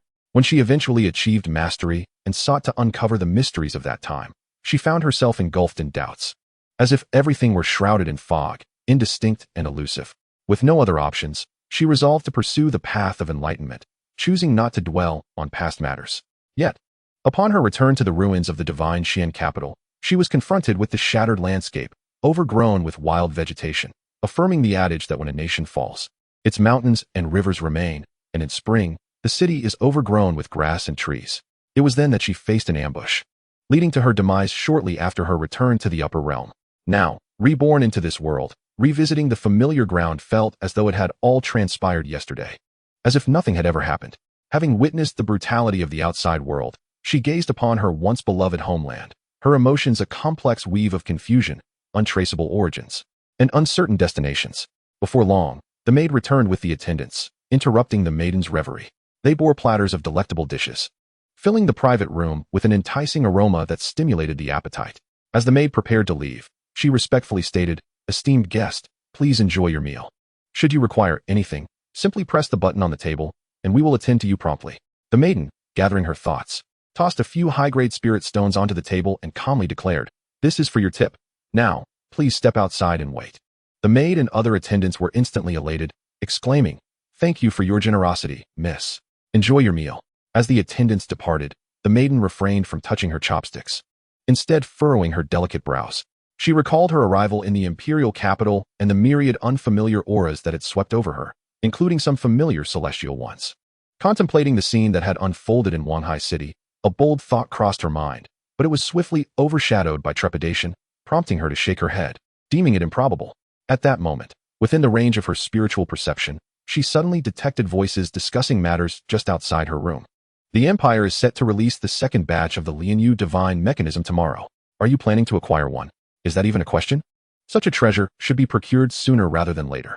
Given the fervor surrounding the first batch, if anyone desires one, they must hurry to the Tribute God office to queue. I know, last time many faction leaders were punished for their attendance negligence. Indeed, good things attract a wide audience. Why have I heard not a whisper of this? Surely, you aren't trying to deceive everyone. Huh, you cultivation fanatic. What do you care about anything other than your training? Hey, I fear your partner may have been stolen away by someone else while you remain in your secluded cultivation. The maiden filtered out their frivolous banter, focusing instead on the key details. Tribute God office, tomorrow, release of the Lianyu divine mechanism. Emperor Yi, will you rise to prominence in this lifetime, soaring across the 8 realms? It seemed that since her arrival, the order of everything related to her past had shifted. The foundation of divine Xian appeared stronger than in her previous life, and Emperor Yi seemed more formidable. It was clear that she needed to investigate this matter thoroughly. Lu Fengshuang, having resolved to bring people to divine Xian to atone for past grievances, spent the night binding several elders who had previously targeted divine Xian and disseminated information about it, making his way towards the imperial capital. As he stepped into divine Xian territory, he sensed an unknown gaze lurking in the shadows, scrutinizing his every action. He felt a wave of apprehension wash over him, wondering why such a terrifying occurrence awaited him on this trip. Understanding the disparity in power, he dared not act carelessly, clasping his hands towards the surrounding space, nervously stating, I do not know which esteemed elder is observing. I mean no offense as I traverse your esteemed land. If I have caused any offense, please forgive me, and I shall leave immediately. Feeling trepidation about this journey, the bound elders behind him exchanged terrified glances, realizing the peril they faced, igniting their resolve to survive. The remaining attendants appeared anxious, fearing that the mysterious figure mentioned by their ancestor might strike without warning, delivering a fatal blow. After a lengthy pause, no response came, but the feeling of being watched dissipated. Everyone, do not worry, that powerful presence has departed. Let us continue on our way. Yes, ancestor. Although he spoke calmly in front of the younger generation of the sacred ground, he remained wary in his heart, forcing himself to press onward. In the divine Xian palace, a voice reported, Your Majesty, the ancestor of the Seeking Moon's sacred ground, Lu Fengshuang, is approaching the capital. Lingtian had just exited the palace where Li Shuiqin resided when he received a transmission from the Source Dragon. Piquing his curiosity about the individual finally putting in some effort, he inquired, Do you know why he has come to the Empire? The elder from the sacred ground has spread news about the Empire, fearing the Empire might mobilize forces against them, and has come to seek forgiveness. In the sacred land of Sun Yu, the ancestral ties with the divine realm are profound. Yet the existence of factions within the sacred land has led to a masterpiece of estrangement.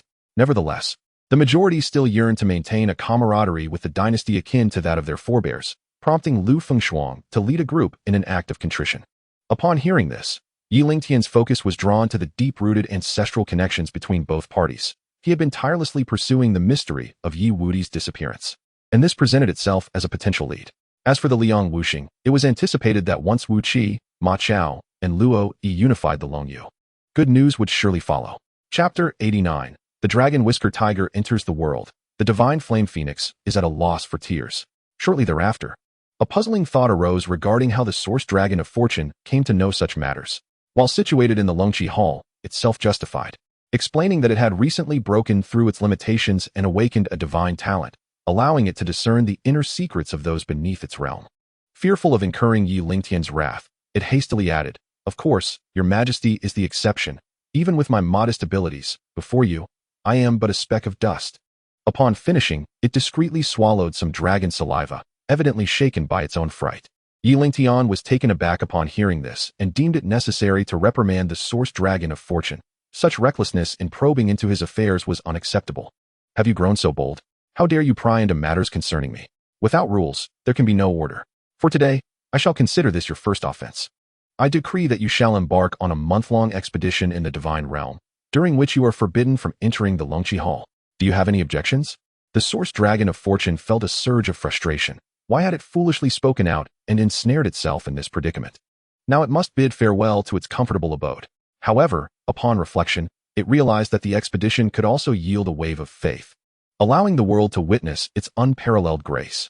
This thought alleviated some of its internal turmoil, prompting an eager response. I shall obey your command. Meanwhile, not far away, the divine flame phoenix wore a beaming smile. For her, this was undoubtedly the most joyous moment. The prospect of having the place to herself for more than a month elicited a burst of unrestrained laughter. Clang. Lingtian perceived this scene and found himself somewhat speechless, pondering how this child had been so influenced by the source dragon of fortune that upon learning of its punishment, she could react with such joy. He even began to suspect if she might have some sort of mental impairment. If the divine flame phoenix were aware of the image she held in her master's eyes, she would likely spit blood in disbelief. At that moment, the random summoning of divine demons refreshed, and without further contemplation, Lingtian commanded, commence the summoning. Ding. The random summoning node is being constructed, and the settings for the random divine demon summoning are in place. Summoning successful. Ding. Congratulations, host. You have successfully summoned the Dragon Whisker Tiger. Lingtian was intrigued about the origins of this Dragon Whisker Tiger and promptly opened its information panel. Name, Dragon Whisker Tiger. Divine ability, Illusionary Annihilation. Cultivation, Late Stage Golden Immortal. Magic weapon, Dominating Thunder Drum. Rating, 8 stars. Character introduction, in the world of Fengshen. It was taken as a disciple by Xianxia in the Beihai, later joining the Jiejiao, becoming Xianxia's enforcer and bodyguard. This spirit, due to its peculiar appearance, was overlooked. Though possessing an immortal body, it was ultimately slain by Wu Wenhua. Suddenly, a fissure tore open above the imperial palace, thunder roaring, and within moments, an aura filled with destruction stepped forth from it. There appeared a figure with a neck like a goose, claws like an eagle, legs like a tiger, ears like a bull, a body like a fish, and whiskers like shrimp. It was none other than the Dragon Whisker Tiger. The commotion stirred unrest throughout the divine realm. Look over there. That direction. It is the location of the imperial capital. My heavens, what on earth is happening? The sky has split open. Is this a manifestation of some divine calamity? Will it affect us, encroaching upon the imperial domain? Rest assured, do not let your hearts be troubled. Have you not seen the imperial experts remain unmoved? Another replied, if the dynasty were to be disturbed, our sovereign would have already quelled the crisis at its inception. In the imperial censorate, Wei Zheng murmured, this commotion is surely a portent of divine beings entering the world. There is no mistaking it. In the divine administration, the director inquired, what has transpired? Knight Wu Huang, having witnessed a familiar scene, felt utterly numb. Ignoring his subordinates' inquiries, he was engulfed in a profound sense of powerlessness. In the current divine Xian dynasty, he was no longer among the pinnacle of power, but rather faced a steep decline. My lord, what is that creature? A subordinate remarked. As a being descended from the chasm of heaven, Knight Wu Huang felt irked. He was lost in his own lamentation, and these subordinates seemed utterly oblivious, recklessly veering toward his ire. What is so surprising about the arrival of imperial experts? Why do you linger here, watching the spectacle? Do you still wish to remain in the divine administration? Jiang Shui and others finally awoke to the chilling atmosphere permeating the air, involuntarily shivering. They hastily requested, My lord, I have certain tasks that require my attention. I must take my leave. I must also submit a report to the palace. Director, I just remembered today is the day the Lianyu divine mechanism is released. I too must take my leave. In the blink of an eye, only Knight Wu Huang remained, bemusedly observing the retreating figures of his subordinates, then casting his gaze towards the approaching silhouette destined for the imperial palace, which vanished from sight. In the divine offering administration, an immortal essence from the 8 immortals sensed this occurrence but paid it little heed. Simultaneously, in the western region, Elbu contemplatively glanced towards the direction of the imperial capital, then turned to listen to his subordinate's report about the forbidden zone in the west. In the southern region, Han Xian withdrew his gaze from the unusual sight and cast a faint glance at the curious golden leopard below, taking the rare moment to explain. A being akin to you has descended upon the dynasty. The golden leopard, taken aback, exhibited a myriad of expressions.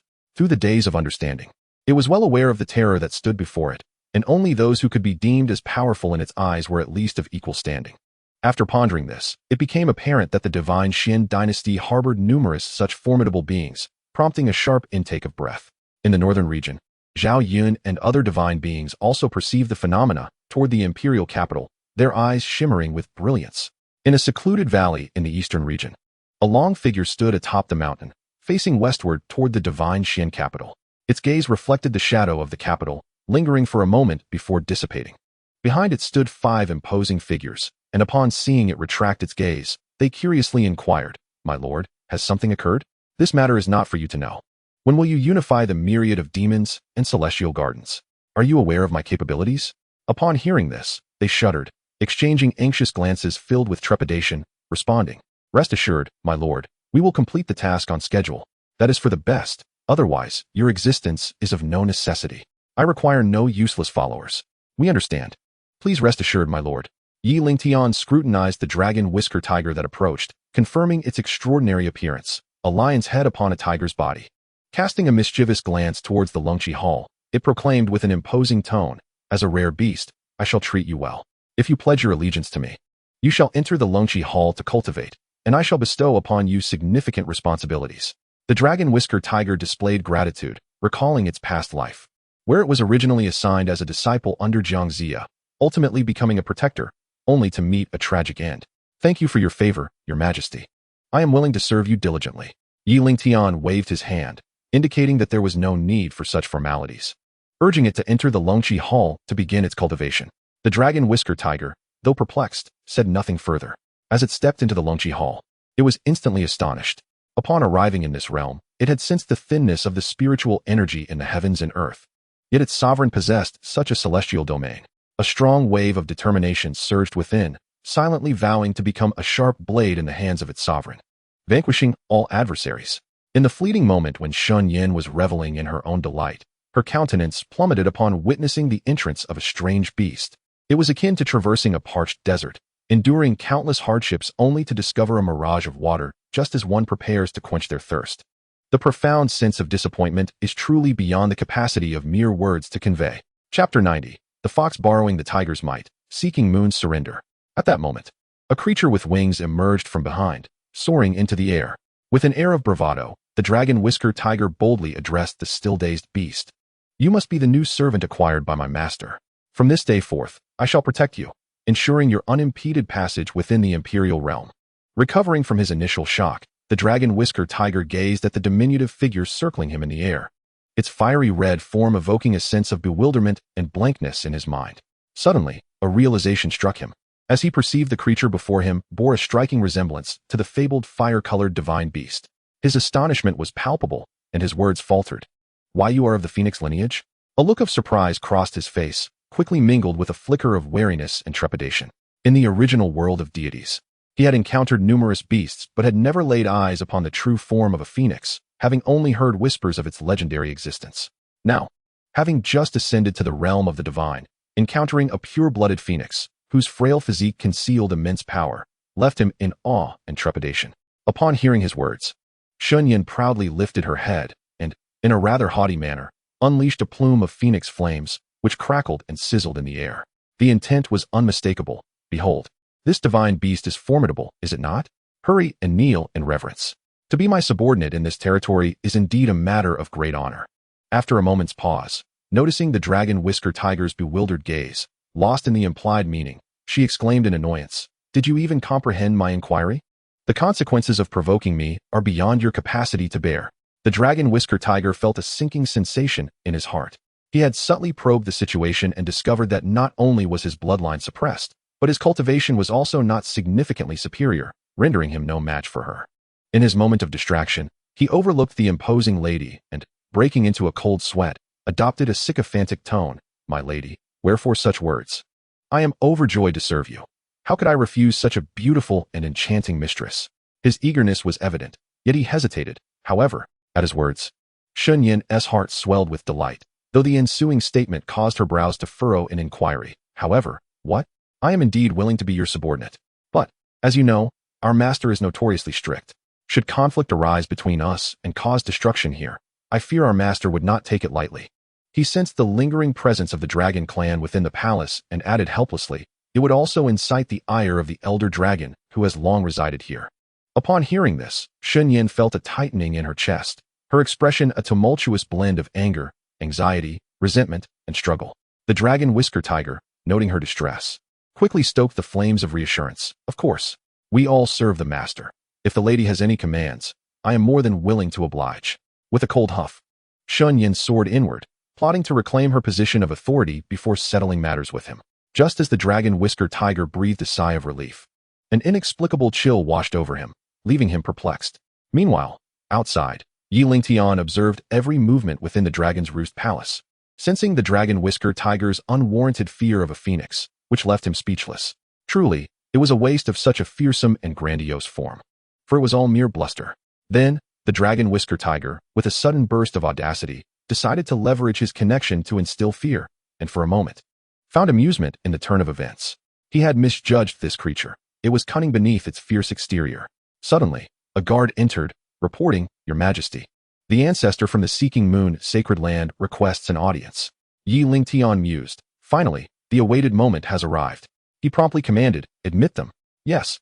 Soon after, Lu Fengshuang entered the grand hall with utmost reverence, performing the customary kneeling salute. He fully comprehended that the divine Xian imperial city was a veritable den of dragons and tigers. Upon entering its bounds, he had been scrutinized by countless spiritual senses, most of which were well within his capacity to endure. Reflecting on his journey, he dared not imagine the spectacle that would ensue should he confront the masters of those spiritual senses. However, within the inner city, the sense of impending danger was palpable, prompting him to submissively present his letter of homage. Thus, upon encountering Lingtian, the sovereign of the divine Xian, he adopted a demeanor of humility and deference. The individuals behind him, witnessing their ancestor's demeanor, were flabbergasted. They could not fathom what had instilled such caution in him, so uncharacteristic of a sacred land ancestor. Curious, Lingtian scrutinized the middle-aged man at his feet, but chose to ignore him, instead muttering to himself, "Lu Fengshuang, ancestor of the Seeking Moon Sacred Land, has cultivated for 6 centuries, reaching the late stage of the Tribulation Crossing realm, yet has been trapped in it for nearly a century. Today, he comes to the divine Xian to atone for the transgressions of the sacred land elders." Kneeling, Lu Fengshuang was taken aback. How could the emperor possess such knowledge? Many matters within the sacred land were closely guarded secrets, inaccessible even to the sacred lord. Recalling the sights and sounds he had encountered along the way, a feeling of helplessness washed over him. The divine Xian had distanced itself from the sacred land, and he had foolishly come to negotiate cooperation. Now realizing how laughable that notion had been, simultaneously, he felt a surge of relief. Had there been no ties between their factions, and had they become adversaries to the divine Xian, he shuddered to think of the potential outcome. Thus, he hastily spoke, "Your Majesty, it is the sacred land's failure to oversee matters, leading to the leakage of information regarding the divine Xian. I am willing to bear all consequences, merely hoping that, in light of our past connections, you might spare the sacred land. We are at your mercy." As he finished, he turned to his companions, bellowing, "Do you not hasten to confess your wrongdoings? Do you wish for the sacred land to bear your burial costs? Your Majesty, we acknowledge our mistakes. We shall never dare again. Your Majesty, this is all our doing. Kill us or punish us as you wish. Just please spare the sacred land." Lingtian felt a headache coming on. When had he declared an intention to kill? Their immediate cries for blood were grating on his nerves. He released a hint of imperial dragon power, impatiently commanding, "Silence." Instantly, all fell silent, their trepidation palpable as they awaited their fate. Lingtian continued, "If you answer my questions earnestly, perhaps this matter might be laid to rest." Lu Fengshuang felt a surge of hope, trembling as he replied, "Your Majesty, please proceed. I shall speak without reservation." "Very well. Have you heard of the disappearance of the former emperor?" Lu Fengshuang paused, contemplating for a moment before responding. "I am aware of some details. A few months ago, while visiting friends in the dragon building region, I encountered the former emperor pursuing a group of individuals clad in black. After a brief stay, he led his followers in pursuit towards the direction of the Liang Martial Star. Afterward, I heard that the former emperor and his followers had vanished. And when I went to investigate, I found nothing. Once again, the Liang Martial Star. What connection does the imperial dynasty have with your sacred land?"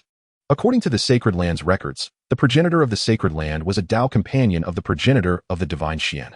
After the disappearance of the Yi progenitor, the ancestor of the sacred land waited in vain for hundreds of years before embarking on a quest to find him.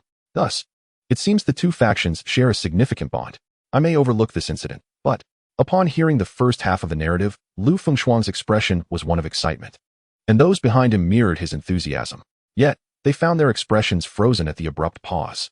From this day forth, the sacred land shall submit to the divine Xian, becoming a subordinate entity of the imperial dynasty. What do you think of that? With that, Lingtian revealed a disarming smile. The group exchanged glances, realizing that should they acquiesce, the sacred land would cease to exist, while the consequences of refusal sent shivers down their spines. Seeing the hesitation etched on the faces of the crowd, Lingtian spoke with an air of calmness, unperturbed by the revelation he was about to make. Let it be known that the Imperial army has already encroached upon the western regions. As for whether they will seek allegiance to the Empire. Chapter 91. The second batch of divine machines for sale. Han Xin returns triumphantly. What? The Imperial army is at our doorstep in the western regions? How can this be? The astonished voices filled the air. Did you hear any commotion?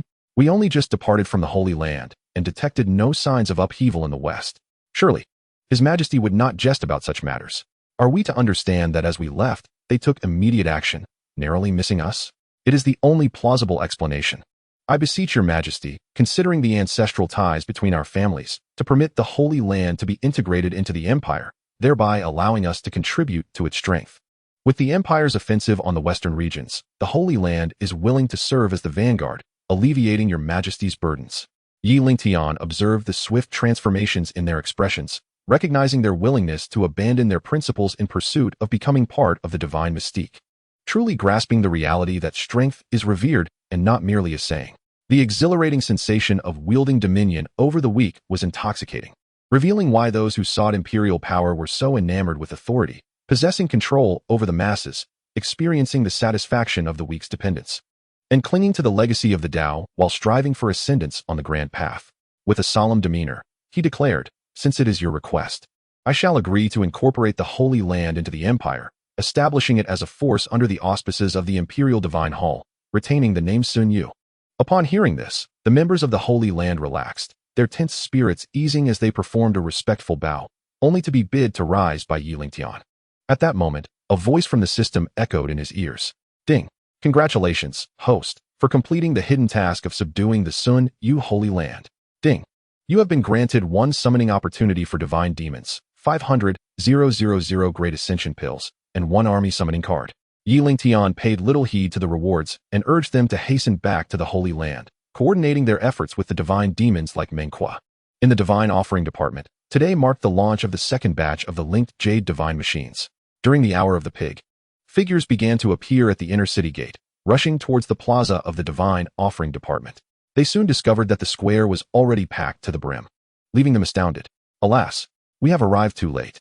The linked Jade Divine Machines are in such high demand. It seems this time I am fated to miss out. Look away, everyone. Return to your cultivation. We can only hope to arrive 3 days earlier next time." The cultivators turned away in resignation, uttering grandiose declarations, while the reactions of other latecomers mirrored their sentiments. Before long, as the hour of the snake approached, Ling Wuyo led the steward of the Divine Offering Department to the plaza, only to be rendered speechless by the sight before them. His top steward, Gongsun Huang, pointed at the throngs of cultivators, astonished. "Boss, this is simply terrifying. The linked Jade Divine Machines are not exceedingly difficult to obtain. All we need are sufficient spirit stones to acquire one." Indeed, do they not understand this? The cultivators in line overheard and felt slighted. "You are stewards of the Divine Offering Department. Of course, it's easier for you to obtain them. No need to flaunt it. This is blatant showboating, inciting resentment."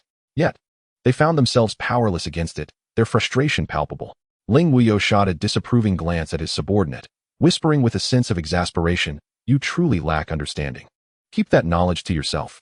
You are courting trouble for the department. Should the chief learn of this, prepare for the consequences." Instantly, Gong Han retracted his neck, hastily smiling. "Boss, please refrain from reporting this to the chief. I will follow you faithfully from now on. Is that agreeable?" Ling Wuyo, with an expression of disdain, shrugged off his hand and quickly distanced himself. He called out to the cultivators below, "Please, everyone, settle down. I shall preside over the sale of the linked Jade Divine Machines. This time, we will be offering 200 million divine machines for sale. I do not wish to witness any disturbances during this process. If there are no objections, let the sale commence." The cultivators below erupted in excitement, exchanging whispers. 200 million? Thankfully, that means everyone should be able to secure one. A collective sigh of relief spread through the crowd as those at the end of the line initially feared they would be left empty-handed. As half a day slipped by, Lu Yao, having decided the previous day to witness the much-discussed linked Jade Divine Machine, arrived early that morning upon sensing the stir within the inner city. Others mistook her for an adult and paid her little heed, casting only occasional curious glances. Now, standing at the front, she prepared to pay the required sum of 100 high-grade spirit stones. As she received the linked Jade Divine Machine, she stepped aside to examine it closely, finding nothing particularly remarkable about it. Furrowing her brows, she scrutinized the jade slip in her hand and, following the usage instructions, dripped blood to recognize it as hers. As the thick crimson liquid fell upon the jade slip, a flash of white light enveloped her, and the slip materialized within her mind. At that moment, a notification sound emanated from the jade slip. Congratulations, owner Liu Yao, for activating the linked Jade Divine Machine. The machine is now connecting to the Imperial Resource Shop, from this point forth referred to as the Divine Mystique Empire's Resource Shop. Please wait a moment. Connection successful.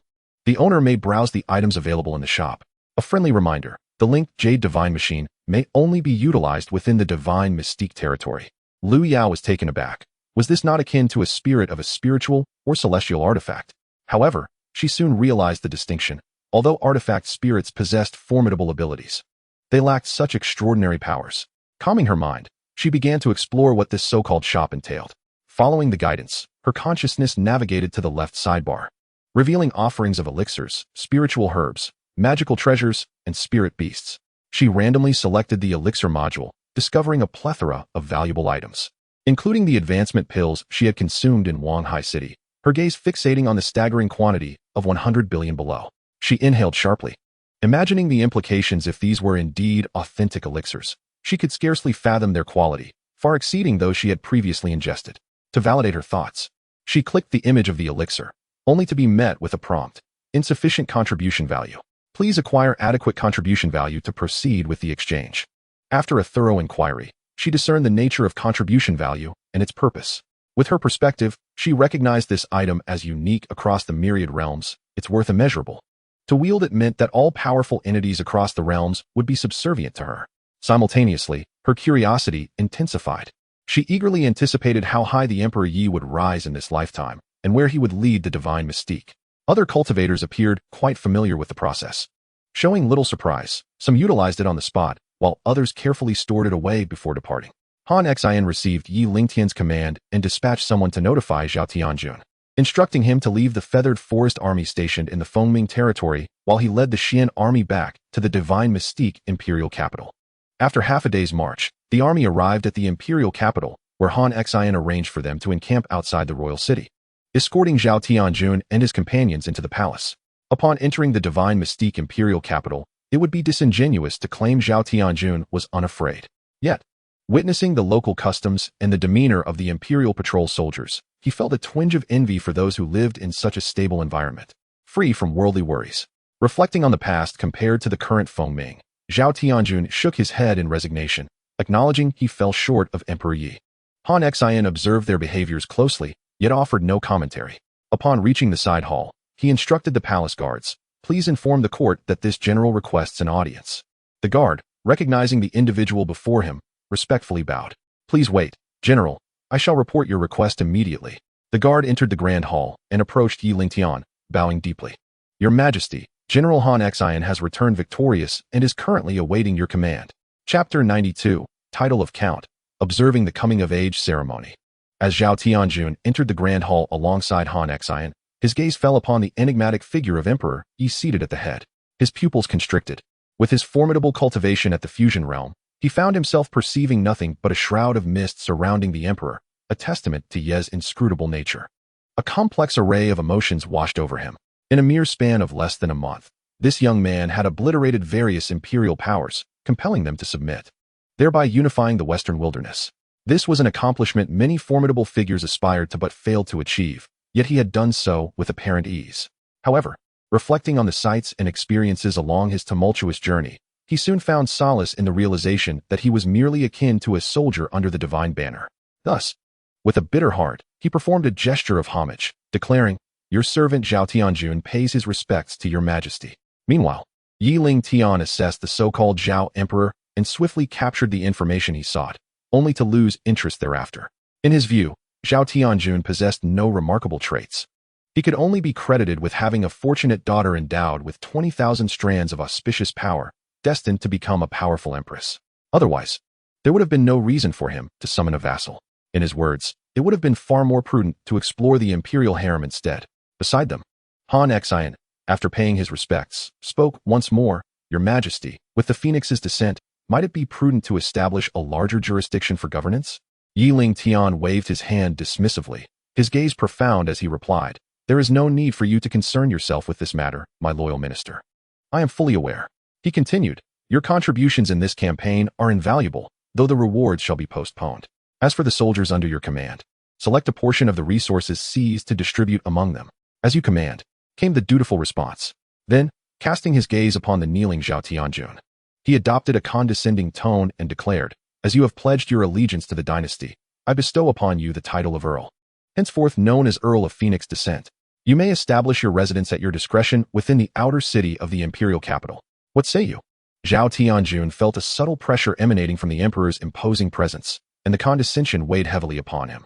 A myriad of emotions churned within him, and a bitter smile crept onto his face. With no room for negotiation, he realized that no matter how uncomfortable he felt, he must still rely on the emperor's favor and exist under his jurisdiction. With humility, he spoke, "Your Majesty's acceptance of a vassal is a tremendous honor. How could I dare to express dissent?" Lingtian was pleased with his attitude, recognizing the wisdom in knowing when to concede and not excessively covet what did not belong to him. After a moment of contemplation, he deemed it necessary to offer a subtle hint, stating, "You have a remarkable daughter." He ceased there, confident that Zhao Tianjun, being an astute individual, would grasp the deeper implications of his words. Although Zhao Tianjun did not fully comprehend the underlying meaning, having once been an emperor himself, he was well aware of the nuances of discretion. Hence, he refrained from inquiring further and departed the palace with a heart full of unanswered questions. Lingtian reclined upon a soft chair and glanced at his attendant, Jiu Qing, beckoning her to approach and massage his feet. Jiu Qing, with a cheerful demeanor, came to his side and asked in a sweet tone, "Your Majesty, are you feeling comfortable?"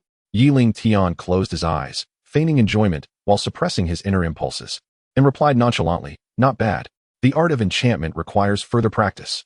Jiu Qing, with a subtle giggle, responded, "What do you mean, Your Majesty? I am sincerely at your service. Yet you have wounded my tender heart." As she unleashed her alluring charm, a crimson mist wafted toward Lingtian's nostrils. A hint of annoyance flickered within him. This close attendant had discerned his nature and no longer harbored any awe, often behaving with unrestrained familiarity. Then, a mischievous smile crossed his face as he swiftly pulled Jiu Qing into his embrace. Caught off guard, she gasped, "Ah, Your Majesty, what do you intend to do? What do you think I intend to do? You are my personal attendant."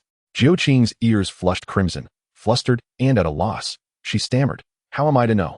Lingtian observed her with amusement before adopting a serious demeanor, stating, "Do not provoke me again, or beware that I shall enact my justice right here."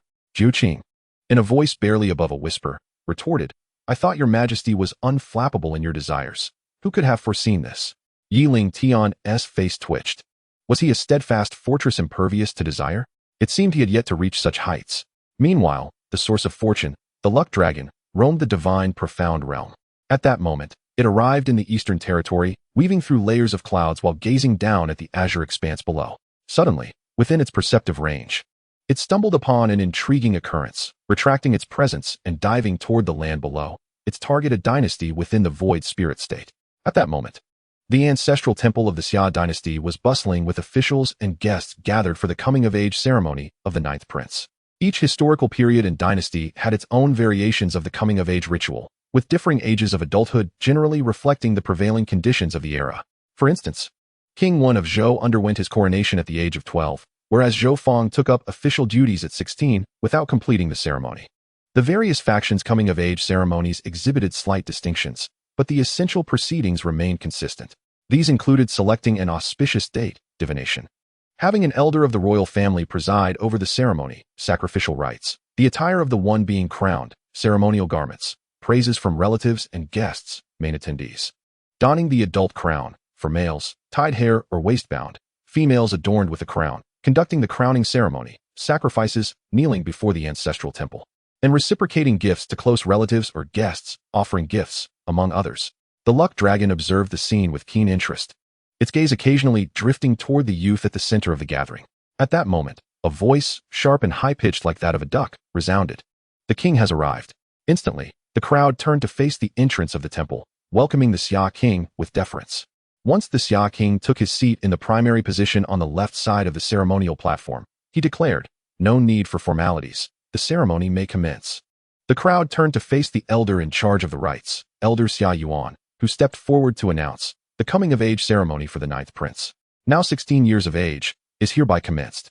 The first rite involved the prince washing his hands and donning the ceremonial attire. Xia Yan approached the basin set before the temple, washed his hands, adorned his hands with a towel, and stood at the steps before proceeding eastward to where a ceremonial table stood, laden with hats and crowns wrapped in silk. The second rite required him to enter the western chamber, don his ceremonial garb, and apply makeup. After changing into his formal attire, he emerged from the room, greeting the guests with mutual bows, positioning himself to the right of the main temple to kneel before the Xia king and the presiding elder in reverence. The third rite involved the Xia king delivering a blessing. Today, we celebrate the coming-of-age ceremony of you, the ninth prince. May you shed the childishness of your youth, embrace the seriousness of the ritual, and achieve success, embodying virtue and responsibility, ensuring prosperity for your clan. After the blessing, Xia knelt once more. The fourth rite called for the guests to offer their blessings.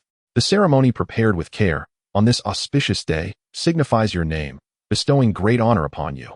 Adorned in splendid attire, embodying virtue and health, inheriting the ancestral legacy, and bearing the responsibilities of the nation. The fifth rite involved the worship and bowing before the ancestral temple. After the elder and the main guest, the Xia king, had washed their hands, they entered the temple, with Xia following behind, pausing before the temple gate. Once the Xia king completed his reverence within, Xia bowed from a distance. The luck dragon, observing from the shadows, wore a broad smile, contemplating, truly capable of maintaining composure. This time I have caught a great fish. Chapter 93. The Luck Dragon's Outing and the Fall of the Remnant Soul. The sixth rite involved serving wine and returning courtesy to the guests. Xia offered greetings to the elders present and served wine and delicacies to each guest, concluding with a bow. With the ninth prince's coming-of-age ceremony completed, Xia officially stepped into adulthood.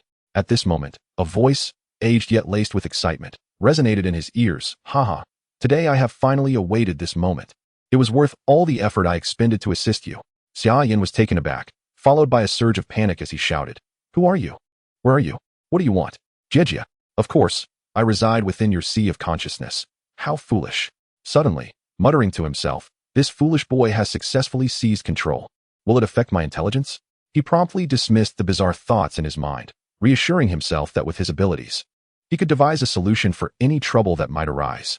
Beside him, King Xia, with a perplexed expression, anxiously inquired, "Yenner, what has happened?"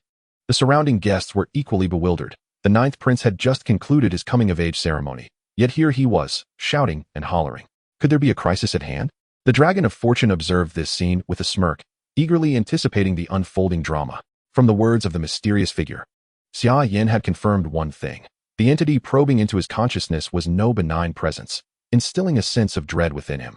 Thus, upon hearing King Xia's call from behind, he dared not respond, fearing a sudden attack from this enigmatic powerhouse.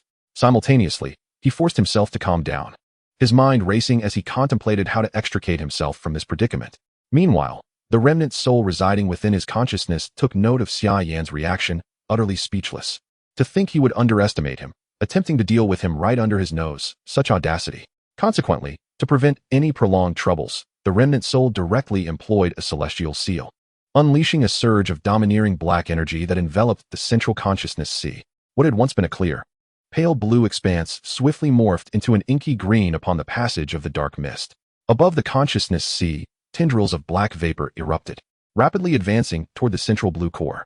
Outside the consciousness sea, Xia let out a piercing scream, collapsing to the ground and rolling frantically, his face contorted in agony, turning dark as veins throbbed violently, and in mere moments, he ceased all movement from his curled-up position. Witnessing this, the onlookers rushed forward to assess Xia's condition, their brows furrowing in concern, having never encountered such a bizarre spectacle. Just as the crowd found themselves at a loss, someone noticed a shadow beneath them and looked up to behold a magnificent sight in the sky. "Look, that's a divine dragon," they exclaimed. "When did the Xia kingdom acquire a divine dragon? Hey, doesn't that seem familiar? I suddenly remember. Isn't that the legendary imperial dragon spoken of in tales? Indeed, its appearance matches the descriptions perfectly, but why has it descended upon the Xia dynasty? No matter. Everyone, kneel and beseech the divine beast for assistance." The Dragon of Fortune surveyed the crowd's astonishment, satisfied with its dramatic entrance, causing everyone to flee in panic. Their instinctive fear was entirely justified. Despite its efforts to restrain and control its immense power, the sheer magnitude of its draconic form was enough to instill terror in their hearts. Moreover, it still exuded an aura that, to those below the mid-level realm, felt like an overwhelming pressure. As they retreated to the sidelines, their hearts raced with trepidation. Curiosity flickered in their eyes as they observed the Dragon of Fortune. The dragon, pleased with the commotion it had caused, deliberately emitted a faint rumbling growl. Instantly, the remnant soul, impacted by the sound, found its actions stilled, and long-buried memories surged forth in its mind. It recalled entering a newly uncovered relic in the upper realm, only to be swept away by a phantom of an azure dragon, plummeting into the dimensional rift. Realizing escape was futile, it ultimately abandoned its corporeal form, utilizing the explosive energy from hundreds of superior celestial artifacts to attach a remnant soul to a defensive artifact, thus managing to flee. Stranded in this realm, it sought a suitable host to possess and subsequently fell into a deep slumber. At this moment, the teasing voice of the Dragon of Fortune yanked it back to reality. Why do you harm those under my dynasty? You are of the Dragon clan. How did you end up here? Silence. How dare you question me? With that, a surge of energy was released, instantly expelling the nearly successful remnant soul from Xia Yan's consciousness. The remnant soul glared with malice at the colossal creature before it. Roaring defiantly, "You have thwarted my endeavors. I shall not rest until I am rid of you." As the soul detached from the consciousness Xia Yan's complexion rapidly returned to normal, his awareness gradually sharpening. What just happened? He pondered, recalling the harrowing scene and breaking into a cold sweat, suddenly sensing something amiss. He followed the gazes of the crowd and beheld the most awe-inspiring sight of his life. A vast dragon coiled majestically in the sky, its head lowered to gaze upon the earth below. His heart raced, and upon spotting a distant shadow of fear, understanding dawned upon him. From afar, King Xia gestured towards the divine dragon, and Xia Yan comprehended the implication, hastily kneeling and exclaiming, "I, Xia Yan, express my deepest gratitude to the divine dragon for your rescue." The Dragon of Fortune replied indifferently, "I am merely fulfilling my duty to patrol the realms. Aiding you is but a trivial act." The onlookers finally grasped the situation. The divine dragon had come at the behest of Emperor Yi to survey the imperial territory.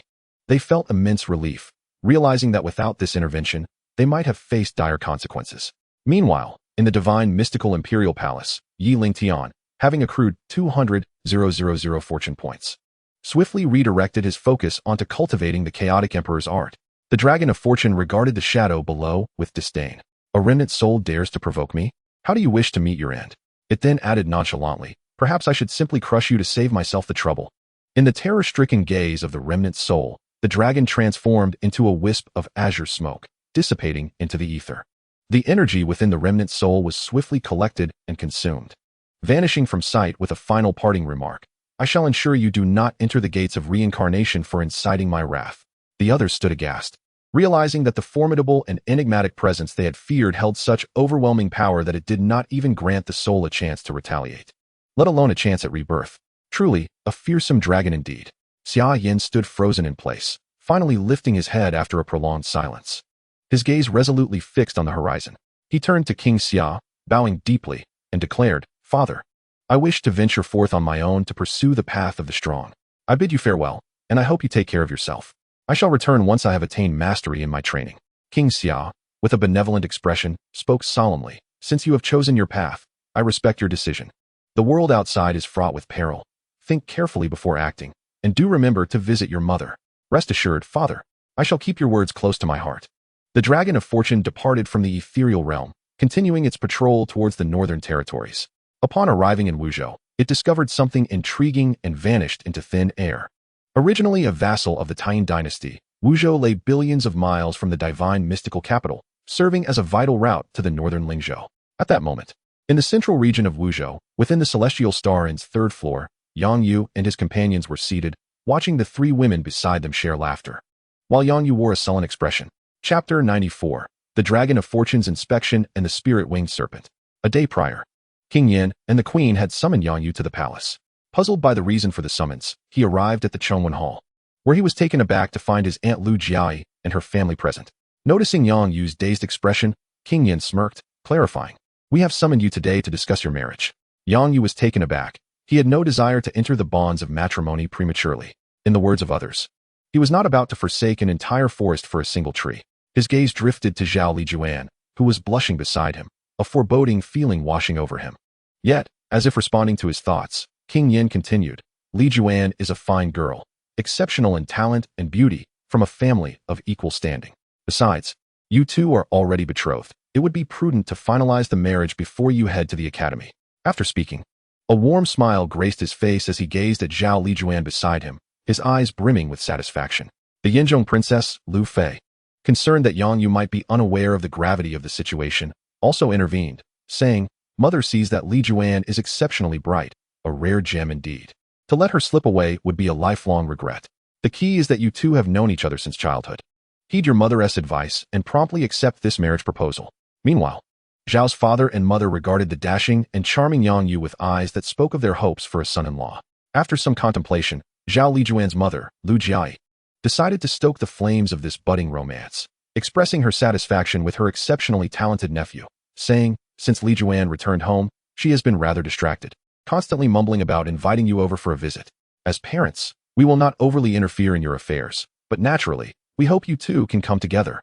Zhao Wujin, with a gentle expression, also addressed Yang Yu. "What do you think, Yang Yu?"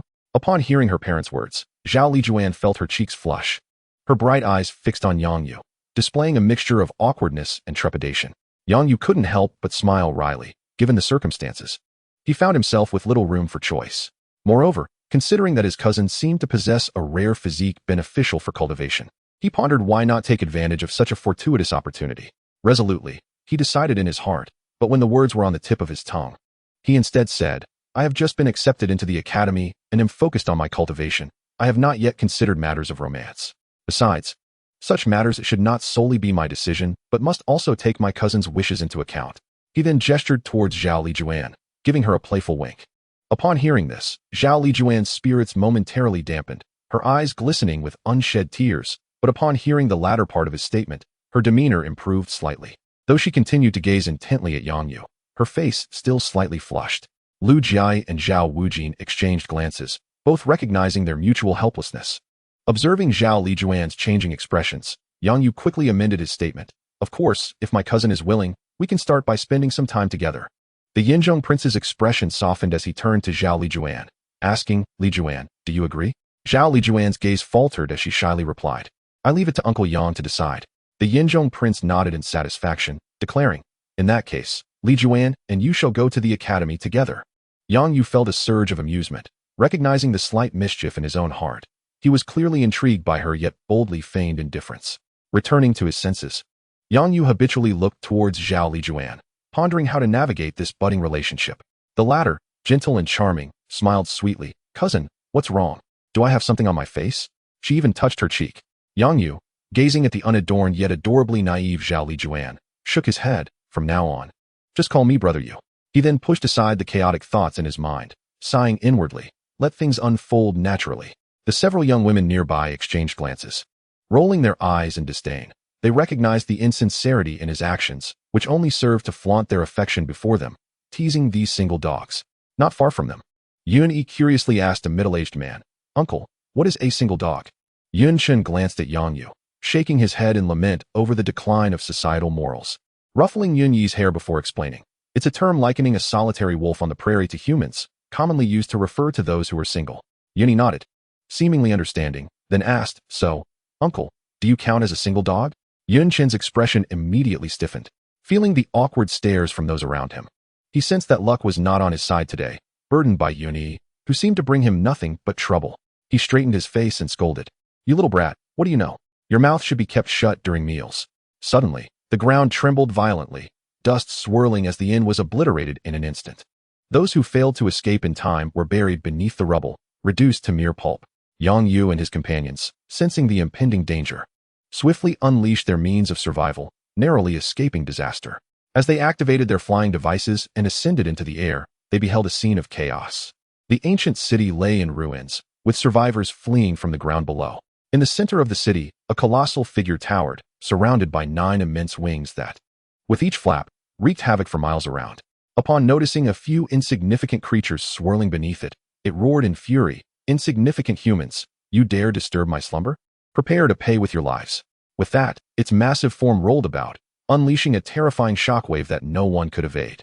In an instant, the remaining survivors were thrown into a panic, fleeing in all directions amidst screams of despair. "What manner of monster is this? Who will save us?"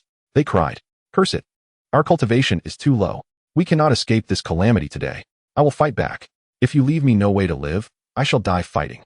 The sound of exploding nascent souls echoed, creating waves akin to splashes of water, but to the architect of this destruction, it was of no consequence. "Humph!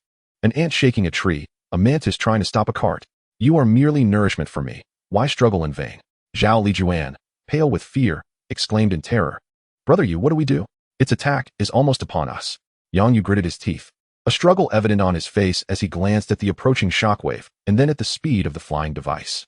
Resolutely, he pushed the accompanying women out of the flying device and in a flash steered it swiftly in the opposite direction to escape. The women, caught off guard, wore looks of confusion, unable to comprehend why the usually gentle and kind Yang Yu would abandon them in a moment of crisis to save himself. Realizing the constraints of the flying device's power supply and speed, they came to the grim understanding that in his eyes, they were but burdens. Instantly, their hearts sank. Gazing at the approaching tentacles, they closed their eyes, awaiting the arrival of death. Moments later, they discovered that the calamity they had envisioned had not come to pass. Opening their eyes in bewilderment, they were astonished to find themselves encased in a luminous barrier. Floating in midair, beside them loomed a colossal dragon. The scale and aura of this magnificent creature overwhelmed their senses. What they had thought was a terrifying being had paled in comparison to this entity, which clearly resided on an entirely different plane. Upon closer inspection, the once menacing monster lay groaning on the ground, its wings severed and scattered around. Emanating wisps of black mist, its form significantly diminished. It now gazed up at them in fear, or rather, at the majestic dragon beside them. The fortune source dragon had transported them to a safe location and declared in an authoritative tone, "Why do you wreak havoc upon the world, causing suffering to the denizens of Qingwu City?" The magic spirit-winged dragon replied, "Great dragon, I am but a 1,000-year-old spirit from the forest of 10,000 demons, awakened from slumber due to an ambush by my enemies, and now find myself in this predicament." Chapter 95. The Source Dragon continues its patrol, encountering the 3 great legions of the Holy Spirit. Recently, a mysterious group has descended upon Qingwu City. They call themselves the Xuanli clan, here to collect the earth flame Xianxian, disrupting the cultivation formations I have established, forcing my early awakening. Upon hearing this, the fortune source dragon's voice turned icy.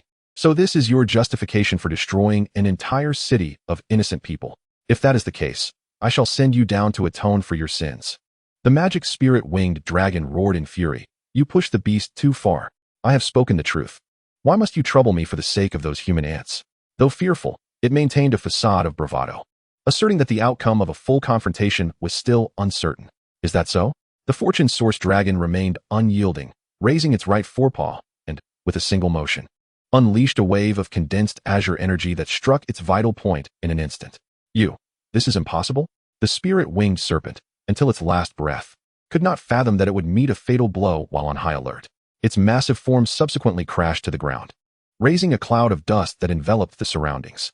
This scene was witnessed in its entirety by the other survivors, who stared in disbelief, their eyes wide open. The suddenly appearing divine dragon effortlessly annihilated the instigator responsible for the destruction of Qingwu City. This included Zhao Lijuan and the 2 other women. Yun Yi's face turned ashen, yet an unusual exhilaration coursed through her veins. The air was filled with exclamations of those who had narrowly escaped calamity. Woo-woo. Great Dragon has finally vanquished the monster. Uncle Min, you can rest in peace. We are saved. Little Lao Air expresses gratitude to the Great Dragon for granting us life. The Dragon of Fortune murmured. A mere ant, not even at the transcendent level, dares to wreak havoc upon the imperial territory. Truly, it is living on borrowed time. Though its words were spoken softly, the assembled cultivators were keenly aware and absorbed its message. It then unleashed a torrent of dragon flames, incinerating the spirit-winged serpent's body almost entirely, before inhaling the refined pure energy, subsequently exhaling a cloud of foul air. In that moment, a sudden wave of reflection surged within it, as it recalled the endless pursuit for cultivation resources and began to long for the familiar environment of the dragon's nest. It thought of the little phoenix of divine flame, undoubtedly reveling in secret. Quickly suppressing these drifting thoughts, it lifted its dragon head and cast a glance at Zhao Lijuan, transmitting a message in a gentle tone. You possess the profound Yin body, a coveted cauldron sought after by the strong. Our fates are intertwined. I grant you a portion of my luck to conceal your true nature. Should you encounter a formidable foe surpassing 2 realms, it shall safeguard your safety. When we meet again, I hope you shall not be in this feeble state. With that, it released a subtle thread of luck, which instantaneously melded into her being, while its colossal form gradually became ethereal, continuing its patrol to the next destination. Zhao Lijuan stood frozen in place, finally comprehending why her long-admired cousin had always regarded her with such fervent eyes, while her heart grew icy. Had it not been for the revelation of his hypocritical nature today, the thought of the dismal fate that awaited her sent shivers coursing through her body. Yet, recalling the words of the great dragon, she gradually regained her composure, her delicate face turning serene, and her mind began to formulate a plan. Having unraveled it all, she turned to the two women beside her and declared, "I wish to wander far and wide. Will you accompany me, or do you have other destinations?" The two women, puzzled by her sudden resolve, refrained from probing further, recalling the earlier moment of terror. Yuan Xianxian linked her arm with Zhao Lijuan, her expression breaking into a playful smile. "Don't even think about shaking me off. I've told you before, that scoundrel Yuan Yi is a pretender. You were blinded by him. But now you see his true colors. I would never abandon you, right?" Meanwhile, Lan Xian revealed a hint of regret. "I'm sorry, dear sisters. I have my own burdens and cannot accompany you on this journey." With that, she turned away, her solitary figure fading into the distance. Yuan Xianxian exclaimed, "Lijuan, don't stop me from staying with Sister Lan Xian." Zhao Lijuan shook her head, not looking back as she headed westward, her voice echoing, "Everyone has their own aspirations. One cannot force it." Yuan Xianxian glanced in the direction Lan Xian had departed, gritted her teeth, and called out to Zhao Lijuan's retreating silhouette, "Got it. Wait for me." Zhao Tianjun had departed from the royal palace and temporarily resided at an inn in the outer city with his family. Upon returning to his lodgings, he was surrounded by his family, their faces etched with urgency. "Husband, what arrangements has Emperor Yi made for us? Has he conferred upon you an official title or granted you land?" As the principal wife, Xianyuan Name interjected, "Husband has just left the palace. Can you not be still for a moment? Why concern yourselves only with what is lacking, instead of caring for his safety?" The others shrank back, silenced by her rebuke. Zhao Tianjun gazed at the women he once cherished with disappointment, shaking his head with a sigh. "The emperor has conferred upon me the title of Marquis of Fengming, and my residence will be established in the outer city. From this day forth, let us all temper our words and actions. This is the divine Su in capital, where the strong abound. Should any transgressions occur, do not blame me for the warnings unheeded." The group, lost in their thoughts, responded absently, "We shall heed your commands, husband." Head of the family, the steward was tasked with gathering information regarding available estates for purchase. Understood, head of the family. Meanwhile, the news of Emperor Yi bestowing a marquisate upon Zhao Tianjun spread throughout the imperial capital, becoming a topic of casual conversation among the common folk.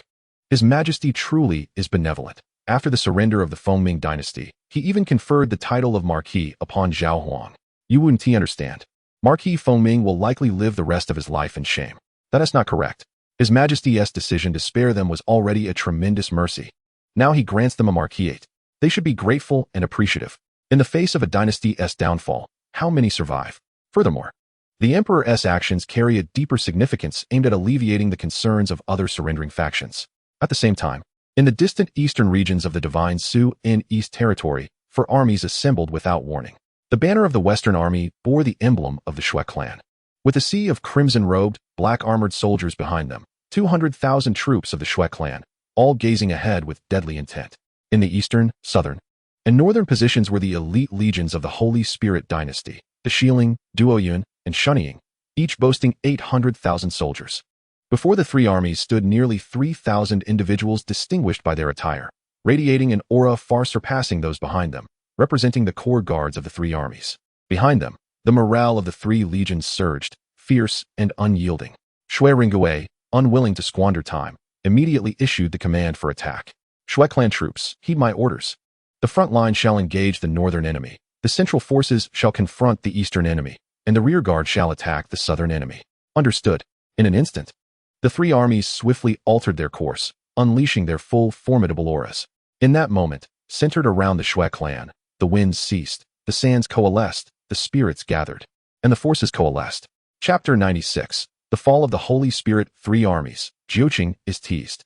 The commander of the Holy Spirit Three Armies, upon witnessing this, felt his pupils constrict, his countenance laden with gravity. Without hesitation, he bellowed to his troops, "The alluring beauty lies before us. We need only to eliminate the enemies in our path to avenge the third prince.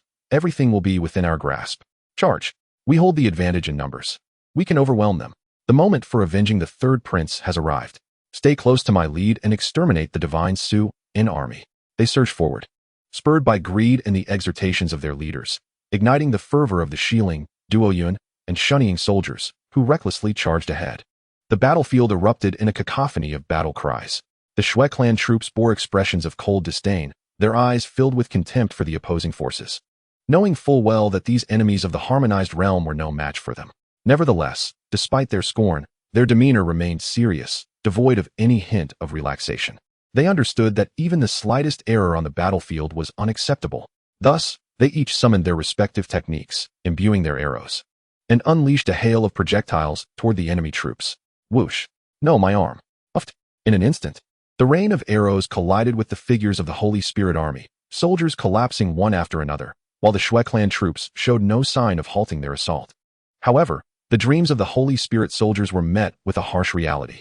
After the first wave of assault, the battlefield was left in disarray, with blood and flesh strewn about and cries of agony echoing incessantly. The Holy Spirit's front lines suffered heavy casualties, falling one after another. Witnessing this dire situation, the central forces hesitated, their previously fervent expressions frozen, creating an atmosphere of chaos. General Sheng Tianling quickly raised his voice to reprimand, swiftly stabilizing the formation and channeling his spiritual energy to erect a protective array. Gradually, the disordered central troops began to regain their composure, albeit with pale faces that betrayed their overwhelming fright. They soon shouted in terror, denouncing the notion that sheer numbers could overwhelm the soldiers of the deathly abyss. These were clearly a horde of ravenous fiends. No matter how many soldiers they had, they would face annihilation. Do not lose heart. Form the Spirit Guardian battle array. Let us see if they can breach this formation.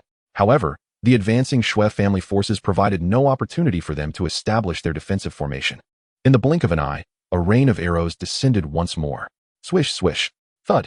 The soldiers of the Holy Spirit's central forces fell, their numbers diminishing drastically, as a one-sided massacre unfolded before their eyes. In less than half a day, this area had transformed into a desolate wasteland, littered with rubble and craters.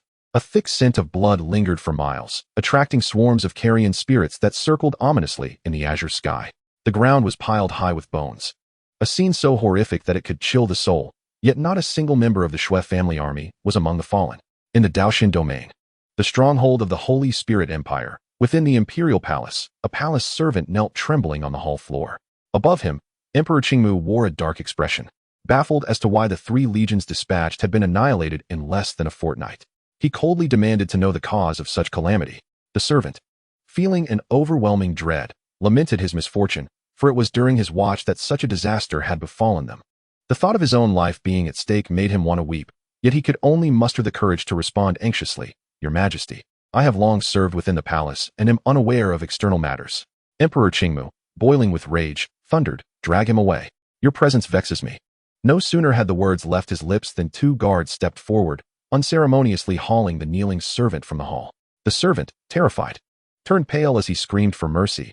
"Your Majesty, this is not my fault. You cannot do this." The court officials present looked on in solemn silence, mourning his fate. In these times, serving in the imperial palace was fraught with peril. This was a cautionary tale for all. Once Emperor Qingmu regained his composure, he dismissed the possibility of external interference from other empires and surmised that the events were intricately linked to the existence of the deathly abyss. While he did not believe a single dynasty could possess the power to obliterate an empire, the evidence was undeniable. His gaze turned icy as he addressed his ministers. "Which of you noble lords is willing to lead an expedition against the deathly abyss empire and eradicate this foe on my behalf? I shall bestow upon you the title of king." Instantly, the court erupted in astonished murmurs. While they had anticipated the Qing emperor's wrath, the prospect of being granted a noble title was entirely unexpected. Voices of dissent and debate filled the hall. Alas, if only Shui Shun had not retreated. He would be the most suitable commander. Truth be told, I would love to take on the challenge, but my abilities fall short. Let us not be blinded by the allure of titles. Should we fail, the consequences will be dire. Seeing his ministers in heated discussion, yet none willing to take on the heavy burden, Emperor Qingmu's expression darkened. In a fit of anger, he commanded, "Gu Tianxiong shall be appointed as the commander for this expedition, leading the elite troops of Ao Shang, Jimmy, and Minglang. My only demand is that the head of Emperor Yi be brought to my table."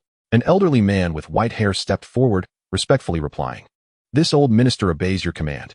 In the palace of the deathly abyss, Yi Lingtian, having accumulated resources for cultivation over the past few days and exchanged them through the system, sensed a loosening of his bottleneck.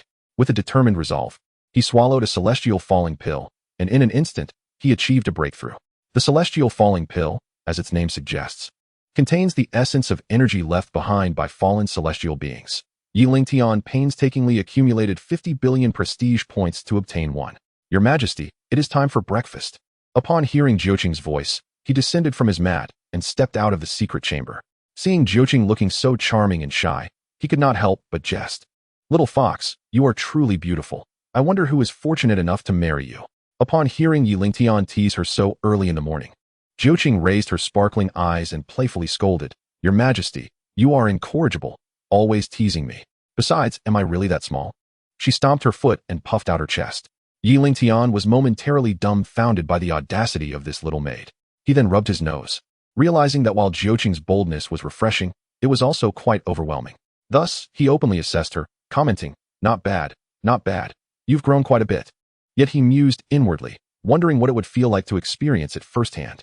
Feeling the weight of Lingtian's penetrating gaze, Jiuqing's cheeks flushed crimson. Her heart raced as she felt a sense of unease, pondering whether the emperor might bully her. If so, what would she do? Sensing her reaction, Lingtian casually lifted her chin, taking her hand in his as he walked, saying, "Silly girl, what are you thinking about?" Startled by his action, Jiuqing instinctively closed her eyes. But upon hearing his subsequent words, she opened her eyes, pouting in dissatisfaction. "You've bullied me so much that I can't grow up." Lingtian's lips twitched. When had he ever bullied this girl? Seeing this, Jiuqing stifled a giggle. Upon arriving at the sleeping quarters, they found the imperial kitchen had already prepared a splendid breakfast spread, and they began their meal. Afterward, he instructed the servants to arrange a carriage for court. "His Majesty has arrived." With the sharp announcement of the attendant, everyone bowed in respect. Lingtian strode directly to the central dragon throne of the Grand Hall, and after taking his seat, he declared, "Ministers, rise." As court commenced, the soft voice of Xiao Lizu rang out. "If there are matters to discuss, speak. If not, you may retire." Xiao Lizu, whose real name was Li Lianying, was one of the divine beings summoned during Lingtian's 31st random summoning event. Chapter 97. The Four Great Academies of the Empire, alarmed by the catastrophe of annihilation.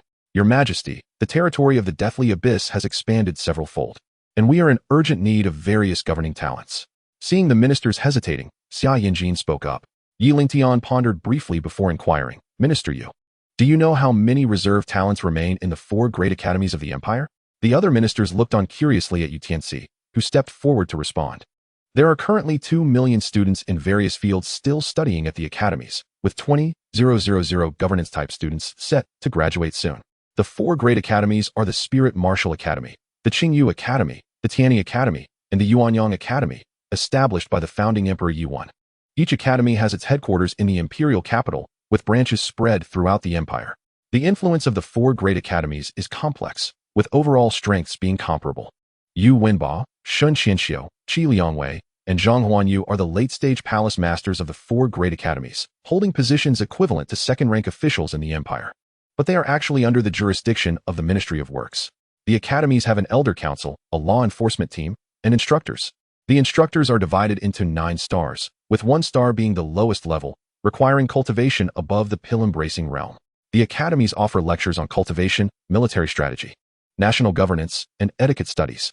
The academic system of the academies lasts 3 years, with admissions occurring every 3 years. There are still 5 months until the next admissions.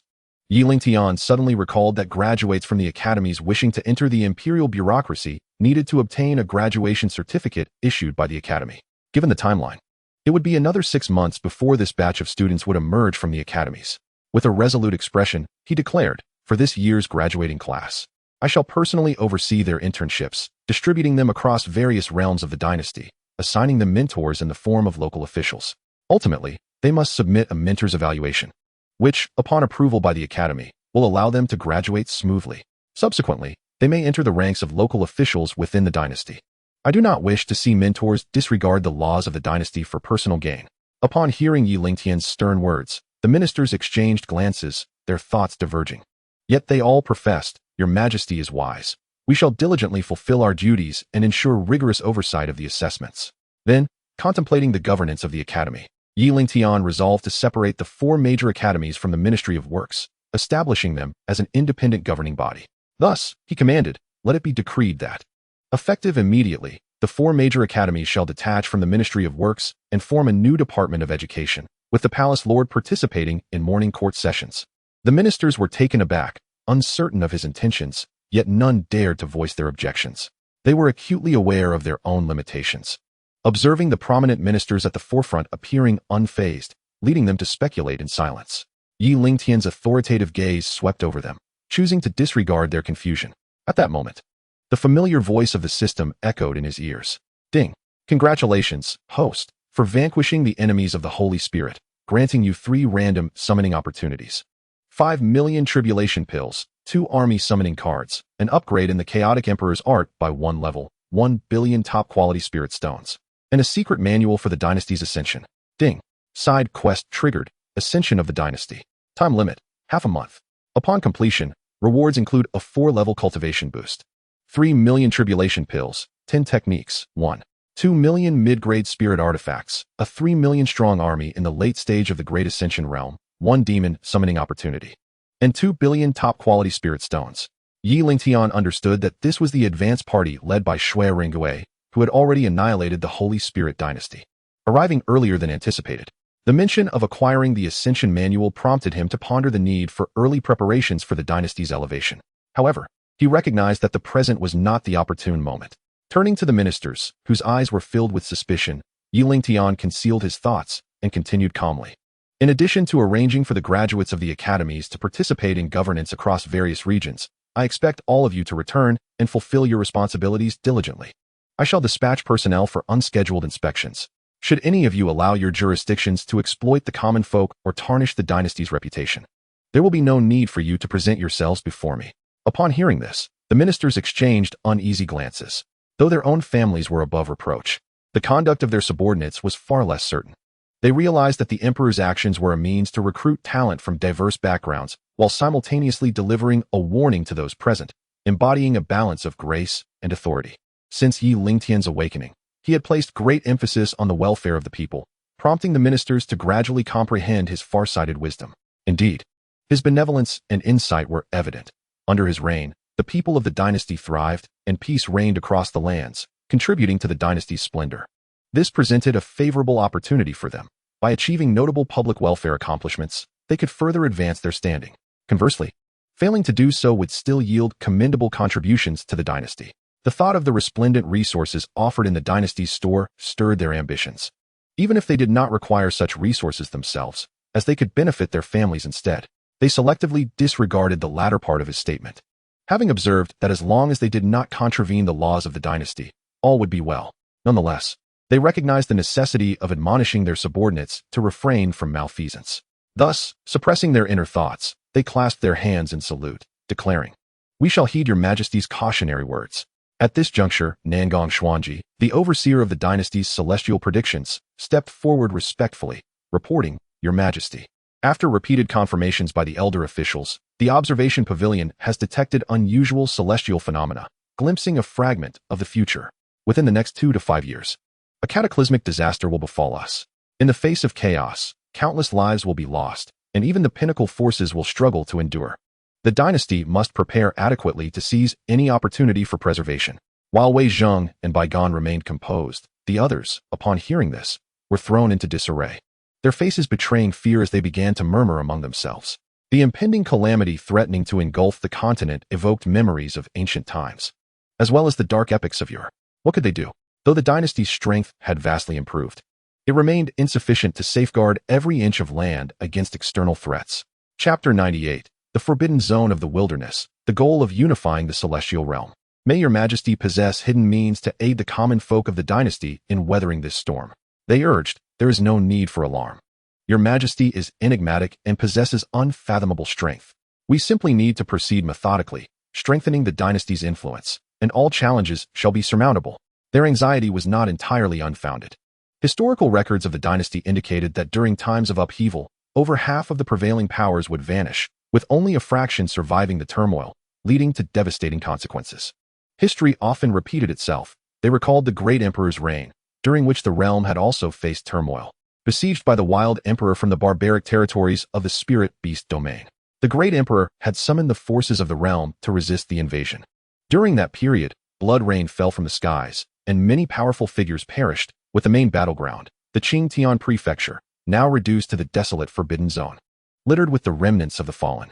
Ultimately, both the wild emperor and the great emperor suffered grievous losses, retreating in defeat. Following the great emperor's demise, The once mighty Ming sacred dynasty crumbled, leading to the current state of the continent devoid of any sacred dynasties. Post-war statistics revealed a staggering decline in the population, with the dynasty, sects, and family powers all diminishing by 70%, allowing the emergence of the Xianxian forces. Suddenly, as Lingtian sat upon his throne, he received a notification from the system regarding a new task. Ding. Main storyline task activated. Lead the realm to resist external invasions for 2 years. Upon completion, rewards include a 4-level cultivation boost, 50 billion scattered celestial pills, 25 celestial techniques, 50,000 high-grade celestial artifacts, an army of 100 million in the scattered celestial realm, 10 random summoning opportunities, and 250 billion low-grade celestial stones, along with a system upgrade. Upon witnessing the generous rewards of the main storyline task, Lingtian realized that the system was urging him to unify the realm within 2 years and to fend off the encroaching threats that sought to obliterate the celestial realm. Contemplating deeply, he began to form a strategy in his mind. Noticing the minister's varied reactions to the news, he chose not to intervene, letting out a resigned sigh. After prolonged stability, their sharpness had dulled.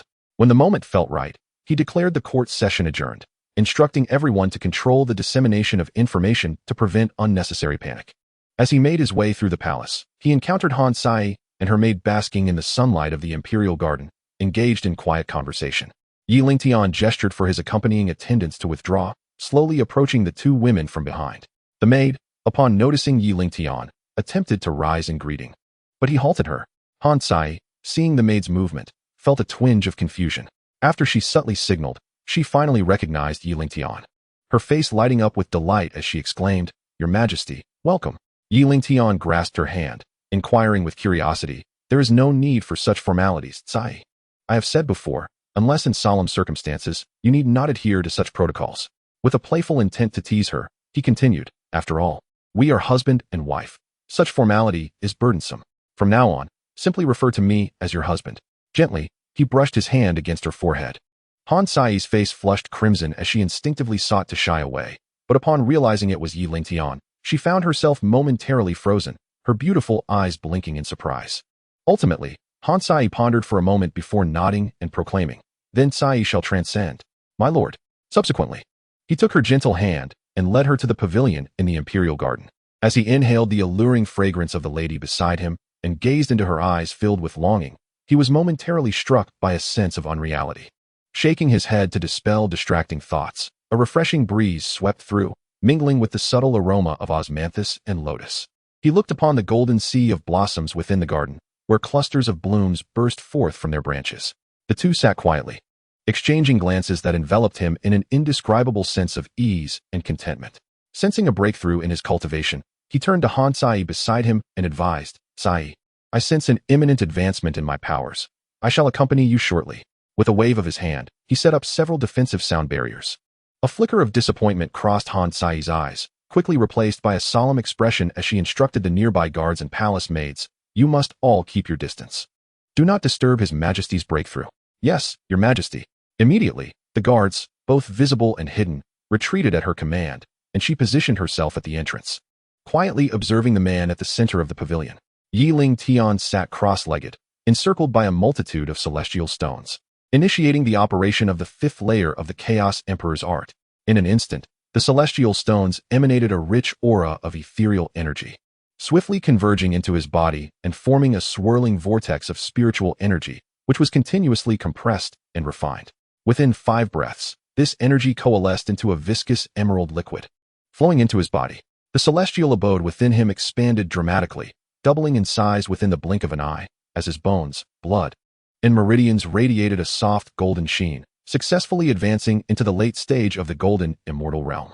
Opening his eyes, he exhaled towards the artificial mountain on one side of the flower garden, instantly shattering the air with his force. Boom, boom.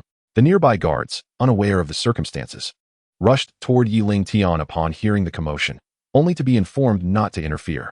Han Sai approached with a look of surprise, witnessing her husband standing nearby. Murmuring softly, "The power is quite impressive," her beautiful eyes widening in astonishment, followed by a hint of peculiarity. Coming back to his senses, Lingtian noticed the strange look in Han Sai's eyes and caught sight of the guard's gazes not far off, causing his face to redden slightly. Clearing his throat, he declared, "My training may have caused quite a stir. Everyone disperse." He then hummed an unknown tune, taking Han Sai's hand as they left the pavilion. Chapter 99. The news of the annihilation of the Holy Spirit's 3 legions begins to spread. My lord, where are you taking Sai? Han Sai asked curiously as she noticed Yi Lingtian holding her hand, leading her deeper into the Imperial Garden rather than departing. Today is a rare moment of leisure for me, hence I wish to accompany you, Sai, to explore the wonders of the garden. Yi Lingtian replied with a warm smile. At his words, Han Sai felt a wave of warmth in her heart and stole glances upward. With his sword-like brows and starry eyes, radiating charisma and adorned with a gentle smile, her cheeks flushed slightly. Fearing that Yi Lingtian might notice her unusual behavior, she whispered softly, "You are truly wonderful, my lord." Not receiving a response for a while, Yi Lingtian turned his head, puzzled, and inquired, "Sai, why is your face so red? Are you feeling unwell? Come, let me see." Before he finished speaking, he halted, raising his hand to her forehead. After a gentle touch, he murmured, "Normal temperature. How peculiar." Wondering if he had misjudged, he repeated the action several times, yielding the same result each time. Meanwhile, Han Sai stood frozen, her face growing even redder, unable to meet Yi Lingtian's gaze. Under his puzzled scrutiny, she evaded his gaze, her reaction decidedly unusual. Yi Lingtian finally grasped the situation, a wry smile forming within him as he realized how he had inadvertently flustered the girl. Choosing not to address it directly, he thought to shift the conversation. "Perhaps I was mistaken. Sai, let us be on our way." She nodded obediently, and after this awkward moment, they quietly held hands as they walked together. In the outside world, news of the annihilation of the Holy Spirit's 3 legions stirred a tempest of excitement. The news spread to the Divine Su territory, captivating officials of the dynasty and common folk alike, all relishing the tale. "Huzzah! Our Divine Su warriors are formidable and valiant, eradicating the enemies of the Holy Spirit Empire and teaching them a painful lesson." One could only imagine the Holy Spirit Emperor choking on his blood. He certainly would not let this slide, and it wouldn't be long before he dispatched another army to redeem his disgrace. Let him come and go without return. If our imperial forces could vanquish him once, doing so a second or third time would be no challenge.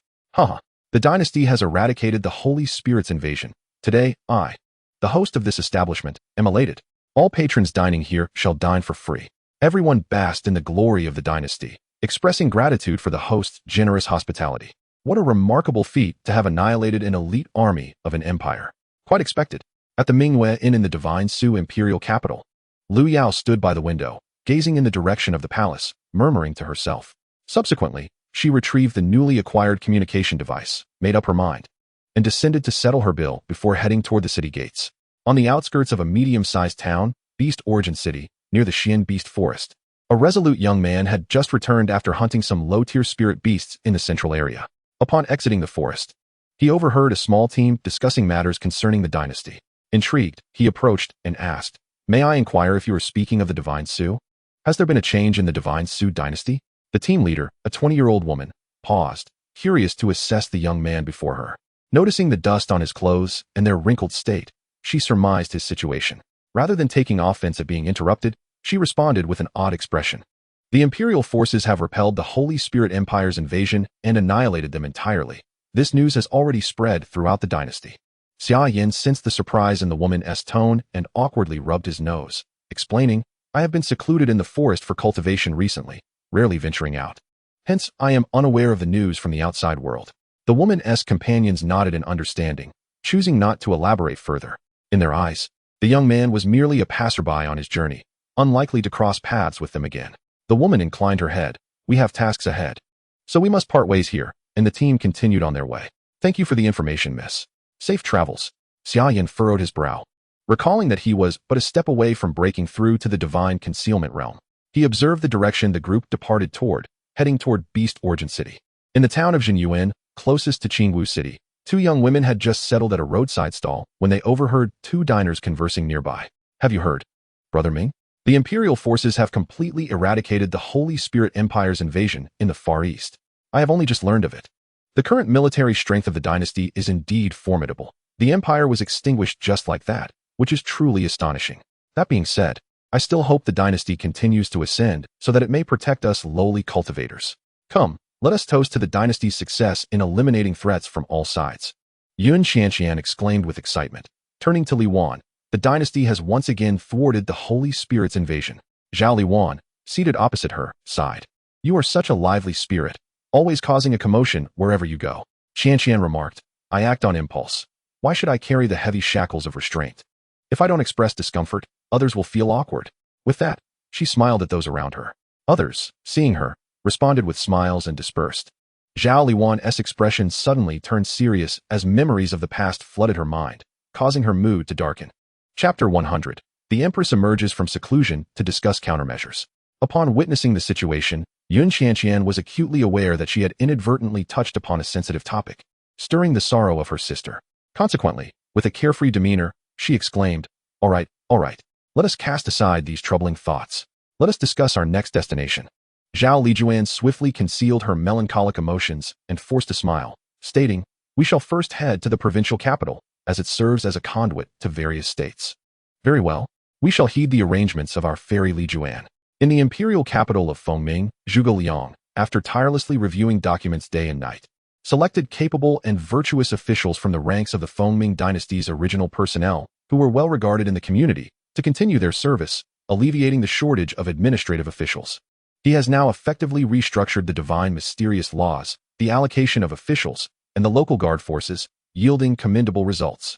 Various factions, aware of the stringent enforcement of the divine mysterious laws, have complied wholeheartedly, diligently maintaining their respective territories and adhering to the dynasty's laws. At this moment, he stood outside the palace, gazing eastward, murmuring, is it true that divine beings have emerged in the dynasty, annihilating the Spirit Legion? It seems I must enhance the efficiency of administrative affairs, otherwise. He then called out to the guards outside the palace gates, instructing them to inform the officials left behind to be strict with governance, to implement the imperial administrative decisions, and to ensure the dynasty's benefits are realized. Your subordinate shall comply with the Prime Minister's orders. In the Sacred Spirit Domain, Yuanling State, within the Tianhuang Empire, a spectral figure suddenly appeared outside the Imperial Palace's secret chamber. The distant guards regarded him with indifference as he knelt, addressing the chamber within, Your Majesty. I have discovered that General Nie and his soldiers were eradicated by the Divine Mysterious experts. I have also found that the Divine Mysterious has already eradicated the major dynasties, unifying the Western Desolation, and it appears they have intentions to invade the Western region. The Divine Mysterious possesses individuals beyond our capacity to contend with. Thus, I dared not delve deeper and returned to report to Your Majesty. After a prolonged silence, a cold voice emanated from within the chamber. This matter is known to me. Dispatch someone to inform the ministers to convene. I have my own arrangements. Your subordinate obeys. Upon hearing this, the messenger felt a chill in his heart. Having ventured far from the chamber, he murmured softly, the Emperor's prowess grows increasingly terrifying. From such a distance, even I, in the tribulation stage, feel a sense of trepidation. He then turned to a nearby guard, instructing, you, go notify the officials to assemble, stating that the Emperor has emerged from seclusion. Yes, Lord Jin. In the Tianhuang Golden Luan Hall, ministers began to murmur amongst themselves. Have you all received news? The Emperor has summoned everyone. I wonder what transpired. The Emperor has been in seclusion, which must indicate a significant change, for she has been secluded for nearly 3 months. Do you think it could be related to General Nie's downfall? Perhaps. The Emperor must have made substantial progress, which is why she does not wish us to interfere. Have you heard? The Sacred Spirit Empire has lost 3 elite legions, and the adversary is merely a single dynasty. What was it called again? The Divine Mysterious Dynasty. I suspect the Green Emperor is furious. You are unaware, but according to the spies planted by the Empire, the Green Emperor has summoned the veteran Gu Tianxiong and assembled the other 3 elite legions. This Divine Mysterious Dynasty is indeed shrouded in mystery, forcing an empire to such a state. The Yi Emperor is truly formidable. Let us not overstate his capabilities. Our empire could easily launch an all-out assault on the Sacred Spirit Empire if we desired. At that moment, a sharp voice from an inner attendant rang out. The Emperor has arrived. The ministers immediately fell silent, kneeling in reverence. We humbly welcome the Emperor. A figure of exquisite beauty, resplendent in royal attire, gracefully entered the grand hall, her imperial crown atop her head, her imperial robe billowing, adorned with intricate phoenix embroidery. Her youthful visage, exuding celestial grace, was partially shrouded in mist, rendering her countenance somewhat indistinct. Taking her seat upon the imperial throne, her piercing phoenix eyes surveyed the assembly before she gently parted her lips. Her voice resonating like a celestial melody. All rise. Thank you, Your Majesty, for your benevolence. Noticing the confusion etched upon the faces of her ministers, she continued. This emperor has learned of General Nie's demise within the Fengming dynasty, and it has been confirmed that it was the work of the Divine Mysterious. I believe all present are already aware of the rumors that the 3 elite vanguard legions of the Sacred Spirit have been annihilated by a force under the Divine Mysterious, specifically the Shui family army. What thoughts or suggestions do you all have? The ministers exchanged fleeting glances, surprised that their speculations had been accurately discerned. However, none displayed any sign of dissent. Instead, they pondered in silence. After a lengthy pause, the Minister of Works, Xianxiaaudiobooks, clasped his hands and spoke, "Your Majesty, in my humble opinion, we should observe and await the Sacred Spirit Empire's attempts to gauge the strength of the Divine Mysterious before making any decisions." The Minister of War, Lingtian, furrowed his brow and hesitated to speak. "What are you implying, Minister Jin? A mere dynasty, insignificant in the face of the Empire. Why must we hesitate?" This old minister humbly requests Your Majesty to issue a decree to mobilize the army to attack the Divine Mysterious Dynasty. Since they dared to slay our Empire's general, they must pay a bloody price. Xianxiaaudiobooks scoffed dismissively, ignoring him, and continued addressing the Emperor, "Your Majesty, since the Divine Mysterious dares to provoke the Sacred Spirit Empire, there must be 2 reasons for their audacity. On one hand, they could be reckless youths unaware of the terror of imperial forces, acting boldly and without caution. On the other hand, they may be masquerading as weaklings, possessing extraordinary foundations, thus unafraid of the threats posed by an empire. Given their ability to obliterate the elite legions of the Sacred Spirit Empire, it is evidently the latter." Chapter 101. The shocking news of the Divine Mysterious Army pressing down. Thus, the most prudent course of action for the Empire is to remain watchful, waiting for the Divine Mysterious Dynasty and the Sacred Spirit Empire to engage in battle before seizing the opportunity to act. Lingtian, upon hearing this, felt a sense of alarm. He had only sought to embarrass Xianxiaaudiobooks. If this delay were to jeopardize the Empire's significant matters, it would be a grave mistake. He glanced at Xianxiaaudiobooks, musing internally that although this old fellow was rigid, he possessed some scholarly acumen. The other ministers, hearing this discourse, found it quite applicable to the current situation and began to echo their agreement. "Your Majesty, Minister Jin's words hold merit. We second his opinion." The Emperor Ling Luoxian, cast a subtle glance at Xianxiaaudiobooks. The latter immediately stiffened, beads of sweat forming on his forehead, not daring to voice any opposition.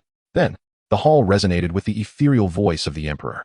"My intention is to position the 3 elite legions, Lingyu, Lingyan, and Xianxia, along the borders of our empire, preparing them for immediate deployment. Lingyu, Lingyan, and Xianxia rank as the 2nd, 4th, and 6th amongst the top 10 military formations of the Tianwang Empire, with the first 2 having high-tier 3rd-grade capabilities and the latter at high-tier 2nd grade, each corps officer being of super-tier 1st grade, with an average of 8 million soldiers per legion." Upon hearing the Empress's decree, Prime Minister Gong Yuhong, after careful consideration, discerned flaws in this plan and urgently interjected.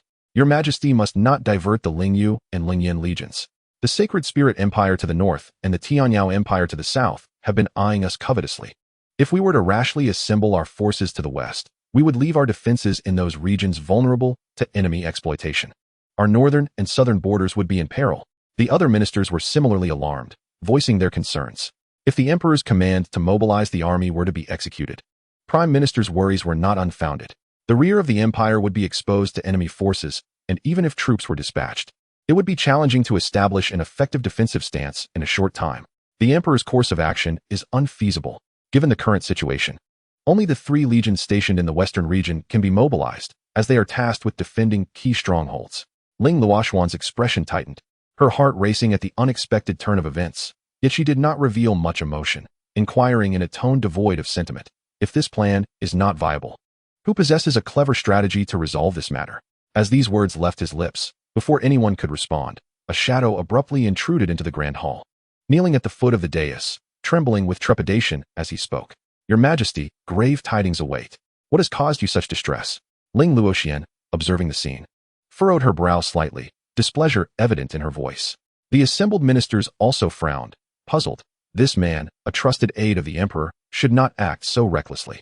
They pricked up their ears, curiosity etched on their faces as they gazed at the kneeling figure. Jin Wei, feeling the subtle menace in the Emperor's tone, shuddered inwardly, casting aside his fear to quickly divulge the truth. "Your Majesty, reports from the Imperial Shadow Guard indicate that the Divine Su army has launched an invasion in the western regions, annihilating several weaker factions." Instantly, the hall erupted in shock, disbelief rippling through the assembly. "What? The Divine Su has initiated an invasion of the western regions? Are you certain you have not erred? Surely, I must be experiencing auditory hallucinations due to not having eaten during the morning court." What resources and capabilities does the divine Su possess? And what audacity does Emperor Yi hold that emboldens them to undertake such provocation? Once they regained their composure, some courtiers scoffed derisively, mocking, "They are courting death. How many imperial-level powers exist in the western regions that a mere dynasty could withstand? I dare assert that barring unforeseen circumstances, once the various factions set aside their differences and unite, it will be the divine Su's demise. They are but foolish jesters, unable to last long. Good news will soon arrive." Above, Ling Luoxian, if one could glimpse her countenance obscured in mist, would reveal her astonishment, swiftly followed by an intrigued expression. Who is this Emperor Yi, to act so boldly? Does he possess unwavering confidence in subjugating the western regions? Quickly dismissing her thoughts, she acknowledged the truth in the courtier's remarks. No dynasty, no matter how formidable, could feasibly conquer dozens of imperial-level factions and countless armies, unless they wield some undisclosed advantage that could crush all opposing forces. They would surely meet their own destruction. These thoughts flitted through her mind in an instant. Collecting her composure, she pondered aloud. Are there any other matters at hand?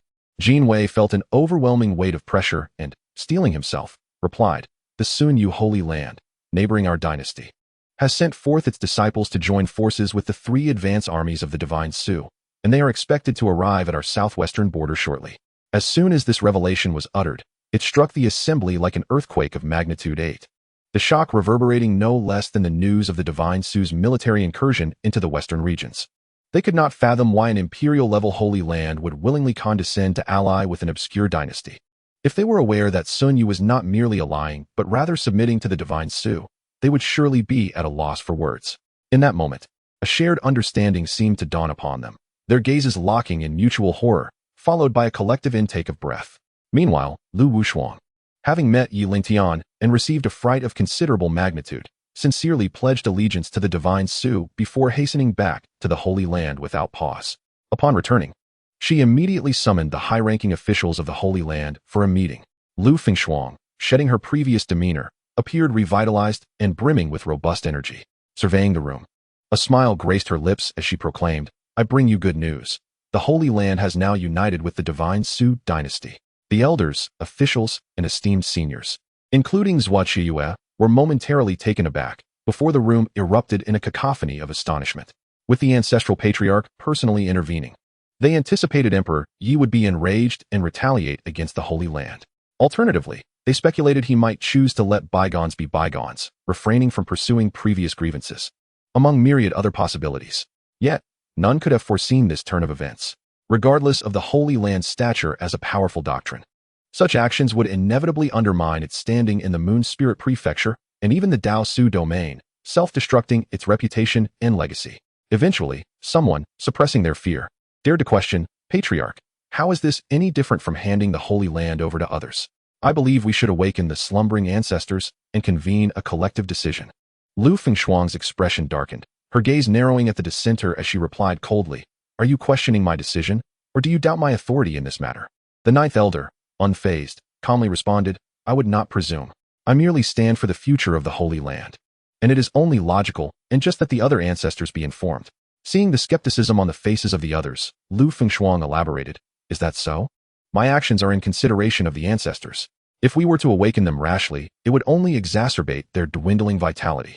Though the natural spiritual energy has revived, it is insufficient to swiftly remedy their condition. Moreover, do you not wish to know why I ventured to the divine Su and agreed to submit?" The elders fell silent, bowing respectfully as they urged, "Please enlighten us, Patriarch." She discreetly glanced at the 7th elder before instructing, "7th elder, you shall explain."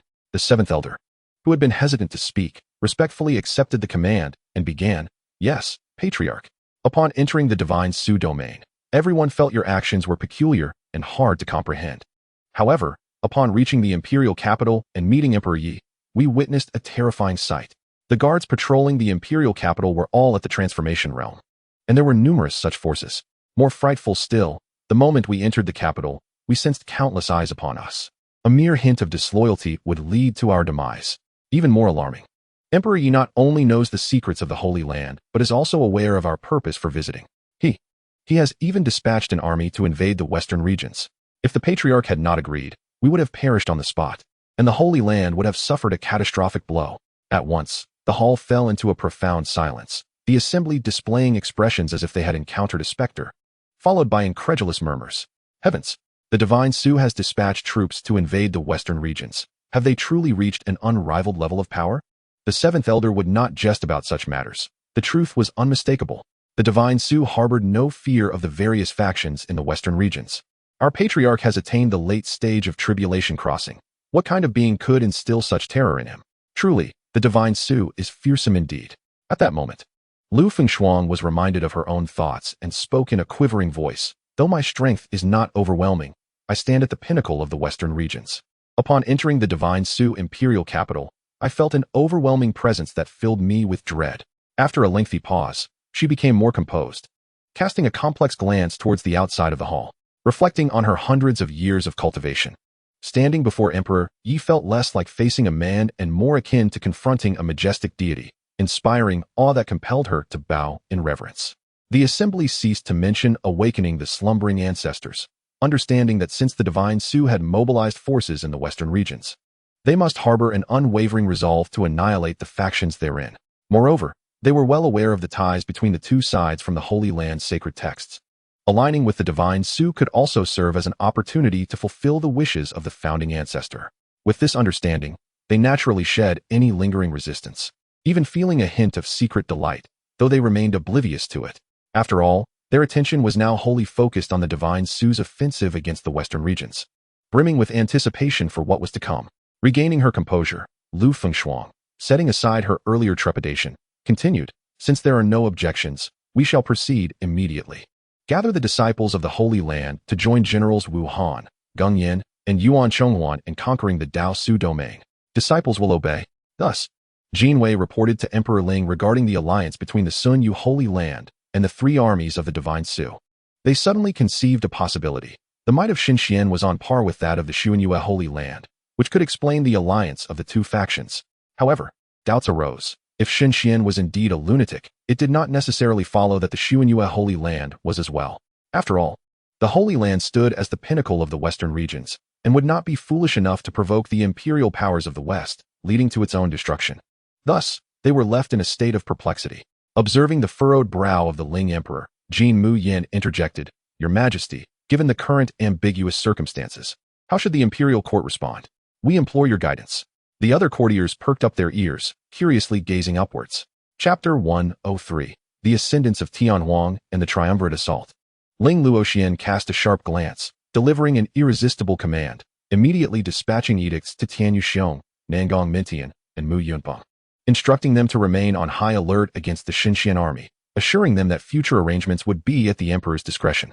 Dismissed. Your Majesty, we bid you farewell. The courtiers felt a chill run through them, bowing in a gesture of respectful farewell.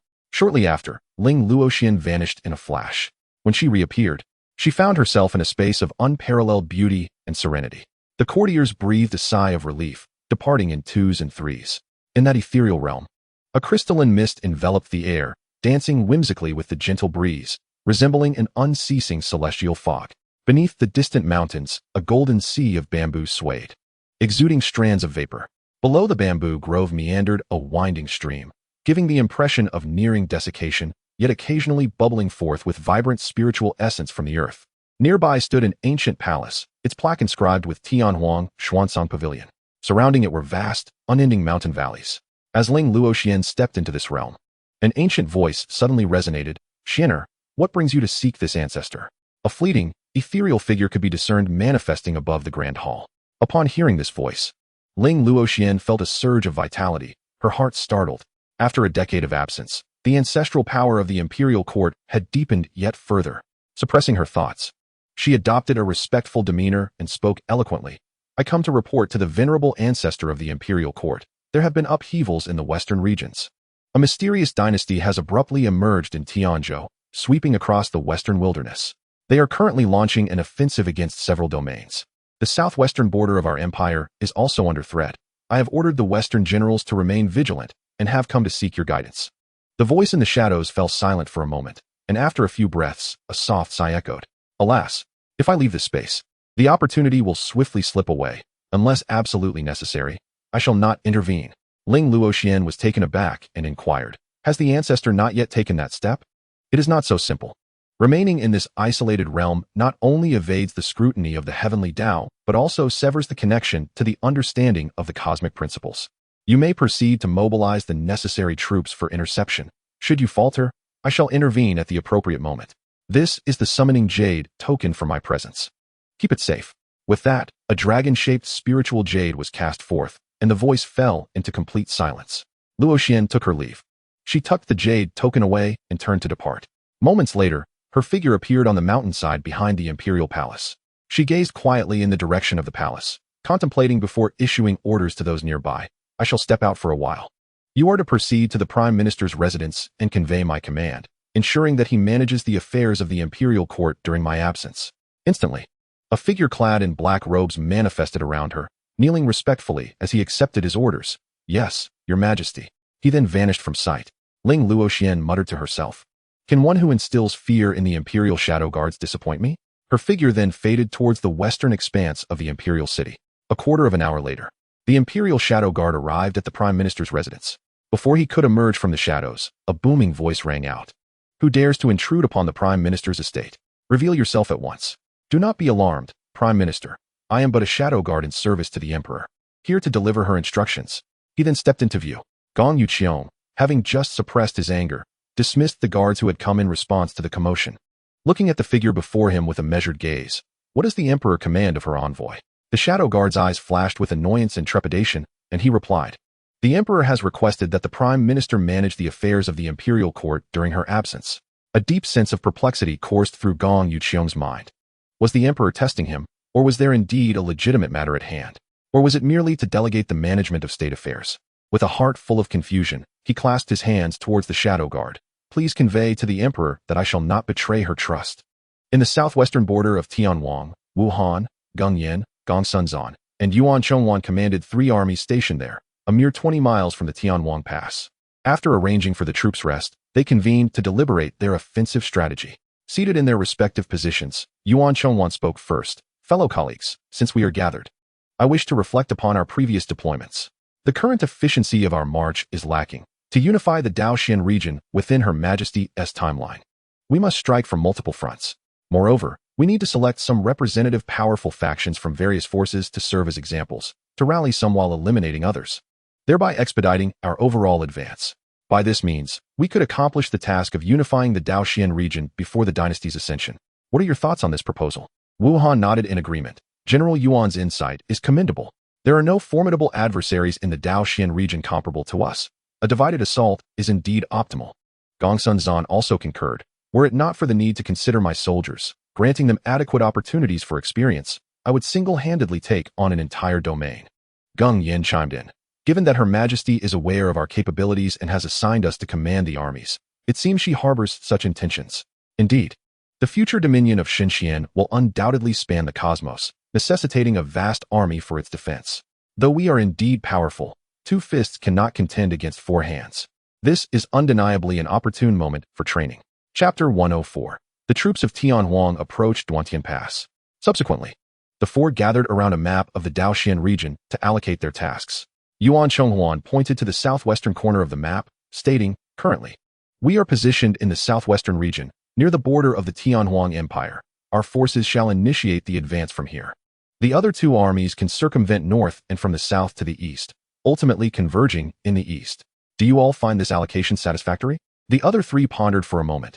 Wu Han and Geng Yan exchanged glances and replied, We shall follow General Yuan's suggestion. We will lead the troops along the northern route. Gongsunzan, after some contemplation, added, Then I shall lead my forces along the southern route. Yuan Chonghuan regarded the 3. Addressing Gongsunzan, General Gongsun, have you carefully considered swapping attack routes with me? As you know, my men have been rather unruly, and I have yet to find an opportunity to discipline them.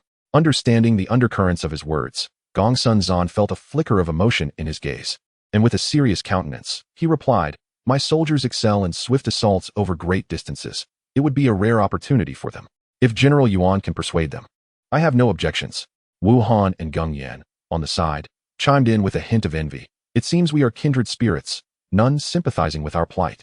Standing outside the encampment, Yuan Chonghuan watched as Gongsunzan led his white horse troops southward, then turned to the iron cavalry of Guaning behind him, declaring, Our task is to launch an offensive from west to east. ultimately converging with the other two armies in the Daoxian region.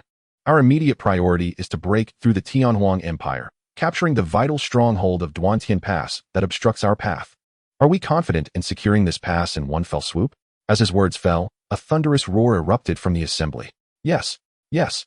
He promptly gestured for a halt, then commanded, "The army shall set forth immediately, directing our forces to break through the Tianguan." "As you command," his subordinates replied. Subsequently, officers at various levels mobilized their troops, charging towards their target located several dozen miles away. Moments earlier, after the ministers of the Tianhuang Empire had concluded their audience, a messenger swiftly relayed the decree of Emperor Ling through the vast intelligence network of the empire to Tianyu Xiong, Nangong Mingtian, and Mu Yump. Upon receiving the news, all three displayed expressions of astonishment. As commanders governing their respective territories, their military instincts were undeniably sharp, and they immediately sensed the gravity of the situation. At the same time, reports from scouts stationed around the imperial gates confirmed the ominous intentions of the approaching forces. They had discreetly investigated and discovered that 3 enemy armies lay in wait several dozen miles from the imperial gates. Despite their inner turmoil as leaders, they understood that displaying fear was a grave mistake in warfare, so they concealed their anxiety. Just then, a scout burst into the general's residence, reporting to the visibly troubled Tianyu Xiong, "General, we have just learned that 2 enemy forces are advancing towards the south and north. Their intentions remain unclear. Another large army is approaching the imperial gates." Hearing this, Tianyu Xiong felt a surge of delight and promptly instructed, "Return and closely observe the movements of the enemy. Report any developments immediately." "Yes, General."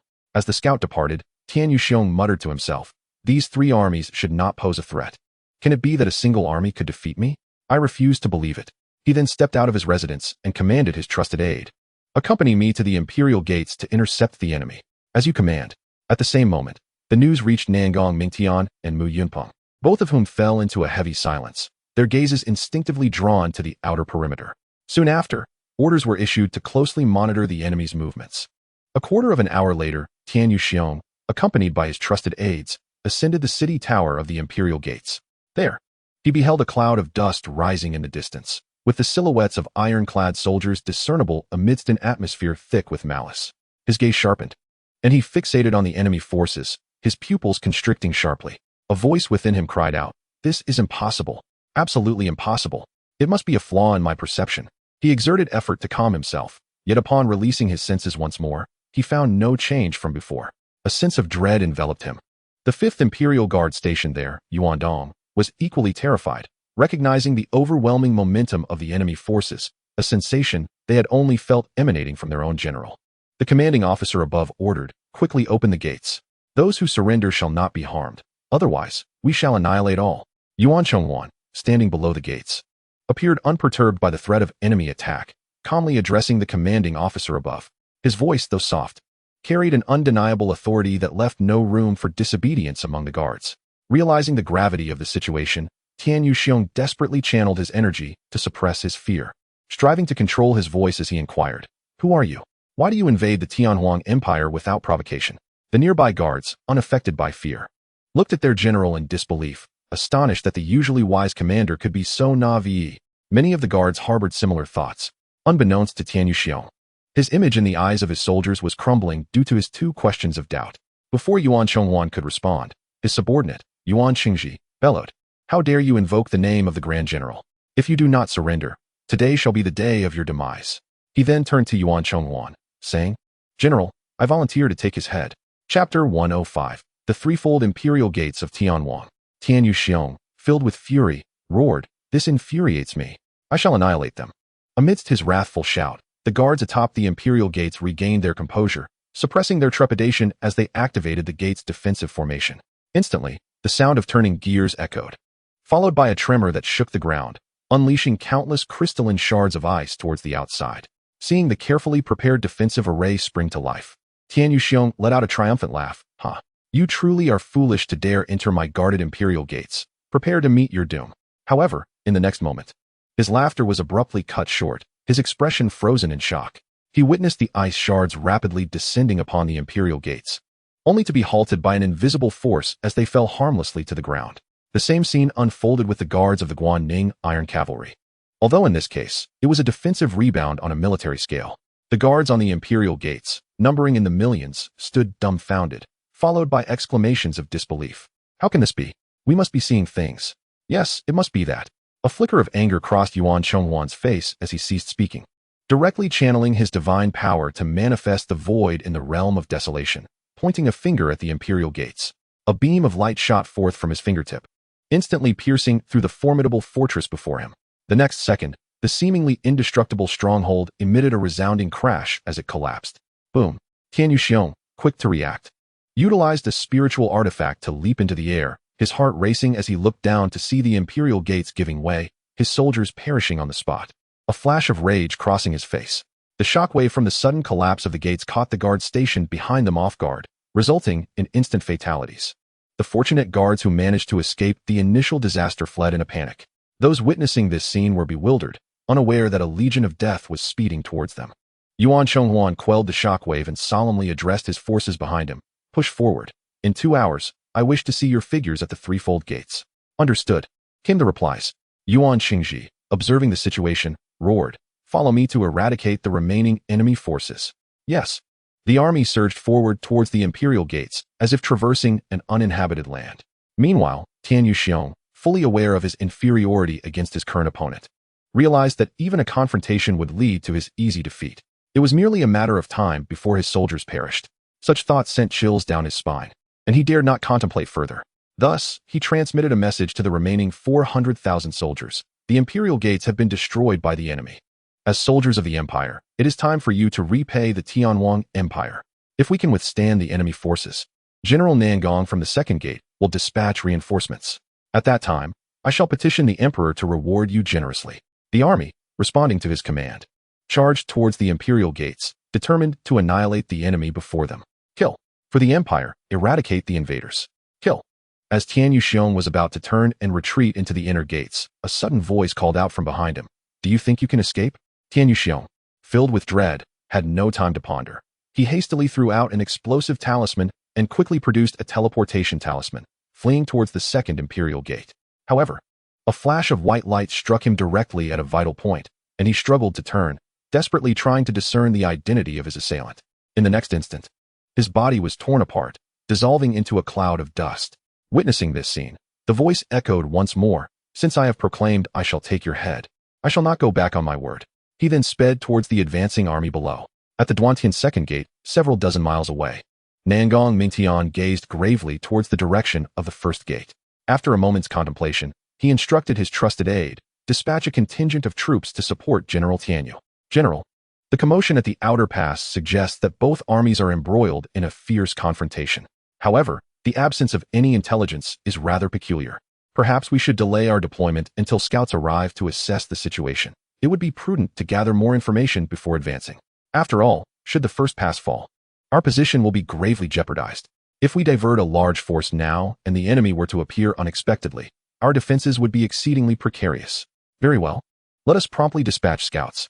Yes, General. At that moment, a voice of discernment caused those present to shift uneasily.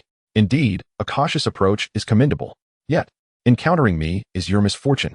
A middle-aged figure clad in armor emerged, none other than Yuan Chonghuan. The surrounding imperial guards swiftly encircled him, weapons raised, and sternly proclaimed, bold intruder. How dare you trespass upon this military stronghold? Do you seek death? Silence. In response, a thunderous strike erupted, and the guards surrounding him were reduced to a mist of crimson.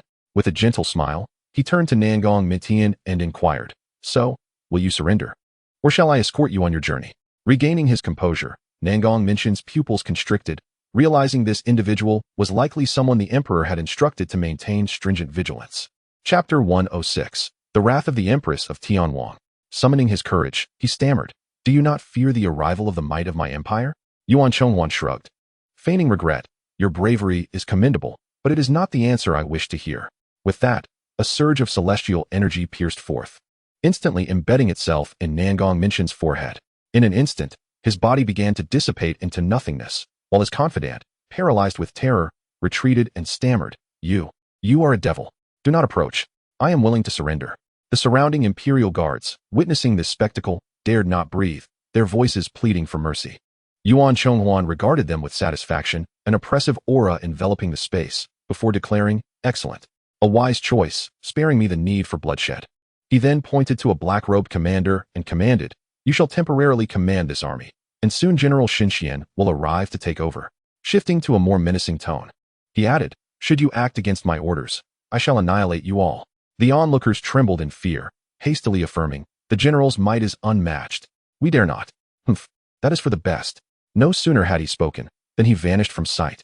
Phew, that was terrifying. If the general had countered, they would surely follow in the same fate. "Shill, did you not see the general's dark countenance? Do you seek to court death?" Subsequently, Yun Mingxi issued a solemn order. "Quickly assemble the troops, open the imperial pass, and prepare to welcome the arrival of General Xianxian."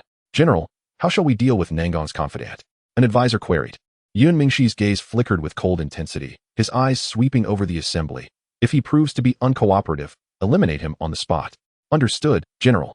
The imperial guards felt a chill run down their spines, hastily bowing to accept their orders. A similar scene unfolded at the Duantian Third Heavy Pass.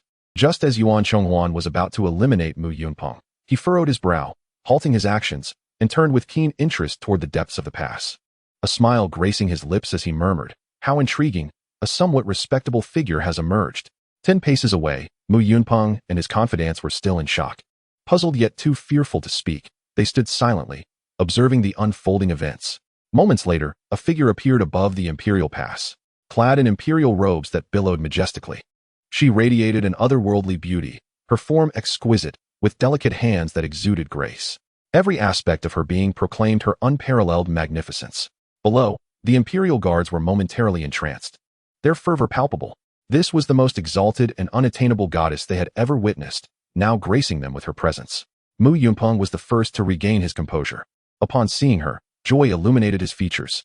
The empress surveyed the scene, accustomed to the fervent admiration of her soldiers. Were it otherwise, she would have found it peculiar. However, her gaze sharpened as she scrutinized the man below. If she had initially approached this mission with anticipation, a sense of gravity now accompanied her. She could not discern the intentions of the man before her, evoking a sense of trepidation. Observing the imperial guard's fervent gazes, she suppressed her inner turmoil and, with a wave of her imperial sleeve, addressed him from a position of authority. "You must be the commander sent by the Xianxian Empire to invade my realm. Who grants you the audacity to disregard my authority and provoke the dignity of my empire?" The imperial guards erupted in cries of support. "Long live the emperor! Let us vanquish the enemy before us and uphold the might of Tianhuang." "Oh, such a brash young one, yet your words carry significant weight," Yuan Chonghuan remarked, glancing at the jubilant soldiers, his demeanor nonchalant. He then adopted a serious tone, revealing his murderous intent. "Before the Xianxian Empire, the Tianhuang Empire is but a jest. With a single strike, I could subdue it." The moment those words escaped his lips, Ling Luoxuan's expression shifted from fury to dread as she sensed the impending threat, her body freezing in place. "I am not accustomed to looking up when conversing. You should come down." With that, a surge of celestial energy shot forth, instantly bringing her crashing to the ground. Though she regained her footing, a tumultuous wave surged within her. As the empress of a dynasty, she understood the terror of being struck down with such ease. Her heart sank into despair, yet she forced herself to remain composed and uttered threats. "This empress fears not. Should the might of my empire arrive, you shall find it impossible to escape." The distant imperial guards stood in shock, their faith shattered. Their perception of the empress crumbled before the enemy, leaving them questioning the very purpose of their steadfast defense. Yuan Chonghuan regarded the woman before him with suspicion. Did she not grasp the gravity of the situation? Or did she believe her presence was due to her own might? Did she not realize he had shown restraint? Contemplating another possibility, his expression brightened, and a radiant smile spread across his face as he teased. "Well then, that saves me considerable effort." Ling Luoxian, enraged, retorted, "You shall pay for this." She produced the Longxing jade tablet and crushed it, summoning an ancient figure whose voice resonated. "Has my dear Luoxian encountered troublesome matters so soon? Who dares to provoke Tianhuang? The ancestor shall ensure they beg for mercy." Ling Luoxuan's face, shrouded in mist, lit up with joy. Recalling the recent setback, she thought, "Daring to make me suffer, you shall pay dearly." Chapter 107. The Tianhuang Empire's Ling Dixian submission. The Empire's surrender. "Is it you who wishes for me to kneel and beg for mercy?" The moment Ling Dixian's words fell, Yuan Chonghuan's demeanor shifted, clouds gathering on his brow. As a surge of murderous intent erupted, "You are now enveloped in my wrath." The very atmosphere trembled around Ling Dixian, causing him to tremble and collapse to the ground, his face a mask of horror. You are a transcendent being. I had no idea you were here. And I disturb your pleasure. I am willing to accept punishment. Just spare Luo Xian. His spontaneous outburst stemmed from the firm belief that Yuan Chonghuan was a being of transcendent strength. As an ancestor of the Tianhuang Empire, his power was nearly on par with the late stages of transcending tribulation. Though this was not his true form, it did not impair his judgment. In the presence of such overwhelming threat, he genuinely felt his own insignificance, realizing that this formidable being could extinguish him at any moment, should they wish to do so. The current situation is dire. Should the formidable figure before them become enraged, not only will he and Ling Luoxian have to account for their actions today, but even Tianhuang may be on the precipice of annihilation. In the Daoxin domain, and indeed across the Western 5 domains, he is undoubtedly the foremost master. When confronted with such a powerful being, one must either forge an alliance or maintain a respectful distance. To oppose him is to court destruction. Thus, he believes it is entirely reasonable for the weak to submit to the strong, and with a heart filled with trepidation, he resolves to observe how matters unfold. Meanwhile, Ling Luoxian stands utterly dumbfounded. In her eyes, her ancestor is already a paragon within the Daoxin domain, yet here he is, adopting a posture of obsequiousness that shatters her image of him in an instant. Trembling, she retreats in horror, murmuring to herself that this cannot be real. It must be an illusion conjured by her mind. Yes, that must be it. She has wholly cast aside her earlier calculations. Yuan Chonghuan, witnessing this spectacle, raises an eyebrow, secretly scoffing at Tianhuang's emperor, whose mental fortitude seems woefully inadequate. Frustration wells up within him, realizing that his plans have unraveled, and he laments that had he known it would be such a hassle, he would have swiftly apprehended him. With a sigh, he acknowledges he must search for other options. However, no sooner has he spoken than Ling Luoxian snaps out of her stupor, steeling herself as she raises a finger toward him and trembles as she questions. Who exactly are you? No dynasty could possibly harbor a being of your caliber. Yuan Chonghuan smirks, his disdain evident as he retorts. Just because Tianhuang does not possess such a figure does not imply Xianxian does. It merely underscores your limited perspective. The moment the words leave his lips, he wishes he could slap himself. Only a moment ago, he was lamenting, and now he finds himself rubbing salt into another's wounds, questioning if he is deliberately courting trouble. Fortunately, this state of affairs does not last long, as he casts a meaningful glance at Ling Luoxuan's enchanting visage veiled in mist. Meanwhile, the kneeling Ling Dihuan, witnessing this, is gripped by terror, his soul nearly fleeing as he bellows in indignation. How dare you, Ling Luoxian? The master before us is a being that has touched the realm of immortality. How can you question him? Kneel and apologize at once. My lord, she did not intend to offend you. I implore you to show mercy. Yuan Chonghuan, observing the pitiful old man, feels his enthusiasm dissipate entirely. With a lackluster expression, he declares, submit to the Xinxian dynasty or face death. I shall not repeat myself.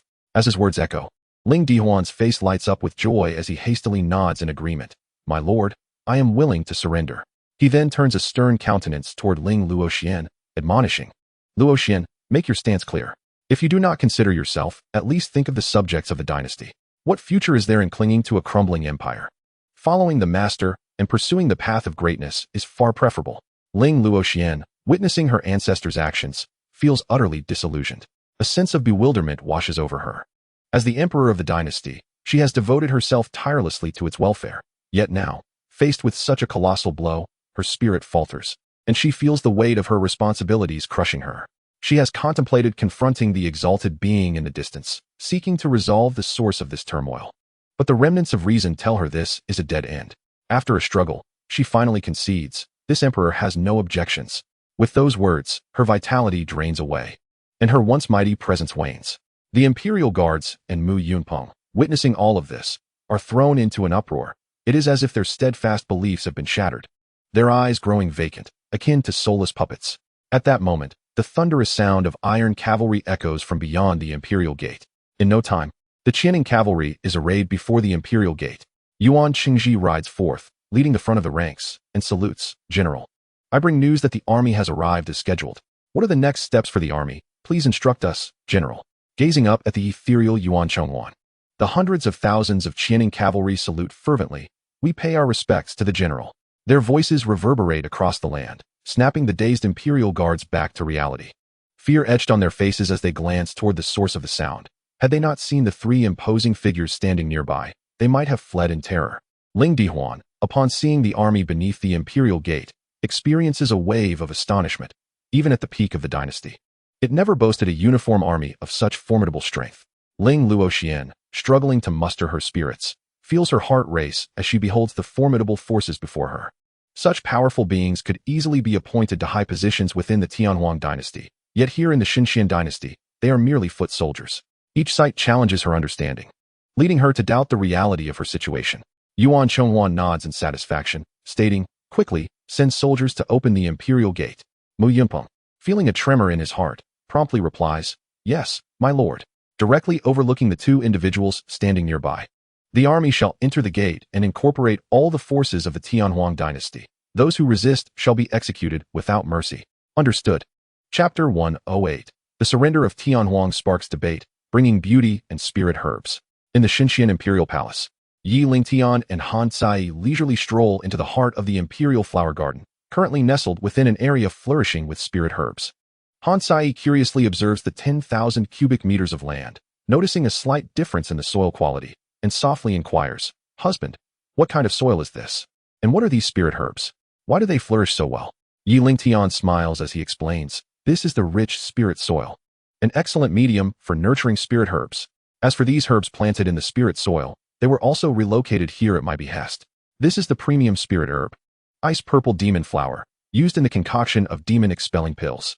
This is the superior spirit herb, three-leaf fire spirit grass, essential for crafting explosive pills, fire control pills, and fire-type spiritual artifacts.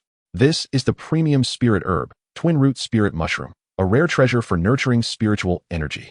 Han Cai's beautiful eyes are intently fixed on Yi Lingtian as he elaborates, her face radiating joy, interjecting occasionally with her thoughts. Farther away, Xianxia watches this scene with envy. Seeing Yi Lingtian finally arrive to admire the garden, she musters her courage and steps forward. Stopping a foot away from the couple to greet them, Xia greets your majesty and the queen. No need for formalities. Han Cai, puzzled, looks at the newcomer and asks, does Manager Yan have something to discuss? Meanwhile, Yi Lingtian shoots a sharp glare at her, internally thinking, is she truly trying to play the third wheel? Lacking any sense of propriety, Xianxia meets his gaze and instinctively shrinks back, pondering, His Majesty's gaze is so fierce. Could he have seen through my thoughts? What should I do? Quickly, she steels herself and responds, Your Majesty, I come to report that His Majesty has entrusted this patch of spirit herbs to Xia for management. I saw His Majesty here today, hence my visit to report. Since there is pressing business to discuss, I shall take my leave. Though she feels discomfort and doubt upon hearing this, Han Cai, being reasonable, graciously states. Yi Lingtian, seeing this, quickly clarifies his stance, smiling in a manner meant to appease. Cai, we need not concern ourselves with such trivial matters. They are of little significance. Then, adopting a serious demeanor, he addresses Xianxia. If it is not of vital importance, you may withdraw. His gaze discreetly sweeps over Xia's generous bosom, internally exclaiming, truly ample and fair. How did I not notice this before? Seeing Han Cai's expression shift from gloomy to bright, he feels a sense of relief. He certainly does not wish for the misfortune of a romantic pursuit to befall him. Xianxia, hearing his words, feels a wave of disappointment wash over her. Forcing a smile as she replies, Xia shall report to His Majesty later. With that, she reluctantly departs, harboring feelings of discontent.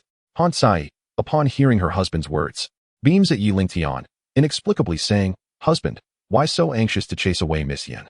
In Cai's view, she is youthful and beautiful. Why not take her as a concubine?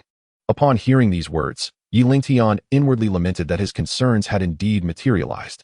He acknowledged his admiration for the impressive contours of another's figure. Yet the thoughts swirling within him remained unspoken, for uttering them could lead to a swift downfall. Anxious at heart, an idea suddenly flickered in his mind. And with a gaze full of affection, he proclaimed, My dear husband has eyes only for you, Cai, and would not covet the unsightly fruits that lie beyond. Despite knowing her husband was merely jesting, Han Cai felt a surge of joy within, retorting, Humph, I shall spare you this time. But should I catch you again, do not expect to visit me at night. With her face flushed, she then departed. Meanwhile, Yi Lingtian savored Han Cai's words, a radiant smile blossoming upon his countenance as he called out, Cai, wait for your husband. Under the guidance of Yuan Chonghuan, Ling Luoxian reluctantly issued an imperial decree, announcing the surrender of the empire to the Xianxian dynasty. The news, once disseminated, incited a wave of disbelief throughout the empire. How could such a formidable force succumb to a mere dynasty? The upper echelons of the empire regarded this as a surreal dream, while the common folk speculated that their sovereign had indeed lost his sanity. Various factions within the empire unanimously deemed the situation perplexing and confounding. Yet, shortly thereafter, a more explosive revelation emerged, leaving them utterly bewildered. Why did the empress insist on surrender despite widespread opposition? It was revealed that the Lingtian dynasty harbored formidable beings capable of overwhelming even the empire's ancestral guardians. This clarified how the southwestern imperial pass fell within mere hours. The empress's decision was made to spare her subjects from the horrors of slaughter, a reluctant choice that we had misjudged. Let us ponder, since Xianxian is a dynasty. How could its strength so easily overpower imperial forces? Perhaps they are merely playing the fool, masking a foundation that far surpasses imperial might. However, one must wonder how Xianxian treats its subjects. You may not be aware, my brother, but I have just returned from the Xianxian realm and possess some insights. Do share. What manner of ruler is the Emperor of Xianxian, and do his subjects live in peace and contentment? Allow me to elucidate. The Emperor himself seldom reveals his presence, and information about him is scarce, shrouded in mystery. However, the populace within the dynasty, compared to that of the empire, enjoys prosperity and tranquility. This is attributed to the dynasty's stringent laws, where officials are prohibited from engaging in favoritism or corruption. Violations are met with severe repercussions. Furthermore, the establishment of the tribute god office, a formidable institution, effectively maintains stability within the dynasty's territories. A curious individual inquired, what precisely is the tribute god office? Chapter 109. The tribute god office receives acclaim, the narcissistic emperor. In response, his face alight with fervor, he exclaimed, the tribute god office is the governing body of all resources in Xianxian, rumored to be a treasury directly controlled by the emperor. With a unified contribution value, one can exchange for resources listed in the store, truly a boon for cultivators. He then sighed and continued, however, acquiring contribution values is no simple task. One must complete a series of missions to obtain the corresponding rewards. Moreover, you must possess a Lianyu Shinji to gain access to the dynasty's resource store, allowing you to browse, exchange, and accept quests. Once the requirements are met and resources exchanged, they will be delivered by spirit envoys. You may not know, but these envoys are 8-winged light spirit birds of the transformation realm. They are far from weak. In terms of luxury, none can rival Xinchuan's grand gestures. One must commend the ingenuity of the architect behind the tribute god office. This initiative not only recruits powerful allies, but also solidifies the dynasty's rule. Does this not imply that integrating the empire into Xianxian may actually benefit us cultivators, allowing us to partake in the ensuing advantages? Theoretically, this holds true. However, obtaining a Lianyu Shinji may prove challenging, given its recent release and the sheer number of subjects in Xianxian's realm, not to mention that without power or influence, one would struggle to secure even a single piece. The concerns expressed are entirely unfounded. In Xianxian, there exist no privileged classes, and all matters are conducted according to established protocols. Nonetheless, the Lianyu Shinji is indeed in high demand, fervently sought after by various factions. With only 2 batches released thus far, totaling fewer than 300 million. Oh, how I yearn to possess one immediately. I am curious about the treasures it may contain. Me too. I sincerely hope the dynasty's forces arrive swiftly to incorporate this region into their domain and introduce more Shinji into the market. Anticipation ran high.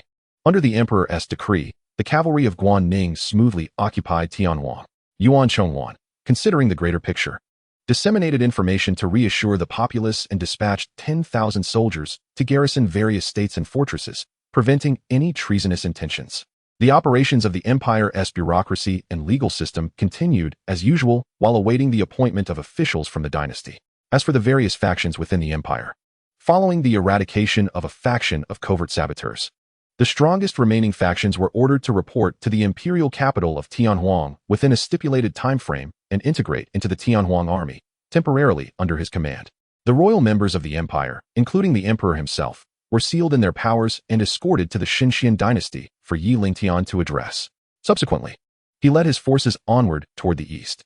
In the Lingtian imperial palace, having just parted ways with Han Sai, Lingtian returned to his study and settled in when he heard the system's notification chime. Ding. Congratulations, host. The Guanning cavalry has successfully occupied the Tianhuang Empire, capturing the Empress Ling Luoxian. The southwestern mission is completed. 1 out of 20, Daoxian realm, 1 out of 5. Instantly, his gaze sharpened, and he mused. To capture the Empress, Yuan Chongwan truly knows how to handle matters. I must commend him. An idea struck him, and a look of expectation crossed his face, causing the attendant Jiuqing nearby to furrow her brow. She was all too familiar with that expression. Internally rolling her eyes, She sneered at the universal truth that all crows are black. Lingtian noticed Jiuqing's gaze and, perplexed, yet undeterred, jested, "Little fox. Have you taken a liking to me? Why the mournful expression? I must emphasize, I am not one to be trifled with. Do not entertain any unrealistic notions about me. Furthermore, I am already spoken for, so there is no possibility for us." Instantly, a dark line crossed Jiuqing's forehead, her teeth clenched in frustration. This fellow had truly honed his shamelessness to an art. What a narcissist. Who would look your way? Seeing Jiuqing's disdainful expression, Lingtian shrugged it off with a mischievous grin. "Oh, is that so? Yet I distinctly recall a certain someone snuggling in my embrace just a few days prior." At this remark, a wave of indignation erupted. "You? How dare you speak such nonsense? That was you, it was you." Lingtian teased from the sidelines. "What was it then? Pray tell." Upon hearing this, Jiuqing felt an urge to confront him, but considering the disparity in their powers, she would only end up at a disadvantage. Thus, she chose to ignore him, retorting, "I can't be bothered with you. I am off to find Sister Empress." Witnessing Lingtian's teasing demeanor, she angrily declared, "Humph, do you think I am afraid?" With a glimmer of mischief in her eyes. She turned on her heel and left without a backward glance. In the wake of her departure, Lingtian made no attempt to stop her. Observing the emotional shifts of the little maid offered him a peculiar amusement. He then focused his mind on earnestly studying the matters of the dynasty's ascension. Meanwhile, the Source Dragon, having just completed a patrol of the northern region, suddenly sensed a surge of fortune flowing into the dynasty from the southwest, prompting him to extend his form and absorb it. In an instant, the dragon's body expanded by over 300 zhang, its scales darkening in hue. The dragon's head appearing more majestic, its eyes taking on a brownish tint that concealed a glimmer of golden light, and its 9 claws sharpened and robust. Roar! Roar! A series of dragon roars resonated through the skies of the northern frontier, while below, in the northern region of the lunar emperor's dynasty, Xiaoyun, poised to defend against the impending conquest of the celestial demon dynasty, raised his head in perplexity. The sound was hauntingly familiar. Could it be the fortune source dragon of the imperial capital? He then extended his spiritual sense to investigate the vast expanse above. Chapter 110. A palm to annihilate the sacred spirit in the western territory, provoking wrath. Upon witnessing the majestic 9-clawed golden dragon soaring through the heavens, twisting and curling amidst the clouds like a celestial painting, he inquired, "Might I ask, esteemed source dragon, what brings you here?" The fortune source dragon halted its grand form, lifting its head in astonishment, its golden eyes fixated on the figure below. Then, its voice resonated, "Ah, General Zhao. I have grown weary in the imperial capital and embarked on a journey of exploration." It dared not admit to being punished by the emperor and forced into labor, for such an admission would surely invite ridicule. Internally lamenting, it vowed to forget this embarrassing incident upon its return, ensuring that those privy to it would remain tight-lipped. When the thought of Lingtian crossed its mind, it quickly suppressed its musings, fearful of being detected. Imagining the repercussions of extending its patrol for another month, likely a cause for tears, Xiaoyun, rendered speechless, recognized the blatant display of arrogance. Here was a being that required no cultivation, merely wielding the fortune of the dynasty. When the moment was ripe, its power would naturally ascend. Frustratingly, he could only admire from afar, offering himself silent consolation that it was inconsequential. Ultimately, suppressing the tumult within, he managed to say, "I shall not intrude upon your leisure. Esteemed one." He then withdrew his spiritual sense, resuming his vigilance along the borders. The fortune source dragon noted this with surprise and confusion, but chose not to dwell on it. With a lightened spirit, it continued its grand tour. Meanwhile, various factions and common folk below, upon hearing the earth-shattering roar, emerged from their dwellings, gazing towards the source of the sound. Those of lesser cultivation could only discern a shadowy figure of the dragon, while those of greater prowess beheld the formidable silhouette of the source dragon, trembling in terror, collapsing to the ground in reverence and silence. Some were so overwhelmed they fainted, leaving those nearby utterly bewildered. In the Sacred Spirit Dynasty, the Azure Emperor had just dispatched 3 formidable legions, Aoxing, Jimmy, and Minglang, to the western borders, only to confront the army led by Shui Rengay. The two forces stood poised for battle, the atmosphere crackling with tension.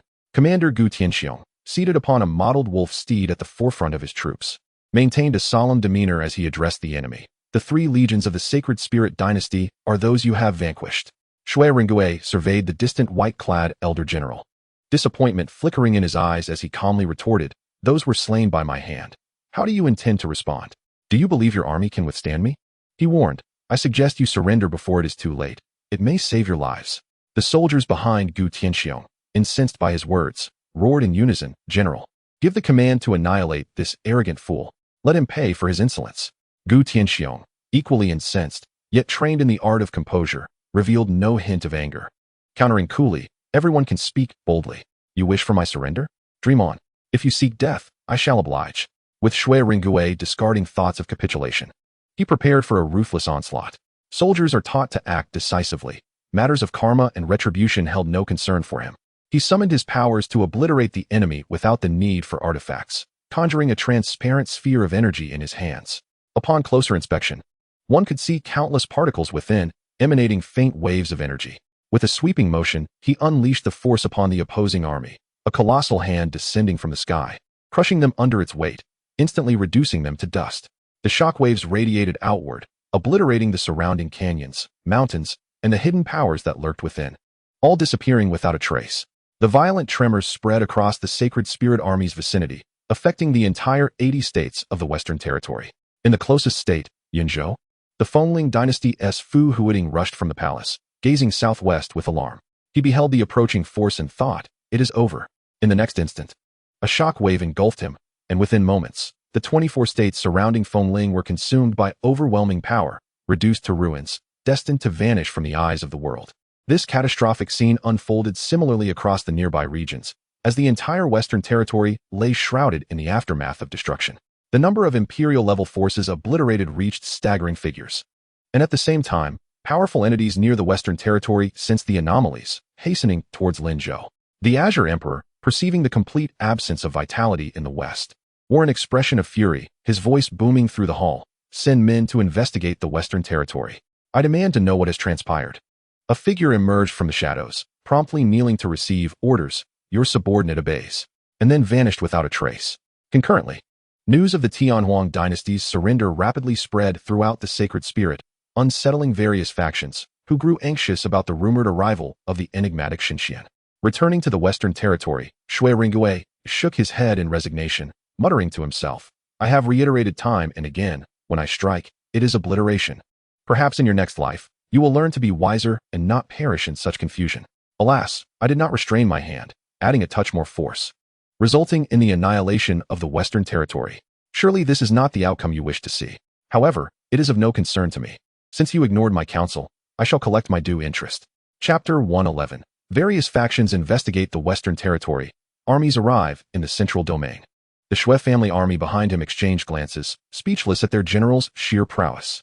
Not only was his strength unparalleled, but his words were equally infuriating.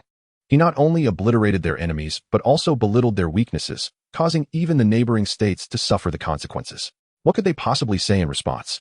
Though they grumbled internally, they dared not express their discontent.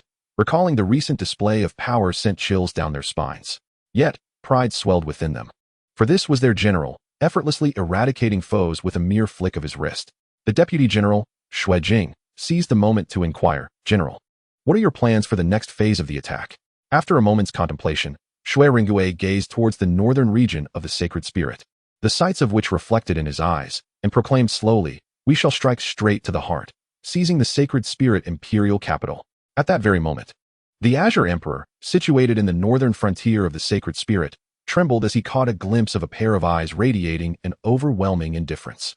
The fleeting glance nearly ensnared him, compelling him to avert his gaze. Thankfully, the mysterious powerhouse lingered only for an instant. Had they intended his demise, he likely would have perished. Furrowing his brow, he pondered, who might this individual be? An unwitting passerby of the Sacred Spirit? Or one with covetous intentions? After mulling over these thoughts, he rose swiftly and made his way deeper into the imperial palace.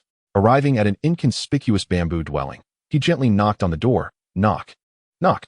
Shortly after, a voice, silent for an eternity, beckoned him. Enter.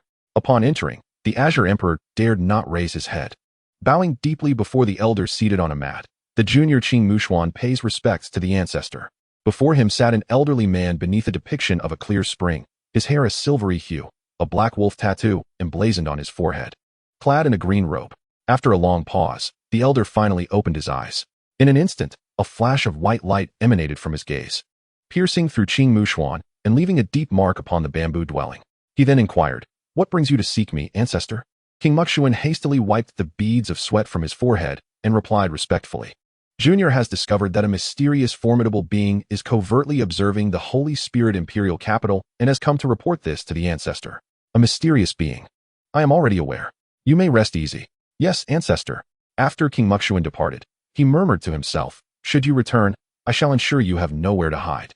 Instantly, a sharp brilliance manifested around him, sending dust cascading from the platform nearby. The bamboo cottage once again fell into tranquility. On the northern outskirts of the western region, a scattered cultivator in the god transformation realm felt an overwhelming tremor and cautiously approached, his face a mask of astonishment as he beheld the desolate ruins before him. Exclaiming in horror, is this still the western region? Have I perhaps come to the wrong place? Soon, figures began to emerge from the ruins. And upon witnessing the scene before them, they trembled in fear. They distinctly remembered that this was the entrance to the Nanming sect. Why had it transformed into a deep pit of desolation? Could it be that a terrifying powerhouse had emerged and enacted such destruction? It is quite possible. Have you noticed the remnants of dreadful power within the ruins? It is beyond our comprehension. If we rashly investigate, might we not provoke the unseen stronghold and incur their wrath, leading to our annihilation? It cannot be ruled out that this being still lingers here, observing us in the shadows. For our safety, we should hasten our departure to avoid unforeseen calamities. On the eastern outskirts of the western region, in Yuanling Prefecture, what was once the imperial capital of the Yueying dynasty now lay in utter ruin. Two elderly figures, one clad in red and the other in blue, hovered above, surveying the scene with furrowed brows, acutely aware of the power enveloping this domain. After a moment of silence, the elder in red gravely remarked, "Brother, judging by the attributes and intensity of this power, it belongs to a human cultivator who wields tyrannical strength." The elder in blue replied in a low tone, "What leads you to this conclusion? Indeed, the power emanating from the periphery is weaker, while it intensifies as one approaches the center. The devastation wrought here is immense. Considering recent reports, it is clear that no formidable demon race has ventured into the western region. Have you noticed that the Holy Spirit has allied with a certain dynasty, which has just annihilated the 3 great legions of the Holy Spirit? There may well be a connection between the two. That is utterly impossible. It is common knowledge that ordinary dynasties do not harbor transcendent powerhouses, and this incident bears no relation to that. The elder in red countered, "Your argument holds merit. Indeed, typical dynasties lack such strength. However, the Xianxian dynasty is no ordinary dynasty." The elder in blue mused, grappling with doubt. Logically, there is a significant divide between the two, making any connection improbable. With a wry smile, he continued, "Perhaps I have overthought. Enough of this. Tianhuang has already surrendered, and the Holy Spirit is likely to face unrest soon. We should return to our sect swiftly and make adequate preparations." A ghostly figure materialized in the northeastern corner of the western region, surveying the desolation around him. Shock and fear flickered across his face as he collected the desired information and rushed back to report. Shui Ringue remained unfazed by the probing of these individuals. With his assistance, the Shui family army breached the western region, swiftly reaching the central territory of the Holy Spirit. Upon arriving at a valley, the army encamped on a hillside. Shui Jing stepped forward, reporting, "General, below lies Wuling Prefecture, the ancestral home of the late Patriarch Jilling, now under the control of his disciple, Taoist Wui." Chapter 112. The army's arrival. The enemy surrenders first. This is a crucial thoroughfare for the army. Should we pause here for a moment? I shall send someone to sweep the area. There is no need for such measures. Instruct the army to continue advancing. If we encounter resistance, eliminate them on the spot. The deputy general felt a chill run down his spine and promptly responded, "I shall obey your command." He then turned to the rear, shouting, "Relay the general's orders. The army shall continue its advance. Should we meet stubborn resistance, show no mercy." The sound of the army's advance echoed through the mountains, causing the city guards below to react swiftly, triggering alarms. In an instant, cities within Wuling Prefecture were engulfed in panic as various factions rushed out of their homes, anxiously instructing their subordinates, soldiers, disciples, and kin to remain vigilant against sudden changes. It was no wonder they were so tense. They remembered the last time the alarm rang out was 20 years prior. That alarm heralded the emergence of a spatial node within the prefecture, breached by an alien race, which dispatched an army to explore, resulting in chaos. Fortunately, the enemy leader did not discover that the node led to an entire world, allowing them to be swiftly extinguished and the spatial node sealed. However, the aliens that had breached the node slaughtered countless humans, leading to a period of severe decline for the human race. Now, having just restored their former prosperity, they once again heard the long-dormant alarm. It was only natural to be anxious. At the forefront were the outer city walls, where the city lord, Yuan Yong, paced anxiously in the hall, a picture of agitation. A guard rushed into the hall, clasping his hands in a salute, reporting, "My lord. It has been confirmed that a large army is approaching. Upon observation, their attire does not match that of our imperial dynasty. We have yet to ascertain their true intentions, but they do not come with goodwill. The lord must prepare at once." Yuan Yong waved his hand and called out towards the hall's entrance. "Send word to the general that I have urgent matters to discuss." A guard quickly entered from outside, kneeling on one knee, respectfully replying, "Yes, my lord." After a brief interval, a military officer clad in the garb of a deputy general entered, and Yuan Yong hastened to greet him, inquiring, "General Han, you have finally arrived. The alarm has sounded. Have you organized the soldiers for defense?" "I am already aware. What matter does the Lord of Yuan have?" Upon hearing this, a cold glint flickered in Yuan Yong's eyes. Were it not for the inopportune timing, he would have relished the opportunity to teach this man a lesson. Relying on the support of the prefectural office, he held little regard for him, and thus he replied gravely, "I shall speak plainly, my lord. We are surrounded by peril. I hope the general will not mix personal grievances into this matter. We must unite our efforts to defend against the enemy." Hanwen was taken aback. What was Yuan Yong up to? The two were usually at odds. After a moment's thought, he soon understood. This was Yuan Yong's stronghold. If he lost this city, he would have nowhere to go, but Yuan Yong would not share the same fate. However, the situation had not yet reached that point, and he could not afford to burn all bridges, leaving himself without an escape. He nodded indifferently, stating, "That is certainly the case. Even if the Lord does not mention it, defending Xingyuan City is my duty as well." With that, he turned to leave. Yuan Yong's expression turned ashen, and he shattered the decorations in the hall in a fit of rage. The guards stood frozen, fear etched on their faces as they dared not breathe. Hanwen wore a smirk as he led his accompanying guards toward the city gates. As they reached the city gate, a soldier rushed down from the battlements. Panting heavily as he reported, "General, dire news. An endless army is advancing toward the city gates."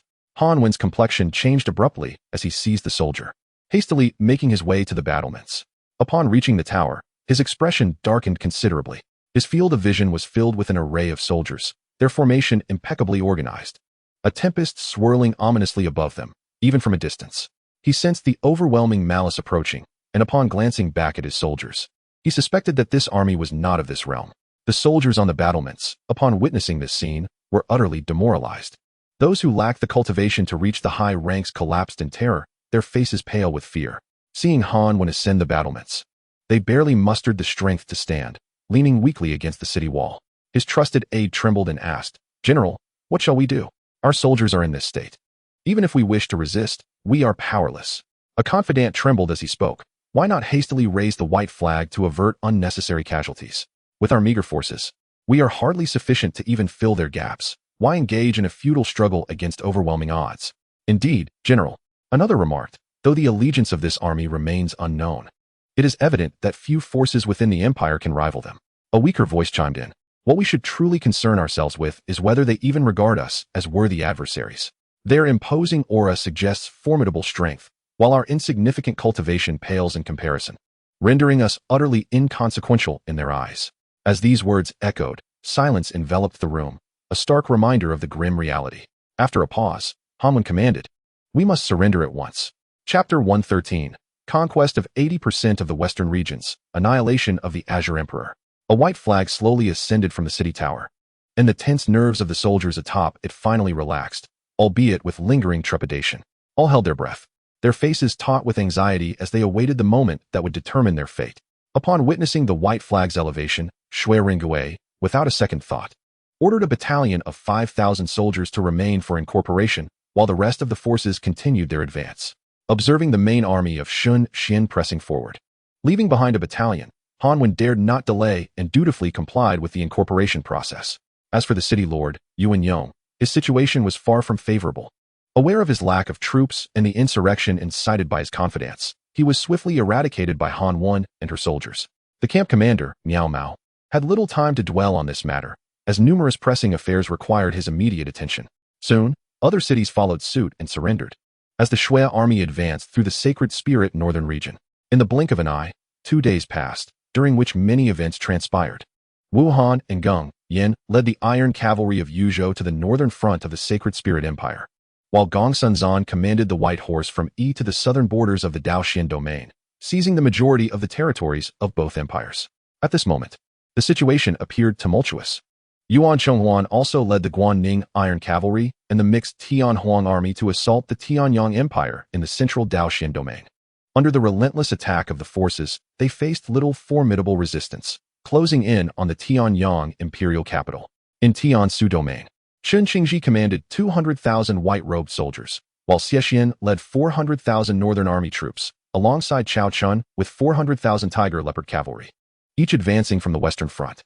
They annihilated the Yanhua Empire to the west, occupied the Dao Yan Holy Land to the north, and the Tianji Empire in the center, as well as the Longyao Empire to the south, all while setting their sights on the Eastern Eagle Empire.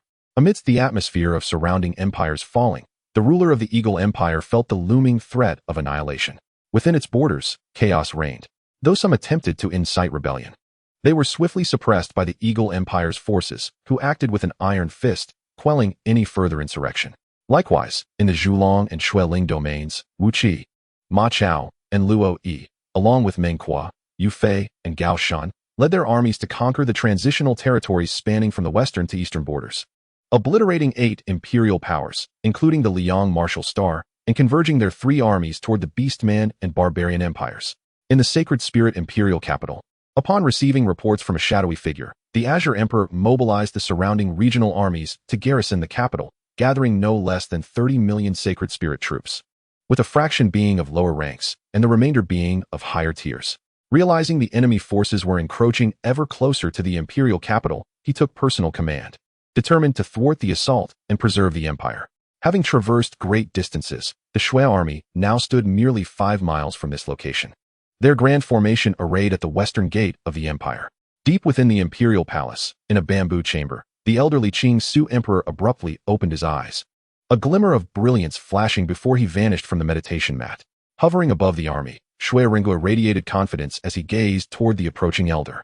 Moments later, the Qingsu emperor materialized above the imperial gate, his narrowed eyes glinting with dangerous light, his voice laced with an icy chill.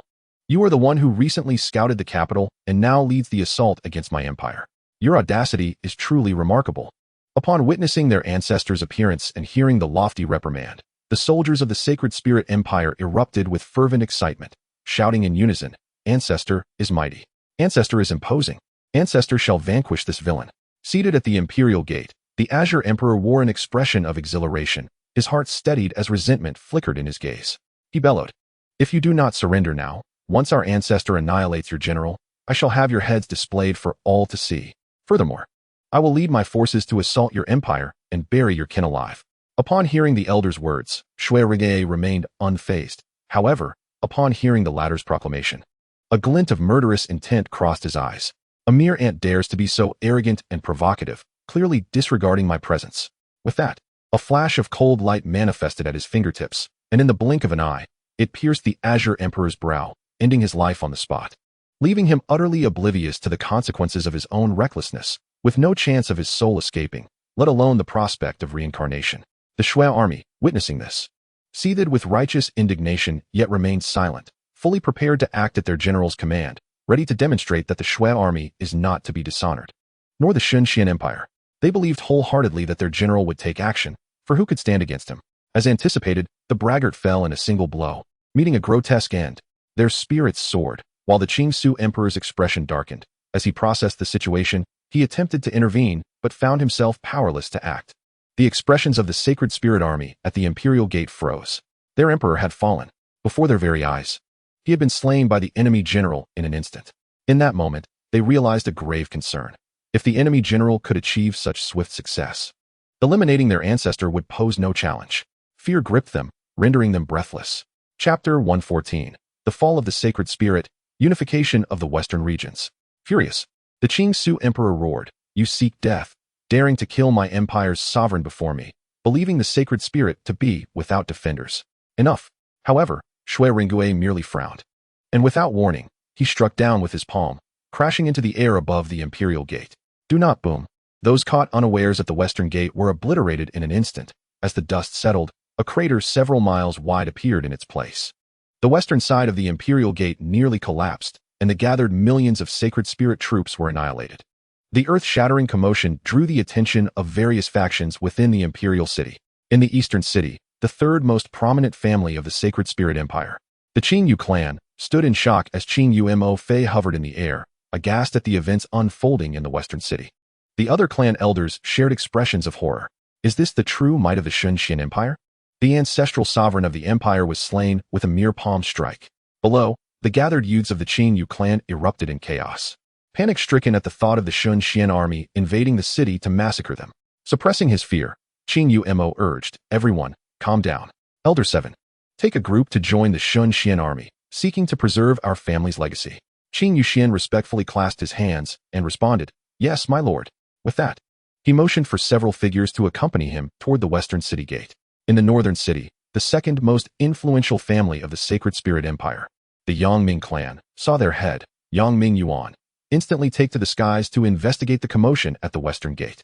Upon releasing his spiritual sense, he beheld the scene with sheer terror. Upon witnessing such a scene, the other elders of the Yangming clan also sensed the gravity of the situation, their reactions strikingly similar. In the southern city of Nancheng, the illustrious Wuyang clan, the foremost family of the Holy Spirit Empire, was deliberating strategies in their council hall. Upon sensing the commotion in Xiqing, Wuyangming swiftly appeared outside the hall, and after a quick investigation, he beheld the ruins of Xiqing, now a desolate wasteland, and the imposing military presence beyond the city walls. His face turned ashen, his figure swayed precariously in the air, and he murmured in despair, "The Holy Spirit Empire is finished. The Wuyang clan's reliance has come to an end." The elders accompanying him mirrored his lost demeanor. Suddenly, a flicker ignited in Wuyang Ming's otherwise dim eyes as he roared at the elders behind him. "Quickly send someone to surrender to Xiqing." "No, I shall go personally." Meanwhile, the other three cities' garrison troops and generals, upon realizing the calamity befalling Xiqing, wore expressions of panic, none willing to perish alongside the Holy Spirit Empire. As they expressed, "Even the strongest of the empire is no match, and our numbers are insufficient to fill the gaps." Thus, mirroring the reactions of other clans within the city, the generals hastily departed to pledge their allegiance to the divine Xian army. As for the ordinary citizens, they cowered in their homes, afraid to step outside, terrified of becoming victims of the chaos. Outside Xiqing, Shui Ringgui, with his celestial perception, surveyed the situation within the city and promptly instructed his army to arrange for the reception of affairs. Since they showed understanding, he need not intervene personally, which would mitigate civilian casualties. Should anyone have known his thoughts, they would surely scoff at his audacity. After all, countless civilians had perished at his hands in the Holy Spirit Empire, and now he dared to speak of averting civilian loss. However, those who dared to voice their concerns were akin to mice dancing with cats. In the northern region of the Daoxian domain, Gongsun led the White Horse Army in a righteous assault on the imperial capital of the Penglian Empire. The Peng Emperor, believing himself to possess the ancient bloodline of the Peng clan, provoked Gongsun. Even after transforming into his true form, his plumage was entirely plucked, and he was roasted alive by celestial flames. Gongsun distributed the spoils among his soldiers, many of whom experienced significant breakthroughs and enhancements in their abilities. A similar scene unfolded in the central region, where Yuan Chonghuan commanded the Guanning Iron Cavalry and a mixed contingent of the Tianhuang army to capture the imperial capital of the Tianyang Empire.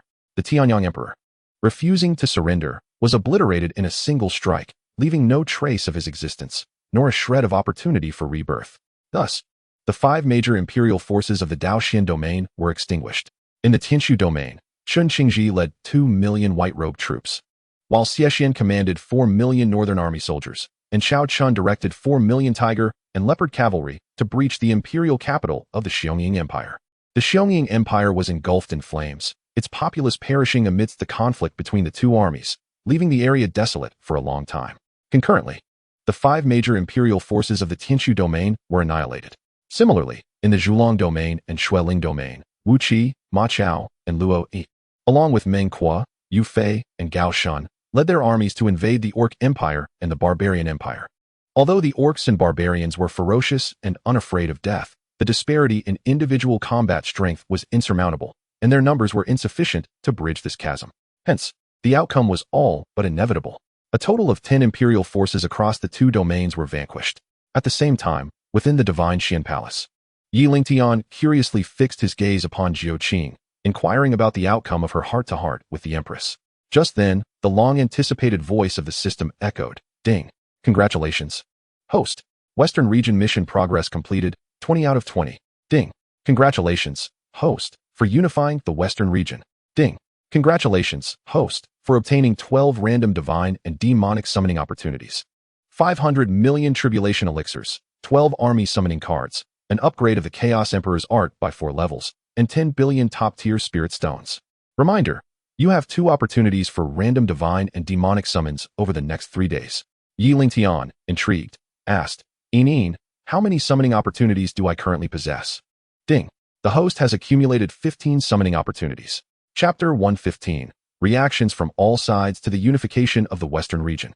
As half a month swiftly passed, the generals of the Divine Xian who had been dispatched to various domains returned to the imperial capital after leaving behind only necessary troops. A series of events transpired during this time, 3 of which became focal points of discussion among many cultivators during their leisure. The first, of course, was the unification of the Western region by the Divine Xian. When news of the annihilation of the major imperial and royal powers in the Western region spread across the domains, those previously isolated or tightening their grip on power finally learned of the situation. Ordinary cultivators and citizens became aware that the Divine Xian dynasty had seized control of the Western region, and those who refused to submit faced extermination, while those who had already chosen to surrender breathed sighs of relief. This group included the Tian Huang Empire, which had surrendered early on, and the 3 prominent families of the Holy Spirit Empire, the Qingyu clan, the Weian clan, among others. In the populace, being at the bottom tier, they received news with a delay. Thus, upon learning that the Divine Xian not only occupied their nation, but also claimed the entirety of the vast Western region, they closely monitored the movements of the Divine Xian dynasty, fearing for the stability of their livelihoods. Clearly, their concerns were unfounded. Subsequently, under Yi Lingtian's directives, the 4 major academies dispatched their students to various factions, implementing the emperor's instructions to quickly assuage the fears of the newly integrated citizens under the dynasty's rule. As for the factions and cultivators, under the intimidation of the remaining troops, they remained apprehensive, fearing to violate the laws of the dynasty and implicate themselves and their respective powers. Yi Lingtian, through celestial perception, discerned all of this and felt no surprise. After all, there was no one who did not fear the specter of death. Moreover, upon understanding the benefits provided by the Divine Xian, who would be foolish enough to relinquish them? Now, upon hearing that someone opposed the Divine Xian's rule, they would undoubtedly be the first to rise and eliminate that individual. Often, those who had enjoyed the privileges of power, vassalage, and resources cherished their lives immensely. Faced with the chasm that was the imperial capital, which loomed over them, who would dare to resist? As they would say, if you wish to die, step aside and do not impede us. We wish to witness the growth of the Divine Xian and enjoy the protection and benefits it brings. The citizens of the Divine Xian's original territory exhibited a somewhat calmer reaction upon hearing of the dynasty's unification of the Western region. It was not that they were indifferent to the development and growth of the Divine Xian, but rather, they had grown accustomed to it, merely expressing, "We anticipated this outcome." They had already witnessed the astonishment brought by the Divine Xian. Even what seemed impossible to outsiders had been accomplished by Emperor Yi or the dynasty's generals. They regarded it as only natural. The second notable event was the arrival of Ling Luoxian and her entourage, who had been escorted to the imperial capital 10 days prior. This matter was reported to Yi Lingtian without delay, and upon receiving the news, he was curious to ascertain whether she was indeed as Yuan Chonghuan had claimed. So he summoned her to a side hall, leading to the subsequent events. The empress was brought to the palace's side hall, her demeanor as tranquil as water, devoid of any emotional fluctuation. However, within her heart, her perception of Emperor Yi plummeted to an icy depth, considering him a mere mortal coveting her beauty. Thus, as soon as she arrived in the Divine Xian imperial capital, she was hastily delivered to the palace's side hall. Yet, considering her clan behind her, she sighed inwardly, preparing to offer no resistance to what was to come. Just then, the sound of footsteps interrupted the empress's contemplation, prompting her to slowly turn toward the entrance of the hall. A tall, regal youth adorned in a crown and draped in a purple and yellow robe strode into the great hall. Following closely behind was an exquisitely beautiful woman, who served with utmost reverence at her side. Her gaze suddenly sharpened, and she mused, "This woman's beauty rivals my own. Truly, the Leaf Emperor is blessed with such captivating company." However, she overlooked a crucial detail. Jiu Qing was merely a maid, a personal attendant to Yi Lingtian. As she cast her eyes over Yi Lingtian's physique, attempting to gauge his cultivation level, she was met with an overwhelming force that sent her hurtling backward in an instant. A cacophony of crashing echoed throughout the grand hall. Clang, boom, splutter. Upon landing, her enchanting visage, unrivaled in beauty, was marred by a pallor. Her large eyes widened in shock, her delicate brows knitting together, as crimson droplets escaped her lips, staining the corner of her mouth with a captivating scarlet hue. In fear, She gazed at Lingtian, who approached her, her mouth agape yet unable to utter a single word. Upon entering the hall, Lingtian beheld the woman shrouded in mist, adorned in a flowing red robe, and furrowed his brow in surprise. He had not anticipated that the heavenly desolate empress would don such attire. The reasons for this peculiar appearance warranted a recounting from the beginning. The iron cavalry of Guanning, responsible for her escort, had faced minimal scrutiny from the heavenly desolate clan, and upon reaching the divine mystic imperial capital, she had been compelled by the pressure of her ancestors to adopt this guise. She was acutely aware of the implications of her actions. As for her lack of resistance, witnessing the forlorn silhouette of her ancestor had left her no choice but to shoulder the burden of responsibility. Moreover, the Ling Emperor Xian had watched her grow, pouring his all into her well-being ever since the demise of her parents, even supporting her ascension to the heavenly throne. Chapter 116. The Empress arrives at the imperial palace, becoming a personal maid. At this moment, however, Lingtian remained oblivious to these intricacies. Upon noticing the woman's audacious attempt to probe his cultivation with her spiritual sense, he effortlessly repelled her with the formidable aura emanating from him. His previously pleasant mood dissipated, yet as the ruler of a dynasty, he understood the necessity of maintaining composure. He then proceeded to stride towards Ling Luoxian, who lay prostrate on the ground.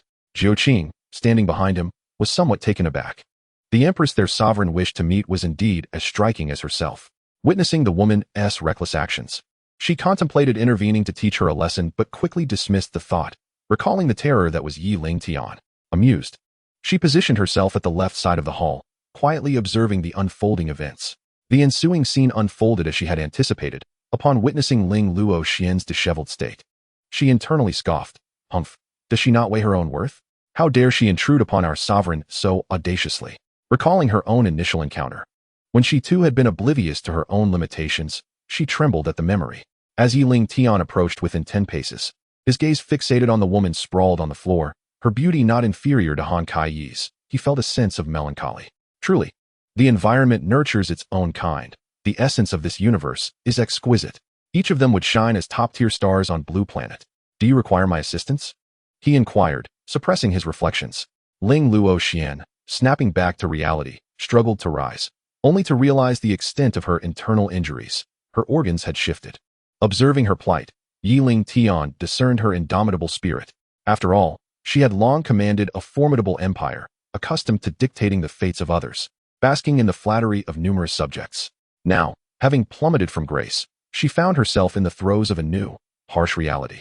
The disparity in her circumstances was vast. Who could seamlessly adapt to such a life? Were he in her position, he too would question his endurance. Yet, he remained indifferent, having entered his domain. She must comply with his directives. While he had shown considerable leniency towards Han Kai, he would not extend the same to others. He roughly yanked Ling Luoxian up, pulling a chair toward him and unceremoniously seating her upon it. The pain caused her to wince, drawing sharp breaths. Yet Lingtian remained unmoved. Her complexion darkened further, and she thought bitterly to herself, "Cursed Leaf Emperor, you have caused me pain. Should I escape this ordeal, you shall pay dearly." In her oblivion, she forgot that her safe exit from the Grand Hall depended entirely on Lingtian's whims.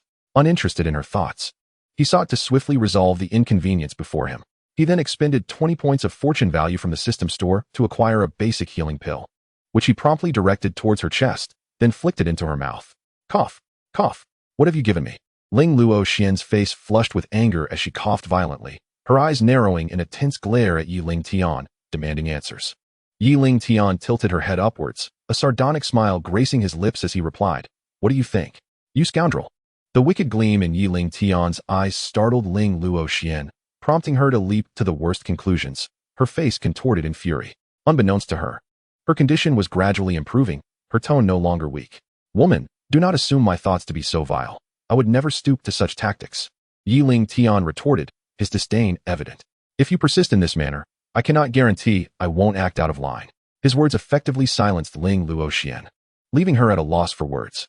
Gradually, she quieted, contemplating the vast disparity in their powers. Even should Lingtian use force, she would be powerless to resist. As for her own conjectures, she deemed them beneath her. The Leaf Emperor, far surpassing her in strength, was unlikely to descend to such depths. Coming to this realization, she felt a wave of embarrassment wash over her, her mouth opening as if to speak, yet no words came forth. Reflecting on the 20 points of fortune value he had expended on this girl, Lingtian found himself desiring to collect some interest. Out of the corner of his eye, he caught sight of Jiuqing observing with keen interest from afar. Reluctantly, he released his grip, pondering how he could reclaim the investment he had made in her. Thus, adopting a demeanor of authority, he fixed his gaze upon Ling Luoxian, declaring, "Since you have submitted to me, I shall assign you to serve by my side, starting as a maid. Perform well, and I shall promote you in due time." Ling Luoxian was taken aback, scarcely believing her ears. This audacious man dared to reduce her, a once mighty empress, to the status of a maid. As for his subsequent remarks, she disregarded them as mere fabrications. Did he truly think her ignorant, or that he had her completely at his mercy? Yet, the reality was inescapable. She needed his help, and should she provoke the Leaf Emperor's ire, she would be left with no recourse. Ultimately, her face flushed with humiliation. She retorted, "You are ruthless." At that moment, Jiuqing hurried forward, her expression one of eager flattery as she addressed Lingtian, her voice sweet and delicate. "Your Majesty, since you wish to take her as a maid, perhaps you could assign her to serve under me?" Instantly, Lingtian narrowed his eyes and inquired coolly, "Speak only of matters that bear benefit." Upon hearing the two completely disregard her presence, openly discussing her fate, Ling Luoxian seethed, "You are both utterly outrageous." Chapter 117. The court convenes, discussing merits and rewards. In unison, the two responded, "Be silent. This is not your place to speak." At this, Ling Luoxian's indignation surged, transforming her into a furious little lion, ready to pounce. Lingtian, noticing her reaction, secretly reveled in her lack of decorum, finding her behavior akin to that of common women.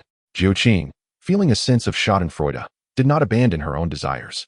A blush crept across her cheeks as she discreetly communicated with Lingtian, "Your Majesty, should you fulfill my request, I shall divulge to you the secrets concerning the Empress."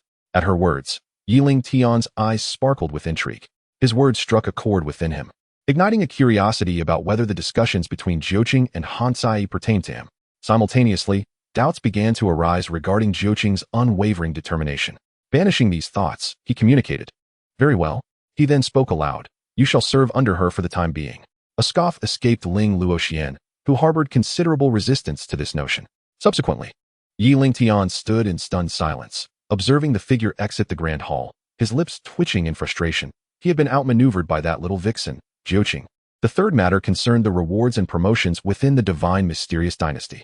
Let us rewind time to 5 days prior. Within the majestic Qingda Hall of the divine mysterious dynasty, Lingtian sat facing south, adorned in a regal purple gold robe, a crown atop his head, his hands resting naturally on either side of the imperial throne. His profound gaze swept over the assembly of ministers below. The civil officials stood to the left, while the military generals stood to the right. At the forefront of the civil officials was Prime Minister Zhuge Liang, followed by Xia Yanbin, Yu Tianxi, Wei Zheng, and Bai Gan, among others, including familiar faces such as Pang Tong, Li Si, and Lu Su. On the right side stood military figures like Han Exine, Zhao Yun, El Bu, and Hui Xiubing, along with some newly emerged deities and demons such as Guan Yu, Li Tsuanxiao, and Yang Jian. Behind the martial and civil officials were primarily the existing officials of the divine mysterious dynasty. Lingtian surveyed the ministers in their ceremonial attire, feeling immense satisfaction with his creation, which brought him great comfort. Through his enhancements, he had derived a new set of official garments based on the historical attire of the Blue Star, meticulously refined and redesigned. The robes were a delicate light blue trimmed with white, featuring totems representing rank on the back. The first-rank civil officials bore embroidered white feathered phoenix cranes, while their military counterparts donned golden-footed red dragons. The second-rank civil officials showcased embroidered black feathered roosters, with the military displaying two-headed lions. The third-rank civil officials carried the embroidered sky-blue larks, while the military bore winged cloud leopards. The fourth-rank civil officials flaunted embroidered snow-white sparrows, while their military counterparts displayed ethereal tigers. The fifth-rank civil officials exhibited embroidered white jade cranes, with the military donning crimson pod spirit bears. The sixth-rank civil officials were adorned with embroidered red-eyed egrets, while their military counterparts showcased ghostly black leopards. The seventh-rank civil officials bore embroidered sharp-tongued birds, while the military displayed ground-fire spirit rhinoceroses. The eighth-rank civil officials exhibited embroidered ethereal sparrows, while their military counterparts showcased icy purple rhinoceroses.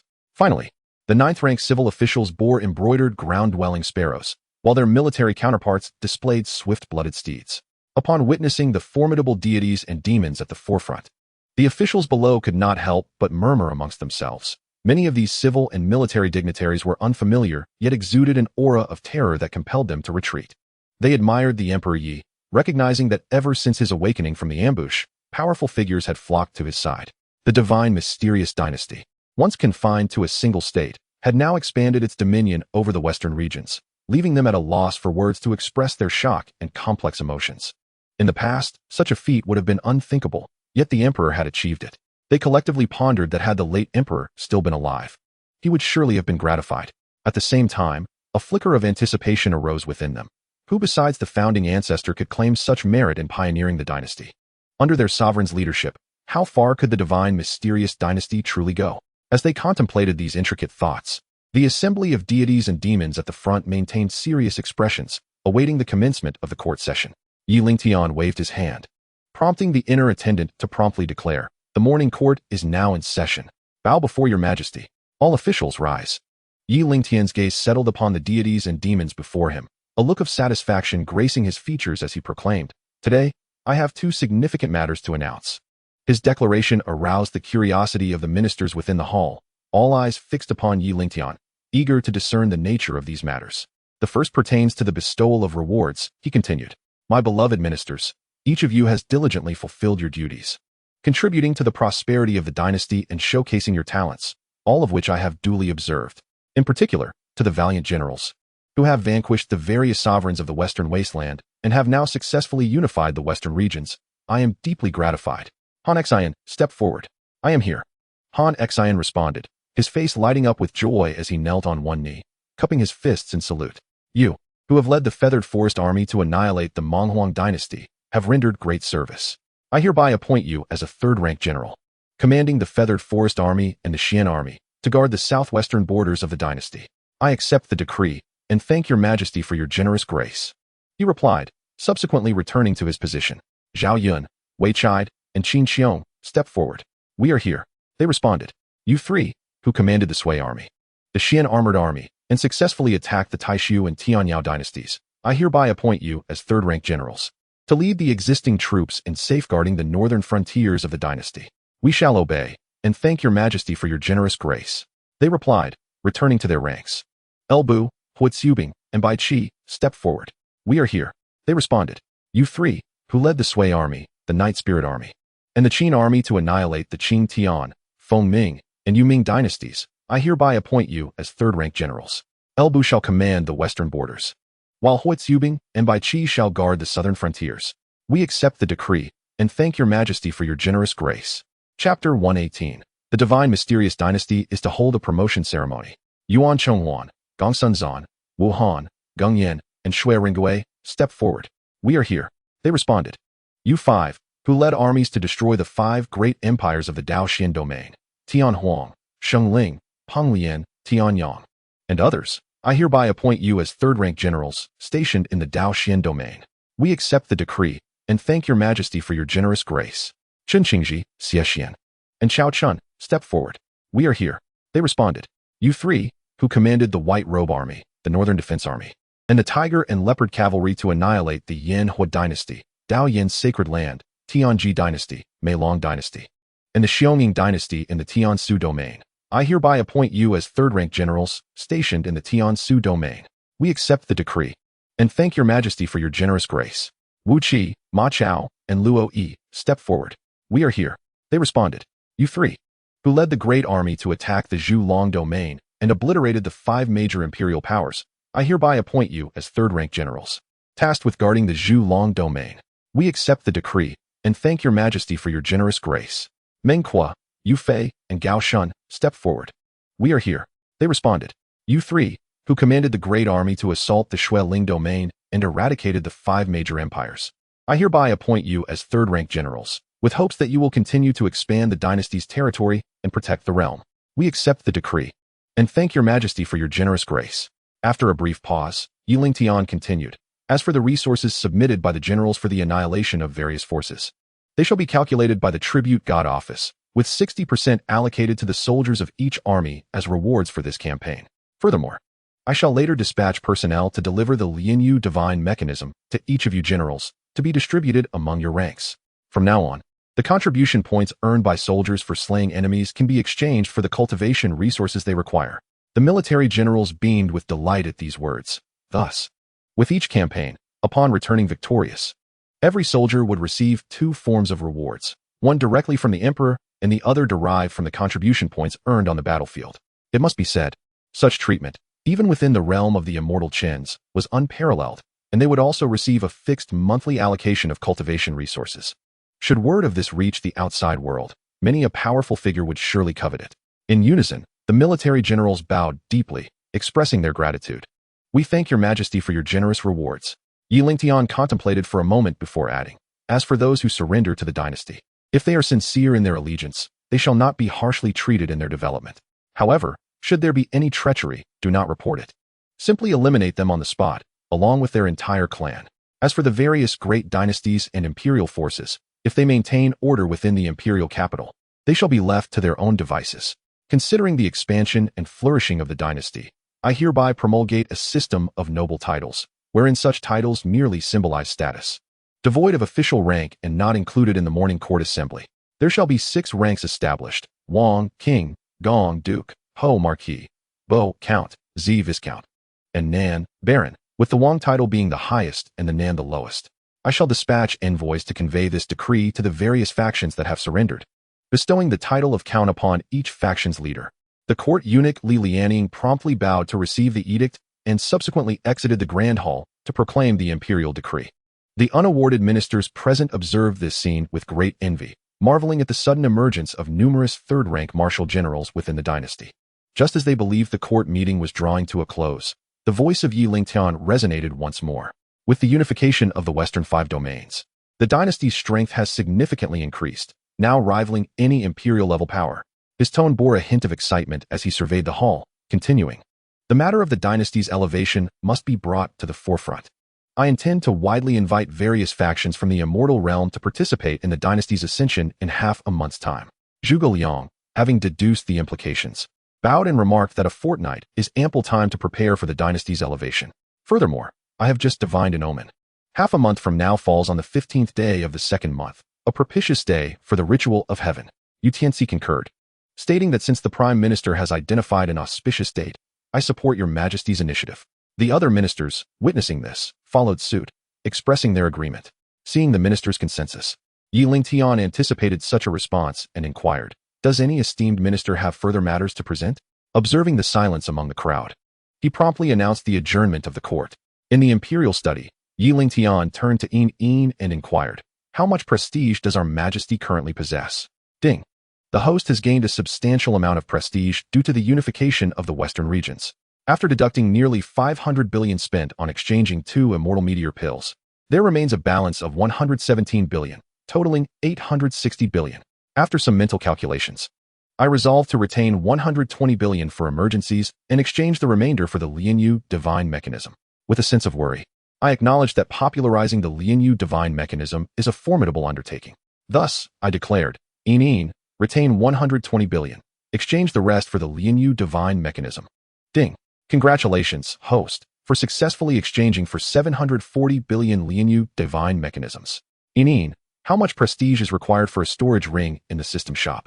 Lingtian, disinterested in inspecting individually, directly posed the question. Ding. 10,000 prestige for 1 ring, with a space of 50 square meters. Lingtian mused that this is quite cost-effective. He then stated, exchange for storage rings worth 100 billion prestige, each capable of holding 5 billion Lianyu divine mechanisms. Ding. Congratulations, host, for successfully exchanging 1 million storage rings, of which 148 have been utilized. Subsequently, Lingtian retrieved 148 storage rings from the system storage space and called out to the outside of the hall, "Summon someone." Upon hearing this, the guard Zhao Huan swiftly entered the imperial study, respectfully stating, "Your Majesty." Lingtian commanded, "Deliver 1 storage ring containing Lianyu divine mechanisms to each general, and the rest to the divine offering office." He then enveloped the 148 storage rings in a force and presented them before Zhao Huan. "Yes, Your Majesty," Zhao Huan replied, seeing the rings hovering before him. He then waved his hand, collecting them all into his possession, and bowed as he exited the grand hall. At this moment, Luo Yi arrived outside the imperial study and requested the guards to announce his presence. After receiving permission, he entered the hall. where he found Yi Lingtian gazing at him. Luo Yi hastened to approach and bowed, stating, "Your humble servant greets your majesty. No need for formalities, rise." Yi Lingtian then inquired curiously, "What business do you have with me?" Luo Yi stood up and clasped his hands, saying, "Before our expedition to the western regions, your majesty had instructed me to investigate matters regarding the late emperor. I have obtained some information while annihilating the Liang Wuxing and have come to report it to your majesty." "Oh, what clues have you uncovered, my lord? Please share." Yi Lingtian recalled this matter and asked, "It is as follows. According to the Lord of Liang, they indeed dispatched disciples to the ancestral temple of the imperial capital in search of a heart of celestial meteor. As for the whereabouts of the late emperor, he was informed by his disciples that he was caught in a spatial storm on the outskirts of the celestial meteor region, suffering heavy losses in the process." Yi Lingtian frowned, murmuring, "Heart of celestial meteor, celestial scar region. What connection do these two have?" Luo Yi, noticing his expression, continued to explain. "It is said that the heart of celestial meteor serves as the key to the transition station leading to the upper realm. Only with this item can one pinpoint the coordinates of the transition station and safely arrive. At other times, it remains concealed, unknown to others in the greater realm." As for the specifics of the transition station, he was unaware.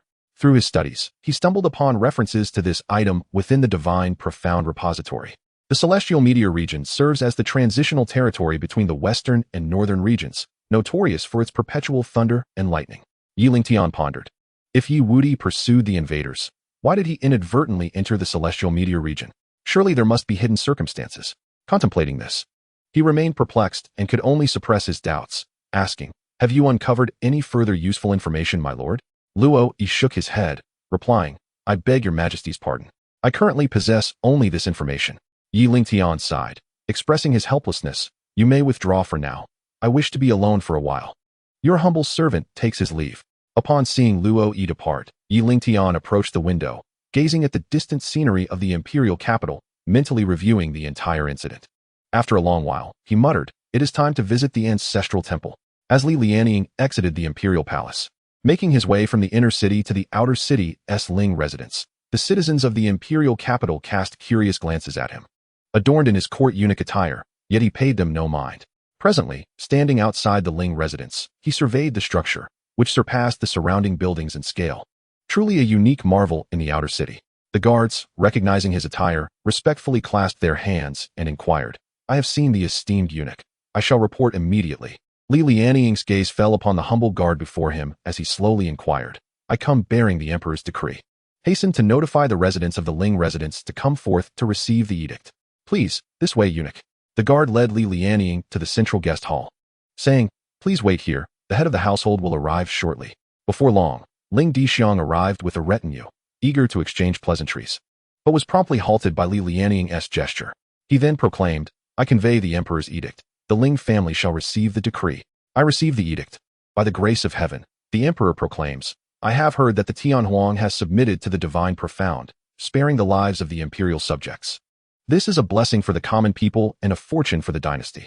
I am greatly consoled and hereby bestow the title of Count in recognition of your contributions. Thus it is decreed. I receive the edict and humbly thank your majesty for your great grace." At the Shui residence in the inner city, Shui Ringgui had just settled down when a guard entered to report, "General, someone has come from the palace." Shui Ringgui, puzzled, inquired what business a visitor from the palace could have. Then, recalling the emperor's words in the grand hall, he commanded, "Bring him in quickly." "Yes, general." The guard, perplexed by the slight change in the general's tone, went to lead the way. Zhao Huan entered the hall to find Shui Ringgui seated in the right chair and slowly bowed, saying, "I greet the general. No need for excessive formalities. Prepare tea for our guest." At these words, Zhao Huan was taken aback and replied, "General, you need not be so courteous. I must also deliver the Lianyu divine mechanisms to other generals." He then handed over a storage ring, smiling, and added, "This part belongs to the Shui family army." After exiting the Yuan residence, Zhao Huan let out a sigh of relief, internally exclaiming, "At last, I have delivered the storage rings to each of the generals." He still needed to make a trip to the Divine Offerings office before promptly returning to the palace to report. He then set off towards the direction of the Divine Offerings office. A quarter of an hour later, within the grand hall of the Divine Offerings office, upon understanding Zhao Huan's intent, Ling Wuyo led him to the hall and announced his presence to the esteemed head of the office. In a brief moment, an elderly man appeared. It was none other than Zhang Guolao. Casting a glance at Zhao Huan, he inquired, Has His Majesty summoned you for a matter of importance? Feeling the overwhelming aura emanating from the elder, Zhao Huan's heart raced with trepidation. He quickly bowed and responded, Your Majesty has instructed me to deliver the Lianyu divine machine to the esteemed head. Subsequently, he produced 128 storage rings, which were then enveloped by a gentle force that whisked them away. Chapter 120. The Intentions of Jiuqing and the Education of the Empress. Afterward, Zhang Guolao commanded Ling Wuyo, who was waiting nearby, Please arrange for someone to handle these items promptly. This elicited envious glances from the other attendants present, who lamented their own lack of such fortuitous opportunities. Ling Wuyo, however, wore an expression of delight, having relished the benefits from the previous two encounters. And he was exceptionally keen on this matter. Yet, he recognized the importance of his responsibilities and sought long-term development, cherishing his current position without entertaining any other thoughts. Once he had left his mark on the storage rings and handed them to Ling Wuyo, Zhang Guolao's figure vanished from sight. In the secret chamber of the Divine Offerings office, as he settled into his seat, several voices arose. His Majesty has us stationed here. What a lack of challenge, complained Xianxia, a man of temperament who found the daily seclusion uncharacteristic of his nature. Do not speak so lightly. The ability to meditate peacefully is also a form of cultivating one's mindset. Remember not to be hasty. Han Xiangzi interjected. Xianxia, your perspective is misguided. Abandoning the path leads to stagnation, and one day you will certainly fall behind. Moreover, our dynasty is in a vigorous phase of development, and opportunities to act will abound in the future. If you do not dedicate yourself to diligent practice now, when our dynasty ascends to the 9 heavens, you will be left behind. Iron Crutchley chimed in, responding to Xianxia's pessimistic remarks. Soon, the secret chamber fell silent once more. All of this was naturally perceived by Yi Lingtian in the palace, who began to formulate preliminary plans, though they were merely for future considerations. In the Yuanfu Palace, the usual residence of the palace maids, it was a collective protest from the maids that compelled Yi Lingtian to relent and improve their treatment. Of course, with a top maid like Jiuqing, and now with a regal presence like Ling Luoxian, there might still be others to consider. And Yi Lingtian felt he could not neglect his own interests. Most importantly, upon his exploration of the harem, he discovered that the rumored 3,000 beauties were merely a handful of women, with the palace maids having been nearly purged to a mere few. While the guards were numerous, but not his concern. In the hall, Jiuqing had not ventured to the imperial study that day. Instead, she wore a beaming smile as she observed the anxious expression of Ling Luoxian. She then said, Here, I shall not concern myself with your past glories. This is my domain. Go fetch me a cup of water. I am parched. Ling Luoxian's face fell, unprepared for the terrifying demeanor of the seemingly cheerful girl before her. Initially believing herself to be exceptionally gifted, she had found herself overshadowed since her encounter with Shen Xian, feeling inferior and questioning her place in this world. The thought of her first meeting with the Emperor sent chills down her spine, had it not been for her instinct for survival. She would never have stayed here to face him. Not daring to defy Jiuqing's orders, she hurried to the nearby table, lifted the crystal spirit kettle, and poured about 2/3 of the fragrant water into a crystal cup. Instantly, a delightful aroma wafted through the air, soothing her senses and causing her to inhale deeply without realizing it. When she regained her composure, she saw Jiuqing's smiling face and, terrified, hurriedly approached to present the crystal cup, scarcely daring to breathe for fear of experiencing another bout of her unusual treatment. She wished to avoid further emotional and physical distress. Jiuqing took a delicate sip and, noticing Ling Luoxian's pitiful gaze, shook her head in resignation. You must understand, my actions are for your own good. You are also part of the imperial court and are aware of the palace's intrigues. However, it is not as complicated here. Yet, you must still fulfill your basic duties. Otherwise, should you encounter trouble one day, no one will come to your aid. Do you understand? Ling Luoxian could not rebut or claim that Jiuqing was merely putting on an act, nor could she voice her irritation. She was certain that such words would lead her to the darkest of moments. Thus, she could only nod vigorously, indicating her comprehension, and replied, I understand the steward's good intentions.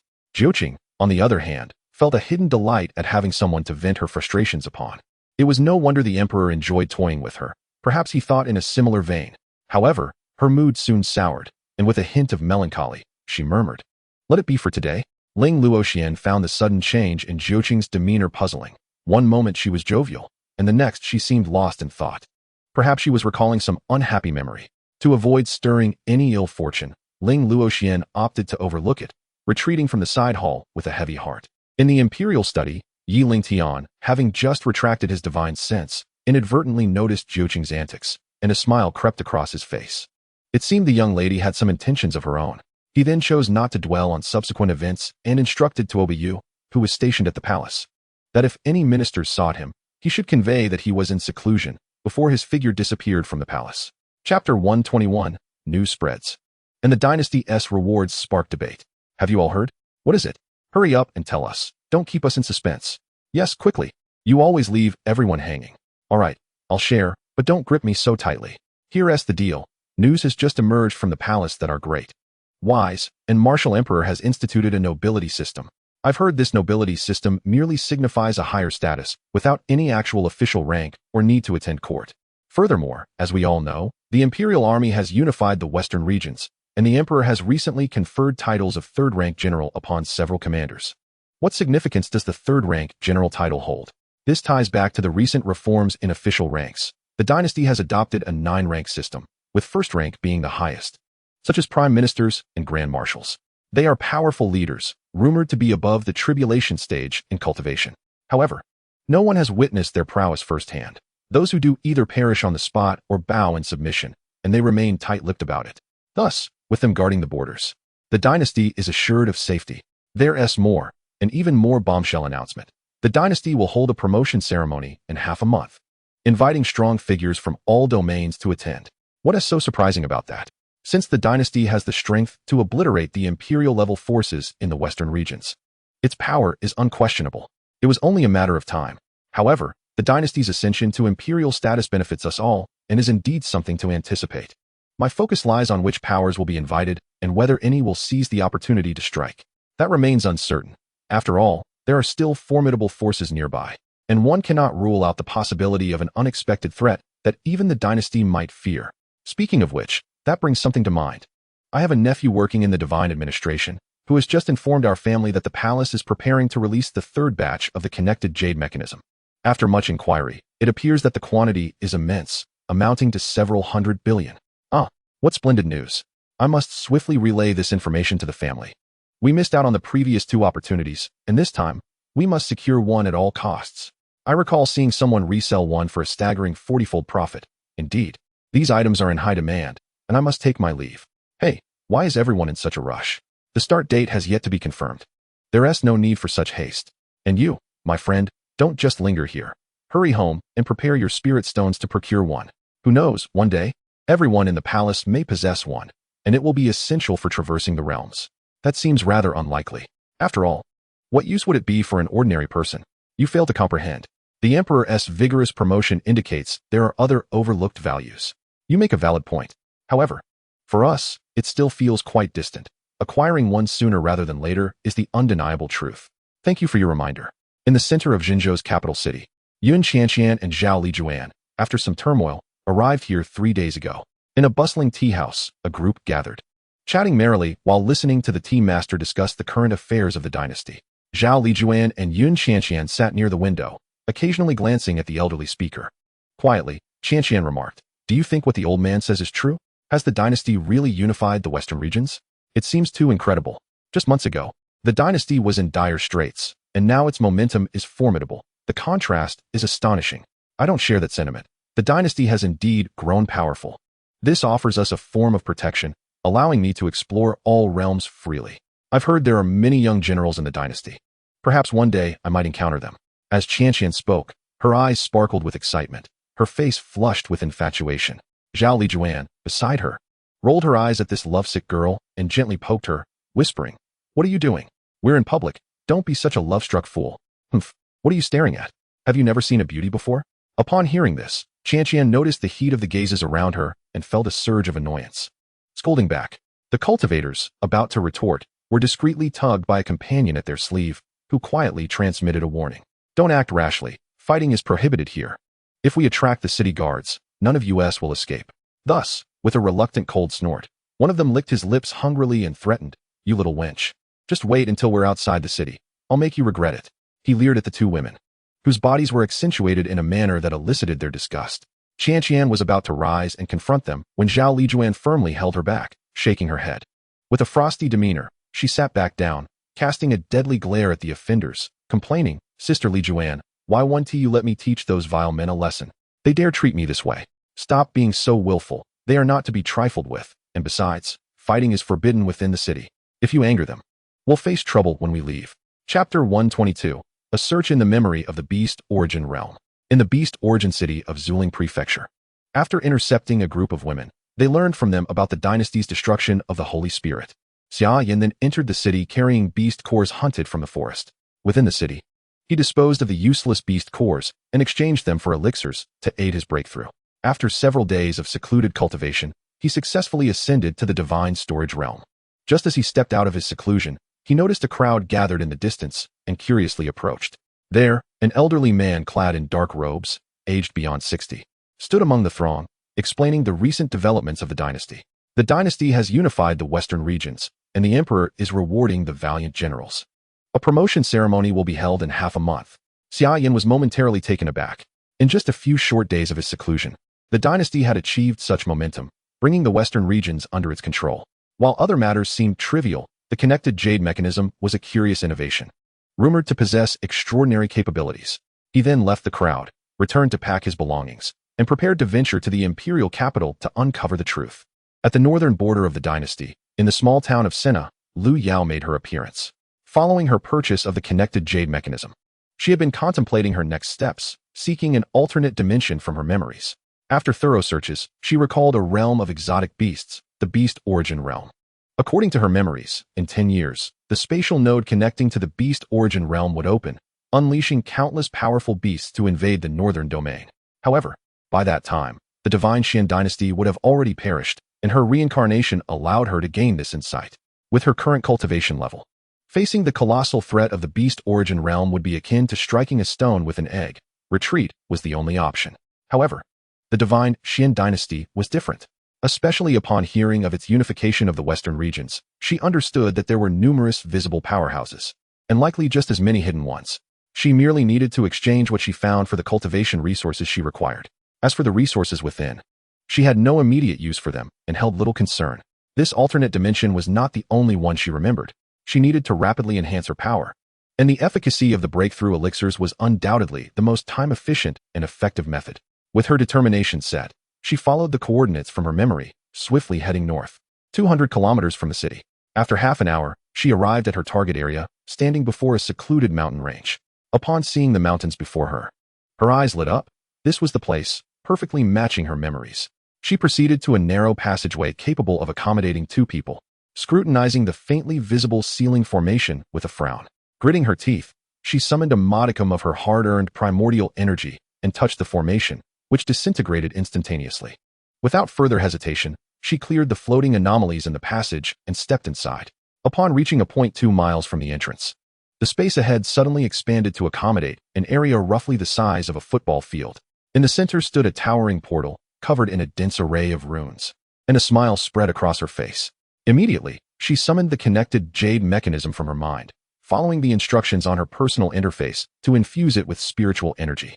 The mechanism gradually enlarged, enveloping the portal ahead. Simultaneously, a notification sounded. Ding!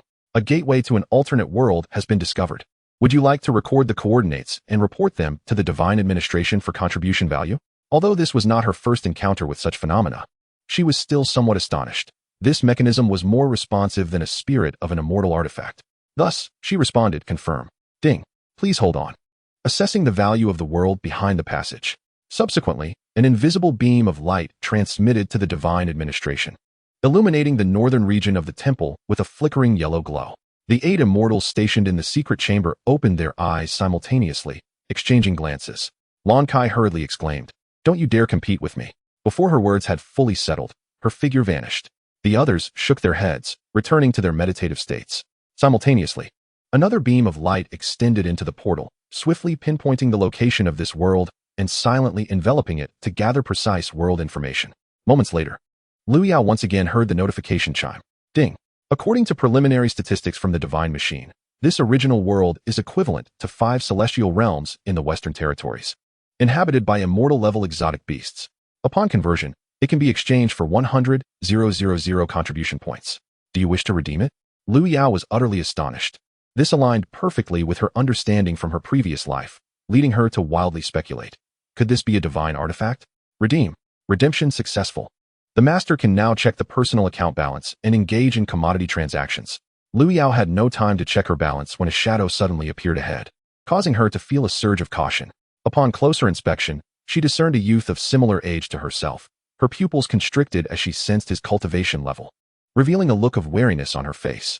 This individual was none other than Xianxia, who cast a curious glance at the girl before him. Noticing her cultivation was merely at the divine concealment stage, he then shifted his gaze to the portal ahead. Through his celestial sense, he detected the world behind and was filled with delight. It was indeed a world. Subsequently, he withdrew his gaze and remarked coolly, "Since you have discovered this world, you must have already earned contribution points. You may leave now." In an instant, Lu Yao comprehended the identity of the person before her. Without further hesitation, she cupped her hands in acknowledgement and stepped away. Xianxia revealed a hint of interest. The fact that this woman did not exhibit the typical fear expected upon encountering him was indeed intriguing. He then sealed the portal, exited the passage, and casually set up an array, casting one last glance at the retreating figure before vanishing from sight. Chapter 123. The Spirit Manipulator moves out, re-exploring the ancestral temple. Upon returning to Senna City, Lu Yao felt an overwhelming urge and headed directly to the Mingyue Inn, making her way to the room she had occupied before her departure, to the point where the attendant merely nodded in acknowledgement. After closing the door and confirming there were no abnormalities, she casually set up a defensive array within the room, then approached the bed, sitting cross-legged and closing her eyes to focus, reviewing the breakthrough elixirs available in the shop. After browsing through, she discovered that the grades of the breakthrough elixirs were all above the mid-tier level, with the exchange value of each elixir rising in a tiered manner. The Divine Concealment stage required 90 and 110 points. The Void Refinement stage required 120 and 130 points. The Divine Transformation stage needed 150 and 170 points. The Fusion stage required 180 and 200 points. The Great Ascension stage called for 210 and 230 points, and the Tribulation stage needed 240 and 250 points. Drawing from her previous breakthrough experience, she contemplated extensively and decided to first redeem 20 Void Refinement elixirs. Immediately, she instructed, "Redeem 20 Void Refinement elixirs." Ding. Congratulations, Master. You have successfully redeemed 20 Void Refinement elixirs, consuming 2,400 contribution points. Remaining contribution points, 97,600. A prompt informed the Master that the default redemption would utilize the lower limit of contribution points, and the redeemed elixirs were of inferior quality. Lu Yao was momentarily taken aback, but soon realized that the contribution point range for such breakthrough elixirs corresponded to 3 levels: upper, middle, and lower tiers. Please select a delivery method. Option 1 is for the Master to personally collect from the Imperial Capital's Divine Offering Bureau using their personal divine machine identification. Option 2 is to choose delivery, with the Spirit Manipulator ensuring arrival within a day. Lu Yao was surprised. Such an operation existed. After a moment's thought, she declared, "Choose option 2. Ding. Selection successful. Please provide the delivery address." A reminder followed. During the delivery time frame, the Master must ensure the Spirit Manipulator can contact you at any time. This matter was somewhat complex. However, it was preferable to not have to make the trip herself. Ding. Message sent successfully. Please wait patiently. Your ordered Void Refinement elixirs will arrive within the next day. She then waved her hand to dismiss the defensive array, calming her mind to begin her cultivation. Meanwhile, the Imperial Resource Shop began processing the order, generating a product record and forming a channel within the virtual space of the Divine Offering Bureau, where the goods were delivered to the main hall's counter. Ding. A new product delivery information has been generated. Please pay attention to the delivery. The daily steward stationed in the main hall heard the prompt and hurried to a square counter, opening a sealed door to reveal a box inside. He swiftly retrieved it. Noticing it was addressed to Room 2, 3rd floor, Mingyue Inn, Sayuan City, North Border, Mengzhou. Other stewards inquired, which individual completed the first order. Does it indicate what the item is? No, there is only a delivery address. But we can use spiritual sense to investigate. You're so foolish. How could you work with everyone like this? We can't do that.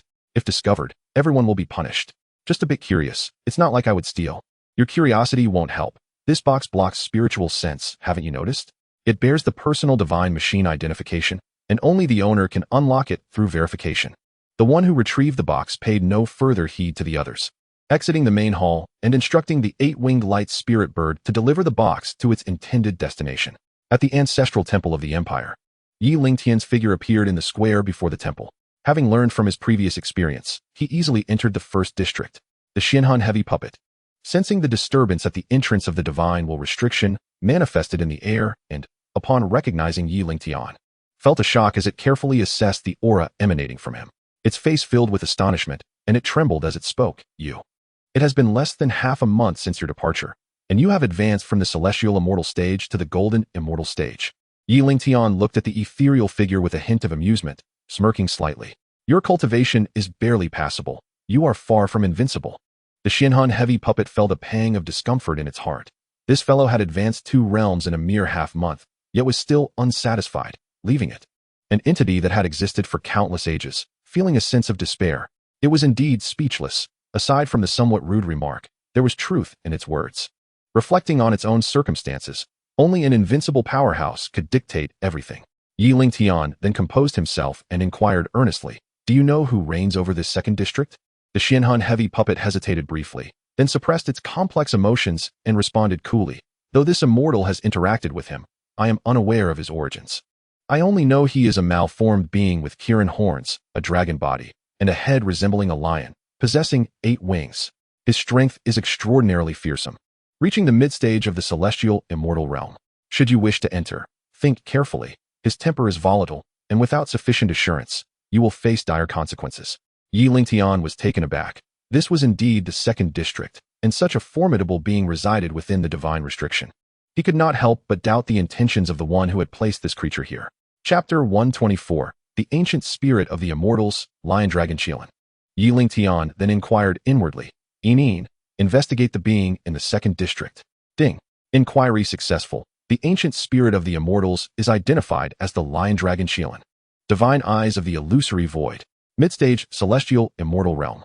The introduction revealed that the Lion Dragon Xilan possessed the bloodlines of the Azure Dragon, Blood Xilan, and 9-headed divine lion, categorizing it as a source beast.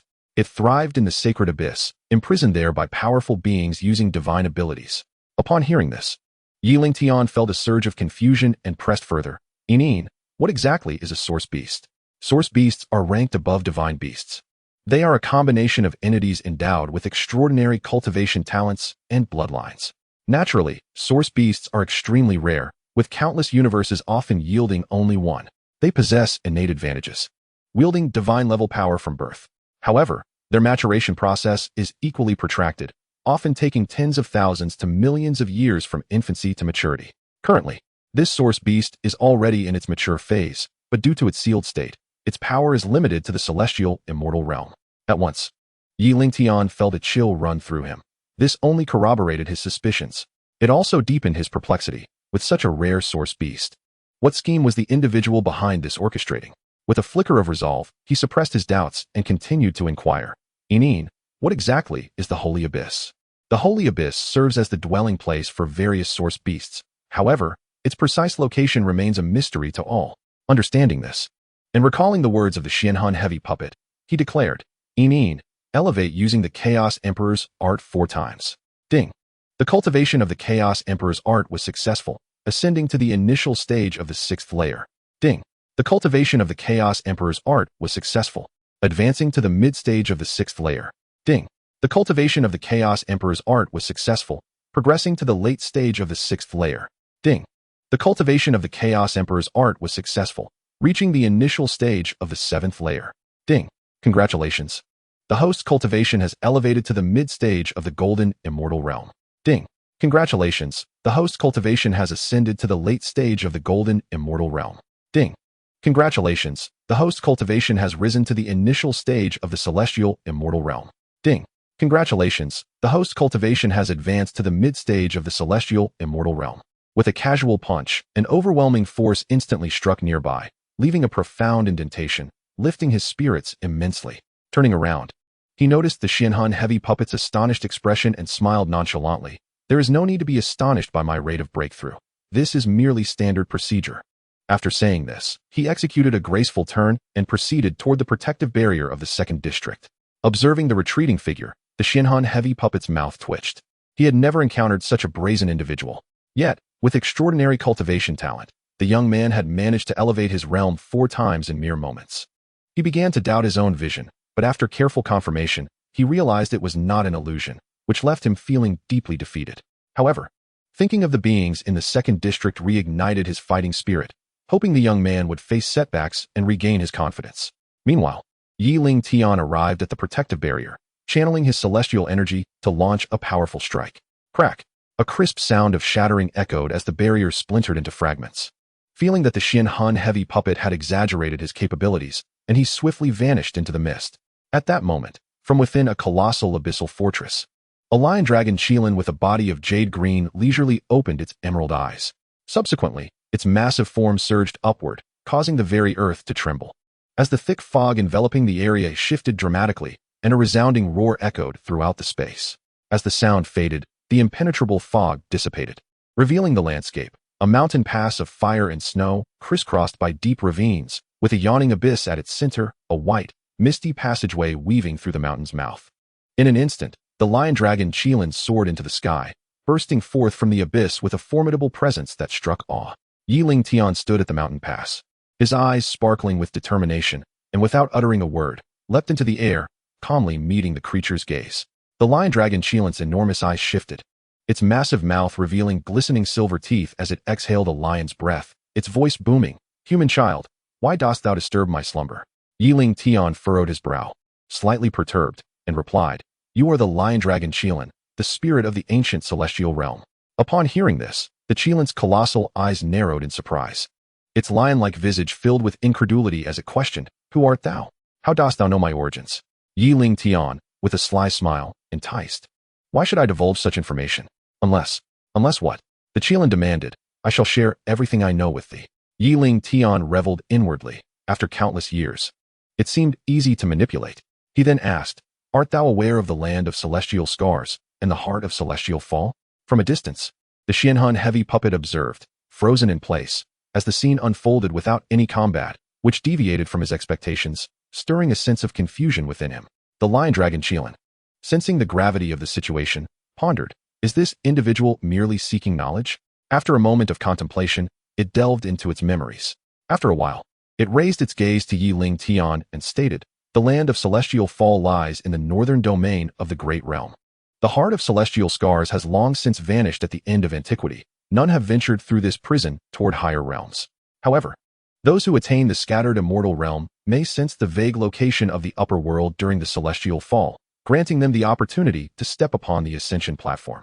Yet, the celestial phenomenon of the celestial fall occurs only once every 100 years, and it has been 99 years since the last occurrence. Even during the era of the celestial ancients, only a select few could ascend the platform, and the pinnacle powers of the great realm have been diminished." Lingtian felt a sense of foreboding wash over him, but he was at a loss for what to do, a contemplative expression settling upon his features. If this were the case, it seemed as though a hidden force orchestrated all of this. Who could it be? The heavenly Tao? A powerful being from the upper realms? A world in confinement, with subordinate forces? Following the conventional narrative, all these possibilities seemed plausible, leaving him momentarily overwhelmed. After pondering fruitlessly, he lifted his gaze to the Qilin and voiced his concerns. "Art thou confined here by a human powerhouse? Dost thou know the details of this individual?" The lion dragon Qilin felt a jolt of shock. Who was this person before it, possessing such intimate knowledge of its circumstances? It squinted its eyes, scrutinizing him closely. Noticing the Qilin's reaction, Lingtian was filled with astonishment, as the creature's expressions morphed into shock, confusion, and apprehension. Its massive form quaked. It recalled an indomitable emperor's silhouette, stirring up long-buried memories. When it had just come into existence, two colossal hands unexpectedly plunged into the holy abyss, stirring the winds and clouds of that realm, causing many companions to be swept away and perish on the spot.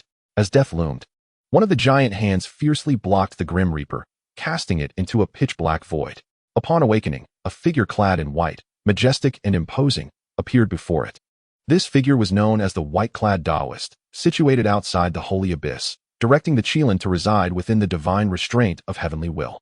However, the reasons for his rescue and assistance remained unexplained.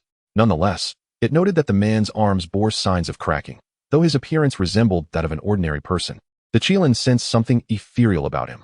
Evidently, the owner of the other hand had engaged in a fierce battle with him, both sustaining severe injuries. As time passed, the man never reappeared. The Qilin had remained trapped within the divine restraint all these years, with its distant memories resurfacing, laced with uncertainty. The lion dragon Qilin opened its gaping maw, releasing a powerful roar imbued with anticipation. "Thou art the white-clad Taoist, the benefactor who saved me that day." This revelation left Lingtian perplexed, muttering to himself, "Surely this hulking beast has not confused its memories. When have I ever saved him? And why the sudden invocation of a name? He was indeed a genuine traveler from another world, a fine youth from Blue Star. But now he bore an additional identity as the sovereign of the divine mysteries. Thus, laden with confusion, he hastily interjected, "Enough of this. I am not the white-clad Taoist thou speakest of. I am the sovereign of the western domain of the celestial realm, the ruler of the divine mysteries dynasty. Dost thou comprehend?" The lion dragon Qilan was utterly befuddled. This individual was not the white-clad Taoist, yet he felt strangely familiar. Could it be that the long years had muddled its memories?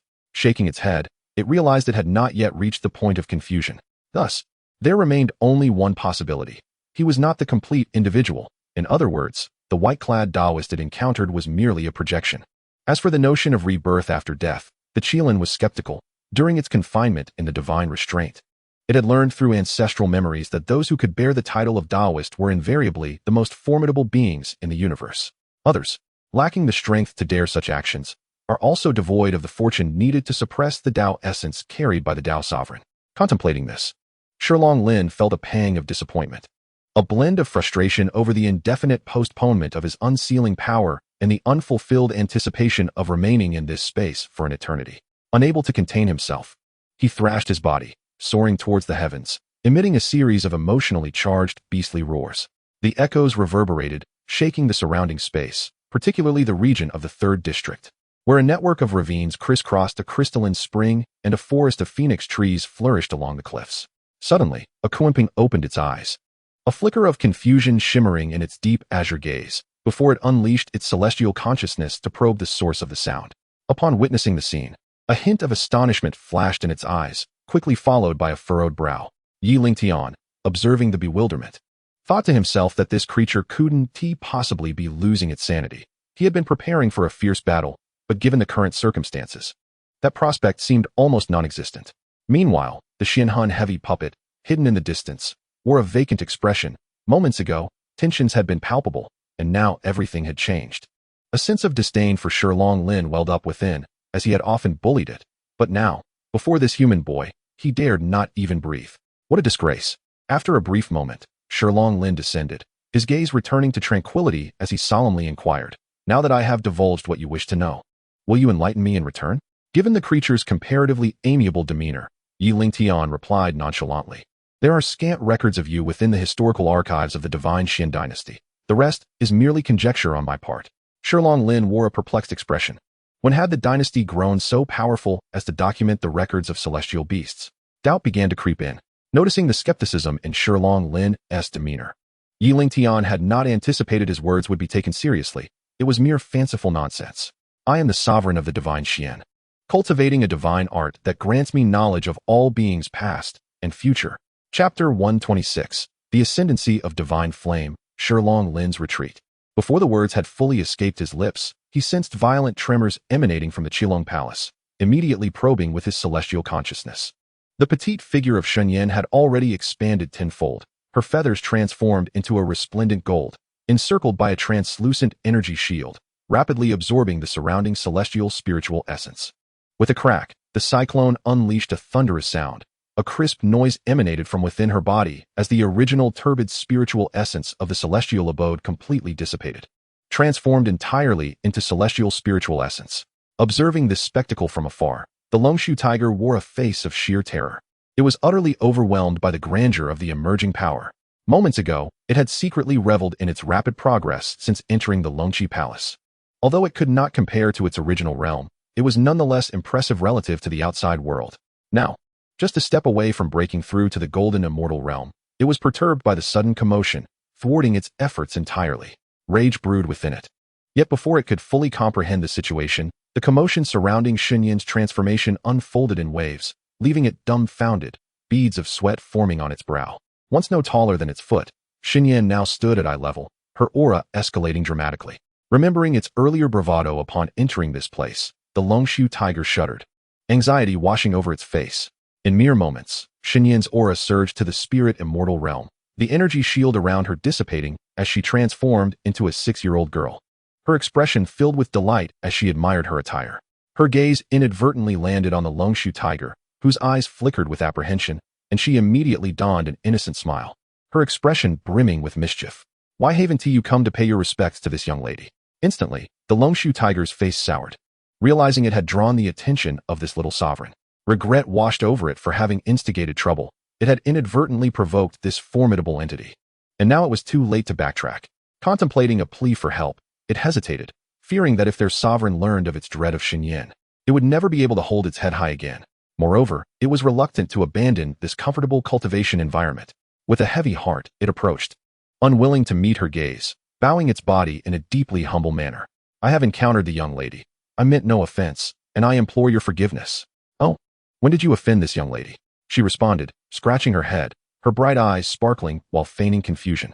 To an uninformed observer, her exquisite appearance would surely be beguiling. Yet inwardly, she scoffed. You've crossed me. A lesson must be imparted. Feeling the oppressive aura and bloodline suppression emanating from Xinyan, the Longshu tiger trembled, stammering, Teach this. Young lady. Its voice quivered with fear, nearly collapsing to plead for mercy. Nonetheless, it gritted its teeth to maintain its dignity, not wishing to lose face entirely.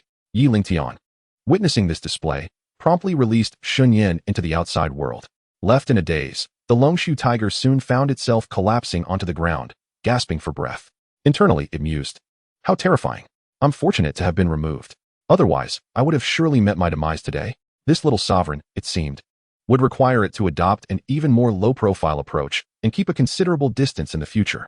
Immediately, it closed its eyes, sitting in meditation, eager to cultivate. As Xinyan was just released, her small face flushed with irritation, ready to unleash her wrath when she noticed the imposing figure of Lingtian before her, prompting her to quickly adopt a cheerful demeanor. Rushing forward, she embraced Lingtian's waist, her voice sweet as honey. Master, it's been so long. I've missed you so much. Shilong Lin, observing Lingtian's momentary stupor, felt perplexed. He anticipated the sudden appearance of a little girl, particularly upon sensing her bloodline aura, leaving him utterly astonished. Confusion clouded his mind. He wondered why this supposed Dao sovereign, merely a ruler of a dynasty, was so intimately familiar with the divine phoenix. Could it indeed be as he had previously surmised? Lingtian cleared his throat, unable to endure Xinyan's playful antics at his waist, hastily remarking, Little girl, stop shaking. You're about to break my back. Upon hearing this, Xinyan was taken aback and quickly released her grip, fearful that her unintentional actions might harm her esteemed master. Adopting a remorseful expression, her big watery eyes glistened as she apologized. Master, I didn't mean to. It's just that I haven't seen you in so long. Are you hurt? I have true phoenix feathers, phoenix flames, and phoenix spirits to heal you. You mustn't be harmed. Lingtian couldn't help but chuckle at her adorableness, as she eagerly offered all her treasures. Quickly, he halted her actions, his expression earnest as he said, Be good. Put them away quickly. I'm perfectly fine. Really? You mustn't lie to me. You're my only family, and I don't want anything to happen to you. Feeling a pang in his heart, Lingtian realized he had been somewhat heartless in his calculations. Noticing her incessant chatter, he ceased his gentle reassurances, adopting a serious demeanor and an unyielding tone. Put them away immediately, or I shall have no choice but to banish you. With a sense of grievance, Xinyan complied, standing there in a daze, her eyes filled with stubbornness, sadness, and confusion. Shilong Lin, witnessing the entire exchange, felt a surge of disbelief. How many sought after the phoenix divine beast? Yet here was one being ungratefully rebuffed and even cruelly harmed. He found it utterly incomprehensible. Afterward, Lingtian turned towards Shilong Lin, his expression devoid of emotion as he inquired, Do you still wish to impede my passage to the 3rd district? Shilong Lin was tempted to retaliate fiercely, ready to teach him a harsh lesson, thinking to himself, You, all alone, are no match for me. Furthermore, now there's a more terrifying ally at your side. Only a fool would stand in the way. Moreover, he had no obligation to protect this area, though he was displeased by the disturbance to his slumber. A wise beast does not seek needless conflict. Thus, he pivoted, descending to indicate his stance. Observing this, Lingtian swiftly made his way towards the 3rd district. Curiosity piqued, Xinyan gazed at the colossal beast that had plunged into the abyss, and took a step towards Lingtian's direction to pursue it. Chapter 127. The excited Qianxiaaudiobooks, ensnared in confusion. At the edge of the cliff stood a gigantic phoenix tree, within whose inner space the Qianxiaaudiobooks resided. Sensing the approach of an unfamiliar man towards its guarded domain, in a flash, it appeared above the cliff. Meanwhile, upon reaching the perimeter barrier of the 3rd district, Lingtian gathered his energy and noticed that the protective shield had only dimmed slightly, causing him to frown in disbelief. Subsequently, he unleashed several more waves of celestial power from the realm of the immortals, landing on the same spot, and as the intensity of his attacks increased, the covering energy began to weaken, revealing a delicate web of cracks. Seeing Yi Lingtian's actions, Shunyan hurriedly stepped forward, eager to offer her assistance, exclaiming, "Master, allow Yin Yin to take over." Yi Lingtian looked at her with a hint of skepticism, but eventually nodded, stepping aside to indicate she should continue her assault on the spot he had just targeted. Xinyan, with an expression of ease, swiftly struck other areas of the shield, producing a sharp sound of shattering. In the next moment, the barrier enveloping the third district gradually dissipated. Yi Lingtian was momentarily incredulous. The prowess of this little phoenix was indeed formidable. However, his gaze quickly shifted, sensing the ethereal flow of celestial energy approaching, which was more refined and potent than that of the previous two districts, leading him to form a bold hypothesis. Setting aside his impulse to validate this thought for the moment, he glanced at Shun Yin and commanded softly, "Follow me." He then made his way towards the cliff, and Shun Yan's face lit up with joy as she eagerly queried, "Master, where are we headed?" Yi Lingtian, hearing her voice from behind, responded with a hint of exasperation, "You truly are foolish. Do you have any notion of how your cultivation in the ancient immortal realm has progressed? Look around for any beings in the third district." Shun Yan's little face displayed displeasure, followed by a puzzled expression as she muttered, "How does the master know about my cultivation? It's quite strange." However, she quickly dismissed her thoughts, excitement replacing her confusion. Naturally, it was Yi Lingtian's subsequent words that piqued her interest, prompting her to hasten her pace to catch up. A quarter of an hour later, after some exploration, the duo arrived before the cliff, where they beheld the Qi Yu Kuanpeng hovering in the air, and Shun Yan's expression turned solemn. She soon sensed the creature's extraordinary nature, its strength surpassing her own by a notch. By comparing it with her inherited memories, she quickly gleaned information about the colossal bird before her. Immediately, she conveyed her thoughts to Yi Lingtian through telepathy. "Master, according to Yin Yan's inherited memories, this giant bird is the Qi Yu Kuanpeng, which has long nested in the Phoenix Forest. Its cultivation is quite terrifying, surpassing Yin Yan's by a measure. Should we not give it a good thrashing? To see such a noble presence dare to linger above us in silence." Yi Lingtian also found it curious. The divine restrictions of fate were populated with all manner of strange beings, leaving him to ponder what they truly sought to retain. Upon hearing Xinyan's words, a flicker of caution arose towards the Qi Yu Kuanpeng. Judging by the circumstances in the previous two districts, it seemed highly probable that they could pass through this one unscathed. However, the unpredictable nature of such entities could yield unexpected surprises at any moment, prompting him to remain vigilant. After all, it was prudent to always leave an escape route. Thus, he responded through telepathy, "I am aware. You may act only if it displays hostility." Shun Yin was perplexed, unable to comprehend why her master did not permit her to act first, arguing that waiting for the opponent to show animosity before engaging would not grant them the initiative. Though puzzled, she dared not defy his command and replied, "Understood," while keeping a watchful eye on the creature. Yi Lingtian, meanwhile, regarded the Qi Yu Kuanpeng, a glint of green flashing in his eyes, his thoughts beginning to stir. If one could glimpse into his mind, they would discover his desire to tame the Qi Yu Kuanpeng as a steed, envisioning a grand display while traversing the myriad realms. He then inwardly inquired, "Inin, investigate the information regarding the Qi Yu Kuanpeng." Ding. Inquiry successful. The specific information regarding the Qi Yu Kuanpeng is as follows: Mid-stage spirit immortal realm. Divine ability, myriad feathers manifestation. Race, Kuanpeng. Origin, beast god realm. He then addressed the Qi Yu Kuanpeng. "You are indeed the Qi Yu Kuanpeng from the beast god realm." Upon hearing the arrival of the two, the Qi Yu Kuanpeng, which had been dozing in the air, slowly opened its eyes after catching a hint of their presence through its celestial senses. As it scrutinized them, it was taken aback by the words of the crowned man, a myriad of thoughts flashing through its mind. Upon closer inspection, its figure began to overlap with the majestic silhouette embedded in its memory, and its eyes shimmered with nostalgia.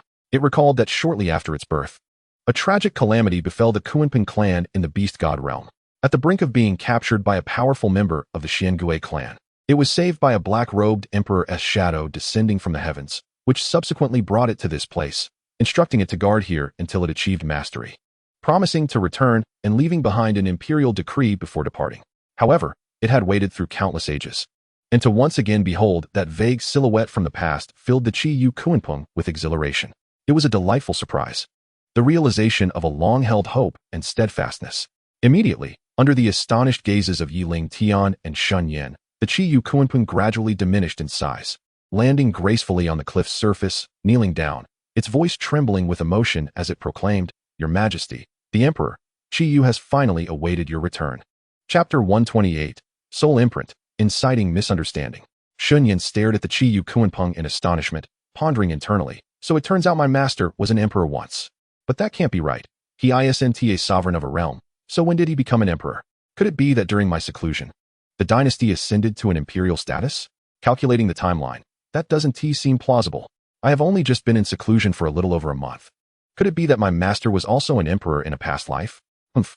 Regardless of whether he is an emperor, he is still my master.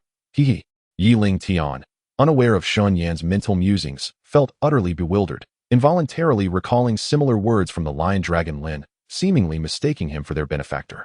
His internal confusion deepened. If only one of these beings had spoken thus, he might have harbored some doubts. But the reality that both creatures could not be jesting left him perplexed about what he was oblivious to. Remembering Yin, his omnipotent system, he inquired, Yin, both the lion dragon Lin and the Qi Yu Kuanpeng refer to me as the white-clad Taoist and the emperor. Am I truly a reincarnated individual? Upon hearing this, Yin wandered within the system space, pondering for a moment before providing an explanation. When a powerful being reincarnates, they carry their soul with them. The soul imprint does not vanish. Thus, even if one's appearance changes in reincarnation, as long as family or familiar individuals leave a mark or recognize their features, they will be detectable within a certain spatial range. Yi Lingtian's heart skipped a beat. According to Yin Yin's explanation, there was no possibility of misidentification, and his doubts only multiplied. The Qi Yu Kuanpeng, observing the prolonged silence, pieced together the differences between the two and quickly grasped the situation. It then spoke to clarify. Although Qi Yu is unaware of why the emperor's appearance has changed, the soul imprint and the emperor's phantom remain intact.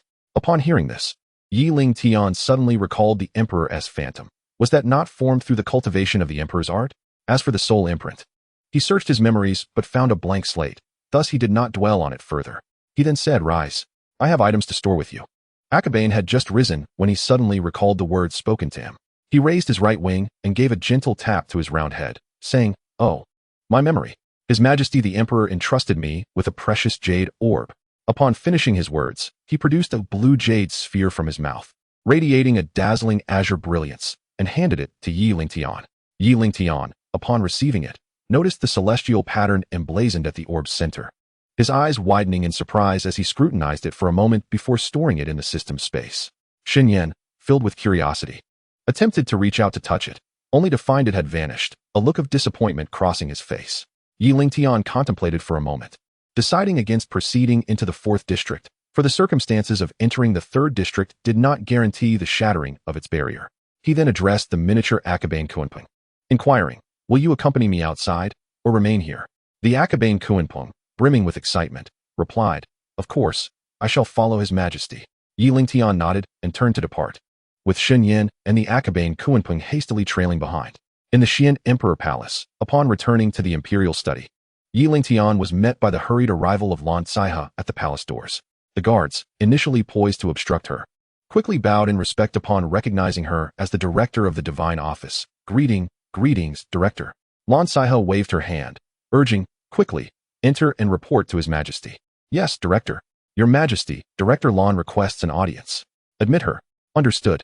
Xianxia entered the grand hall, bowing respectfully as she proclaimed, I pay my respects to Your Majesty. Yi Lingtian, intrigued, inquired, What brings you to me, my dear minister? Your Majesty, I must report that cultivators under the imperial jurisdiction have discovered a foreign realm located in the northern frontier. I promptly investigated and sealed the entrance. I have come to seek your guidance on how to handle this world. Yi Lingtian paused, realizing that although Xianxia did not specify that it was through the divine office, he was well aware of the implications. After a moment of contemplation, he responded, Since this concerns your divine office, you may handle it at your discretion. Xianxia felt a surge of joy prior to her entrance. She had worried about delegating this matter to someone else, which would have necessitated her return to the divine office for seclusion. With her concerns alleviated, she could not help but smile and promptly replied, I shall comply with your orders. Yi Lingtian observed her joy with a hint of confusion but refrained from questioning further. Merely gesturing dismissively, understanding his intent, she respectfully turned to leave. In Senna City, at the Mingwei Inn, room 2 on the 3rd floor. After a half-day of cultivation, Lu Yao slowly opened her eyes, a smile gracing her face as she stood.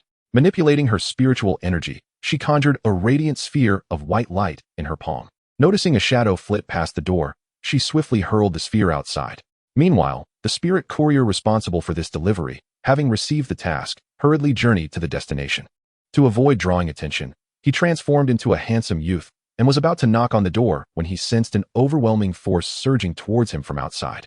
Not daring to be careless, he felt no immediate threat but was inexplicably chilled.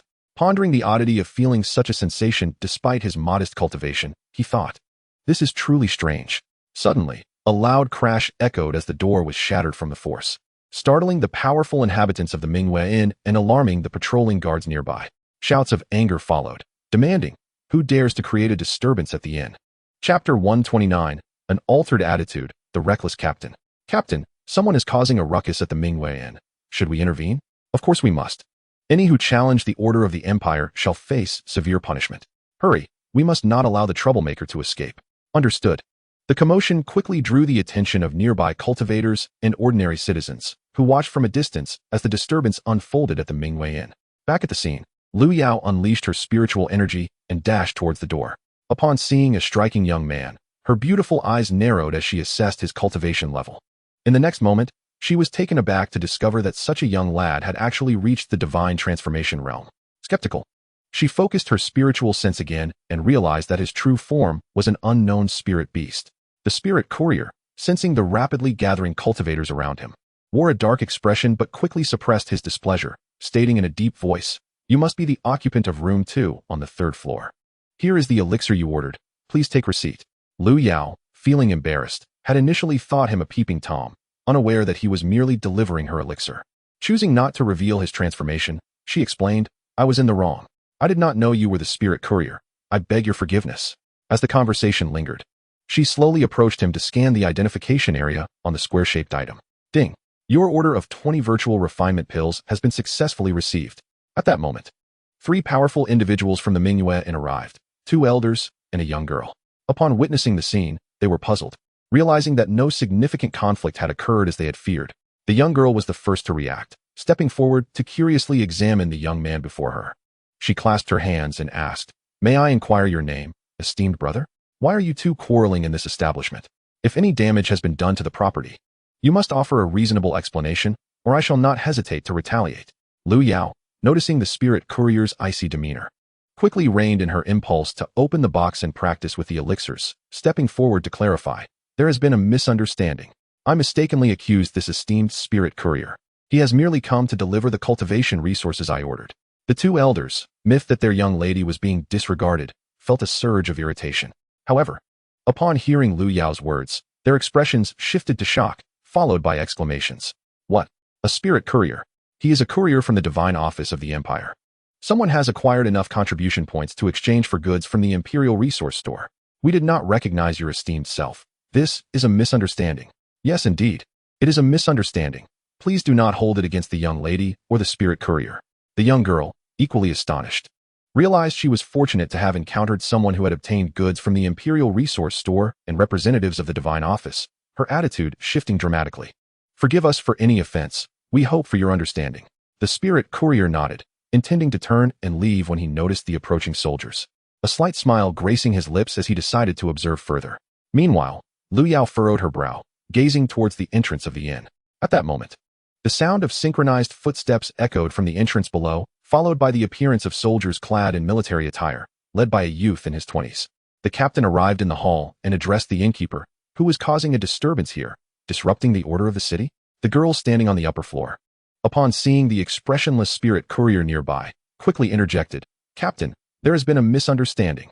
No one is causing a disturbance here. If there is no issue, I kindly request you disperse the onlookers." Zhao Wen raised his gaze, recognizing the familiar figure speaking, feeling somewhat vexed and puzzled by her peculiar behavior. Why was she defending the troublemaker? Was she being coerced? Determined, he stepped forward with firm strides, thumping his chest as he assured her, "Do not fear, young lady. With me as your captain, no one dares to threaten you. Speak freely. If you are under duress, I shall certainly come to your aid." His words elicited a sharp twitch from the corners of the mouths of the 2 elders beside the girl, who inwardly cursed, "You usually fawn over the young lady. But what is this situation? Can you not see what is happening? You are courting death and dragging our young lady into this." Thus, with an expression of utter incredulity, he admonished, "What are you? When did it become your prerogative to meddle in the affairs of our esteemed lady? Have the sense to depart immediately." lest you provoke this esteemed individual beside me and risk losing your precious headdress." The soldiers behind him, witnessing their captain's humiliation, glared with murderous intent and urged, "Captain, why waste words on them? Those who dare to insult the soldiers of the dynasty should be apprehended and imprisoned in the city guard's prison. Once they're in custody, you can decide how to deal with them." The captain, Xiao, felt his face flush with anger. He did not dare to blame the two elderly men, nor could he afford to offend Xian, so he directed all his animosity toward the nearby youth, thinking darkly, "I may not dare to confront them, but surely I can deal with these two insignificant rascals." Ignoring the elder's attempts at reason, he coldly challenged the spirit guide beside him, "If you have any guts, don't hide behind a woman. Come down and face me." Instantly, cheers erupted from behind him. "Our captain is mighty and imposing. The captain himself will take action. This person is doomed." It goes without saying, the captain is a practitioner of the pill stage and is known as a genius in our city. Chapter 130, A Fatal Blow, Departing with Grace. Upon hearing his mindless bluster, Xian felt disdain swell within her. No wonder he had remained merely a squad leader after 2 years in the city guard. He lacked discernment and was destined to stagnate. If Xiao were to discover that his every action was counterproductive, he would find himself utterly worthless in Xian's eyes, left to ponder his own foolishness. After a moment's thought, Xian cast an apologetic glance at the spirit guide beside her and addressed the two elderly men, Uncle Nan, Uncle Yun. "I kindly ask you to escort him away, so as not to spoil the mood of the spirit guide." Lu Xiaonan and Lian Chuyun exchanged a glance, both recognizing the helplessness in each other's eyes. Such was their lady's heart. They then replied, "Yes, miss." Following this, they leapt from the central pavilion down to the ground level. With an imposing demeanor, they approached Xiao, their eyes flashing with disdain as they coldly declared, "You are not welcome here." Xiao, surprised by their sudden appearance and eager to engage in pleasantries, was met with their mocking expressions. Instantly, dissatisfaction simmered within him, and as he heard their blatant dismissal, his anger surged. However, recalling their prowess and the forces backing them, he realized he could not contend with them. Suppressing his fury, he plastered a smile on his face and clasped his hands, saying, "As it is your esteemed will, I shall comply. Should you require any assistance, feel free to command. I am willing to serve." The two elder men, wise and seasoned, recognized his intentions all too well. Observing his behavior today, they dared not become entangled with him and promptly replied, "No need. Do take care." Xiao, undeterred, maintained his courteous demeanor, "I take my leave." Yet, the moment he turned, his expression darkened, and his fingers clenched tightly within his sleeves. The city guard soldiers opposite him fell silent, slowly parting to create a path. Lu Xiaonan and Lian Chuyun, noting his calm demeanor, secretly lamented, "Why provoke anyone but this gentleman? No matter how deep the scheming, before absolute power, all is but a jest." Watching him depart, Xian felt a weight lift from her heart, but just then, a voice of accusation rang out. "What? After provoking me, you wish to depart unharmed, leaving my dignity in tatters?" The onlookers felt the oppressive aura emanating from above, their hearts racing as they gazed towards the lofty building. Xiao abruptly turned, his face twisted in anger, and bellowed, "As captain, I will leave. What can you do about it? Others may fear you, but I do not." He then shouted to his men, "Kill this person. I will bear the consequences." Immediately, the hesitant city guards drew their weapons and surged towards the building. The two elderly men, witnessing the unfolding chaos, exchanged glances of alarm and positioned themselves before the guards, their faces set with resolve. "Do you truly believe our Minghua Tower is a place where you can run rampant? Depart at once, or face annihilation." Lu Yao wore a look of amusement. While others might not grasp the true strength of those beside her, she was well aware that such provocation was a fool's errand. Seeing the two men obstructing his path, Xiao narrowed his eyes, expressionless, and threatened, "I respect you too, which is why I have refrained from retaliating. But should you force my hand, I am not afraid. Behind me stands the city guard, the Imperial Dynasty's enforcers. You cannot afford to offend us." He advised them to tread carefully, lest they invite their own demise. Observing their hesitation and trepidation, he laughed unabashedly. "With your meager strength, you dare to oppose me? Truly delusional." The city guards, blocked in their path, exchanged glances, paralyzed with fear. Hearing their captain's words, their apprehension evaporated, replaced by a bloodthirsty glare directed at the two men. The 79th Spirit Guide, thoroughly exasperated, having witnessed the captain raising the imperial banner as a threat, smirked with derision and unleashed a surge of spiritual power. In an instant, it struck Xiao squarely in the forehead, causing him to collapse, shock etched on his face. Boom! The sudden turn of events stunned those below, their disbelief slowly giving way to realization. The city guards reacted in panic, shouting, "The captain has fallen. You have killed the captain. You are finished." The 79th spirit guide, dismissive of the clamor, coldly commanded, "Those who wish to live, be silent. I shall not make it difficult for you. Return to the city guard camp and inform your commander that the one who committed the murder is the Imperial Dynasty's 79th spirit guide." As his words fell, his figure vanished from sight. Those present were not fools. They understood the implications of his statement. Lu Yao lifted her gaze toward the direction he had disappeared, her expression contemplative. After this incident, she ought to seek a new place for her cultivation. Casting a faint glance over the scene, she swiftly departed. Lu Xiaonan and Lin Chuyuan watched the figure vanish, an indescribable fear gripping their hearts. This was a being they could only look up to. Chapter 131, Seeking Peace. Rallying the city guards. Xian, noticing the youth beside her had disappeared, stared blankly for a moment before instructing the bustling crowd below. Take Zhao went to the city guard camp and, per the spirit guide's orders, report this matter. The city guards obediently lifted Zhao Wen's lifeless body and hurried towards the inn's entrance. Outside, the bewildered onlookers, seeing the guards carrying a corpse, observed with curiosity and began to speculate. This person's face is concealed. Can anyone with profound cultivation discern who he is? From my observations, it must be someone of significance, given the guards' actions and their personal involvement in carrying the body. They seemed to know him well. They noted the worry and concern etched on the guards' faces, their movements oddly synchronized and hurried, indicating a profound relationship with the deceased that filled them with dread. Yes, dread. Their anxious expressions spoke volumes. It seemed evident that this individual was likely their leader or someone of immense importance. Consider this, in accordance with their past conduct. They would merely adhere to the edicts of the city guards. Moreover, I have just conducted a thorough scan and found no trace of their captain. Perhaps the one lying down is indeed he. The latest news reveals that this individual is a squad leader within the city guard, who provoked the envoy of the Imperial Tribute Divine Office and was consequently slain on the spot. Hiss. The appearance of an envoy is quite unexpected, and one can only wonder at the reasons behind it. The envoy's presence in Senna City is undoubtedly for official business. It seems that someone has managed to accrue a substantial amount of contribution points to procure cultivation resources. A misunderstanding between the two parties has led to a series of subsequent events. The squad leader, recently carried away, is named Zhao Wen. He sought to curry favor with Miss Xian, but was driven away by her attendants, resulting in his humiliation and anger, which led him to offend the envoy, culminating in such a grim fate. Who could blame him? Miss Xian is the beauty of Senna City, were I given the chance to bask in her grace. I would willingly perish beneath her pomegranate skirt. TCH, one glance at your mortal visage, and I dare say, even a wild beast would be terrified into submission. Enough of this bickering. I did notice a detail. Before departing, the esteemed envoy instructed someone to convey a message to the city guard camp. It appears he is merely the 79th envoy. Could there be a hidden significance to this? Indeed there is. Pray, do tell, for we are all ears. Ahem.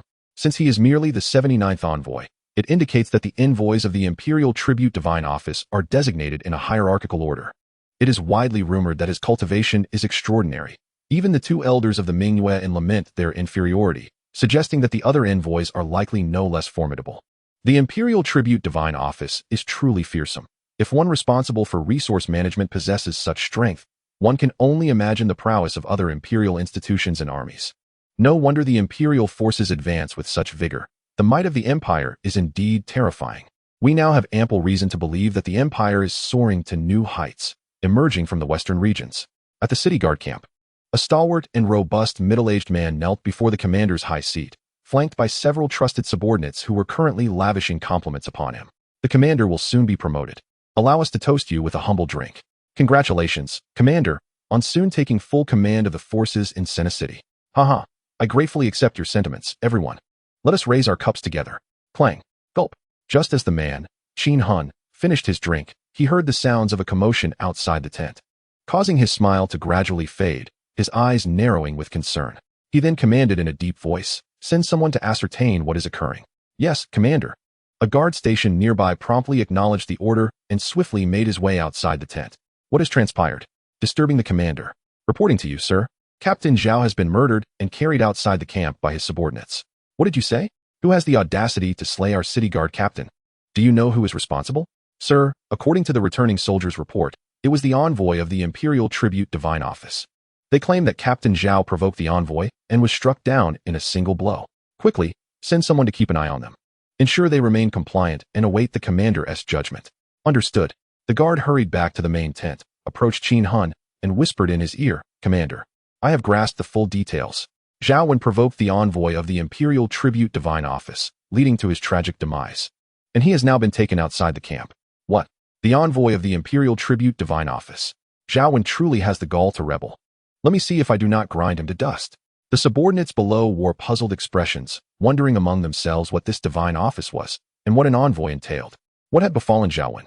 Once Qin Hun had largely regained his sobriety, he noticed the confusion among his subordinates and instructed, relate what you have just learned to everyone present. Upon understanding the events outside the tent, the group was filled with indignation, all exclaiming that Zhao Wen's actions were foolish, deserving of his fate. No one felt that Zhao Wen's death was regrettable, let alone that they should seek vengeance on his behalf. Finally, now fully sober, Qin Hun hastily commanded, find any pretext to severely punish everyone involved in today's events. The envoy remains within the city. I shall personally offer my apologies. He has already departed and may be returning to the imperial capital. After leaving the imperial palace, Xianxia arrived at the divine office. The other 7 immortals, noticing his presence, transmitted their inquiries. Xia, were you not heading to the northern frontier for reconnaissance? What brings you from the palace? Has something changed that necessitates your report to the palace? Chapter 132, Boarding the Floating Vessel into the Beast Realm. Xianxia wore a mischievous smile, somewhat smug as he replied, Indeed, I have discovered a mysterious otherworld, and His Majesty has entrusted me with its management. What do you think? Are you envious? Would anyone like to join me in exploring this otherworld? The 7 were taken aback, but none responded. Seeing their silence, Xianxia pouted, muttering, How dull. Always in seclusion for cultivation. They truly do not understand the joys of life. He then proceeded to the side hall, summoning 100,000 envoys, enveloping them in a surge of celestial power, instantly vanishing from their location. Reappearing, they found themselves at the sealed perimeter of Senna City. Upon seeing the colossal form of the 8-winged light spirit bird, Xianxia commanded, Transform into human form. You all diminish my stature. The 8-winged light spirit bird silently grumbled. This is determined by our innate genetics. What can we do? We are truly caught in the crossfire, yet we are not judged by our strength. This is truly disheartening. However, they kept their thoughts to themselves, respectfully replying, We shall obey your command, esteemed director.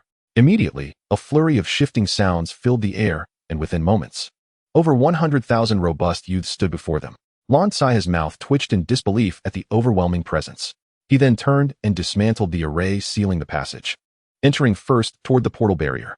The envoys behind looked on in confusion, unsure why their director bore such a peculiar expression. If they understood the complexities of human psychology, that would truly be strange. Unfazed by their confusion, they followed in an orderly manner, slowly entering the passage. Before the portal, Xianxia conducted a thorough inspection, ensuring everything was in order. He released his celestial perception onto it, carefully probing the interior passage and seal, discovering that they were misaligned. He then retracted his celestial perception and pointed at the 4 cardinal positions of the portal. A wisp of white smoke swirled, revealing the appearance of the portal, as a vessel floated into view, suspended in space. The exterior of the vessel was pitch black, while its interior could accommodate up to 100,000 people. Xianxia gazed at the vessel with curiosity, casually scanning its interior, his gaze quickly fixating on the embedded crystals within the ship's track, which he found remarkably familiar. They were celestial crystals, albeit of a lower grade, mixed with impurities and lacking in purity. In an instant, these thoughts crossed his mind, and upon confirming that there were no anomalies with the floating vessel, he commanded the envoys behind him, Everyone, quickly board the vessel. I will take you across the expanse. We shall obey your command, esteemed director. At once, the orderly procession of figures entered in a neat line. A quarter of an hour later, Xianxia stood at the bow of the floating vessel, a look of distress upon his face as he retrieved several celestial stones, placing them into the power chamber ahead. Instantly, celestial energy surged through the crystalline tracks on both sides of the vessel, propelling it forward at the speed of light. After approximately half an hour, the vessel's speed gradually diminished, and the light ahead grew increasingly radiant.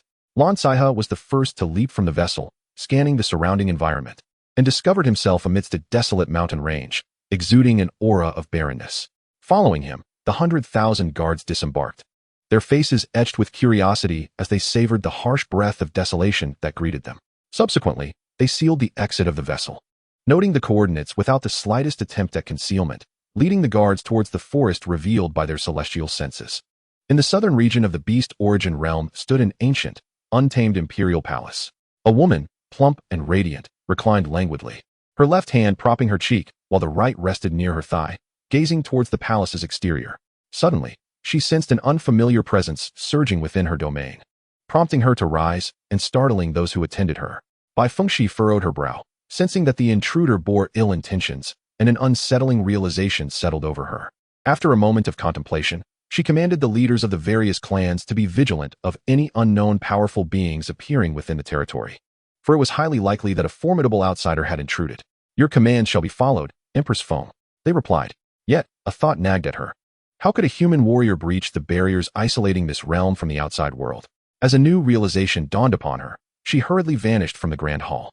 In the western wasteland, within the Imperial Beast Valley, a man adorned with a crown and marked with the blood-tooth insignia on his forehead suddenly rose, the air around him resonating with a thunderous boom. The valley trembled, inciting considerable commotion.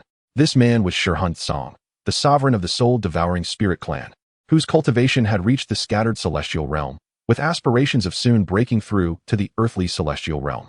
The soul-devouring spirit clan stood as a pinnacle imperial force within the beast origin realm, second only in might to the heavenly beast palace in the central region. The heavenly beast palace, as the ruling power of the beast origin realm, was the only entity bridging the imperial and divine realms, gathering formidable beings from all quarters, with numerous transcendent experts among them. The palace's master, an ancient ancestor from the Forbidden Domains Xianmeng clan, known as Xianmeng Huang, had also reached the late stages of scattered celestial cultivation and could swiftly ascend to the earthly celestial realm should fortune favor him. Likewise, the Xianmeng clan was a dominant imperial power in the central region, and due to Xianmeng Huang's stature, other beast clans dared not provoke them lightly. Chapter 133, Subjugated, the Heavenly Soul Ghost Clan. The valley echoed with Xianxia's musings. How many years has it been? The barrier sealing the beast origin realm has finally opened, and the human race has dispatched troops into our realm? Whether the arrival of these human warriors is accidental or a premeditated invasion is of little consequence now. The moment for my clan to emerge has come. Commanding his kin, he declared, gather the troops swiftly, advance towards the southern domain, eliminate the human army, and seize control of the exit barrier. The members of the soul-devouring spirit clan, awakening from their panic, realized the commotion stemmed from their leader and gradually calmed themselves, though some were perplexed by their leader's words. They grasped the key point. The seal connecting the beast origin realm to the outside world had been lifted, and human troops had descended. Joy and excitement erupted among them as they exclaimed, "Our esteemed leader is finally set to expand our territory." They clamored in enthusiasm, "We are ready. Please issue your command." "My lord." Xianxiang surveyed the eager faces of his clan with satisfaction. Pleased with their fighting spirit, he commanded, "The 10 elders shall lead 100,000 warriors into battle. We must achieve resounding success and establish the renown of the soul-devouring spirit clan." Simultaneously, he urged them to seize the initiative while the other beast clans remained unaware and gain control of the barrier. "Your orders shall be obeyed, my lord." Bai Fengxi appeared in the western region, facing an ominous sight. A crumbling stone pillar gate loomed before her, looking rather dilapidated. Raising her gaze, she saw mist swirling in the distance, revealing the remains of a decrepit mountain gate. A fragment of a religious character lay fallen nearby, offering a glimpse into its former grandeur. Upon witnessing this scene, Bai Fengxi's expression turned hesitant. It was evident that even she was reluctant to step lightly into this place. While she wrestled with her thoughts, a feeble voice broke the silence. "My dear disciple, you have arrived. Are you prepared with the blood sacrifices?" As soon as the words fell, an irate voice followed. "Hanxian, you seek death. Everyone else has perished, and yet you still do not spare this ghostly immortal. Once I break free, I will surely unleash a bloodbath upon your sect to vent my wrath. Humph, you might as well give up. I have already perished. Why would I care for your threats? You shall not have your way. Listen well, little girl, do not be swayed by his deceptions. He is wicked and merciless. Should you heed his words, it will only bring calamity to the beast origin realm. In that case, your own forces will suffer repercussions, and regret shall come too late. Heed my advice, retreat while you still can." Upon hearing these words, Bai Fengxi's beautiful eyes flickered with doubt. She was unaware that another celestial being lurked in this place. It was said that she sought the opportunity to break through to the mid-stage of the tribulation realm, which led her mistakenly into this territory, being secretly guided by her so-called master to arrive here. To quell her apprehensions, she had been informed that this being was an elder from the Heavenly Soul Ghost clan. However, details beyond that were withheld. Her hesitation stemmed from the knowledge that this individual harbored ill intentions.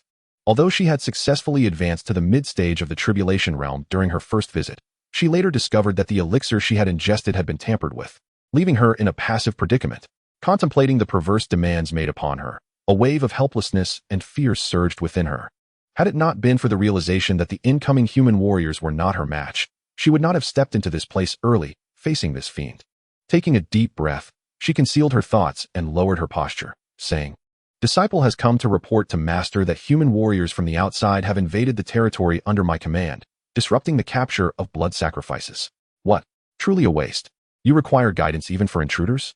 What use are you?" Upon hearing this, Han Xian felt a surge of excitement. Striving to control his tone and maintain an air of nonchalance as he replied, "Little girl, are you saying that human warriors from the outside have entered the beast origin realm?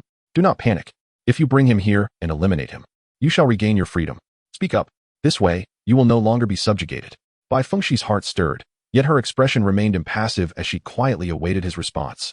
The fallen elder of the Heavenly Soul Ghost clan, alarmed by their exchange, hastened to reassure her, "My dear disciple, those were merely my angry words. Do not heed the words of that scoundrel. It would ruin our master-disciple bond. The human race from the outside is insidious and treacherous. Do not trust him. Master shall find a way to resolve this matter." Hearing the two bicker endlessly, Bai Fengxi made her decision, yet her lips offered flattering words. "The achievements I have today are due to Master's careful guidance. I shall certainly fulfill Master's commands. I will not be swayed by any discord. Please rest assured, Master." The elder of the Heavenly Soul Ghost clan, understanding her true thoughts, chose not to expose them, a murderous intent arising within him as he silently sneered. "Once I break free, it shall be your death knell." A glimmer of green light flashed in his eyes. Han Xian disdainfully scrutinized his expression. After years of entanglement, he was well aware of his intentions. However, upon realizing that his words had taken effect, she chose to remain silent. After a moment of stillness, a voice emerged from the silence. "I shall impart to you another technique, one that can instantly enhance your prowess by 20%. However, this method carries certain drawbacks, as the practitioner will lose their mobility for half a month. I wonder, my disciple, are you willing to learn this technique?" A sinister thought crossed her mind. She urged herself to learn it quickly. What I, the immortal, have released will inevitably be reclaimed. The form in which it returns remains uncertain, but it surely will not bode well. Chapter 134. Overlooking the Baiyu Phoenix clan, the soul restriction. Bai Fengxi chuckled coldly within, truly believing her to be a naive and gullible fool. Perhaps yet another trap awaited her. Nevertheless, she replied humbly, "Since it is my master who generously imparts this knowledge, the disciple shall certainly be willing. I hope master will grant this technique." "Very well," he responded. "This is a jade slip containing the soul sacrifice technique. Take it and study it diligently." Subsequently, he cast forth a square jade slip of pale blue hue from the depths of the mist. Bai Fengxi cautiously accepted it and probed her spiritual sense within, quickly discovering the hidden intricacies, precisely as she had suspected. Maintaining her composure, she expressed her gratitude. "Thank you, master, for bestowing this technique. Enough, if there's nothing else. Hurry and attend to the tasks I have assigned." Your disciple obeys. Bai Fengxi turned and departed, leaving the scene in tranquil silence. Just as her figure vanished, an unsettling feeling washed over her, causing her to wear a dubious expression, eager to investigate the cause. In the next moment, she sensed a disturbance from the communication storage ring, and her form halted abruptly, standing tens of miles away, swiftly retrieving the communication jade slip from the storage ring. As her spiritual sense raced over the contents, her expression shifted rapidly, absorbing the final word. With deft fingers, she formed seals, summoning the familiar mode of transport, the spirit void treasure ship. Without delay, she stepped aboard and activated her true essence, causing the scenery behind her to transform at an alarming rate. On the other side, within the southern Baiyu Phoenix clan, which Bai Fengxi led, a fierce battle ensued against a group of brawny youths. These individuals were the Gongshan Siwei, who, upon discovering the closest force to the floating ship, had brought the guards to this location.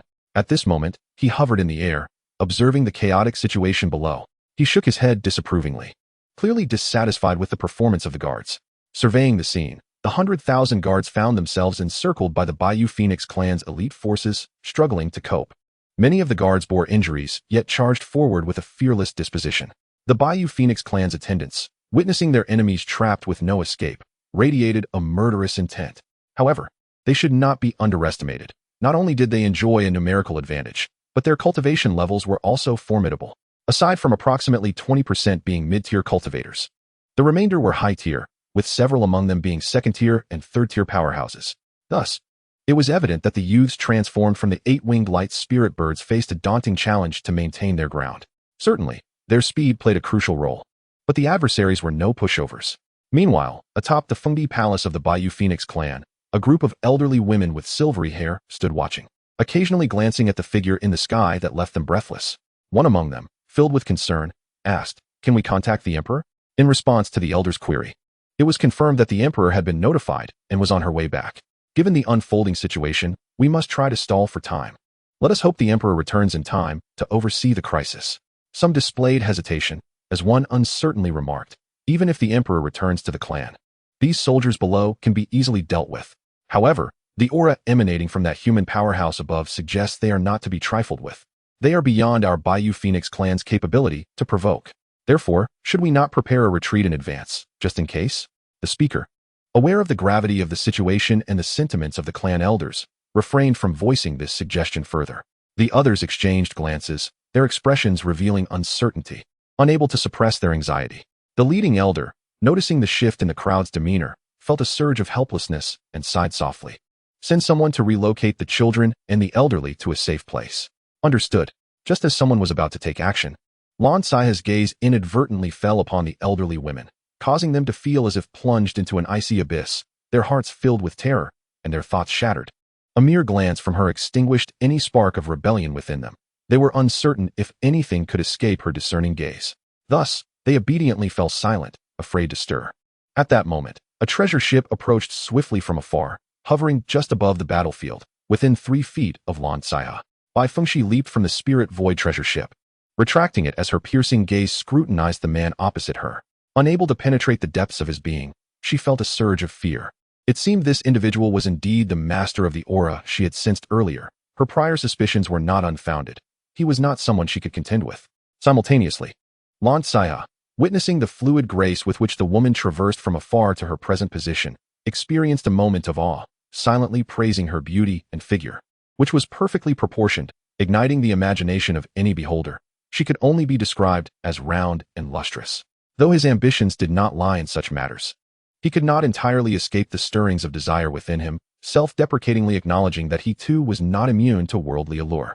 He promptly dismissed the fleeting thought, his eyes glimmering with curiosity.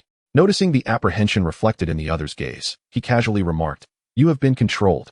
Ignoring her reaction, he continued, "Oh, to be precise, you are under a restriction placed in your sea of consciousness by a powerful being through a pill." Bai Fengxi's face paled in alarm as she stammered, Who are you? How do you know my secret?" Realizing she had unwittingly revealed too much, she looked at Xianxia with fear in her eyes. At that moment, her mind was consumed by a singular thought. This person was far too terrifying. Chapter 135, Playing the Fool, the Humiliation of Surrender. Furthermore, aside from herself and the one she both feared and loathed, no third party was privy to this matter. Yet upon their first encounter, he had effortlessly unraveled the secret of her control, leading her to gauge the extent of his terror. Below them, both sides ceased their actions, remaining vigilant against one another, each reacting differently to Bai Fengxi's words. The Bayou Phoenix clan's attendants were bewildered, questioning how anyone could possess such means to plant a restriction within their emperor's consciousness. This was soon followed by a wave of fury.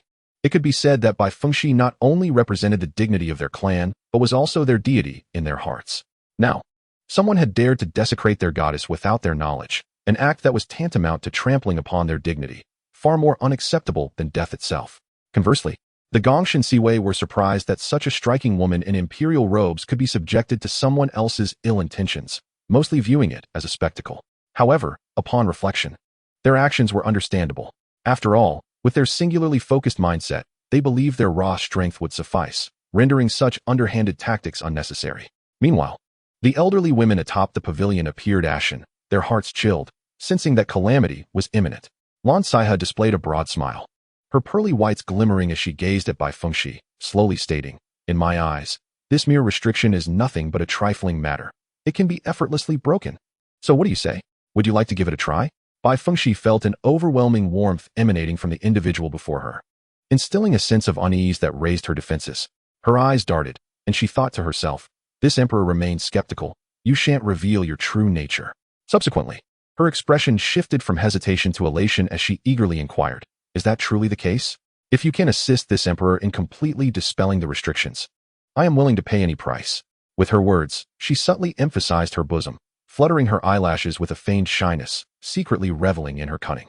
The Feng clan guards, who were about to take action, found themselves momentarily dumbfounded by their sovereign's words, hesitating to act in such a perplexing situation.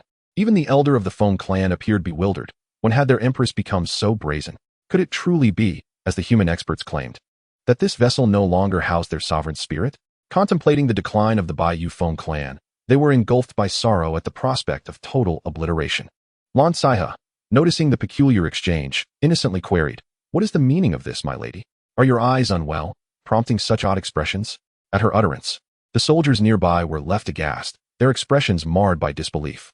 The guards of the tribute god division were equally perplexed, murmuring among themselves, "The delicate beauty openly offers affection. Yet the esteemed chief remains oblivious to her intentions, truly lacking in romantic sensibility." However, Xianxia's subsequent remarks clarified their misconceptions entirely. "I am not one to be swayed by the superficial allure of mortal beauty. Such distractions would only hinder my pursuit of the Tao. Should you attempt to entice me with such trivialities, I must solemnly inform you that this ploy is futile."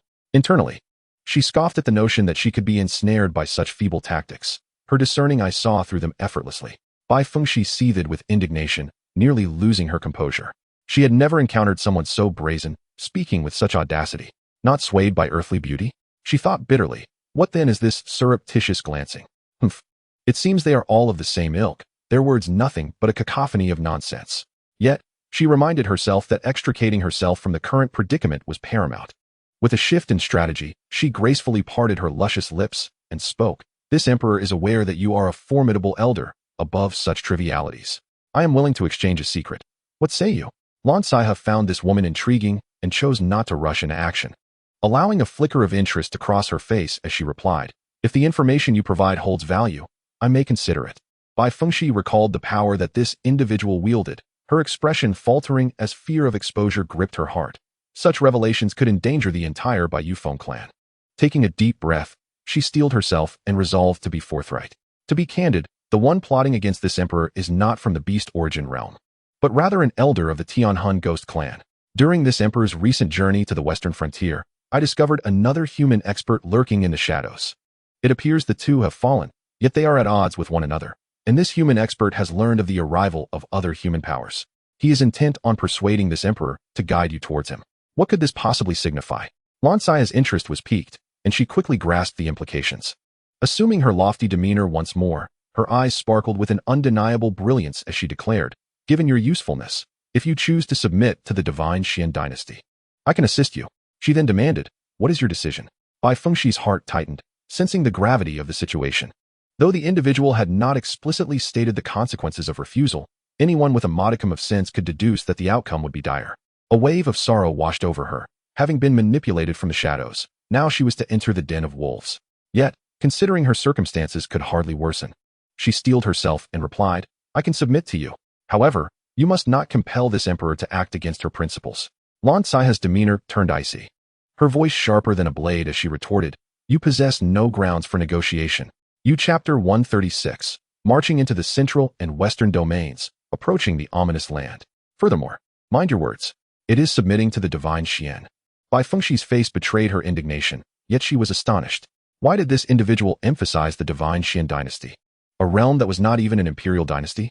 What extraordinary qualities could it possess to warrant such fervent protection from a being of her caliber?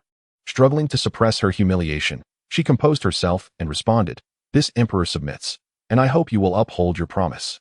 Witnessing the woman submit to his dominion, Xianxia felt a surge of satisfaction. She had intended to tempt the divine being, merely as a form of interest. A smile tugged at her lips as she entertained her own amusement. Bai Fengxi, sensing the malevolence in her smile, shuddered internally, reassuring herself that once this plague was gone, she could rest easy.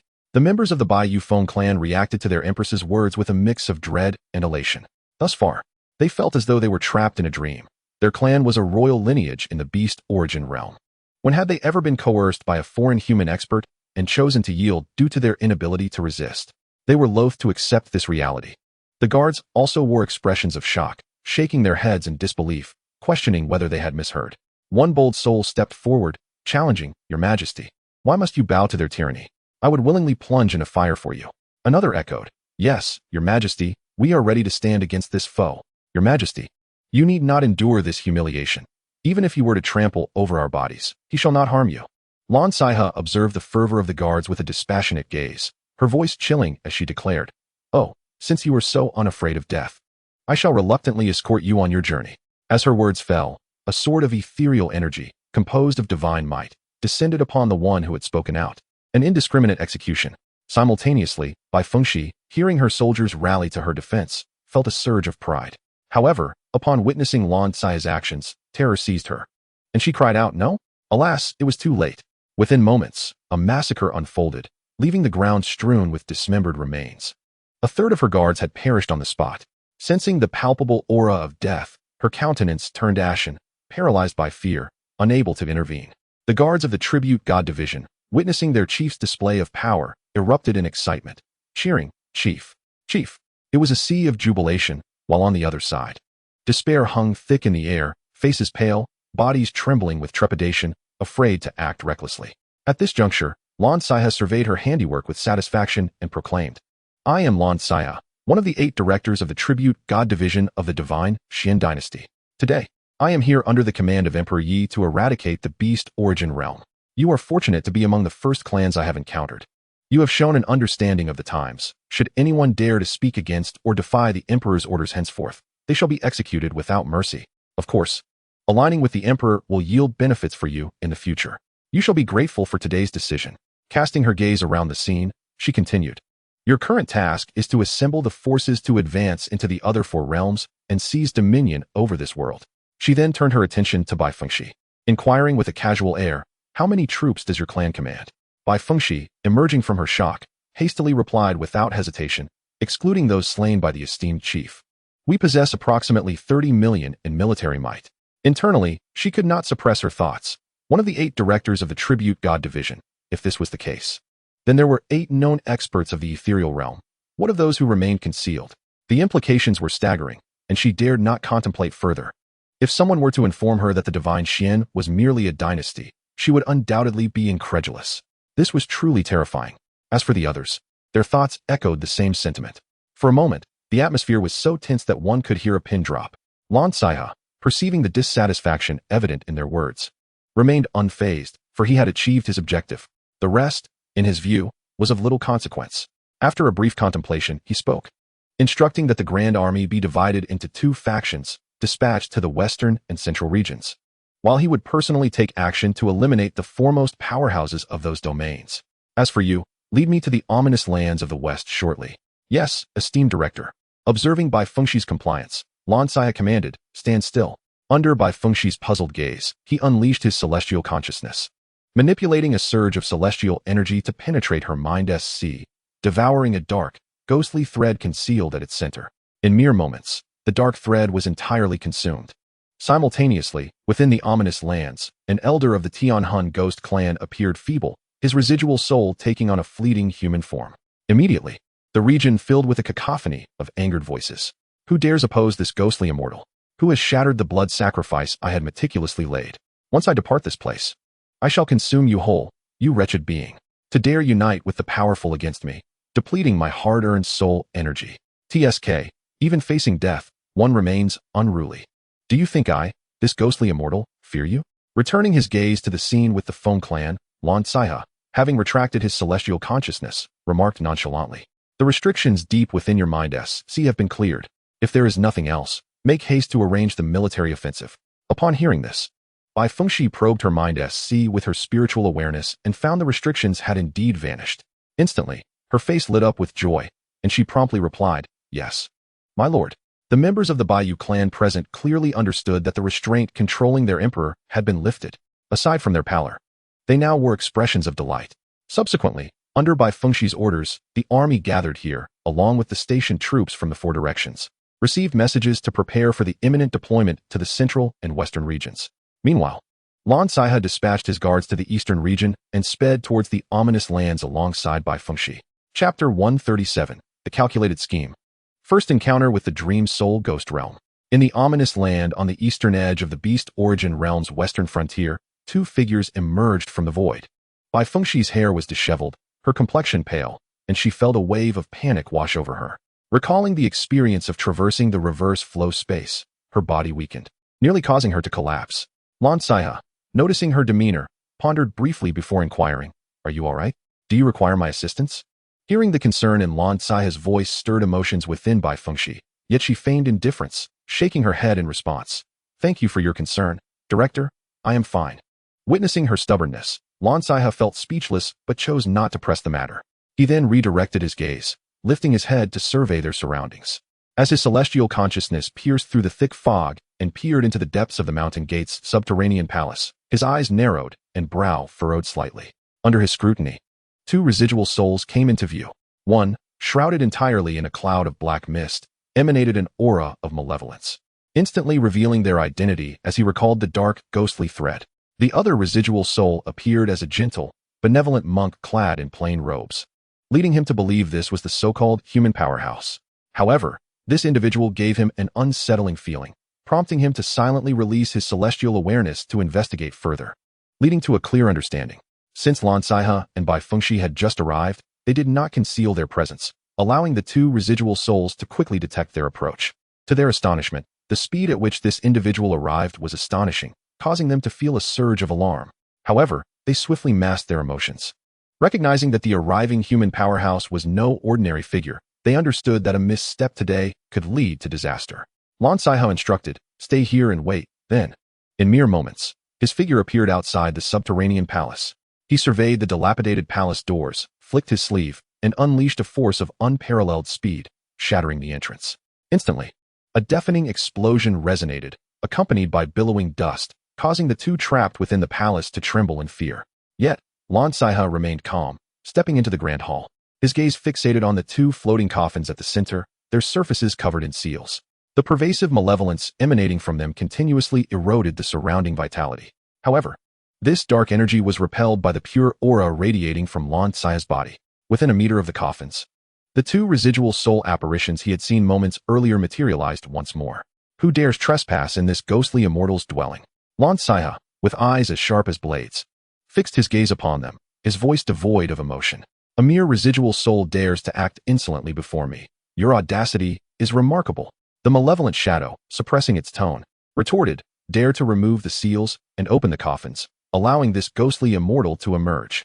Let us engage in a fair duel." Xianxia regarded them with disdain, dismissing their challenge. Beside him, the monk, appearing gentle and kind, interjected, "Since you have arrived here, it indicates that you are a person of goodwill.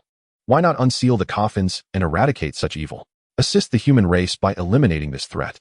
Would you be willing to lend a hand and let this old monk out to aid you?" Xianxia remained impassive, feigning confusion as he inquired, with mere words, "How can you convince me of your sincerity, venerable monk? Are you genuinely seeking to assist me rather than colluding with this ghostly practitioner before us?" He inwardly scoffed at the absurdity of such deceitful words, fully aware of the danger. The monk, puzzled, wondered if this individual had detected something amiss. He began to retrace his words and actions, but found no faults in his conduct. A look of compassionate sorrow surfaced on his face as he began to manipulate. "Your cultivation is formidable. Why act with trepidation? If this old monk were not a benevolent being, why would I persuade the young girl outside to bring you here to eliminate this individual? Would that not be courting death? Thus, you need not doubt the sincerity of this old monk. Had it not been for the observation that this individual was not the original host. To be precise, this residual soul was being dominated, while the original was suppressed, on the verge of complete annihilation. Had Xianxia been unaware, he might have believed his words.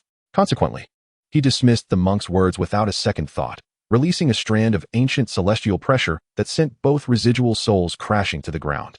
He then calmly stated, "Such an insignificant creature dares to play tricks before me. Do you truly believe me so easily deceived? Do you have any final words? Oh, to be precise, you are an elder of the Tianhun ghost clan, correct? Do you have any last words? You cannot. How did you discover the flaws in my defenses? I prided myself on being flawless. Even my esteemed disciple did not notice. I am a high-tier celestial being. All illusions are exposed before me. Now that you are aware of the reason, it is time for you to depart." "Depart? Where to?" In their bewildered gaze, a surge of celestial energy pierced their souls, leading to the complete demise of the two residual souls. Xianxia, with a look of disdain, muttered to himself, "The weak must possess the awareness of their weakness. Engaging in petty tricks is utterly futile." He then furrowed his brow, and in the instant of obliterating the residual souls, he accessed their memories, unraveling the secrets of the Tianhun Ghost Clan, the Dream Soul Ghost Realm, the Ghost Immortal Race, the Tianhun Ghost Clan. Subsequently, with a decisive strike, 2 coffins were obliterated, and he slowly emerged from the underground palace, which rapidly collapsed in his wake. The malevolent aura that had flowed from the palace gradually dissipated, and within moments, the fog that enveloped the area for dozens of kilometers vanished, revealing a relic of a sect, scattered with broken walls and the occasional remnants of skeletal remains. Under the bewildered gaze of Bai Fengxi, Lan Caihe directly summoned his celestial power, enveloping her as they vanished from this region. In Chapter 138, the 2 formidable powers were annihilated, and the forces of the Beast Palace were summoned. In the Heavenly Domain's concealed region, the buffer zone between the eastern and western territories of the Beast Origin Realm was bustling with a remarkably organized and immense army advancing eastward. Indeed, this was the Soul-Devouring Emperor army, commanded by the 10 elders of the Soul-Devouring Spirit Clan, numbering over 1 million. Each soldier was an elite member of the clan, with most possessing high-level cultivation at the 3rd rank, while a select few had even reached the 1st rank of the Transcendent Realm. As the leaders of this army, the 10 elders were all formidable beings at the 2nd rank of the Transcendent Realm, a standard for imperial forces. Simultaneously, in the western domain of the Bai Yufeng clan, an army led by 7 elderly matriarchs, with hundreds of lower-grade spiritual void ships, swiftly approached the border region. A fierce clash between the 2 armies was inevitable in the transitional zone, which would undoubtedly become a graveyard strewn with corpses. Lan Caihe unleashed his celestial sense to search the western territory, swiftly locating the position of the Baiyu army, and led Bai Fengxi to traverse the space once more. In the blink of an eye, their figures materialized above the 2 armies, where skirmishes had already ignited into a full-blown battle. The sudden appearance of the 2 did not disrupt the actions of either side. Having learned from prior encounters, Bai Fengxi remained composed, standing quietly to the side, awaiting instructions. Seemingly oblivious to the shift in her demeanor, Lan Caihe scanned the surroundings and, without hesitation, pointed a flying sword, which instantly struck at the 10 highest-ranking individuals present. With impeccable precision, 10 piercing sounds echoed as the 10 elders of the Soul-Devouring Spirit Clan fell without a chance to react, their blood splattering the ground as their lifeless bodies plummeted downward. Those who were slow to respond were crushed into a pulp. The commotion startled the soldiers on the scene, who panicked and scattered in all directions, fearing they would be the next targets. However, Lan Caihe remained undeterred, activating his divine powers to envelop the area, leaving behind a single command before vanishing from sight. You shall oversee the subsequent affairs here. Should anyone refuse to surrender, show no mercy. Yes, my lord. Upon witnessing his departure without her, Bai Fengxi felt a surge of inexplicable emotions and proceeded to lead the remaining forces in a thorough purge. At the same time, in the Beast Valley, the station personnel of the Soul-Devouring Spirit Clan discovered that the Soul Jade tokens of the 10 elders had shattered, sending them into a panic. They reported this incident to Shihun Song, who was instantly consumed with fury, breaking through the valley's defenses and heading towards the southwestern battlefield. As Lan Caihe perceived the remnants in the west, he pondered for a moment before pinpointing a strand of celestial power across the domain. After completing this task, he released his celestial sense to detect the strongest force in that area and made his way toward it. Meanwhile, on the other side, as Shihun Song's figure emerged several dozen kilometers away, he sensed an overwhelming sense of impending doom, his expression shifting dramatically. He hastily activated various defensive spiritual artifacts and firmly guarded his soul sea. Yet all was in vain. A beam of white light descended from the heavens, instantly arriving before him, striking at the core of his soul before he could even react. His expression froze in confusion. How could such a bizarre turn of events occur as he sought vengeance in the Western Territory for his clan? In the final moments, his thoughts lingered on the unfulfilled revival of the Soul-Devouring Spirit Clan and his aspirations to dominate the Beast Origin realm. However, even should a miracle manifest, it seemed unlikely he would witness it. Subsequently, his body was torn asunder, vanishing completely from this realm. Despite being 1,000,000 miles away, Lan Caihe was acutely aware of everything that transpired, although he chose not to dwell upon it. In the central forbidden domain of the Beast Origin realm, the Xianmeng clan reigned supreme, with other races forced to depend on them for survival. Over time, this power dynamic inevitably fostered some arrogant and overbearing individuals within the Xianmeng clan, making it impossible for the oppressed races to voice their grievances. Such instances were far from rare. If the moment were ripe, a spark of rebellion might trigger a domino effect. Lan Caihe reappeared, now hovering above the Xianmeng clan, meticulously observing the scene below, enveloped in protective arrays. Countless half-human, Half-python beings traversed various scenarios, some busily toiling, others teasing other races, and some meditating in cold pools. He quickly withdrew his gaze, pondering that since arriving in this foreign realm, he had yet to utilize any magical artifacts. Immediately, a floral basket materialized in his hand, and upon careful examination, he cast it downwards. The basket rapidly transformed, descending with an unstoppable momentum, enveloping the area below. The clansmen of the Xinmang, bewildered by the sudden darkness above, looked up in terror and scattered in a panic. However, their actions were ultimately futile. Within mere breaths, not a trace of the Xinmang clan remained. Outside the protective barrier, other races stood in shock, clearly aware that something significant had transpired. In the central region of the Beast Origin Realm, the Heavenly Beast Palace, adjacent to the Forbidden Domain, boasted an expanse more than twice as large. Just a moment prior, the Xianmang Emperor felt the disappearance of his direct bloodline, erupting with uncontrollable rage as he summoned all the powerful beings of the Heavenly Beast Palace, gathered together. Standing above the Imperial Palace Square, upon seeing the throngs of powerful beings below, the Xianmang Emperor suppressed his inner fury. He waved his hand to silence the murmurs of the crowd, speaking in a grave tone, "You need not speculate on the purpose of my summons. I shall clarify it now. After much consideration, I must inform you that someone has annihilated my direct descendants, and I have sensed this individual approaching the Heavenly Beast Palace. Therefore, I trust you all understand my intentions." In Chapter 139, the despairing denizens of the Heavenly Beast Palace found themselves confronting the Golden Eagle Imperial clan. The various powerful beings of the Heavenly Beast Palace, upon hearing his words, naturally grasped the profound implications behind them. The thought of an individual effortlessly annihilating an imperial force cast a shadow of gravity over their faces. They understood that, given their own strength, they could not possibly match such a formidable foe, leading to a sense of trepidation. Yet, upon reflection, they realized that with the might gathered in this location, should this individual arrive, he might not find it so easy to prevail.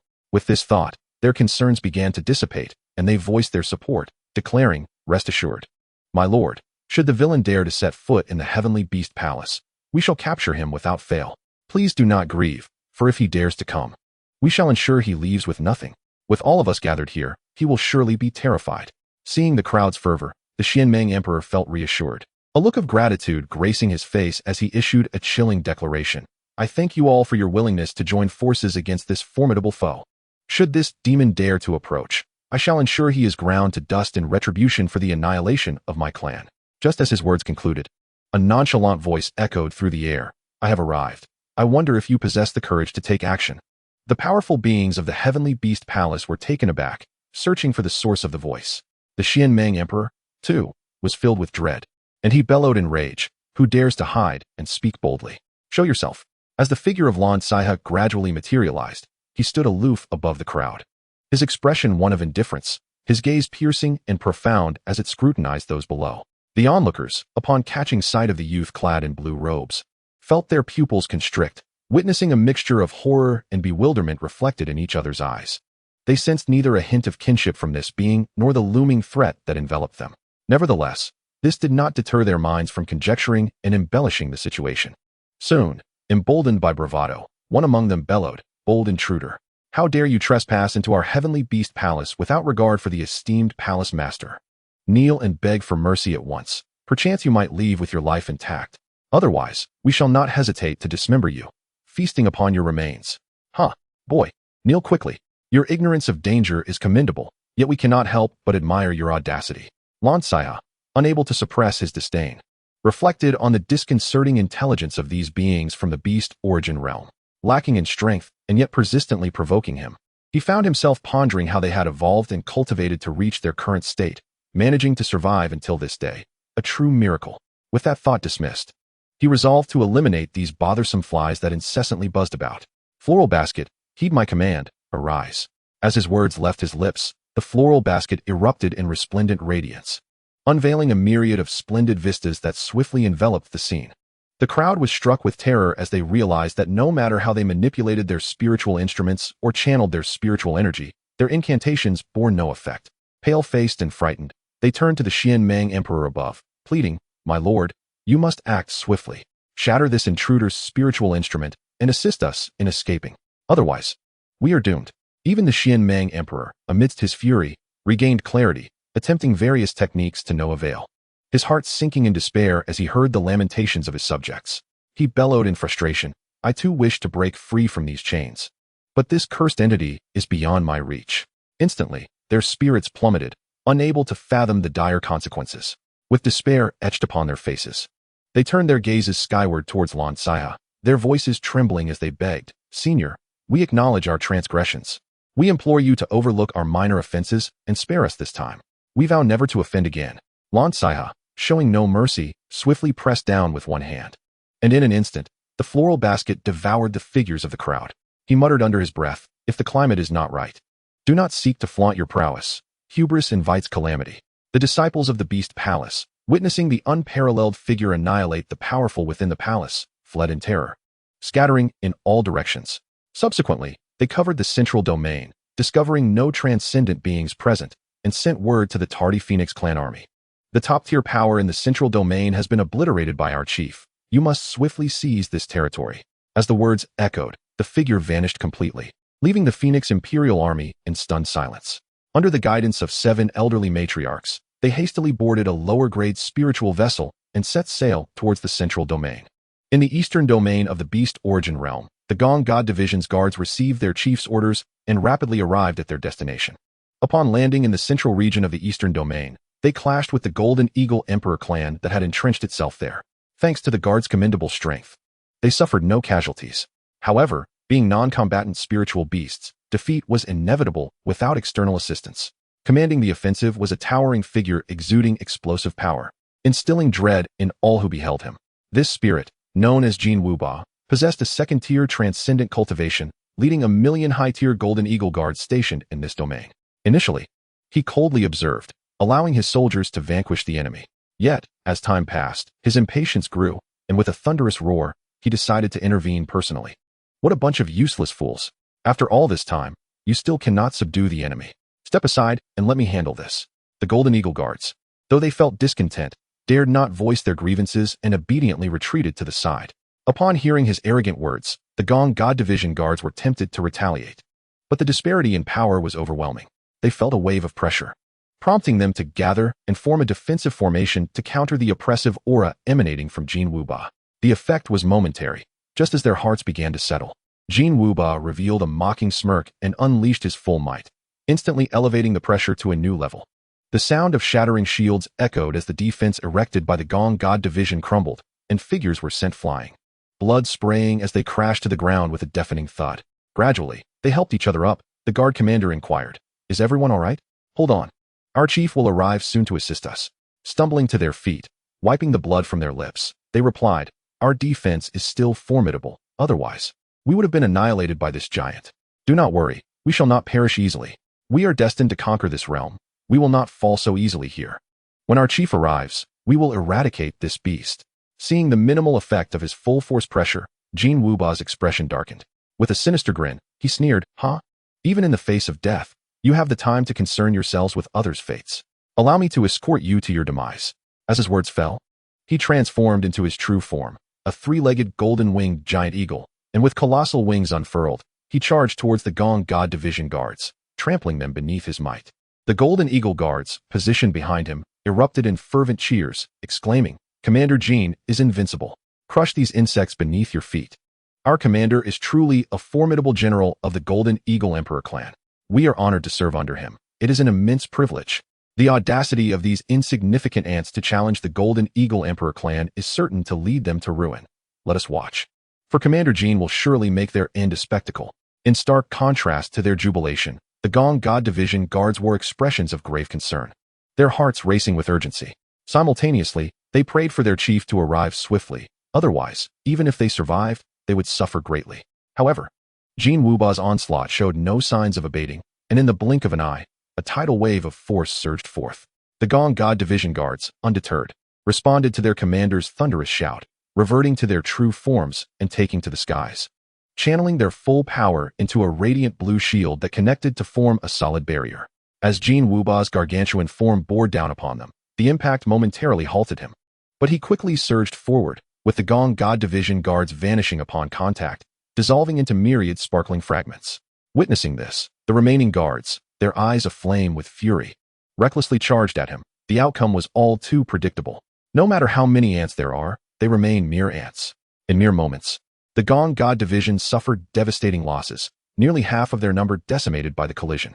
Xianxia, traversing through space, felt a sudden jolt of foreboding, instantly pinpointing the source of the calamity. In the next moment, he materialized at the scene, his eyes ablaze with a terrifying killing intent, his face contorted with rage. His voice a chilling whisper. "You seek death." His voice reverberated across the realms of the beast origin, causing all beings, both seen and unseen, to tremble in fear. Their gazes turned skyward with trepidation.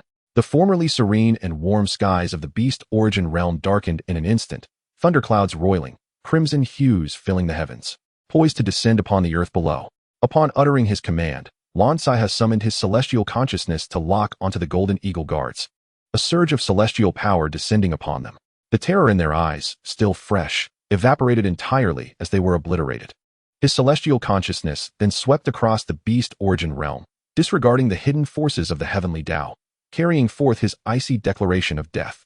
"I am the minister of the divine Xian dynasty, descending into this realm under the decree of Emperor Yi. Some dare to defy and have slain the imperial guards. I have obliterated the Golden Eagle imperial clan.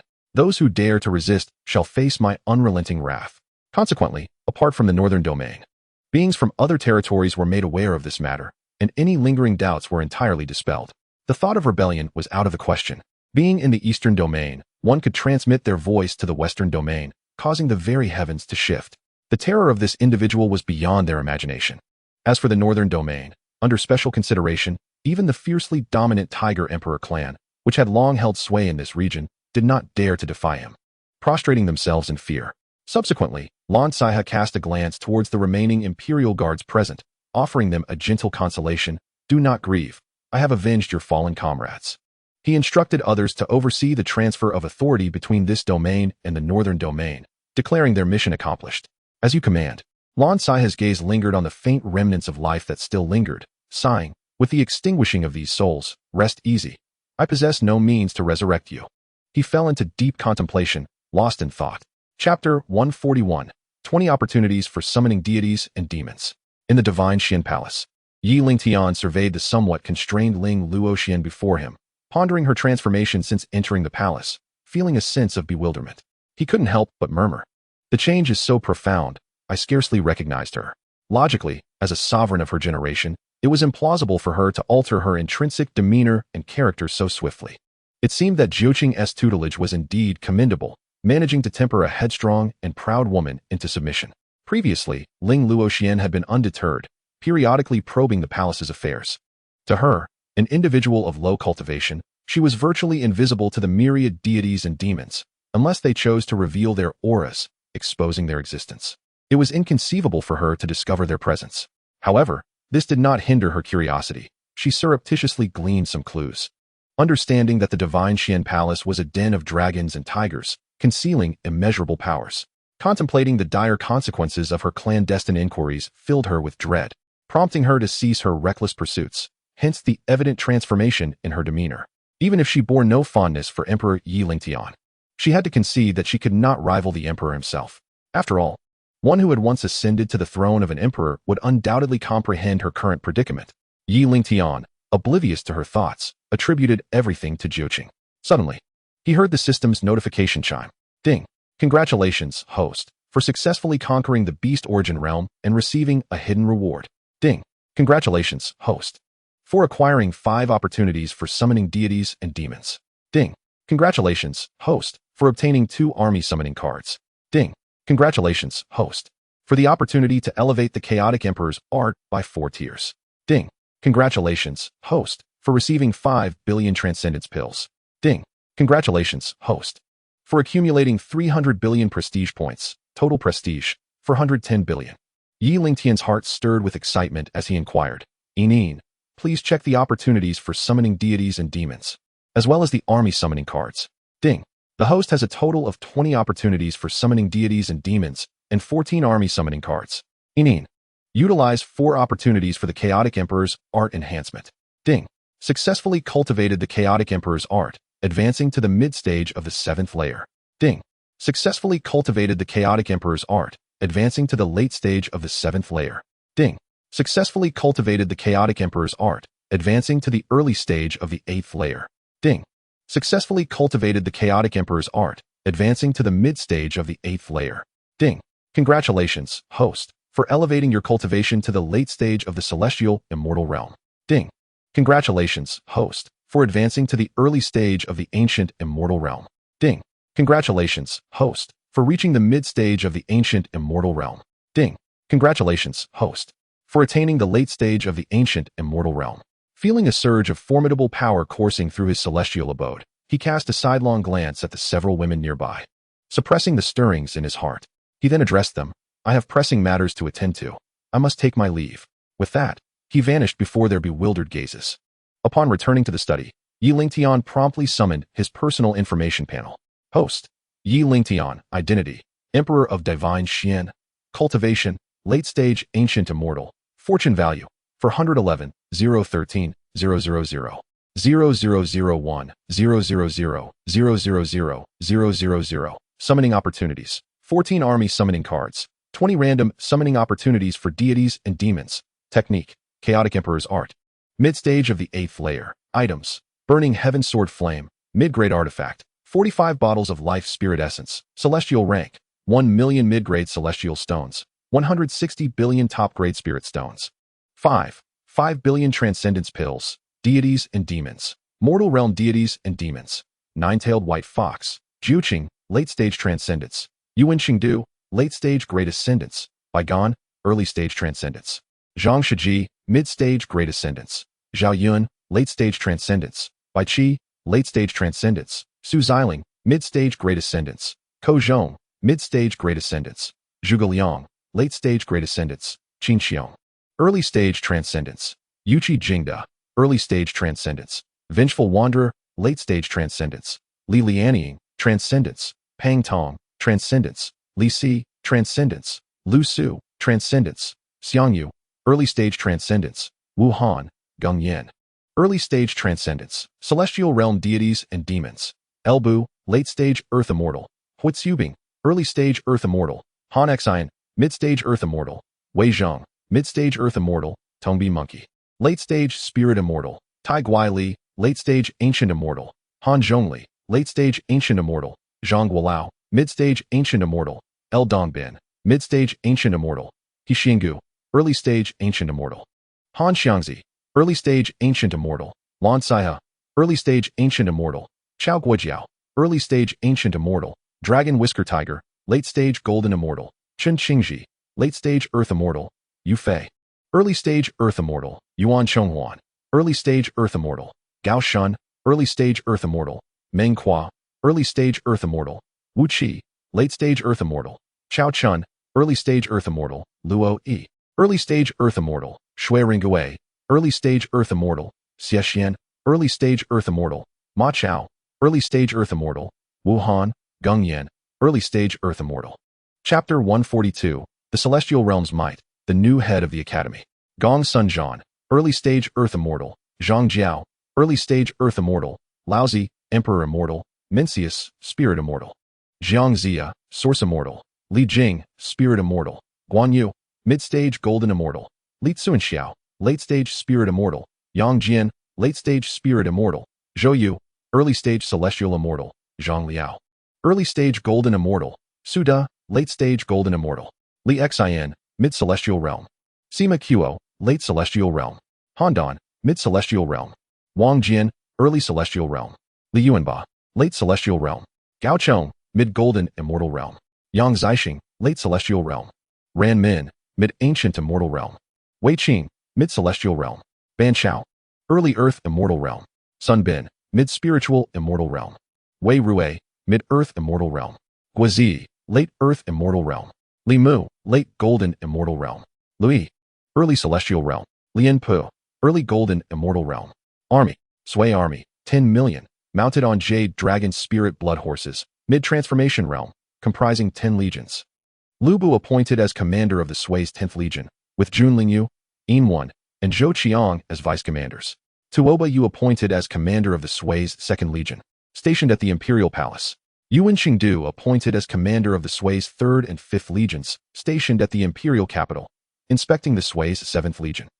Zhao Yun appointed as commander of the Sui's 6th Legion. Xian Army, 600,000, from Creation Realm to Divine Concealment Realm, comprising 4 legions.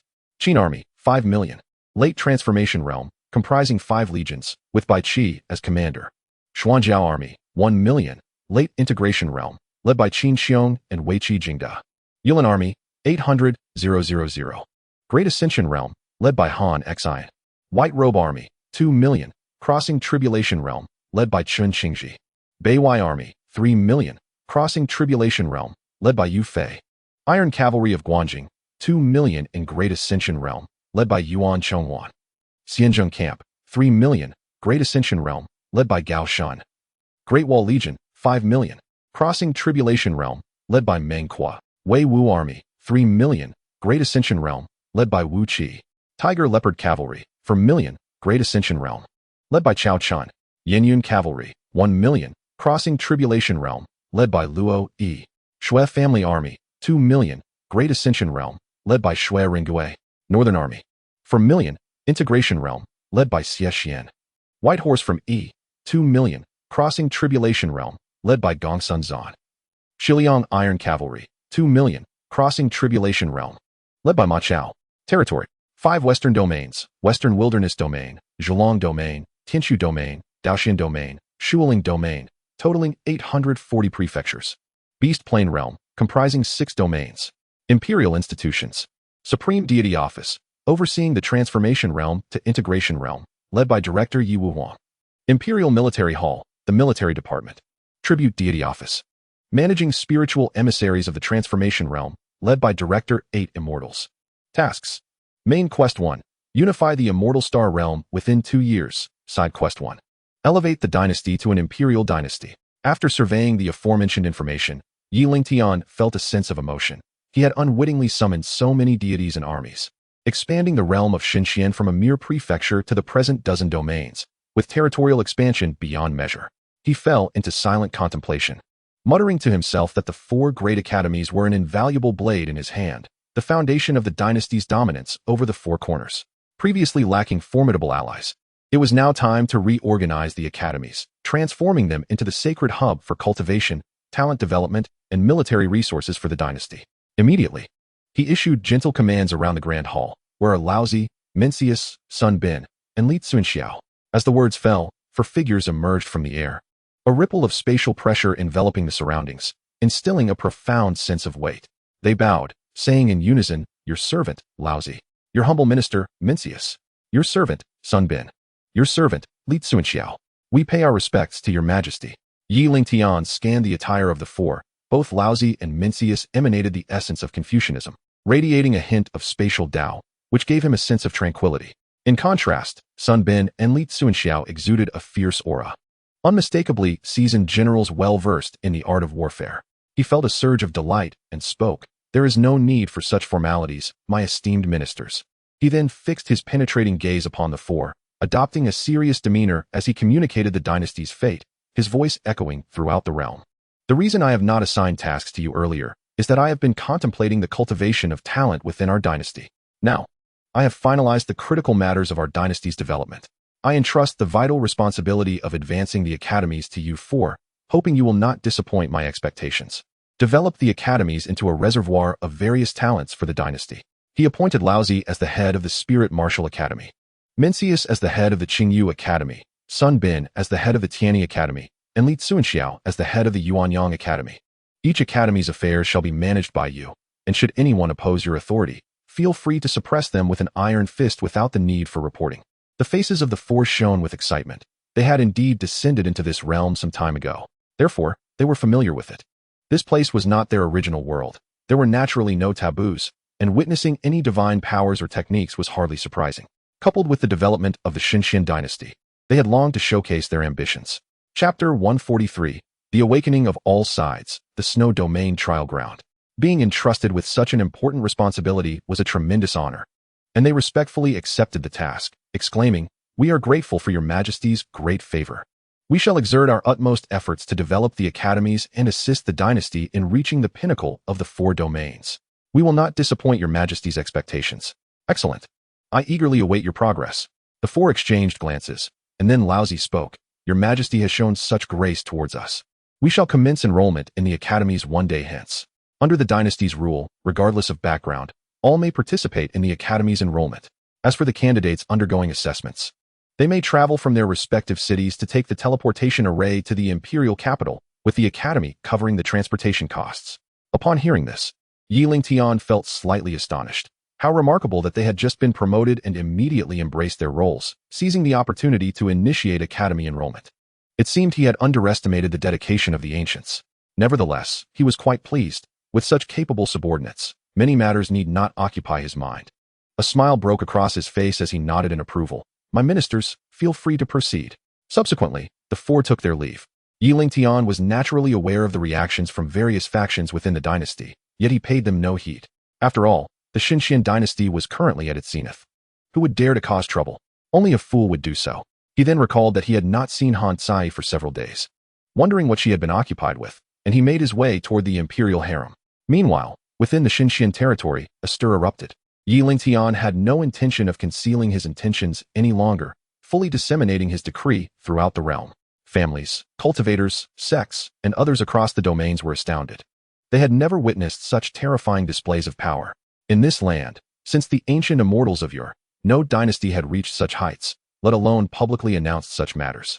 To call this a pioneering act would be no exaggeration. However, soon enough, astonishment was replaced by delight. Although they were uncertain of the emperor's cultivation level, it did not hinder their pursuit of the dynasty's footsteps. Moreover, the newly appointed heads of the four academies were no ordinary figures. Otherwise, they would not have garnered such favor from the emperor. Talented individuals, who typically found it difficult to enter elite sects, immediately felt inspired. Naturally, the prodigies from various sects, dynasties, and family powers were among them. While they looked down on mingling with ordinary cultivators, this was indeed an opportunity to enter the Imperial Academy for cultivation. In times past, they might have scoffed disdainfully at the prospect of entering the Imperial Academy. Yet today, the world has transformed. The dynasty is no longer a feeble force but has expanded its dominion across the western regions. Such might is beyond their wildest imaginings. Within the various domains, a multitude of the younger generation, and even some middle-aged cultivators with latent talent, are flocking to the Lord's Manor of their respective cities. Their motivation? The teleportation array resides within the Lord's Manor, at the Chungue Inn in the Imperial capital. A young lad is savoring a hearty bowl of flaming feather white-crested chicken when he is suddenly alerted by a proclamation from the palace. Hastily wiping the grease from his mouth with his sleeve, he sits upright, listening intently. Beside him, several others are similarly engaged, adjusting their demeanor in unison. Within moments, the entire inn falls silent. Once assured that no further announcements follow, the atmosphere buzzes with excitement. The boy spits out a forgotten chicken bone, deep in thought, unfazed by the surrounding commotion. With a sudden burst of enthusiasm, he slams his hand on the table and rushes outside. A nearby attendant, noticing the guest's intent to leave without settling the bill, bellows, "You haven't paid. Someone here wants to dine and dash." The boy, feeling the weight of curious gazes upon him, experiences a fleeting embarrassment but says nothing, tossing out dozens of mid-grade spirit stones without looking back. The attendant, silenced, hastily collects the stones, while a guard, ready to issue a reprimand, is interrupted by the attendant's swift explanation. "Fear not, esteemed guard. It was merely a misunderstanding. He has settled the bill." With that, he waves the spirit stones, which placates the guard, who then departs in silence.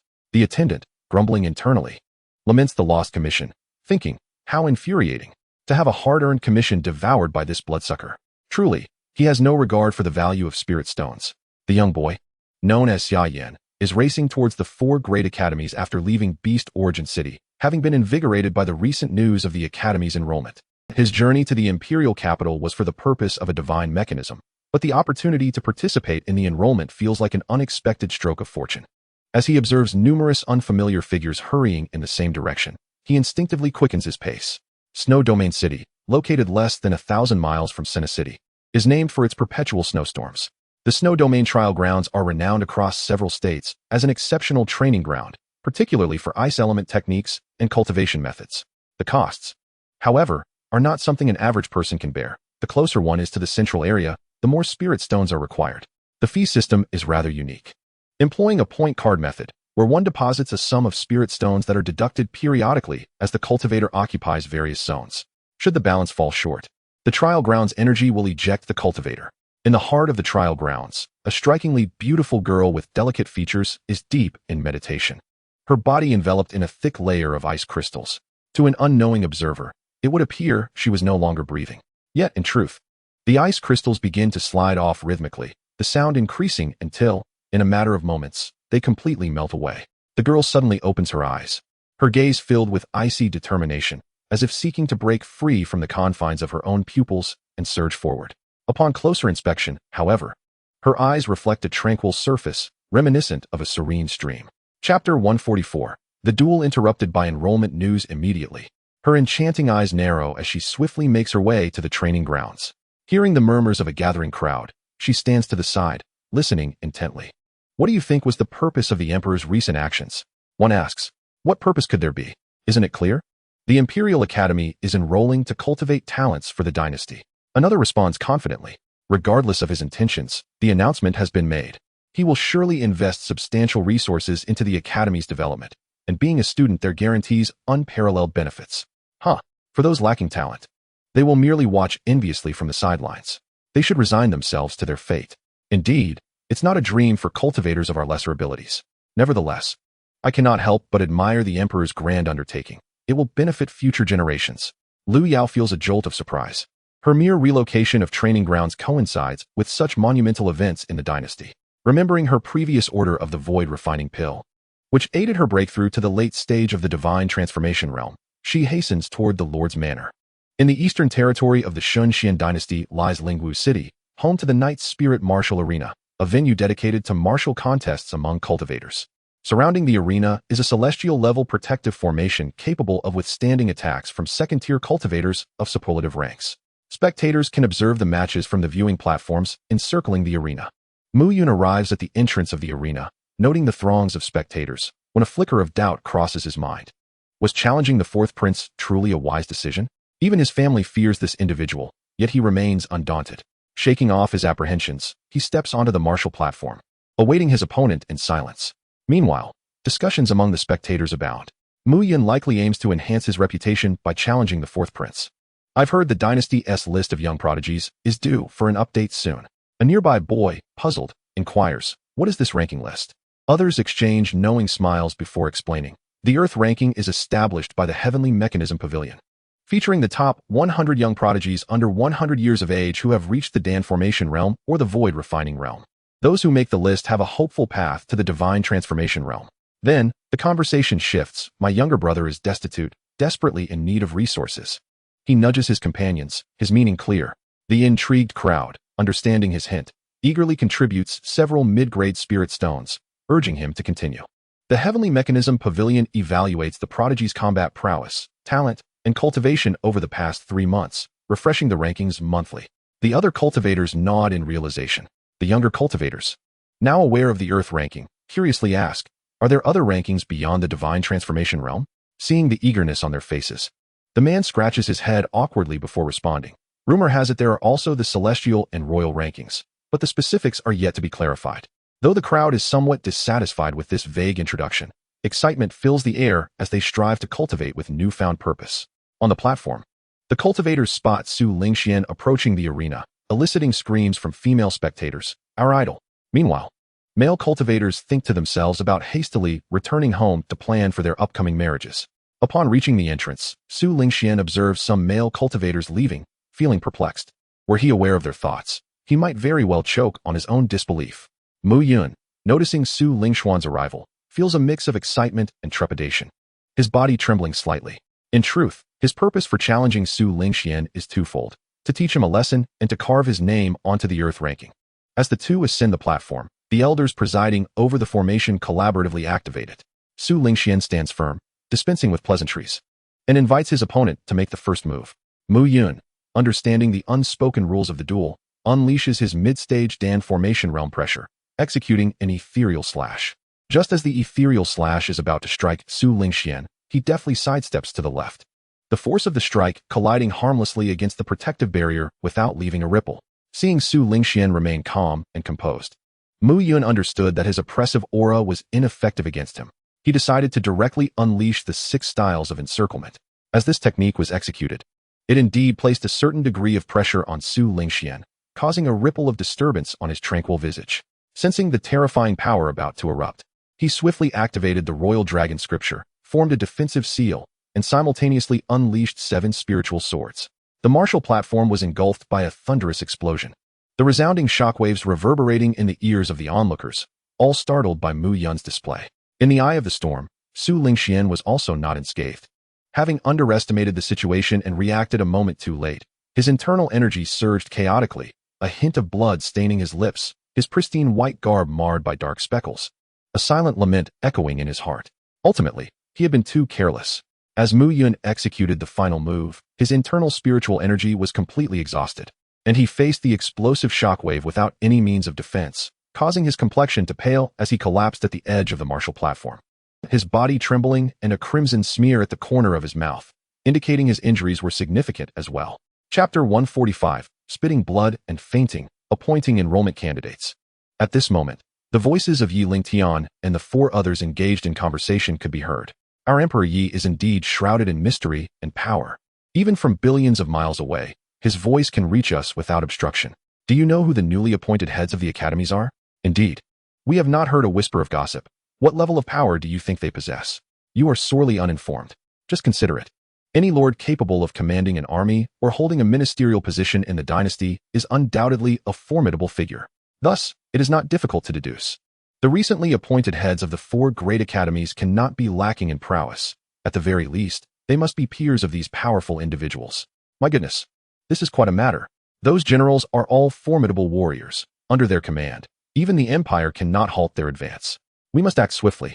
We need to reach the imperial capital as soon as possible and secure an enrollment spot. Count me in. Let us support one another and not waste time on trivial competitions. Mu Yun, having fallen to the ground, regretted that despite risking severe injuries, he had only managed to inflict a minor wound on Su Lingtian. As the voices reached him, coupled with the discussions of the crowd, rage engulfed his pale face. His all-out challenge was deemed worthless in the eyes of the onlookers, and now he faced ridicule. His chest heaved violently as he beheld the once crowded spectator platform, now sparse with only a few lingering souls. Consumed by anger, he spat a mouthful of blood and collapsed, unconscious. The 2 elders overseeing the formation exchanged glances, astonishment evident in their eyes. They promptly dismantled the formation and left the scene. Su Lingxuan's face darkened, his expression somewhat awkward as he glanced at the unconscious Mu Yun not far away, before rising and departing towards the entrance. At the same time, the gods and demons stationed at the borders of Xinxian all heard the announcement of the 4 being appointed. They understood that these 4 were their colleagues who had ventured to the imperial capital, but due to their responsibilities in guarding the borders, they had no time for pleasantries. Xinxian Imperial Capital, true martial divine mountain, for great academies. As soon as the figures of the 4 appeared, they were met by the former heads of the 4 academies, who led their respective members in a state of readiness. A casual glance revealed that all 4 possessed late-stage integration realm cultivation, which caused a slight disappointment in their hearts.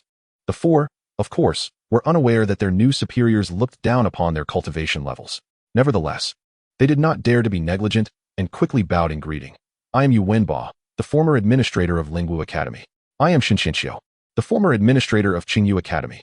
I am Qi Liangwei, the former administrator of Tianyi Academy. I am Zhang Huanyu, the former administrator of Yuanyang Academy. We welcome the esteemed head of the academy. The other elder members of the academies, the enforcement team, and the instructors all gazed fervently at the 4 before them, clearly curious about the new head of the academy. The leading elder nodded, whether in satisfaction of the academy management or teaching members was unclear, and then spoke. From this moment forth, the 4 of you shall govern the 4 great academies. I hope you will carry out your duties diligently, unite your efforts, and foster the growth of the academies. Sun Bin, Mengzi, and Li Tsungong also added, we do not wish for any idle individuals to linger. If anyone's heart is not set on the academies, they should depart soon. Otherwise, should we uncover anyone secretly sabotaging or obstructing the academy's progress, regardless of the reason, they will be dealt with mercilessly. The hearts of the members of the 4 great academies trembled as they felt the chilling weight of the words, piercing deep into their souls. They promptly replied with a face of fear and unease, we dare not. Whatever the head commands, we shall fulfill with our lives. We will not obstruct the head or undermine the dynasty's grand plans. Excellent. You 4 shall remain as vice heads of the academy. While we are absent, you will carry the responsibility of ensuring the academy operates smoothly. Tomorrow, you 4 will personally oversee the enrollment process. Xianxiao and the others had not anticipated continuing in even a vice-head capacity, yet they felt an overwhelming pressure from those before them, unable to contain their excitement. They responded, "We obey your command." Chapter 146, Enrollment Rules and Discussion of Rewards. Today marked the joint enrollment of the 4 great academies. Yu Wenbao, Xianxiao, Qiliangwei, and Zhang Huanyu formed a temporary enrollment committee, with Xianxiao, the vice-head of Qingyu Academy, appointed as the leader. The committee comprised 2-star instructors equally dispatched from the 4 academies, with the venue set at the central True Martial Square within the core area of the 4 great academies. Due to the news spreading across the imperial territory, numerous cultivators had come to participate in the assessment. Currently, True Martial Square was teeming with people. Xia Yin was among the earliest arrivals, catching a glimpse of the dense crowd behind him. Curiously, he released his spiritual sense to scan the area. Marveling at the sight of millions of cultivators gathered, it was indeed a grand spectacle. He couldn't help but exclaim inwardly, with so many vying for a single enrollment spot. The competition is truly fierce. Had he known of the Blue Star, he would have exclaimed that this was far superior to any examination there. Amidst the crowd, a man with flickering eyes and a sardonic smile addressed the individuals ahead of him. "I never expected to encounter Lord Gu here. What a coincidence. You're not here to bring your students for the assessment, are you? I remember during the last state ranking battle, Lord Gu suffered a crushing defeat. You're not here to finish last again, are you?" Ha. His words dripped with sarcasm, and this man was Xiao Min, the lord of Xingmong City. Xianyu City and Xingmong City were neighboring territories, both rich in rare resources. Due to frequent fierce competition, conflicts often arose. The surrounding cultivators burst into laughter at Xiao Min's words. Clearly, even if they were not from the same region, they were familiar with him and shared a mindset of seeking amusement and entertainment. Gu Feng, embarrassed by the mockery, felt anger simmer beneath the surface. But he was accustomed to it. However, the students behind him displayed outrage, their glares seemingly capable of devouring the one who dared to ridicule them. Observing this, Gu Feng restrained them, calmly admonishing, "Do not heed the idle chatter of unrelated individuals. Do not disturb your own state of mind. True strength does not engage in mere verbal disputes." Instantly, his words served as an invisible sword, causing discomfort among those nearby who had mocked him. Though they wished to retaliate, they trembled at his formidable power and dared not act rashly. Scenes such as these continuously unfold around the square. Those participating in the Academy's admission assessments include both familiar faces and adversaries. However, constrained by the Academy's regulations, none dare to act too recklessly. Yet, verbal mockery remains their preferred choice. A quarter of an hour later, the leader overseeing this admission process, Xianxiao, emerged onto the square stage, flanked by several deputy heads. Her voice, imbued with a chilling clarity, resonated as she declared, "I am Xianxiao, responsible for the various admission matters of this academy." Noticing the crowd's rapt attention, she proceeded to elaborate. This admission assessment comprises 3 components: the talent potential test, the mental state evaluation, and the loyalty screening. Ultimately, each component will yield a score, and the top 3 candidates will receive accolades. With a commanding gaze sweeping across the assembly, she continued, "The top 3 will be rewarded with substantial spirit stones, transformation elixirs, and opportunities to enter the spirit cleansing pool for cultivation. Other participants will be informed on the spot whether they qualify." In the rear of the crowd, Lu Yao looked up at Xianxiao, her eyes glinting with excitement as she murmured, "This woman possesses remarkable cultivation, having reached the late stage of the integration realm. No wonder she holds such a position at a young age." A smirk graced her lips as she muttered, "This is becoming increasingly intriguing." The various factions gathered beneath the high platform displayed expressions of shock. Not only would they have a chance to qualify, but there were also generous rewards at stake. Among the crowd, an elder exuding an aura of celestial grace stood alongside a young girl, while he wielded a 6-inch short wooden staff. Observant individuals noticed the circular emblem on the elder's sleeve, their eyes widening in realization. Promptly, they approached with respect, exclaiming, "Junior Zhaojin pays respects to the esteemed Tianji elder." Others, witnessing this peculiar display, swiftly followed suit, offering their greetings. Yun Wangji, maintaining an air of indifference, calmly remarked, "I do not concern myself with such empty formalities. There is no need for such reverence." Beside him, Yun Nyonyo, puzzled, inquired, "Grandfather, what is a transformation elixir?" Observing his granddaughter's eagerness to learn, he stroked his beard with a smile, explaining, "Surely, everyone is aware of the Imperial Dynasty's Divine Contribution Office. I was fortunate enough to acquire a divine mechanism and spotted the transformation elixir within the Imperial Resource Shop. Its efficacy, as the name suggests, assists individuals in overcoming bottlenecks to reach the transformation realm. From my observations, many cultivators unable to advance are willing to spend exorbitantly for just one. Yet they find themselves without a pathway due to contribution points. To his astonishment, the Academy decided to offer it as a reward. Upon hearing this, Yun Nyonyo's eyes widened with excitement as she exclaimed, I want to participate too, to earn rewards for my grandfather. Yun Wangji smiled broadly, patting her head. Meanwhile, a stout middle-aged man hastily inquired of the elder, might I ask, esteemed elder, what exactly is the spirit cleansing pool? Yun Wangji raised his gaze toward the high platform and patiently elucidated, the spirit cleansing pool. It is a sanctum designed to purge impurities from the bodies of cultivators. A truly precious cultivation resource. When cultivators reach a certain realm, their bodies accumulate a significant amount of impurities, leading to blocked meridians. If left unaddressed for an extended period, it can result in dull flesh and a decreased cultivation speed, making advancement challenging. One may utilize elixirs to cleanse their veins and marrow. Moreover, if an elder is willing to assist, they can channel their spiritual awareness within the recipient's body to facilitate unblocking, achieving purification through sustained effort. Of course, one may also employ treasures of heaven and earth. These treasures often require high environmental, temporal, and spatial conditions and possess formidable attributes once formed. Chapter 147.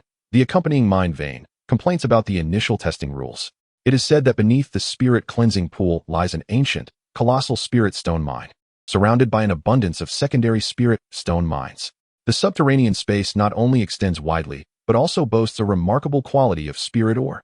Whether intentional or lost in thought, he paused at this juncture, leaving those around him in a state of intrigue, their expressions reflecting curiosity as they observed his contemplative demeanor. As a cultivator well-versed in the secrets of the cosmos, Yun Wangji naturally comprehended matters beyond the grasp of ordinary minds.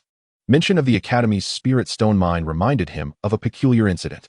Not long ago, he inadvertently glimpsed through the veil of fate, uncovering the existence of a soul-devouring beast and a nascent dragon spirit within the Academy's subterranean realm. Just as he was about to delve deeper into this enigma, he encountered a void, as if these two spiritual entities were non-existent. This matter had troubled him, casting doubts upon his cultivation progress. As for personally investigating, he had yet to muster the audacity to do so. The reasons for this were not difficult to surmise. Subsequently, he reined in his thoughts and glanced at the puzzled onlookers, remarking, indeed, the underground space is rich in spiritual energy, and at the convergence with the surface, it forms liquid spirit essence. The 4 major academies are constructed around this underground mine vein, utilizing its resources. Not far away, Lu Yao noticed the elder's animated explanation and felt a stirring within her heart. This elder certainly possessed a wealth of knowledge. Soon after, she discreetly turned her gaze toward Yun Wangji, her eyes glimmering with a crimson hue as she absorbed his cultivation information in its entirety.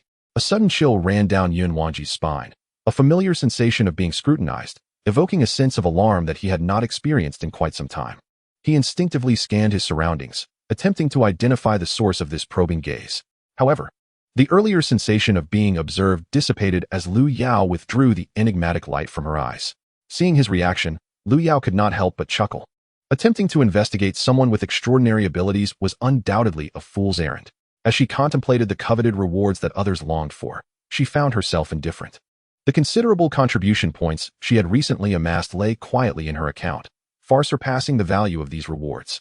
As the crowd murmured in awe, exclaiming how enlightening this day was, they were astonished that the Academy had been established atop a mine vein, truly a sanctum for cultivation. So that was it. Previously, she had wondered why the 4 major academies were constructed around the Zhenwu Sacred Mountain. It was all about utilizing local materials, relying on the resources of the underground mine. In a nearby corner of the crowd, 2 young women spoke in hushed tones. Miss, why did you bring Yuana here? Have you forgotten the last time you sneaked out of the Song residence and were reprimanded by your father upon returning? You little wretch, how dare you say that? If it weren't for you alerting me, I would still be wandering in Xinyang City. The young lady retorted, not only do I not punish you, but you also dare to complain about my benevolence. Yuana shrank back, then donned a smiling facade, saying, Miss, it's all my fault. Please don't blame me. I promise to stand by you from now on. Is that all right? Humph. If you betray me again and report to my father, just wait and see how I will deal with you. Hee hee. Yuana will always listen to the miss. Meanwhile, Song Wanwan gazed intently at the high platform, her face alight with anticipation. The maid, Yuan, observed her with a twinkle in her eye, then settled down, linking arms with her. Above, Shen Xianxiao remained blissfully unaware of the discussions transpiring below. Even if she were cognizant, as a competent head of admissions, she would not concern herself excessively, provided it did not disrupt the order of the admissions process or violate the Academy's rules. After all, her primary task was to ensure the smooth organization of the admissions. She then continued, "First, we will conduct the talent potential test. Participants will be transported to a secret realm constructed by the Academy, where they must enter 2 distinct locations. The first task is the spirit testing platform. Upon entering this area, cultivators need only channel their spiritual energy within the palm of their hand, which will automatically assess their innate talent and record it on the Spirit Void Jade slip. The second task is the Myriad Beast Forest, where one must acquire at least 1 inner core from a spirit beast of equal rank, with no limit on the number. This too will be automatically documented on the Jade slip. Both tasks must be completed within a single day to progress to the next assessment." The students below complained, lamenting the difficulty of obtaining the spirit beast inner cores. This single task would undoubtedly eliminate the majority of participants. Generally, cultivators are no match for spirit beasts of the same rank, especially since these creatures are inherently social, which complicates the hunt. Moreover, we are unfamiliar with the environment. We must first scout the area, assess the situation, and seek an opportune moment before we can accomplish the kill, all of which consumes precious time. Indeed, what can be achieved in such a brief span? Humph, if one cannot even defeat beasts of their own rank, what face do they have to participate in the assessment? Heh, I concur with my fellow cultivator. Those who cannot challenge across ranks are nothing but worthless. They even dare to dream of competing with us. Should we encounter them in the secret realm, I would swiftly eliminate such trash. Since the Academy has established such rules, it has undoubtedly taken various factors into account. What is your true intent in questioning them so? Your thoughts are overly extreme. Exercise some restraint. This is the recruitment site of the Imperial Academy. Incurring the wrath of its powerful figures could spell the end of your good fortune. Humph, mere clowns who rely on external forces. Let's wait and see. In my view, with the limited recruitment slots at the 4 major academies, it is only natural they select elite disciples. The city lords all furrowed their brows. After all, without understanding the spirit beasts of the secret realm, obtaining inner cores from beasts of equal rank presents a significant challenge. Yet upon considering that the Academy is the most powerful official institution of the dynasty, not a mere charitable organization, their brows slightly unfurled. Xia Yan observed the surrounding commotion, as verbal disputes arose, resulting in a tug-of-war of words. He smirked, feeling disdain for their behavior. Regardless of the validity of their claims, their attitudes were truly concerning. The Academy's recruitment rules are not to be recklessly judged. Moreover, those incapable of easily hunting spirit beasts of their own rank possess too low a talent. The Academy is no sanctuary. Lu Yao, expressionless, frequently scanned the surroundings. She felt an intense sensation of being watched, a gaze lingering upon her. Although she did not sense hostility from this unseen observer, it left her feeling uneasy. In the palace, Lingtian had just departed from Han Sai's chamber when he sensed the stirrings at the central plaza of the 4 academies. Curiosity piqued. He unleashed his celestial perception to scrutinize the scene. Ah, is that not the little girl from Wanhai City? After some time apart, she has blossomed into a striking beauty. However, her innate bone structure has not changed with age. He had witnessed her clearly when he descended upon Wanhai City, and her gaze towards him now seemed peculiar. At that time, filled with rage over the massacre inflicted by the Sea Demon clan upon his subjects, he had no time to ponder. In hindsight, her eyes then did not reflect the demeanor of a normal child. Imagine a 5- or 6-year-old girl having endured the cruel slaughter of her enemies. Her spirit and psyche would undoubtedly be shaken, unable to bear such horrors. Thus, she would not exhibit a demeanor of calmness. This thought inevitably sparked a flicker of intrigue. The 3 vice principals of the Academy, standing to one side of the high platform, surveyed the youthful faces below, communicating silently. There are indeed many promising candidates among those participating in the assessment, with commendable talent and cultivation, so passing the evaluation should pose no issue. Indeed, there are quite a number. However, those with commendable character may be few and far between. Regardless, there are more than enough candidates to meet the recruitment quota, so there is no need for concern. Zhua Qianxiao, standing on the high platform, absorbed the murmurs of the crowd, feeling somewhat displeased. Overhearing the conversation of the 3, her demeanor turned somewhat frosty. She cautioned all participants in the assessment, emphasizing the dangers of the secret realm. Anything could occur. Those lacking confidence in their own abilities should leave promptly, lest they recklessly endanger their lives. Observing the crowd's agitation, she ceased to engage further and directly announced, "Let the first task commence." Upon her words, the 2-star instructor of the Academy dispatched prepared jade slips to the participants, instructing them on usage before ushering them into the teleportation area to activate the portal to the secret realm. as the teleportation array materialized around them. Lu Yao set aside her misgivings and gracefully walked towards a nearby location. Song Wanwan glanced at her companion, Yuan, and calmly instructed, "I shall venture inside to test my skills. It is perilous within, so do not follow me." Yuan was immediately startled, urgently replying, "Miss, do not jest. If the master learns of your recklessness, he will surely punish me." Her tone was filled with concern, her expression tense, as if to convey that should the miss insist, she would risk everything to follow. "You, who just said you would obey me. Moreover, with your trifling cultivation, do you expect me to divert my attention to protect you? Miss you." The crowd speculated on how many of their students would advance to the next round, their faces tinged with worry. Upon entering the secret realm, the students from various cities formed groups to undertake this round of testing, some in 3s and 5s, while others stood alone. Nonetheless, they all made their way towards the spirit testing platform. Once inside the secret realm, Lu Yao surveyed the desolate atmosphere surrounding her. Releasing her spiritual perception for a meticulous examination, she discovered clusters of fine threads of energy, each imbued with pure energy. Instinctively, she channeled her techniques to absorb the incoming threads, allowing a wave of exceptionally pure energy to flow into her limbs and bones, bringing a sense of comfort. Immediately, she sought a secluded valley to meditate and absorb the surrounding energy threads. From Sunyu City, Shiyun, Gu Xiaofan, Zhang Qilong, Jun Linlin, and Mi Yueshi formed a team. They arrived beneath the spirit testing platform, their expressions filled with awe. It would not be an exaggeration to describe the platform as a fortress in the sky. Soon, they noticed others beginning to ascend the heavenly ladder, prompting them to quickly locate a nearby ladder and channel their true essence for protection. One after another, they climbed the steps of the ladder. After a quarter of an hour, several had reached the summit and stepped onto the testing platform. As the 5 exerted themselves to enter, they found that many had already turned to leave. They then channeled their spiritual energy into their palms, and the hanging spirit talismans emitted several radiant halos. The group noticed that a few 5-pointed stars appeared in the talent section of the jade slip. "Brother Shi, how many stars does your talent have?" Gu Xiaofan suddenly inquired. 7 stars. Shiyun replied without hesitation. The other 4 gazed at him with admiration, exclaiming, "Brother Shi, you truly are the top talent of Sunyu City. Your talent surpasses ours by far." Chapter 149, The Sky Realm, the Xianxia family. Subsequently, the 5 made their way towards the myriad beasts forest. Meanwhile, outside the secret realm, a mirror of the sky emerged above the crowd, clearly projecting the main scenes from within the secret realm. "Look quickly. Is that not the prodigy Xianxia Wuhan from the Xianxia family in the imperial capital?" As the other participants gradually departed from the spirit testing platform, why was he still seated in meditation, showing no signs of movement? "TCH, you do not understand. Young Master Xianxia is undoubtedly composed, hence his calm demeanor. Think about who he is. Would he stop here? Even if he does not care about the assessment, he would still pass the trials of the Xianxia family. It is rather peculiar. While one individual may act thus, take a closer look. There is also a striking woman in another area behaving similarly. Is there some hidden secret behind this? Otherwise, they would not engage in such conduct." The crowd buzzed in clusters, expressing their opinions, creating quite a lively atmosphere.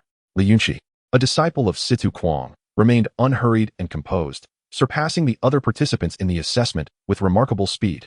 Some enviously remarked that the individual had the advantage of being guided by a distinguished master at the imperial Tiansheng Palace and hailed from a prestigious lineage, making him incomparable to those of lesser backgrounds like themselves.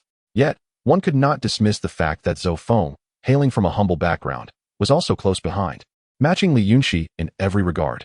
Let us refrain from arguing about who will emerge from the secret realm first. The truth will soon reveal itself. On the stage, Zhuo Qiyue and the other examiners looked on with satisfaction at the commendable performances of several individuals within the secret realm. "What do you think, Lord Gu? The individuals you brought are quite impressive indeed." That remark from Lord Xiao is misguided. They are evidently ahead of the hundreds present. How can you distort the truth? Lord Gu's demeanor was stern, clearly a person of discernment who would not be swayed by flattery. Haha, am I not right? Lord Ning is truly talented. To articulate such sentiments, he is indeed a lord of our dynasty, well versed in the intricacies of court affairs. You flatter me. Let us speak plainly. These individuals possess remarkable cultivation talent, having reached the divine concealment realm by the tender age of 18, though their mastery still needs refinement, Yun Wangji muttered to himself, a flicker of disappointment crossing his eyes. Those beside him were puzzled. These were the individuals they had high hopes for, and they had not anticipated hearing such unexpected words from the elder of heavenly secrets. Situ Qingtian could not help but inquire, "Master Yun, what do you mean by that?" Yun Wangji, sparing words like gold, offered a rare explanation. Zhou Feng is quite commendable. He then fell silent, casting his gaze upon the others. Suddenly, he froze. A bead of sweat formed on his brow, his complexion pale, as tumultuous waves surged within him, nearly causing him to stumble. Situ Qingtian and the others looked back at Zhou Feng, finding nothing out of the ordinary, and shook their heads in helplessness. However, upon turning their heads, they noticed Yun Wangji's unusual state, and all inquired with concern, "Master Yun, what troubles you?" Yun Wangji struggled to regain his composure, taking a moment to explain. "It is nothing, merely an old ailment that occasionally flares up." Next to him, Nunyo tightened her grip on his hand, anxiously exclaiming, "Grandfather, grandfather. It is all Nunyo's fault for insisting on coming here to join the commotion, causing your ailment to act up." Yun Wangji chuckled inwardly, then gazed at his granddaughter with affection, saying, "Silly child, grandfather is fine. Do not worry." "Really?" The crowd finally understood and shifted their attention. As a master of heavenly secrets, Yun Wangji had just perceived a woman at the corner of the light mirror, her aura concentrated. With the embryonic form of the tiger walking aura faintly visible, her presence deep and harmonious, shrouded in mystery. On the other side, Lu Yao slowly rose, her face alight with surprise. She had not expected to achieve such a breakthrough so soon after entering the secret realm. After 4 hours, she swiftly made her way toward the spirit testing platform. At the same moment, Xianyi Wuhan opened his eyes, slightly raised his hands, and unleashed a fierce surge of spiritual energy that cleaved through the air. Satisfied with his progress within less than half a day, he nodded in approval, then stood up and turned to gaze into the distance. He sensed a figure hastily approaching the spirit testing platform and could not help but smile with interest. As the first son of the Xianyi clan, he naturally possessed a sense of pride. At under 18, he had already reached the late stage of the divine concealment realm, a remarkable talent in the divine Xian imperial capital. However, thoughts of the figure within the palace ignited a sense of trepidation within him. It was impossible not to feel cautious, though they had never met. He was aware that his father, Xian Yiqing, was an esteemed minister of both dynasties, known for his integrity, thus escaping the current purge by the reigning Emperor Yi. He understood many matters unknown to outsiders. It must be said that he was filled with curiosity about the youthful Emperor Yi, who was of similar age. Why was it that whenever the emperor's name was mentioned, his father's face would reflect such reverence? That expression he had never observed in anyone else. With that thought, he collected himself and headed toward the spirit testing platform. Chapter 150. First encounter, a dispute arises. 15 minutes later. Four figures shot toward the floating spirit testing platform from 4 directions, leaping and using the edges of the heavenly staircase to ascend to the top. The 4 reached the peak simultaneously, 3 of them casting wary glances at each other. They recalled the supervisor's warning that combat was not prohibited within the secret realm. Thus, in the absence of knowledge regarding friend or foe, caution was the order of the day. After all, they all sought entry into the academy. Fewer competitors meant greater opportunity. This was not to imply a lack of confidence in their abilities, but rather a prudent measure. No one could guarantee they would emerge victorious, nor could they predict what would transpire next. The girl closest to the east remained unfazed throughout, her gaze calm as she regarded the 3. Clearly, she was accustomed to such trivialities. Subsequently, she stepped toward a cylindrical stone platform near the center, furrowing her brow as she glanced at it, then extended her delicate hand to inject a stream of true essence into the central palm-shaped groove. Instantly, the spirit talisman suspended above the stone pillar shimmered with a spectrum of colors. Witnessing this, Lu Yao felt astonished, pondering for a moment before realizing that this method of spirit testing differed from the ordinary. However, she quickly comprehended the reasoning behind it. After all, this was an event without a host, with over 1 million participants in the assessment. No wonder there were thousands of stone pillar spirit platforms arranged in the central square, designed to float. Her interest was piqued regarding the individual who orchestrated this setup. Meanwhile, the other 3, seeing Lu Yao disregard their presence, also refrained from taking any reckless actions. Instead, they chose a nearby stone pillar spirit platform, swiftly completed their testing, and hurried off to the next assessment location. They naturally did not share Lu Yao's contemplative mindset. For them, passing this hurdle was a trivial matter. However, that was before encountering Lu Yao now. They sensed that the girl they had just met was enigmatic, instilling a profound sense of danger within them. She was likely to be a formidable adversary. Even Xianyi Wuhan tucked away his previous nonchalance. The girl before him was currently the most formidable opponent he had encountered. She exuded an aura he could not decipher, emanating an elusive presence that made him wary. As for Xia Yan, he too felt a subtle sense of danger from the trio, but was filled with exhilaration. Having left the dynasty, he had journeyed here with the intent of continually honing his skills and challenging various exceptional talents. Yet, this was not the right moment to linger. After casting a glance at the others, he swiftly leaped off the edge and disappeared from sight. Were one to stand above the secret realm and gaze down, they would be astonished to find that the expanse of this secret realm rivaled that of an entire state. The floating spirit testing platform was located in the central southern region, with teleportation arrays established to the west and south. The Wanyao forest sprawled across the southeastern area, vast and expansive. Numerous participants cautiously approached the outskirts of the Wanyao forest, hearing the roars of beasts emanating from within, and dared not venture closer. After all, acting rashly in ignorance can only lead to the loss of one's life. The 5 members of Xian arrived at a canyon on the edge of the forest, hesitant to venture deeper, much like others who feared provoking the terrifying spirit beasts. Xian assigned tasks to several members, selecting a direction to survey the surrounding environment. They avoided areas dense with beasts and crowds, and after entering 100 miles, they were met with a thick miasma. Surrounding them were the shadowy figures of pack-dwelling silver moon white wolves, spirit foxes, and extreme wing hummingbirds. Xian dared not linger, retracing his steps. In the face of these demon beasts, cultivators of the divine concealment realm would retreat far, let alone him, who was merely at the late stage of the Dan realm. Upon returning to his original spot, he discovered a considerable gathering of people. As he approached, he saw his companion lying on the ground. A strikingly handsome yet pallid youth, with a swaggering demeanor, had one foot planted firmly on Zhang Qilong's chest. Zhang Qilong's face was completely swollen, making it difficult to connect him to the elegant gentleman he once was. His expression darkened, and with a voice like frost, he commanded, "Remove your foul foot." Before the leader could speak, a sycophant beside him jeered, "Kid, watch your mouth. Our brother is not someone you can provoke. Otherwise, we wouldn't mind helping you stretch your bones." The timid Mi Yueshi, sensing fear, joyfully grasped Xian's arm, her voice trembling. "Xian, it's so good to see you back. They have been bullying us. They hurt Zhang Qilong. Please save him." The others also exhibited expressions of relief. Xian wore an expression of regret, stating, "It is my failure as the captain that I could not protect everyone." He then adopted a colder tone, his voice chillingly resolute. "From now on, you all may watch in peace. I shall seek retribution for the harm inflicted upon us." Jun Linlin weakly interjected, "Xian, we are fine. They are numerous. We cannot afford to provoke them. If they release Zhang, we can let this matter rest." Gu Xiaofan shot a disapproving glance at the cowardly Jun Linlin, displeased. "How can you say such a thing? Look at what they have done to Zhang Qilong. Are you not a man? I truly do not understand why Xian allowed you to join our team. If they do not offer a satisfactory explanation, this matter will not be settled." This remark elicited a chorus of laughter, the youth in fluffy attire wearing a mischievous grin, his eyes glinting with malice. "Oh, you want an explanation? You should consider who I am. To demand an explanation from me makes you the first. Little beauty, tell me, how would you like to die?" As his arrogant words fell, a lewd-looking lackey beside him eagerly chimed in. Just as young Master Tianji said, she would certainly love to die in ecstasy. Young Master Tianji is so imposing. Do you not see how countless maidens can barely walk in your presence? Haha, splendid. You have truly grasped my essence. I feast upon meat, and will leave you the broth. Instantly, the crowd displayed excitement, responding in unison. Hee hee, thank you for your generosity, young master. We welcome it all. They thought to themselves how this young master was indeed their role model, willing to indulge them even in play. Following young Master Tianji, surely there was a bright future ahead. Meanwhile, Gu Xiaofan, standing barely a foot away from the approaching group, regretted her reckless offense against them. The thought of falling into their hands sent shivers down her spine, and she looked at Xian with desperate eyes, trembling. "Xian, you must save me."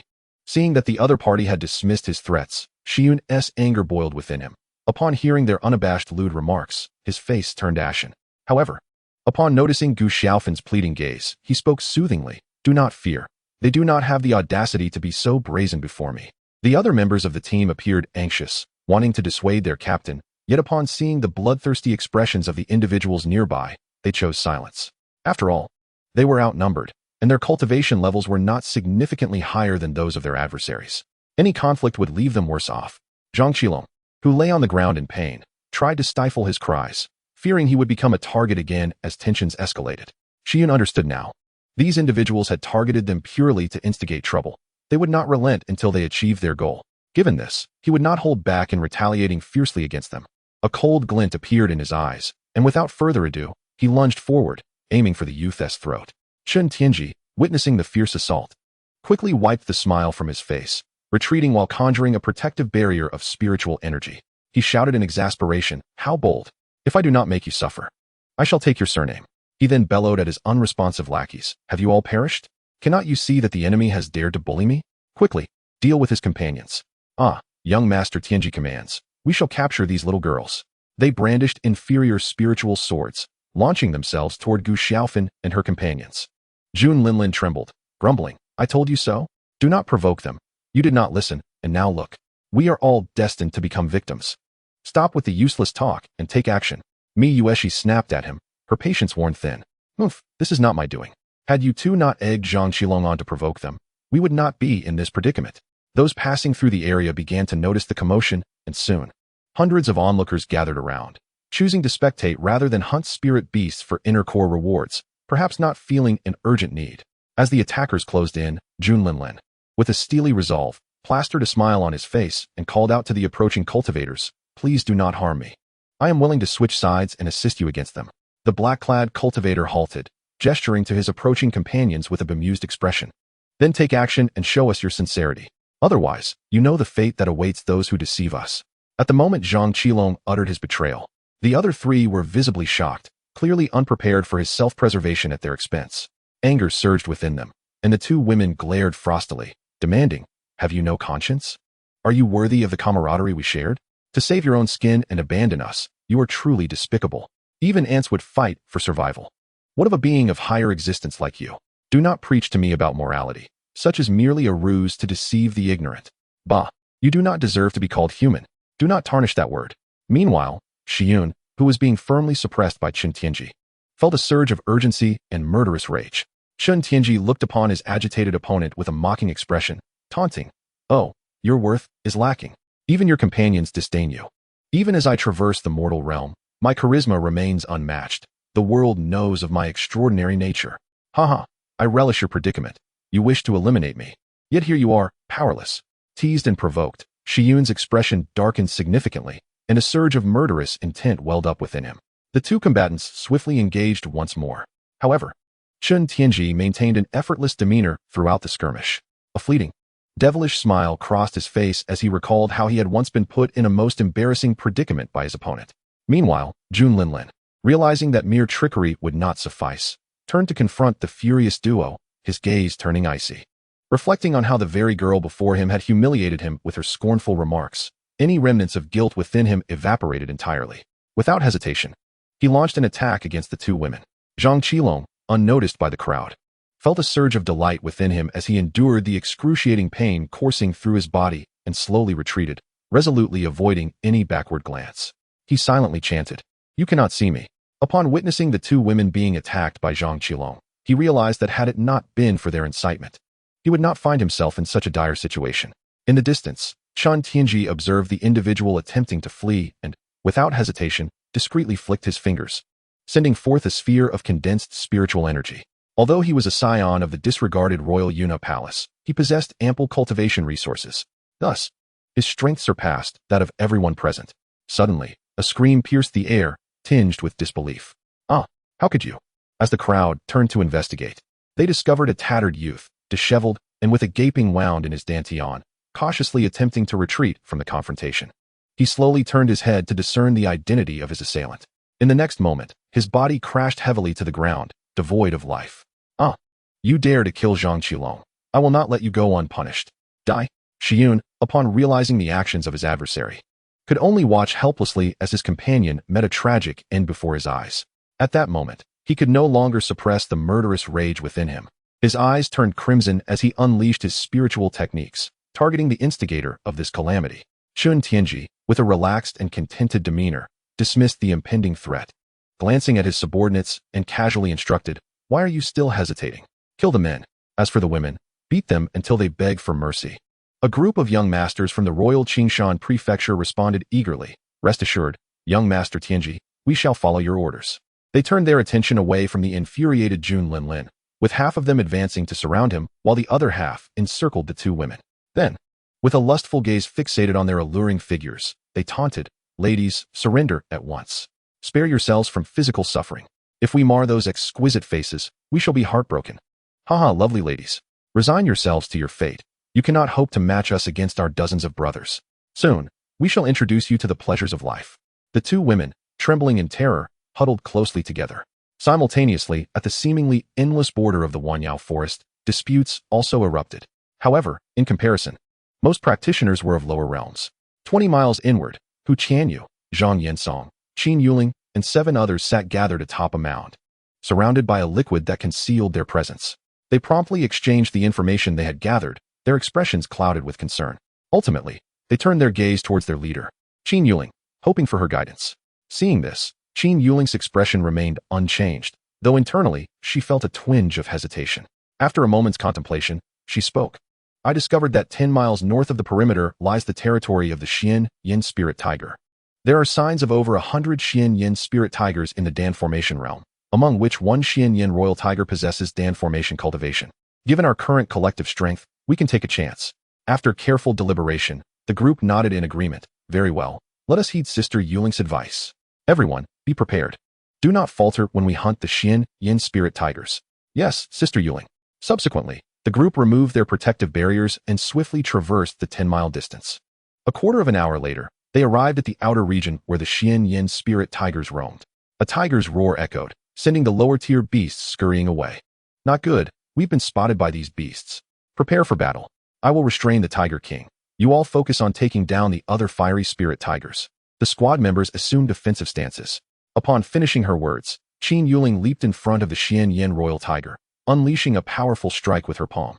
With a swift dodge, the Xian Yin royal tiger evaded, yet her strike landed on its left front leg with a resounding impact. The tiger roared in pain, baring its crimson maw and unleashing a dazzling fireball that shot towards her. The 10 members activated their defensive armors, with Zhang Yensong's team responsible for setting up a basic binding formation, while Hu Tianyu's group prepared for the offensive. Vile beast, prepare to meet your end.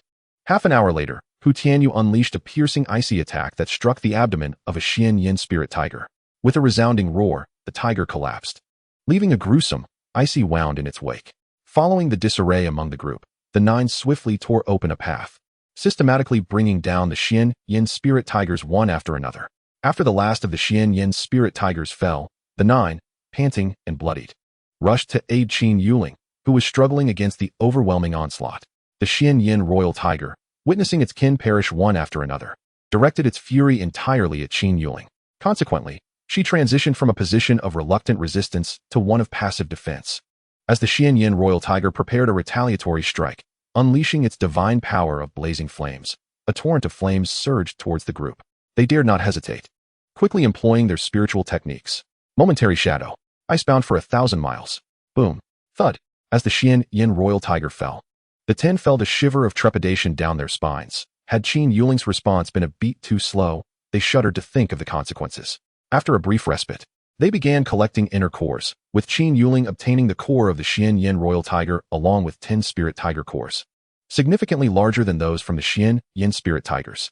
The others divided numerous cores among themselves. Chapter 153, The Restlessness Within, the Icy Flame Falling Star. Observing the unfolding turmoil within the secret realm, Lingtian noted the disputes causing numerous students to perish, his brow furrowing in contemplation. Indeed, where there are people, there exists a world of intrigue. His gaze fell upon a blue-clad girl, and he frowned slightly. The Song family's young princess had ventured in alone, accompanied by scions of the imperial capital's noble families. What could she possibly be scheming to create such a commotion? If anything went awry, her father would surely be infuriated. The last instance of her incessant nagging played vividly in his mind, leaving him with a headache. As he observed her chosen path, his attention shifted to another figure nearby, a hint of anticipation gracing his features. Amidst the throng in the secret realm, Song Wanjun, having entered alone, found herself followed by numerous noble youths from the capital, all eager to attach themselves to her. They claimed it was to protect her from any ill-intentioned individuals. For her reputation as Miss Song had spread far and wide in the imperial capital, and many wished to catch a glimpse of her beauty. However, Song Wanjun remained unimpressed. From her impatient expression, it was evident that she held a disdain for these debauched young scions. Yet, much to her chagrin, they clung to her like a persistent adhesive. And upon realizing that attempts to shoo them away were futile, her eyes darted with a newfound scheme. Thus unfolded the scene that Lingtian witnessed. She had contemplated that if she successfully entered the academy, her father would impose strict constraints upon her. Hence, she allowed these sycophantic young lords to follow her. A surge of triumph welled up within her. Since you wish to be my devoted followers, I shall indulge you. As she meandered, stopping intermittently to observe the hidden secrets of the mystical realm, Lu Yao made her way toward the commotion. A quarter of an hour later, the scene of a fierce duel unfolded. Their gazes met in the air, and Song Wanzhuan's fair visage paled, nearly causing her to stumble. She swiftly wiped away a trace of blood from the corner of her mouth and raised a hand to halt her would-be reprimanding followers, being the first to speak. Your skills are commendable, young lady. Without resorting to any underhanded means, you have managed to injure me. I hail from the Song family of the imperial capital. Do you not realize that injuring me without provocation will incur consequences? Not far from the fray, Shiyun knelt on one knee, panting heavily. A trickle of blood seeping from his chest, his eyes bloodshot, and his expression a ghastly mask of fury. Opposite him, two women lay sprawled on the ground. Their garments torn, revealing their alabaster skin, their eyes radiating deep-seated hatred. Clearly, their tattered clothing had been violently ripped from their forms. Instantly, the onlookers were captivated, their eyes ablaze with fervor. Upon noticing the deranged expression of a nearby miscreant, a chill swept over them.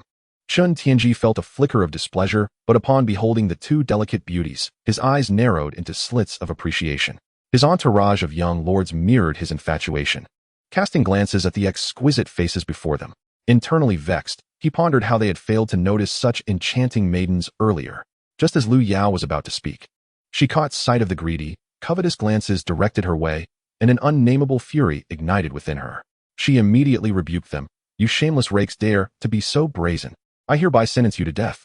Her words provoked a cacophony of laughter from the young lords. Did you hear what she just said? She has sentenced us to death. Huh, just look at who she is. How dare she offend our esteemed emperor? She must be courting her own demise. Yet, Lu Yao afforded them little opportunity to continue living. She summoned her internal essence, channeling it into her fingertips. A sphere of ice, composed of frigid energy, sped forth with alarming velocity, piercing through their chests in the blink of an eye. The gaping holes in their bodies were adorned with shimmering white rings of residual icy aura. In the next instant, their forms were obliterated. Realizing the gravity of the situation, Chun Tianji, who had narrowly escaped using a method of evasion, wore a mask of panic upon his once smug face. He boasted arrogantly, "You are finished. Dare to provoke me, and your demise awaits you as you exit this mystical realm. Now kneel and become my servant, and I may show you mercy." The fortunate spectators, untouched by the turmoil, regarded the young woman who had suddenly turned lethal with trepidation.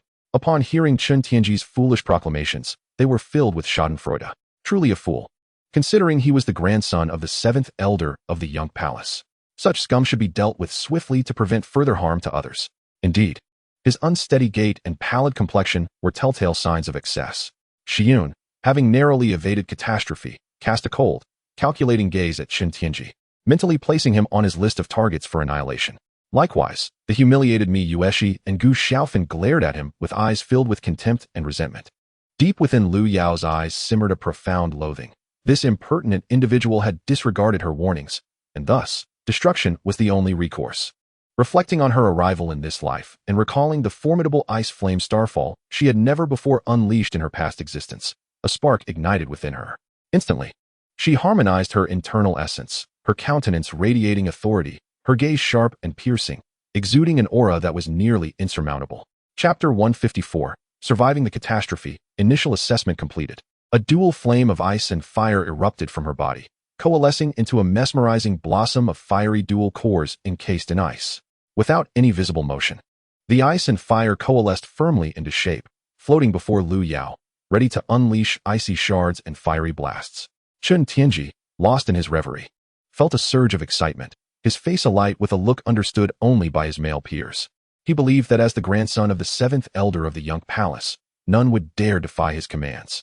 His usual intimidation tactics had never failed him. It was this confidence that emboldened him, allowing him to regain his composure amidst the chaos. However, his assumptions did not align with reality.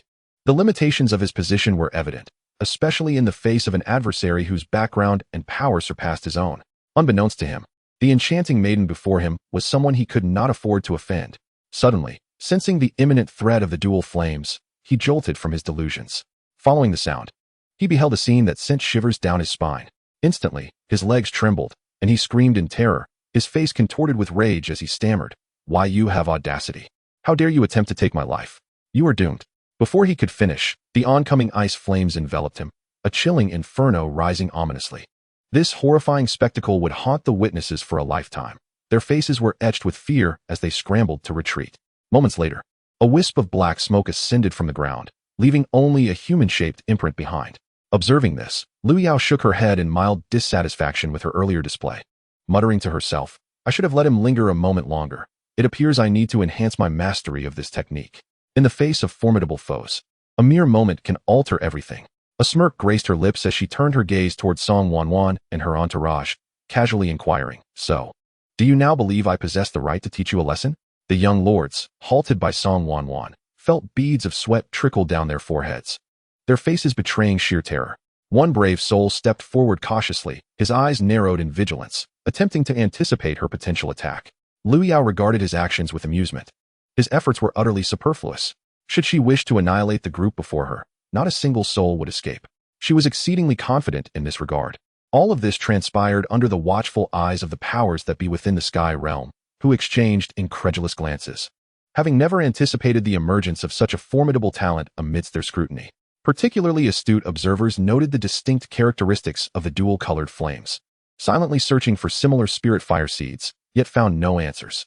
On the high platform, Xianxiaaudiobooks and her companions displayed expressions of delight, as identifying an exceptionally gifted individual during the assessment would bring them recognition and favor from the palace lord. Meanwhile, Lingtian, concealed in the shadows, pondered the unfolding events with keen interest. Through the techniques displayed by this young woman, her demeanor and actions appear incongruous with her age. This leads one to suspect that she might possess extraordinary abilities. Subsequently, a silent probe of spiritual awareness was projected, scanning her from within to without. Frowning, a wave of uncertainty washed over him. He could discern only a trace of fortune and a powerful soul imprint upon her. Beyond that, he gleaned no further information. This prompted a curious thought. Could she be a reincarnated soul? Such speculation was unavoidable. Having witnessed the events concerning the lion dragon Lin and the scarlet feather Kunpung in the ancestral temple, he recalled their words, leading him to believe that, even if she were not, the outcome would not differ significantly. His intrigue intensified. He refrained from forcibly extracting her soul, wishing instead to validate his suspicions. However, the specifics remained elusive. Seeing the man's cowardly demeanor, Song Wanwan suppressed her discontent and chuckled lightly. Sister, you jest. How could we possibly hold any grievances against you? My earlier words were but a moment of anger. Please do not take them to heart. Lu Yao, upon hearing this, felt a strange sensation. Her actual age, when combined with her soul's age, amounted to several millennia, enough to consider her a forebear. Yet, she was being addressed as sister, which brought a peculiar expression to her face. Naturally, Song Wanwan was unaware of these nuances and felt a twinge of anxiety upon observing Lu Yao's expression. To claim she was unafraid would be a falsehood. Despite her usual demeanor as a little demoness, spoiled and willful, this was the first time she encountered such a chilling sight. The young scions of the prominent families, accustomed to the protective wings of their clans, were equally terrified, staring in rapt attention, not daring to breathe, let alone flee. Lu Yao cast aside her wandering thoughts. Her eyes filled with icy indifference as she declared, Do not let this matter escape your lips. Otherwise, this young lady would not hesitate to ensure your demise. None dared to retort, their hearts overwhelmed with relief, swiftly replying, We shall remain tight-lipped. Please rest assured, young lady. Satisfied with their response, Lu Yao turned and departed, leaving behind a group of individuals exchanging glances, their hearts brimming with a sense of survival after calamity.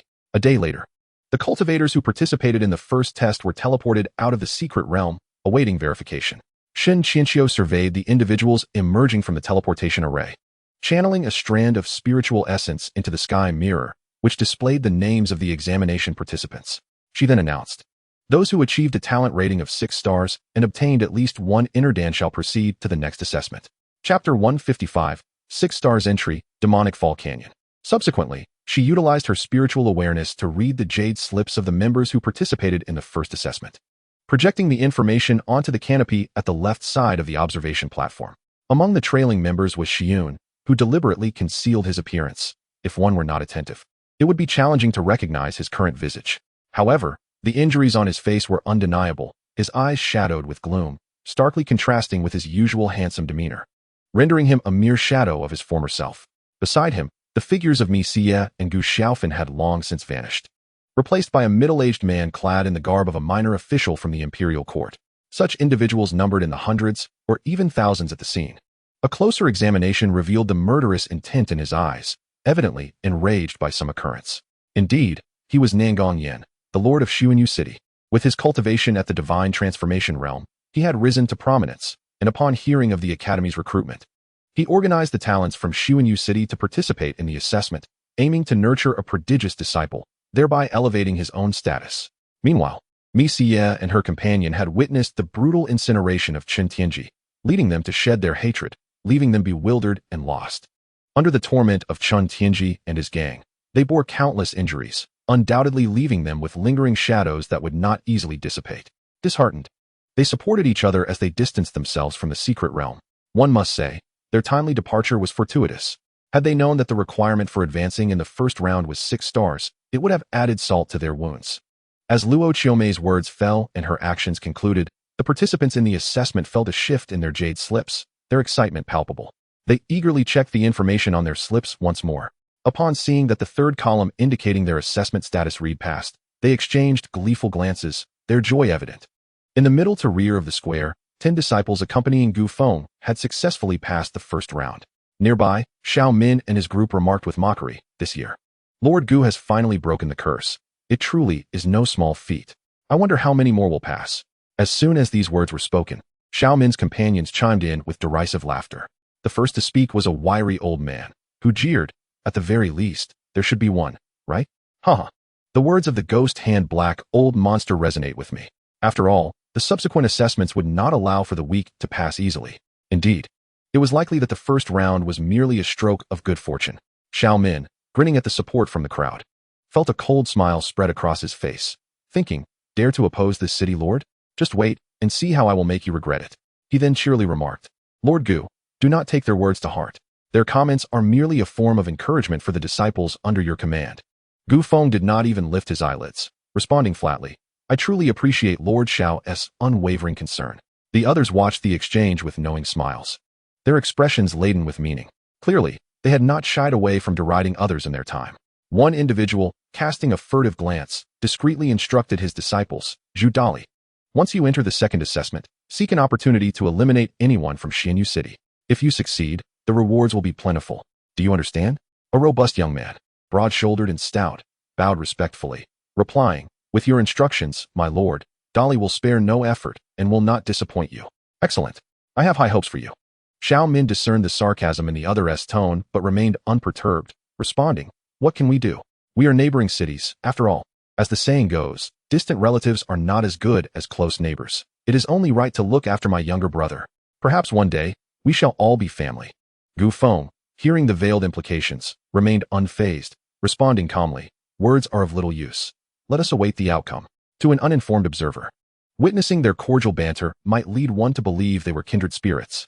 Meanwhile, Gu Feng's companions, Hu Xiaowei, Zhanghua, and Qinyu, wore icy expressions, glaring daggers at the disciples beside their rivals, silently cursing, a dog meddling in affairs that do not concern it.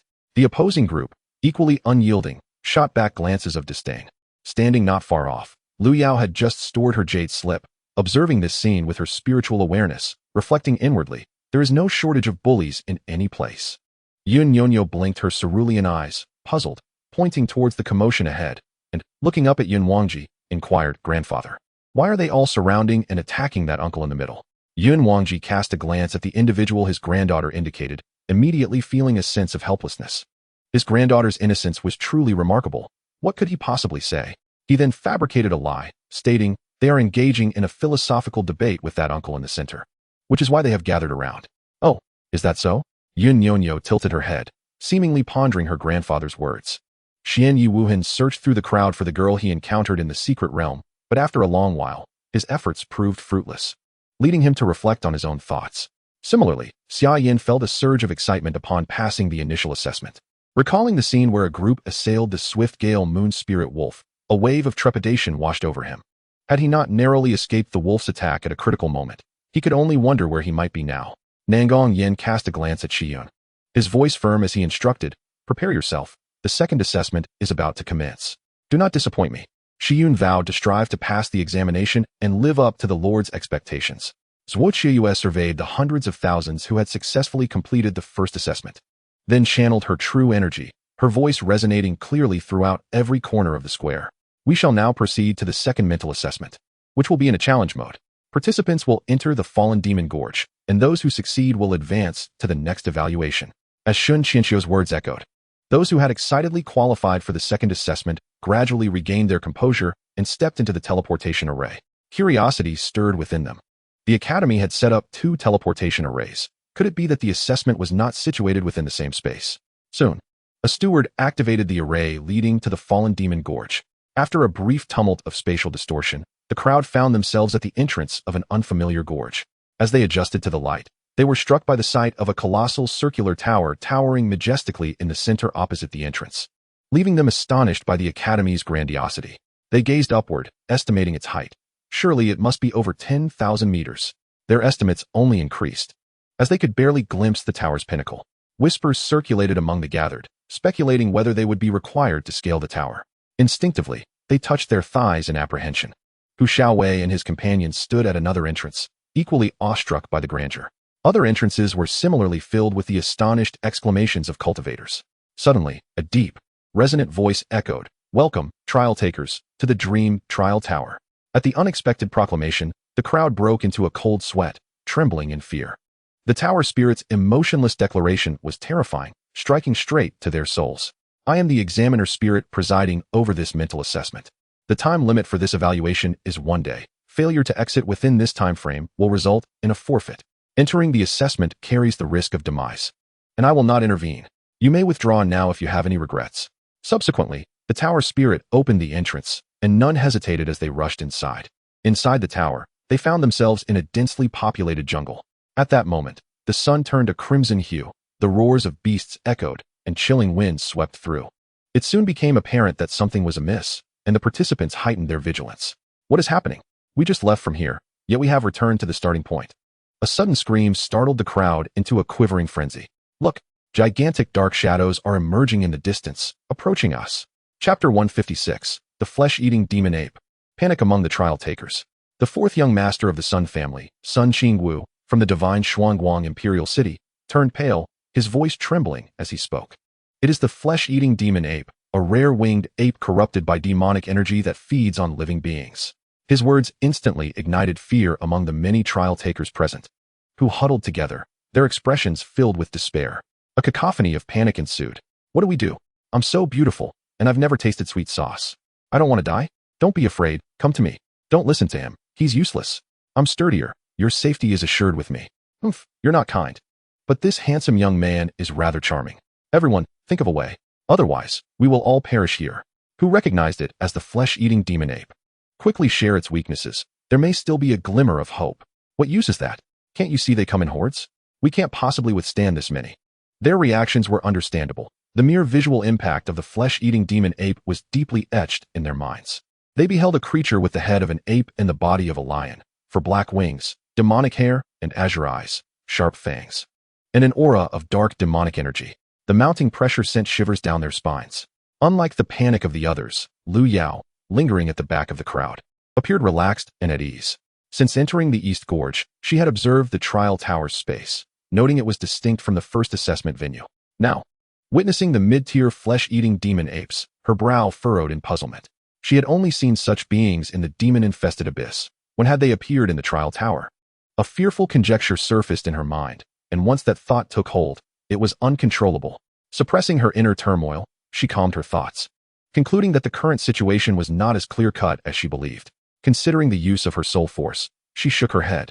Employing it in such circumstances was not something she could afford to do frequently. With a resigned sigh, she realized her strength had yet to recover, and many of her methods were temporarily unusable. She then released her spiritual awareness, maintaining vigilance as her gaze swept over the crowd, remaining silent. Lingtian, entering from the west entrance, glanced at the terrifying scene, casually remarking to those beside him, "The flesh-eating demon ape is not invincible. As long as we identify and eliminate their leader, the rest pose no threat." "Indeed, Saint Sun, you speak the truth. However, their numbers are overwhelming, and they are adept at hiding. It will be difficult to locate the leader in a short time. No matter. Let us observe the situation and act when the time is right. Your reasoning is sound. I believe this course of action is viable. What shall we do next?" "Saint Sun, prepare the sacred palace's demon-subduing formation and ensure proper defenses." Following the Saint Sun's instructions, several disciples from the heavenly sacred palace dispersed to various positions, a holy aura emanating from their formation. Li Yunxi's eyes gleamed with a fierce light as he murmured to himself, "This is perfect. I have yet to satiate my desires." Hu Xiaowei, entering from the south entrance, lowered his voice to express his thoughts. "Everyone, do not hesitate. We must act decisively to seize our chance of survival." "Understood, Captain." In another part of the area, Xian Yiwuhan wore a grave expression as he addressed his fellow clan members. "Everyone, stay alert. The flesh-eating demon apes are not weak. A moment's inattention could lead to becoming their prey. Young master, what are our chances of success?" "Indeed, that creature looks rather unsettling." Xian Yiwuhan pondered before responding. "It is difficult to say, as we are unaware of their attack power. What is there to fear? With the eldest young master here, even if it is a fearsome demonic beast, it will have to retreat." Gradually, the members of the Xian Yi family participating in the trial steadied their hearts and followed his guidance. Xia Yan glanced at Lu Junbo and the other ape beside him, secretly shaking his head. These individuals, from formidable families, spoke and acted with lofty aspirations yet lacked practical execution. They faltered in the face of adversity. Subsequently, they gathered together beneath a mound, sharing their observations. "This demon ape is no trivial matter. We must proceed with caution. That is obvious. It's right in front of us. Let us hear something different." Seeing everyone so morose, how could one not seek to enliven the atmosphere? "Allow me to speak. From my perspective, why not simply produce some personal treasures and cast them upon these demonic creatures? I assure you, the efficacy will be unparalleled." "Humph. Do you think those precious spirit talismans and elixirs are mere trinkets? If you wish to survive, you must heed my words. Brother Yan, do not be angered. We shall all contribute what we have. Indeed, you must not abandon us and flee alone." Xia Yan's lips twitched violently, his gaze turning malevolent as he fixed his eyes upon the speaker. To the east of the trial tower, a multitude of practitioners clad in rough, short garments surrounded Zhou Feng. Zhou Feng, trembling with trepidation, gazed towards the approaching figure and spoke slowly. "Everyone, if you possess spiritual treasures, hasten to take them out for defense. The might of this creature is surely formidable. Only through early precaution can we hope to survive." The scattered cultivators, recognizing the gravity of the situation, dared not act recklessly, hastily discarding their treasured possessions to construct a formidable defensive line. Chapter 157, Breaking the Illusion and the Loyalty Test. Zhu Dali observed the chaotic scene with a sinister smile, gesturing to his equally anxious companions. Dozens of individuals clad in similar attire calmed their fears and cautiously stepped forward, then circled around the group. Meanwhile, those nearby, captivated by the terrifying presence of the spirit-eating demon ape, were overly focused on the distant sky and failed to notice the stealthy group passing by. Hu Xiaowei, sensing movement from behind, grew vigilant and quickly leaned to the side. In the next moment, multiple concentrated strikes whizzed past the spot he had just occupied. Just as he was about to warn his companions, he realized it was too late. Helplessly watching as they were sent flying. Thud! Boom! Several figures crashed to the ground, followed by a resounding explosion, spitting forth blood anew. Zhanghua, Qinyu, and their companions turned pale, staggering to their feet, eyes fixated on the looming figure before them. At that moment, Hu Xiaowei's furious voice rang out. "You dare, playing tricks from behind. I shall make you pay. Brother Hu, you must eliminate these scoundrels for us." Before Zhanghua could finish, Zhu Dali interjected with a wicked grin. "Haha, weren't you all quite arrogant outside? I've long found you distasteful. Go on, my minions, slay them. Rest assured, boss, killing is our forte. And they dare provoke the lord of the city? They truly do not know the meaning of death. Enough chatter, let us get to work. We must resolve this before the demon arrives." Under the watchful gaze of the tower spirit, who discreetly monitored the scenes within the tower, a nostalgic expression crept onto his aged face. He muttered, had the young master not fallen, he would be of similar stature to these individuals now. Humanity truly delights in fishing in troubled waters. Even in crisis, they do not forget their nature. I miscalculated. I should have released a creature of higher power. However, the spirit-eating demon ape cannot discern truth from illusion, and I fear the number of these 100,000 will be drastically reduced. Just as Zhu Dali and Hu Xiaowei engaged in battle, a deafening roar of the demon ape echoed through the air, hovering less than 100 meters above ground. The spirit-eating demon ape flapped its four wings, its four legs suspended in midair, its bloodthirsty emerald eyes gleaming ominously. Instantly, a sound wave emanated from behind the demon ape. The spirit-eating demon ape dove downwards. Many trial participants who had been hit by the initial sound wave attack were still dazed. In the next moment, they were pierced through by the demon ape, their forms vanishing in an instant. Seeing this, Hu Xiaowei and his companion dared not linger, quickly dodging to safety. As for their comrades, faced with life and death peril, none would bother to look back. In other locations, similar scenes unfolded. Lu Yao glanced at the spirit-eating demon ape charging towards her and swiftly pointed, obliterating it in an instant. Realization dawned upon her.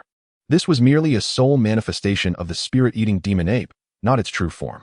With understanding, she centered herself, recited a silent mantra, and opened her eyes. Finding herself still at the entrance of the tower, a tempest surged within her heart. Someone had stealthily pulled her soul into a spiritual space without her awareness. Casting a glance at the fallen figures around her, she dared not linger and swiftly made her way towards the exit.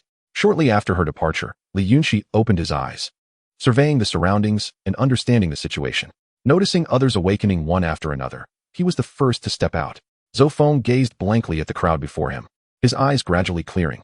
Meanwhile, most others, after arduous battles, awoke just in time to find a multitude of trial participants standing around them. They were still struggling with closed eyes, their expressions rapidly shifting. Many figures lay motionless on the ground, devoid of life.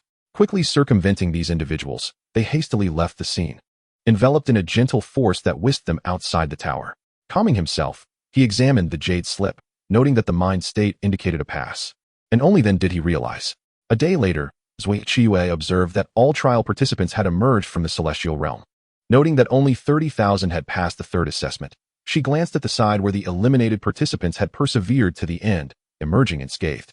A sense of admiration stirred within her. Such individuals possessed great willpower. However, admiration aside, the academy was not a refuge. It was a place where strength spoke volumes. The thoughts of Zhang Huanyu and his companions mirrored her own. Soon, Xianxiaaudiobooks' authoritative voice resonated. Excellent. Your performances have been commendable. I hope you will continue your efforts and successfully pass the final challenge. Pausing briefly, she observed the excited expressions of those below and continued. The third test is a loyalty assessment. You merely need to infuse your true essence into the jade slip. Do not attempt to resist its probing, as it will record your loyalty. Lu Yao, upon hearing this, recalled her recent experiences, and for the first time, hesitation crossed her face. This action might pose no threat to others, but for her, it was far from benign. Should her deepest secret be uncovered, she would be forever on the run, evading relentless pursuers. After all, she possessed something of great interest to the powerful. As for the other participants, their faces were filled with urgency. For them, entry into the academy hinged entirely on this assessment. However, upon reconsideration, realizing they held no ulterior motives for entering the academy, they began to alleviate their mental burdens. As for those with ill intentions, though they appeared calm, anxiety gnawed at their hearts. After all, the consequences of being discovered were dire. Nonetheless, they all followed instructions and infused a strand of true essence, a faint aura coursing through their consciousness. In less than a moment, they discovered a loyalty score appearing in the jade slip for the third assessment. Chapter 158, A Turn of Events, the top 3 of the assessment. Those with loyalty scores exceeding 60 were deemed to have passed this assessment and were ultimately accepted into the 4 major academies. As for which academy they would attend, it would be randomly assigned according to the acceptance ratios of the academies, with the final decision resting on the jade slip. Xianxiaaudiobooks released her spiritual consciousness, enveloping the jade slips of those who passed the assessment in midair, infusing them with strands of true essence according to the equal ratios of the 4 major academies. And the jade slips returned to their respective holders. They hurriedly checked which academy they had been accepted into. Song Wanzhuan's face radiated with delight upon spotting Yuer approaching from the side, and she joyfully waved the jade slip in her hand. It was evident to all that she had been accepted. Yuer, genuinely happy for her, felt a pang of sorrow, especially when she realized that she could no longer accompany her esteemed lady. Her eyes suddenly turned red and began to glisten with unshed tears. Noticing this, Song Wanwan mistakenly believed Yuer was merely sharing in her joy and paid it little mind. Yuer, I've been accepted into the Qingyu Academy, she exclaimed, sticking out her tongue playfully, her demeanor charming and tinged with a hint of pride. Gu Feng observed with a smile the lords who had previously mocked him, particularly lingering his gaze on Xiao Min, the intent behind it unspoken. Meeting his gaze, Xiao Min maintained a cold expression and retorted with a biting remark. A petty person rejoices, we shall see how this unfolds. Simultaneously, the other lords, feeling the weight of Xiao Min's gaze, found their faces flushed with embarrassment, casting furtive glances at the solitary figures beside them, cursing them under their breath. Useless, you have brought disgrace upon my name. With that, they hastily departed. Zhudali, having narrowly escaped a dire situation, had no time to rejoice before hearing the third requirement regarding loyalty. His countenance instantly paled as if he had ingested poison. Now, being scolded for no apparent reason, A malevolent glint flickered in his eyes as he glanced at the individual who had ensnared him in this predicament. Subsequently, he silently stepped forward to join the others. The other unsuccessful candidates, too, dared not utter a word, their spirits dampened, while a few discontented figures could be spotted among them. All of this did not escape the watchful eyes of xianxiaaudiobooks and her colleagues overseeing the admissions, who took mental notes of the unfolding drama. They exchanged glances with the jubilant crowd before quietly slipping away through the throng. Xia Yin could hardly conceal his excitement. Indeed, he had also been accepted. Yet, he found himself pondering the overall strength of the Qingyu Academy, curiosity blossoming within him. Never mind. Once I enter the academy for further studies, I shall learn more about its true nature. Surrounding him were several individuals wearing expressions of joy, notably 4 among the 8 from Lu Junbo's group, while the other 4 wore faces of envy, their spirits visibly deflated. Xia Yin recalled the pleasant days spent together and felt a kinship with them. Cheer up, you 4. Keep honing your skills. The 4 of us will be waiting for your inclusion in the academy, he encouraged.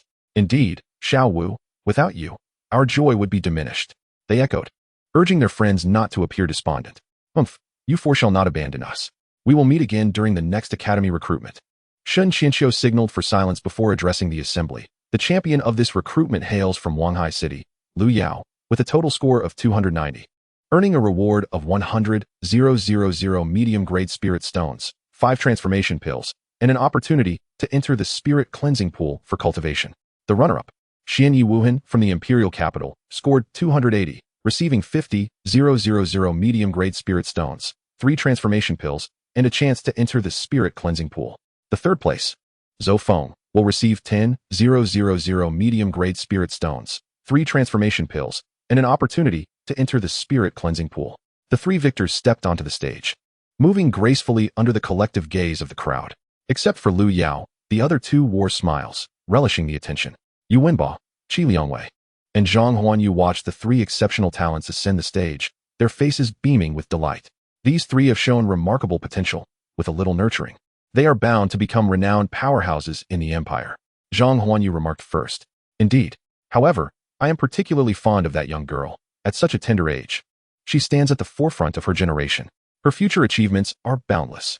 I dare say, she is beyond the comparison of us old fellows, Qi Liangwei added, unabashed in his praise. Noticing the envy and jealousy in their eyes, Qi Liangwei felt a swell of pride, then turned to the 3 who approached to pay their respects, saying, no need for formalities. His gaze then settled on Lu Yao, a broad smile illuminating his face. You must be Lu Yao, correct? Lu Yao looked at him with curiosity, nodding in affirmation. Indeed, what instructions do you have for me, Lord? She responded, neither servile nor haughty, a promising candidate in his eyes. As Qi Liangwei picked up a storage ring and a jade vial from the podium, he held back from directly handing them over. Instead, he propelled them toward her using his true essence, watching intently to see how she would manage the force of his power. Chapter 159. The conclusion of admissions and seeking forgiveness. Lu Yao observed the old man's actions with a bemused expression, fully aware of his intention to test her. Consequently, she deliberately slowed her movements. When she reached out to catch the items, a look of effort crossed her face, and she feigned a step back to dissipate the force before regaining her balance. It was remarkable how seamlessly she executed this action, making it difficult to believe it was intentional. Seeing the desired effect achieved, Qi Liangwei chuckled heartily. Not bad. To withstand my true essence is indeed a rare feat. Once you enter the academy for further studies, your future will undoubtedly be extraordinary. Lu Yao, hearing this, felt a wave of exasperation wash over her. Did this old man really need to state the obvious? She was already endowed with exceptional talent and possessed the insights from her previous life. Why would she not ascend to the pinnacle? As he continued to prattle on, she considered demonstrating her true strength, but reconsidered, knowing that she had expended considerable effort to gain admission to the academy, and it was not in her nature to throw it all away. Suppressing her thoughts, she uttered words of feigned humility. Your praise is unwarranted, Lord. Had it not been for your leniency, I might not have been able to stand here unscathed to hear your teachings. After delivering her flattering remarks, she struggled to recall the last time she had praised someone so sincerely. Qi Liangwei, upon hearing her compliments, beamed even more, satisfied with Lu Yao's response, which was both measured and respectful. His perception of her elevated significantly, and he mused that once she entered the academy, provided she adhered to the principles, he could offer her significant assistance. Unbeknownst to Lu Yao, she was not a deity and could not discern that her deliberate performance had garnered the others' favor. Excellent. I look forward to your future endeavors, Qi Liangwei declared. Upon hearing this, a shiver ran down Lu Yao's spine. Xian Yuwuhan and Zhou Feng, witnessing this exchange, tightened their grip on their jade vials, their eyes glinting with envy. They exchanged silent glances with two other lords nearby, their hearts silently lamenting. Why do we not receive such treatment? As the crowd below observed the unfamiliar figures, they began to murmur among themselves. Aside from Xian Yuwuhan, the identities of the other two were entirely unknown.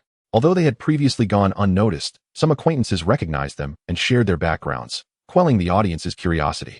An astute observer recognized the individual next to Xian Yuwuhan and exclaimed with excitement, "The prodigy beside young Master Xian is Zhou Feng. Oh, I remember now. Is he not the one mentioned by the old man of Xianxia earlier?"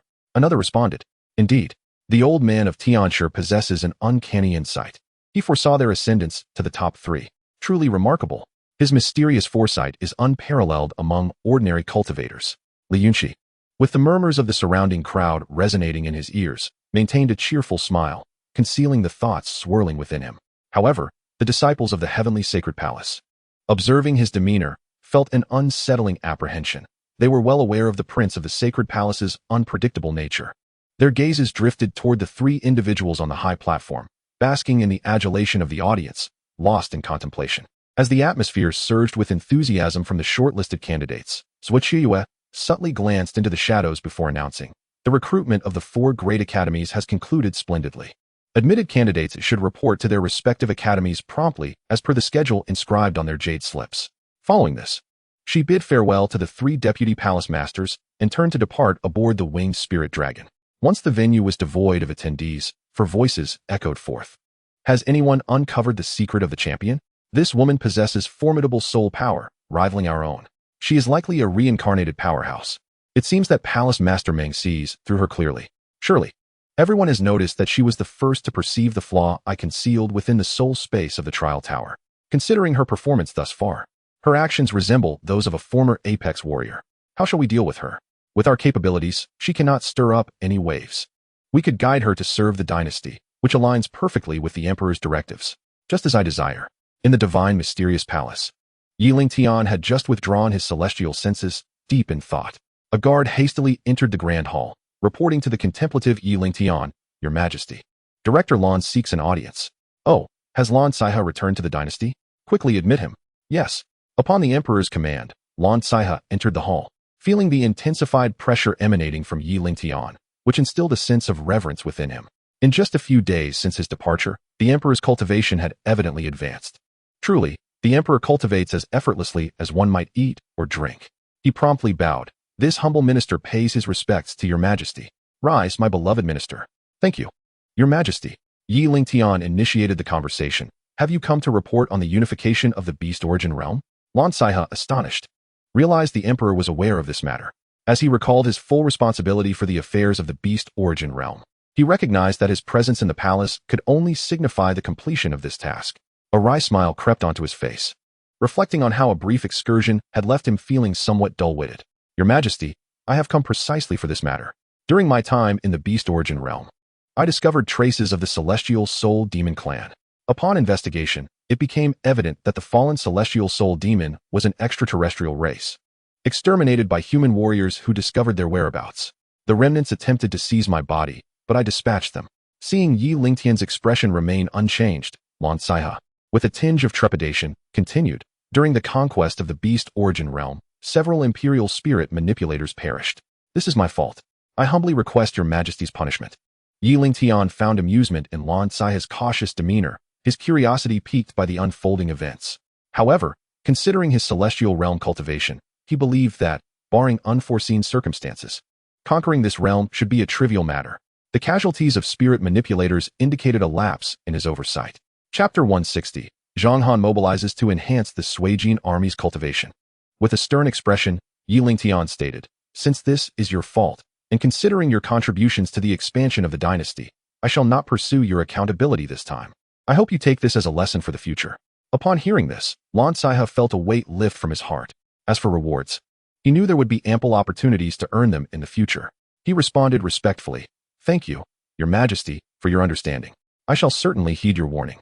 Contemplating further, Lingtian added, "Select some resources confiscated from the beast origin realm and bestow them upon the imperial spirit manipulators who participated in this expedition." I shall express the gratitude of the spirit manipulators to your majesty. Very well. You may withdraw. Yes. As Xianxia exited the grand hall, he cast a lingering glance back, hastening his departure. Observing Xianxia's swift retreat, Lingtian mused, "Am I truly so fearsome?" He then addressed those around him. "Has there been any news from the dispatched personnel to the various domains?"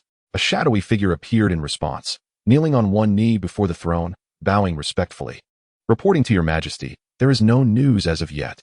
The individual was none other than Zhang Han, whose cultivation had reached the celestial immortal realm. No enemy targeted by him had survived beyond the next day. Yet, this life-averse figure displayed a hint of trepidation in the presence of Lingtian, proceeding with utmost caution. Lingtian's expression darkened slightly as he furrowed his brow. By the timeline, the envoy sent to invite various factions to the dynasty's ascension ceremony had departed some time ago. Could there have been unforeseen circumstances en route, rendering their escorts incapable of resolving the situation, resulting in silence? Considering the prowess of the dozens of white-clad soldiers, he felt uncertain.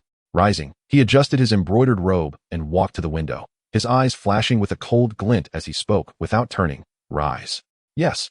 As Zhang Han stood, he felt a cold sweat trickle down his back. Casting a glance at the palace window, he noticed Lingtian standing with his hands clasped behind him. A sense of puzzlement arose within him. With the mention of the envoys, had something indeed gone awry? As these thoughts weighed heavily on him, Lingtian slowly declared, "Since I have appointed you to oversee the shadow guards, you must take full responsibility for the governance of the 10,000 white-clad soldiers. You shall personally investigate, as the envoys dispatched to the various domains may have encountered misfortune. I shall obey your command." Sensing the ominous tone in his sovereign's voice, Zhang Han exited the grand hall, gazing into the distance, a flicker of crimson flashing in his eyes. Subsequently, Lingtian contemplated the initial batch of divine demons accompanying him, noting the disparity in their combat prowess. He sighed inwardly, realizing the weight of his responsibilities. With a thought, he retrieved millions of transcendence pills, sweeping his celestial senses to locate Yuan Qingdu's figure. He transmitted a message. "Qingdu, where are you?" Yuan Qingdu, currently patrolling the imperial capital, was startled to hear Lingtian's voice, filled with confusion. "Your Majesty suddenly seeks me. Could it be a matter of great importance?" He quickly replied, "Your servant is here. I appreciate your protection of the imperial capital, and today I bestow upon you the breakthrough pills to assist you in reaching a higher realm. Furthermore, ensure that you distribute the other pills as well. I do not wish for the soldiers safeguarding the imperial capital to be of inferior cultivation, bringing shame upon me." With a flick of his finger, he sent a ring containing the pills soaring through the air, landing precisely on the western city tower. Yuan Qingdu's face lit up with joy. Such treasures were rare and coveted. After all, who would shy away from enhancing their cultivation? He promptly expressed his gratitude. "Your servant thanks your majesty for the generous gift. Why are you all still dawdling? The emperor has bestowed upon you pills to enhance your cultivation." Upon hearing this, the Suijin army, bewildered by their general's reaction, erupted into ecstatic cheers, their voices resounding like thunder. "Thank you, your majesty, for your great grace." Just as the cheers subsided, a storage ring suddenly appeared before him. Grabbing it instinctively, he tightened his grip. Observing Yuan Qingdu's reaction, Lingtian couldn't help but chuckle. Was it truly so shocking? As one who possessed countless resources, he knew little of the struggles involved in acquiring a share of cultivation resources. Ordinary cultivators must expend an immense amount of effort, often 100-fold or even 1,000-fold, merely to attain their goals. In the eyes of Lingtian, however, such labors appear trivial. Observing the elevated morale of the soldiers from Xiqing, Lingtian expressed his satisfaction and declared, "I hope you all strive to enhance your cultivation, lest you fall behind the other legions. I do not tolerate incompetence among my ranks. Do you understand?" Upon hearing Lingtian's words, the soldiers of Xiqing were invigorated. In their eyes, the emperor was a figure of great stature, seemingly indifferent to the plight of the common folk. Yet unexpectedly, their sovereign had responded to them. This revelation brought them a sense of closeness to their revered emperor. They promptly pledged in unison, "Rest assured, your majesty, we shall not disappoint your expectations. We will defend the imperial capital with our lives and safeguard the dynasty." "Excellent. I anticipate your performance." Lingtian retracted his divine sense. Reflecting on the scene he had just witnessed, a contemplative expression gracing his countenance. The dynasty may seem aloof from the populace, yet without the foundation of the people, it is akin to stagnant water devoid of a continuous source of vitality. There can be no talk of purification, nor a lasting future. Military might and bloody suppression may serve as a temporary means of governance, but they are not a sustainable solution. Chapter 161. The Yuanling dynasty in alarm as a powerful enemy approaches. In the Yuanling domain, within the Yuanling dynasty, the Yuan emperor regarded the elderly figure before him with a disapproving gaze, his tone tinged with restrained anger. To disturb me at this hour without just cause. Even if you are one of my most trusted ministers, do not blame me for my ruthlessness. The old man across from him was none other than Na Yuanzhong, a trusted official of the late emperor and the current chancellor of the Yuanling dynasty, whose cultivation had reached the mid-stage of the tribulation crossing realm. In earlier years, due to the youth of the current Yuan emperor, he had governed the state alongside 2 other ministers. However, this harmonious period was not to last. The Yuan emperor, unlike his enlightened predecessors, had gradually succumbed to indulgence in wine, women, and vice as he aged, leading to his growing distaste for Na Yuanzhong's grip on power. The rift between them widened. Na Yuanzhong, upon hearing the emperor's words, felt a profound disappointment. He could not help but recall the brilliance of the previous emperor, Yuan Muxu, and lament the inadequacy of his successor. Despite these thoughts, as a loyal minister, he adhered to his principles and endeavored to assist, hoping the emperor would awaken to his responsibilities and strive to preserve the foundations of the Yuanling dynasty. With a heavy heart, he admonished, "Your Majesty must surround yourself with virtuous ministers and shun base individuals. Indulgence in vice will only drain your spirit. Should anything befall you, how shall I face the late emperor in the afterlife?" At that moment, a provocatively dressed woman seated upon the lap of the Yuan emperor turned her gaze upon Na Yuanzhong and scolded, "How dare you? Do you still regard the emperor in your eyes? His actions are not for you to question. Remember, you are merely a dog beneath the emperor's command. Do not bite the hand that feeds you." Yuan Muxu's expression soured at her words, for they struck a chord within him. He retorted, "Given your past service to the dynasty, I shall not impose difficulties upon you. Depart to your home and spare yourself a grim fate." Na Yuanzhong, heartbroken, wept bitterly, lamenting that the emperor's disregard for his counsel would surely lead to the dynasty's downfall. The woman, a 6th disciple of the Yinhua palace, cautioned, "Your Majesty must remain calm and not fall into the traps of the Yinhua palace. She will eventually bring chaos to the dynasty." Yuan Muxu's countenance darkened with fury as he shouted, "Old fool, I have tolerated you as a trusted elder. Do you truly think I would hesitate to eliminate you?" The woman in his embrace writhed, her voice sultry as she pleaded, "Oh, Your Majesty, I cannot abide this. He has dared to speak ill of me. My heart and loyalty belong to you, Your Majesty. You must take my side. Do not weep, my beauty. It pains me to see you so. I shall support you." The emperor asserted, "If I promise, then see to it that he meets his end. In avenging you, I shall simultaneously strengthen the imperial authority." The woman's suggestion resonated with him, and he replied darkly, "What final words do you have? I shall grant your wish." Huh, how laughable. To think that I, Na Yuanzhong, have dedicated my life to serving your family, only to be outdone by a mere enchantress. He lamented, "It is truly tragic. Old fool, you have exploited the emperor's youth for years, manipulating the affairs of the dynasty. Were it not for other ministers keeping you in check, your ambitions would have surely borne fruit. Humph, enchantress, your arrogance will not go unpunished. Mark my words. Die," he implored. "I call upon the 5 elder emperors to assist me in eliminating such treacherous scoundrels." "As you wish." Na Yuanzhong's spirit remained unbroken. He rushed towards the woman in Yuan Muxu's embrace, but was intercepted by a nameless elder clad in black robes. Upon seeing the 5, Na Yuanzhong's complexion turned pale, and he screamed in desperation, "Indeed, your family is ever wary of me." One among the 5 spoke, "Na Yuanzhong, it has been decades since we last met. It seems the words of the late emperor have come to fruition. You seek to harm the young emperor? No further words are needed. I shall take you down with me. Kill." The 5 swiftly encircled him, summoning a black, fan-shaped spiritual artifact. As they infused it with their true essence, white needles erupted from its edges, targeting Na Yuanzhong with precision. After some time, a piercing scream escaped his lips. He collapsed to the ground, blood spilling from his mouth, desperately trying to rise. Seeing this, the 5 shook their heads, solemnly declaring, "It is futile. Do not struggle. Those struck by our soul-cleaving needles shall not survive beyond half an hour. Had you chosen to assist the emperor and fulfill your duties, you would not have met such an end." Na Yuanzhong wore a bitter smile, his demeanor utterly desolate. "Do not revel too soon. A powerful being approaches the imperial capital. Soon, you shall follow in my footsteps." Coughing violently, he continued, "You may not believe me, but someone is indeed coming to the capital. Is it not you who has conspired with this powerful entity?" The 5 exchanged glances, their expressions darkening as they inquired, "Is this true? Who approaches the capital? Is it someone you have summoned? How forgetful you are. Others come seeking retribution." Yuan Muxu, sensing the situation slipping from his grasp, embraced the enchanting woman and approached, casting a cold glare at Na Yuanzhong, disdain evident in his voice. This domain lies near the western regions. It is foolish to think that strong figures will descend upon such a remote place. You are merely clinging to life, yearning for the world. Chapter 162, The Provocation of Ants and the Escape of the Prisoner. How amusing. A mere small dynasty dares to belittle the western regions. Yuan Muxu's expression faltered momentarily before shifting dramatically as he bellowed, "Who dares to play tricks?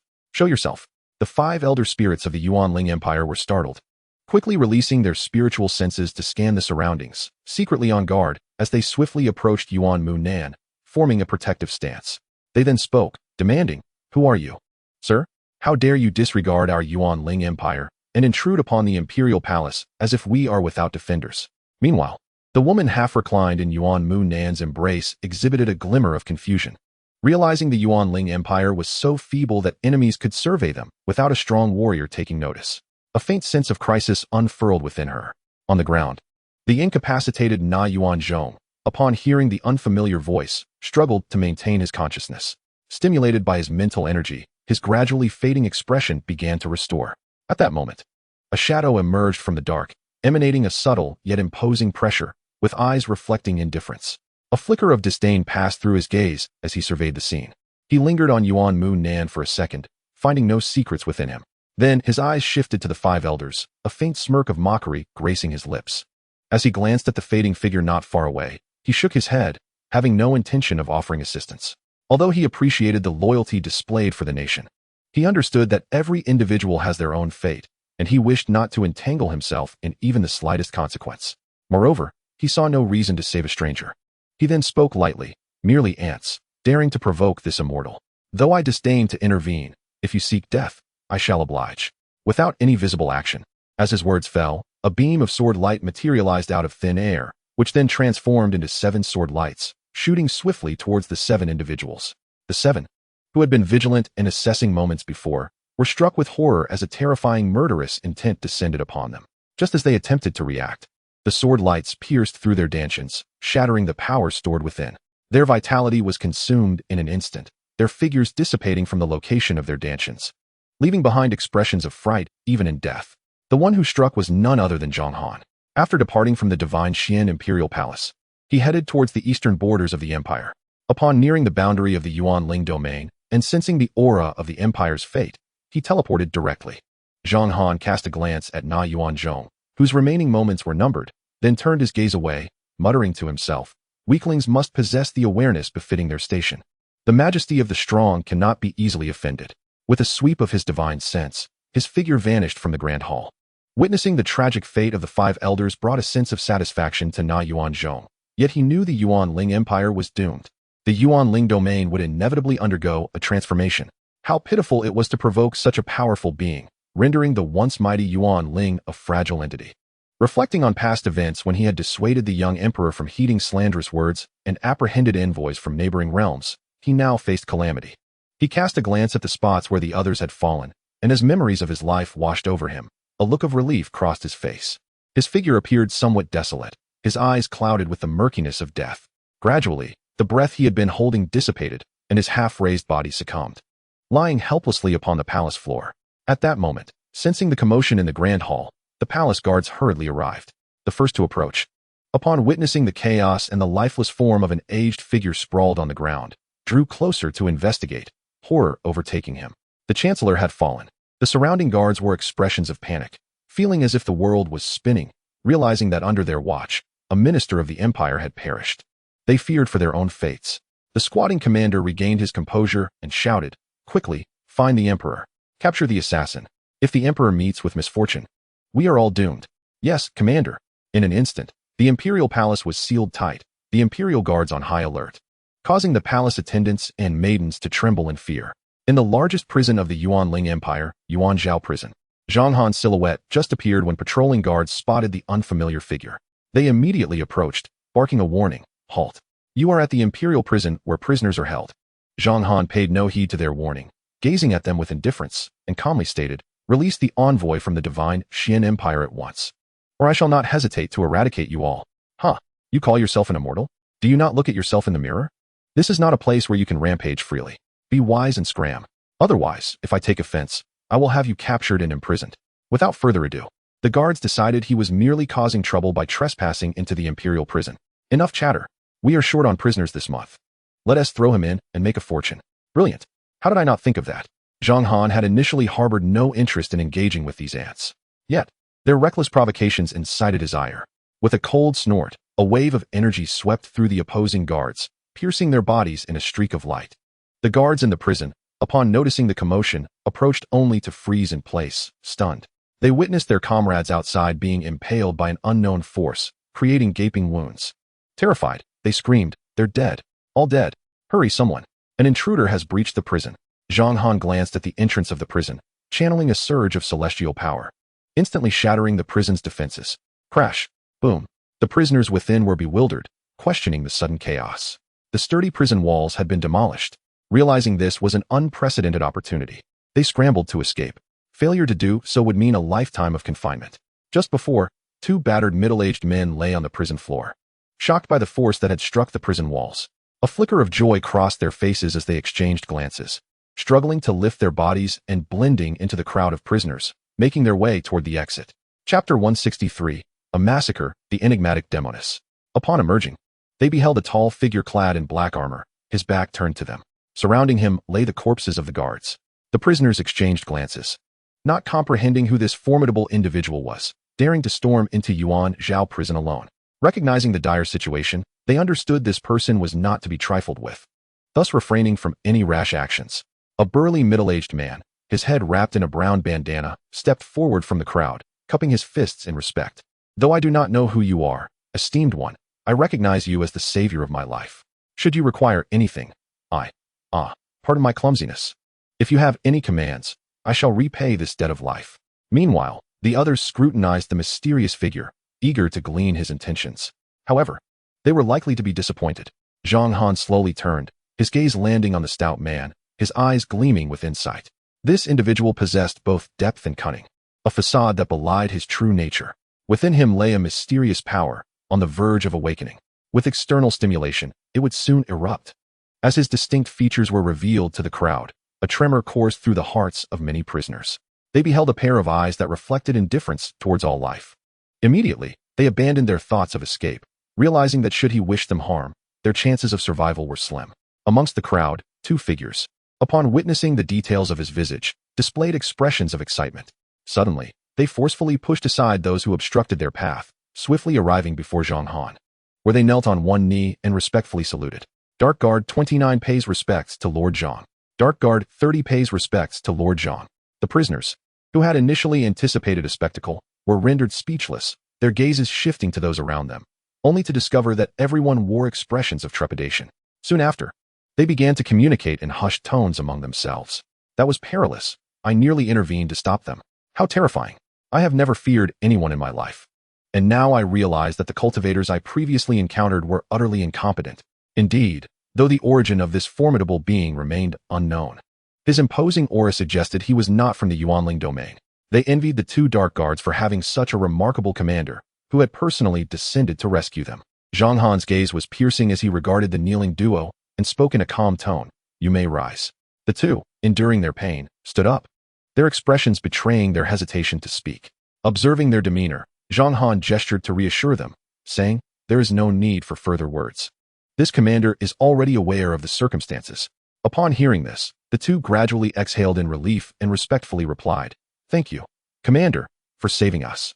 Noticing their injuries, Zhang Han unleashed two strands of celestial energy, which instantly enveloped them. The two remained composed, feeling a soothing energy coursing through them. Within a few moments, they realized the healing power had dissipated, and a look of astonishment graced their faces as they raised their hands to inspect their wounds, which had miraculously healed. Just as they were about to express their gratitude, they were silenced by Zhang Han's wave of his hand. The nearby prisoners were aghast. They could hardly believe their eyes, having witnessed the severity of the two's injuries. To recover fully without a span of 10 days or more was nearly impossible, yet now, the commander had merely waved his hand to heal them. The implications were chilling, and they dared not dwell further on it. Initially, Niu Dio felt a jolt of panic as the commanding gaze swept over him, but when he saw the two emerge with excitement, breaking the tension, he felt a weight lift from his chest. Witnessing the entire spectacle left his eyes wide with shock. He thought to himself that such miraculous abilities could not belong to an ordinary cultivator. Zhang Han cast a glance at the high-ranking cultivators across from him, choosing not to engage further. Their fate held little significance for him. His sole intention in demolishing the prison was to rescue the 2 dark guards. As he observed the retreating figures of the 3, the prisoners followed closely behind, understanding that escaping unscathed from this place was an impossibility given their strength.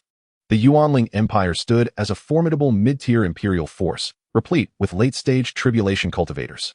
Once the empire's powerhouses descended, their fate would be either death or continued imprisonment. To break free from their confines, they would have to push their strengths to the utmost.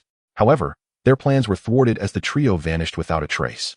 Meanwhile, the general of the Yuanling imperial capital, Yun Shan, received a message from the imperial palace to seal the 4 gates of the capital. Sensing the collapse of the capital's prison, a large contingent of the Spirit Wood imperial army surged toward the Yuanzhou prison. The tens of thousands of prisoners, seeing the approaching imperial forces, wore expressions of dread, their eyes glowing crimson as their bloodthirsty instincts were ignited. Without a moment's hesitation, they unleashed their true essence in a furious assault. Witnessing the riotous prisoners, the citizens of the capital scattered in terror, prompting the enemy commander to bellow, "Kill these wretched beings! Slay them!" Boom.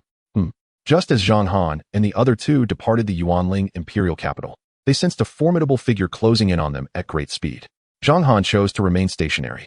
Dark Guards 29 and 30 exchanged puzzled glances, but refrained from questioning him, standing quietly to one side, fully aware that their commander had his reasons for this action. After a moment, a shadow enveloped in darkness approached them.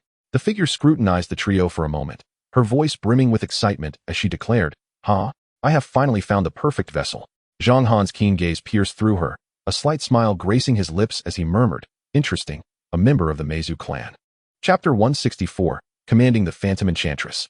Observing the trio's calm demeanor, with not a hint of surprise, the leader of the group disregarded her. His gaze filled with scrutiny, as if he were pondering something. No one had ever treated her this way, igniting a flame of indignation within her. She vowed to make them regret their contempt. Then, from the mist emerged her cold voice, "Very well. You have successfully piqued my interest. I have now decided to take you back with me to enjoy the finest treatment. Especially you. I sense an alluring gene within you."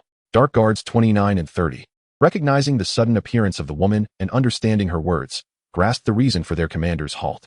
They held no fear of her potential malice, trusting that their commander would handle the situation with ease. Upon hearing her provocation directed at their commander, they exchanged incredulous glances, wondering if she was aware of the severe consequences of her actions. Zhang Han remained unfazed throughout, showing no sign of change in expression, which only fueled the Phantom Enchantress's feeling of being underestimated. Is that so? When did those of the Meizu clan become so arrogant?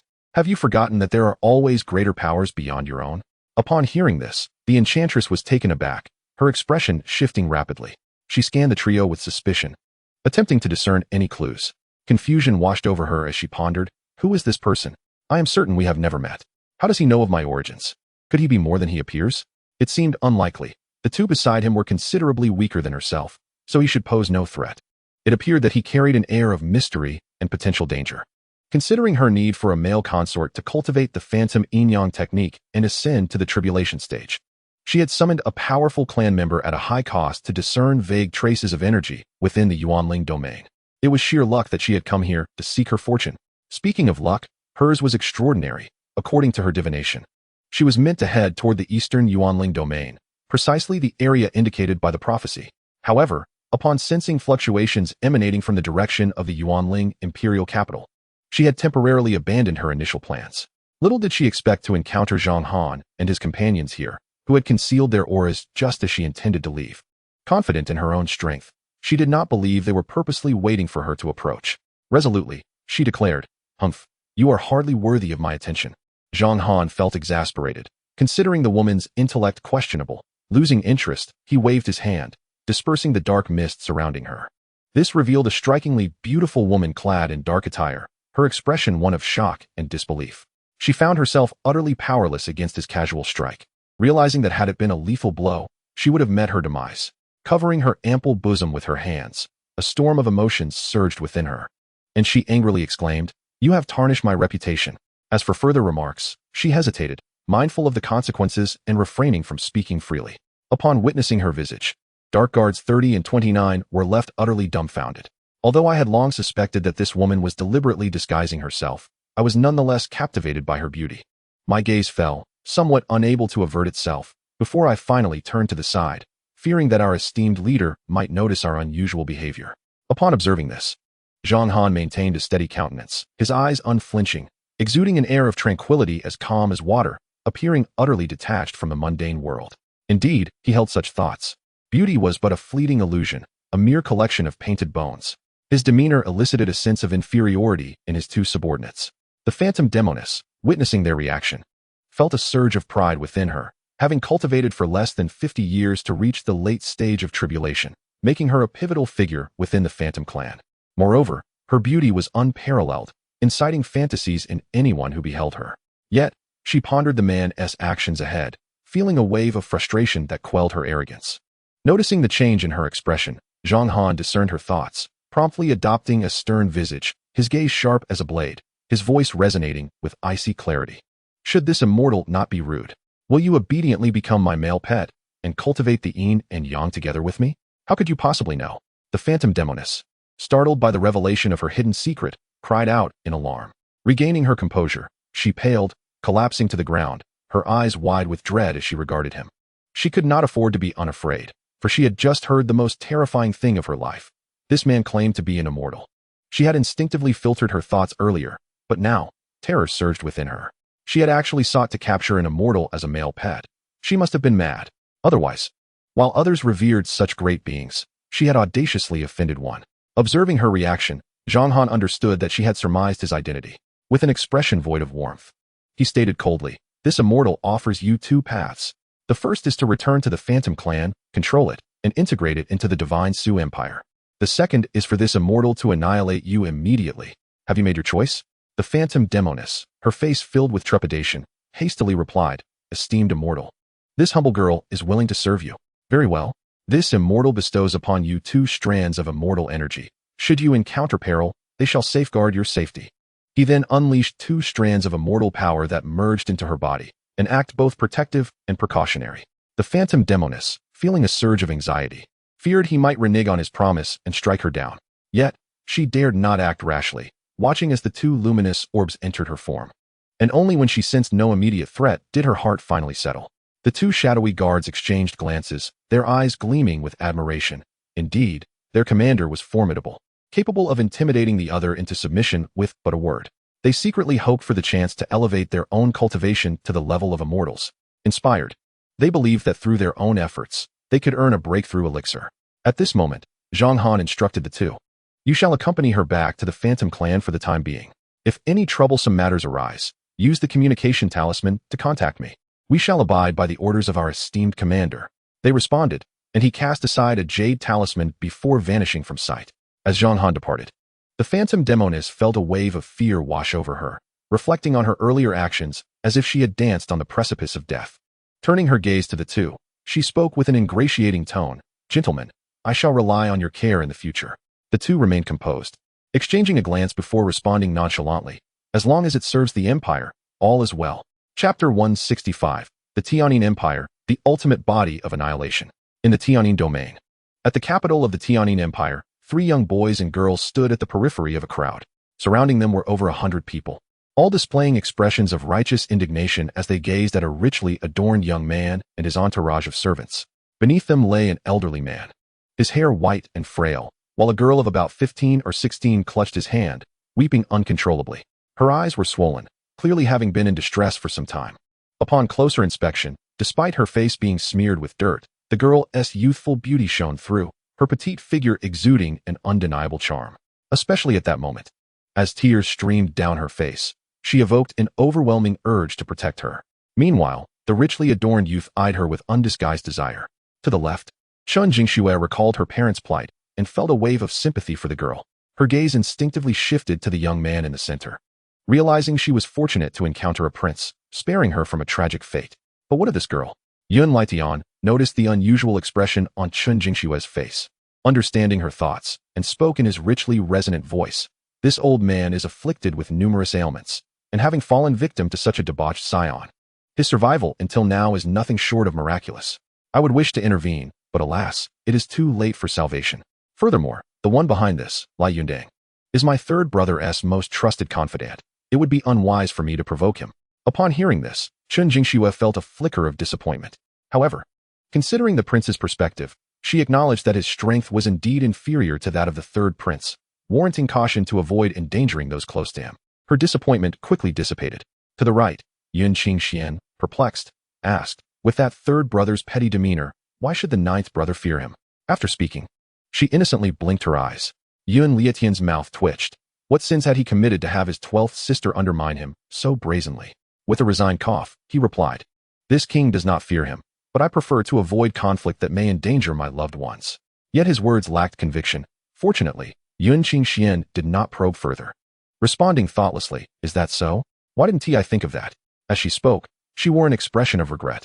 Yun Lietian suspected whether his sister was intentionally provoking him, but seeing her innocent gaze, he chose not to dwell on it. The day grows late. Let us return to the manor. Lai Yundang, wearing a sinister smile, remarked, little sister, have you made your decision? Your grandfather cannot wait much longer. Should you delay, it will only lead to his demise. The nearby servants chimed in, urging, little girl, hurry and comply. Our young master holds great status in the Tianyin Empire and can look after you and your grandfather in the future. Agreeing to our young master's request will not be a loss for you. Observers in the crowd, sensing the weight of his authority, could only watch in silence, murmuring amongst themselves, how shameless. He seeks to possess the girl and speaks so grandiosely. Hush, lower your voice. Do you wish to die? If Lai Yunang hears you, your days are numbered. What nonsense. He has already harmed numerous young women in the capital, tearing families apart. He will surely face retribution. Enough, brother. I know not what fate awaits him, but you should remain silent, lest you invite misfortune. Casting a deep glance at the sinister Lai Yundang, Yun Lietian led the trio away from the scene. At that moment, Yun Qingxian noticed a strange figure suddenly appear nearby. Upon closer inspection, her expression shifted dramatically, and she tugged at Yun Lietian's sleeve, whispering urgently, ninth brother, there is something odd about the person across from us. With my purple mansion cultivation, I cannot discern their true nature. They are shrouded in a mist. Yun Lietian, curious, glanced over but found nothing amiss. Retracting his gaze, he asked curiously, what is so strange about it? In the capital, such cultivators are commonplace. It's normal for them to possess 1 or 2 spirit artifacts that conceal their presence. Yun Qingxuan, perceiving the misunderstanding in Yun Lietian's expression, hastily clarified, my intuition informs me that this individual does not belong to the imperial dynasty. Zhang Han cast a fleeting glance at the group, and the three were struck by the indifference reflected in his eyes. A chilling gaze that seemed to disregard the lives of all. Their faces stiffened, blood surged through their veins with trepidation, and they averted their eyes in fear. Their heads bowing in submission. Their bodies trembled uncontrollably, clearly shaken by the encounter. Having departed from the Yuanling domain, Zhang Han sensed a faint aura of murderous intent awakening, which piqued his curiosity and led him to this place. Upon spotting the young girl in the center, his expression shifted, realizing that it was not the appropriate moment to act. He understood the uniqueness of the extreme Tao-killing body. Many gifted individuals possessing this physique found it challenging to awaken. However, once awakened, it became a formidable force, capable of assimilating various powers and reaching a consummate state, able to annihilate foes several realms above the cultivator. He cast a glance toward the direction of the imperial palace, observing the unfolding events. Under the immense pressure from the external forces and the dual mental torment, the girl was on the verge of collapse. In Chapter 166, awakening the blood-colored spirit vein, and making an appearance to recruit, Lai Yundang, noticing that his words were ignored, felt his patience dwindling and impatiently proclaimed, since you refuse to serve me, allow me to send your grandfather on his way and see if you comply. He then commanded the nearby servants, you lot, go pull her away and eliminate this old fool. The surrounding servants, eager to please, responded, yes, young master. Subsequently, 5 or 6 robust servants eagerly approached, each seizing one of the girl's hands, forcibly lifting her, while the others regarded the frail old man on the ground with pity. Old man, blame your granddaughter for being ungrateful. She refuses to serve our young master for your sake. They then unleashed a surge of spiritual power. The girl, witnessing the imminent demise of her only kin, cried out in anguish, her voice sorrowful enough to evoke sympathy from those who heard. Stop. I agree to your demands. She wept. Grandfather, please wake up. I'm so scared. If you leave me, I want to know how to go on. Seeing Yang Xiyu, tear-streaked and heart-wrenching, Lai Yundang felt a rush of exhilaration and laughed maniacally. My little beauty, it's too late to beg for mercy. This old fool is merely a burden to you. I will take care of him and ensure you enjoy the pleasures of life. Don't worry, once we return to the Liyun mansion, I will cherish you." As her pleas bore no fruit, Yang Xiu's eyes began to turn crimson, and as she beheld the attack poised to strike her grandfather, she cried out in despair, "No. You cannot do this. The laws of the Empire will punish you." "Haha, little beauty, you're still not awake, are you? The laws of the Empire are merely tools to restrain commoners like you. Are you not curious why, despite the ruckus here, the guards have yet to arrive? Let me tell you, it is all my doing." His words sparked discontent among the onlookers, who felt disillusioned by the Empire's preferential treatment.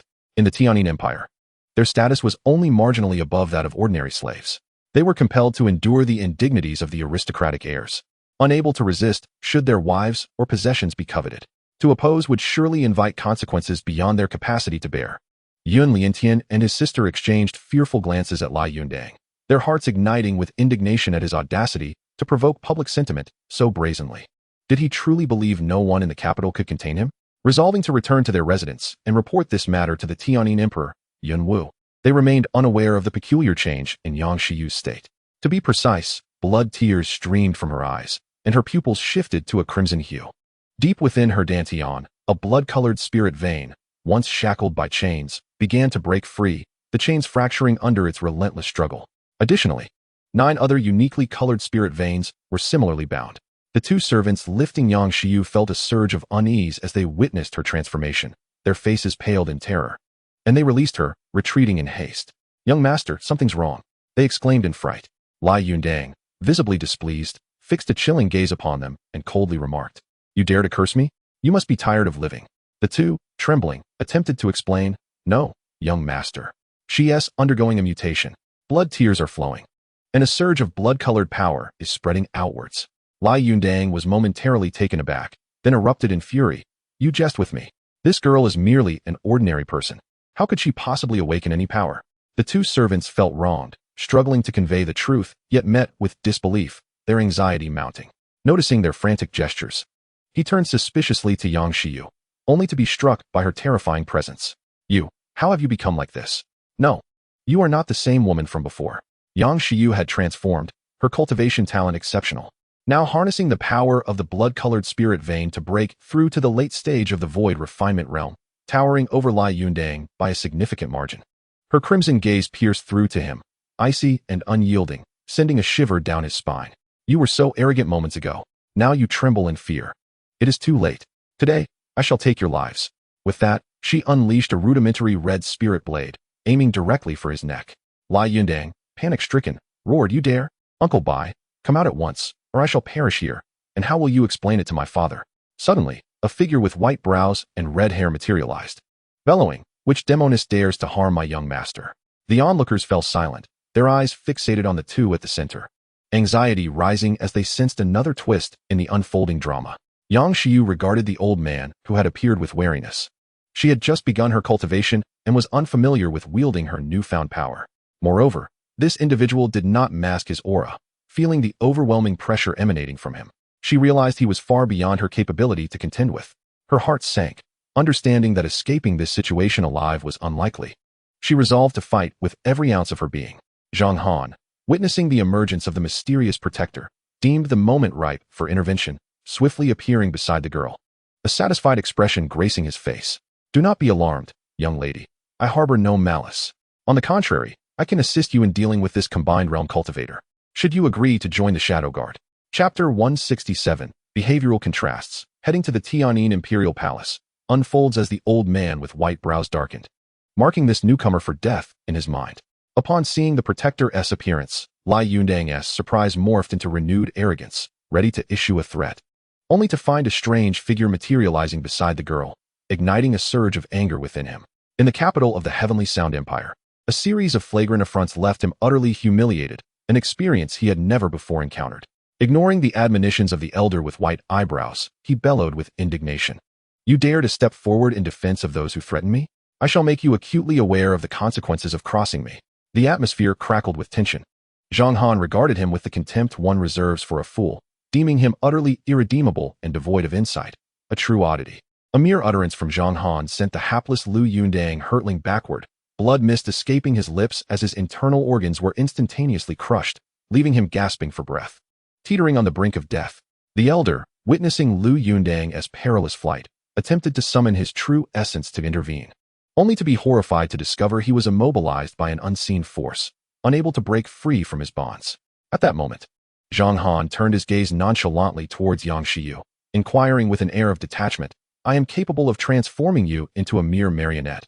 However, such a method does not align with my principles. What say you to my proposal?" Yang Xiu, momentarily taken aback, felt a mix of awe and terror at his enigmatic prowess.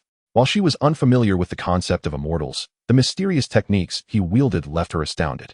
The mention of serving the shadow guards piqued her curiosity. What kind of power was this, and why had she never heard of it? As a novice in the realm of cultivation, her ignorance was to be expected. Nevertheless, the thought of someone resolving her immediate problems felt like a means of avenging her grandfather. Regarding her future, she had lost all family when her grandfather departed from this world. Thus, where she would go mattered little. Resolutely, she reined in her crimson gaze, returning to a more composed demeanor, and respectfully declared, "I am willing." "Excellent. I neglected to mention that I am the leader of the shadow guards of the divine mysterious empire. You shall remain by my side for the time being. Once your cultivation is firmly established, I will assign you tasks." Zhang Han found her to be quite promising, particularly her ability to learn and manage her emotions, quickly adapting to her new role. "The assailants surrounding you have been subdued. You may now exact your revenge." His intention was to assist her in conquering the demons that plagued her heart, preventing future disturbances as she advanced to the tribulation stage. With that, Yang Xiu grasped the spiritual sword Zhang Han had offered and approached the array of servants and Lu Yundang. The servants' faces blanched with terror as they pleaded for mercy, yet were swiftly silenced by her blade. Her cold, piercing gaze fell upon Lu Yundang, now lying on the ground, teetering on the edge of death, a cruel smile curling at her lips. She had no intention of granting him a swift end. Instead, she pierced him repeatedly, each thrust eliciting gasps of horror from onlookers. As the spectators breathed a sigh of relief at her apparent transformation from a delicate maiden to a figure of merciless vengeance, they found it fitting given the suffering they had previously inflicted upon her. The siblings, Lingtian and his sister, felt a surge of gratitude that they had refrained from disrupting the proceedings earlier. They silently noted the significance of the divine mysterious empire and the shadow guards. After tormenting him to her satisfaction, Yang Xiu delivered a fatal strike to his throat and followed Zhang Han away from the scene. "How terrifying," gasped one onlooker. "Who is this person? I heard my father mention that the white eyebrow elder of the Lai family is a cultivator at the integration stage. Yet he was subdued without a single movement. Didn't he claim to be from the divine mysterious empire?" Another replied, "Ah, yes, it seems so, Your Highness. They are heading toward the imperial palace. Could they be going there?" "Perhaps," came the reply. This reminded the prince of an earlier arrival of someone claiming to be a messenger at the palace. He pondered the connection between the two events. "Never mind. My father will handle this matter. Let us return to the estate." Upon returning to the residence of the Chu prince, Yun Litian took his seat at the head of the hall, savoring a cup of invigorating nectar offered by the maid. Reflecting on recent events, he felt considerable dissatisfaction with Lu Yundang's actions. However, the latter had paid a price for his misdeeds. Considering his father's suspicious nature, he ultimately suppressed his thoughts, opting for a path of least resistance. With a sigh of relief, Yun Litian retreated to his chambers to commence his cultivation.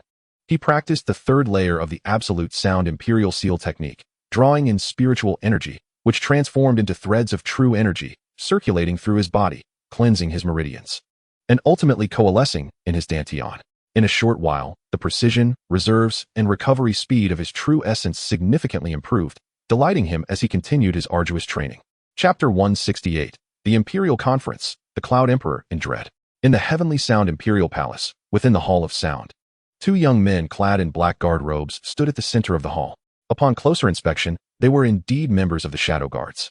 Seated at the elevated position was a middle-aged man wearing a black imperial robe, exuding an air of authority, the Emperor of the Heavenly Sound, Yun Wu.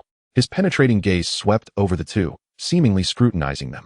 On either side of the hall, ministers and military officials of the Heavenly Sound Empire observed the two Shadow Guards with curiosity, their expressions revealing a sense of bewilderment. Clearly, they were not well acquainted with the divine mysterious empire. Locking eyes with a fellow official, they recognized mutual uncertainty. However, the Prime Minister, Tianji, who stood at the forefront, felt a stirring in his heart, recalling a recent report from the guards. Immediately, he stepped forward to bow before the Emperor. "Your Majesty, since the two emissaries have come to invite our empire to the imperial ascension ceremony, it would be prudent to accept such an advantageous offer." The emperor's authoritative gaze fell upon the prime minister, who inquired with an air of curiosity. What do you mean by that, prime minister? Tianji elucidated. I have heard whispers of the divine mysterious empire. It is a newly risen power that has brought the neighboring western regions under its dominion. Reports indicate that all imperial-level forces that resisted their rule have been eradicated. This speaks volumes about the might of the divine mysterious empire, which is far from simple. As they host this ascension ceremony, it is certain they will invite various factions to attend. If our empire were to outright reject their invitation, it would be quite unwise. Of course, the western regions cannot be compared to our imperial court, yet provoking a hostile power without cause would not be prudent for our empire. Thus, the old minister expressed his support for accepting the invitation. Noticing that the emperor had fallen into contemplation, Tianji understood that his counsel was having an effect and chose not to elaborate further. In truth, had it not been for the presence of the two emissaries in the hall, he would have voiced his desire to probe the strength of the divine mysterious empire.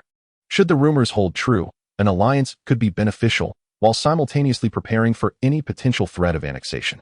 However, he refrained from articulating such thoughts, wary of the trouble it might incite and the potential repercussions for the empire.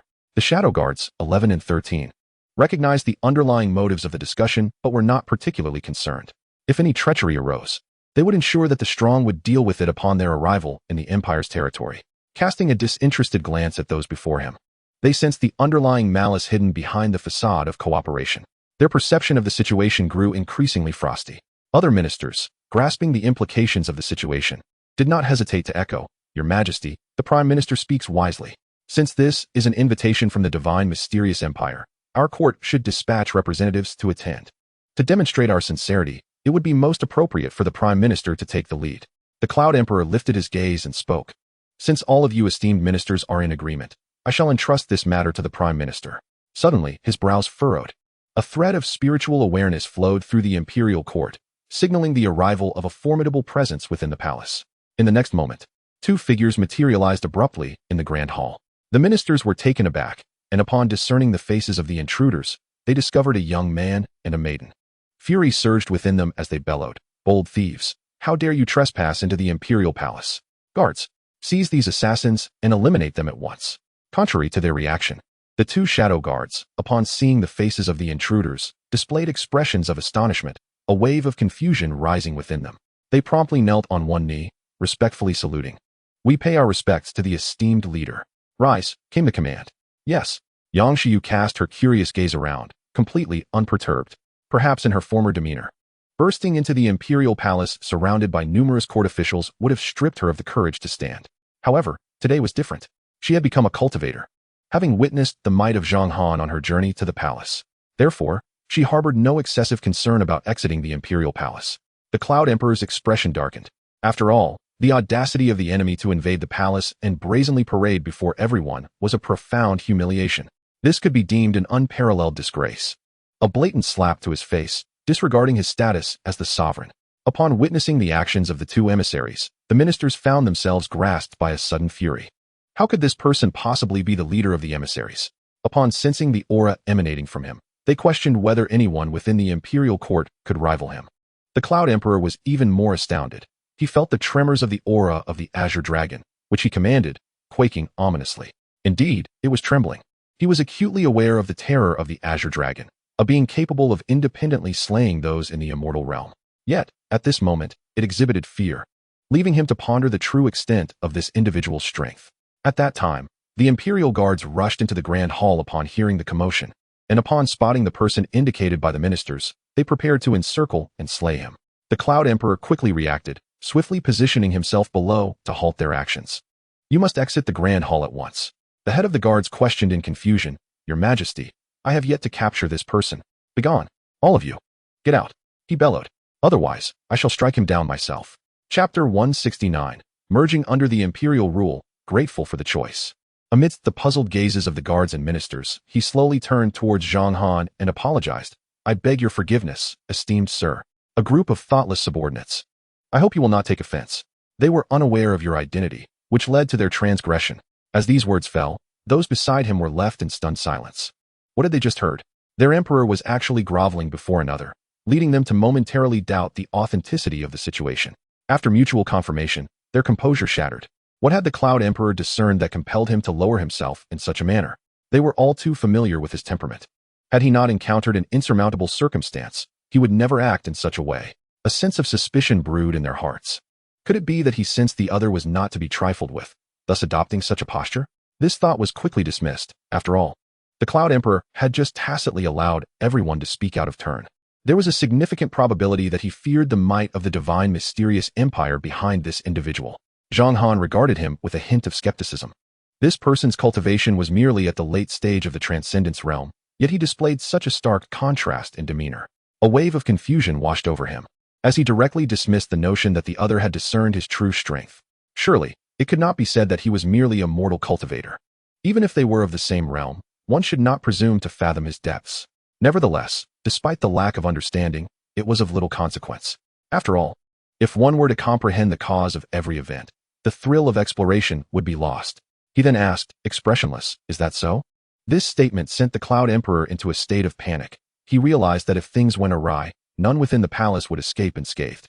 No, it was the entire imperial court that would find itself doomed, especially upon suspecting that the other's cultivation might surpass that of the immortal realm. He felt a chill run down his spine. Generally, beings of such caliber possessed volatile tempers. Should he provoke this individual, he trembled at the thought. He then roared at the frozen guards and ministers. "Who among you has offended the esteemed sir? Step forward at once. Otherwise, you need not trouble him. I shall personally annihilate you and eradicate your family's influence." He hoped they would possess the sense to take responsibility for their actions. Observing the ministers exchanging glances, he felt a surge of anxiety, subtly indicating to them. Simultaneously, he intended his words for Zhang Han's ears, asserting that the offense was solely the action of an individual minister and had no bearing on the Tianyin Empire as a whole, hoping to spare others from retribution. The ministers, sensing the gravity of the situation, felt a sinking sensation in their hearts, their faces paling in despair. Aware of the Cloud Emperor's ulterior motives, Zhang Han remained indifferent. After all, they were but insignificant insects. Why should he lower himself to their level? He was not one who relished slaughter. Yet a reprimand was necessary. Amidst the fearful expressions of the ministers, he slowly declared, "In that case, I shall punish the instigator and allow the rest to go free for now." The Cloud Emperor was struck with astonishment, just as he suspected. This man was indeed a formidable being of the immortal realm. Beads of sweat formed upon his brow, utterly ignorant of the unfolding chaos. Several figures collapsed to the ground, dissipating into nothingness. Other ministers gazed in terror at the scene before them, scarcely daring to breathe. Given the Cloud Emperor's reaction, even the dimmest among them could discern the anomaly of the situation. Upon hearing the other's self-identification, their suspicions were confirmed. This individual was a powerhouse whom even the Cloud Emperor could not provoke. They had never encountered records of beings from the immortal realm in the annals of the Tianyin Empire. Thus, they understood that before such a formidable presence, an entire empire was but a trivial entity. In an instant, the hall was filled with kneeling figures, utterly shocked by the unforeseen display of power. The Cloud Emperor, despite his pride, recognized that he was no match for a mere slap from the other. What was the point of harboring resentment? He too sank to his knees. The two shadow guards looked upon their leader with admiration, realizing that regardless of the imperial court's stature, they were all compelled to kneel before him. Reflecting on the fact that their leader was merely one among many, they felt a deep respect for their sovereign, who had gathered numerous powerful allies to strengthen their empire's might. Even Xianxiu, despite her naivety, understood the significance of the scene before her, witnessing hundreds, if not thousands. Kneeling in reverence, she recognized that all of this was attributable to her leader, and for the first time, she felt a clear sense of the power that lay behind it all. After a moment's contemplation, Zhang Han spoke nonchalantly. "Now that you are aware of my identity, from this day forth, the Tianyin Empire shall merge with the divine mysterious empire. Do you harbor any objections?" In their hearts, the crowd cursed silently. With a powerful being exerting dominance before them, even if they had any dissent, they were not foolish enough to throw themselves into danger. The Cloud Emperor, filled with reluctance, ultimately sighed inwardly and respectfully replied, "As it is your command, I shall comply." Seeing the Cloud Emperor acquiesce, the ministers clamored in agreement. "We shall defer to your judgment." "Esteemed sir," Zhang Han issued a calm warning, "do not entertain any other thoughts. There are countless powerful beings within the empire. Many surpass my level, while even more exist beyond. If you harbor illusions, there will undoubtedly be formidable powers from the imperial dynasty descending upon you, the consequences of which you are well aware." Initially, the crowd held no other thoughts, but upon hearing these words, they were once again struck with astonishment. Now, should anyone dare to declare that Xinxian is merely a dynasty, they would surely be met with fierce opposition. This is not merely a dynasty. To refer to it as a divine dynasty would not be an exaggeration. Even the grandest of empires lacks a singular transcendent figure to preside over it. Yet, Xianxian, in its current state as a mere dynasty, boasts a multitude of such beings. The magnitude of this information is nothing short of staggering. A sense of unexpected relief washed over them. Although they felt a twinge of anxiety regarding their uncertain futures, they found themselves presented with a plethora of choices. After all, the temple has expanded. Not only has it accommodated more deities, but it also allows for ascension to even loftier realms. Chapter 170. Defensive Arrangements in the Imperial Capital. Yuandao Sect. At that very moment, within the Xinxian Imperial Palace. Ding. Congratulations, host, on reclaiming the Tianyin Empire, granting you 2 opportunities for summoning divine beings. Yi Lingtian opened his eyes in perplexity, for he had not dispatched any strong individuals to undertake such actions. How then could the Tianyin Empire be subjugated? Unable to fathom the reasoning, he decided to temporarily set aside the matter. With the imminent ascension of the dynasty, preparations were required to avert any unforeseen calamities. As for the control over the imperial territory, he believed no one would dare to cause chaos. Nevertheless, necessary preparations must be made. He then summoned Zhang Jiao, Jiang Zia, Li Jing, Guan Yu, Yang Jian, Zhou Yu, Zhang Liao, Su De, Li Exin, Sima Qiu, Wang Qian, Li Yuanba, Gao Chong, Yang Zixing, Ran Min, Wei Qing, Ban Chao, Wei Rui, Guazi, Li Mu, Lu Yi, and Lian Pe, 22 divine beings in total. My esteemed ministers, proceed to the palace at once to see me. The divine beings were filled with confusion as to why His Majesty had summoned them so abruptly. However, their momentary bewilderment swiftly dissipated, and they soared toward the palace. Aware of the decorum, they refrained from appearing directly in the main hall, instead entering only after being announced by the guards. When Tuoba Yu beheld the figures of the divine beings entering the main hall, he was momentarily stunned, astonished at when His Majesty had gathered such formidable allies. From each of them, he sensed an unnamed terror, akin to facing the very will of heaven. The 22 individuals entered the hall. Their curious gazes directed upward at Yi Lingtian, perceiving the imperial majesty that radiated from him. The divine beings understood implicitly that their sovereign was far from ordinary.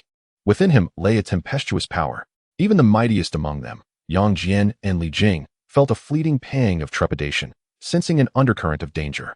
With respectful countenances, they bowed and proclaimed, "We pay our respects to your majesty." Yi Lingtian's gaze swept over the assembly, and with an air of authority, he declared, "My esteemed ministers, you need not be so formal. I have summoned you to discuss the ascension of our dynasty in 3 days' time. Following the expansion of our territory, it is inevitable that other forces will covertly observe us. The time of our ascension will present them with an opportune moment for action. Thus, it is imperative that you prepare defenses in advance. Should any take advantage of this opportunity to sow chaos, do not hold back. Your Majesty, why wait for them to come to us? We should strike now and eliminate the threats," exclaimed Li Yuanba, his eyes gleaming with fervor, eager to take the lead. "Indeed, Your Majesty, I am confident that any one of us could adequately handle this matter," Zhang Jiao added, his eyes brimming with a predatory instinct. Feeling a surge of excitement at the prospect of vanquishing troublemakers, this sentiment seemed incongruous with the yellow robe he donned, making it hard to believe he was a bloodthirsty warrior. Jiang Zia pondered Yi Lingtian's words for a moment and then elucidated. "Your Majesty intends to eliminate all factions with ill intentions at the time of our dynasty's ascension. Given the current environment, we cannot ascertain how many covetous eyes are upon us. While we strong ones need not fear them, the common folk of the dynasty are different. Should even a single foe slip through our grasp, calamities could befall our realm. We cannot always monitor the fluctuations of our territory. So the best time to act is indeed on the day of ascension." Upon hearing Jiang Zia's reminder, the divine beings understood and responded, "We await your Majesty's orders." Yi Lingtian, observing their deliberations, spoke with grave seriousness. "You shall arrange a defensive formation within the territory of our dynasty and remain vigilant to any threats. Should you discover any with malicious intent, strike them down without mercy. Your command shall be executed." With that, the divine beings ascended into the skies above the imperial capital. Each retrieved a high-grade celestial artifact and top-tier celestial stone, channeling their celestial essence into the artifacts, merging them with the stones, allowing the celestial energy to flow continuously into the artifacts. Upon careful examination, they found that the spiritual energy had been compressed before entering the celestial stone. The 22 celestial artifacts resonated with one another, and a beam of white light shot forth from the first artifact, flowing into the second, creating a seamless connection before returning to the first. Soon, The white light faded, and they embedded the 22 artifacts into the borders of the imperial territory. Instantly, within the Lingtian domain, both commoners and cultivators felt a surge of spiritual energy, instilling a sense of tranquility within them. Clearly, something had transpired unbeknownst to them. The divine beings surveyed the changes within the imperial territory, ensuring all was secure before vanishing from sight. In the Yuanlin domain, Yuan Dao sect. Within the grand hall of Yuansheng, a disciple of the sect bowed respectfully, clasping his fists in greeting, and reported, "Sect Master. Two individuals claiming to be from the Xianxian Dynasty have paid their respects and left an invitation. The Xianxian Dynasty will soon hold a ceremony to establish its empire and invites our sect to attend." Upon hearing the report, Sect Master Zhang Bailing furrowed his brow. A senior elder below, noticing her expression, spoke up, "Sect Master, I am aware of certain matters concerning Xianxian."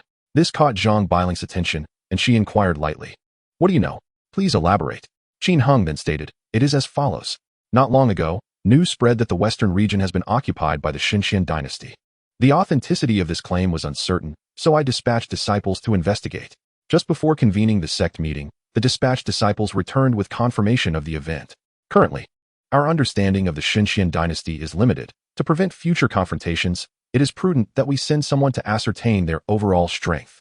Zhang Bailing contemplated briefly, understanding the underlying concern, and then said, "Elders, what are your thoughts?"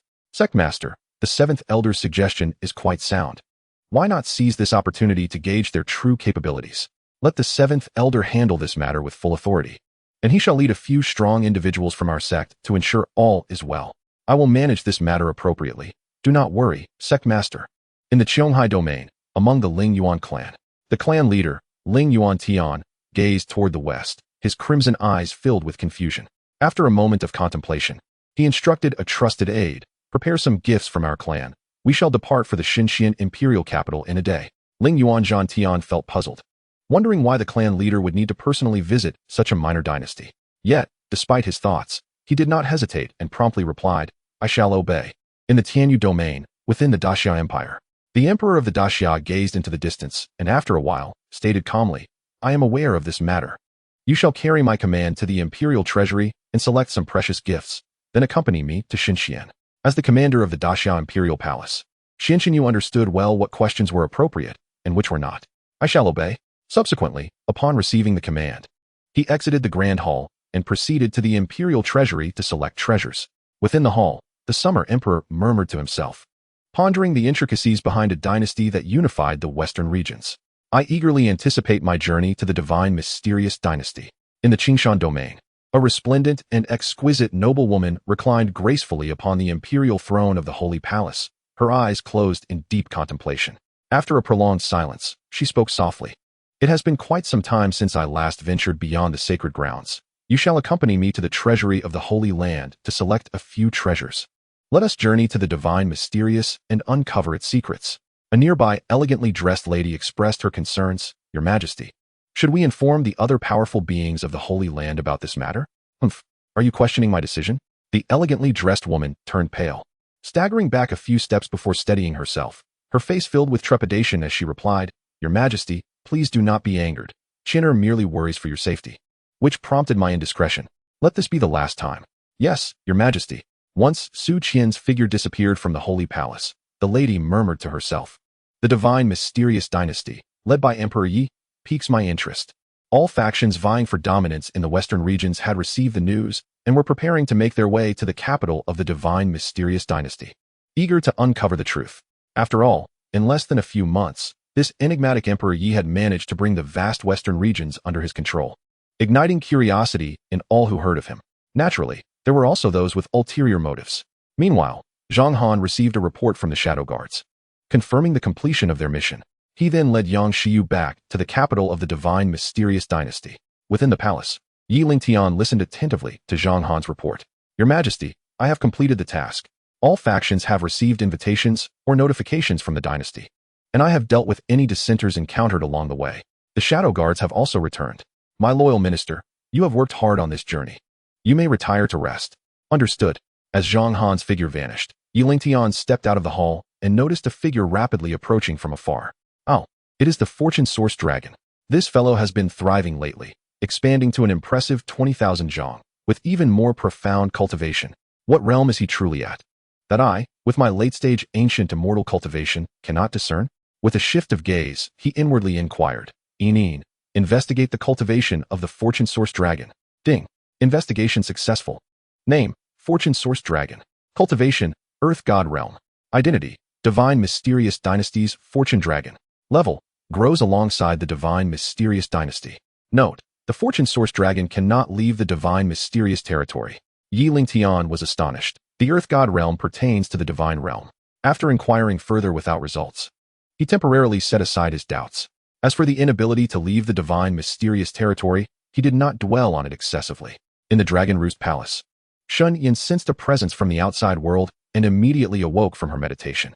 The two beasts beside her looked on in confusion, wondering what had stirred this phoenix. Before they could react, Xianxian pulled them out of the Dragon Roost Palace. Xianxian transmitted her thoughts, saying, "Do not forget what you promised this young lady. Now is your moment to shine. Hurry and join me in battle against the Fortune Source Dragon." Long Su, whose expression turned sour, realizing that his fears were coming to fruition. Chi Yu Kuanpeng mirrored his sentiments, recalling that although his cultivation surpassed that of the opponent, the sheer terror of Xianxian's true flames was undeniable, especially after witnessing a tuft of his feathers singed away. With a reluctant nod, he replied, "Very well. Just this once." A glint of light sparkled in Xianxian's eyes as she thought, "This time, I shall make you regret it." Chapter 172. Encountering Differentiated Treatment. Fleeing in distress, Xianxian promptly set aside her thoughts and turned her gaze to Lingtian, affectionately embracing him and raising her gem-like eyes. Yin greets her master. "Salutations, Your Majesty." Chi Yu Kuanpeng and Long Su, who lacked the courage to approach Lingtian as Xianxian had. They would never dare, as even the thought felt strange to them. They understood that if they angered Lingtian, they would face dire consequences. Lingtian regarded the trio of beasts, a flicker of amusement dancing in his eyes. He was somewhat aware of Xianxian's intentions. Casting a sidelong glance at her, he adopted a stern demeanor and chastised. "In public, such behavior undermines my dignity. When have I ever been your master? From now on, address me as Your Majesty. Do you understand?" Xianxian, taken aback by the reprimand, froze momentarily, feeling a swell of grievance. She recalled that she had indeed not entered into a master-servant contract with Lingtian, and thus, her address was inappropriate. However, she merely wished to be distinct from the others.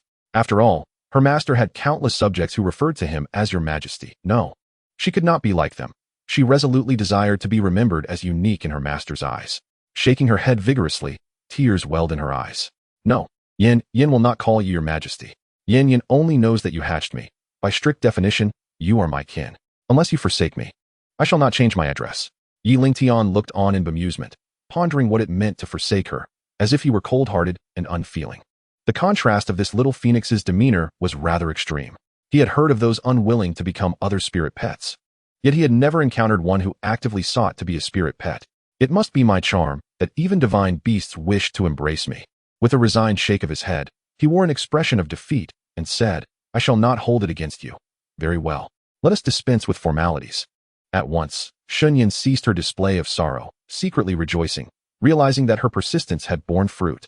Long Su Hu and Chi Yu Kuanpeng felt a twinge of regret, wondering why they had not been as astute as the phoenix, for perhaps their relationship with the Emperor would have been closer. If Lingtian were to discover their thoughts, he might well cast them into the desolate lands. Could they ever compare to Xianxian? After a moment's contemplation, Lingtian resolved not to intervene, allowing Xianxian to endure some setbacks, lest she grow too arrogant and bully the other beasts. With his mind made up, he chose to disregard the matter. The Fortune Source Dragon, upon noticing the unfamiliar beastly figures, displayed confusion in its dragon eyes. During its patrol, the Emperor had summoned new subordinates. Without further deliberation, it shrank its form, coiling in front, intending to approach for a warm embrace. Having learned from past experiences, Lingtian was quick to react, delivering a swift kick that sent the dragon flying. Caught off guard, the Fortune Source Dragon was propelled several kilometers away, bewildered. It merely wished to offer the Emperor a warm hug, but was met with violence. What had it done to provoke such hostility? Feeling wronged, it returned to its original spot, its dragon eyes filled with sorrowful resentment. Lingtian, observing this, chose to ignore it, fully aware that this creature was merely putting on an act. He cultivated the chaotic Emperor's art, which, in theory, was an extraordinarily formidable practice. Yet, the Fortune Source Dragon surpassed even that. The spot where he had kicked it throbbed with pain. He could not help but sigh. Indeed, the Earth God realm belonged to the Divine realm. Even without defenses, it was beyond the reach of lesser beings. He issued a brief command and departed the scene. You all should know when to stop. Do not ruin the harmony. Upon hearing this, Xinyan felt a surge of joy and quickly responded, Rest assured, Master. Yin will show mercy. Farewell, Your Majesty. Yi Lingtian's lips twitched as he hastened his pace to leave the area. The fortune source dragon, witnessing the smiles on the faces of the three beasts, felt as though they were mocking it, and its face burned with embarrassment. It immediately proclaimed, This is the Imperial Palace. It is inappropriate to strike. As soon as the words left its mouth, it shot up into the sky. As the three divine beasts of Xinyan observed the unfolding scene, they wasted no time in following suit. Deep within the celestial expanse, an ethereal visage emerged. Its countenance a human face, amidst a tempest of rolling thunderclouds that swirled with the ominous power of tribulation. The face, peering through the spatial barrier towards the position of the four divine beasts, exhibited a distinctly human expression of trepidation. The sight of the Lux Source Dragon regaining its true form struck it with profound astonishment, leaving it perplexed, for since the ancient era of the immortals, the divine beasts had fled beyond the realms, leaving no trace behind. Sensing something amiss, the Lux Source Dragon cast its indifferent gaze through layers of space, locking onto the visage above the thunderclouds. It then transmitted an unequivocal message: Remain docile and do not provoke the causal ties of the divine Xian dynasty. Otherwise, I shall not hesitate to obliterate your consciousness. In an instant, the tribulation power surged violently, swiftly encircling it and forming a protective barrier of lightning, evidently meant to assuage its palpable fear, before dissipating into the heart of the storm without further ado. The Lux Source Dragon withdrew its gaze and remarked nonchalantly, After such an extensive patrol, I truly yearn for the Dragon Nest Palace. Hurry and act. I do not wish to squander time. Xinyan seethed with indignation, feeling belittled by the dragon's disdain for her, as if deeming her unworthy. Both Qiyu Kunpeng and Longshu Tiger shared in her frustration, having been coerced by Xinyan into action. Yet now, feeling insulted, they abandoned their initial reservations. Chapter 173, An Unequal Confrontation in the Celestial Depths. The Spirit of the Phoenix. Xinyan channeled her celestial essence, conjuring an illusory phoenix whose form blazed with flames, enveloped in a resplendent aura of fiery brilliance. In an instant, the temperature around soared dramatically, resulting in spatial collapses and a tempest of spatial winds. The Lux Source Dragon unleashed a condensed essence of fortune, instantaneously mending the space and reinforcing the surrounding area. Observing Xinyan advance boldly, Qiyu Kunpeng and the other divine beasts felt a twinge of apprehension, prompting them to fully harness their powers in the realms of the Golden Immortal and Spiritual Immortal, each summoning their divine abilities to launch an assault, illusionary annihilation, and 10,000 feathers manifest. As Longshu Tiger traversed through the void, the space morphed into nothingness, yet rapidly restored itself. Around Qiyu Kunpeng, feathers of the rock emerged, shimmering with a fearsome white radiance, directing their assault towards the Lux Source Dragon with unrestrained ferocity. Their unbridled attack was a result of their opponent having established defenses. Otherwise, the sheer force of any one of them would have surely obliterated the celestial realm. However, amidst their confident onslaught, the Lux Source Dragon remarked indifferently, Your attacking power is commendable. Alas, your cultivation falls a tad short. His words were somewhat restrained. Otherwise, given his cultivation level, it would have been an understatement. The three divine beasts found his comments particularly grating, interpreting them as boastful arrogance, believing he feared their onslaught, leading him to speak hastily. Noticing their obstinacy, the Lux Source Dragon felt a twinge of exasperation, having clearly indicated their mismatch, yet receiving no acknowledgement. Recalling Yi Lingtian's words before departing, he refrained from retaliation and simply uttered a single word: Freeze. The three divine beasts of Xinyan were instantly rendered dumbfounded. Their attacks were immobilized, and they gained a newfound awareness of the terror posed by the Lux Source Dragon, realizing they operated on entirely different planes of existence. They could not help but feel somewhat despondent. It dawned on them that they had been self-righteous from the beginning. In the eyes of their opponent, they were pathetically weak. Within the domain of the divine Xian dynasty, this spectacle was observed by the celestial beings present. They were left in astonishment. Even one as formidable as the Emperor Immortal felt a flicker of trepidation towards the Lux Source Dragon. The Lux Source Dragon, appearing disinterested, cast a glance at them and sighed. I had already advised you. It is you who sought confrontation. Now you know the outcome. Do you wish to continue? Xinyan felt a pang of discomfort at his words, yet her pride forbade her from conceding. With a hint of uncertainty, she retorted, Humph, do not be too complacent. Once I fully mature, I shall prove capable of defeating you. Longshu Tiger, however, had no such delusions. Upon entering the Dragon Nest Palace, it sensed lingering traces of powerful energy, surmising that its opponent was indeed formidable. Thus, after experiencing this lesson, it would not be so presumptuous as to think it could contend with the dragon. Your cultivation is profound. I am utterly convinced. Qiuquanpeng, having just entered the realm of divine Xian, was evidently still unfamiliar with the dynamics at play. Through this encounter, he gained a clearer understanding, realizing he would not be a match for the Luxor's dragon until his cultivation ascended further. He then offered a flattering remark. I, too, am convinced. The Luxor's dragon felt somewhat vexed by Xinyan's words, as they had known each other for quite some time, and he understood the thoughts swirling in her mind. Subsequently, he dispelled the immobilization effect, instantly erasing the incoming force. They wisely retracted their attacks and quietly departed from the celestial realm. The Luxor's dragon cast one last glance at the depths of the heavens before his figure vanished, reappearing in the Dragon Nest Palace. After a moment, voices of conversation echoed from the celestial depths. That powerful being was truly terrifying. Had I not escaped swiftly, I might have perished. Should we report this matter to the Esteemed One? The Esteemed One is in a critical phase of cultivation. It is unwise to disturb. Let us postpone the report. Wei Xiaojiu, what do you think this divine Xian faction is? How could they harbor such a powerful entity? I am unsure. But one thing is certain. Divine Xian is not to be trifled with. Just the emergence of this one powerful being suggests that the Esteemed One may not be their match. Look, we cannot proceed with this matter. It contravenes the rules set by the Esteemed One. You know the consequences are beyond our capacity to bear. Why such a reaction? We are merely discussing. It is not a breach of protocol. Rules are rules. This matter shall not be mentioned again. Elsewhere, in the capital of the divine Xian dynasty, the elegant tea pavilion. In a refined room on the third floor, a group of young men and women gathered, engaging in lively conversation and laughter, the atmosphere cordial. Young Master Zhang Hong, did you just acquire the Lianyu divine mechanism? A girl in blue inquired curiously, fixing her gaze on the young man across from her. Others around shared in her curiosity, aware that Zhang Hong, as a scion of the Zhang family, was frail and often confined to the capital. Meanwhile, his friend Yi Yuan was flourishing within the Xian army. Having recently reached the breakthrough to the Dan formation realm, Zhang Hong glanced at the expressions on their faces, took a sip of tea, and then spoke slowly. The third batch of Lianyu divine mechanisms released by the dynasty amounted to several hundred billion. I was fortunate enough to acquire one, and its efficacy is indeed commendable. Alas, given my condition, earning contribution points is akin to climbing the heavens. Do not take offense, it is just my little sister. Young Master Zhang, do not despair. With the Emperor's resourcefulness, you never know when something beneficial might arise to resolve your issues. One can only hope. Chapter 174, Ascending to the Dynasty. The Flattery of the Guardians. 3 days passed in the blink of an eye, at the divine Xian ancestral temple's altar of sacrifice. Ever since the vengeful wanderers took residence in the offering hall, the ancestral grounds have undergone a remarkable transformation.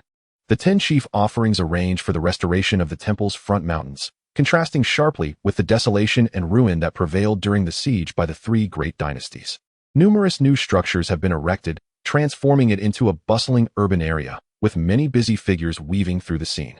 Clad in imperial robes, Lingtian stood solemnly on the altar, his gaze deep and calm as he surveyed the throng below. The crowd surged with people, filled with ministers of the divine Xian dynasty at the forefront, flanked by the imperial forest army, the Su'er army led by Tuobiyu on either side, with the citizens of the capital and various factions observing from the back. Various forces gathered to witness the ascension of Xianxian, and upon observing the grand spectacle presented by Xianxian, they were filled with awe. Indeed, Xianxian was as formidable as rumored. The scale of this occasion was not inferior to that of any imperial dynasty. Zhuge Liang stepped forward and bowed, addressing, Your Majesty. The auspicious time for the heavenly sacrifice has arrived. Let the ceremony commence. By the decree of Your Majesty, the grand sacrificial rite of the dynasty begins. Instantly, silence enveloped the crowd below, their gazes fixated upon the figure clad in yellow robes upon the high platform. Yi Lingtian ascended the sacrificial altar, his eyes resting on the circular bronze cauldron before him. He picked up the yellow 9-column spirit moss from the stone table nearby, ignited it in the fire pit, and then gracefully moved to the right, inserting the 9-column spirit moss into the bronze cauldron. Without performing the act of kneeling to the heavens, he lifted the sacrificial text. In the midst of peril for the dynasty, I have shouldered the weight of its responsibilities, tirelessly governing day by day. I endeavor to enrich the nation and strengthen the people, securing a place of peace and sustenance for my subjects. Heaven has not failed to fulfill my aspirations, for it has been over 3 months. I have quelled 6 dynasties internally, reclaimed the territory of the empire, and occupied the western regions, laying the foundation for the sweeping of the realms. Thus, the comprehensive strength of the dynasty has significantly risen, transcending the very definitions of an empire. Today, I hold this unparalleled sacrificial right. I declare my ascension to the imperial dynasty. Should heaven deny my request, I shall bring ruin upon it. Upon hearing Yi Lingtian's defiant proclamation, the people of Xianxian grew restless. Their emperor exhibited such audacity, challenging the heavens to facilitate the dynasty's ascension, and they offered their unwavering adoration. Since Yi Lingtian had assumed the mantle of emperor, he had provided them with tangible benefits. To cite a recent example, the dynasty's eradication of the monopolistic families had granted them greater opportunities to engage with the elite, allowing them to improve their lives through their own efforts.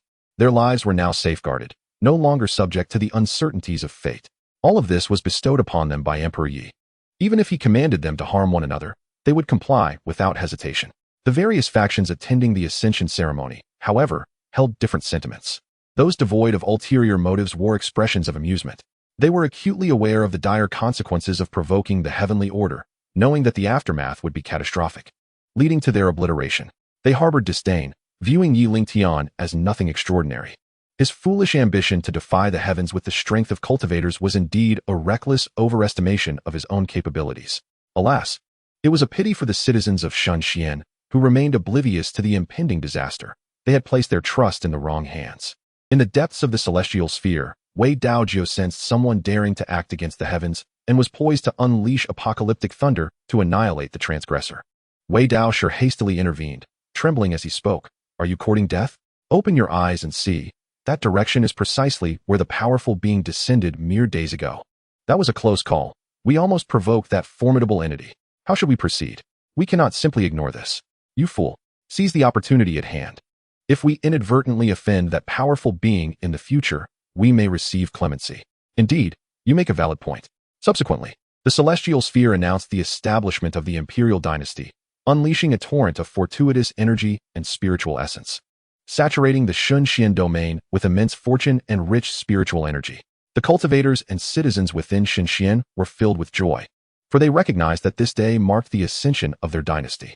The changes occurring in heaven and earth signified the acknowledgement of their elevation by the celestial realm. Everyone was exhilarated, realizing they were reaping various benefits. At the sacrificial site, the people of Xianxian exhibited no signs of surprise, while the others from different domains were distinctly incredulous. They found it unfathomable that Xianxian could provoke the heavenly order and yet receive such favor in return. At that moment, a notification sound echoed in Yi Lingtian's ear. Ding! Congratulations, host, on successfully ascending the imperial dynasty. Ding! Congratulations, host, on receiving an elevation of 4 tiers in cultivation. Ding! Congratulations, host, on acquiring 3 million tribulation elixirs. Ding! Congratulations, host, on obtaining 10 volumes of techniques. Ding! Congratulations, host, on acquiring 1.2 million mid-grade spiritual artifacts. Ding! Congratulations, host, on receiving an army of 3 million in the late stage of the Great Ascension. Ding! Congratulations, host, on obtaining 1 opportunity for demon summoning. Ding! Congratulations, host, on acquiring 2 billion top-grade spiritual stones. Yi Lingtian maintained an air of calmness, his gaze directed downward. Observing that while the citizens and cultivators under his governance appeared perplexed, they did not voice any doubts. Reflecting on the Ascension secret tome he had received for unifying the western regions, he felt a sense of irony. The so-called secret tome of Ascension was, in truth, an act of defiance against the heavens. Chapter 175. Congratulations from all sides, visitors from the underworld. The crowd below hesitated not, settling into meditative postures to absorb the descending celestial fortune. A magnificent golden dragon, measuring 20,000 zhong, soared into the sky, consuming the majority of the celestial energy that rained down. Its form visibly expanded at an astonishing rate, becoming increasingly majestic. Ultimately, the dragon's body swelled by 5,000 zhong, diving into the Dragon Nest Palace. However, the people of Xianxian were unaware of this spectacle, while the forces from other domains felt a chill run down their spines.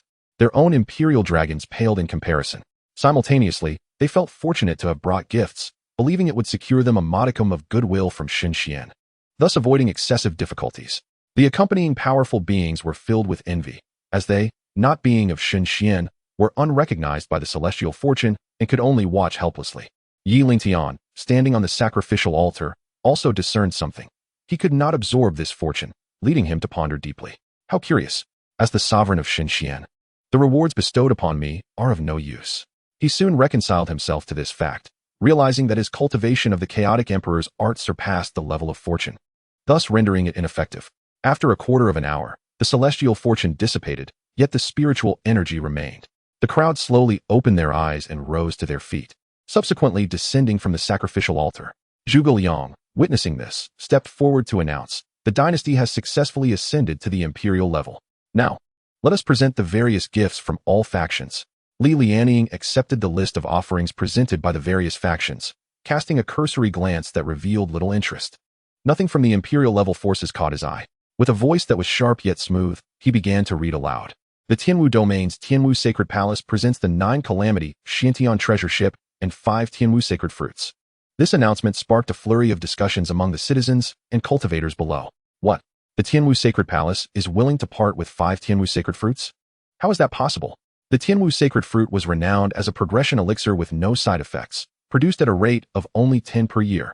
Now, they were willing to offer half as a gift. It seemed the Tianwu Sacred Palace had truly invested heavily. What is there to be surprised about? Such trifles are insignificant before the dynasty. Let us not forget that even the elixirs available in the Divine Offering Bureau far surpassed the efficacy of the Tianwu Sacred Fruit. Indeed, it was somewhat trivial. The dynasty was not in need of such items. The Lingyuan clan from the Qionghai domain congratulated Xianxian on its ascension to the imperial level, offering 10 top-grade Lingyuan essence and 20 jars of imperial source liquid. Lingyuan Zhantian, upon hearing the gifts presented by his clan, felt a pang of regret. The Lingyuan essence was an exceedingly precious cultivation resource within their lineage. When combined with a specific ratio of spiritual spring, it could cultivate 10 tribulation stage powerhouses. As for the imperial source liquid, it was even more rare, with only the Lingyuan clan possessing it throughout the vast realm. Due to limitations in the production of spiritual resources within the clan, it took decades or even centuries to yield a batch of finished products. Fortunately, there was still a considerable stock in the clan. Lingyuan Tianzhou wore a calm expression, his gaze fixed upon the Emperor Yi on the high platform. A surge of dread welling up within him. He was acutely aware of the imperial might emanating from his opponent, a sensation that resonated deeply within him. The Lingyuan clan, since the dawn of the demon race, had developed a heightened sensitivity to such energies upon reaching a certain level of cultivation. Suppressing the turmoil in his heart, he deemed the figure before him as one not to be trifled with. Simultaneously, he felt a sense of relief for not having acted rashly and thereby incurring the wrath of the divine Xian. The Dixia Empire presented 2 blue-footed witch eagles and 8 Yanhuang crystals. The entourage of the Xia Emperor wore expressions of vexation, having witnessed the earlier spectacle and realizing that the divine Xian would likely not regard these offerings with favor. The Qingshan Domain City of Saints contributed 5 mid-grade Yinsha earth veins and 100 top-tier spirit jade. Su Ruqian glanced at the emperor beside her, perplexed by her insistence on offering the sacred earth veins treasured by the Holy Land. Such resources are of strategic importance to any faction. The Taishan Domain's Tai Su Holy Land presented 100 illusory spirit pills, a scroll depicting the profound essence of the sword path, and a low-grade spirit vein. The officials from the Imperial Medical Department below exhibited a flicker of emotion upon hearing this. How delightful! What a fortunate coincidence! Even before their arrival, their voices had reached them. Suddenly, over 100 figures descended abruptly, landing before the sacrificial altar. They were all clad in black robes, towering at several dozen feet. One figure removed his hood, revealing a pallid visage. Seeing that the arrivals were hardly benign, the divine Xian cultivators looked on in trepidation, the sensation of being looked down upon causing them considerable oppression. You scoundrel! To think I would encounter you here! The Dixia Emperor exclaimed in fury upon recognizing the face of his foe. I had wondered who it might be, but it turns out to be an old acquaintance. What brings you, Xia Xiantian, to this gathering? You should be nestled within the Dixia Imperial Palace, safeguarding your progeny.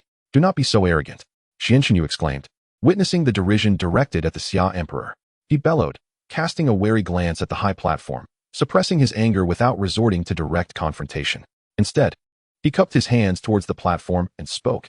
Emperor Yi, this individual is a dark fiend, having wrought havoc across the realms for countless years. His arrival in divine Xian surely harbors ill intent.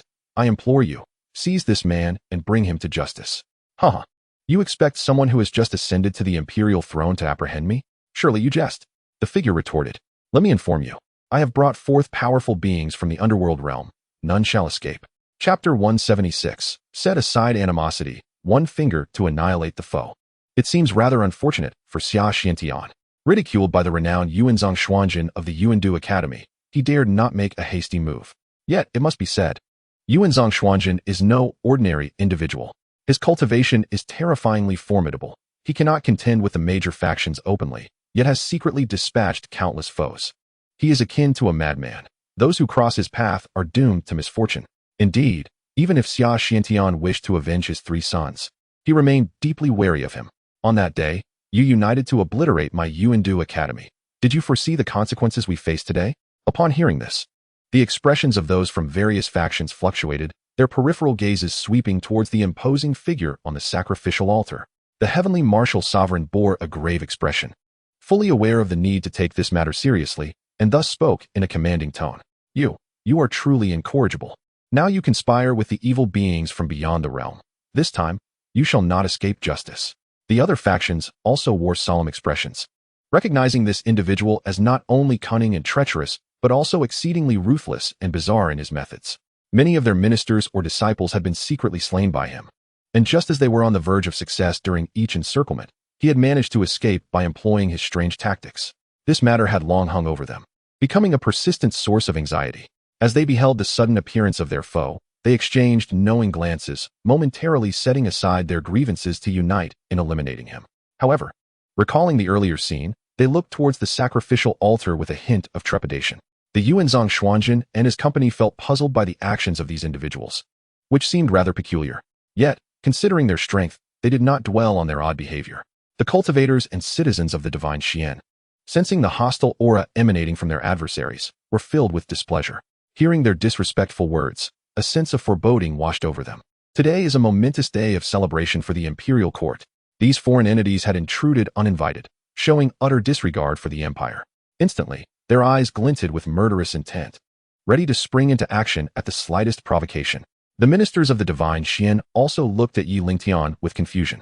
Your Majesty, these foreign beings have come to disrupt the imperial ascension ceremony. I am willing to take command and eliminate them. Yuanqingdu declared, his face brimming with murderous intent. Your Majesty, I am prepared to sacrifice my frail body to resist this horde of evil beings. Song Qiming, upon witnessing the arrival of these unfamiliar powerhouses, felt a surge of animosity towards them. The imperial court is now basking in its former glory. He would not allow anyone to jeopardize its progress. Even at the risk of his life, he would act without hesitation, not only because the Song clan bears the duty to protect the empire, but also due to his lifelong devotion to the divine Xian. With the current divine Xian poised to surpass the first generation of emperors and reach the pinnacle of the realm, he would naturally not stand idly by. Your Majesty, these foreign beings have suddenly intruded. The court officials are filled with righteous indignation. Should we not eliminate them on the spot to demonstrate that the divine Xian's might cannot be trifled with? Lingtian maintained a placid demeanor, casting a calm glance at the assembled ministers before slowly replying, Fear not, I shall personally handle this matter. His words immediately sparked opposition among the ministers. Your Majesty, you must not. You are the sovereign of the empire. What would become of the court if any harm were to befall you? I am willing to apprehend these individuals on your behalf. I beseech your Majesty to rescind your command. Seeing the ministers' dissent, Lingtian found their lack of faith amusing. These foreign beings, whose strength did not even reach the celestial realm, were in his eyes no more than insignificant pests, easily extinguished. He understood the minister's concerns but asserted with unwavering resolve, My mind is made up. Should anyone dare to oppose my decision, they shall face severe punishment. As for the so-called powerful beings from the underworld realm, to be precise, they had merely entered the territory of the divine Xian. Such occurrences could not evade the perception of the celestial beings and demons, observing their direct approach towards the imperial capital without attempts to interfere. It was evident they sought to eliminate them as a warning to others.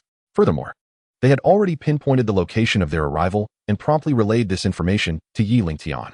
Otherwise, given their status, they could not brazenly cross the boundaries. Thus, Lingtian did not exhibit a hint of surprise. All of this had been observed by Zhuge Liang, who understood that this was a deliberate scheme by the emperor. Subsequently, he suddenly floated into the air, casting a sanctimonious gaze upon the individuals from the underworld realm, his voice resonating with a chilling tone. You have chosen the wrong place. You should not come to my divine Xian to flaunt your might. Are you prepared to meet your demise? Upon hearing this, Yuanzong Xuanjin laughed disdainfully, dismissing the emperor's bravado. and then addressed the black-robed figures beside him with respect. Earth's sole steward, this man is none other than the Lord of Divine Xian, Lingtian. Through my meticulous investigation, I have sensed an aura of iron-bloodedness at the site of the fall of the Soul Clan. He is the mastermind behind the massacre of the Soul Clan members. Instantly, the leading black-robed powerhouse unleashed his aura, his killing intent palpable as he proclaimed, "Since it has been confirmed that this man is the culprit, let us eliminate them." In an instant, over 100 black-robed powerhouses soared into the sky, charging towards Lingtian. Witnessing this scene, the factions from various domains wore expressions of elation.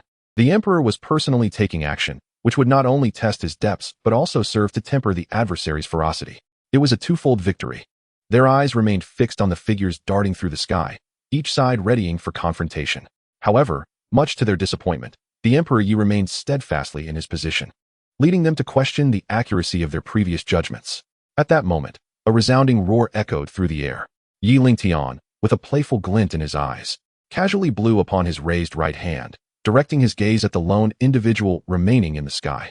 He muttered to himself, easily defeated, yet still daring to provoke me. Though his voice was soft, it resonated clearly in the ears of everyone present. "Ah, I knew our Emperor was magnificent," exclaimed the onlookers, reveling in the sight of the once mighty challengers now reduced to mere jesters. "Truly, our Emperor stands as a paragon among us, possessing profound prowess at such a tender age." The courtiers shared in their joy, marveling at the sheer terror emanating from their Emperor, who had effortlessly vanquished these formidable foes with but a single gesture. Indeed, the landscape of this grand realm shall be irrevocably altered from this day forth. Other hidden forces must certainly be feeling the pressure now. This matter is beyond our purview. It is for the Emperor Yi to confront, and we need not burden ourselves with it. Do you think the Emperor will allow us to depart safely? Chapter 177. Speculating the Emperor's intent, dispatching 3 celestials to the netherworld. With the Emperor Yi's formidable might, why would he need to act personally and reveal his strength? Would that not be a superfluous endeavor? Might he be seeking to showcase his prowess, thereby exerting pressure upon all present to compel their submission? Who would have thought the Emperor was calculating so astutely?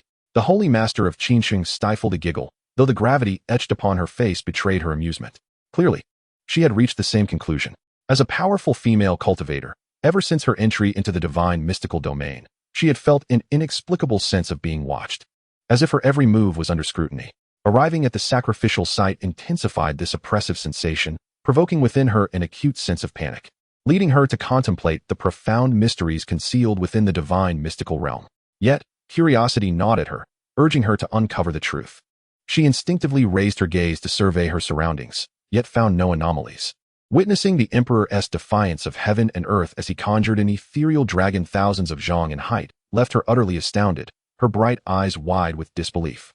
According to her knowledge, the ethereal dragon formed by an imperial dynasty typically did not exceed 5,000 zhang.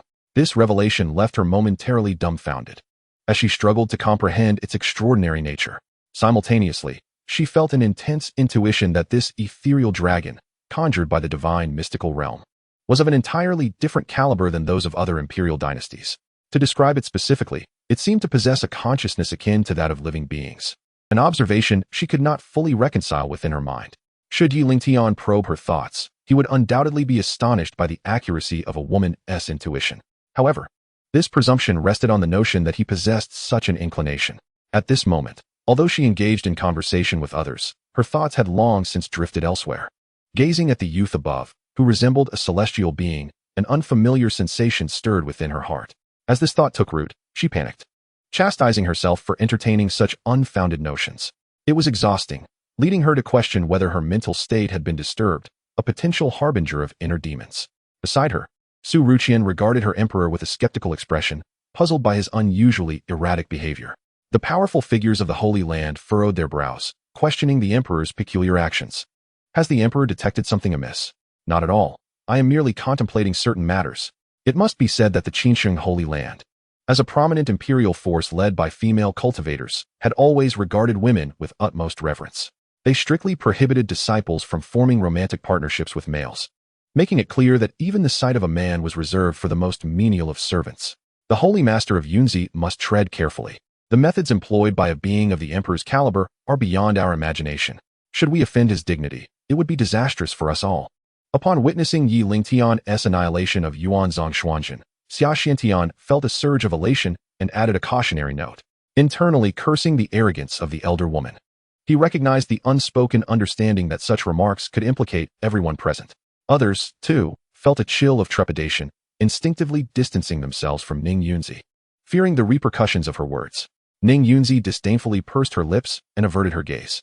As they debated, the Earth Soul trembled violently, retreating 100 meters to what he perceived as a safe distance, then shouted in terror, "You have audacity indeed, to dare harm a member of my Earth Soul clan.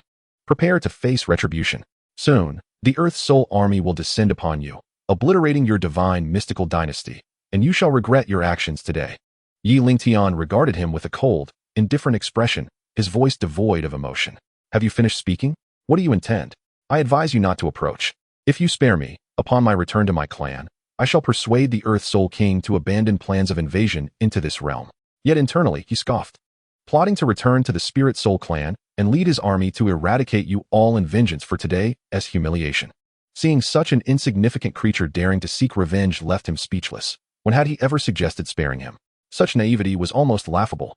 In the next moment, Yi Lingtian smirked and declared, "Spare you? I would be releasing a tiger back into the mountains, leaving future troubles behind. From the instant you set foot in the divine mystical domain, you became dead men walking. Fear not, I shall kindly escort your clan to their final destination." Upon realizing his plans had unraveled, the Earth Soul restrained his expression and shouted defiantly, "Ha! You are courting death. My Soul clan is not something your mere imperial dynasty can shake. Let me tell you, in the netherworld, the Soul clan reigns supreme. To seek to annihilate the Soul clan is akin to dreaming the impossible dream. If you slay me, it will rouse the wrath of the Soul clan's powerhouses to descend upon this realm." Yi Lingtian remained unfazed, calmly responding, "Guan Yu, Zhou Yu, Yang Jian. You three will personally venture forth and eradicate the Soul clan from the netherworld." Before the astonished gazes of the crowd, three figures materialized abruptly. Standing mere inches from Yi Lingtian, with a hint of delight, they replied, "We shall obey your command." Immediately, their eyes flicked to the Earth Soul before vanishing into the air. The Earth Soul's expression morphed into one of sheer terror, his pupils dilating as he staggered back, eventually collapsing to the ground.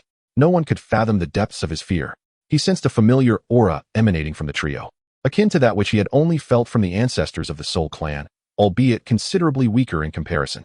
Realizing that he had unwittingly provoked an apparently inconspicuous imperial dynasty of the divine mystical realm, the Soul clan was doomed this time. His eyes glazed over, and upon regaining his composure, he fixed his bloodshot gaze upon them and charged fearlessly forward. "I shall kill you." Chapter 178, An Uncharacteristic Offer of Choice. Yi Lingtian, finding the situation dull, swatted him down with a single palm, reducing him to a mere pulp.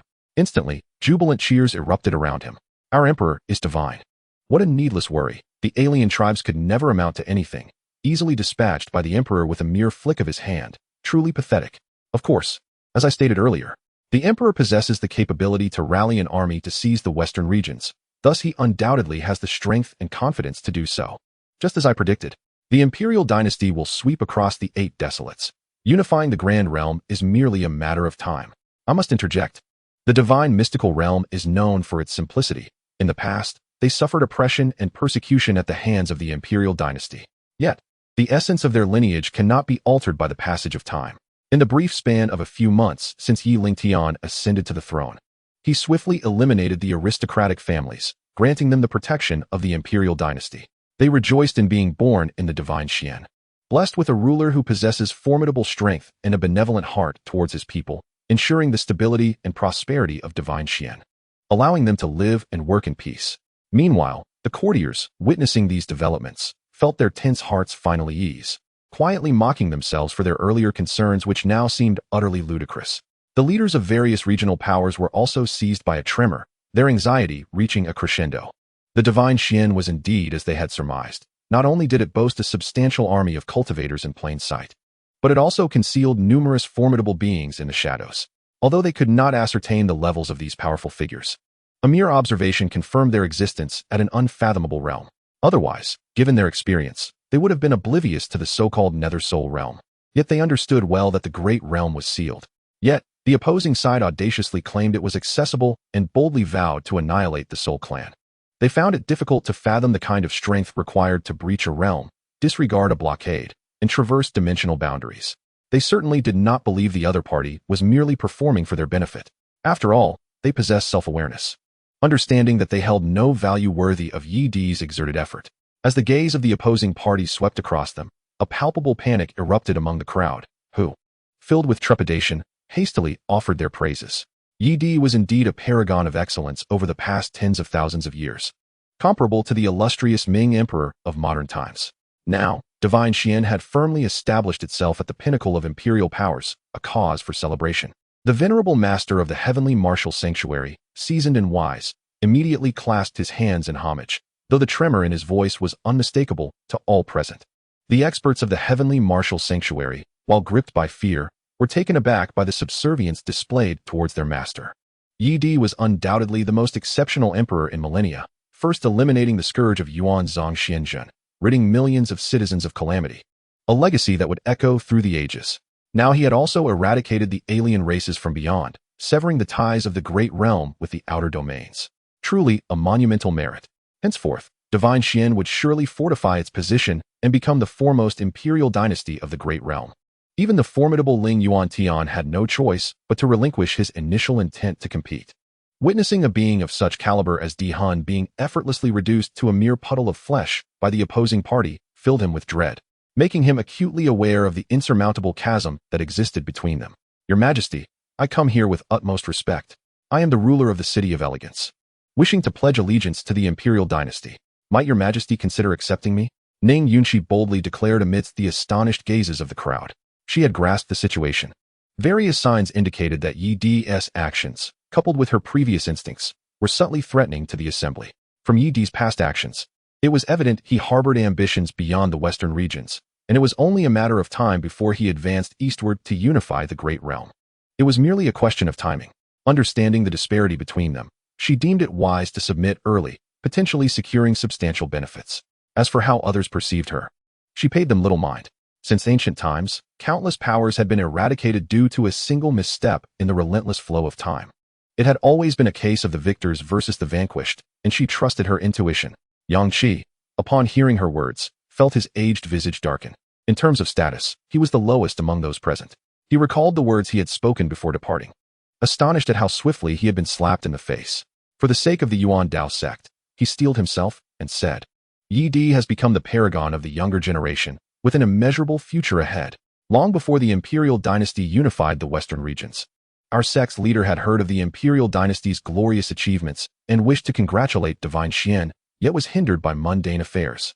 The sect leader specifically instructed me to invite Yi Di for a discussion. Yi Lingtian frowned slightly at these words, displeased with the Yuan Dao sect. Anyone could discern the disrespect implied. While he did not care much for status, not everyone was worthy of his descent to their level for a personal visit.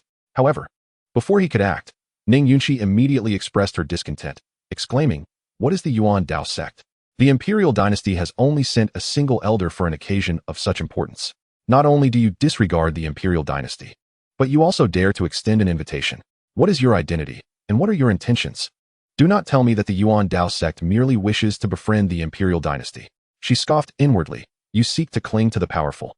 How dare the Yuan Dao sect interfere? I will show you the consequences. The assembly, taken aback, was left in a state of bewilderment. Here was a mere ruler of the city of Elegance, yet she defended the Divine Xian imperial dynasty. This was a peculiar turn of events. Moreover, when had Yi Di ever mentioned accepting her? Yi Lingtian was equally perplexed, feeling utterly confounded. However, due to her sharp rebuke of the opposing party, he couldn't help but regard her with newfound respect. The citizens of Divine Xian also felt a surge of indignation, recognizing the blatant attempt to belittle their sovereign-'s status. Yet, seeing that Yi Lingtian remained calm and did not erupt in anger, they refrained from openly retaliating. After all, he had just issued a decree forbidding interference with his actions. Yi Lingtian glanced approvingly at the reaction of his subjects. It seemed his authority still held great weight in their hearts. He then fixed a scrutinizing gaze upon Ning Yunxi, a flicker of surprise flashing in his eyes. He had not anticipated that this woman not only possessed insight but also exhibited a demeanor of regal elegance, exuding grace and nobility. Subsequently, he cast a subtle glance at everyone present and remarked, Since you all have witnessed my capabilities, I trust you have some understanding of the kind of person I am. The assembly immediately held their breath, their hearts involuntarily racing. As they had suspected, the next moment brought forth Yi Lingtian's cold pronouncement. The Divine Xian army will inevitably unify the great realm. Your presence here indicates that you do not wish to be adversaries of divine Xian. I present you all with a choice, submit or perish. Chapter 179.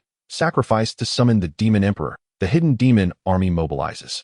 Ning Yunxi thought to herself.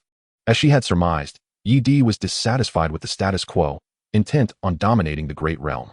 Without further deliberation, she took the lead in declaring, "The City of Elegance is willing to respond to your Majesty's call. We wish to pledge allegiance to divine Xian. How may your Majesty require my assistance?"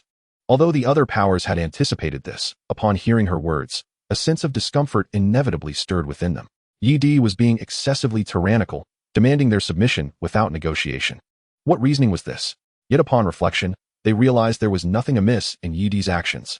If the roles were reversed, they too would act similarly, perhaps with even more cruelty and bloodshed. Recognizing that the current tide was against them, any further resistance would only lead to unnecessary casualties. Thus, they suppressed their resentment and reluctantly spoke. Our Ling Yuan clan is willing to submit. Our heavenly martial sanctuary is willing to submit.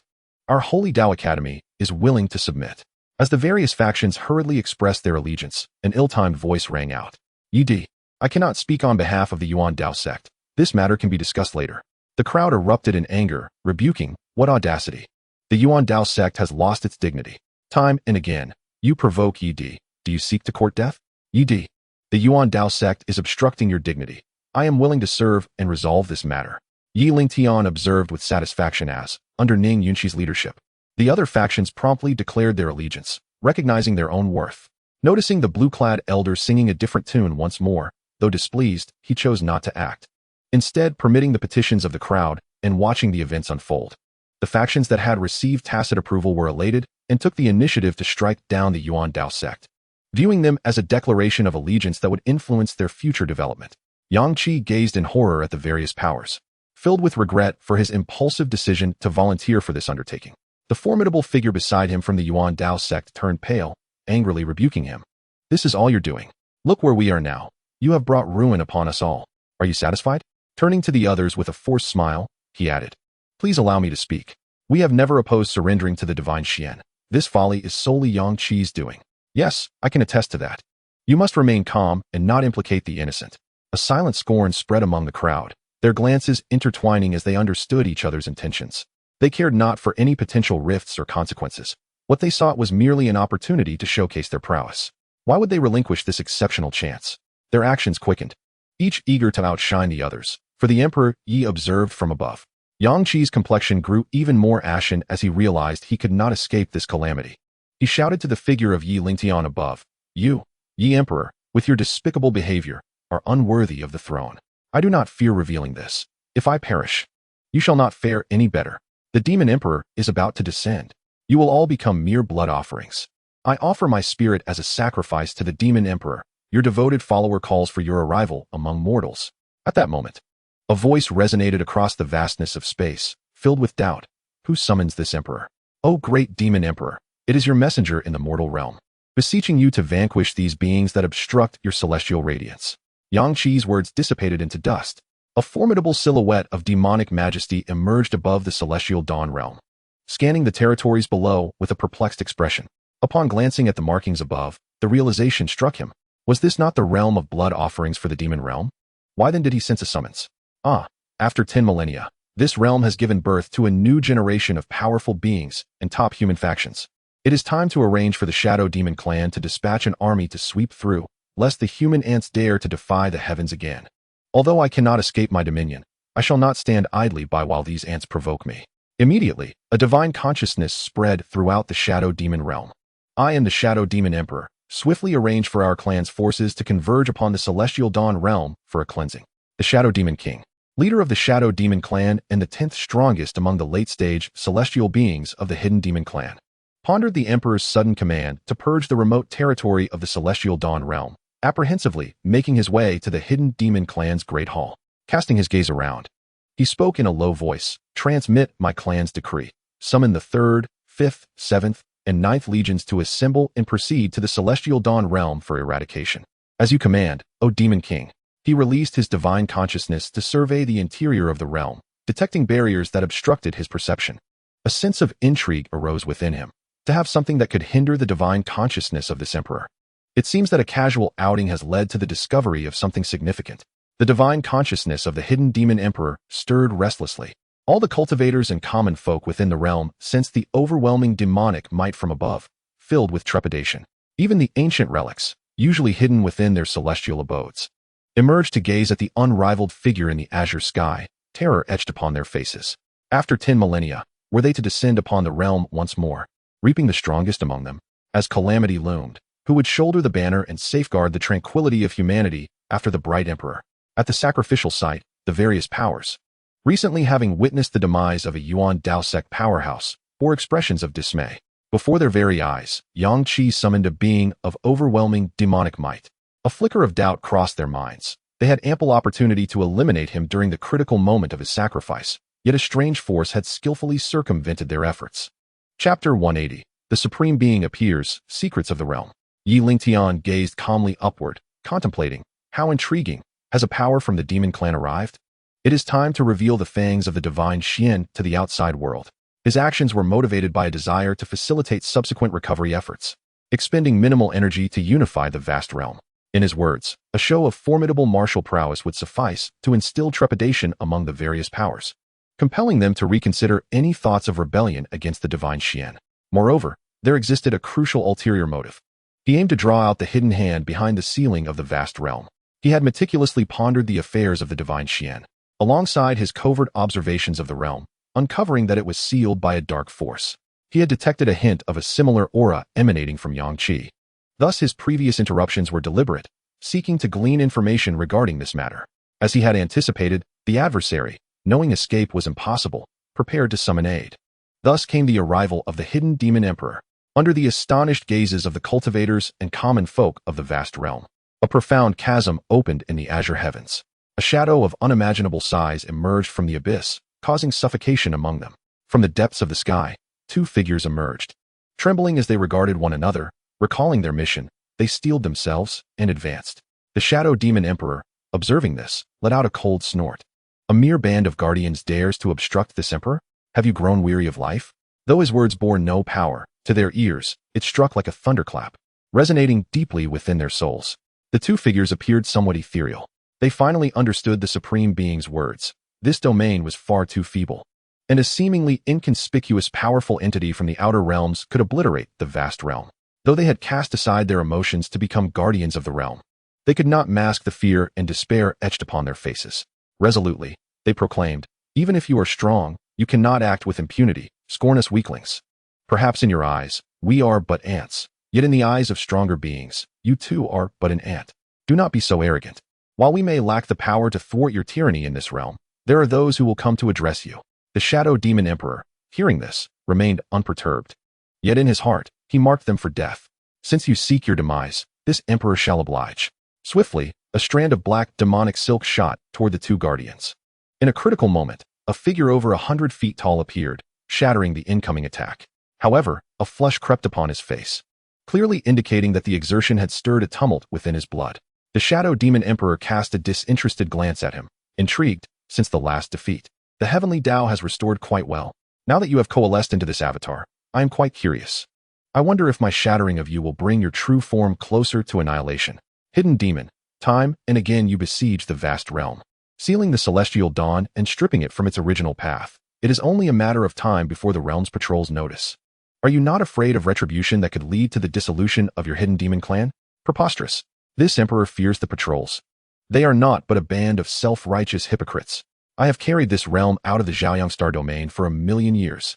This emperor has merely replaced a realm in its original position. For them to detect any anomalies, it will take at least 1,000,000,000 years. Even if they realize a realm is missing, do not expect them to venture into such a remote area. And yet, here I am, thriving. The dozens of guardians stood in astonishment, realizing the vast realm was ensnared by the towering entity before them, halted in its place. They had never before heard the Supreme Being mention such matters. The cultivators within the vast realm were equally shaken, comprehending that the domain in which they resided had been forcibly relocated by this overwhelming force. Simultaneously, a sense of dread began to take root in their hearts. The figure in question is no benign being, but rather a formidable demon emperor. Their current predicament is perilous, with the ever-looming threat of being consumed by their adversary. For they are acutely aware of the inherent nature of the demon race. The common folk are gripped by fear.